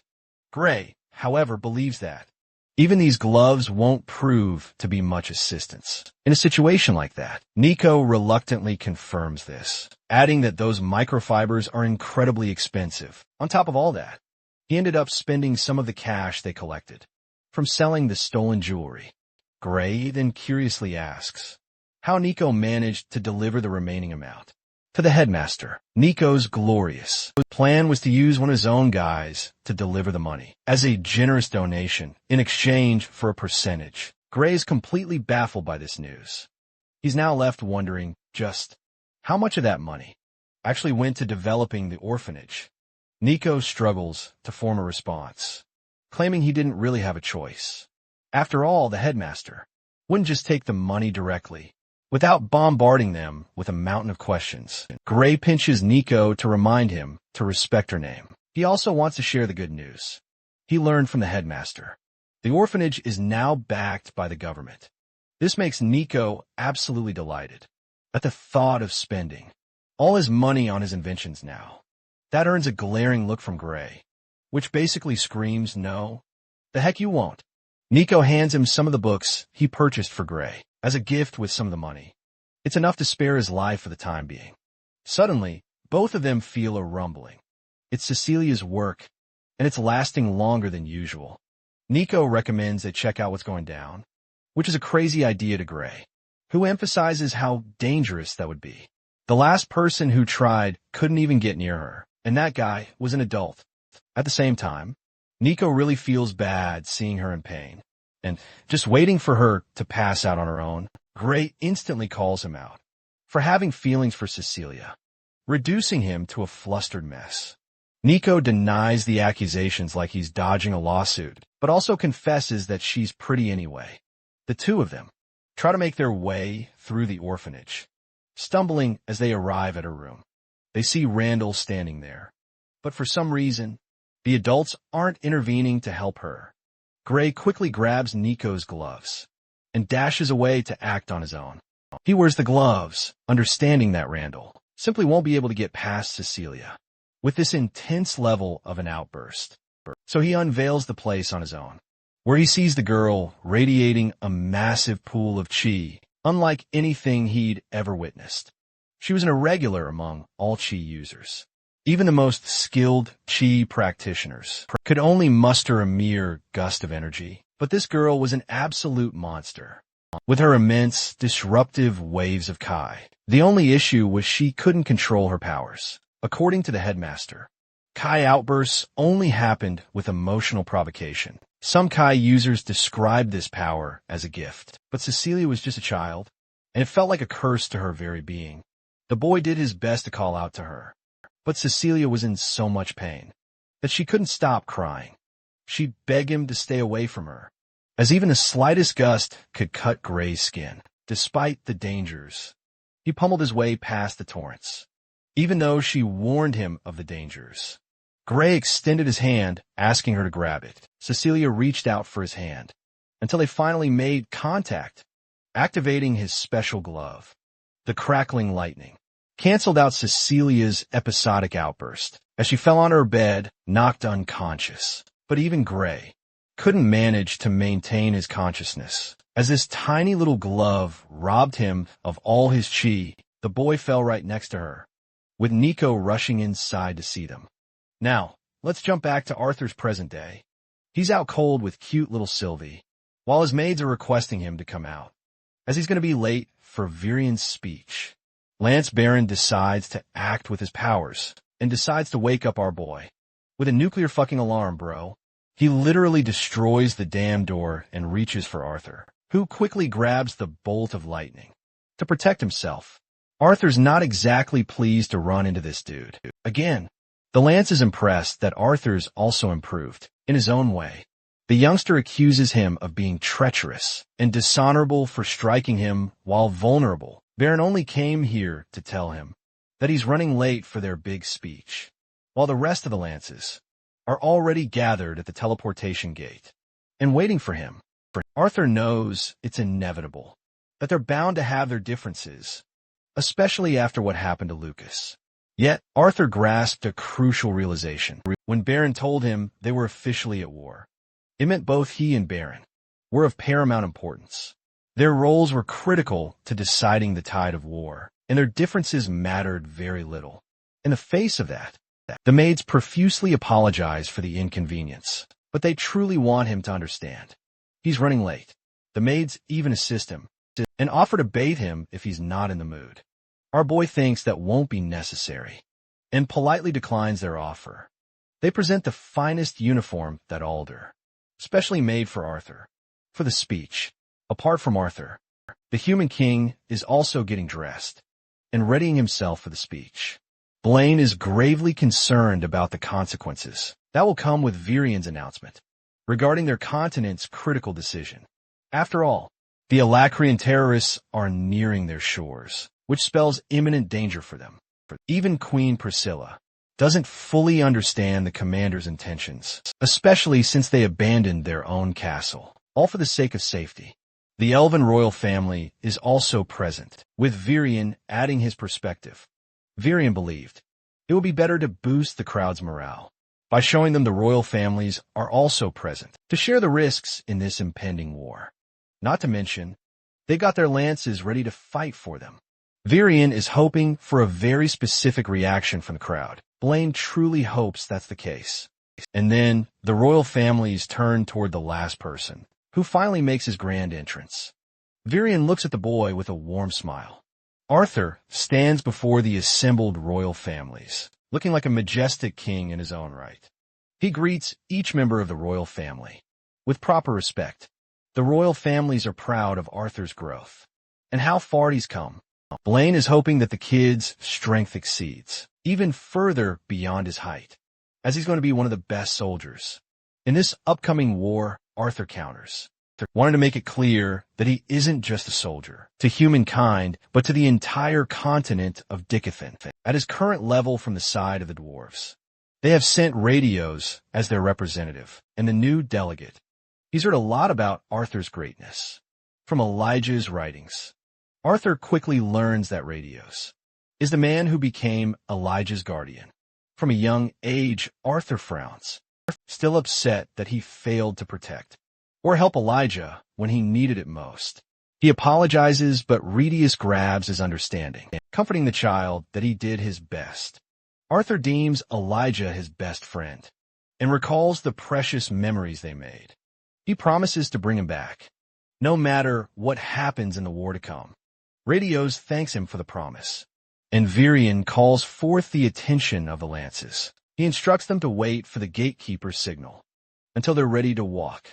Through Arthur speaks to Sylvie and thinks that would be great to spend some time with Rydus and learn more about Elijah. He's really curious to know how the kid ended up being raised in the kingdom of dwarves. In the first place, seeing this, the remaining Lance Aya decides to make herself known to Arthur, stating that they've met once before now. The funny thing is she extends her hand. I'm assuming for him to pay respect, but Arthur kind of stutters and ends up shaking her hand instead of giving proper respect to Lance. It's really funny because Aya sees him shaking in confusion. Aya thinks great of Arthur and hopes to get along well with him, while she seems incredibly sweet to Sylvie. Arthur can sense Aya's truly immense power, all stemming from her incredible mana reserves. Finally, Veer approaches to greet the young man. She's sporting a shorter hairstyle, a stylish, boyish wolf cut. Veer keenly observes that Arthur has now transcended into the mid-silver stage after his intense training. But Arthur believes he's still not powerful enough to reach the white stage. To that, Veer believes his next stage of growth might be closer than he thinks, which completely astonishes Arthur for a full minute. The Lances are instructed to enter the teleportation gate. Meanwhile, Sylvie found their interactions quite fun, but Arthur believes her definition of fun is completely corrupted. The four Lances collectively make their way through, seeing the enormous crowd gathered at the city of Atiston. The royal families all greet them warmly. Even Prince Curtis and Princess Kathleen are present. From Virion's side, the elven princess, Tesha herself, is there. The people erupt in extreme celebration, while Arthur feels reminiscent of what he felt in his previous life. The maid Raya refers to the Lances as generals and signals them to prepare for Virion's call. Virion's speech begins, and the crowd falls silent. He wants the people to understand that all leaders are fighting in unison during this war, the very same leaders who have been responsible for protecting the continent for many decades. At the same time, he wants to pay special mention to their finest and most extraordinary generals in the upcoming war, the Lances of the continent of Dicathan. The three of them appear before the crowd, who cheer their names and give them proper respect. Virion chooses to halt their cheer for a moment. He makes it clear that they're in a very fragile state, facing an incoming Va. Some of the Lances are clearly absent, but that's not a mistake. They're currently busy, risking their lives on the battlefield. The continent promised its people that lance. Titles won't be limited to one's birth or status. They can only be earned through immense hard work. And that is why a new hero is being announced to join the Lances. Among their ranks, the newest Lance of Dicathan, Arthur Lewin. Just hearing his name, the crowd goes wild for Kathleen and Curtis, both cheering them on with deep respect. A smile doesn't quite grace Tesha's face, but she still grants Arthur the respect he's earned. But Arthur's more than a little annoyed that this old geezer of all people just sprang this announcement on him out of nowhere. Virion, apparently, wanted to surprise him. Normally, he'd be absolutely furious if anyone else made such an announcement. But he's surprisingly okay with Virion's decision. The commander tells him to wave properly because the people can see him clearly on the projector. Virion teases his dumbfounded self even more because he wants Arthur to give a speech regarding the upcoming war. Arthur has just gotten over his first shock, being announced as a Lance. And then he has to give a speech on top of it all, while completely unprepared, no less. Virion had planned for things to happen this way, and points to the people of Dicathan, signaling that these are Arthur's own people, the very same ones he grew up with, and that's why they'll listen to him more attentively, with more love than they've ever shown any noble. Arthur is handed the microphone and told that he is dearly trusted among them. That's why Virion wants him to be a free spirit in heart and soul when speaking to them. Arthur's family is also here to excitedly cheer him on. Arthur gazes at the beauty of Dicathan's people, Virion's words streaming through his thoughts. Finally, Arthur takes to the mic to speak to the people of the continent, thanking them all for appearing here today. He wants them to understand that he's well versed in the history of the continent and its economy. Of all the books he read, none ever truly explained what it meant to become a loyal citizen. Many speculate that citizens are bound by the love of their homeland. And one author he read argued that there's an effect that starts with the leaders and goes all the way down to the families, feeding their loved ones that flow of security. According to this author, is responsible for the natural loyalty of the country. But Arthur wanted to make these words clear. That's precisely why he disagrees with the author's claims. After all, according to him, loyalty isn't a mere calculated decision made by the populace. It cannot be enforced by nations' rulers, nor can it be decided or judged by birth. Loyalty is born straight out of one's own choice, chosen and nourished by the support of friends and other relationships alike. It's guarded by the promise to protect each loved one and to evolve together. Arthur believes it's truly arrogant to even define loyalty, to box it into a single definition. After all, the people of this continent show loyalty in their own hearts in vastly different ways. But among those differences, one thing is undeniably certain. Loyalty is easy to manage. When life itself is easy, it's easy to support the king you serve and the family the people lead. When the land is as prosperous as ever, it's truly easy to celebrate an army's victory, to show them support when times are easy. But this war, Arthur notes, will not be easy. It will be brutal, and he wants the people to know that their loyalty to the continent of Dicathan will be tested from here on. They're going to face the choice of death, facing it together with their people, or the choice of living amongst enemies. Arthur wants everyone to know he stands here, because he's already made his choice, and it isn't dictated by his title as a lance. His loyalty wasn't bought or simply provided to him. His loyalty extends to this continent and the people living within it. His loyalty was molded by the childhood he shared with its people, and then his life as an adventurer, a student, and then even a teacher. Finally, he'll have to prove his loyalty as a lance. He understands that the continent and its leaders all share flaws in their ways. But without a doubt, they've tried their best, and they're still doing their best, uniting the three kingdoms to form a council, a feat unheard of before. The leaders of the three races have come together, setting aside their personal differences and to share resources with one another, all to better the lives of their people. Arthur then points out the curtain of discrimination that still surrounds them. But he makes it clear the continent is their own. A dangerous army awaits them beyond this city, and over 100 ships are creeping toward their shores. They've all been given the option to flee or to surrender the lives of the royal families who have served the continent. It's either that or continuing the war, causing destruction on an even greater scale. Now, I want you guys to remember this. Varian was supposed to make this clear to the people, but I guess Arthur decided to take on his burden for him. What a guy.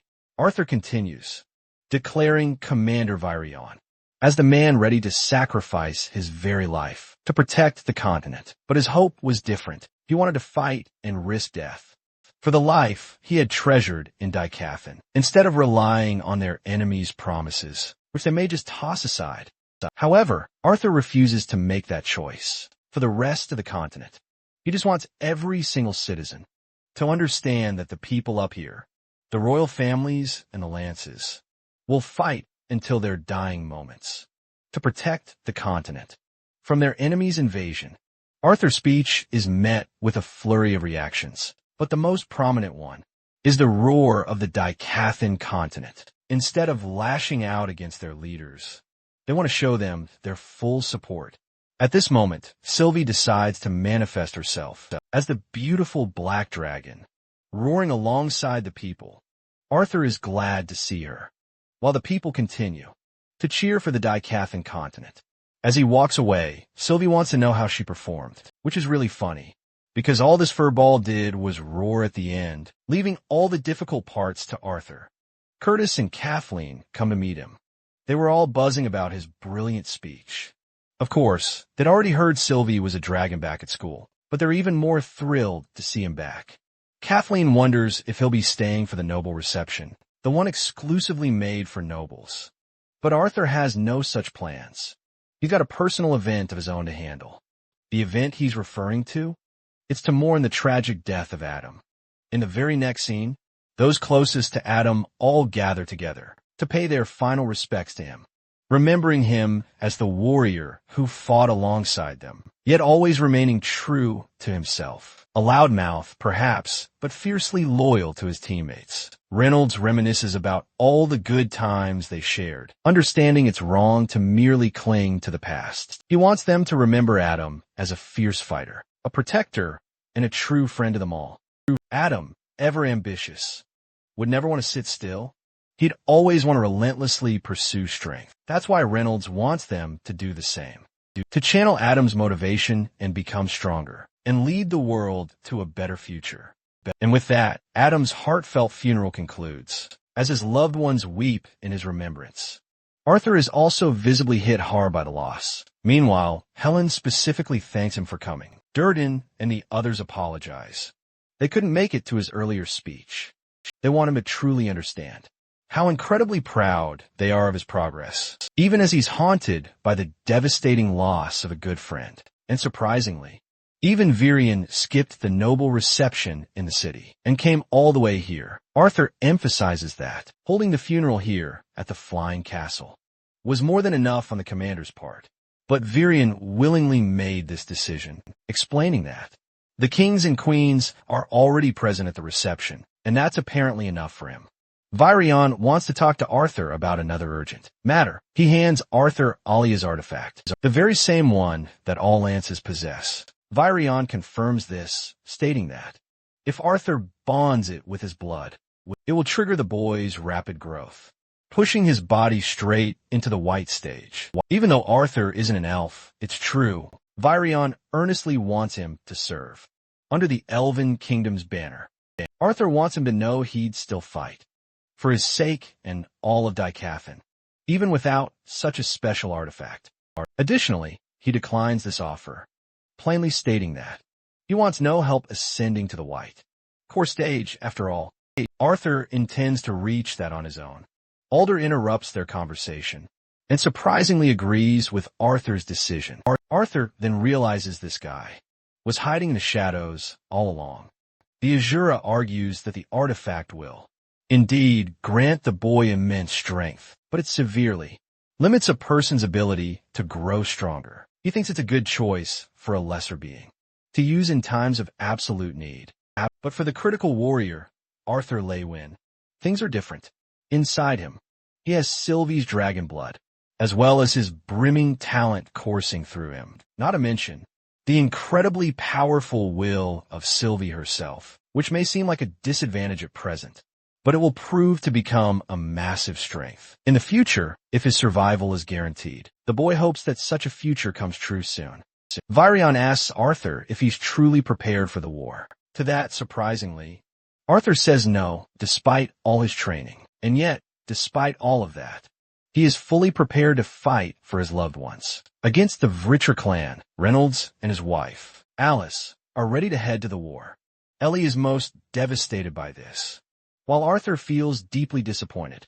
There's a saying that death only truly appears when it has taken away someone we truly love. And in this case, Arthur is really worried about his family, to the point he doesn't want them to go.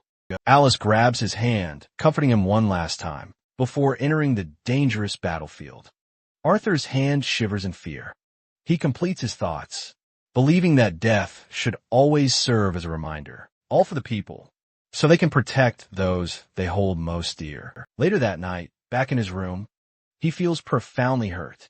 Sylvie arrives, hoping to reason with him. After all, he'd just argued with his family right before they left. But Arthur, he is completely dejected and feels that every time he makes progress, something happens to pull him right back. He seriously can't understand why his family won't take his advice, especially when he only spoke the absolute truth. Sylvie points out that Arthur mainly advised them to hide, for the most part, and that is the truth. Arthur remains extremely concerned about his family's safety during the war, but he's just relieved to note that Ellie won't have a part to play in this. At the same time, he despises their reckless decision to put their lives on the line. Sylvie becomes his vessel for thoughts and truly understands what he's saying. Arthur is genuinely worried that his parents aren't taking his words to heart because they no longer think of him as their son. Sylvie reminds him they're simply doing their best, regardless of the situation at hand. But surprisingly, Sylvie also possesses knowledge of Arthur's past life, so he immediately asks how she knew. It turns out she's always been privy to his thoughts, ever since the day she came into existence. This massive secret leaves Arthur completely flustered. This little thing has been in his mind for ages, and never bothered to tell him personally. She's even discovered a way to keep her own thoughts hidden, but the same doesn't go for Arthur. Arthur quickly realizes what this means, and his little bond confirms it. She's also been listening to his emotional turmoil regarding Tesha as of late. Sylvie wants him to understand that they'll be heading to war soon. She learned from Indra that she's still too weak to reach an Asura's full power, yet she's strong thanks to her powerful bloodline. She promises to fight alongside Arthur. But that doesn't mean she'll be invincible. Thinking herself undefeatable, she believes the only way out of this war is to rely on their combined strengths. The only reason she's revealing this information is because she, too, recently uncovered some dark truths herself. Sylvie frowns, claiming he's the only one she can trust. With her life, Arthur pets the tiny marshmallow and totally understands how she feels, since he's also raised her from day one. He's more than happy to let her confide in him. Arthur notes that this is the first time ever where Sylvie has expressed fear for her life. But he's super curious how she got so intelligent. All of a sudden, she's improved exponentially ever since their intense training cycle. It's because of her fast learning and incredible adaptability that helped her grow so quickly. In such a short time, Sylvie latches onto Arthur in a way that makes me want to eat her up. Because she's just so cute. She's concerned about Arthur, and he knows it. He fears those winsome words regarding the enemy, for their ships are filled with mages who possess Asura, blood coursing through their veins, and that naturally spells trouble for everyone else.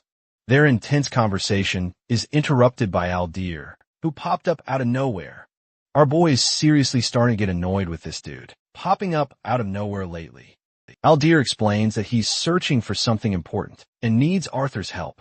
He received intel directly from Indrath to rely on Arthur's judgment throughout the entire war. And right after listening to the boy's inspiring speech, he could finally understand why.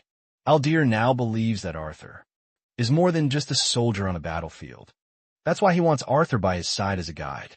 In the council, to put things into perspective on how utterly ridiculous this offer sounds, Arthur questions if this deity is really looking to a 16-year-old for life. Advice with the council.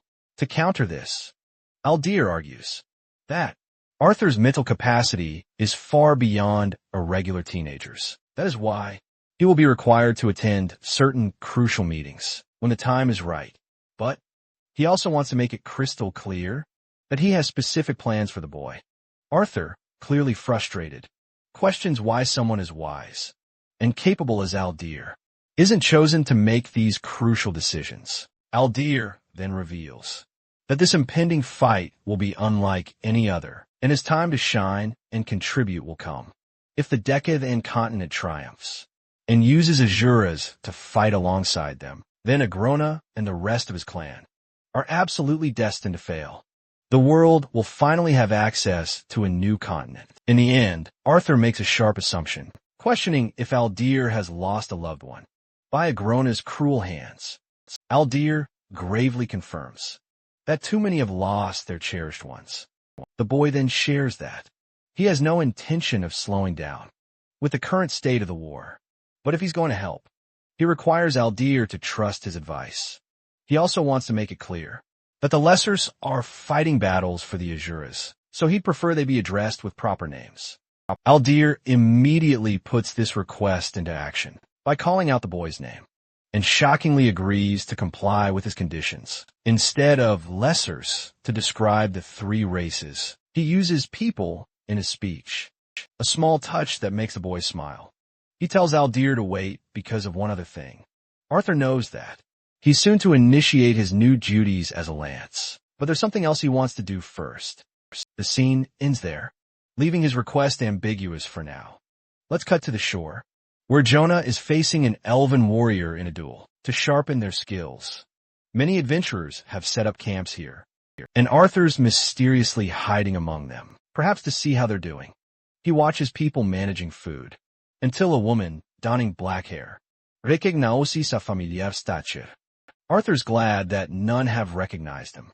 So far out on his own, he spots the intense brawl between Jonah and Cedric, and one of them clearly has the upper hand. Cedric's truly improved, sending Jonah flying with a single punch. The boy silently observes the ferocious match unfold. He then remarks that Cedric is, in fact, another half-elf, a rare sight indeed across their entire continent. Sylvie suggests they seize this golden opportunity to properly introduce themselves to the current captain. Even Arthur himself enthusiastically states that melee combat is undeniably far more exciting than long-range skirmishes by comparison. Jay approaches the captain's tent to pay them a visit, but a guard abruptly blocks his path. The man sternly emphasizes Arthur can't enter, without a clearly stated purpose. So Arthur confidently flashes his lance badge, making the guard freeze solid in utter shock. Arthur warns him not to loudly proclaim his name, or else his vital disguise will be ruined. He then steps inside the tent, and the person's true identity is finally unveiled. It's none other than the beautiful Professor Glory and her bond. She's utterly stunned and immediately embraces the boy, recognizing him as none other than General Lewin, and paying him the utmost respect he truly deserves. Arthur insists she simply call him Arthur, so she requests to be called Venacy in return. He's looking for a comprehensive report on their current situation, so Venacy promptly lays out a detailed map, explaining her division is strategically working their way through from the smaller flank.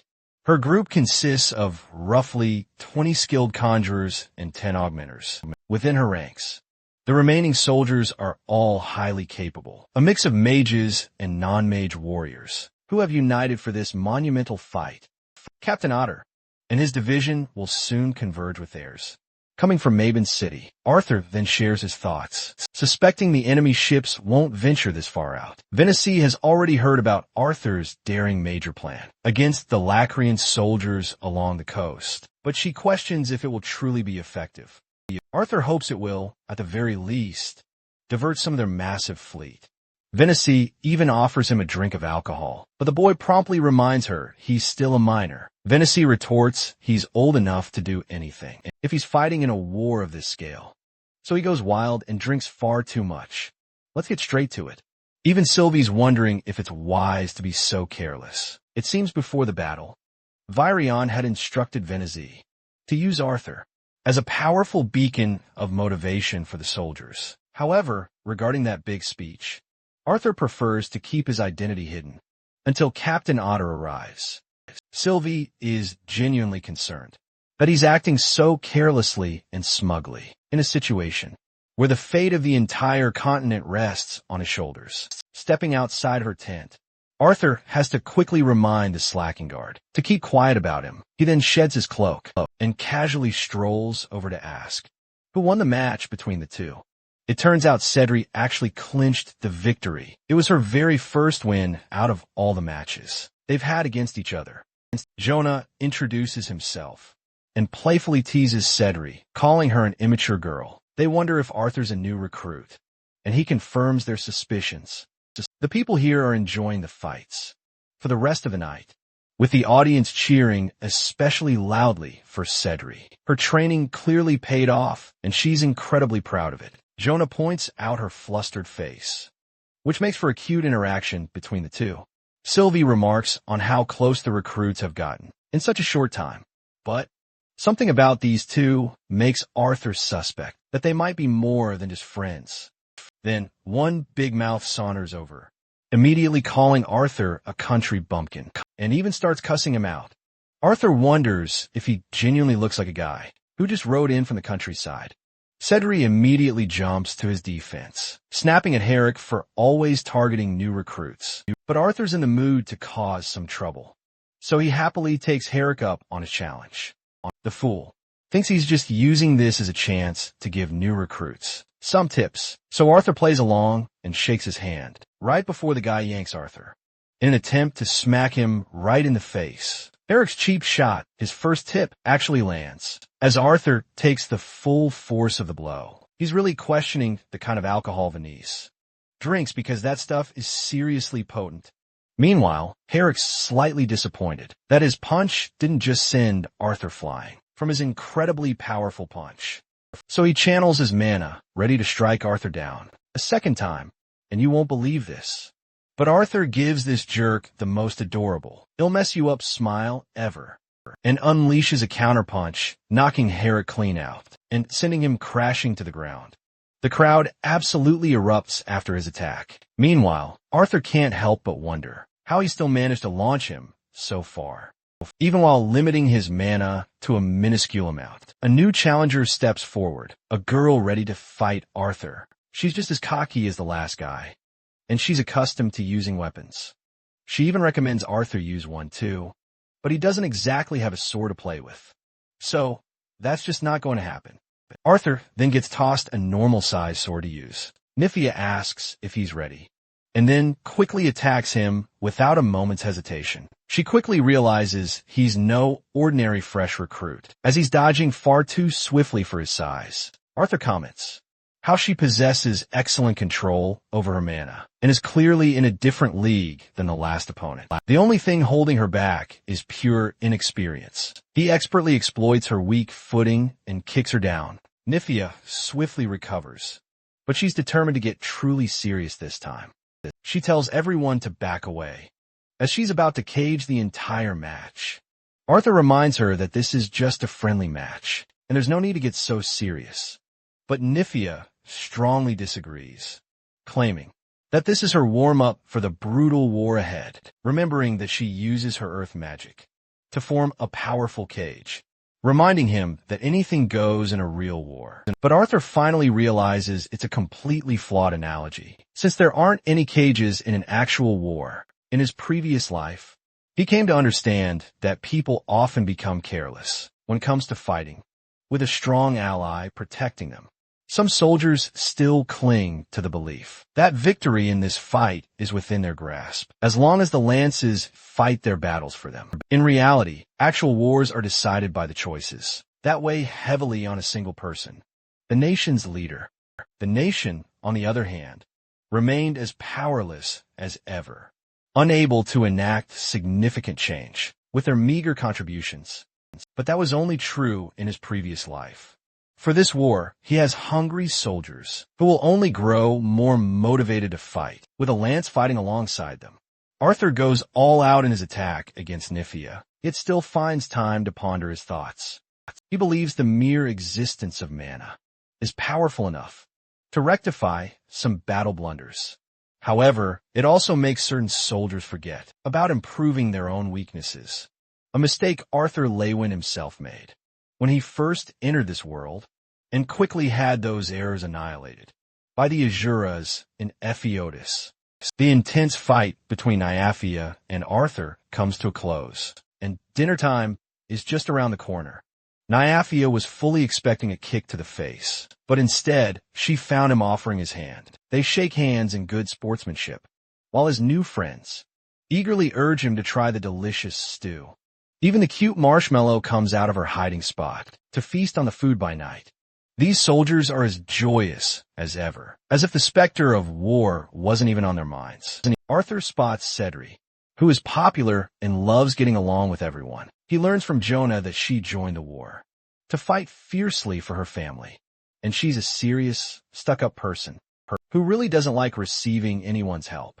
Arthur happily teases Jonah for also joining the war, because he wanted to protect Cedri on the battlefield. The dude freezes up, trying to deny the accusations, but Arthur's really sharp and easily sees right through him. Cedri, drunk as ever, comes up asking how these two are doing. Arthur tries to spill the tea about Jonah's obvious feelings for her.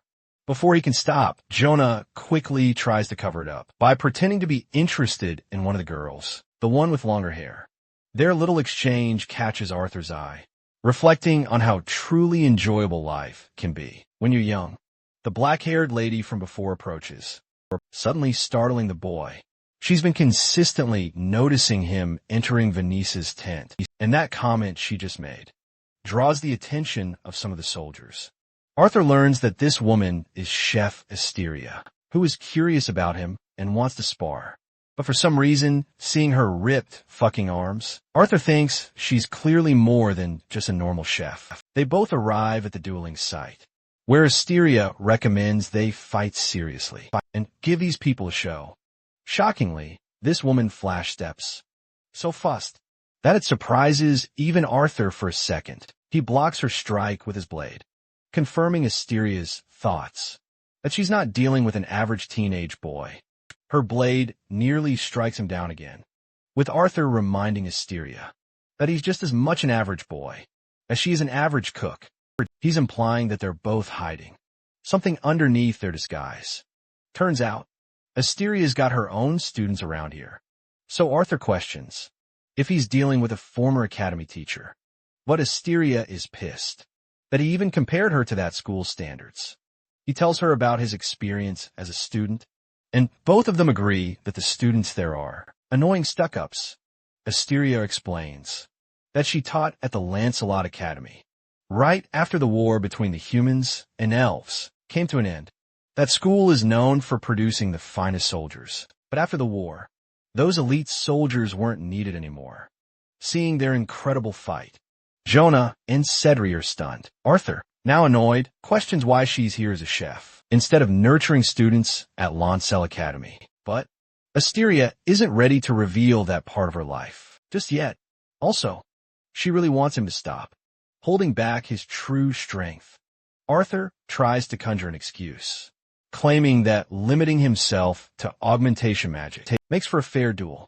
Asteria agrees that he's right to admit that, but she's eager to unleash her full powers and put on a true spectacle for the students. She powers up with an incredible aura wave with even her own students, admitting they would have simply dropped out if she'd come at them with such a transformation. Arthur decides to adjust his powers to 40% mana and responds in kind by showing her exactly what he's capable of. Just looking at him, she's curious why such a brilliant and talented boy ended up here, or at Xyrus Academy for that matter, when he was so incredibly skilled with his sword. She comes at him full speed while Arthur stands his ground, answering that he already knew how to handle his blade before even entering the academy. He blocks her strike and states he desires to improve his magic. Both of them have roughly equal exchanges between each other, but Asteria's incredible skills are enough to make Arthur admit her caliber as a seasoned veteran. Jonah is stumped to see Asteria fighting so hard. Cedric remarks that their teacher is bringing her absolute best, while her opponent looks calm and collected, as if he's not even threatened. Arthur notes that her movements are precise and calculated. He can see her lunging forward and dodges preemptively, but it was actually a feint that he didn't anticipate. Arthur manages to block her real strike from behind, but unfortunately, his sword shattered in the process, so he easily accepts his loss. Asteria is in utter disbelief, refusing to accept that she had just won. After all, it was just the fact that he used an amateur sword. He returns the blade to the warrior and promises to buy him a brand new one. But the atmosphere around him has completely shifted. They're all looking at him in absolute awe. Glory steps out to roaring applause, appreciating the incredible battle between the two. As captain of the division, she grants them all the time they need to fully enjoy the night, and that's exactly what happens. The main topic of conversation for the night is Asteria's incredible movements and skills that were absolutely never seen before. One absolute douchebag ridicules her performance and immediately eats shit for it. They even boldly call out their teacher's name, hoping to make him fight her. Cedric is seriously drunk and wants to fight Arthur. Jonah stops the pint-sized girl and has to remind her that she's truly being overly ambitious. Right now, the man of the hour, Arthur, is sitting all by himself underneath the night sky. Sylvie notices that Arthur genuinely enjoyed the duel, as it's rare enough to come across such a good opponent. He's finding happiness in being a normal soldier for a couple of days, able to celebrate the small things in life. But Sylvie argues that he's not the type of person destined for a normal life. They've both been through so much, so she believes they should indeed focus on celebrating the small victories in life. The first such celebration being Arthur's epic fight against Asteria. Funny enough, you might think this. Marshmallow has become a motivational speaker out of nowhere, but her true intentions were actually to steal Arthur's food. She was just giving him reasons to give it up. Arthur gives it up because she behaved properly for the night. Sylvie happily munches on it. All of a sudden, Asteria pops out of nowhere and questions if she's really seeing a freaking jacket, eating a piece of meat. Arthur explains that he's saving the food for later. Both share a celebratory beer, And Arthur's going absolutely crazy with that alcohol intake. Asteria now regrets downplaying Cyrus Academy's talents because of how incredibly well Arthur performed in their duel. Their sweet moment is absolutely fucking annihilated when Venezia's stupid guard comes charging out, calling Arthur a general. The guy shoots him the most annoyed glare ever. Turns out, Captain Otter has just arrived, but for some strange reason, the captain is missing. Arthur, meanwhile, gets up while Asteria is questioning what she just heard. Arthur calmly points out that he's got a story of his own, one he's willing to share another time. With some more alcohol, come to think of it, didn't this guy just effortlessly win all his duels? What a guy. Arthur travels with the guard, learning that she's nowhere to be found. Interestingly, he locates her instantly. Atop the cliff, she's all by herself, and he wants to handle this on his own. As for Captain Otter, Arthur doesn't feel the urgent need to deal with the captain in his current alcoholic state. He'd be happy to meet him tomorrow instead. The guard respects his orders and goes away to report them. Arthur's left to himself and thinks it's okay to disturb Vasily to see if she's holding up all right. He jumps over and immediately pops right next to her. Venice hands him another bottle to drink, but Arthur thinks it's careless of her to drink here. But he's not clean either, for being flushed like a drunk idiot. Bro literally goes against his own advice and drinks to his heart's content. Then he sits right next to her before Venice finally decides to speak. She asks him about their chances of victory regarding the war. Even as confident as he is right now, Arthur can't promise anything, but he's ready to do his very best. Vanessa, despite being double his age, finds comfort in his words, as if she's actually believing in the ridiculous idea that the boy will pull a miracle. Arthur claims that he's disappointed a lot of people before, and he doesn't want to do that again. She realizes that he still blames himself for the incident at Cyrus Academy. The place was going up in flames as he pummeled his way through with his dragon. He's curious what became of the academy. After the incident, even Tesha doesn't tell him much. Neither of the heirs do. It's as if they're refusing to accept the academy's state. Vanity expresses that they can't change the past, as it would only make him sad. But Arthur's serious, and he's dying to know the truth at this moment. He was making excuses to avoid the touchy subject throughout this time, but Vanity's fickle eyes tell you everything about her dreadful state. She remembers seeing many parents grieving the losses of their loved ones. Dora Dree was the first among the disciplinary committee to suffer an agonizing death, while Theodore wasn't killed. At the time of his fight against Dronzer, he still didn't survive regardless of the healers. Arthur's face turns to utter shock and sadness. He wants to know what became of Ferrith and Claire, almost hesitating to ask if either of them survived. First, Venizy talks about Ferdy, who did survive safely. She also learned that Claire is alive. But in what state? No one knows because of her secretive family. Arthur's glad to hear at least that. But Venizy seems upset. Turns out that Kai was working under the cultists, which meant he served the Vritra clan. He totally disappeared along with Elijah. Now this news is the real deal. It really stuns Arthur. 5 traitors from the academy were captured, while 30 escaped. The boy can't stomach what he just heard.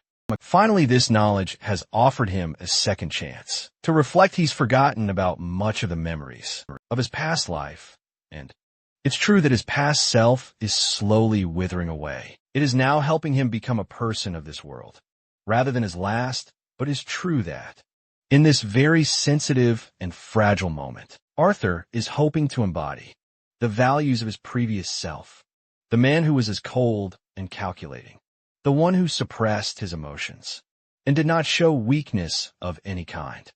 From the encounters he's had today and all the people he's known throughout his life, Arthur sorrowfully wonders how many of them will be lost in the upcoming battles. Vanessa assures him that he made a difference, even if he didn't save every life that was lost that day. While she taught at Cyrus Academy for many years, she understands that the people of Cyrus are strong and will continue to strengthen their resolve. But without Arthur being there wouldn't be anything for them to rebuild. He is the single reason that the school managed to reclaim its honor. He's the reason they can fortify themselves again. That is the importance of Arthur Lewin.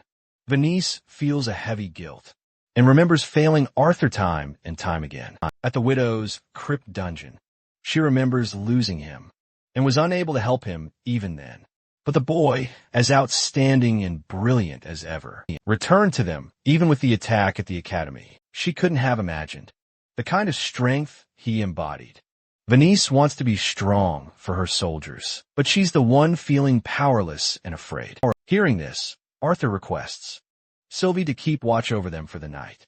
She understands his request and turns into her draconic state before flying away. Arthur then gets up, perplexing Venice as he offers her his hand. Arthur wants her to be with the soldiers, to enjoy the mellow moments throughout the night. It's their duty to join them. The scene quickly cuts to the next morning, where this dumbass is sleeping like a cat because he partied all night. Venice wakes him up and doesn't return his blanket, even when he uses the authority of a general. She reminds this fool that he rushed their meeting to the next morning, so he'll be dealing with this mess. Bro is handed with so many documents to review and finish. Before the meeting, Sylvie startles the hell out of him by popping her head out from his tent. Arthur remembers being carried by her when he fell asleep like a drunk madman. Regarding her report on the enemy ships, Sylvie found absolutely nothing of note. She yearned to explore deeper, but that would risk exposing her presence. She absolutely loathes the stench radiating from this man, reeking heavily of alcohol. Arthur swiftly prepares himself for the meeting. He quickly spots both Cedri and Jonah, frozen stiff like lunatics in his presence. Venezia is just calling out his name as he arrives. Arthur is introduced to Captain Jarnus Otter, a stern-faced man who speaks very formally and shakes Arthur's hand. Otter then suggests both divisions get acquainted with one another. Even Venezia thinks it's a good idea and asks for Arthur's input regarding how to divide their forces before the attack. To this, Otter disagrees. He believes it's better to launch a collective assault from the coast instead of dividing their forces. Venezia speaks for Arthur, claiming he's the one who's been entrusted with the final say. Otter, acting arrogant, and thinks the lance shouldn't meddle with the decisions of the captains, who know their divisions better than him. Sylvie is absolutely furious at this man's slimeball attitude. Arthur believes he has nothing more to say and attempts to leave. When Venezia asks if he has an opinion, Arthur immediately calls the idea foolish for combining all forces into one point. Otter roars at him, demanding to know what better form of attack he would recommend, instead of attacking directly from the ocean. Otter's damning attitude invites a serious tone from Arthur, who clearly reminds him that he's been sent here to govern their decisions. He sternly warns Otter not to disregard his opinion, as if it means absolutely nothing. That alone shuts the arrogant bastard up for good. Arthur then mentions that he doesn't have a major role to play in the decisions of the captains. He'll leave that part to them. Suddenly, Arthur and Sylvie hear something utterly concerning, that they're drawn outside. The camp's inhabitants are consumed by despair. Then, a severed arm appears from nowhere and splats onto the ground. It's clear the war has officially begun. Arthur unleashes a mighty roar at his soldiers, ordering them to charge into battle. He demands an update from Otter about his division, which was assigned to keep watch on the cliff. Otter tries to flee, but Arthur swiftly stops him, reminding him that the captain would be foolish to face an entire army completely alone. Otter can't bear to watch his soldiers die by themselves, but Arthur firmly believes that Otter needs to focus on the far more critical battle happening right here. He's fighting alongside Venice, offering his best assistance. Her troops are perfectly organized and battle-ready. Thankfully, this airhead actually follows Arthur's orders and joins Venetia. Even he understands there's no point in playing the hero, given their current dire situation. Instead of forming one massive group, Venetia intelligently divided her forces into multiple strategic units. Each unit boasted its own unique strategic formation. Augmenters advanced along the flanks, shielding the conjurers and archers. As for the foot soldiers, They stood firm on the front lines, poised to maximize their attack. The head of each unit, the leader, was positioned directly behind the foot soldiers, issuing commands and protecting the conjurers with all their might. It's crystal clear to Arthur that this can't just be an attack from a mana beast. It's possible some other group is operating, but Arthur senses something far more sinister is at play. He spots Asteria and wonders if she'll be alright alone. Back at their base, Asteria is one of their finest augmenters, so Arthur entrusts everything to her. Before he departs, she urges him to be careful. Advice Arthur promptly returns to her. He tells Sylvie to prepare and get a quick grasp of the situation, since he needs information fast. Sylvie complies, soaring into the skies. The soldiers watch the majestic dragon hovering above them, gazing at the beautiful creature with awe and joy. Sylvie finally reaches the summit, wanting to remind Arthur one last time just how limited her abilities are. In this fight, Arthur immediately grasps her meaning, which relates to the Asura's treaty, their agreement not to intervene in this war. But that's just one piece. There's also the grueling awakening process Indrath forced her to endure, and unfortunately, until she can fully unleash her ether powers, her strength will remain severely constrained. She apologizes for not disclosing it sooner. Arthur, however, doesn't mind a bit, and understands Sylvie truly did her best. As for what's unfolding at the cliff, Arthur is utterly horrified to witness soldiers getting their heads grotesquely popped off.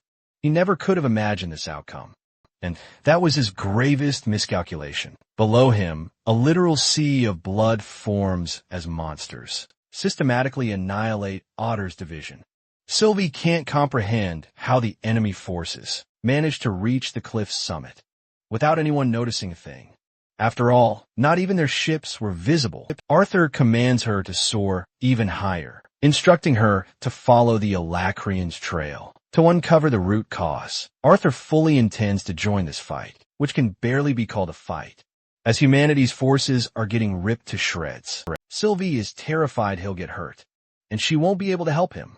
But Arthur, sensing a terrible premonition about this battle, understands that unless he contributes, they will surely lose here. Arthur believes this war is far more than just a one-on-one battle. He wants Sylvie to hang tight and pinpoint where the Alacrians are truly coming from. With that, he leaps away, but Sylvie plans to swoop in for his rescue. The instant she senses danger, Arthur descends, both executing their crucial missions. On Venezi's side, she's leading her men to join Otter's division and strike from the front lines.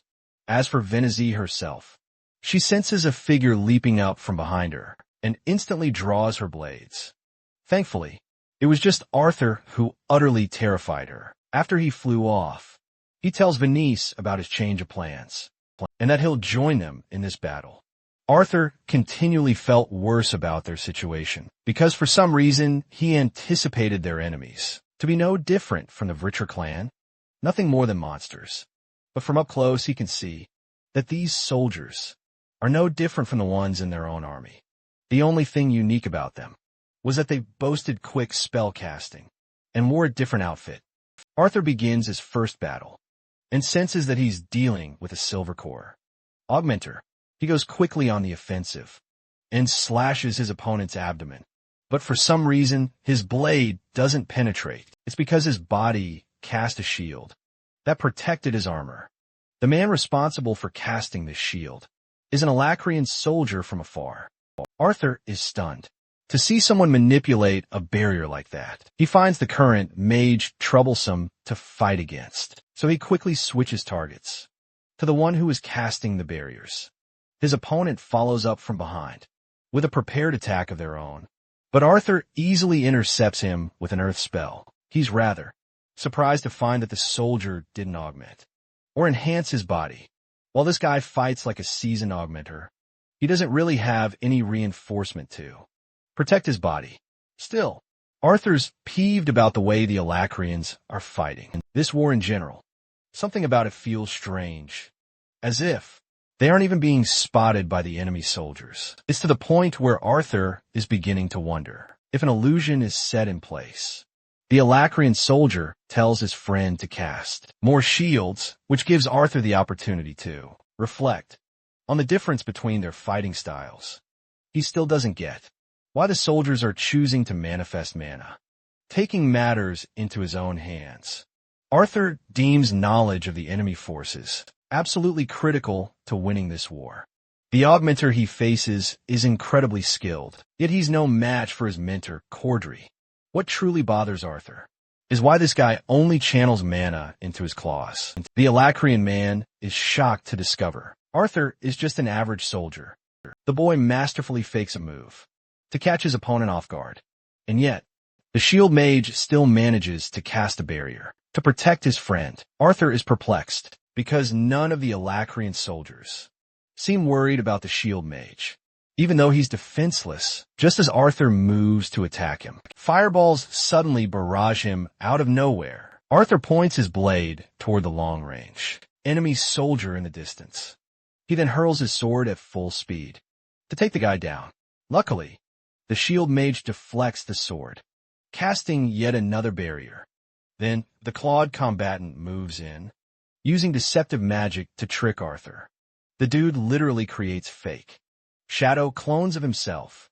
But this illusion simply gives Arthur the perfect chance to unleash one of his strongest abilities, the Realm Heart Physique.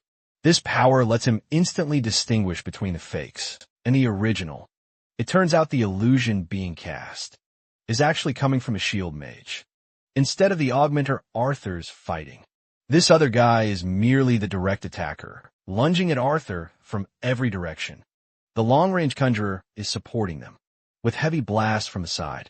Their tactic seems quite interesting, leading Arthur to wonder if this is truly how Alacrian soldiers operate. During wartime, he effortlessly blasts one of the soldiers to ashes, and wonders if every warrior in a unit has a shield bearer. Arthur's still trying to figure them out, but thanks to his Realm Heart transformation, he's got a chance, allowing him to think clearly. The Alacrian trio clashing fiercely. Arthur is effortlessly taken down. Right after his transformation, the battle hasn't even reached an hour, but already the air was thick with the stench of blood and rotting flesh. Arthur confronts his enemies, systematically cutting down their numbers. Unfortunately, the Alacrian forces vastly outnumbered them compared to their own. Arthur quickly realized the Alacrian forces clearly had even more terrifying surprises in store. Yet, with the knowledge gained from this fight, he could now easily navigate the battlefield, striking down anyone in his path. He uttered not a single word, merely slaughtering beasts and Alacrian forces alike. This dreadful scene makes the boy wonder if men chose diplomacy over weapons, there would be no more bloodshed or battles. It's precisely when men grasp weapons that those words turn utterly useless. Cedri finds herself caught off guard as one of the Alacrian soldiers lunges to strike her down. Arthur grimly remarks that such bloodshed only perpetuates the cycle of death. Thankfully, she manages to duck that strike and even manages to beat the shit out of the soldier. From this distance, she can't hear Arthur, who's desperately yelling at her. Cedri's heartfelt smile falters as a vicious beam pierces her body. Jonah instantly drops his weapons and recklessly rushes to protect her. He clutches her flailing body, just as more enemies close in to finish them. Arthur bursts in, slashing those monsters down. Jonah is weeping, while Arthur is furious that he's making himself so vulnerable in such an extremely dangerous situation. Jonah can't even hear him, merely talking to Cedri, who has already lost too much blood. Arthur is absolutely fuming because he's now forced to protect Jonah. His stubbornness, however, gets in the way. Lost in these bleak thoughts, he confirms Jonah is currently of no use, and there's no way to utilize him. But then, in this dire situation, the pain and grief overwhelm Arthur too, as he remembers their shared memories.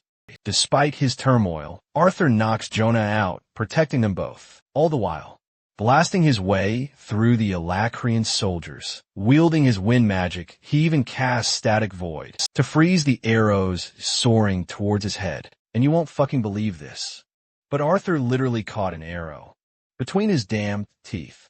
He's carrying 2 injured soldiers, and he caught a fucking arrow.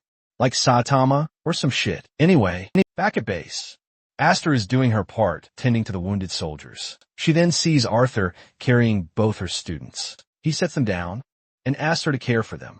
But as Arthur prepares to leave, Jonah grabs his feet, despairing that he couldn't save Cedric the way Arthur saved him. Arthur simply states that he can't save everyone in a war like this, but Jonah only resents him for it.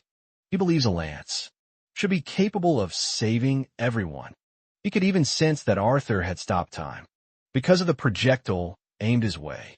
Arthur is speechless at this amateur's words and merely states that his priority isn't to save every single soldier. Jonah's infuriating words haunt Arthur, stating that Cedric would never have reduced Arthur to just a soldier. On the battlefield, this gets our boy's blood boiling because the motherfucker is talking too much shit. After being rescued, he grabs Jonah and roars at him for acting incredibly naive in the middle of a war where their enemies are unstoppable. He reminds them that some enemies are so powerful that only Arthur can fend them off. He can't save everyone when he's constantly prioritizing their protection. To all of that, Jonah responds by revealing a promise he shared with Cedric. He would eventually ask her to marry him. The poor guy sobs, heartbroken by the loss of his most trusted companion. Meanwhile, Asteria promises Arthur she'll care for Jonah. The lance races back to the battlefield, moving as fast as he possibly can. He hears Venatai, who's in rough shape but still holding her own. Sylvie is also making her way back. She warns Arthur that someone extremely dangerous, someone seriously strong, is coming to fight them. That warning alone chills Arthur to his soul, and Venatai can clearly see it on his face. He immediately tells her to take the fight elsewhere, which essentially means retreat. Venatai can't comprehend his message because they've practically taken down most of the Lacrian long-range conjurers. This means the Dicathan forces are at a clear advantage right now. To that, Arthur responds that an incredible force is heading their way, and they may be even more powerful than him. He wants them to just leave so no one gets hurt. This also means he's going to be fighting this opponent all on his own. Arthur doesn't want any more senseless deaths. Venatai is okay with him leaving, so long as he promises to return to her in one piece. Otherwise, she'll drag his dead body out of hell again. It's genuinely sweet how she cares for him as a teacher, and I love to see it. Venatai leads her forces for an immediate retreat from the fight, which is a surprising order even for Otter. With these guys retreating, Arthur reflects that the Lacrian forces aren't even the real issue to deal with. Both divisions can handle those guys and stand their ground. But for Arthur, he's bolting through the forest, leaping from every branch, afraid that Sylvie isn't responding to him anymore. Arthur wonders if she's willingly ignoring him. A chilling voice creeps up on him, rendering him in a state of shock. This voice triggers such fear in him, to the point he activates the realm heart physique. Right off the bat, his senses sharpen. He can now just barely make out this figure, who keeps disappearing and reappearing everywhere. The voice is lightning fast, merely toying with Arthur, showing him the immense power gap between them. Finally, the enemy's hand lunges, grabbing Arthur, successfully restraining his arm in a tight grip. This cunning woman is someone you definitely don't want haunting your dreams. She's got Arthur cornered, completely getting the better of him, until he's forced to unleash his ice magic to break free. She plays with Arthur like a predator with its prey, taunting him, even daring to ask his name. Arthur, ever the smooth talker, tells her he doesn't exactly get along with strangers, especially strange ones like her. The woman remarks they'll be growing quite close very soon, but right now she has a mission to fulfill. She suggests he voluntarily become her slave, but Arthur instantly shuts her down. So she takes the forceful route, attacking him relentlessly until he submits. Arthur tries to counter her and wonders if he's facing a retainer or a scythe-level enemy. since she can even block some of his attacks. He realizes it's time to unleash his absolute, full power in this fight. It's the very reason he spent so much time training. After all, Arthur slashes his way past the vines and unleashes absolute zero, rendering her completely defenseless. He thought that would be enough to seal his victory, but she pulls out an unexpected move and knocks him away with a toxic fume. It's so bad, Arthur is struggling to breathe. He's in deep trouble. Even his runes are fading, and his mana isn't maintained. Arthur uses wind magic to clear the smoke. It happened. Because of the desperate situation he was pushed into, his mana worked perfectly, granting him the chance to cast Static Void and unleash one final, devastating slash against her. But to Arthur's shock, his extremely capable blade, the Dawn's Ballad, chipped in his recent attack. The woman's mass shatters from Arthur's strike, and she appears frail and worried, scrambling to search for it. She desperately tries to search for the scattered pieces of her mask, unleashing an outburst of pure rage. Unable to locate it, she's caught off guard. Arthur seizes this chance, aiming to strike her down, but this time, his goal is to freeze her solid. He unleashes Static Void, a desperate gamble. Again, he lunges, targeting her abdomen with a fierce slash. Unfortunately, his mana reserves are dangerously low, preventing a complete freeze from taking hold. This leaves him in a truly dire predicament. As this vile witch of a woman sneers and turns his way, she declares he's no longer fit to be her pet after his actions, delivering a chilling threat. Unleashing haunting fumes, they nearly engulf Arthur, until he suddenly recalls the burst step technique, a move he created despite Lady Meyer's stern warnings. Arthur unleashes it at the absolute last second, appearing right behind her to seize her arm tight, intent on freezing her solid. But this cunning foe brutally severs her own arm, sacrificing it to escape being completely frozen. And to make matters even worse, Arthur's skin is searing from her corrosive acid. He desperately tries to cauterize his wounds with fire. His enemy, enraged by this humiliation, is absolutely furious. She boasts of being a powerful Vritra, then delivers chilling declarations of what she'll do to Arthur's broken body once he's beaten down and defeated.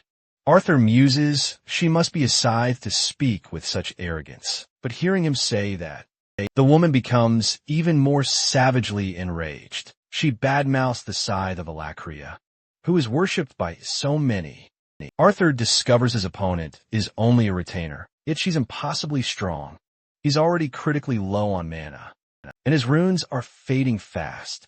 His attacks aren't landing effectively, and if he wastes another second, this will all end in his absolute demise. Arthur powers up one last, desperate attack, realizing he has to use Burst Step, no matter the cost.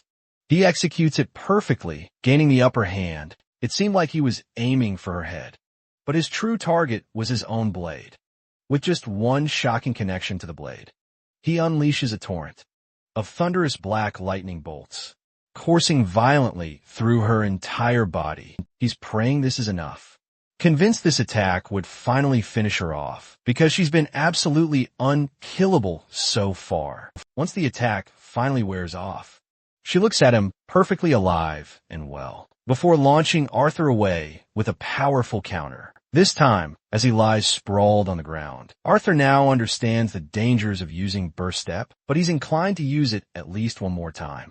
Thankfully, Sylvie manages to find him just in time. She wants him to throw their enemy directly her way. So Arthur unleashes a powerful wind spell, causing her to whip high into the air, where the mighty dragon grabs hold of her, knocking her completely unconscious. Arthur casts Ice Magic one last time, erecting a formidable wall of spikes for Sylvie's landing. The mighty dragon goes all out, with a powerful, devastating swing, launching the woman full speed into the spikes, with such overwhelming devastation that it even launches Arthur toward the nearest tree. He lies there, barely clinging to life, before seeing Sylvie rush frantically towards him and calling him Papa, a name she said she'd never bring up again. Arthur thinks of her words before fainting, their enemy utterly defeated. At last, Otter and his men stepped foot in the forest, where Arthur's fight had just finished. They were sent to scout for the boy, and find his current mission both boring and stupid. He thinks Arthur is a liability, a weak boy who got lost in the middle of the war. After everything that's happened, Venacy instructed them to retreat. Otter later learned it was the Lance General who issued the order. While he was impressed by the persistence of humans during the Elven War, he found it truly disappointing that they were no longer the same ruthless, savage bunch he used to respect. Venacy got injured, and Otter couldn't comprehend why the Alacrians decided to fall back instead of marching ahead. It was strange, because Venacy was the one who called for the retreat, and not them. Still, Otter can't come to terms with the fact that Arthur left his post and then vanished. One of his men points out burning acid residue on the tree, leaving them all utterly shocked as the tree burns open and completely collapses on the spot. The same acidic traces appear further ahead. Recognizing one of his soldiers, he screams. Otter immediately orders them to march ahead, but they can't even fathom why. A strange, thick fog blankets the forest, making visibility incredibly difficult, so much so that Otter almost plunged into the crater. If one of his men hadn't just rescued him, they resolve to clear the fog by unleashing some wind magic. And then, inside the giant crater, the remnants of a brutal fight are revealed. A brutal which lies defeated atop a towering ice spike. They can't even begin to comprehend the horrors unfolding before their very eyes. Ulrich, the soldier who scouted ahead, carelessly ventured too far inside and lost his limbs as a horrifying consequence. Otter then sees the unconscious Arthur lying right next to his dragon. The captain slowly starts to realize that the boy must have confronted this nightmarish foe. He even starts to wonder if Lance is truly dead. That utterly selfish bastard is already thinking about the rewards he'll receive for securing the monster's corpse. He then orders them to retrieve Arthur's body. So one of the soldiers quickly dashes in, expertly maneuvering around the crater. For a brief moment, things seem promising until that persistent fucking wish unleashes one of her acidic vines to instantly slice off the soldier's leg. His basketball career is definitely over now. Her vines painfully drag the soldier away, sinking him deep into the acidic pool below. Just underneath her, an agonizing bloodbath quickly ensues, as the man's body is reduced to agonizing red burns. Ulrich, still reeling, advises them to steer clear of the monster's corpse, since even Arthur had warned him to stay away. Otter stares in utter perplexity and questions what in the hell is happening. Because the monster is still alive, Arthur's voice echoes, confirming that the monster is truly dead. Otter, relentless, keeps pinning the blame on the Lance General, only for Arthur to casually confirm that he's the one who actually defeated the retainer class creature.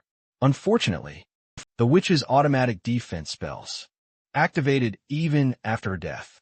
That's why her body is still functioning without consciousness. Otter takes offense to this report and accuses the Lance of not warning them beforehand. Our sassy king coolly replies that he couldn't exactly put up a warning sign in his current condition, especially since he's having trouble even sitting still. Otter continues to heavily suspect Arthur, going as far as to state that he'll drag him back to the council for a proper interrogation.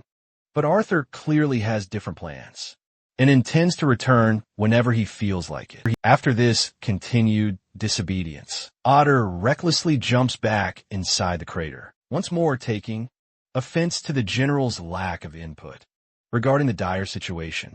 His weapon is quickly restrained by powerful vines, causing the captain to struggle fiercely until he slashes them all down. Otter violently bursts his way past the vines, intent on forcefully getting information out of Arthur. But Sylvie, fiercely protective of her papa, reminds this arrogant bastard that he'll be losing his head if he advances one step further. Every single one of the soldiers, including Otter, are utterly shocked to learn that the dragon is capable of human speech Arthur collects energy to stand before gracefully diving inside the crater, slowly approaching Otter, and then walking right past him, as if the captain is completely unworthy of his respect. The moment the vines try to attack him, they instantly get frozen solid. Arthur makes sure to take care of the mess by using his potent ice magic to shut down the defensive spells. Then, he retrieves his blade from her body, ordering Otter to send Captain Glory. He's ordered to retrieve the retainer's body right away. This time, Otter is absolutely not messing around. He quickly obeys the general's order.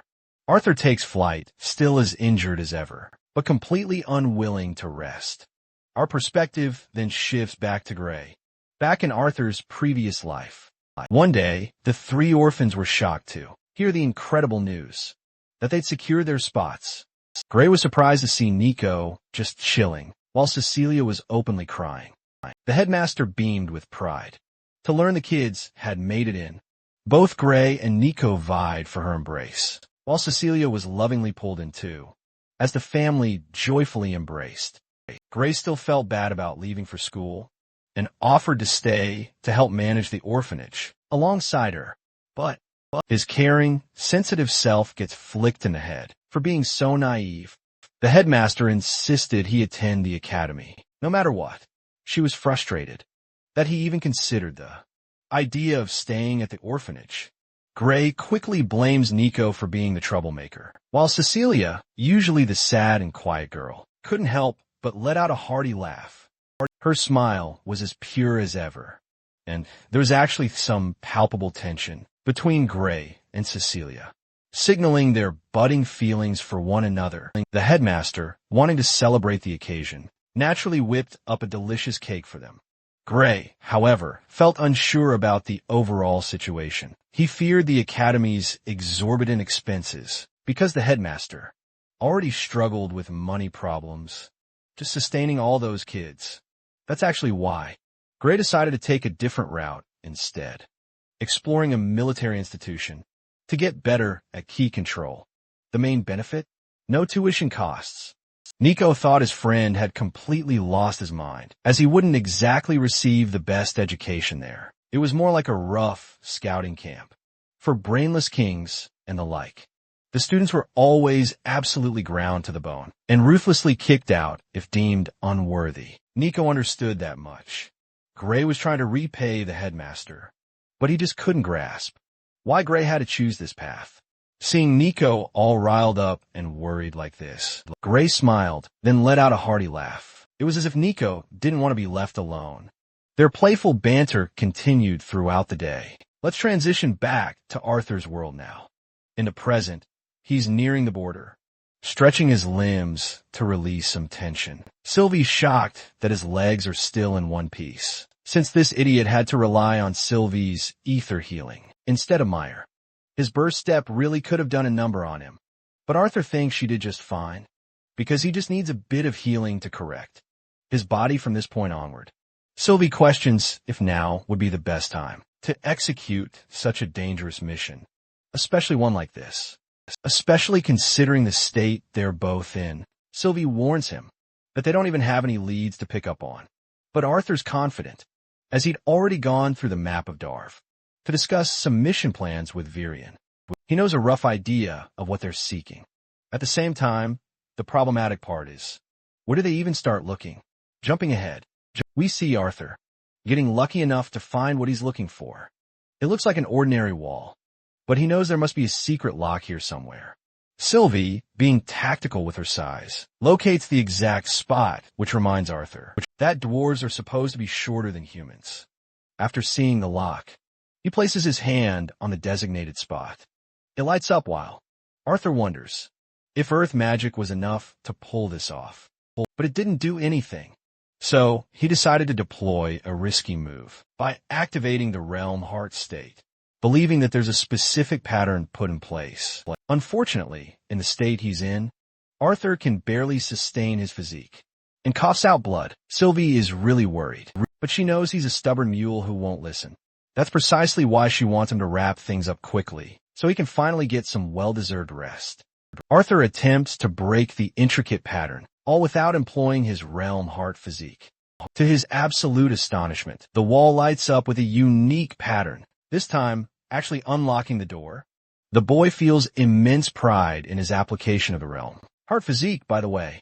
He stumbles headfirst into the cramped, tiny space, while Sylvie can't help but feel utterly embarrassed to call this clumsy fool her papa sometimes. Sometimes, Arthur has to remind her point blank that she only came into existence because of him. This little sassy furball then hops onto his shoulder because Arthur intends to utilize a mirage walk from here on out to completely mask his footsteps. Venturing deeper inside, what they see is shocking. He sees an utterly boundless amount of alacrity and soldiers pouring in from the gate.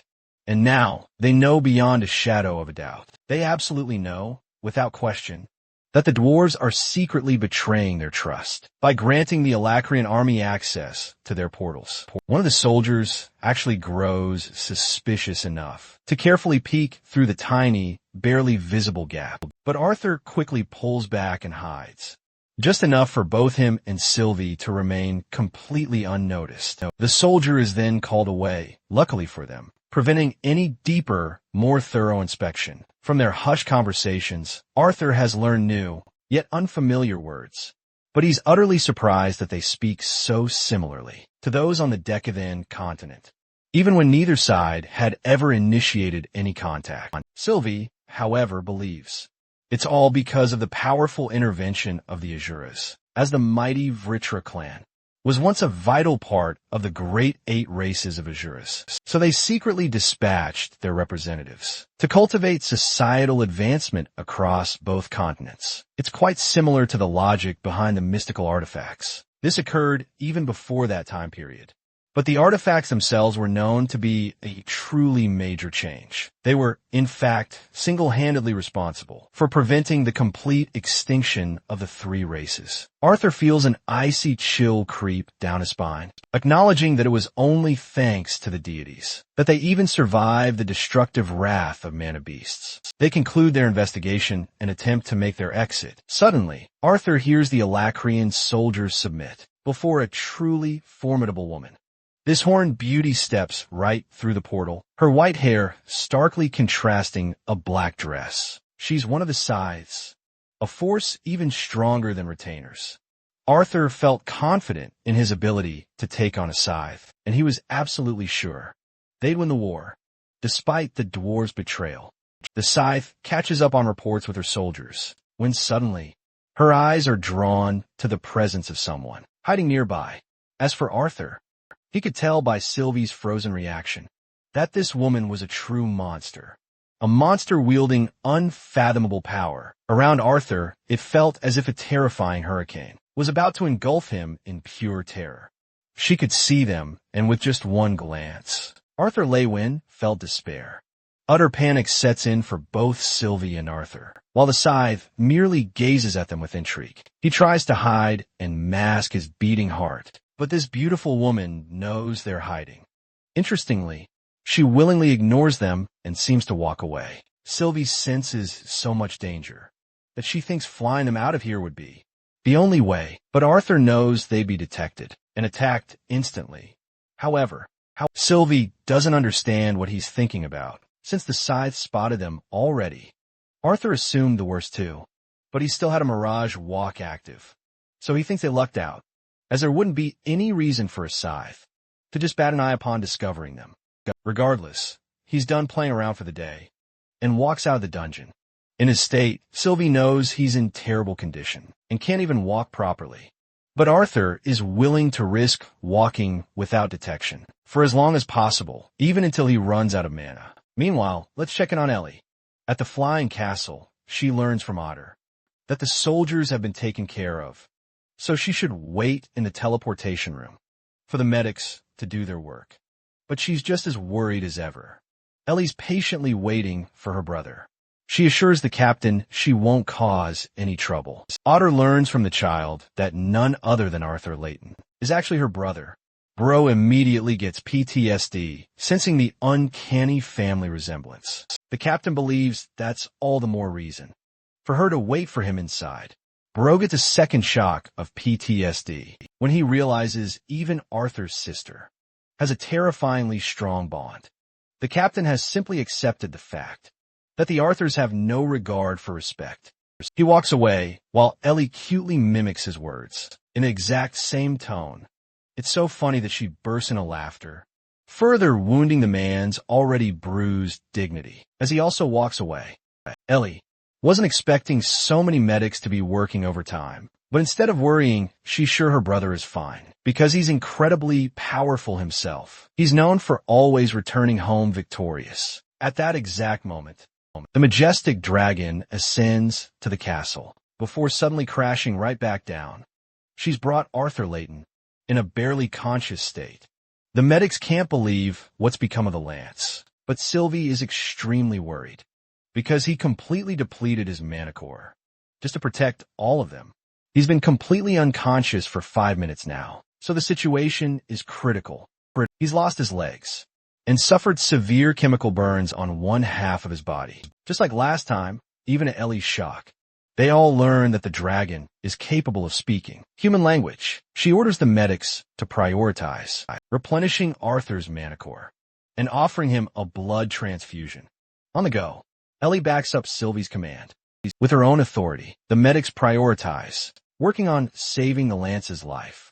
At full speed, after a while, Arthur finally opens his eyes, with Sylvie as happy as ever to find him awake. He wonders what exactly happened, and spots his sister and her bond fast asleep. The medics explain how none of his loved ones left his side the entire time he was unconscious. Arthur's shocked to learn he's been out cold for 2 days. He jolts awake, immediately filled with dread. He should be on the battlefield, fighting in the war. Unfortunately, his condition is still incredibly dire. Dr. Mendel, the chief medic, approaches him. He needs Arthur's consent for a critical operation. But Arthur couldn't care less about any surgery, not when his mission is at stake. Mendel reveals that Virion is currently in a meeting with Captain Alfred, General Glory, and Lance Aya. And Arthur immediately suspects they've all returned to the southern border, but his biggest fear is that they might encounter a scythe out there and be utterly annihilated. He even snaps at Sylvie for not warning Virion, but she was so consumed with worry for Arthur's well-being that she couldn't leave him with strangers. The Lance then asks about Alder, learning that Virion is the only one who knows his whereabouts. Mendel insists Arthur focus on healing his injuries for the time being. Surprisingly, Arthur actually complies, asking for a full diagnosis of his condition. Mendel confirms they have one, but first, he needs Arthur to understand he's a deviant. He can use mana to distinguish multiple layers throughout the human body. He can separate muscle from nerve, and even the skeletal layers. And right now, Arthur's legs are a chaotic mess of markings. He's endured the most horrific injuries imaginable, and it's only thanks to his mana core that he's even alive. Arthur realizes he was actually a goner if Sylvie hadn't saved his life, but she's terrified she'll have to keep doing this in the future. As for his treatment, Arthur's lower body has healed imperfectly. For now, he literally can't walk without expending mana. That's why they'll have to break his bones, tear his tissues, and divide them into small segments before carefully realigning everything. Yeah, that sounds absolutely terrifying. This is an agonizing process, and it could even jeopardize Arthur's entire career. That's why they need his explicit confirmation. Sylvie gazes at him, her eyes filled with worry, but Arthur instructs them to proceed with the operation. His only demand is that his sister, Ellie, must never learn about this painful procedure. The operation begins as the surgeons meticulously prepare. Ellie's bond, the bear, notices Arthur, but Arthur requests the bear to remain silent about the situation. Mendel explains that Virion has dispatched only the most elite, healing mages from all 3 races to fully restore Arthur's health. First up is Seldia, who apologizes for what she's about to do. Sylvie promises to stay by Arthur's side, as Seldia's magic sedates him. Finally, Mendel closes the window shut, but Sylvie, interestingly, catches a brief glimpse of Tesh's hair, which means she was secretly spying on them. Mindel initiates the operation as the elf princess walks away. With Arthur's agonizing operation underway, let's pull back and dive into Gray's memories. Once again, they were on a shopping spree, purchasing countless books for just one term as their studies at the orphanage had paid off. Nico was absolutely thrilled about their future. Gray, on the other hand, couldn't quite find the excitement in a life of constant homework. While Nico, being the genius engineer he is, found himself surrounded by infinite opportunity, Gray smacks a book against Nico's head to stop him from acting so weird. Nico teases Gray, claiming he's just as lonely as him. Cecilia is thoroughly disappointed by both of them and declares that she's uninterested in sitting with either of them. They took the subway because trains indeed existed in this world. Here, Gray reflected that the city of Arkestad never truly appealed to him. But as he sat on the train, leaving for the station, he actually found it quite pleasant. Nico was diligently running through their checklist, going over everything they needed to buy. By the time they finally reached their station, it was pouring. They'd totally forgotten about backpacks, too focused on securing their uniforms and textbooks. Things like backpacks and other supplies seemed cheaper. In comparison, as the rain continued, Gray sensed a growing urgency, thinking they should probably pick up the pace. He was hyper-focused on their surroundings, as if his senses were screaming a warning. Something felt terribly wrong. He knew that Kai masters could sense even the slightest presence of Kai from other people. While Gray wasn't truly a master, he could sense a powerful emotion, a dangerous, chilling bloodlust. Suddenly, an assailant tried to shoot Cecilia, but Gray swiftly shoved both of them away, letting the bullet only graze her arm. Gray barked orders for Nico to flee with Cecilia immediately, staying behind to confront the threat. He managed to block a projectile with one of their books. It was some kind of injection dart filled with a strange liquid. Gray made his escape, knowing that whoever fired that shot also possessed an incredibly powerful aura. The man signaled his subordinates, ordering them to chase the kids. They didn't care about the boys. Their true target was Cecilia. Gray caught up to his friends, informing them about the tranquilizer darts. Nico questioned why they were being hunted. They hadn't stolen anything, but that's when Gray dropped the bombshell. It wasn't them those men were after. It was Cecilia. The kids bolted, making a desperate run for it, until Cecilia suddenly lost all energy and stumbled. The dart that grazed her arm had weakened her. Cecilia pleaded for them to run and leave her, since those men weren't allowed to kill her anyway. Gray understood the gravity of the situation and tried to make a break for it with Nico, who had left her with something useful. Unfortunately, poor Cecilia was abandoned just like that. Frightened and all alone, the men quickly caught up, realizing the boys must have escaped. They confirmed the tranquilizer had done its work.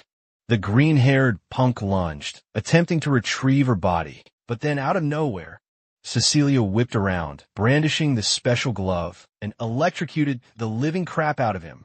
It was their clever plan all along. Gray then leaped in, targeting their leader with Nico, but this guy was seriously skilled. He easily dodged their attacks and kicked Nico away. Gray still managed to land a solid elbow, but it's not like he could inflict much damage against such a highly trained fighter, who then effortlessly pinned him to the ground. He admitted the boy possessed some raw potential, but his life was quickly coming to an end. Gray was being choked out, struggling for air, when Gray suddenly pulled out the tranquilizer, the one he'd unhooked from the book earlier. With it, he stabbed the man's shoulder, and instantly, the tranquilizer's effects kicked in. He stumbled, then collapsed to the ground, unable to pursue them any longer. The three kids seized their chance, attempting to escape, but the leader's chilling words stopped them. "If you don't kill us here and now, we'll just keep chasing you down." And to make matters worse, this murderous bastard had burned the damn orphanage to the ground. Gray couldn't bear to see it engulfed in flames, so he reached for the retrieved dead body. His hand trembled uncontrollably as he uncovered the sheet, seeing the headmaster's corpse resting before his eyes. The boy instantly shed tears. He had loved her the most out of everyone. He cried his heart out, sobbing until he was finally pulled away. But those haunting words lingered. The stark reminder that he had nowhere left to go. It relentlessly followed him. And now, a perfect time to return to Arthur Lewin, who wakes up to the sound of Tesha's distressed voice. She's crying as if she'd truly lost him. While the boy questions what could have made her so upset, but Tesha points out that he's crying too. As he woke from a dream with his own eyes filled with tears. I don't know about you, but this scene is a really powerful touch. And I really like how Tesha smiles before him. It had been a long while since he'd seen her face, and even longer since they last talked. He could see that she also carried scars of her own, but then she playfully teases him. He argues that cooking is even more brutal than actual fighting. Tesha is absolutely beside herself with worry for him, and she simply couldn't bear to hear the terrible news, especially after getting the report from the captain. Arthur is absolutely floored because this essentially means that Tesha has been promoted to lead the entire unit. But that's not even the wildest part for her. No, the truly insane revelation is that Arthur was literally dancing on death's doorstep. He's just relieved and glad to know she's doing okay. Tesha, however, doesn't even try to argue with him. Instead, she quietly takes a seat right beside him. She knows he risked his life, pushing himself to the absolute limit, just to make sure everyone else made it out alive. She never could have possibly imagined that the war would take such a devastating toll on him. Seeing him now, so vulnerable and fragile, Tesha is sharply reminded that he's just a human being, not the unstoppable, godlike mage that everyone else perceives him to be. She even playfully adds that he's still a total toddler when it comes to his own emotions. Meanwhile, Virion is secretly, totally shamelessly eyeing their conversation, when suddenly, out of nowhere, their cover is completely blown as the door bursts open. Tesha, naturally, is completely mortified. The Elven King and Queen had actually wanted to stay out of sight, and were just here to check in on their well-being. Virion, on the other hand, that sneaky, eavesdropping clown, boldly declares he's here for an official report. But Ellie? She's been waiting for this moment far longer than even him. Arthur motions for his sister to come closer, and she immediately rushes in to give him a big hug. She was absolutely worried sick about him. The very thought of Arthur dying terrified her. Her brother gently teases her adorable potato face. He reminds her that he'd still totally haunt her, even after his death, just to be annoying, just to scare away any boys ever trying to make a move on her. Arthur quickly understands the situation, with Virion and Alder standing nearby, so Ellie decides to chat with him more later. Alder makes it explicitly clear that it's an absolute miracle that the boy survived the procedure at all, even with Sylvie's etheric magic supporting him, and the help of the most elite mages available. It still required an extra elixir pearl just to fully heal him. Their only lucky Arthur still had the pearl on him when he collected it from Winsome many years ago. Unfortunately, they can no longer offer the boy any more elixir pearls, as that would break their post-war treaty. Also, Varian has something for the boy. The remains of his beautiful sword, recovered from the corpse of the retainer witch. Arthur is happy enough to have retrieved it. He's seriously hoping for the damn marble to just pop out a new weapon for him. But it won't happen simply by his own will. Also, Arthur has one serious question. He wants to know who is truly responsible for controlling Mika and Alfred, because from what he's noticed, Arthur is confused if it's Aldier or Radius. After the talk, Arthur uncovers the bandages around his body. The right side of his body is engulfed in burn scars. He looks like a complete mess, but Sylvie thinks he could be worse, considering how much he endured. Arthur knows that his parents will worry too much if they see him like this. He decides to take some time off to chill with Ellie, who remarks that many people constantly remind her of her brother's greatness. They're all jealous of him because he's a lance and talented at most things. He's even got recognition from the leaders too. Ellie expresses a sensitive moment. There was once a time she despised her brother, blaming him for being the reason her life was a mess. She could never have a normal life with her friends. And then she hated him for letting their parents join the war. At the same time, the girl realized that she couldn't blame someone who had an even more difficult, more painful life than her own. She only remembers Arthur, covered in injuries from her memories, and his stories of fighting monsters back to back. Her brother wasn't around, and it made her wonder if he cared about his family. Ellie, now reduced to tears, finally comprehends how many sacrifices her brother made for her. Sake. He was just a young boy, left completely unguarded by his parents. She was the lucky one, getting to share precious moments with them. He was forced to sacrifice his entire childhood, all just to reach the point he's at now. Arthur tries his best to comfort her, when suddenly, Ellie springs up like a jolt of electricity, relieved and glad that she was able to express herself. Next, she has something special to show her brother, and before Arthur can even utter a word, she makes it clear she understands the path he's chosen. Ellie confidently picks up the bow and prepares her shot. She releases a perfect bullseye. It impresses her brother, but that's not everything. As she begins to chant something, before imbuing her arrow with potent magic, then she releases the magical projectile. Arthur is absolutely stunned by her performance. Even though the projectile couldn't quite reach its target, Ellie can't help but feel a little disappointed. But Arthur reminds his sister that she's only 12, and she's already made incredible progress beyond her peers. Joining the brother-sister duo are Helen and Emily, dressed up as if they were attending some grand wedding. And it was actually Helen's brilliant idea to help Ellie truly realize her incredible gift. But the boy still doesn't quite get what they're talking about. Interestingly, Ellie boasts the rare ability to mold mana into any shape her heart desires. It's a truly talented gift, for sure. But Arthur's more fixated on their elaborate, dressed-up attire. Turns out, there's a huge celebration party tonight. It's all after the defeat of an apparent retainer. This makes Arthur suddenly realize that none of his friends even know he was the one who actually beat that retainer. He thinks Virion is a little too relaxed with his constant parties. He also realizes he should probably be getting a suit, but his maid squad is already perfectly ready with his clothes. For that matter, let's head over to Tesha's side. She's out here doing her makeup and getting dressed up like a truly beautiful queen. Her mother is beaming with pride over her good looks. Tesha thanks her for helping out and getting ready. And like one queen to another, she wants Tesha to go up there and show everyone who's boss. She arrives at the party, causing her team to become completely dazzled in her presence. Tesha is feeling all right, but feels a bit uncomfortable with the extravagant outfit. Stannard, on the other hand, thinks he looks absolutely ridiculous. Kiria, however, looks perfectly fine, but she has no intention of dating these pretentious nobles. Tesha believes they should be focusing on Stannard and finding him a date and a girlfriend after the war. Our guy is absolutely thrilled that his team is acting as his ultimate wingman. As for the green-haired Darvis, he won't be getting any of those sweet privileges anytime soon. Meanwhile, Tesha and the group make their way to the bustling party.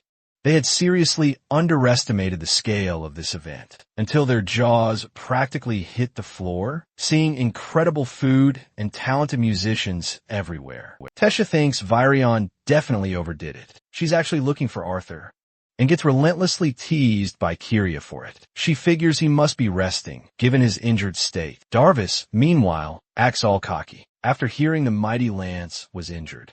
But he loses his mind when he spots his utterly obnoxious family and drags Kiria along to quickly get rid of them. This, of course, leaves Tesha and Stannard alone until Emily gracefully approaches to greet them. She was actually the one who set up all the lighting artifacts, creating this absolutely beautiful scene. Emily had to shoulder most of the work, since Gideon was, as usual, busy being his eccentric self. The eccentric inventor then turns to greet them and immediately makes excuses for why he couldn't help out. Apparently, his assistant Virion tasked him with seeing the one person who was supposedly even smarter than Gideon himself, which is truly surprising, if anything.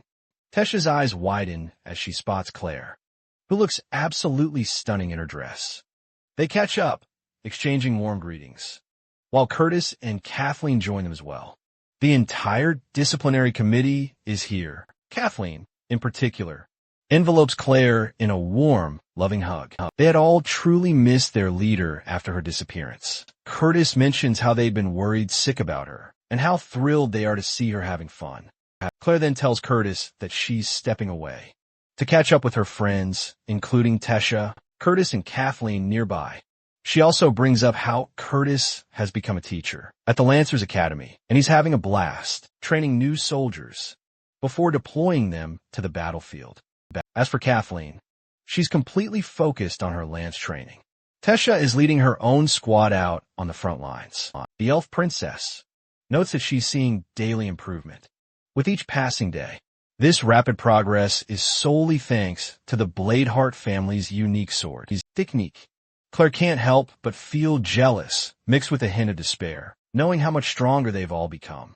Kathleen mentions her injuries from the past incident. Thankfully, they're all healed now. But as for her contribution to the war effort, Claire sadly confirms she won't be joining them. While her physical wounds have healed, Claire lost something far more important. She lost her mana core, rendering her unable to wield magic. This news sends a despairing shock through her friends. She's mostly come to terms with it, but she still wants to help out. Using her skills as a swordsman, she'll train new soldiers for the war. Kathleen beautifully points out that Claire's resolve is an even more brilliant testament to her abilities than the color of her mana core ever was. Her touching words bring Claire to tears. She tries to play it off with a joke, complaining that her makeup is now ruined by her tears. Her friends are right there for her. She wipes her face, making one thing clear to everyone. Except Arthur, the only thing she truly regrets is being unable to fight by his side and properly repay him. They promise not to tell him. Besides, it's not like they've seen him lately. Tesha jokes that he's just grown up, and Curtis, along with the others, continue teasing her about knowing Arthur a little too well. Claire makes things even worse by adding fuel to the fire and bringing up Kathleen's feelings for Arthur.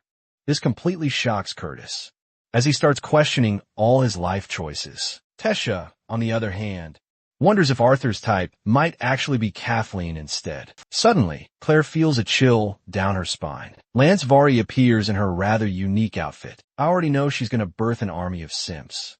From this one panel, Veer has come here to escort the three of them. She's fine with Claire coming alone, who feels shivers down her spine, even after feeling Vera's suppressed mana.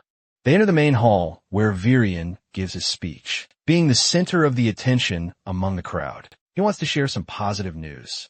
In the time of great turmoil, the news of the first victory of the war, they've all come together to celebrate. The man responsible for destroying one of the most powerful soldiers amongst their enemies, the Alacrian retainers' frozen remains, are put on display. Tesha wonders if Varai was the one to bring this monster down, but her face seems just as shocked as everyone else. The man responsible for defeating the retainer is called Fourth Lance Godspell, Arthur Leywin, and his first great win. Tesha freezes after coming to terms with reality. Arthur begins the speech by mentioning how it is disgraceful to show a corpse in front of the public, but he's here to talk about more important matters. The nobles of this party understand how each person among their territories is waiting for the current state of the war. They could only operate under a shade of assumption before, but now Arthur claims that he's brought exciting news. He brings up how he, as the newest and most weakest lance among the generals, was able to defeat a retainer on his own. These were supposed to be one of the strongest soldiers of the Alacrian forces, and yet Arthur actually lies to the public, stating that he incurred no injuries from the fight. This exciting news is a gift for everyone to share among their people. But Tesha is really stumped to see him in this state. The fact that he's recovered so quickly is ridiculous. Arthur allows the nobles to closely inspect the retainer and enjoy the evening. They draw near the corpse of the witch, but Tesha thinks the resemblance matches a human. She spots Arthur leaving with Virian in another room. The door closes with Arthur crumbling down. He had to project an image of absolute strength, as if his entire body wasn't screaming in pain. That old geezer just wouldn't quit, bombarding him with ridiculous speeches. Thankfully, they extracted everything they needed from the event. Gideon, having recorded it all, now projects it to gauge the reactions of the onlookers. Radia, for some inexplicable reason, appears utterly shocked and even troubled when he hears Arthur sustain no injuries. Fascinatingly, Radia is solely fixated on observing Vera's reaction. That's precisely why Arthur intentionally froze the retainer's corpse, to make Radia believe that only the strongest lance was capable of defeating such a powerful retainer. And only then did he drop the ultimate bombshell, that he was the one who defeated the retainer. Radia's face is a canvas of displeasure, especially considering the weakest lance managed to deal such a brutal blow to a powerful retainer. It's not enough to fully prove Radia's loyalty, but they now understand his true intentions. Arthur surprisingly stumbles upon Tesha, who managed to overhear just about everything. Meanwhile, Sylvia is absolutely having the time of her life, devouring meals left and right without a care. Arthur finally emerges to witness the festive mood springing to life. But even the slightest bump sends jolts of pain through him. He's having trouble just standing upright. So Tesha grabs him, declaring she's doing it, so no one else can invite her for a dance. At the same time, she doesn't want any other chicks getting cozy with Arthur, either. Together, they walk around, as Tesha introduces Arthur to various influential figures across the room. Their combined status made it utterly impossible for the two of them to be ignored. Tesha possessed a solid understanding of the intricate politics of this world and knew what truly mattered above all else. She could effortlessly craft a persona and handle people with finesse. Arthur himself had done the same in his past life, but he was always meant to appear strong and indestructible. In comparison, he didn't care about getting on anyone's nerves. As a mighty king, yet in this life he's a general, so he has to be much more careful. Tesha just makes everything effortless for him. Arthur flashes a smile at some stunning elven beauties, which immediately irks Tesha, as she possessively wraps her arms around him. Ellie waves to them excitedly from a distance. Arthur spots a group of guys heading straight for his sister and discreetly signals his buddy to take care of it. His stern expression causes Tesha a moment of worry, but it's a calculated move to unleash Ellie's bond. The bear's got its target locked in and absolutely terrifies the two guys. The couple then arrives at their familiar balcony spot. This happy occasion makes Tesha reflect on life itself. It truly paints a vivid picture that there's no war raging outside these walls. She often comes to this very spot to gaze at the beautiful clouds reflected in the ocean. She thinks it's a little childish of her to imagine something so idyllic. But Arthur believes it's perfectly fine to be childish. Sometimes, especially now that she's leading her own unit, she's responsible for managing the lives under her command. It's definitely going to be tough for her to manage. Going forward, Tesha reminds him that while he might be a general, lances don't usually get to lead entire armies. Arthur readily confirms this. Lances primarily excel in one-on-one combat, taking down the mightiest threats on the battlefield, which leads him to bring up something crucial. Something he'd previously discussed with Gideon and her grandfather. The princess understands he's not exactly the sentimental type, unless there's a good reason behind it. This means he's probably cooking up another dangerous adventure. She describes Arthur's personality as an open book, with some obvious sections and then some utterly ambiguous ones. Naturally, Arthur questions what exactly she's rambling about. Tesha leans in closer, asking about his big secret. She's dying to know how he's so incredibly good at everything he does, truly a generational talent. But that's not entirely the truth, is it? Arthur simply has the vast experience of his past life. At his side, he tells her he's just read a lot of books. But Tesha is a little underwhelmed by his revelation. She finds it incredibly frustrating to accept the fact that she's still just a half step behind him. In their overall prowess, she's a beast tamer who has studied under the absolute best teachers. And even in Asura knows, yet her approach is still different from his. But the more she strives to match his incredible strength, the further he seems to drift away. Tesha gently places her fingers on his neck, begging him to promise he'll return home safely. She just wants him alive, no matter his injuries. After a heavy pause, Arthur worriedly asks why she's so determined to catch up to him. To that, Tesha tearfully reveals it's only then will she finally muster the full confidence to express those three magic words, "I love you."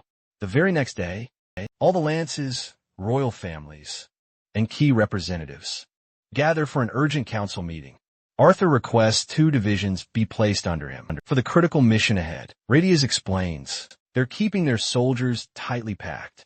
On the western coast, if they send 12,000 soldiers north, they'll be rendered completely vulnerable. The Elven King agrees with Radius's input, highlighting the fierce coastal battles. Even the lack of a single division could completely flip the balance in their enemy's favor. Queen Priscilla confirms that they've yet to fully evacuate civilians from their crucial cities. She adds that withdrawing coastal forces would reduce everything to shambles and cause immense harm to the cities. The Elven Queen then offers to send 2 divisions of Elven troops stationed near the border for the task instead. The commander requests the general's opinions.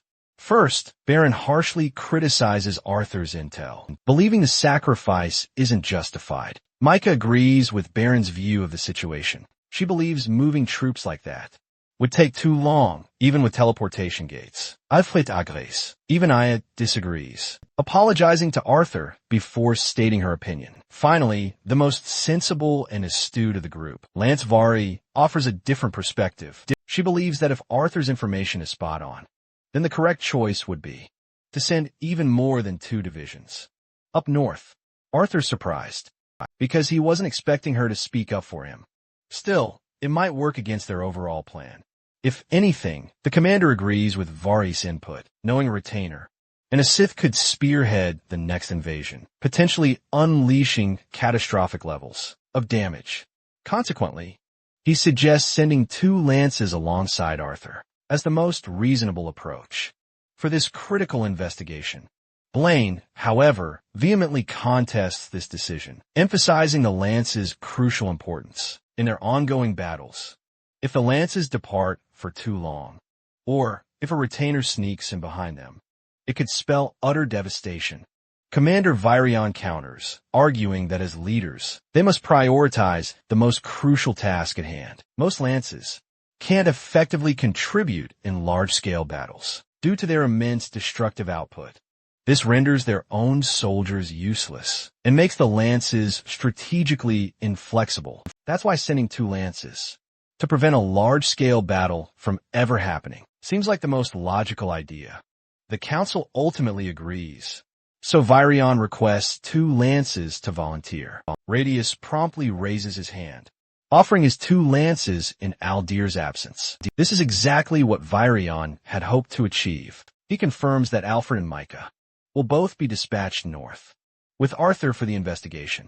Since this is a reconnaissance mission, their top priority is to avoid enemy encounters. The council meeting is dismissed, and so far, everything is proceeding smoothly. The rulers were stubborn, but it worked out. Mika is delighted to join Arthur on a joint operation. He pays them proper respect as the senior lances. Alfred is impressed to discover he possesses some manners, despite his generally odd behavior. Arthur insists he needs rest for the night. The 2 lances are left, with a decidedly positive impression of him. Alfred wonders if it truly stems from becoming a lance. And now, for some crucial exposition, dumping regarding Radius and the starved boy he discovered within the caverns. The boy initially couldn't trust anyone and displayed profound fear at first.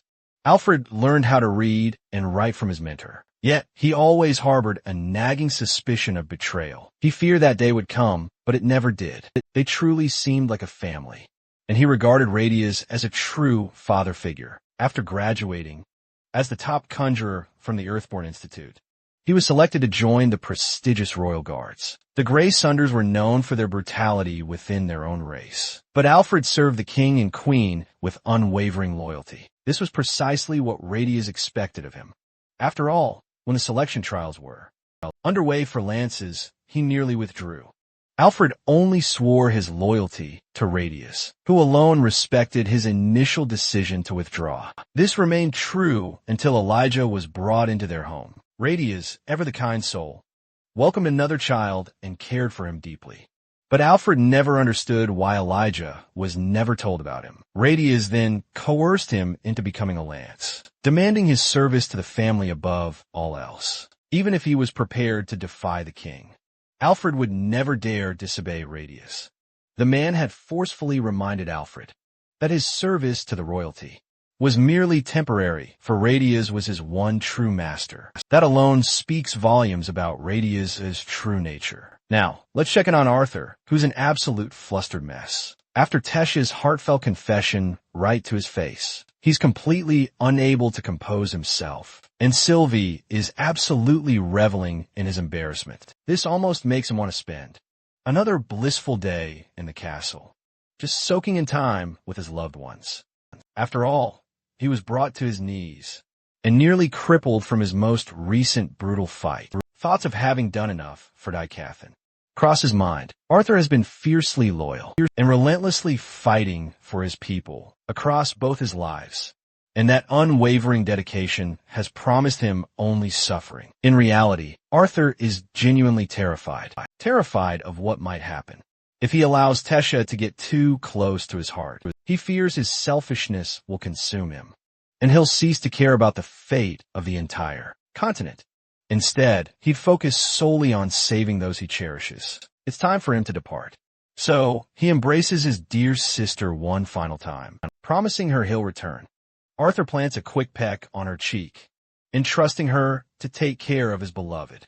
Mika is absolutely buzzing with excitement to embark on a mission, alongside the legendary Arthur Lewin, a figure constantly discussed among the other generals. Arthur finds her personality quite endearing, especially how she charmingly refers to herself in the third person. Mistaking his comment for flirting, she thinks he's hitting on her, and promptly reminds him of her significantly older age. Vari arrives to see them off, understanding fully that Arthur is exhausted from his previous battle. He hopes the young boy's suspicions about a traitor prove false. All he wants is for Arthur to return safe and sound, allowing him to rest easier deep down.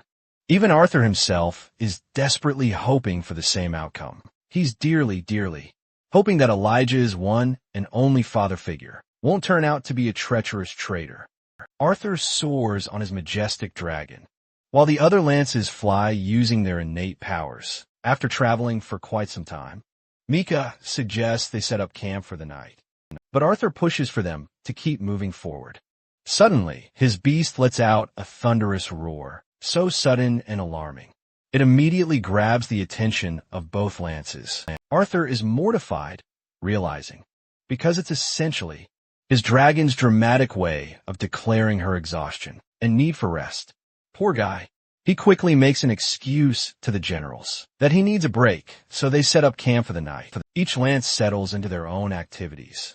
Alder is engrossed in a book, Mika is being her usual self, and our boy Arthur is meditating like a true Chad. As for the furball, she's sound asleep.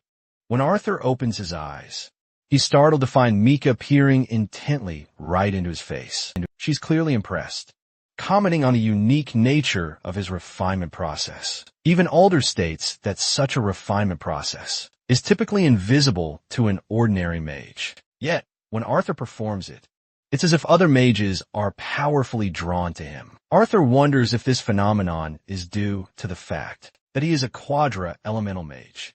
Mika is utterly stunned to hear this revelation, while Alder finally understands how the boy was capable of becoming so powerful, a prodigy for his age. At first, he thought the council was overstating his powers.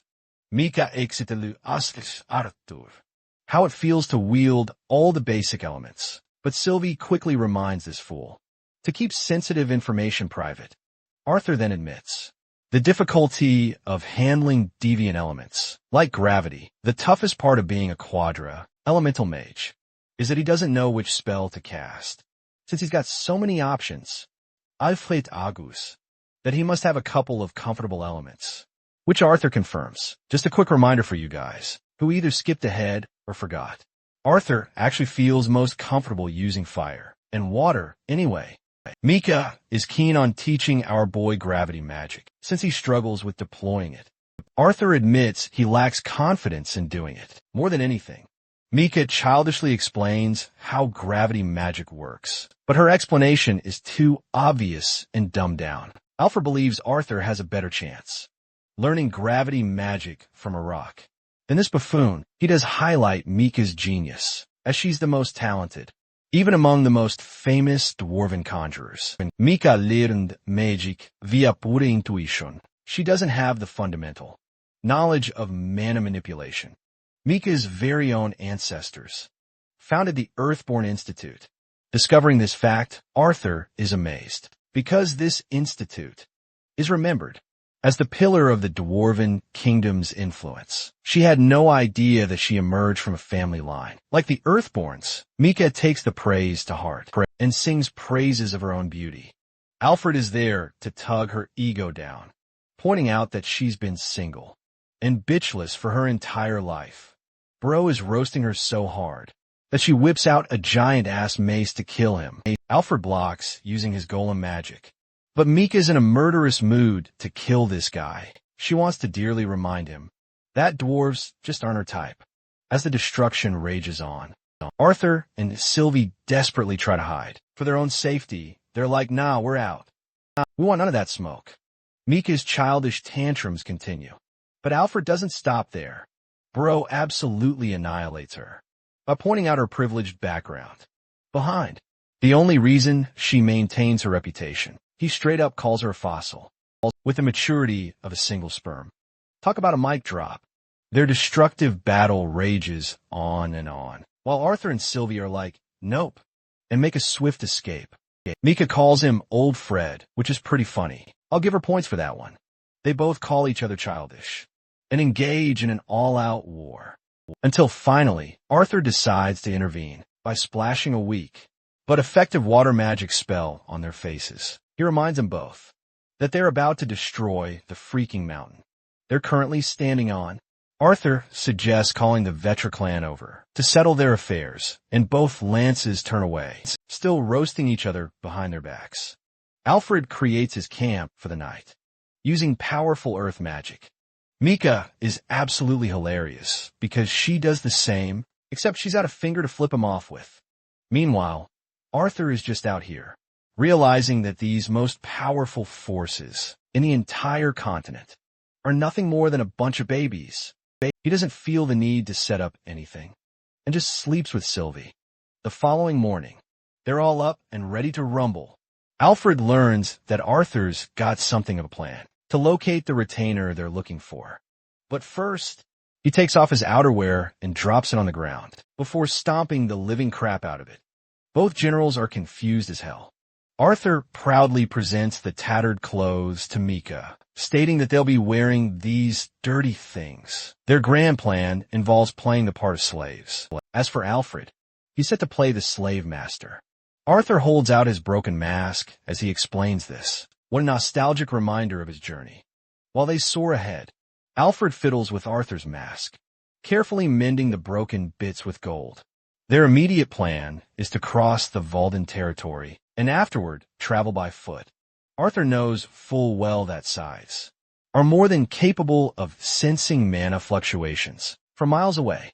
So they do exactly that, stepping onto the land. Arthur explains his reasoning. No one from Alacria would typically be out here, scouting for lances, and only a handful of adventurers even wear masks. That's how they'll acquire the vital information they need from the townsfolk. Sylvie expresses concern that something might go wrong, as the locals could easily lead them straight to Alacrian forces. Arthur is confident it won't happen, and if it does, their top priority will be escaping. Interestingly, Arthur points out that another lance was secretly sent after them, but he can't sense her presence at all, and confirms it's Aya whom he sent, nicknamed the Phantasm. She's renowned for masking her presence exceptionally well, before expertly assassinating her targets. Anyway, they're almost near the main road now, so it's time to get into their proper disguises. Arthur messes up his own hair. Mika feels miserable while Alfred revels like a king. Arthur really wants to sell the act convincingly, so he aggressively scrubs dirt onto his face. Mika is already having nightmares just thinking about it, but it's completely natural for them to play the part, getting dirty and go unnoticed. Arthur, going full machine gun mode, chucks dirt right in Mika's direction, even after relentless dodging. Mika still ends up getting splashed with the dirt, much to Alfred's utter amusement. She's annoyed she couldn't be the master. But Arthur thinks it's pretty obvious why they didn't do that. She looks like a child. No one would believe them. Anyway, they've made it, and their disguises are ready. Now, the plan is to simply follow the road and make their way to the nearest town. They trek for a while before Alfred flags down some guys riding by. He tells them they're heading north after bandits ambushed their carriage. As for his mask, Alfred crafts a perfect excuse for that too, claiming he's hiding his identity to stay safe. The dwarves take pity on him, but still turn them away, as their horses can't handle the extra weight. But you know how it goes. Money talks louder than reason, so these chumps easily persuade themselves at the sight of silver coins. Mika's really happy at first, until the carriage owner explains that both slaves will have to travel by foot. The poor girl is once again crushed and has to walk for at least another hour now. Mika is surprised that Arthur knows this part of the world. It's only natural he would know, as he grew up in this humble hometown. After an hour of walking, Arthur takes a moment to observe his hometown. He hasn't been here in a long time. Not even Sylvie knew about it. Unfortunately, Aspen is now more worn down than ever. As they walk up ahead, Alfred identifies at least 40 men inside the tavern, but Mika recalls at least 43. Arthur reminds the lances not to use any magic, because they'll draw unwanted attention. But the thing is, these guys weren't even using mana. They're just incredibly good at sensing people.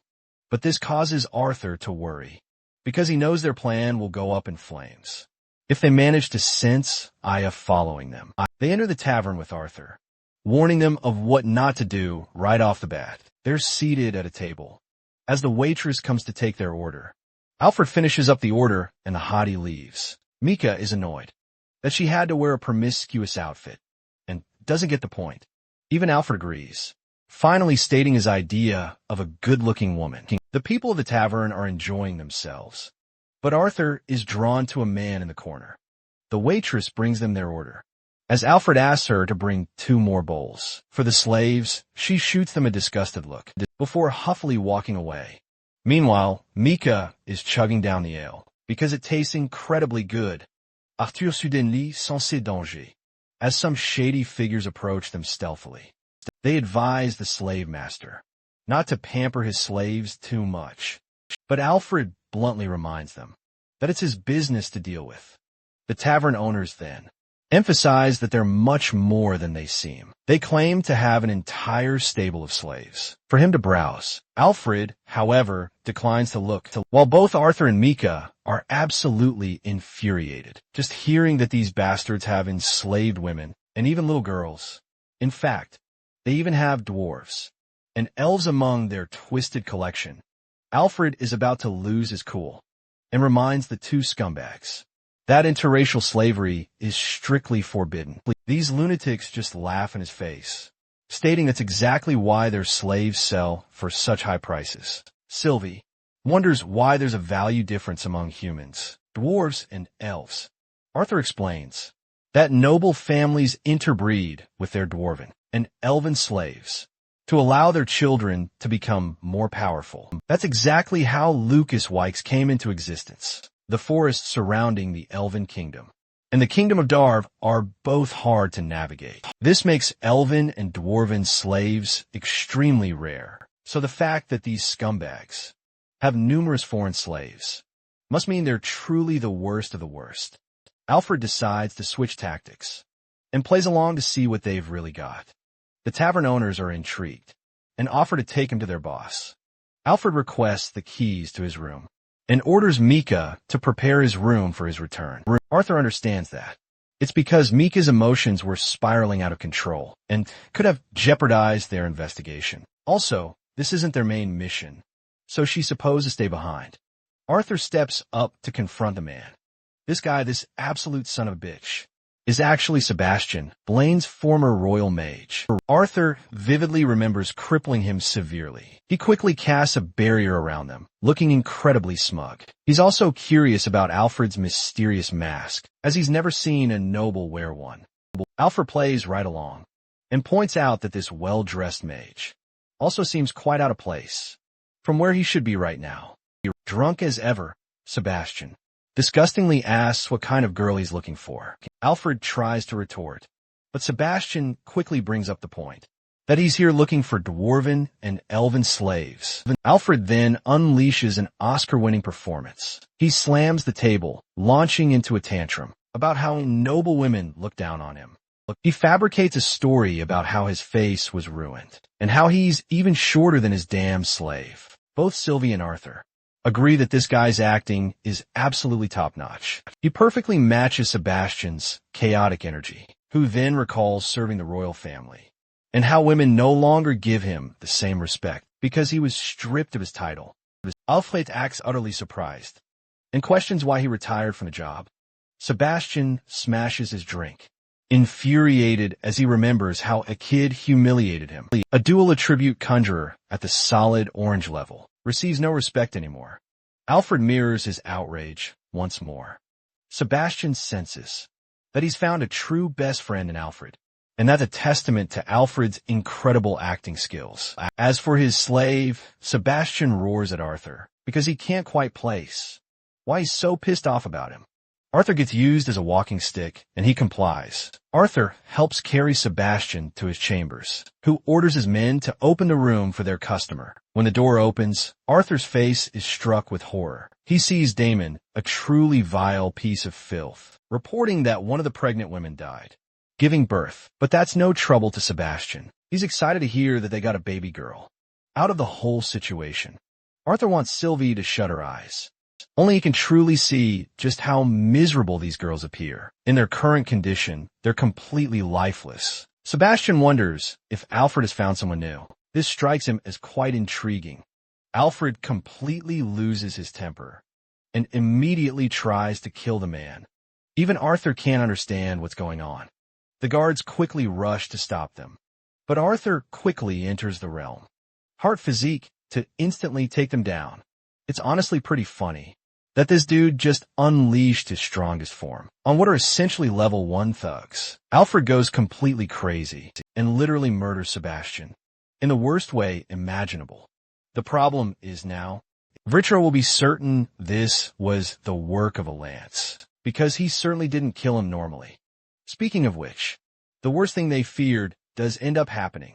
Standing out in the distance is the monster known as UTO, the same terrifying demon who ended Alea. He's ecstatic to see the boy wonder here of all places. Arthur is surprised too, as he was expecting to find a different retainer here. This truly impresses the demon, as he wasn't expecting Arthur to be so knowledgeable. Even Sylvie senses the extreme danger of this situation, knowing that their fight could cause countless casualties. Arthur suggests taking the fight outside, but UTO finds it absolutely hilarious that Arthur suggested they were on equal footing. He looks down on this lesser, while Arthur sharply reminds him that UTO is the one who came here on his own. Here's the shocking plot twist. Arthur points out that if UTO truly wanted him dead, or perhaps captured, he would have used Alfred's help and a bunch of soldiers to deal with him. Laughing away at the boy, UTO finds it amusing and accepts the boy's provocation. Basically, his pride is too great, and he does not want anyone else to interrupt his fight. Alfred tries to intervene, reminding the retainer that their deal was to kill Arthur Lewin in a more subtle manner. But that's exactly when UTO impales his damn nose, reminding the lesser that he doesn't care a bit about Radia's instructions or what their true objective was. Sylvie questions if it's really alright to leave Alfred on his own. Arthur decides to shatter the green sphere, which is Aya's cue to handle everything else. Alfred gets up, realizing he's popped the bead, which means Aya is now dangerously close. The entire situation has changed completely. It means their entire meticulously planned scheme from the very beginning was a devious setup. Alfred descends to the hidden Elacrian soldiers and commands them to evacuate immediately. The Elacrian soldiers, however, still don't understand what he's talking about. Alfred quickly realizes that they're not going to trust a proven traitor, a lance of Dicathan who betrayed his own continent. He could just kill them all right now. But they're, unfortunately, crucial to their plans. Yet, at the same time, it's far too late for these men. They're about to suffer a death, even more painful than anything they've endured. The soldiers wince, screaming in agony, as Alfred commands Aya to come out of hiding. He's at his golems, all readied and waiting. Alfred reminds her that a scythe of retro will be arriving any moment now. He can promise her survival if she chooses to flee. Alfred understands Aya's intent to inform Alder, who would then kill Alfred using his artifact. Normally, this would be more than enough for her, but for a cunning assassin like her, Alfred knows she won't take the easy way out, even though he'd much rather she did. The mystical elf then creeps up on him, instilling the fear of death, then warping away. She smugly thanks the fool for trapping the Alacrian soldiers right here, as her spells will only grow stronger. And take them all out. Alfred's done with her tricks, and calls her out for being a coward. The Lance, being the undeniable queen of sass, she sharply reminds this traitorous scumbag that he's the one acting like a fool. She's just cleverly exploiting the situation the best way she possibly can. Alfred gets enraged, and is now hell-bent on eliminating the Lance. He understands, with grim clarity, that more and more Alacrian soldiers will die if this goes on much longer. It would be best to take the battle to higher ground, but then he refuses to risk harming his own people. Aya just laughs at his crumbling resolve, pointing out that he's completely lost his nerve. Before long, Ulfred is attacked by a hydra trying to grab Aya, and she suffers a small burn. She realizes she can't let her guard down, not even for a second, around another lance. She's infamous for torturing her victims, which is why her own people disregard her. In response, she beautifully reminds him of the statue he made out of Sebastian. That was torturous enough for his methods. Aya senses a golem monster swinging at her from behind, but she dodges it with incredible speed. She thinks her methods of torture are nothing compared to the brutal death Ulfred gave Sebastian by entrapping him in a molten tomb. The man loses his patience and justifies that a monster like him only deserved a gruesome death. To this, Aya questions if that's what also led him to betray his own continent. The dwarf acts all cocky and confident, as if the elves and humans never faced hardships themselves. Ulfred expresses that dwarves were always thought of as inferior. Among the three races, they were always taken advantage of. He surrendered his loyalty to Radius, who joined the Alacrian side. Aya taunts him, stating that not even the Vritra clan could care for Radius, much less his people. They consistently refer to them as lessers, because they're equal to dust, equal to nothing.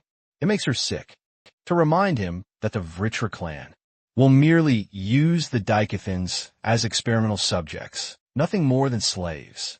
Ulfred tries to seize this moment to strike her down, but she deflects with ease.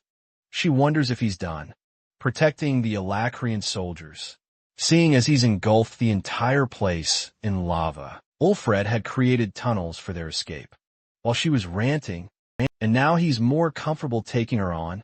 Aya dashes away, sending wind strikes his way. Alfred unleashes his army of golems right at her, but she holds her ground, effortlessly obliterating every single one. She even unleashes a colossal wind cutter attack that hits Alfred with its full, devastating force. The only reason he survives this onslaught is thanks to his incredibly durable golem armor. Aya deems this a stalemate between the two combatants. She argues that if the fight had dragged on longer, Ulfred would have held the undeniable upper hand. She launches more attacks his way, while he expertly blocks them with his magic, and reinforces his molten armor, preparing to strike her down. Aya summons her wind trident, and remarkably manages to slash Alfred's head. Meanwhile, his weapon barely misses her by a hair's breadth. Unfortunately, this was all part of his cunning plan, as the surrounding lava traps her firmly in place. This allows Alfred to deliver a truly brutal blow, piercing straight through her abdomen.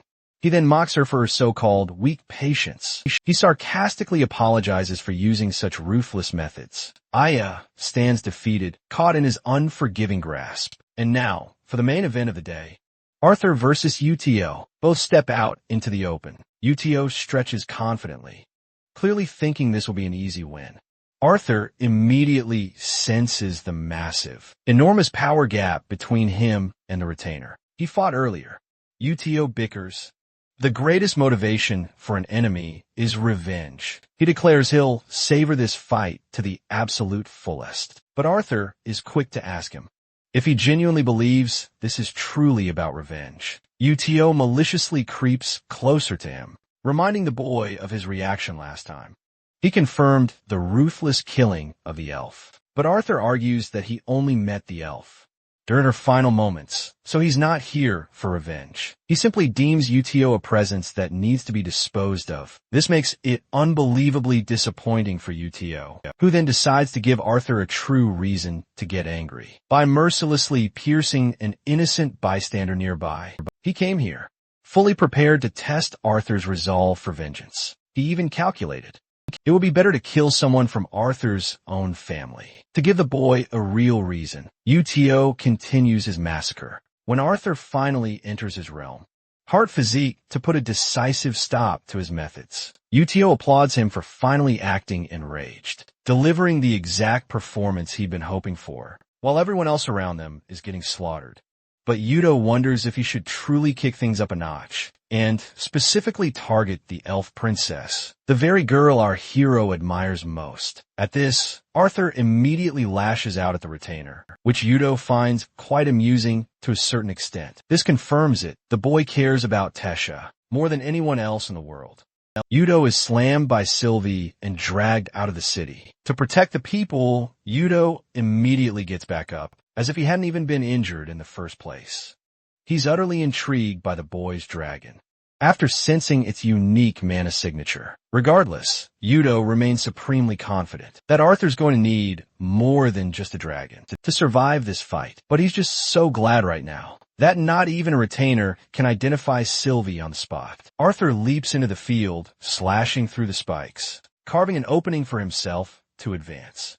Uto dashes in, countering the boy with a brutal claw strike. He's actually rather impressed by Arthur's performance so far. The boy manages to shove the retainer away, before launching a wave of fierce wind magic at him. But this battle is far from settled. Sylvie knows that the retainer is still alive and well. As for their own injuries, though, Arthur doesn't want her to heal them just yet. Uto comes flying in at full speed, clashing against Arthur's already broken sword. In this crucial moment, the boy decides to activate one of his strongest weapons yet. Black lightning. It crackles across the field, but Uto doesn't even flinch in the slightest. Arthur pairs his lightning with his blade, but it's no matter to Uto, who calmly dodges each precise strike, as if it were mere child's play. He stops his blade, stating that he expected a lot more than where that came from. Even Sylvie knows that. The situation is looking grim for them. Uto's attacks are only getting stronger and faster, while they're being pushed on a back foot. Arthur charges up a surge of black lightning and unleashes it across the entire field. Thanks to his realm heart physique, he identifies that Uto's powers only manifest in shadows. It's also why his spells are becoming increasingly stronger. The more darkness sets in, Uto swiftly dodges each of the boy's slashes before slamming him with a powerful punch. The punch really hurts Arthur as he struggles to get up, while Sylvie comes rushing to his help. Sylvie takes him away. Her plan involves moving out of the shadows, but Uto's chill and merely raises his spikes, to the point they reach the cloudy horizon. It's only thanks to her incredible speed that they're high up for the spikes to disappear. But this dude is a literal monster. He catches up in the air, impressed that they were able to exploit his weakness. Just now, Arthur gestures to Sylvie to be ready and lunges forth using Thunderclap Impulse. His plan was to slash Uto a single time, but he clearly missed, allowing Uto to counter him. Luckily, he blocked the attack and managed to get on Sylvie. Because he can't fly, then he jumps again, this time using Black Lightning to bring Uto down. But he's having no trouble dodging Arthur. Uto blocks his blade and send him back. Uto is rather disappointed that, even after his powers were weakened, Arthur couldn't even land a single hit. That actually left an impression. He finds it really unamusing with how weak Arthur is. The boy apologizes before charging his blade with black lightning and reminding the Alacrian retainer that he's not here to impress anyone. Arthur lunges forth, surging with electricity, and pierces Udo's body with his blade. He's happy to have landed the finishing blow, or that's what he thought, because he can't pull out his blade. The feeling of despair haunts him, as Uto confidently declares that already knows how to counteract his own weaknesses. He looks at the boy with a demonic and sadistic smile. Arthur's blade still stuck inside his stomach. Let's revisit the clash between the two lances. It seems clear that the victor of this fight is Ulfred, as Aya just received a gash she can't escape from. Well, that is what he thought at least. Aya's body, which he thought was the original one, proceeds to disappear into the wind. She lured him in, creating the perfect opening from behind. Alfred is absolutely floored. She completely tricked him. He just can't wrap his head around it. How she managed to utterly outplay him like this. Aya hopes he was absolutely astounded by her performance, and she knows he's burning with curiosity about her tricks. Even now, it turns out that every single mage, of every race, possesses a natural, inherent protection against four magic. And that's the main reason why water mages are barred from draining a person's bodily fluids, and also the reason why earth mages can't simply exploit the iron in someone's blood, just as wind mages can't suffocate someone by simply drawing the air from their lungs.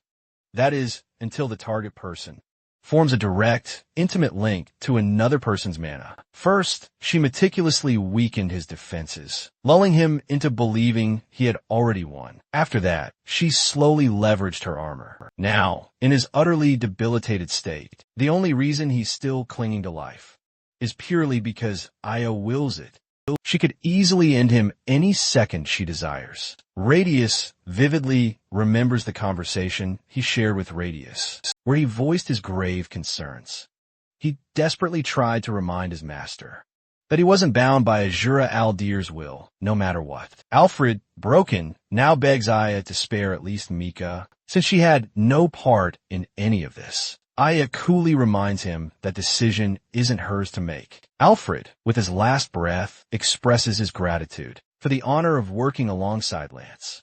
Aya smiles, agrees, and then swiftly delivers the killing blow. Alfred's true feelings, his words to Radius, are now finally revealed. He had only promised to carry out his master's commands, solely because Radius had personally asked him. He harbored no love for his own people at all, due to the harsh treatment he endured as a boy. And now, that very boy lies lifeless on the ground, having carried out a madman's twisted orders. Aya stands as the victor, disheveled but triumphant. Her thoughts turn to Arthur's condition now, hoping he's holding up all right on his own against the formidable Uto. Now let's cut back to the explosive, climactic sequence unfolding between Arthur and Uto. The retainer materializes deadly spikes directly from his body, taunting Arthur for his supposed naivety.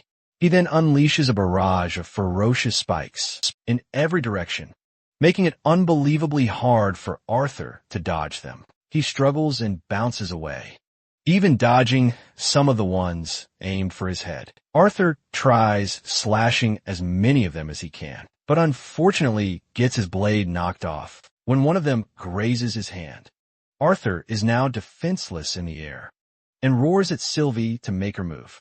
Uto is unleashing a barrage of spikes to finish off the boy while he's defenseless. Sylvie is racing ahead to make it to him, faster than Uto's attack in a critical moment. Arthur pulls out ice magic, putting everything against Uto's attack. Freezing it all down, the retainer is excited that Arthur's putting up a beautiful performance. For him, he unleashes shards from his body, each of them casting a spike of their own. This time Arthur seems doomed for good, because he's about to get nailed from every direction in yet another desperate situation. He activates Static Void and stops the flow of time. This allows him to leap away from the cage of spikes, which later smashes against each other and could have pierced his body like a sponge. Unfortunately, the usage of Static Void comes at a huge cost. Arthur falls completely knocked out of his realm. Heart physique. Thankfully, Sylvie is there to catch him. Udo's pretty fucking impressed that he dodged an attack like that. He doesn't know that Arthur stopped time, but it won't be making much of a difference. At this distance, Uto literally smacks Sylvie and Arthur down with a single attack, falling from the skies. Arthur urges Sylvie to return to her fox state. She's afraid that he'll get killed if he doesn't cushion the fall. She wraps him around her body, hoping to block the injuries. For Arthur, the definition of loyalty. Sylvie deserves every praise. Still, Udo's not quite done. He thinks it's even better to unleash an attack on top of the fall. They'll have to endure. The end is tragic. Sylvie's body takes all the damage as she crashes down, shaking the very earth, leaving nothing but utter destruction in her wake. The beautiful, formidable Aya has just completed her part of the mission, only to be startled by a cataclysmic explosion nearby. The sheer impact of it absolutely terrifies her. Zooming in now, we witness the aftermath of Arthur's fall with Sylvie. Black spikes have brutally scarred the very earth, while the black dragon is pierced by countless, cruel spikes. Poor Sylvie is severely wounded and completely knocked out, while her master helplessly cries out her name. Arthur is struck by the harrowing memory of his losses as Gray, as he desperately tries to help Sylvie reclaim her life. Helplessly, he attempts to gather ether particles, hoping to miraculously heal her wounds. Despite his most desperate efforts to heal her, Sylvie doesn't respond, and his trauma as Gray resurfaces, recalling the chilling memories of his brutal training. Deep in his heart, he prays for the dragon's survival, knowing he can't possibly live through the loss of his child. Arthur silently pleads with her, when suddenly a mysterious female voice calls out to him, assuring him that his beloved beast will survive. Towering over them are two jagged horns. It's the side that once instilled such fear in him. During their terrifying first encounter, Lady Ceres, and shockingly, she holds Udo in her grasp. Just one look at her reminds Arthur of the sheer, overwhelming danger he's in. She's incredibly powerful. Her aura is completely undetectable, but thankfully, the silver lining is she doesn't want to kill him. Yet, grabbing Udo's horns, Ceres snaps them right off, bewildering our boy with her inexplicable actions yet again. With the horns snapped clean, Mommy, Ceres then throws them like a bone to a dog. Arthur is utterly failing to process the true meaning behind her bizarre actions, as the horn stops suspended just before him. Knowing that these horns are an important part of Retra's very being, he fails to grasp why a scythe would traitorously betray her own powerful ally. Then Ceres concentrates a pointed, dark beam in her fingertips. Finally, she stabs Udo right through his core, showing a face of complete, chilling indifference in the act. She lets him go. His body withers, black streaks marring him as he falls, just before hitting the ground, landing right next to Arthur Lewin, stunned into silence. Arthur demands answers about her intentions. Ceres brushes him off, then dramatically reveals her plan. She wants Arthur to show everyone he defeated Udo, entirely on his own, having purposefully kept him alive, and piercing his core to render him harmless. For interrogation. From her words, Arthur deduces that this woman harbors a personal agenda of her own. In his pitiful state, he's fine with obeying her, just as she's about to leave. Arthur requests to know Ceres' name. Ceres Retra proudly declares herself to him. Arthur thanks her for her unexpected kindness. Smiling, Lady Ceres calls him an interesting boy and orders him to get stronger quickly. For both their sakes, the horns she gave him will help him evolve even further, if only he can extract the mana stored within. Arthur clutches the horns and Ceres vanishes. Relieved, he collapses next to Sylvie, realizing how pathetically weak he truly is. It's only the start of the war, and he nearly died to a mere retainer, so his chances against the scythe are even worse. As he fades into darkness, Tesh's voice jolts him awake. She's joyously running towards him, asking where he'd been. But suddenly, her clothes change, and she extends a hand to him. Unfortunately, our boy's mana is so critically low that he's starting to succumb to vivid hallucinations. Simultaneously, the thought of a peaceful life with his beloved excites him until Tesh's expression turns grim. She recoils before haunting Arthur Lewin with bone-chilling words. She calls him undeserving of happiness and reminds him of his sins. All those people died because of his selfishness in both of his lives. Whether as Arthur Leywin or as King Grey, his hands are soaked in blood, and he's destined to be alone. The traumatizing resurgence of memories snaps at him as he helplessly tries to reach out to Tesha. Suddenly, our boy shatters free from the hallucination, jolting awake to Aya's concerned voice. She's come to rescue him, and quickly realizes he's badly hurt. Arthur, ever resilient, assures her he's fine, while the Lance reports that she executed her mission flawlessly and helped escort the prisoners without a hitch. She dealt with the traitorous Lance and placed Micah in custody.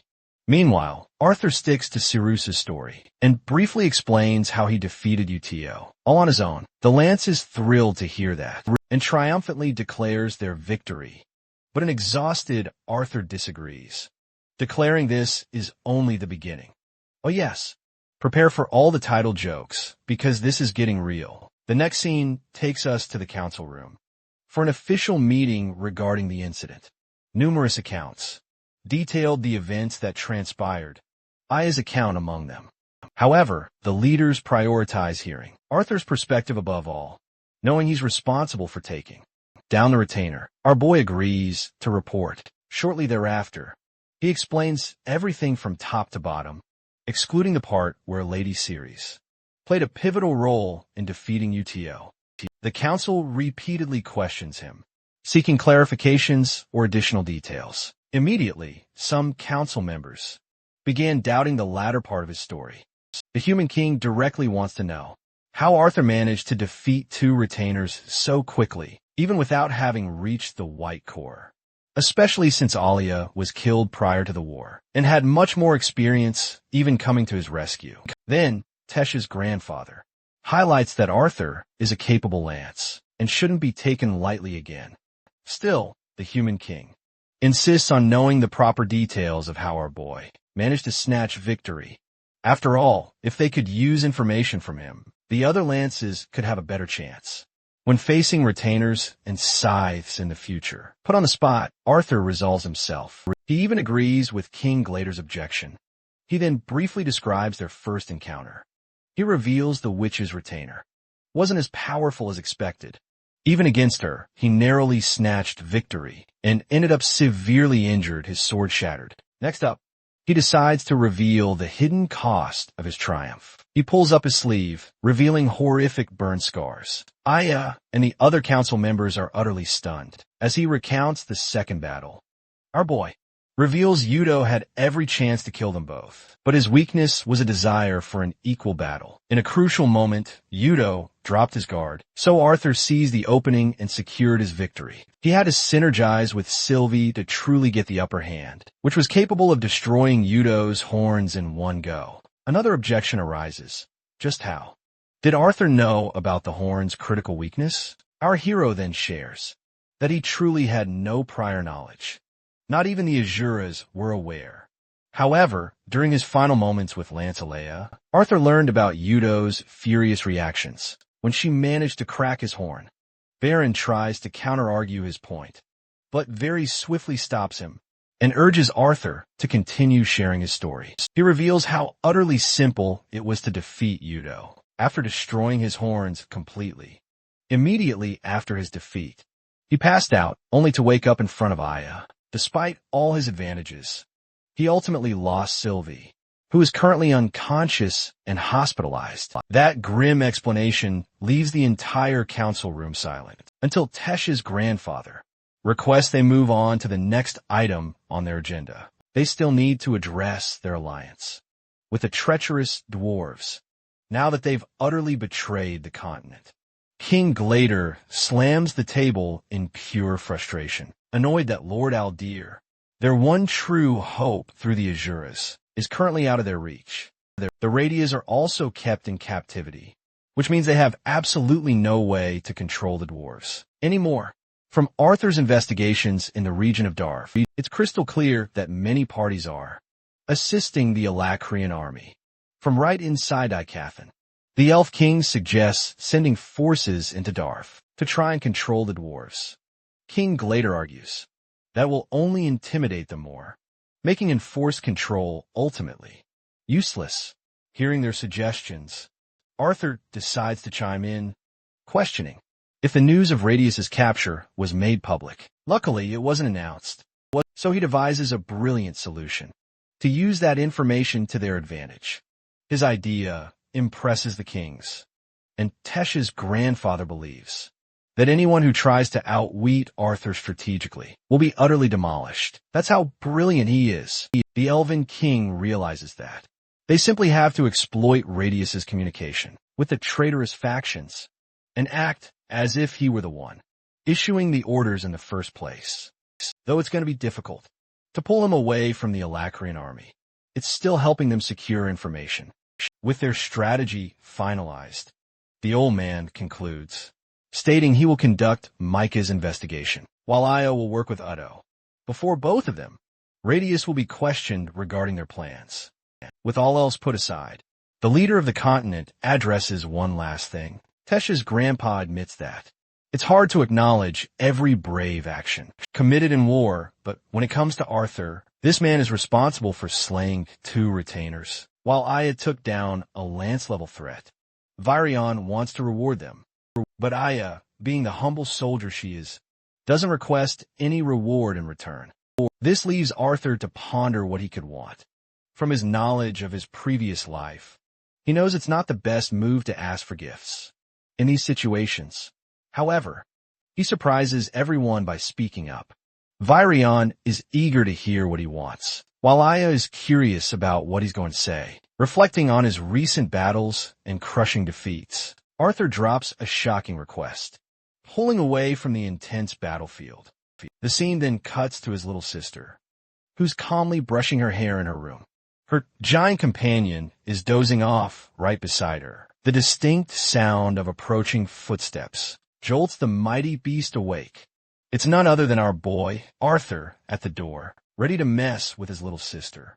He playfully tells her he's a ghost, returned from war to haunt her, fighting fire with fire. She orders Boo to beat him up. The giant bear shoves the door open and pounces directly on top of Arthur, hugging him tight and slobbering all over his face like a puppy. Reunited with his loyal best friend, Arthur savors the moment, while his sister reminds him that she's not a little kid anymore and won't fall for his silly tricks. Her brother smiles, agreeing he totally deserved that slam. Suddenly, she charges at him next, squeezing him tight, warmly welcoming Arthur back home. He hugs her back, absolutely thrilled to be with her. Meanwhile, Sylvie continues to rest peacefully in her room, while the Dicothan soldiers are marching all around. The council room holds its usual meetings. Arthur remains thoroughly impressed by his sister's truly excellent archery skills. He wonders if she can maintain the same pinpoint accuracy. While riding Boo, slouching, she sighs in defeat. She admits she still has a long way to go to truly perfect her archery skills. And Boo runs so incredibly fast that landing even a single shot is incredibly tough. Just imagining it makes our boy burst out laughing at his sister's humorous misery. Arthur then asks about her practice regimen. Ellie doesn't really keep track, but guesses it must be close to 7 hours a day.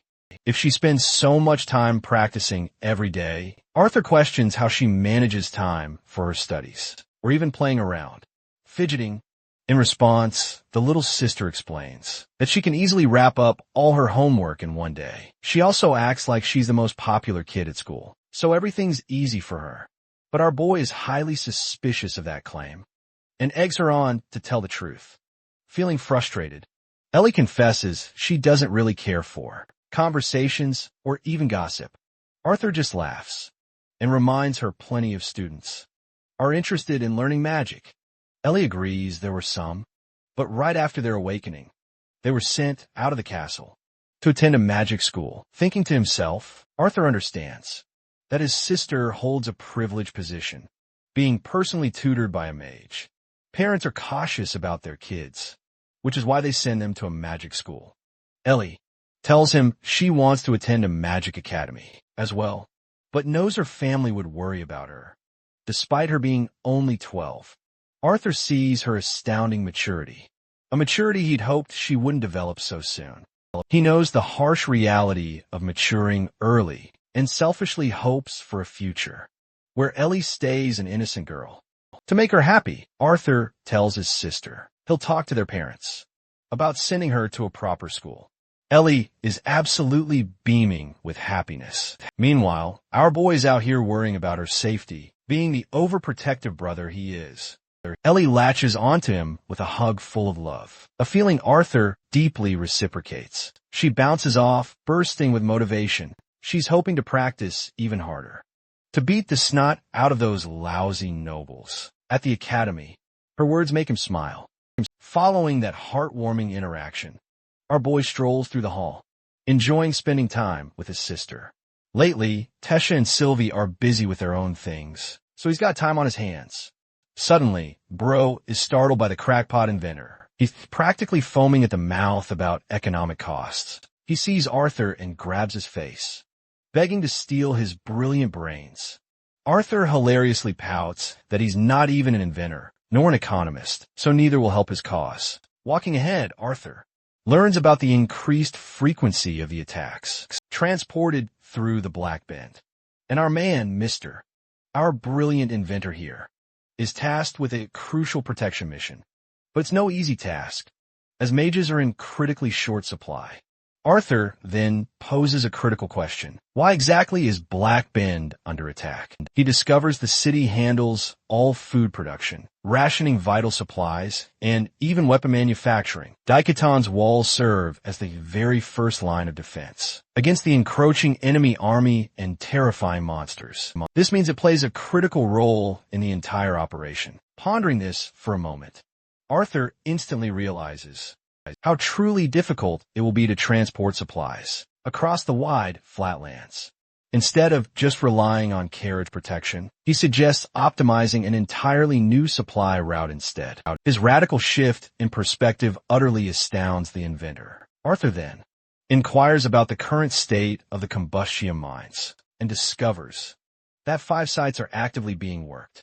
These mines were initially developed to extract coal for steam engines, but in the process they unearthed a supernatural mineral so incredibly powerful it can power an entire ship with just 10 pounds of combustion. A ship can journey a dozen miles at max speed. This incredible recent discovery ignites yet another idea in Arthur's brilliant mind. But instead of sharing his thoughts immediately, he decides to reflect on it first, suddenly interrupting their conversation. A tall individual resembling Fry requests Arthur. Lana Samaria has been personally assigned to him as his new attendant. Her gorgeous looks even have our lousy inventor simping for her. The attendant respectfully greets Gideon, who casually spills confidential information to her. Like it's no big deal. The mystical-eyed elf announces she's here to take our boy to the training grounds. That's right. Another training arc is on the horizon. Remember Arthur's personal request? Well, it turns out he wanted to step away from the battlefield for 2 months. Since he's the youngest lance of them all, he lacks experience and has already faced 2 life-threatening battles. Arthur doesn't want to leave the outcome of his next battle up to chance. He prefers to train even more while he still can. Lance Vari agrees, while Virion is lost in thought. In the end, he agrees to the request, but reminds Arthur that he might still be needed if an emergency arises during that time. The Elven King brings up an interesting question. How is this man going to train within the castle? For that, our boy makes a secondary request, which leads us to the training grounds, where Alania brings him, in front of 4 highly capable conjurers, just to help with Arthur's training regimen. All 4 of these experienced mages share different elemental masteries, and Cathlon is one of them. It's time to visit Gray's original training period. In his previous life back then, he was told to touch a key gauge with his dominant hand. Following instructions, he extended his hand as the orb turned blood red. Every single student here recorded their key levels before receiving rank confirmation. By the end of it, Gray found himself exhausted, but the instructor remained unimpressed. Joining up with the others, Gray overheard a bunch of the candidates talking about their final test. They'd already been tested on numerous fronts, so only one thing remained. Gray knew his key didn't mean anything, but he was looking forward to his upcoming final test. He joined up with the rest of the candidates, Instructor Grudge explained the final test, centered around practical combat. He wasn't going to reveal their key levels, but he knew everyone had a different level. The reality of combat is that one is faced with opponents with even greater key advantages than their own. That's why this process is random. The main criteria for this test is to judge based on adaptability and success. The instructor highlights the importance of the entrance exam.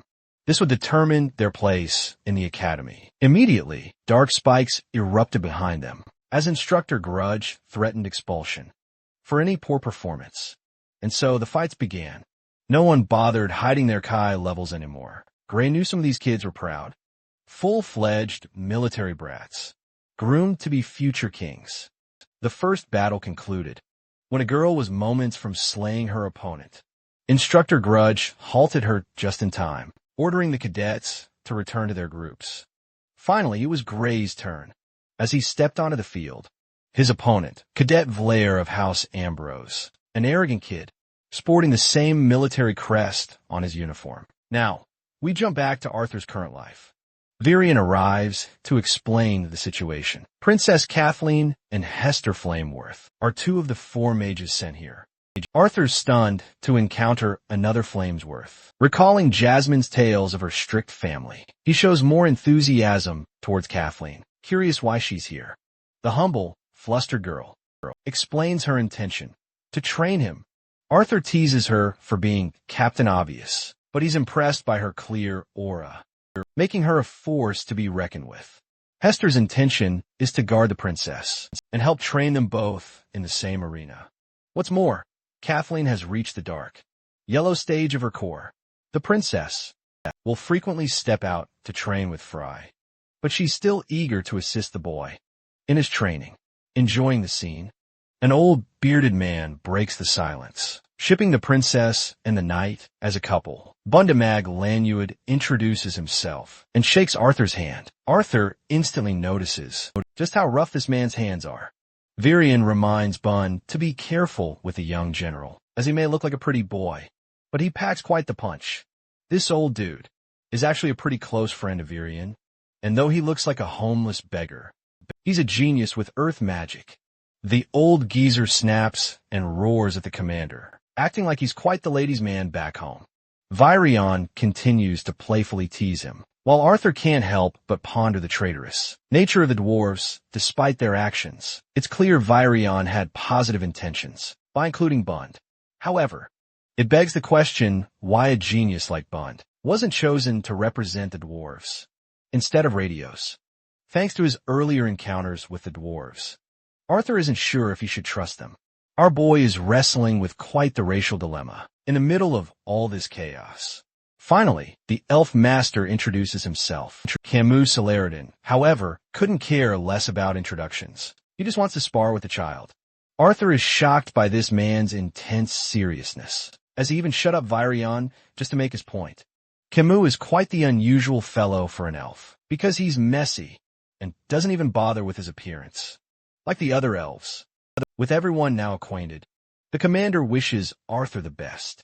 During his training period, Watson and the attendant will be observing the regular training sessions. In Virion's stead, the green-haired genius reveals a crucial list of things they need to do before kickstarting Arthur's training.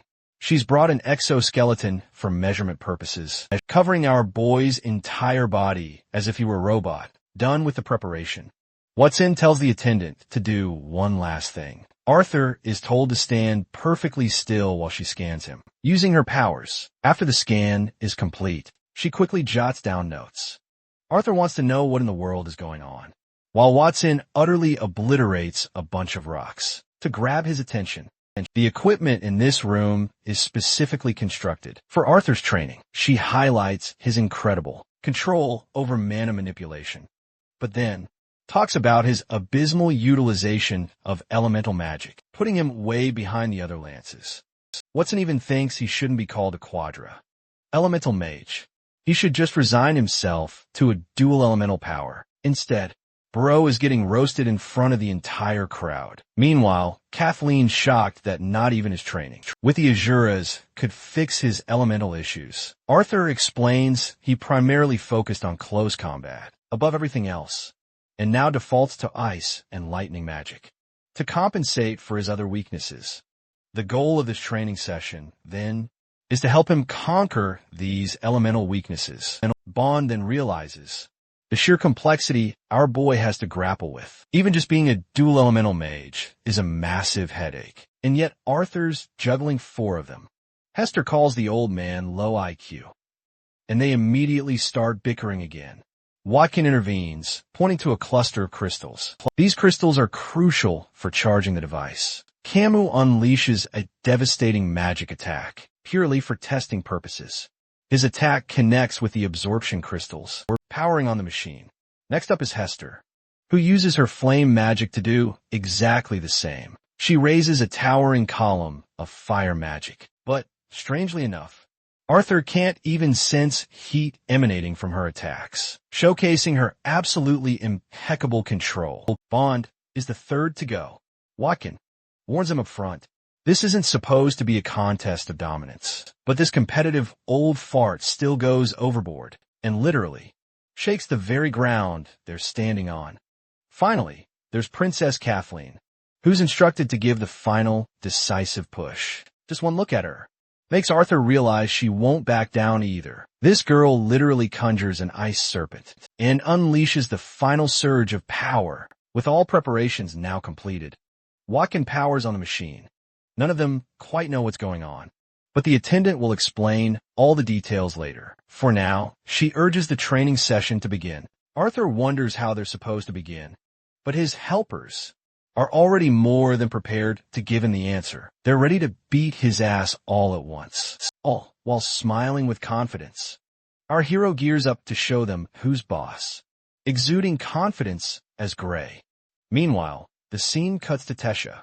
She quickly humbles her opponent by chucking his axe aside. The intense training period finally concludes, while a certain green-haired punk mouths off about one day defeating Tesha. His friends just laugh, but then someone calls for Tesha. They inform her of a new transmission scroll. As the scroll unfurls, Tesha realizes the message is from her grandpa, Virion. Virion updates her with some exciting news. First off, he mentions Arthur's speedy recovery and how he's rejoined the castle. He'll train for 2 months away from the battlefield. It was a request he personally made. So he'll be continuing his training with new partners, Hester, Camus, and Bond. And finally, Kathleen. Here's the thing. The mere mention of Kathleen instantly throws Tesha into jealousy mode. She practically shrieks in horror. Speaking of the Ice Princess, Kathleen manipulates her ice element, but Arthur casually counters her with his precise fire magic, just as he's finished dealing with her. Hester's incredible ball of flames is headed right for our boy. To deal with that, Arthur has already prepared a water elemental defensive strike. But here's the problem. Bun messes with his feet by raising the ground, making our boy slip. This leaves him wide open to be attacked. Arthur narrowly escapes and does his best to maintain his stance. He swings wide with his blue sword, clearing the arena of smoke. Our boy belittles Bun for using cheap tricks instead of the muscular physique he's built. Bun taunts him for getting fooled so easily, but while he's distracted, Camus releases a wind wave from behind, teaching the young lance his first lesson on fighting conjurers. But our boy is the GOAT, so he deflects the attack just in time. But Camus wanted this. He'd introduced an air of unpredictability by unleashing a storm from the very same spell. Arthur finds himself completely overwhelmed. He can't even get close to them, with every single one of them dodging his attacks. He attempts to escape their relentless assault, only to be further overwhelmed by Kathleen's brutal barrage of ice spikes. Thinking fast and moving even faster, Arthur counters with a burst of his flame magic. Meanwhile, Hester unleashes the might of her blue flames to completely engulf him. This is the first time Arthur has witnessed their true power. Even Watkin is left utterly stunned. To see the young Lance struggling so intensely. For her, it's actually an incredibly entertaining sight. She hopes he gets pushed right to his absolute limit. Escaping these scorching blue flames is proving to be a massive pain for our hero. He finally gets his feet back on the ground, but he's left questioning how his opponents have such incredible team coordination in such a short amount of time. He can't even walk, as his feet betray him from the harsh winds. Then, Byun's earth magic erects a massive trap, trapping him inside an impenetrable pyramid. All four of them have successfully cornered the young Lance.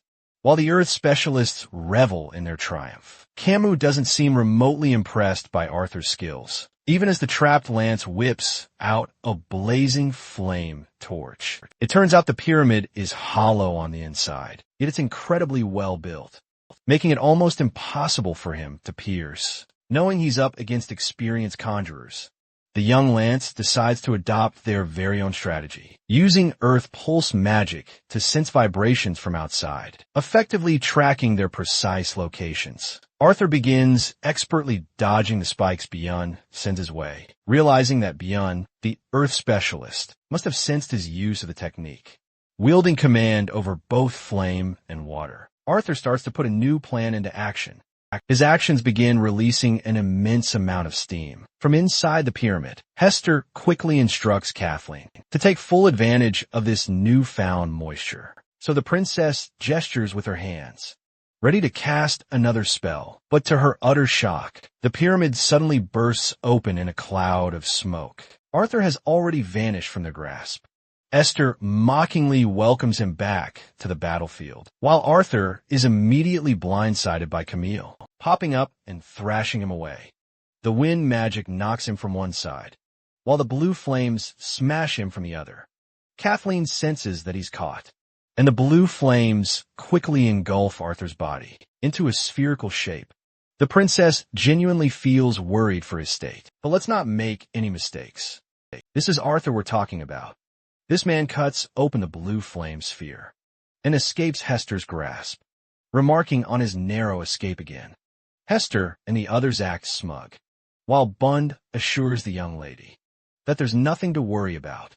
Hester remarks that though the lance shows promise, he's still not taking the battle seriously and underestimates his opponents.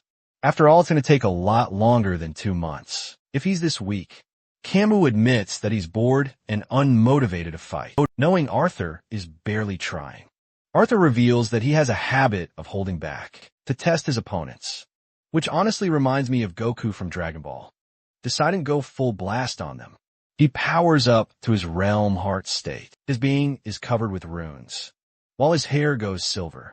The sheer aura he's emitting is enough to excite and shock his opponents. Arthur highlights that he won't be using this level of power during his training period, but because he wants them to treat him seriously, he's going to show them what he's really about. The way he looks right now, with purple hues coming out of his body, could be best described as radiant. An enthralling presence. Kathleen is flabbergasted. She'd already seen this form back at the academy.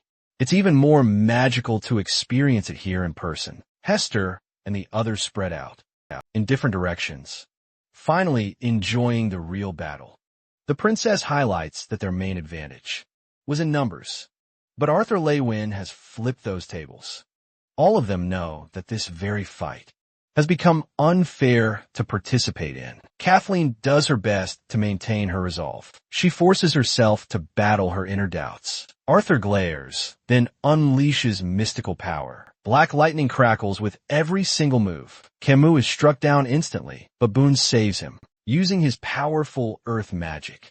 The princess manipulates a raging water storm into a gigantic, deadly spear of ice. She targets Arthur, unleashing it as he lunges swiftly. Camus charges her spear, making it even more potent. As it rapidly catches up to Arthur, he knows he can't possibly outrun the spear. Given its incredible speed, General Lewin glances at it for a moment and instantly deactivates the powerful spell, leaving Kathleen utterly bewildered, wondering what kind of miracle just transpired. Camus turns to blame her for her spell vanishing all of a sudden, but that's something not even the princess has any answers for. Boone goes on the offensive and taunts Arthur for merely flexing a new hair color. Those massive boulders fly straight at him, but this man is moving at full speed, in a mastered Ultra Instinct mode, evading every single attack, and unleashing a surge of wind magic as a counter. Boone casts an earth shield to block the force of the attack, then uses more boulders to catch our boy off guard. Arthur is forced to lunge all the way back, escaping the very ground he's stepping on, as it actively betrays his movements. His graceful, feathery movements are elegant to witness. Kathleen is shocked that he didn't target her, and instead went for Hester.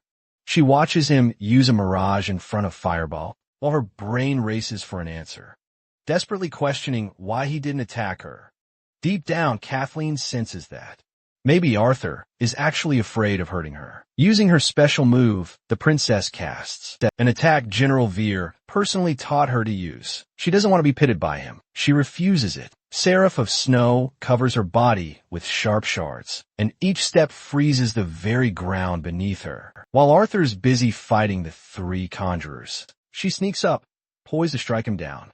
But even when he is completely off guard, Arthur dodges the full, deadly extent of her slash. He still takes a hit to the shoulder, leaving Kathleen open for a follow-up attack. Arthur summons Earth Magic to block her ice, but Kathleen's move ultimately sends him flying. Meanwhile, Camus has already unleashed a windstorm, immediately trapping him in its fierce gales. The Earth Specialist then adds his brutal touch, in the form of a gigantic, crushing fist. Hester coats it in searing blue flames to maximize the impact. Bond then leaps straight into the wind tornado, where Arthur is, alas, completely trapped. Our boy can't possibly dodge that devastating strike, and gets absolutely obliterated. Bro is absolutely nuked into the ground with a massive explosion, and gloats about how good that felt, having finally dealt some serious damage for once. It's all thanks to Kathleen's brilliant strategy that made their teamwork so incredibly successful. But even now, they can sense that Arthur was still holding back his full strength. Pitifully, our boy slowly emerges from the crater, admitting he couldn't hold that form for much longer. He compliments Kathleen for going full Ice Ninja mode on his ass, playing a truly critical role. Arthur's greatest blunder, made on his own accord, was clearly underestimating the princess and suffering a crushing defeat because of it. By the end of the first duel, Watskin gathers everyone together, as they got a lot to discuss.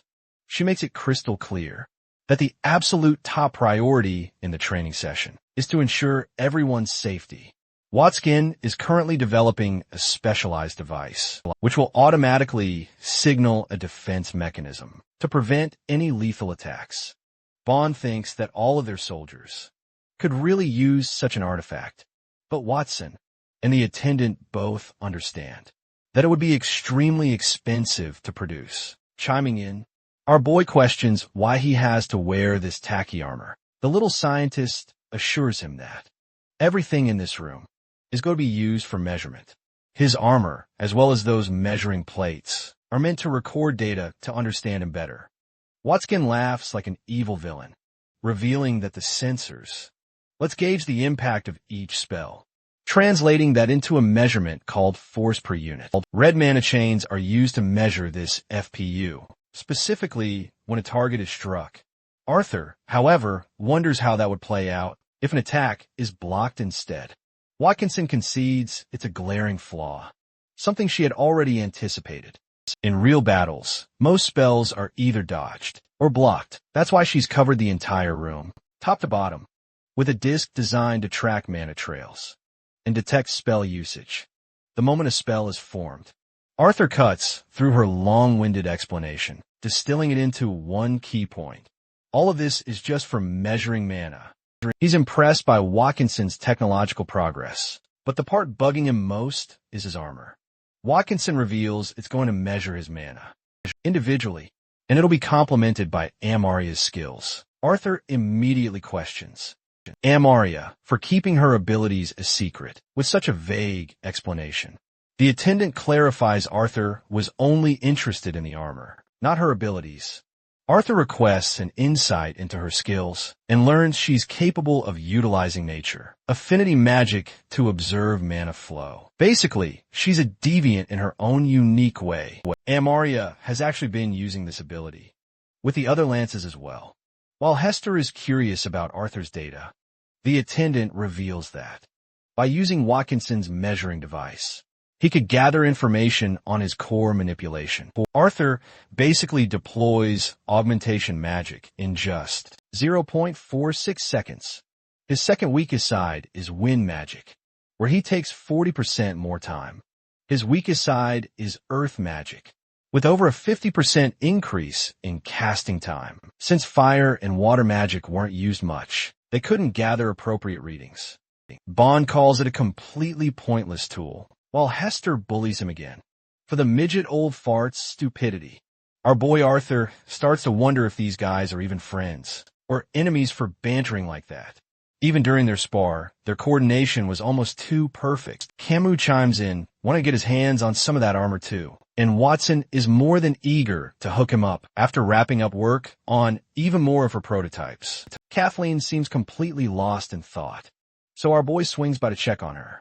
She reveals that Watson is getting swamped with demands for more measuring armors. Intrigued by his performance during Realm Heart, Arthur asks about the changes in his abilities. The attendant reveals that the young Lancelot's abilities spike fivefold across every single element. Unfortunately, she couldn't measure his body augmentation speed, while his general augmentation is comparable to most lances. After his transformation, he's so damn fast that even she couldn't record his speed. After the training session, Arthur takes a stroll around the garden with the Ice Princess and learns that Curtis, her brother, is currently a training instructor at an academy. He's so reliable that King Glader gave him permission to leave the castle, albeit under supervision. Teasing Kathleen, Arthur wonders if she's the one who got duped. The princess argues that she wanted to become a powerful mage to seize her freedom. But so far, King Glader still sees her as a weak daughter. Our boy points out that she's quite reserved, leading others to form a certain impression of her. Kathleen explains that she's been trying to participate more and become more outgoing. She even personally insisted on becoming his sparring partner. The moment Kathleen confesses that out loud, she instantly realizes the weight of her words, teasing her like always. Our boy wonders just how insistent she really was. The princess acts like she only did it for her personal benefit, but deep down, she's starting to fall for Arthur. As she walks away, our boy reflects on how much she's changed in her personal growth. It's as if she carries herself with a newfound confidence that wasn't there before. Turning back, Kathleen wonders why he suddenly halted. Arthur reassures her that everything is perfectly fine, and honestly, his movements are so precise these days, no one can even detect him walking. Arthur returns the same compliment to Kathleen. The princess explains that her mother, the human queen, has always been incredibly strict about their manners. She and her brother had to take rigorous classes to learn royal etiquette. Our boy suddenly remembers that Ellie was also sent to similar classes. His mischievous sister's naughtiness needed to be reined in. Kathleen asks for more details about her, while our boy promises to make the two of them meet someday. Internally, Arthur wonders if Kathleen has made some new friends. In a castle, the war has been difficult for everyone, so she hasn't been seeing anyone new. Arthur then brings up Hester, asking if she's new. The princess explains that Hester didn't accompany her to school, but she's actually been there for most of her life. It's here that Arthur learns about the deep connection between all three elders. They were actually responsible for playing a critical role in the previous war. The Kingdom of Darv sent soldiers to Sapon to help shift the tide of the war. That's how the two of them first met.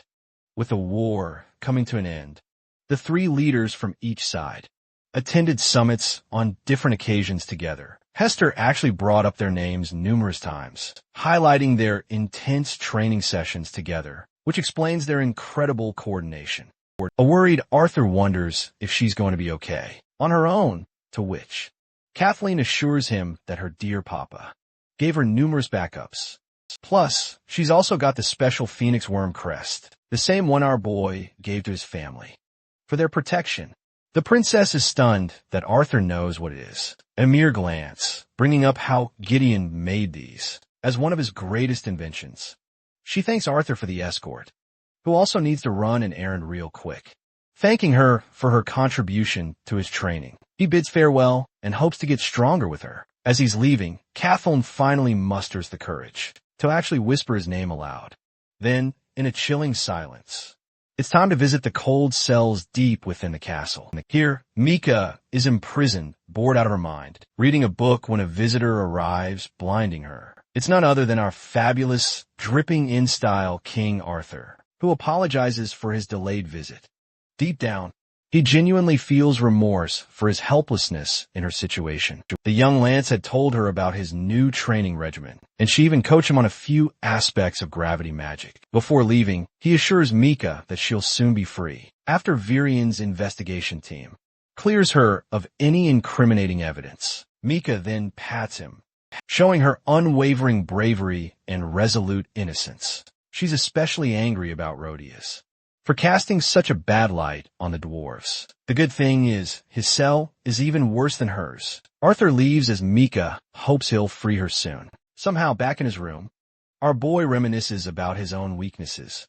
He has to overly rely on Realm Heart in most battles, and that form is unstable for any prolonged fight. Turning to the little fur ball of white, Arthur wonders if Sylvie got the rest she truly needed. The cute creature stretches like a cat, showing a nearly perfect recovery.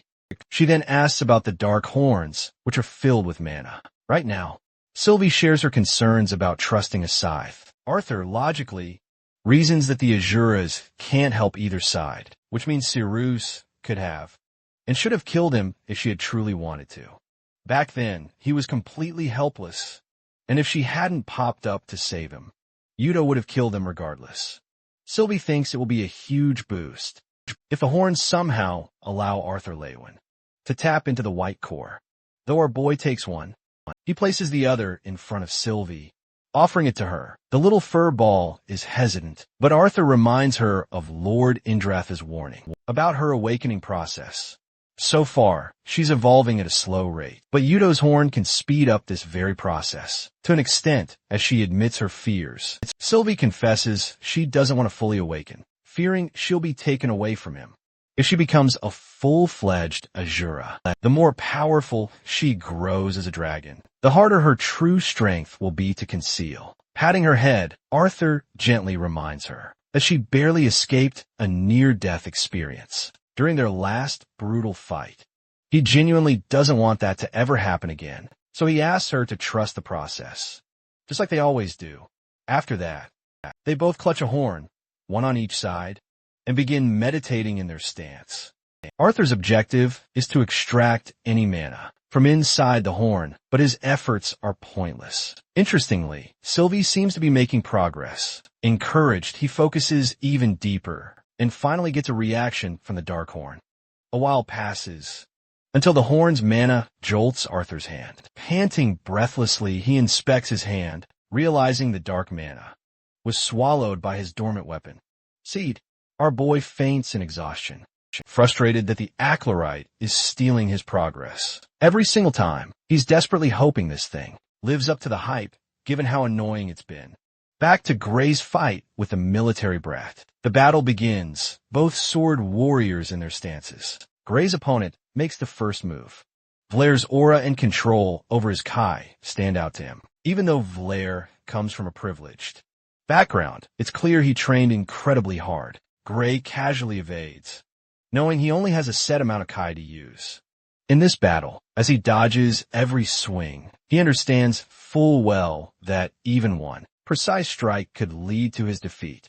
Vlair roars at him, making a critical mistake. Gray can easily spot the weaknesses when it comes to his opponent's speed, compared to his own. Countering with a kick, our boy retaliates with a sword strike. That sends Vlair flying back from the impact. Having made direct contact with his body, the fight is now concluded. Vlair is pissed off, arguing he can still fight. However, the instructor reminds the cadet that there's no victory in such matches. All he cares about is observing their raw talent. Blair's ego just can't handle a defeat. He claims Gray only got a lucky hit, if only to shut him up. The instructor stresses that this very kid had masterfully maneuvered around every single one of Blair's attacks. Throughout the entire match, he coldly orders Blair to step off the field, unless he wants even more points deducted. Blair retreats, utterly defeated, while our boy's expression stays firm. After the fight, Gray eats a lonely meal when suddenly someone sits right beside him. Unprovoked, they start discussing their test results. Cecilia absolutely aced her test, dazzling her testers with the amulet. Gray is thrilled his friend's persistence actually helped Cecilia through her struggles. Nico was the first of the trio to step up after Wilbekin's death.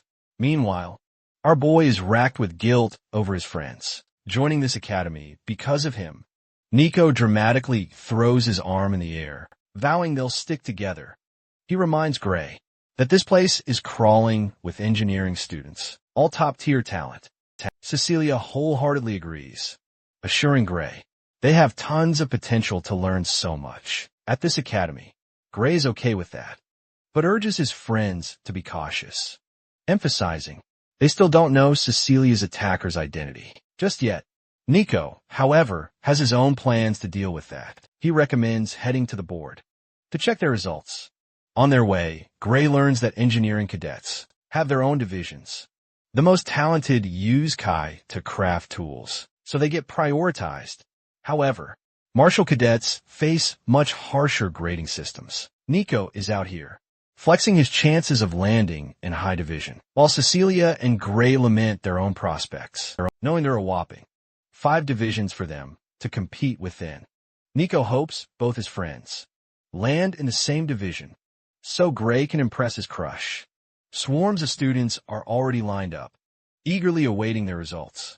Nico casually shoves our boy forward, a sacrificial lamb, to clear the path. Gray expertly navigates through the dense crowd. The stakes are ratcheted even higher, and Nico's anxiety is reaching a fever pitch. Finally, they're at the very front of the line. Gray and his friends eagerly scan the leaderboard. Nico Sever clinches a spot in Division 1, landing him in Class 1, exactly as he predicted. Cecilia's face lights up as she secures a spot in Division 2. Meanwhile, our poor boy frantically searches for his own name. The moment he finally spots his name, Gray is met with the chilling grip of his harsh reality. His dreams of growing stronger and excelling are utterly crushed. Ultimately, he's landed in Division 4. Second from last. Now, back to Arthur. In the present, Sylvie rouses him after he was knocked unconscious. Our boy immediately springs back up, making Sylvie worry and wonder if Arthur has been dreaming of his former life again. He assures the furball that everything is all right. He just wants her to focus on herself while he's busy training before he takes his leave. My poor baby's ears droop sadly, showing just how worried she feels for Arthur. It's day 2 of the intense training session. Arthur admits that his recent vivid dreams about his past life are still a mystery. Even to him, Commander Virian catches him, lost in thought, and calls him out, only for our boy to quickly deflect, shifting the topic to the current training. Virian assures him that Elenis is highly competent, which makes Arthur question his own idea of hiring a personal attendant in the first place. The commander explains that she's already worked extensively with the Lances, making her the ideal fit for his growth right now. Prior to this, she was working on the southern border. That's how they first crossed paths. He witnessed her excellence in tending to Lances, with a unique kind of deviant magic. She also expertly analyzed the Lances and pinpointed their weakest points. Thanks to this, they truly managed to grow in their own ways. Virion wants to make sure that Arthur's little vacation from the battlefield doesn't end in vain, so he hires his top trainer. She catches them mid-conversation and hands our boy his official training schedule. For the upcoming weeks, Arthur glances at the document, assessing its full scope. The focus is on increasing mana flow speed and honing his weaker elements. The first 2 weeks will involve intense one-on-one battles. Elena assesses that his goal is to test himself in various combat scenarios. Arthur agrees with her line of thinking, and here's Elena's critique of his intended goal. The problem with Arthur is that his fighting capabilities are already quite refined. Already, she points out an observation, that every time Arthur felt he was losing a battle, he always reverted to using his strongest elements, instead of committing to his weaker ones. That's why Alanis intends to slowly help him achieve his goal of making his other elements stronger. Alongside that, his trainer introduces an element of unpredictability into his schedule. First, she informs him he's going to fight the elders in one-on-one matches. Each sparring partner will randomly switch places, forcing Arthur to adjust accordingly. In every training session, our boy will only be allowed to use one element. That too will switch in the heat of the moment. Arthur realizes that his initial approach of fighting numerous people all at the same time is utterly foolish. Virion assures him that Alanis made similar adjustments for the other lances too. The commander leaves Arthur in her hands, hoping he doesn't just shatter. Our boy is ready to take on the world, but completely forgot about the element of unpredictability. As an Earth spike launches him into space, Bond is the first opponent, welcoming the dear boy with a closed fist. Right away, Arthur taps into the fire element as well as lightning, only to be restricted by Elena's strict instructions. He realizes this woman might just be his undoing. Distracted, he loses focus and gets ensnared by the Earth. The Earth specialist, Bond, hurls powerful rocks his way, while our boy uses ice magic to defend himself and launch a daring counterattack.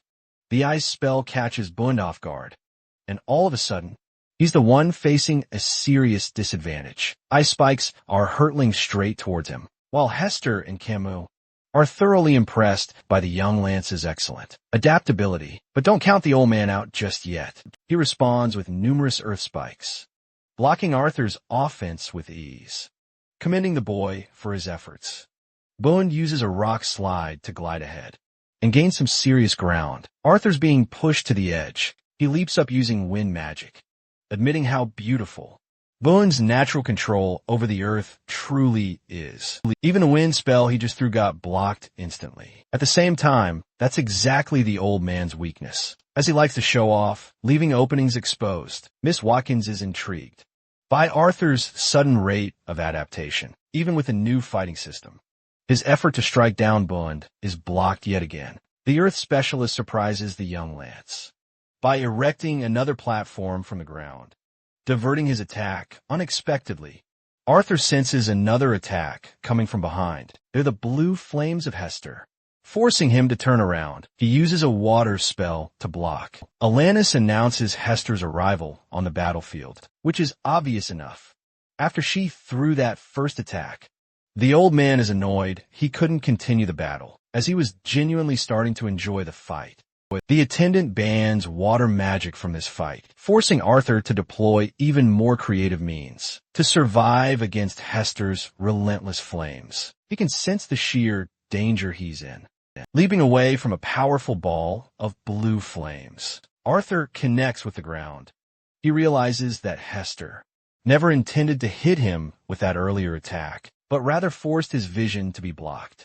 Using wind magic, he gets rid of all the annoying smoke. Hester blasts blue flames, obliterating the wind spell. Anticipating his move, Arthur charges forward with a powerful dash. His objective, to strike her down using his wind magic. His empowered punch slices right through the fiery inferno. But this is precisely what leaves him bewildered. He completely missed his target. Instead, Hester unleashes a devastating column of blue flames from above, trapping Arthur, demanding a desperate, last-minute choice. Even Boone can tell she's holding nothing back, while Camus has already fallen victim to her tricky tactics before. Back during their training, the young lance deftly maneuvers, dodging the relentless blue flames, giving his all to manipulate the devastating path of the flames. But up until now, all these attempts have been nothing but clever distractions. She's deliberately provoking him, systematically wearing him down, and as much as he despises admitting it, Arthur's falling for it. So he tries a different approach. He unleashes a volley of sharp earth spikes, copying Boone's move from their earlier fight. This is precisely the skill Alanis wants him to master, to replicate specialist skills in real combat scenarios. The blazing fireballs are sent hurtling back as Arthur clenches his jaw, furious at having missed his mark once more. Now on the offensive, Hester's concentrated fireballs begin releasing devastating ripples of fire, shattering Arthur's earth spikes completely. Things are going south for him, and quickly, forcing him to shroud his body in earth armor, while his realm heart could easily help him pinpoint her exact position. Arthur refuses to take the easy way out. Overwhelmed, he delves into Hester's perspective, uncovering the precise strategy she'd use to fight him. In a frenzy, our boy starts firing wind spells in every direction to blast away the flames. Watkins is starting to think that this fight might be overwhelming for him. For the lance, lacking his crucial water element, Alanis counters that this is precisely what will force his mind to discover truly creative solutions. Getting blasted left and right, Arthur soon realizes Hester's mana pool is absolutely vast. Now, the spheres of blue flames unleash sharp, spear-like projectiles to trap him completely and finish him off. Believing this is her final, decisive move, our hero refuses to budge from his spot, taking the damage head-on. Even now, he understands the seasoned elder won't drop her guard that easily. Having absorbed the attack head-on, he forces Hester out into the open. To deliver the final blow, Arthur internalizes the struggles of a multi-elemental mage, highlighting the importance of using elements in the correct order. The talented young lance slides skillfully into the ground to evade Hester's ultimate attack, emerging behind her just as she thought she'd won. In this moment, he taps into the lightning element and unleashes a devastating Chidori. The clash of blue flames against lightning unleashes a shockwave and an explosion. By the end of their intense battle, Hester is down on the ground, defeated, glowing purple thanks to Watkins' technology. The artifact she created seems to be working just fine, as it averted a lethal blow. Ellie and the others pop out of nowhere to check on our boy's progress. His little sister is worried that Watkins is celebrating that her technology worked so well, because it easily could have gone the other way. Arthur assures his sister that he didn't need the artifact anyway, while an enraged Hester reminds him he'll need it in their next battle. Ellie is repelled by the smell of Arthur's sweat, while Virion has personally come with an update for the lance. The rest of them exit the training room, while the commander urges both siblings to stay curious. Arthur asks what's up. The commander reveals the matter of the Black Bend and the wall, how the best warriors were deployed to ensure safe delivery of supplies. The recent attack involves Arthur's parents and the Twin Horns group, terrifying both siblings. In the next scene, our boy is setting off to meet his parents at the wall. Gideon is fast asleep, while Sylvie clearly detects Arthur's worry for his parents. He tells her that's the very reason he never even wanted them to participate in this dangerous war.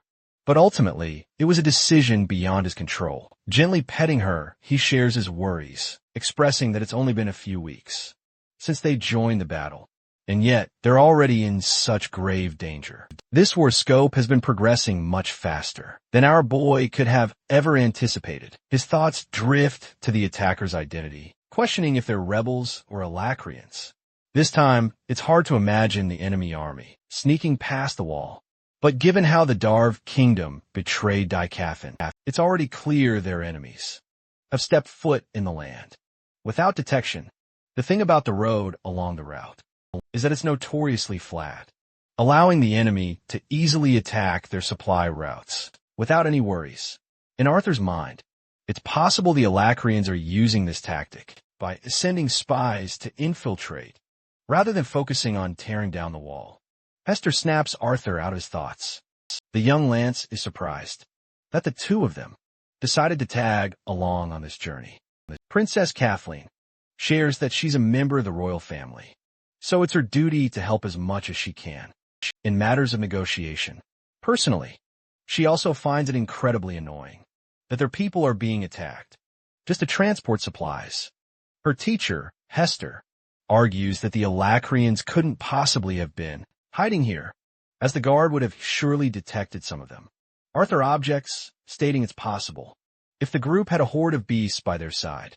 The princess suggests relocating some soldiers to the route to act as protection for the supply routes. But that's exactly the problem. Gideon emphasizes that they're already running short on soldiers. Commander Virion is currently working on a plan to solve this issue. The inventor himself eagerly anticipates Arthur's brilliant ideas coming to life and curious if the young Lance is willing to spill a few secrets. The young Lance confidently declares that the terrain will actually play right into their hands this time around. Suddenly, the cart lurches violently, practically tossing them from their seats.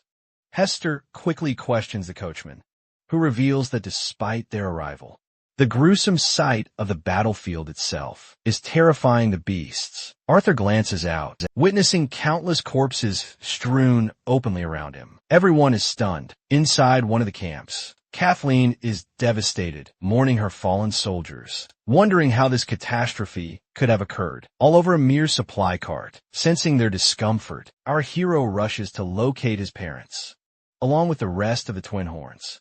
He anxiously checks on them, asking if anyone sustained injuries. His mom quickly reassures him, assuring him they're perfectly fine and, thankfully, none of the others on their team suffered any fatal injuries. Esther breathes a huge sigh of relief. It turns out the Alacrians had ambushed them right after Reynolds got separated from the group. It was only thanks to his timely return that they managed to survive the attack. Arthur's dad came through with a clutch save without sustaining a single injury himself. Arthur's father then questions why Arthur journeyed all the way here and if there's a deeper purpose to his presence. Kathleen interjects, stating that they are here to urgently fix the supply route problem. As a top priority, the inventor and Arthur are tasked with creating a special device to protect their vital resources. Reynolds admits he sometimes forgets his own son is a member of the council now. Helen tells him to stop dilly-dallying and talk with his son. Sylvie and Arthur's mother decide to remain in camp while he goes out to speak with his father. As he's leaving, the little fur ball reminds him of what happened last time, back when Arthur found himself. He's argued against his parents' decisions twice, but ultimately, he can't control their choices. He's learned that now, and it's just the beginning. Reynolds, beaming with pride, highlights Arthur's immense achievement of becoming the newest Lance. Reynolds reassures his son they're doing just fine, and the reason for their thriving state is that they're a tight, knit team who looks out for each other. Arthur agrees it's true, but deep down, in his heart of hearts, he knows war simply doesn't care. War claims the lives of even the strongest, but it's something his father will never truly grasp. Reynolds then asks if Ellie knows the full extent of the attack and learns she only knows surface level information. She'd returned to training after she learned that there were no severe casualties. Arthur highlights just how powerful she's become with her bow and her dream to attend a magic academy. Her father understands how lonely she must feel inside the castle. Yet at the same time, our boy thinks she's chasing strength instead of building a social life, which Reynolds thinks is completely normal, considering her older brother is an outstanding warrior himself. They can only hope for the best. For Ellie to discover new friends. Changing the subject, Arthur asks his father about visiting. A saddened Reynolds rejects the idea, highlighting the ever-growing, brutal conditions of the war. They're needed most on the battlefield right now. Hearing those words, Arthur tries to voice his objection, but ultimately resigns in defeat, knowing he's powerless to change it. Instead, he simply shares the moment with his papa. Following that moment, he bids farewell to both his parents with a warm hug, but deep down, his longing and worry for his family only intensify, and he desperately hopes his strategy works out to ensure the route's safety. Kathleen notices his troubled expression, her eyes on him, as they arrive at their next destination. She confronts him directly, asking if he's truly okay with such a fleeting reunion. Arthur assures her he's completely fine with him taking charge of the wall. Hilariously, the princess can't bring herself to share that sentiment for her brother, Curtis, whom she doesn't even miss being gone. Gideon urges our boy to finally spill the beans about his plan. Everyone's practically dying to know his strategy by now. The boy emphasizes that it's more of a mode of transportation rather than a proper device. Gideon is utterly speechless until Arthur reminds him of the combustion methodology the inventor discussed for an overseas ship. Using that same logic, they'll build a ship that travels over land, declaring its official name a train. The inventor is completely baffled by the idea of a land ship, questioning how it got such a ridiculous name. Arthur just teases him, and the inventor practically snatches the blueprint from his hands. His eager self can't even wait to step inside the building. Before peeking at the document specifics, Gideon is absolutely starstruck and grabs Arthur in pure excitement. With this, everything is going to change. Instead of using rivers to connect different cities, they'll simply use a few earth and water mages to create an entire railway system. Arthur is fine with eventually popularizing the railway approach all over the continent, but for now, he cares most about the current route to ensure safe travel. They could even develop entirely new cities with this system. Currently, the teleportation gates are the only thing capable of acting as a secure mode of transfer, but with a railway system, they could go anywhere to develop anything. Hearing that makes Arthur smile, solidifying his confidence in changing the world. Gideon bops his head with the blueprint for saying something so incredibly obvious. At this point, this dude thinks he should totally change professions and just take up fishing as a new hobby instead. Arthur quickly reminds him that he's overseeing the entire project, so he can't just retire on the spot. Even though the initial idea wasn't Gideon's, Arthur believes it'll be much simpler to secure the council's full support if they use his name, then position Gideon as the project manager. The excited inventor snatches the blueprint and bolts toward the teleportation gate. This unending enthusiasm of his makes Hester question if the guy is pumping pure adrenaline through his veins 24/7 instead of sleeping. Kathleen suddenly interjects, suggesting they stay the night instead of heading straight home right away. Her unexpected suggestion utterly stuns all three. The princess quickly realizes what she just blurted out and clarifies she simply wants to rest so they can properly resume training later. She then adorably suggests they grab dinner here, looking so utterly charming that both Arthur and Sylvie struggle to suppress their laughter.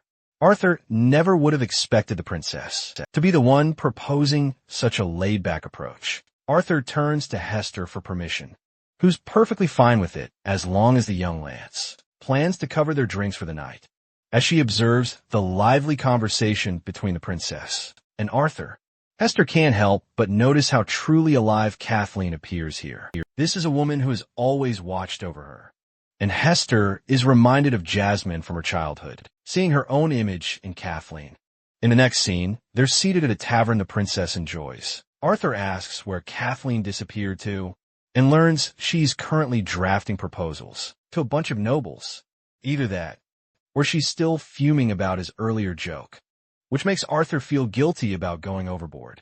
Hester, however, assures him he absolutely should continue teasing the young princess to the absolute extreme. That's quite a statement coming from her bodyguard.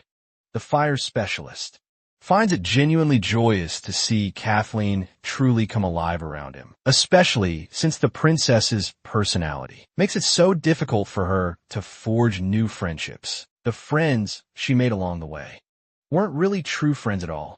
Hearing her story, Arthur feels a deep gratitude for Hester. She was always looking out for the princess, knowing she must have profoundly influenced both her character and Jasmine's. In response, the elder just chuckles, noting that both women would have turned out just fine, even without her influence. Hester then realizes that Arthur is familiar with the Flamesworth family because of Jasmine's connection. In the Twin Horns group, Arthur reveals that actually He was her guardian and tutor during his time as an adventurer. Hester senses, however, that he knows about the dark secrets of the Flamesworth family, while Arthur assures her he's had the privilege to meet good people like Jasmine and herself. Turns out, Jasmine is actually her niece, a child who never complained while in her care. Arthur and Sylvie didn't even have any idea she had siblings. Hester reveals that Jasmine's father is a man infamous for his pride and had hoped Jasmine would become a dual elemental mage. Unfortunately, the moment he learned about her inability to wield fire, she was summarily kicked out of the family. That's the story everyone knows. Hester deeply regrets, to this day, being unable to help the little girl. Chugging down her drink to forget her sorrows, she slams the cup down, admitting how relieved she is to see Jasmine thriving. With her new circle, Arthur doesn't really have any intention of fighting Jasmine's father, knowing it's her personal battle to deal with. Hester, ever mindful of family pride, doesn't want him going around destroying her family name, a remark truly characteristic of the family itself. Trotus Flameworth is currently serving as a captain of a division. On the wall, while they're talking, a group of civilians comes along, singing praises of Hester Flameworth and her contributions in the war. These people eagerly join in, wanting to know everything about the Battle of Adiston. As the nighttime story begins, she tries to back out, but Arthur urges her to just enjoy the moment. He highlights that the princess is doing perfectly fine. Sylvie then calls our boy a sneaky little bastard for cleverly warding off all the attention from himself. As a lance, she warns Arthur that karma is swiftly going to catch up with him. Our boy doesn't even know what the teasing little furball means by that cryptic comment. Right then, a few kids arrive, asking if he's the newest lance. Our boy's plan to stay low just got completely nuked. Suddenly, Kathleen joins the party, dazzling in a beautiful dress. She teases Arthur for starting the drinking session. Without her, of all people, both of the kids are already shipping Kathleen.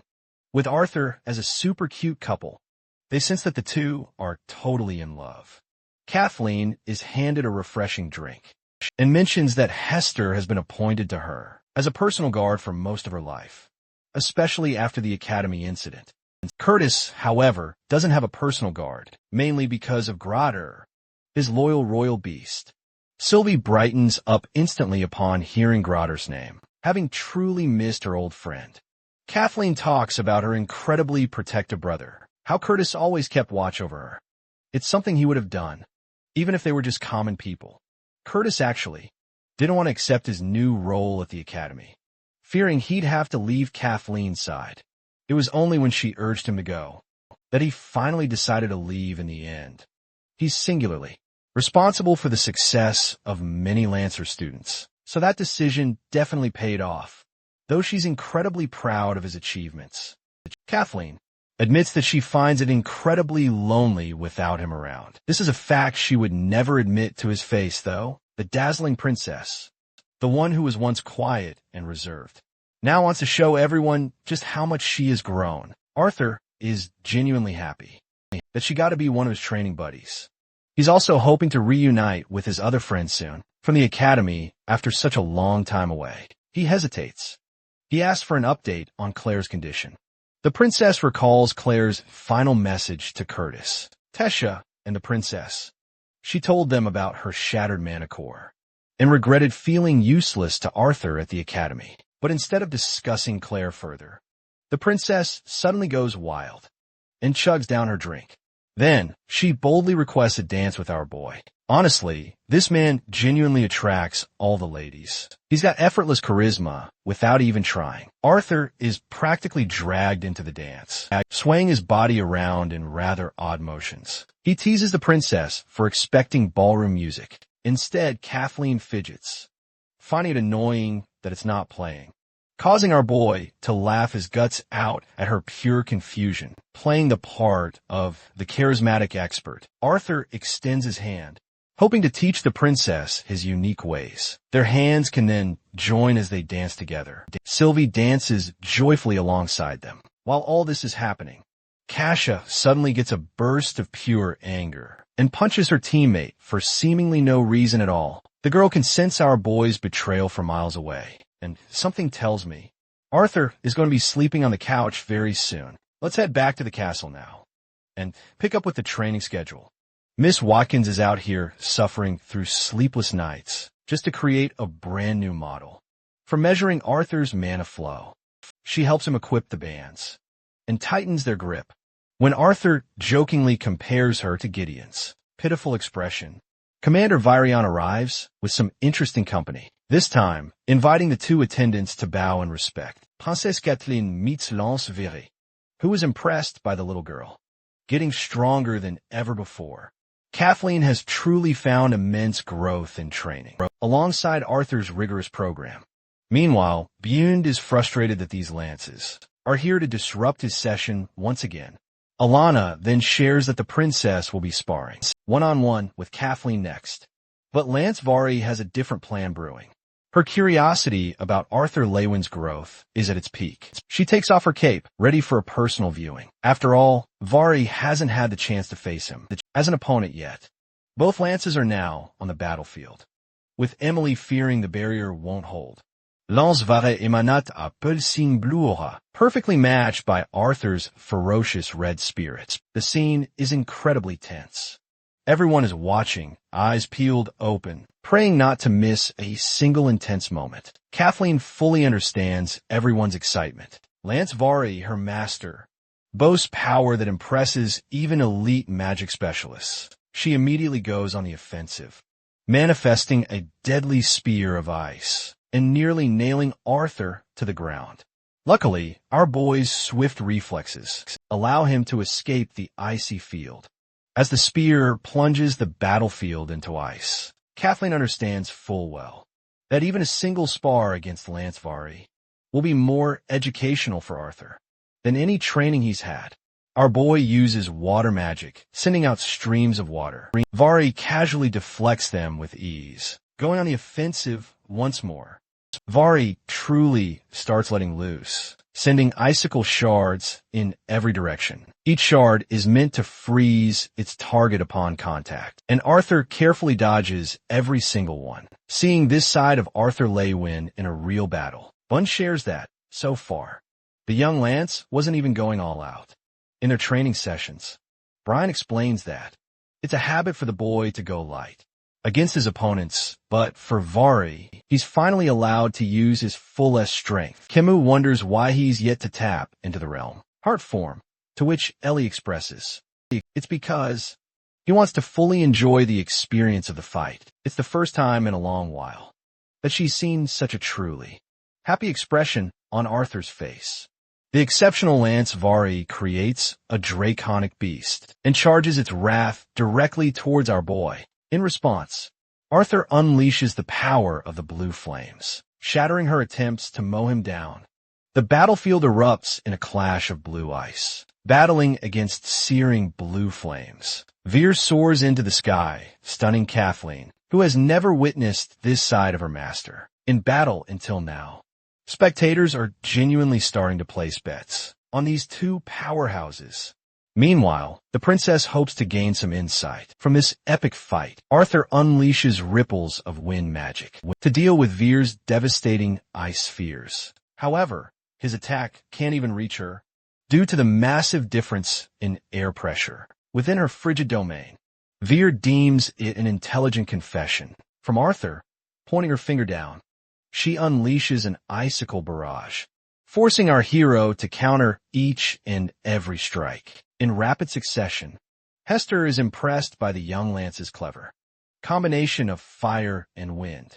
But the one thing that truly bothers Kathleen is why Arthur refuses to disperse the spell, knowing it will drain his mana.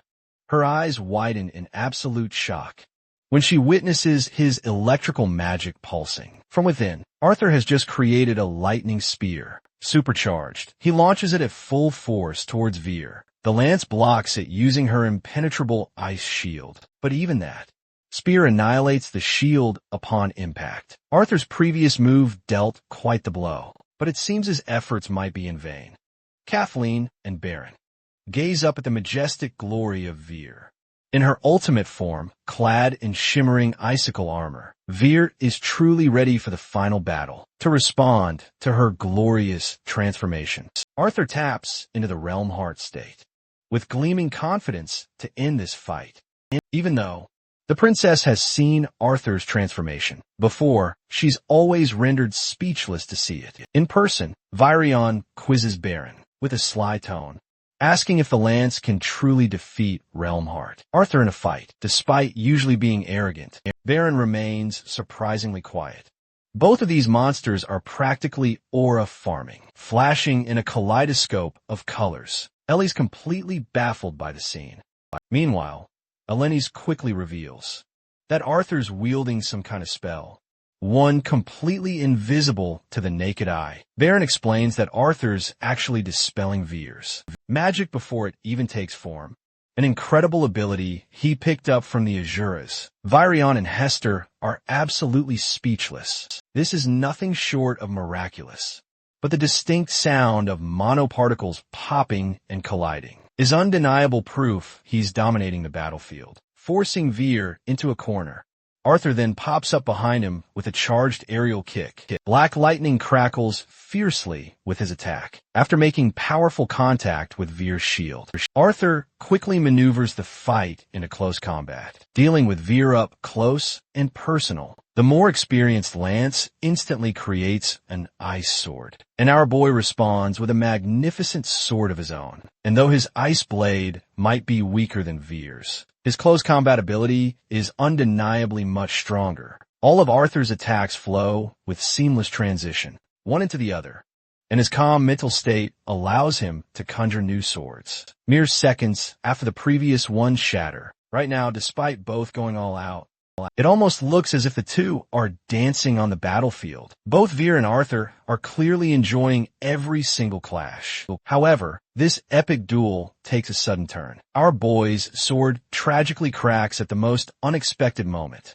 It's precisely when Veer seizes a critical advantage, stopping Arthur from manifesting another spell by expertly trapping his arm in a powerful grip of ice. And with that, the intense fight is undeniably over, with Lance Veer holding a cold sword against Arthur's neck. Concluding her victory, Arthur simply laughs, while the incredibly experienced general praises him for his truly excellent combat ability. Naturally, there's still a noticeable gap between the two that needs to be overcome. However, Veer thinks Arthur only lost because of his incomplete control over Realm Heart. Arthur, on the other hand, thinks his transformed state is practically a cheat code, which is exactly why he dislikes using it. Seeing her makes him want to perfect his ice magic even more. Turning to the mentors, Arthur patiently awaits their criticisms. And hilariously, Virion, Camus, and Bund are totally sulking in defeat, completely bummed they lost their bet. They were so sure our boy would clinch the victory. Meanwhile, our boy just sits there, anxiously waiting like a student for his report card. Elenus, compiling his report, kicks things off by asking if any of the mentors present have advice for the young Lance. The three elders immediately start yapping all at once, mixing their conflicting opinions. They jabber about Arthur's incompatible use of lightning, his inefficient earth and fire spells, and even point out how he consistently falls back on his strongest elements. Elena shuts them down with a fierce glare, like a teacher silencing her unruly class. Starting with Elder Camus, we get to hear his particular thoughts. He gives Arthur credit for his excellent wind magic, but still believes the Lance underutilized the element's full potential. For instance, Arthur shouldn't have just pushed the lightning spear with his wind spell. Instead, true integration would have been far more effective, boosting the overall piercing power without consuming extra mana. Arthur finds this quite an intriguing idea, but this time Baron steps forward, explaining how lightning is significantly harder to contain as an element than, say, fire. His sudden insight genuinely shocks Arthur. Baron continues, highlighting how much more efficient the strategy could have been if Arthur had used a fire spear and coated it with lightning instead. He even demonstrates the brilliance of his idea by unleashing a powerful fire arrow. Our boy thanks him for the valuable suggestion, Deep down, their relationship is incredibly complicated, as Arthur mercilessly killed Baron's little brother. After all, Lance Veer then chimes in with her own insight, adding that, while Arthur's control is incredibly sharp, he didn't wield his magic as a true weapon, only as a distraction.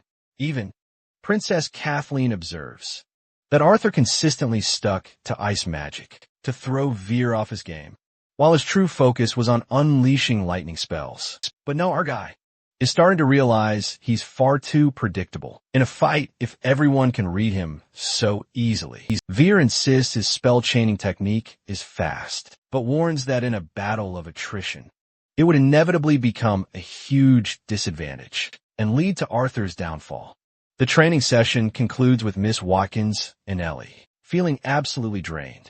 Being in the presence of two other Lances, as well as Commander Virion, can be tough. Arthur playfully teases his sister, reminding her that he's a Lance too, but she honestly doesn't feel the difference, since he's more of a brother than a soldier to her. Ellie bids her big brother farewell, addressing him properly by his title. As he waves goodbye, Helena is stumped, commenting on how differently Ellie behaves compared to him. Arthur believes it's because she takes after their father, Reynolds. Helena then assumes that he must take after his mother instead. But Arthur prefers to think he's a mix of both. She thinks it's only natural to believe that way, since, well, they're his parents. But my personal guess is that deep down he's sad, knowing he came from another world anyway. Emily Watkins is snoring away, sounding like an overworked scientist. Arthur gently rouses her awake and requests the data from his recent training sessions. Camus is just as curious about his personal records, too. Emily reminds them that the numbers don't really matter much without proper context. First, she enlisted the assistance of different academics to test the prototype version of the artifact. This all happened at Lancelot Academy, where students are collecting a massive amount of data. Arthur realizes the main goal is to measure FPU. Compared to other mages out there, the more comparisons she makes with others, the more accurate her collected data will be. As more data is collected and analyzed, all three of the elders are just dying to know who's stronger among the three of them. Bund is already acting like he's a god among them, while our boy Arthur doesn't really care. He's just happy that he's even.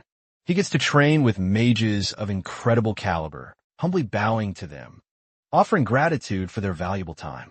Bond is visibly flustered by his remark, and they all share a laugh to close off the day. Weeks pass by in much the same way. Training sessions continued, and each day Arthur Lewin felt immense pride in his decision to leave the battlefield. Both he and Sylvie had personal challenges to overcome. To grow stronger, each of his mentors pushed him, cornering him to become even sharper, surpassing even what his battlefield experience had forged. We returned to the council room, where the Elf Queen curiously asks for an update on Gideon's train project. The inventor slips up, calling it a land ship, before remembering Arthur's stupid title, a train. Vari asks some pressing questions regarding the dangers of the traveling route, even with the new mode of transport. Aya highlights that the Alacrians could easily destroy a part of the track. The inventor is absolutely thrilled to answer such concerning questions posed by the generals. He puts forward Arthur's solutions to both problems, as he'd already observed those weaknesses. After Vari insists on revealing the solutions, Alduin checks the blueprint and shares that they'll build the entire route. Underground, King Glader isn't at all fascinated by the idea of spending a ton of money on such an expensive project, but Arthur picks up on this critical error and the human king's inexperience on the matter. He offers him a different perspective, arguing that the project will solve three critical problems at hand. First, solving the supply route issue. Then, eradicating the costs of mana beasts that are used for general transportation. Finally, the recent rise in poverty. Offended by his remark, Lance Byron roars at Arthur, claiming their city is doing just fine because of the war, but the human queen insists our boy finish his explanation. Arthur argues that rising business profits don't actually reflect the true state of the lower classes. He directly asks the queen if cities have begun reporting riots due to increased taxes. The queen is startled by his accurate prediction, as they were planning to discuss that very subject in the next agenda item. Arthur emphasizes that the sheer existence of war has become more important than the people's needs. The main focus is on those fighting in the war. For common folk, the cost of living skyrockets, while their wages remain stagnant. Many farmlands have been destroyed, and recent attacks make it difficult for anyone to live prosperously. The Elven King takes interest in the project's scope because Arthur suggests it will create numerous new jobs, since the underground pathway will require a massive amount of manpower. Beyond just earth mages, people will be needed for construction and ongoing maintenance. King Glader supports his points, but recommends using slaves to cut down costs. This suggestion is quickly shot down by Commander Virion, arguing that ordinary slaves won't be able to reliably maintain such an important project to the necessary degree. Instead of treating this project as a temporary fix, Dorian intends to establish it as the beginning of a new era. It will help ordinary people find work without needing to use magic for various construction purposes. Such non-magical skills will be promoted so that mages can focus their efforts where they truly belong, out on the battlefield. Timing in, the inventor assures everyone that the project has the full capacity to achieve all of its ambitious goals, and he's ready to uplift that vision into reality. After everyone's suggestions, an anonymous vote was cast among the council members. The train project was approved, alongside the construction of the underground project, introducing new policies to govern the land. First, a total ban on slave labor was implemented, a truly revolutionary change. Arthur had been counting on Gideon to ensure that he'd manage the workers and, ideally, carve a path forward. But, to his own surprise, a new era began to unfold in this medieval world, one that only existed in the fictional books of his previous life. Now, thanks to the war against Alacria, the Industrial Revolution is springing to life with full force. Though Arthur couldn't prevent the war itself, with his knowledge, he hopes to help the people living inside Dicathan.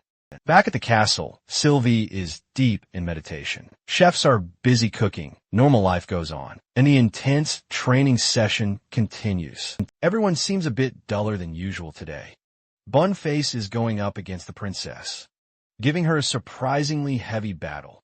Meanwhile, Arthur is stretching alongside Camus. Ellie brings him a towel and points out how he's been getting his butt kicked lately. The sibling banter continues, as always, while Elder Camus, ever the teacher, decides to teach our boy something new, insisting that he throw a punch. Arthur is absolutely flabbergasted and startled at first, suspicious of what's truly going on. But it seems this elf is ready to take his punch at its fullest power. Our boy charges his fist and attempts to slam his palm, stopping right before the hit could even land. Camus then easily grabs his fist, completely stunning the young lance. You see, Arthur's punch felt like it was moving incredibly slowly. It's kind of like the concept behind Gojo's Infinity. This old hairy guy doesn't even offer an explanation, as a proper mentor should. He just tells our boy to figure it out on his own. Camus then shares his observation. When Arthur fought against Verii, that battle alone convinced him of something crucial, something that completely boggles our boy. In an effort to try again, he throws another punch, and then another. It just keeps happening again and again. His attacks are stopped dead before making contact, according to the theory of mana. When the same elements come in contact with each other, they can cancel each other out, depending on their output. Fixating on that logic, Arthur finally realizes it turns out air pressure is the main problem. This time, he actually lands a punch and earns him Camus' genuine praise. The wind specialist masterfully created a vacuum, then cranked up the air pressure to halt Arthur's fist. Camus doesn't understand a single word spoken, but he mutters he's glad the kid gets the concept. He then calls out Arthur for not thinking of this strategy sooner. But the elder reassures him they're here specifically for his personal growth, to spark more creative ideas. The main issue with Arthur's fighting style is his love for pure offense. Arthur is a monster in his attacks, but burns through too much energy defensively. He's incredibly uncreative with wind techniques, only using them as simple ripples or tornadoes. He treats the earth element as a mere spike, or a defensive wall. It's true. True mastery over a single element is supposed to reveal deep secrets, subtle truths a warrior can leverage, even when the goal isn't to harm an opponent directly. For example, Camus points Arthur to the ground marks from Bjorn's recent battle against Kathleen. The obvious answer is they were caused by craters, but Arthur realizes he truly doesn't know for certain. Not at all.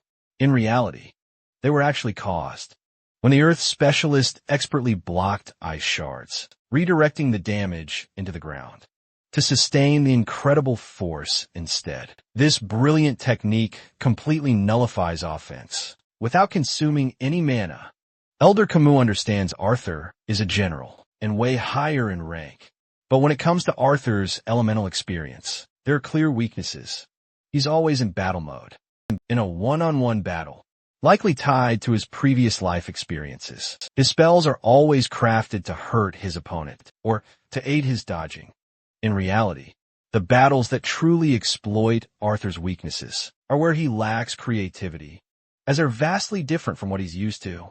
With very little time remaining, the wise elder, he insists Arthur make the most of what he has. After his training, Arthur meets up with Sylvie. He teases her for being all by herself. He pets the furball, asking if she's doing okay. She's extracting mana from the horn. The process is effective for her, so far. But poor Arthur hasn't made the same progress. The very same day, he decides to sit down and meditate. Finally, it feels like he's making a breakthrough. This feeling is completely unfamiliar to him. It's foreign to his very own feelings. Arthur is utterly overwhelmed, but he assures himself that he's safe in his room. But when he opens his eyes, there's a flash of a massive cathedral room. Then he witnesses memories of Yudo. The demon receives a worshipper, a mere servant of Bloodveil. For his guidance, Yudo looks down at his family's name and insists that he remove his robe. The man removes it immediately, revealing chilling marks on his back. The first mark was earned upon his awakening, and there are two more crests, indicating a level of mastery over the first. Right now, Arthur can feel exactly what the monstrous Yudo felt. In that moment, he found himself impressed by Karnal's achievements, but even more annoyed that they were focused on defensive magic. Retainer Yudo declares his proclamation, granting Karnal an entry into the Obsidian Vault. Honored, the man is moved to tears, shaking with raw emotion, as he proudly roars for Alacria's glory, the same as for the rest of the worshippers, who follow suit. The dream sequence ends, and Arthur is suddenly awoken with heavy panting. Unfortunately, his stupid acolyte keeps relentlessly draining any mana he extracts from the horn, making him question how he'll even manage to break into the White Core stage. He's curious and worried what kind of weapon will manifest, especially after it's absorbed a ton of dark mana from Yudo's horns. Ellie's busy flunking her shots, while our boy is lost deep in his thoughts. Call that a bar, anyway.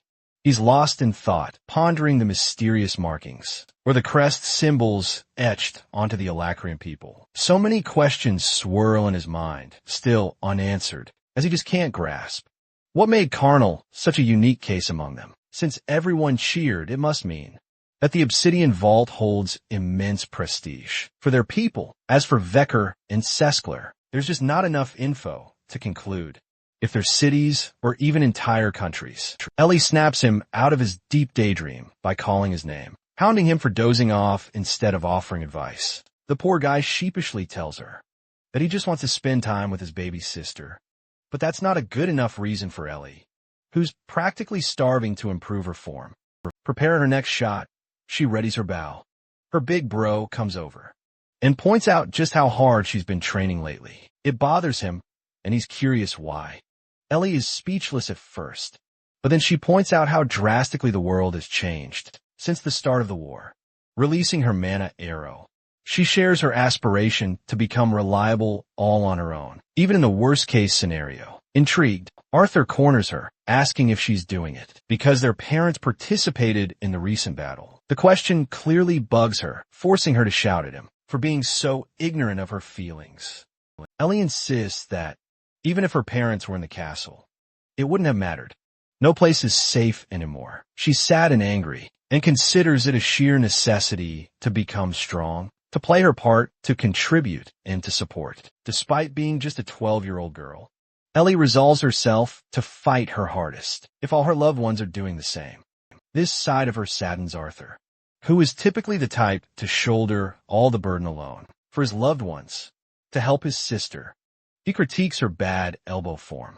In her final shot, just before she released the bowstring, Ellie flinches from his pinching, and he goes on to critique her form even more. Arthur noticed the same issue in her earlier shot as well, helping her adjust her form. He stabilizes Ellie.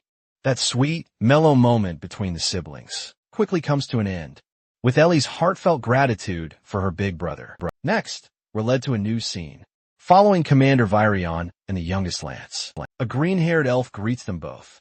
This is Albald Chaffer. His family name is a huge deal, as they've served the Aerolith for generations.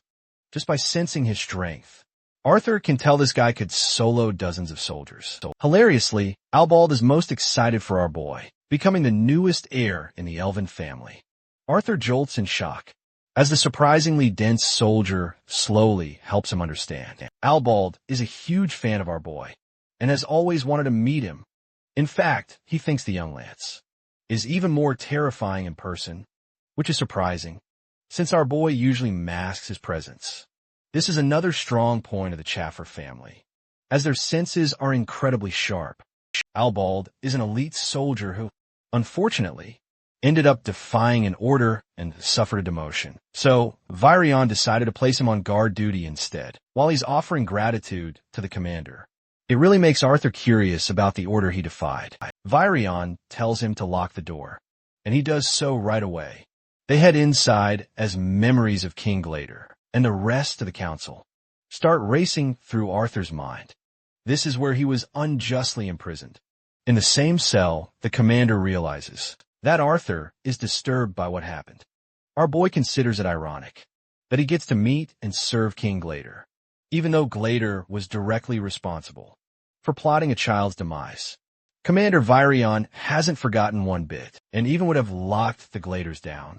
But Lord Aldir came in and complicated everything. Dwarven Grace under them were truthfully incompetent, but King and Queen Glader are respected by everyone. That's why it would have raised hell to punish them at the start of the war. Curious about Lord Aldir's disappearance, Arthur raises the question of what happened to him. Commander Virion explains that he has an artifact. He'd been trying to communicate with the Asura, but lately, all his attempts have met with silence. Suddenly, our boy's keen nose picks up a chilling scent. A torturer is hard at work, his instruments glinting. Gentry steps forward to greet the commander, as Arthur's eyes fly open, wide with shock and horror. He absolutely loathes Radius, but seeing him brutally cut and gashed over every inch of his body makes him question if they've finally gone too far. Gentry, a master magician, can weave potent hallucinations to ease interrogations. However, Radius remains completely unbroken. Yudo, on the other hand, is proving to be quite the exception.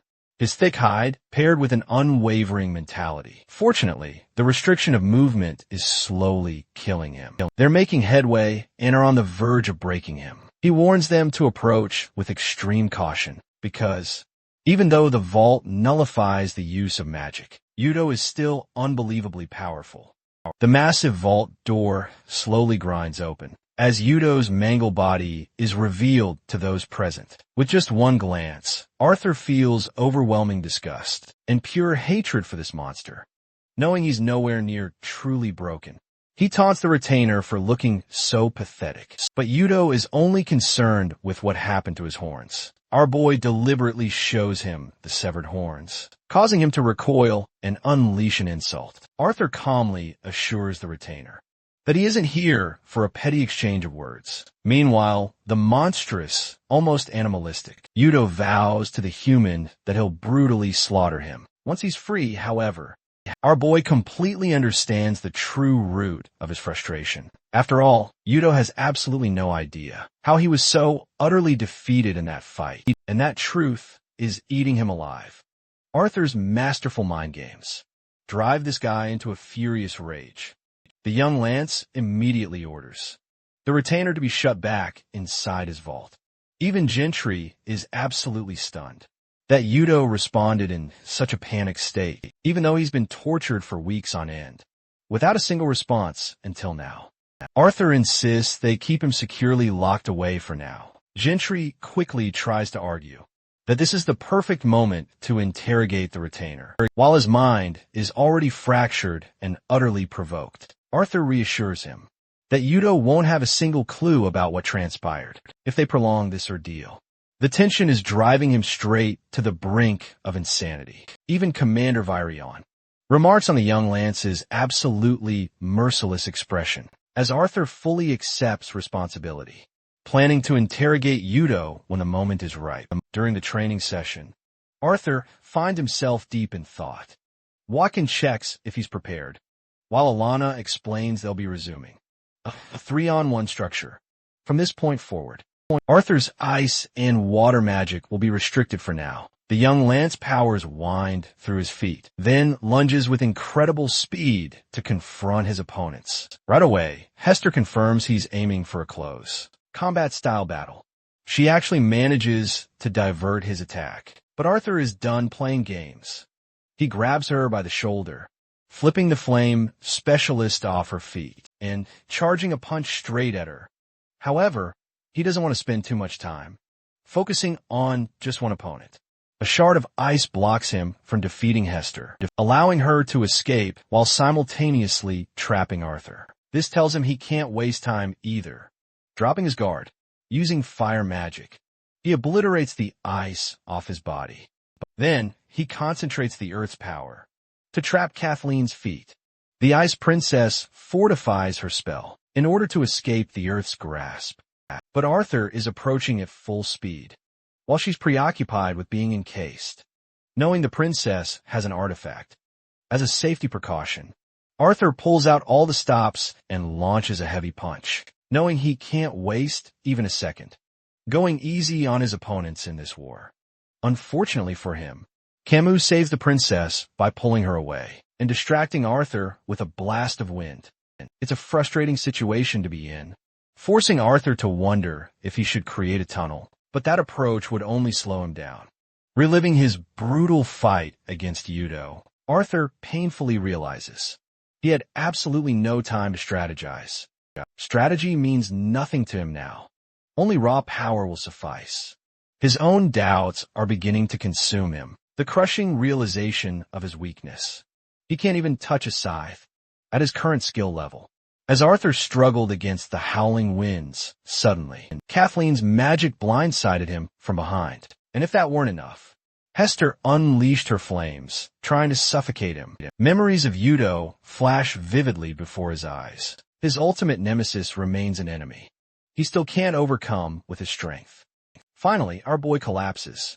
The next thing he knows, he's waking up to his friends gazing at him worriedly. He can't even process what just happened moments ago, but the princess urges him to get more rest. Our boy apologizes to everyone present, and while Kathleen doesn't dwell on it, the elders are absolutely furious. Byron outright states how the young Lance fought like an uncontrolled child, lacking mastery over his powers. There was zero awareness in his tactical approach, even though the usual Arthur could have easily found a way out. Our boy confesses that he simply wanted to overpower the spell combination somehow, but Kumo points out the true root of the problem: pressure. Internalizing this, Arthur understands he's considered a prodigy in the eyes of the elders. But in truth, he was once a powerful king in his past life. If he were to agree with Kumo's assessment about feeling that pressure, it would imply just how truly weak he is. Despite his history, Arthur scoffs weakly, stating he can't overpower or defeat the scythes at his current level if he's falling short of beating a simple combination spell. He's consumed by guilt, unable to protect his continent. Kamo understands that as a young Lance, Arthur must feel immense pressure and responsibility. But even then, he's not alone. Hester then argues that our boy's ego is on full display. He genuinely thinks that he will be the sole savior for Dickathan. In reality, though, the people of the Dickathan continent depend on lances, just as lances must rely on their soldiers. Scoffing at their remark, Arthur dismisses it as mere consolation, but Hester quickly assures him that they're genuinely trying to make him feel better. He snaps right back at them. He shares the true horror of facing a scythe. He's the only one among them who has actually fought, actual retainers, highlighting their naive optimism. Arthur emphasizes that this war is far different from past wars between the races. Godlike Asuras are worried about Vritra, so he can't just stand by and trust mere soldiers to get the job done. When a warrior of his caliber barely escapes death, Arthur stuns even his little sister as he roars out his raw frustration and overwhelming guilt, questioning how his people will ever survive the coming onslaught. He coldly ignores Ellie, moving past her, rushing straight out of the training room, and slamming the door shut. Kathleen now realizes just how dire the situation is. During the announcement, Arthur had called his battle with the first retainer an easy victory, but that's clearly not the case. Hester blames herself, but surprisingly, Bund actually backs her up this time. His little sister speaks up about Arthur's true feelings, understanding how heavy the burden truly feels for him. Even when he arrived back at the castle, after the first fight, he was covered in wounds, far more than it seemed. Watson and Alanis realized that. That's precisely why Arthur keeps pushing himself. What's even more surprising, Elder Camus takes responsibility into his own hands and insists on checking on Arthur himself. After all, he's their student. And even if the young Lance feels like he's alone, Camus wants to help him understand otherwise. Honestly, this guy is a total Chad. I wish there were more teachers like him. Outside, Arthur stands all by himself on the balcony. Camus warmly greets Arthur. Our boy's still reeling from that bitter defeat. He vows never to suffer such a pitiful loss again. But Camus quickly corrects him. He's here for a speech, not another skirmish. The elder understands this deeply. He feels the immense weight of being a Lance, but everyone else is bearing it too. He even notes how much Ellie has matured, all because of the brutal war. Arthur then reveals he's fighting for the sake of his family, which is completely normal according to Camus. It's the ultimate motivator for any soldier. However, losing such a powerful motivation can shatter a soldier's will to fight. Intrigued, Arthur realizes Camus is speaking from personal experience. Even though he now leads a unit, he considers it nothing but an empty title after losing his wife and his sight. At first, Arthur doesn't quite catch that last part. Then suddenly, jolts at the shocking discovery of Camus' blindness. The elder removes his hair, revealing a gash across his eyes. All this time, this man has been fighting blind. Despite weeks of rigorous training, Arthur couldn't pick up on this crucial detail. Not even his daily mannerisms hinted at his profound disability. The elder reveals he's still capable of seeing, but no longer with his eyes alone. The wind guides him, detecting the smallest changes. The only reason he appears rude to others is because he can't read their faces. Arthur wonders if Camus misses his vision, and in quick hindsight, thinks it's the most foolish question he's ever asked. The elder doesn't harbor many regrets, stating the last thing he saw was his beloved wife, and that's all he needed to see. As stoic as Arthur was moments ago, our boy is literally on the verge of tears internally. Camus assures the young general he has time, and that tragic stories like this won't benefit his cause right now. Not when there's a war to contend with. Instead of prolonging their intense discussion, the Wind Mage sends him flying off to get some rest and return with a much clearer head. He especially doesn't want our boy to go easy on him, just because he's blind. Arthur quickly assures him he's more terrified than ever. Actually, the elder then imparts a crucial message. No war is ever fought alone. We then glimpse into his past as Gray, who effortlessly dominated Division II candidates. Upon his initial arrival, young Gray couldn't have anticipated. The deep corruption within the academy system. Normally, you think a fight like this would immediately promote you to a higher division. But with an entire year past, Gray believes there's zero chance of promotion. He simply stares at the judges, utterly confused, questioning why it's taking them so long. After the fight, one of them finally declares his name, praising the boy's incredible martial arts skill. Yet, even after such a clear victory, they only move him up a single class, instead of a full promotion. By this point, Gray had already learned that disputing or arguing simply didn't matter. The woman sitting amongst them, Lady Vera, began cackling at this absurd conclusion. She wipes away tears, thinking how utterly preposterous it is to call the kid's accomplishments a mere joke. The old geezer tries to taunt Lady Vera for her behavior, but she shuts him down in spectacular style, emphasizing how truly pathetic it is to hold a child back, merely because he's a commoner. She then turns directly to Gray, pointing out that he clearly deserves Division 1 as his primary class. At this point, the young cadet began to wonder if this truly was a powerful woman, because she spoke the truth so fearlessly. Vera even goes on to highlight that Gray's usage is significantly better than even Class 2 students of Division 1. They're misrepresenting Gray's strength as a weakness, when in reality, he's simply making up for his shortcomings. The snarly judge hounds her, stating he's got decades of experience to back up his judgment.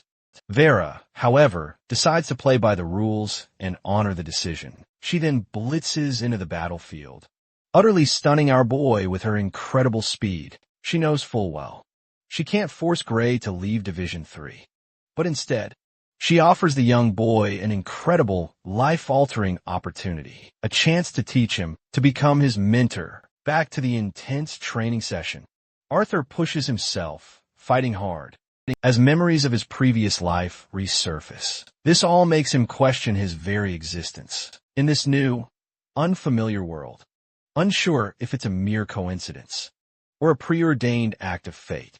He still lacks any knowledge about how his consciousness suddenly found its way into this world. Only Lord Indrath ever hinted at the truth, but ultimately refused to elaborate. Arthur was left to seek all the answers by himself. He wonders if Lord Indrath would have been more open if Dicathan had won the war instead.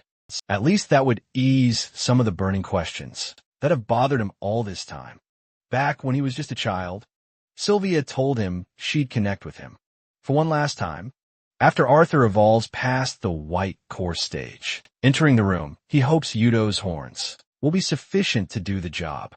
But the moment he sees Sylvie, he feels her monstrous presence radiating from within. From out of that illusory state, a tiny human hand begins to manifest. Arthur gently breaks her from her meditation, and the little fur ball yawns awake, looking worried. Our boy asks her if she's doing all right, and starts going wild, exclaiming how much her body has transformed. But Sylvie doesn't feel anything unusual right now, and actually thinks the mana inside these horns is perfectly sufficient. Even though Arthur is struggling to extract the mana, he's definitely making progress in his training. The furball shares how strange it is that the mana just flows into her, as if it always belonged to her.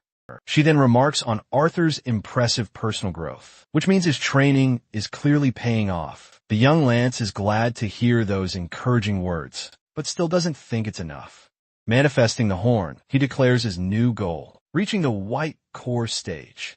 In his room, Arthur's putting in some basic practice. He's deep in thought, pondering how close he is to breaking into the ultimate stage. It makes him proud he didn't accept Virion's offer back then, since his training with Kadri helped him so much more. Despite his mana flow improving through training, he's yet to maximize its full potential.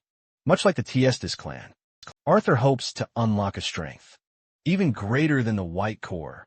Ellie and Boo join him for some fun right after waking up. It's an early morning, and poor Emily Watkins is dying, pulling all-nighters for the sake of data compilation. Arthur thanks the hard-working scientist for her cause, but she's happy to benefit from the whole research as well. The whole group is here to give Arthur a final send-off, his one last training session. The four elders surround him from each corner, The one who loses this fight will pay for the celebratory feast. For this final fight, Alanis lets Arthur use every element at his disposal. Our boy is looking majestic and handsome as he readies himself to fight. The battle begins, with Boo charging in the name of alcohol. Kathleen and Camus are focusing in their own way. Arthur strategically analyzes the threats and knows that the Ice Princess is creating something huge. Escaping Boo, our boy manipulates the earth from his feet for a quick maneuver and takes care of wind resistance in his stride. It's a skill weaker than a burst step, but it's easy enough to catch up to Kathleen, preventing her attack before it even manifests. Arthur tosses her away into Boo, busying them with a distraction. He still manages to react swiftly, while Camus prepares a storm and raises hell for our boy, making him question if the elder is really blind or not. Hester's flames are narrowing him down, while Boo directly blocks Arthur's escape. The old man is happy to clobber him with his mace, but our boy casually leaps over with incredible speed. Camus rages on, with an even stronger concentration of his winds, pulling Arthur into a corner, and it makes him question just how their teamwork got so formidable. What truly shocks him is Hester's sudden, powerful lightning, and Kathleen's chilling ice contribution, stopping everything dead in its tracks. Arthur neutralizes their combined assault, with steam billowing off him, as he whips up a last-minute shield. Against the lightning, things are dire, and he needs to act fast. Before he even hits the ground, for his first target, Arthur redirects the lightning, channeling some serious Zuko energy. That same crackling lightning then obliterates Elderbund, sending him crashing down. Seeing Arthur's determination surge anew, Camus wonders if Arthur truly cares about his money that much. The young lance considers Kathleen's thoughts, but she cares nothing for money, and lunges at him with an ice spear. All she cares about is defeating him, to prove to her parents that she is enough. Arthur uses Kamuzu's air pressure technique, which he learned that day, completely negating her assault. He catches the spear, even redirecting the impact into the ground. His skillful application stuns the princess, shocking her so thoroughly that he uses lightning to finish her off. That's 2 down. But Arthur was too busy to notice Hester's creeping, blue flames swarming all around him. She's just glad to see his training really paying off. In this final battle, Arthur acts arrogant, even entertaining. The idea that he was holding back this whole time, but Camus calls him out on that BS, reminding the kid that he's just an average wind user. Anyway, their combined attacks engulf the young lance in a terrifying spiral of blue flames. Arthur still manages to block everything, and when the dust settles, this man is gone.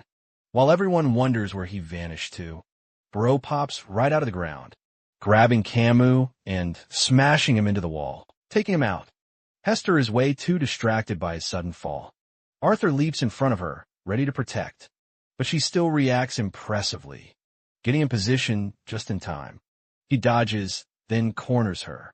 With his skillful earth magic, the young lance focuses his earth attacks against her flames, knowing Hester's control over fire is even stronger than his. But the key difference, where he truly outclasses her, is close combat. So he forces her to overextend, and then, with a shocking flash, defeats her. The fight's over. All 4 specialists are down. Panting for breath, Ellie is absolutely ecstatic. While Emily struggles to comprehend the fight's data, our boy finally lets himself relax, enjoying his sweet, well-deserved victory after months of training. As the session concludes, Hester is dying to know who's going to foot the massive bill.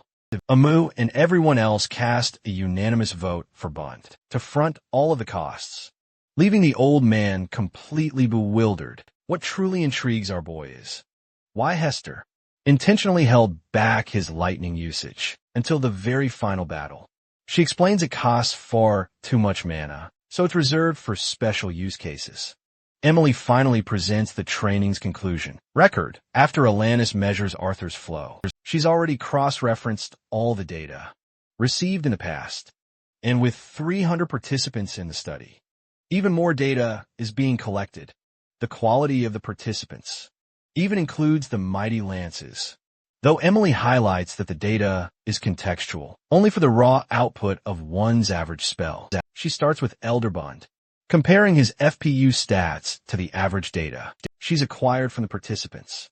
Turns out, this old fart is in the 93rd percentile, making him absurdly powerful. But his dumbass clearly doesn't grasp percentages, thinking 93% of people are better than him. Emily assures them that everyone's percentile is eventually going to increase as more participants join the research. Camus, the wind specialist, scores a staggering 95. Hester appears to be the best out of everyone, soaring up to the 97th percentile, all thanks to her highly effective spells. This girl is absolutely flexing in front of the old geezer, because now she's got the stats to back up all her trash talk. Kathleen's FPU is about to be revealed, but the princess requests not to know it. She's of the opinion that comparing herself to others will hinder her personal growth. That takes us to Arthur, the young Lance, who's simply in the 92nd percentile. Boone thinks it's fine because the kid's got time to grow. Hester then teases the old fart for being the first one down in their fight. Camus doesn't want to argue with those two babies and turns to Alanis, inquiring if the training period resulted in success. The attendant states that they did their absolute best to help the young Lance increase his mana flow rate. In fact, she offers her side of the report to Arthur, with some added notes he can totally rely on. Taking one look at these incredibly detailed notes, Arthur realizes just how much work this woman has put into his analysis. With the juicy bits concluded, Boone charges ahead, ready for the feast to celebrate. Hester reminds the old dumbass that he's going to be fronting all the bills, just in case he's forgotten. They fight again, while Arthur invites Emily, only to learn that she's got some stuff to do. With the end of the research, the scientist bids farewell to her beloved equipment, which helped her pinpoint the data to perfection. However, one part of the analysis is still imperfect, even though the recording method didn't change in the last 2 months. Arthur's exceptional growth is truly noteworthy. In the Realm Heart state, he has literally risen to the ranks of incalculable FPU. Later, they share a grand table for their feast. Ellie and Emily are charmed and can't wait to dig in. Arthur stops his little sister from touching alcohol, like the responsible big brother he is. His sister is starting to wonder if they underdressed for this grand occasion, but our boy argues that it's a comfortable dinner. Despite the lavish room, it already troubles Ellie to think of the council members, and Lance is arriving here. Hester and Kathleen make their grand entrance, absolutely dazzling in their exquisite dresses. Arthur's utterly bewildered that they went all out for what's supposed to be a casual dinner.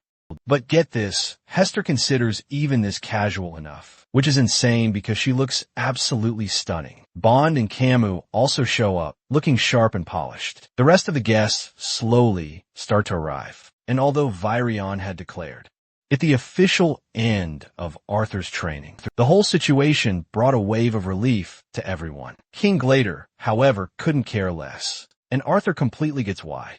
The king still views him as disloyal to all of humanity. They all raise their glasses and truly revel in the occasion, maybe a little too much. So much so that this absolute dummy grabs Baron by the waist, completely catching him off guard and making him squirm. I truly hope this scene made you crack up, because I absolutely died laughing watching it happen. Aya and Vari greet Arthur warmly too, as Arthur immediately probes them about their investigations into the retainers' activities so far. Unfortunately, they found nothing, but they're utterly ecstatic to have him back on their side. Arthur, though, might just be the happiest of them all, truly believing this celebration is for everyone to enjoy. To his complete shock, Mika then makes her grand reappearance, now that all evidence has proven her innocence. She's a little slow on the uptake, though, pondering why there are no dwarves left on the council anymore. Commander Virion plans to clear up her confusion very soon. By the end of dinner, Virion concludes with a powerful speech, emphasizing the vital importance of celebrations, even amidst the chaos of war. He hopes everyone can truly cherish the present moment, so they can fight even harder on the battlefields yet to come, fueled by that very spirit. With that newfound resolve, they all dig in, savoring the food. Arthur, meanwhile, is completely hammered, having guzzled down way too much alcohol. At least he's happy with the food. And thankfully, the alcohol was worth it. I'm starting to think he's a tad irresponsible, though, because get this. He actually lets Ellie chug down a huge sip of the wine. Arthur, completely unfazed, then casually uses wind magic to yoink it right out her mouth, all while he's still eating. A sudden, sharp pang hits him in the stomach, but it's no mere allergic reaction. Instead, a searing pain erupts from deep within his core. Kathleen is the first to sense something is terribly wrong. She notices Arthur's rapidly deteriorating condition. His heart is pounding, hammering faster and faster, all while his mana core surges wildly. The Lances look on with confusion and growing worry. Arthur's heartbeat just keeps accelerating. Meanwhile, the unobservant Byron thinks Arthur is just messing around with his alcohol, completely unaware that the kid is borderline having a freaking heart attack. Arthur quickly decides to opt out of the party early, excusing himself by saying he can't handle the drinks anymore. He bids farewell to the stunned partygoers, leaving everyone alarmed by his sudden decline. The young Lance staggers back to his room, questioning if he's somehow been poisoned. He barely makes it inside before collapsing. When he checks the horn, he realizes it's directly interacting with his mana core. The pain is unsettling, described as something even worse than death itself. Arthur collapses, falling into unconsciousness, returning to his cryptic dream state once more. After his encounter with Vera, Gray desperately wanted to hone his chi to become even stronger the following year. His friends cheered him on, but he personally despised the idea of being stuck in the 3rd division forever. Luckily, he had found Vera to work with, someone with a powerful utilization of Kai. Gray figured that, at the very least, she would have certain connections to help him.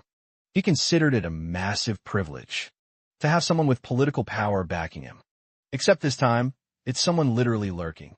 There's a shadowy figure who creeps up on the boy, catching Gray off guard and knocking him unconscious while he was distracted, which leads us back to Arthur Leywin, who wakes up in a state of sheer panic, this time surging, with brilliant white aura emanating from his body. It's finally done. He has reached the white core stage, the absolute peak of magic cultivation. The refined flow of his magic now allows him to chain spells effortlessly. The young Lance even jokes that Alana might have to update her datasheet. The unique thing about organic magic is that it needs no incantations or gestures. It's far harder to control, and our boy only mastered it so swiftly, is all thanks to the knowledge from his previous world.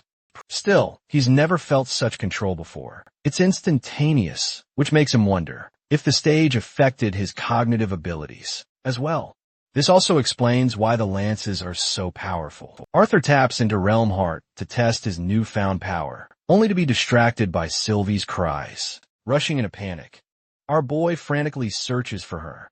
He slams the door open and discovers a little girl with long hair, ears resembling an elf's, and 2 jagged horns like the Vritra. Arthur calls out to Sylvie, who leaves him jaw-dropped by her sudden transformation. A moment of silence falls as he watches in confusion, processing everything, utterly concerned. He directly asks her what happened. The golden-eyed Sylvie reveals that she broke the seal after absorbing all the mana from the horn. Thanks to that, she has tapped into the human form of the Asuras, though she hasn't processed the changes in her new body, and she doesn't know what to do. Suddenly, she wobbles. Her figure looms, this time covered in shadows. Arthur's face grows in terror as Sylvie's expression turns into a toothy, demonic smile. This is the voice of another being who wonders if Arthur can hear him loud and clear. Terrified and angry, our boy questions who he's speaking to. The mysterious presence applauds them for sharing the same room during this conversation. But Arthur is royally pissed off and demands to know their identity. Sylvie laughs before revealing that he is a Groana, the one and only fearsome leader of Alacria.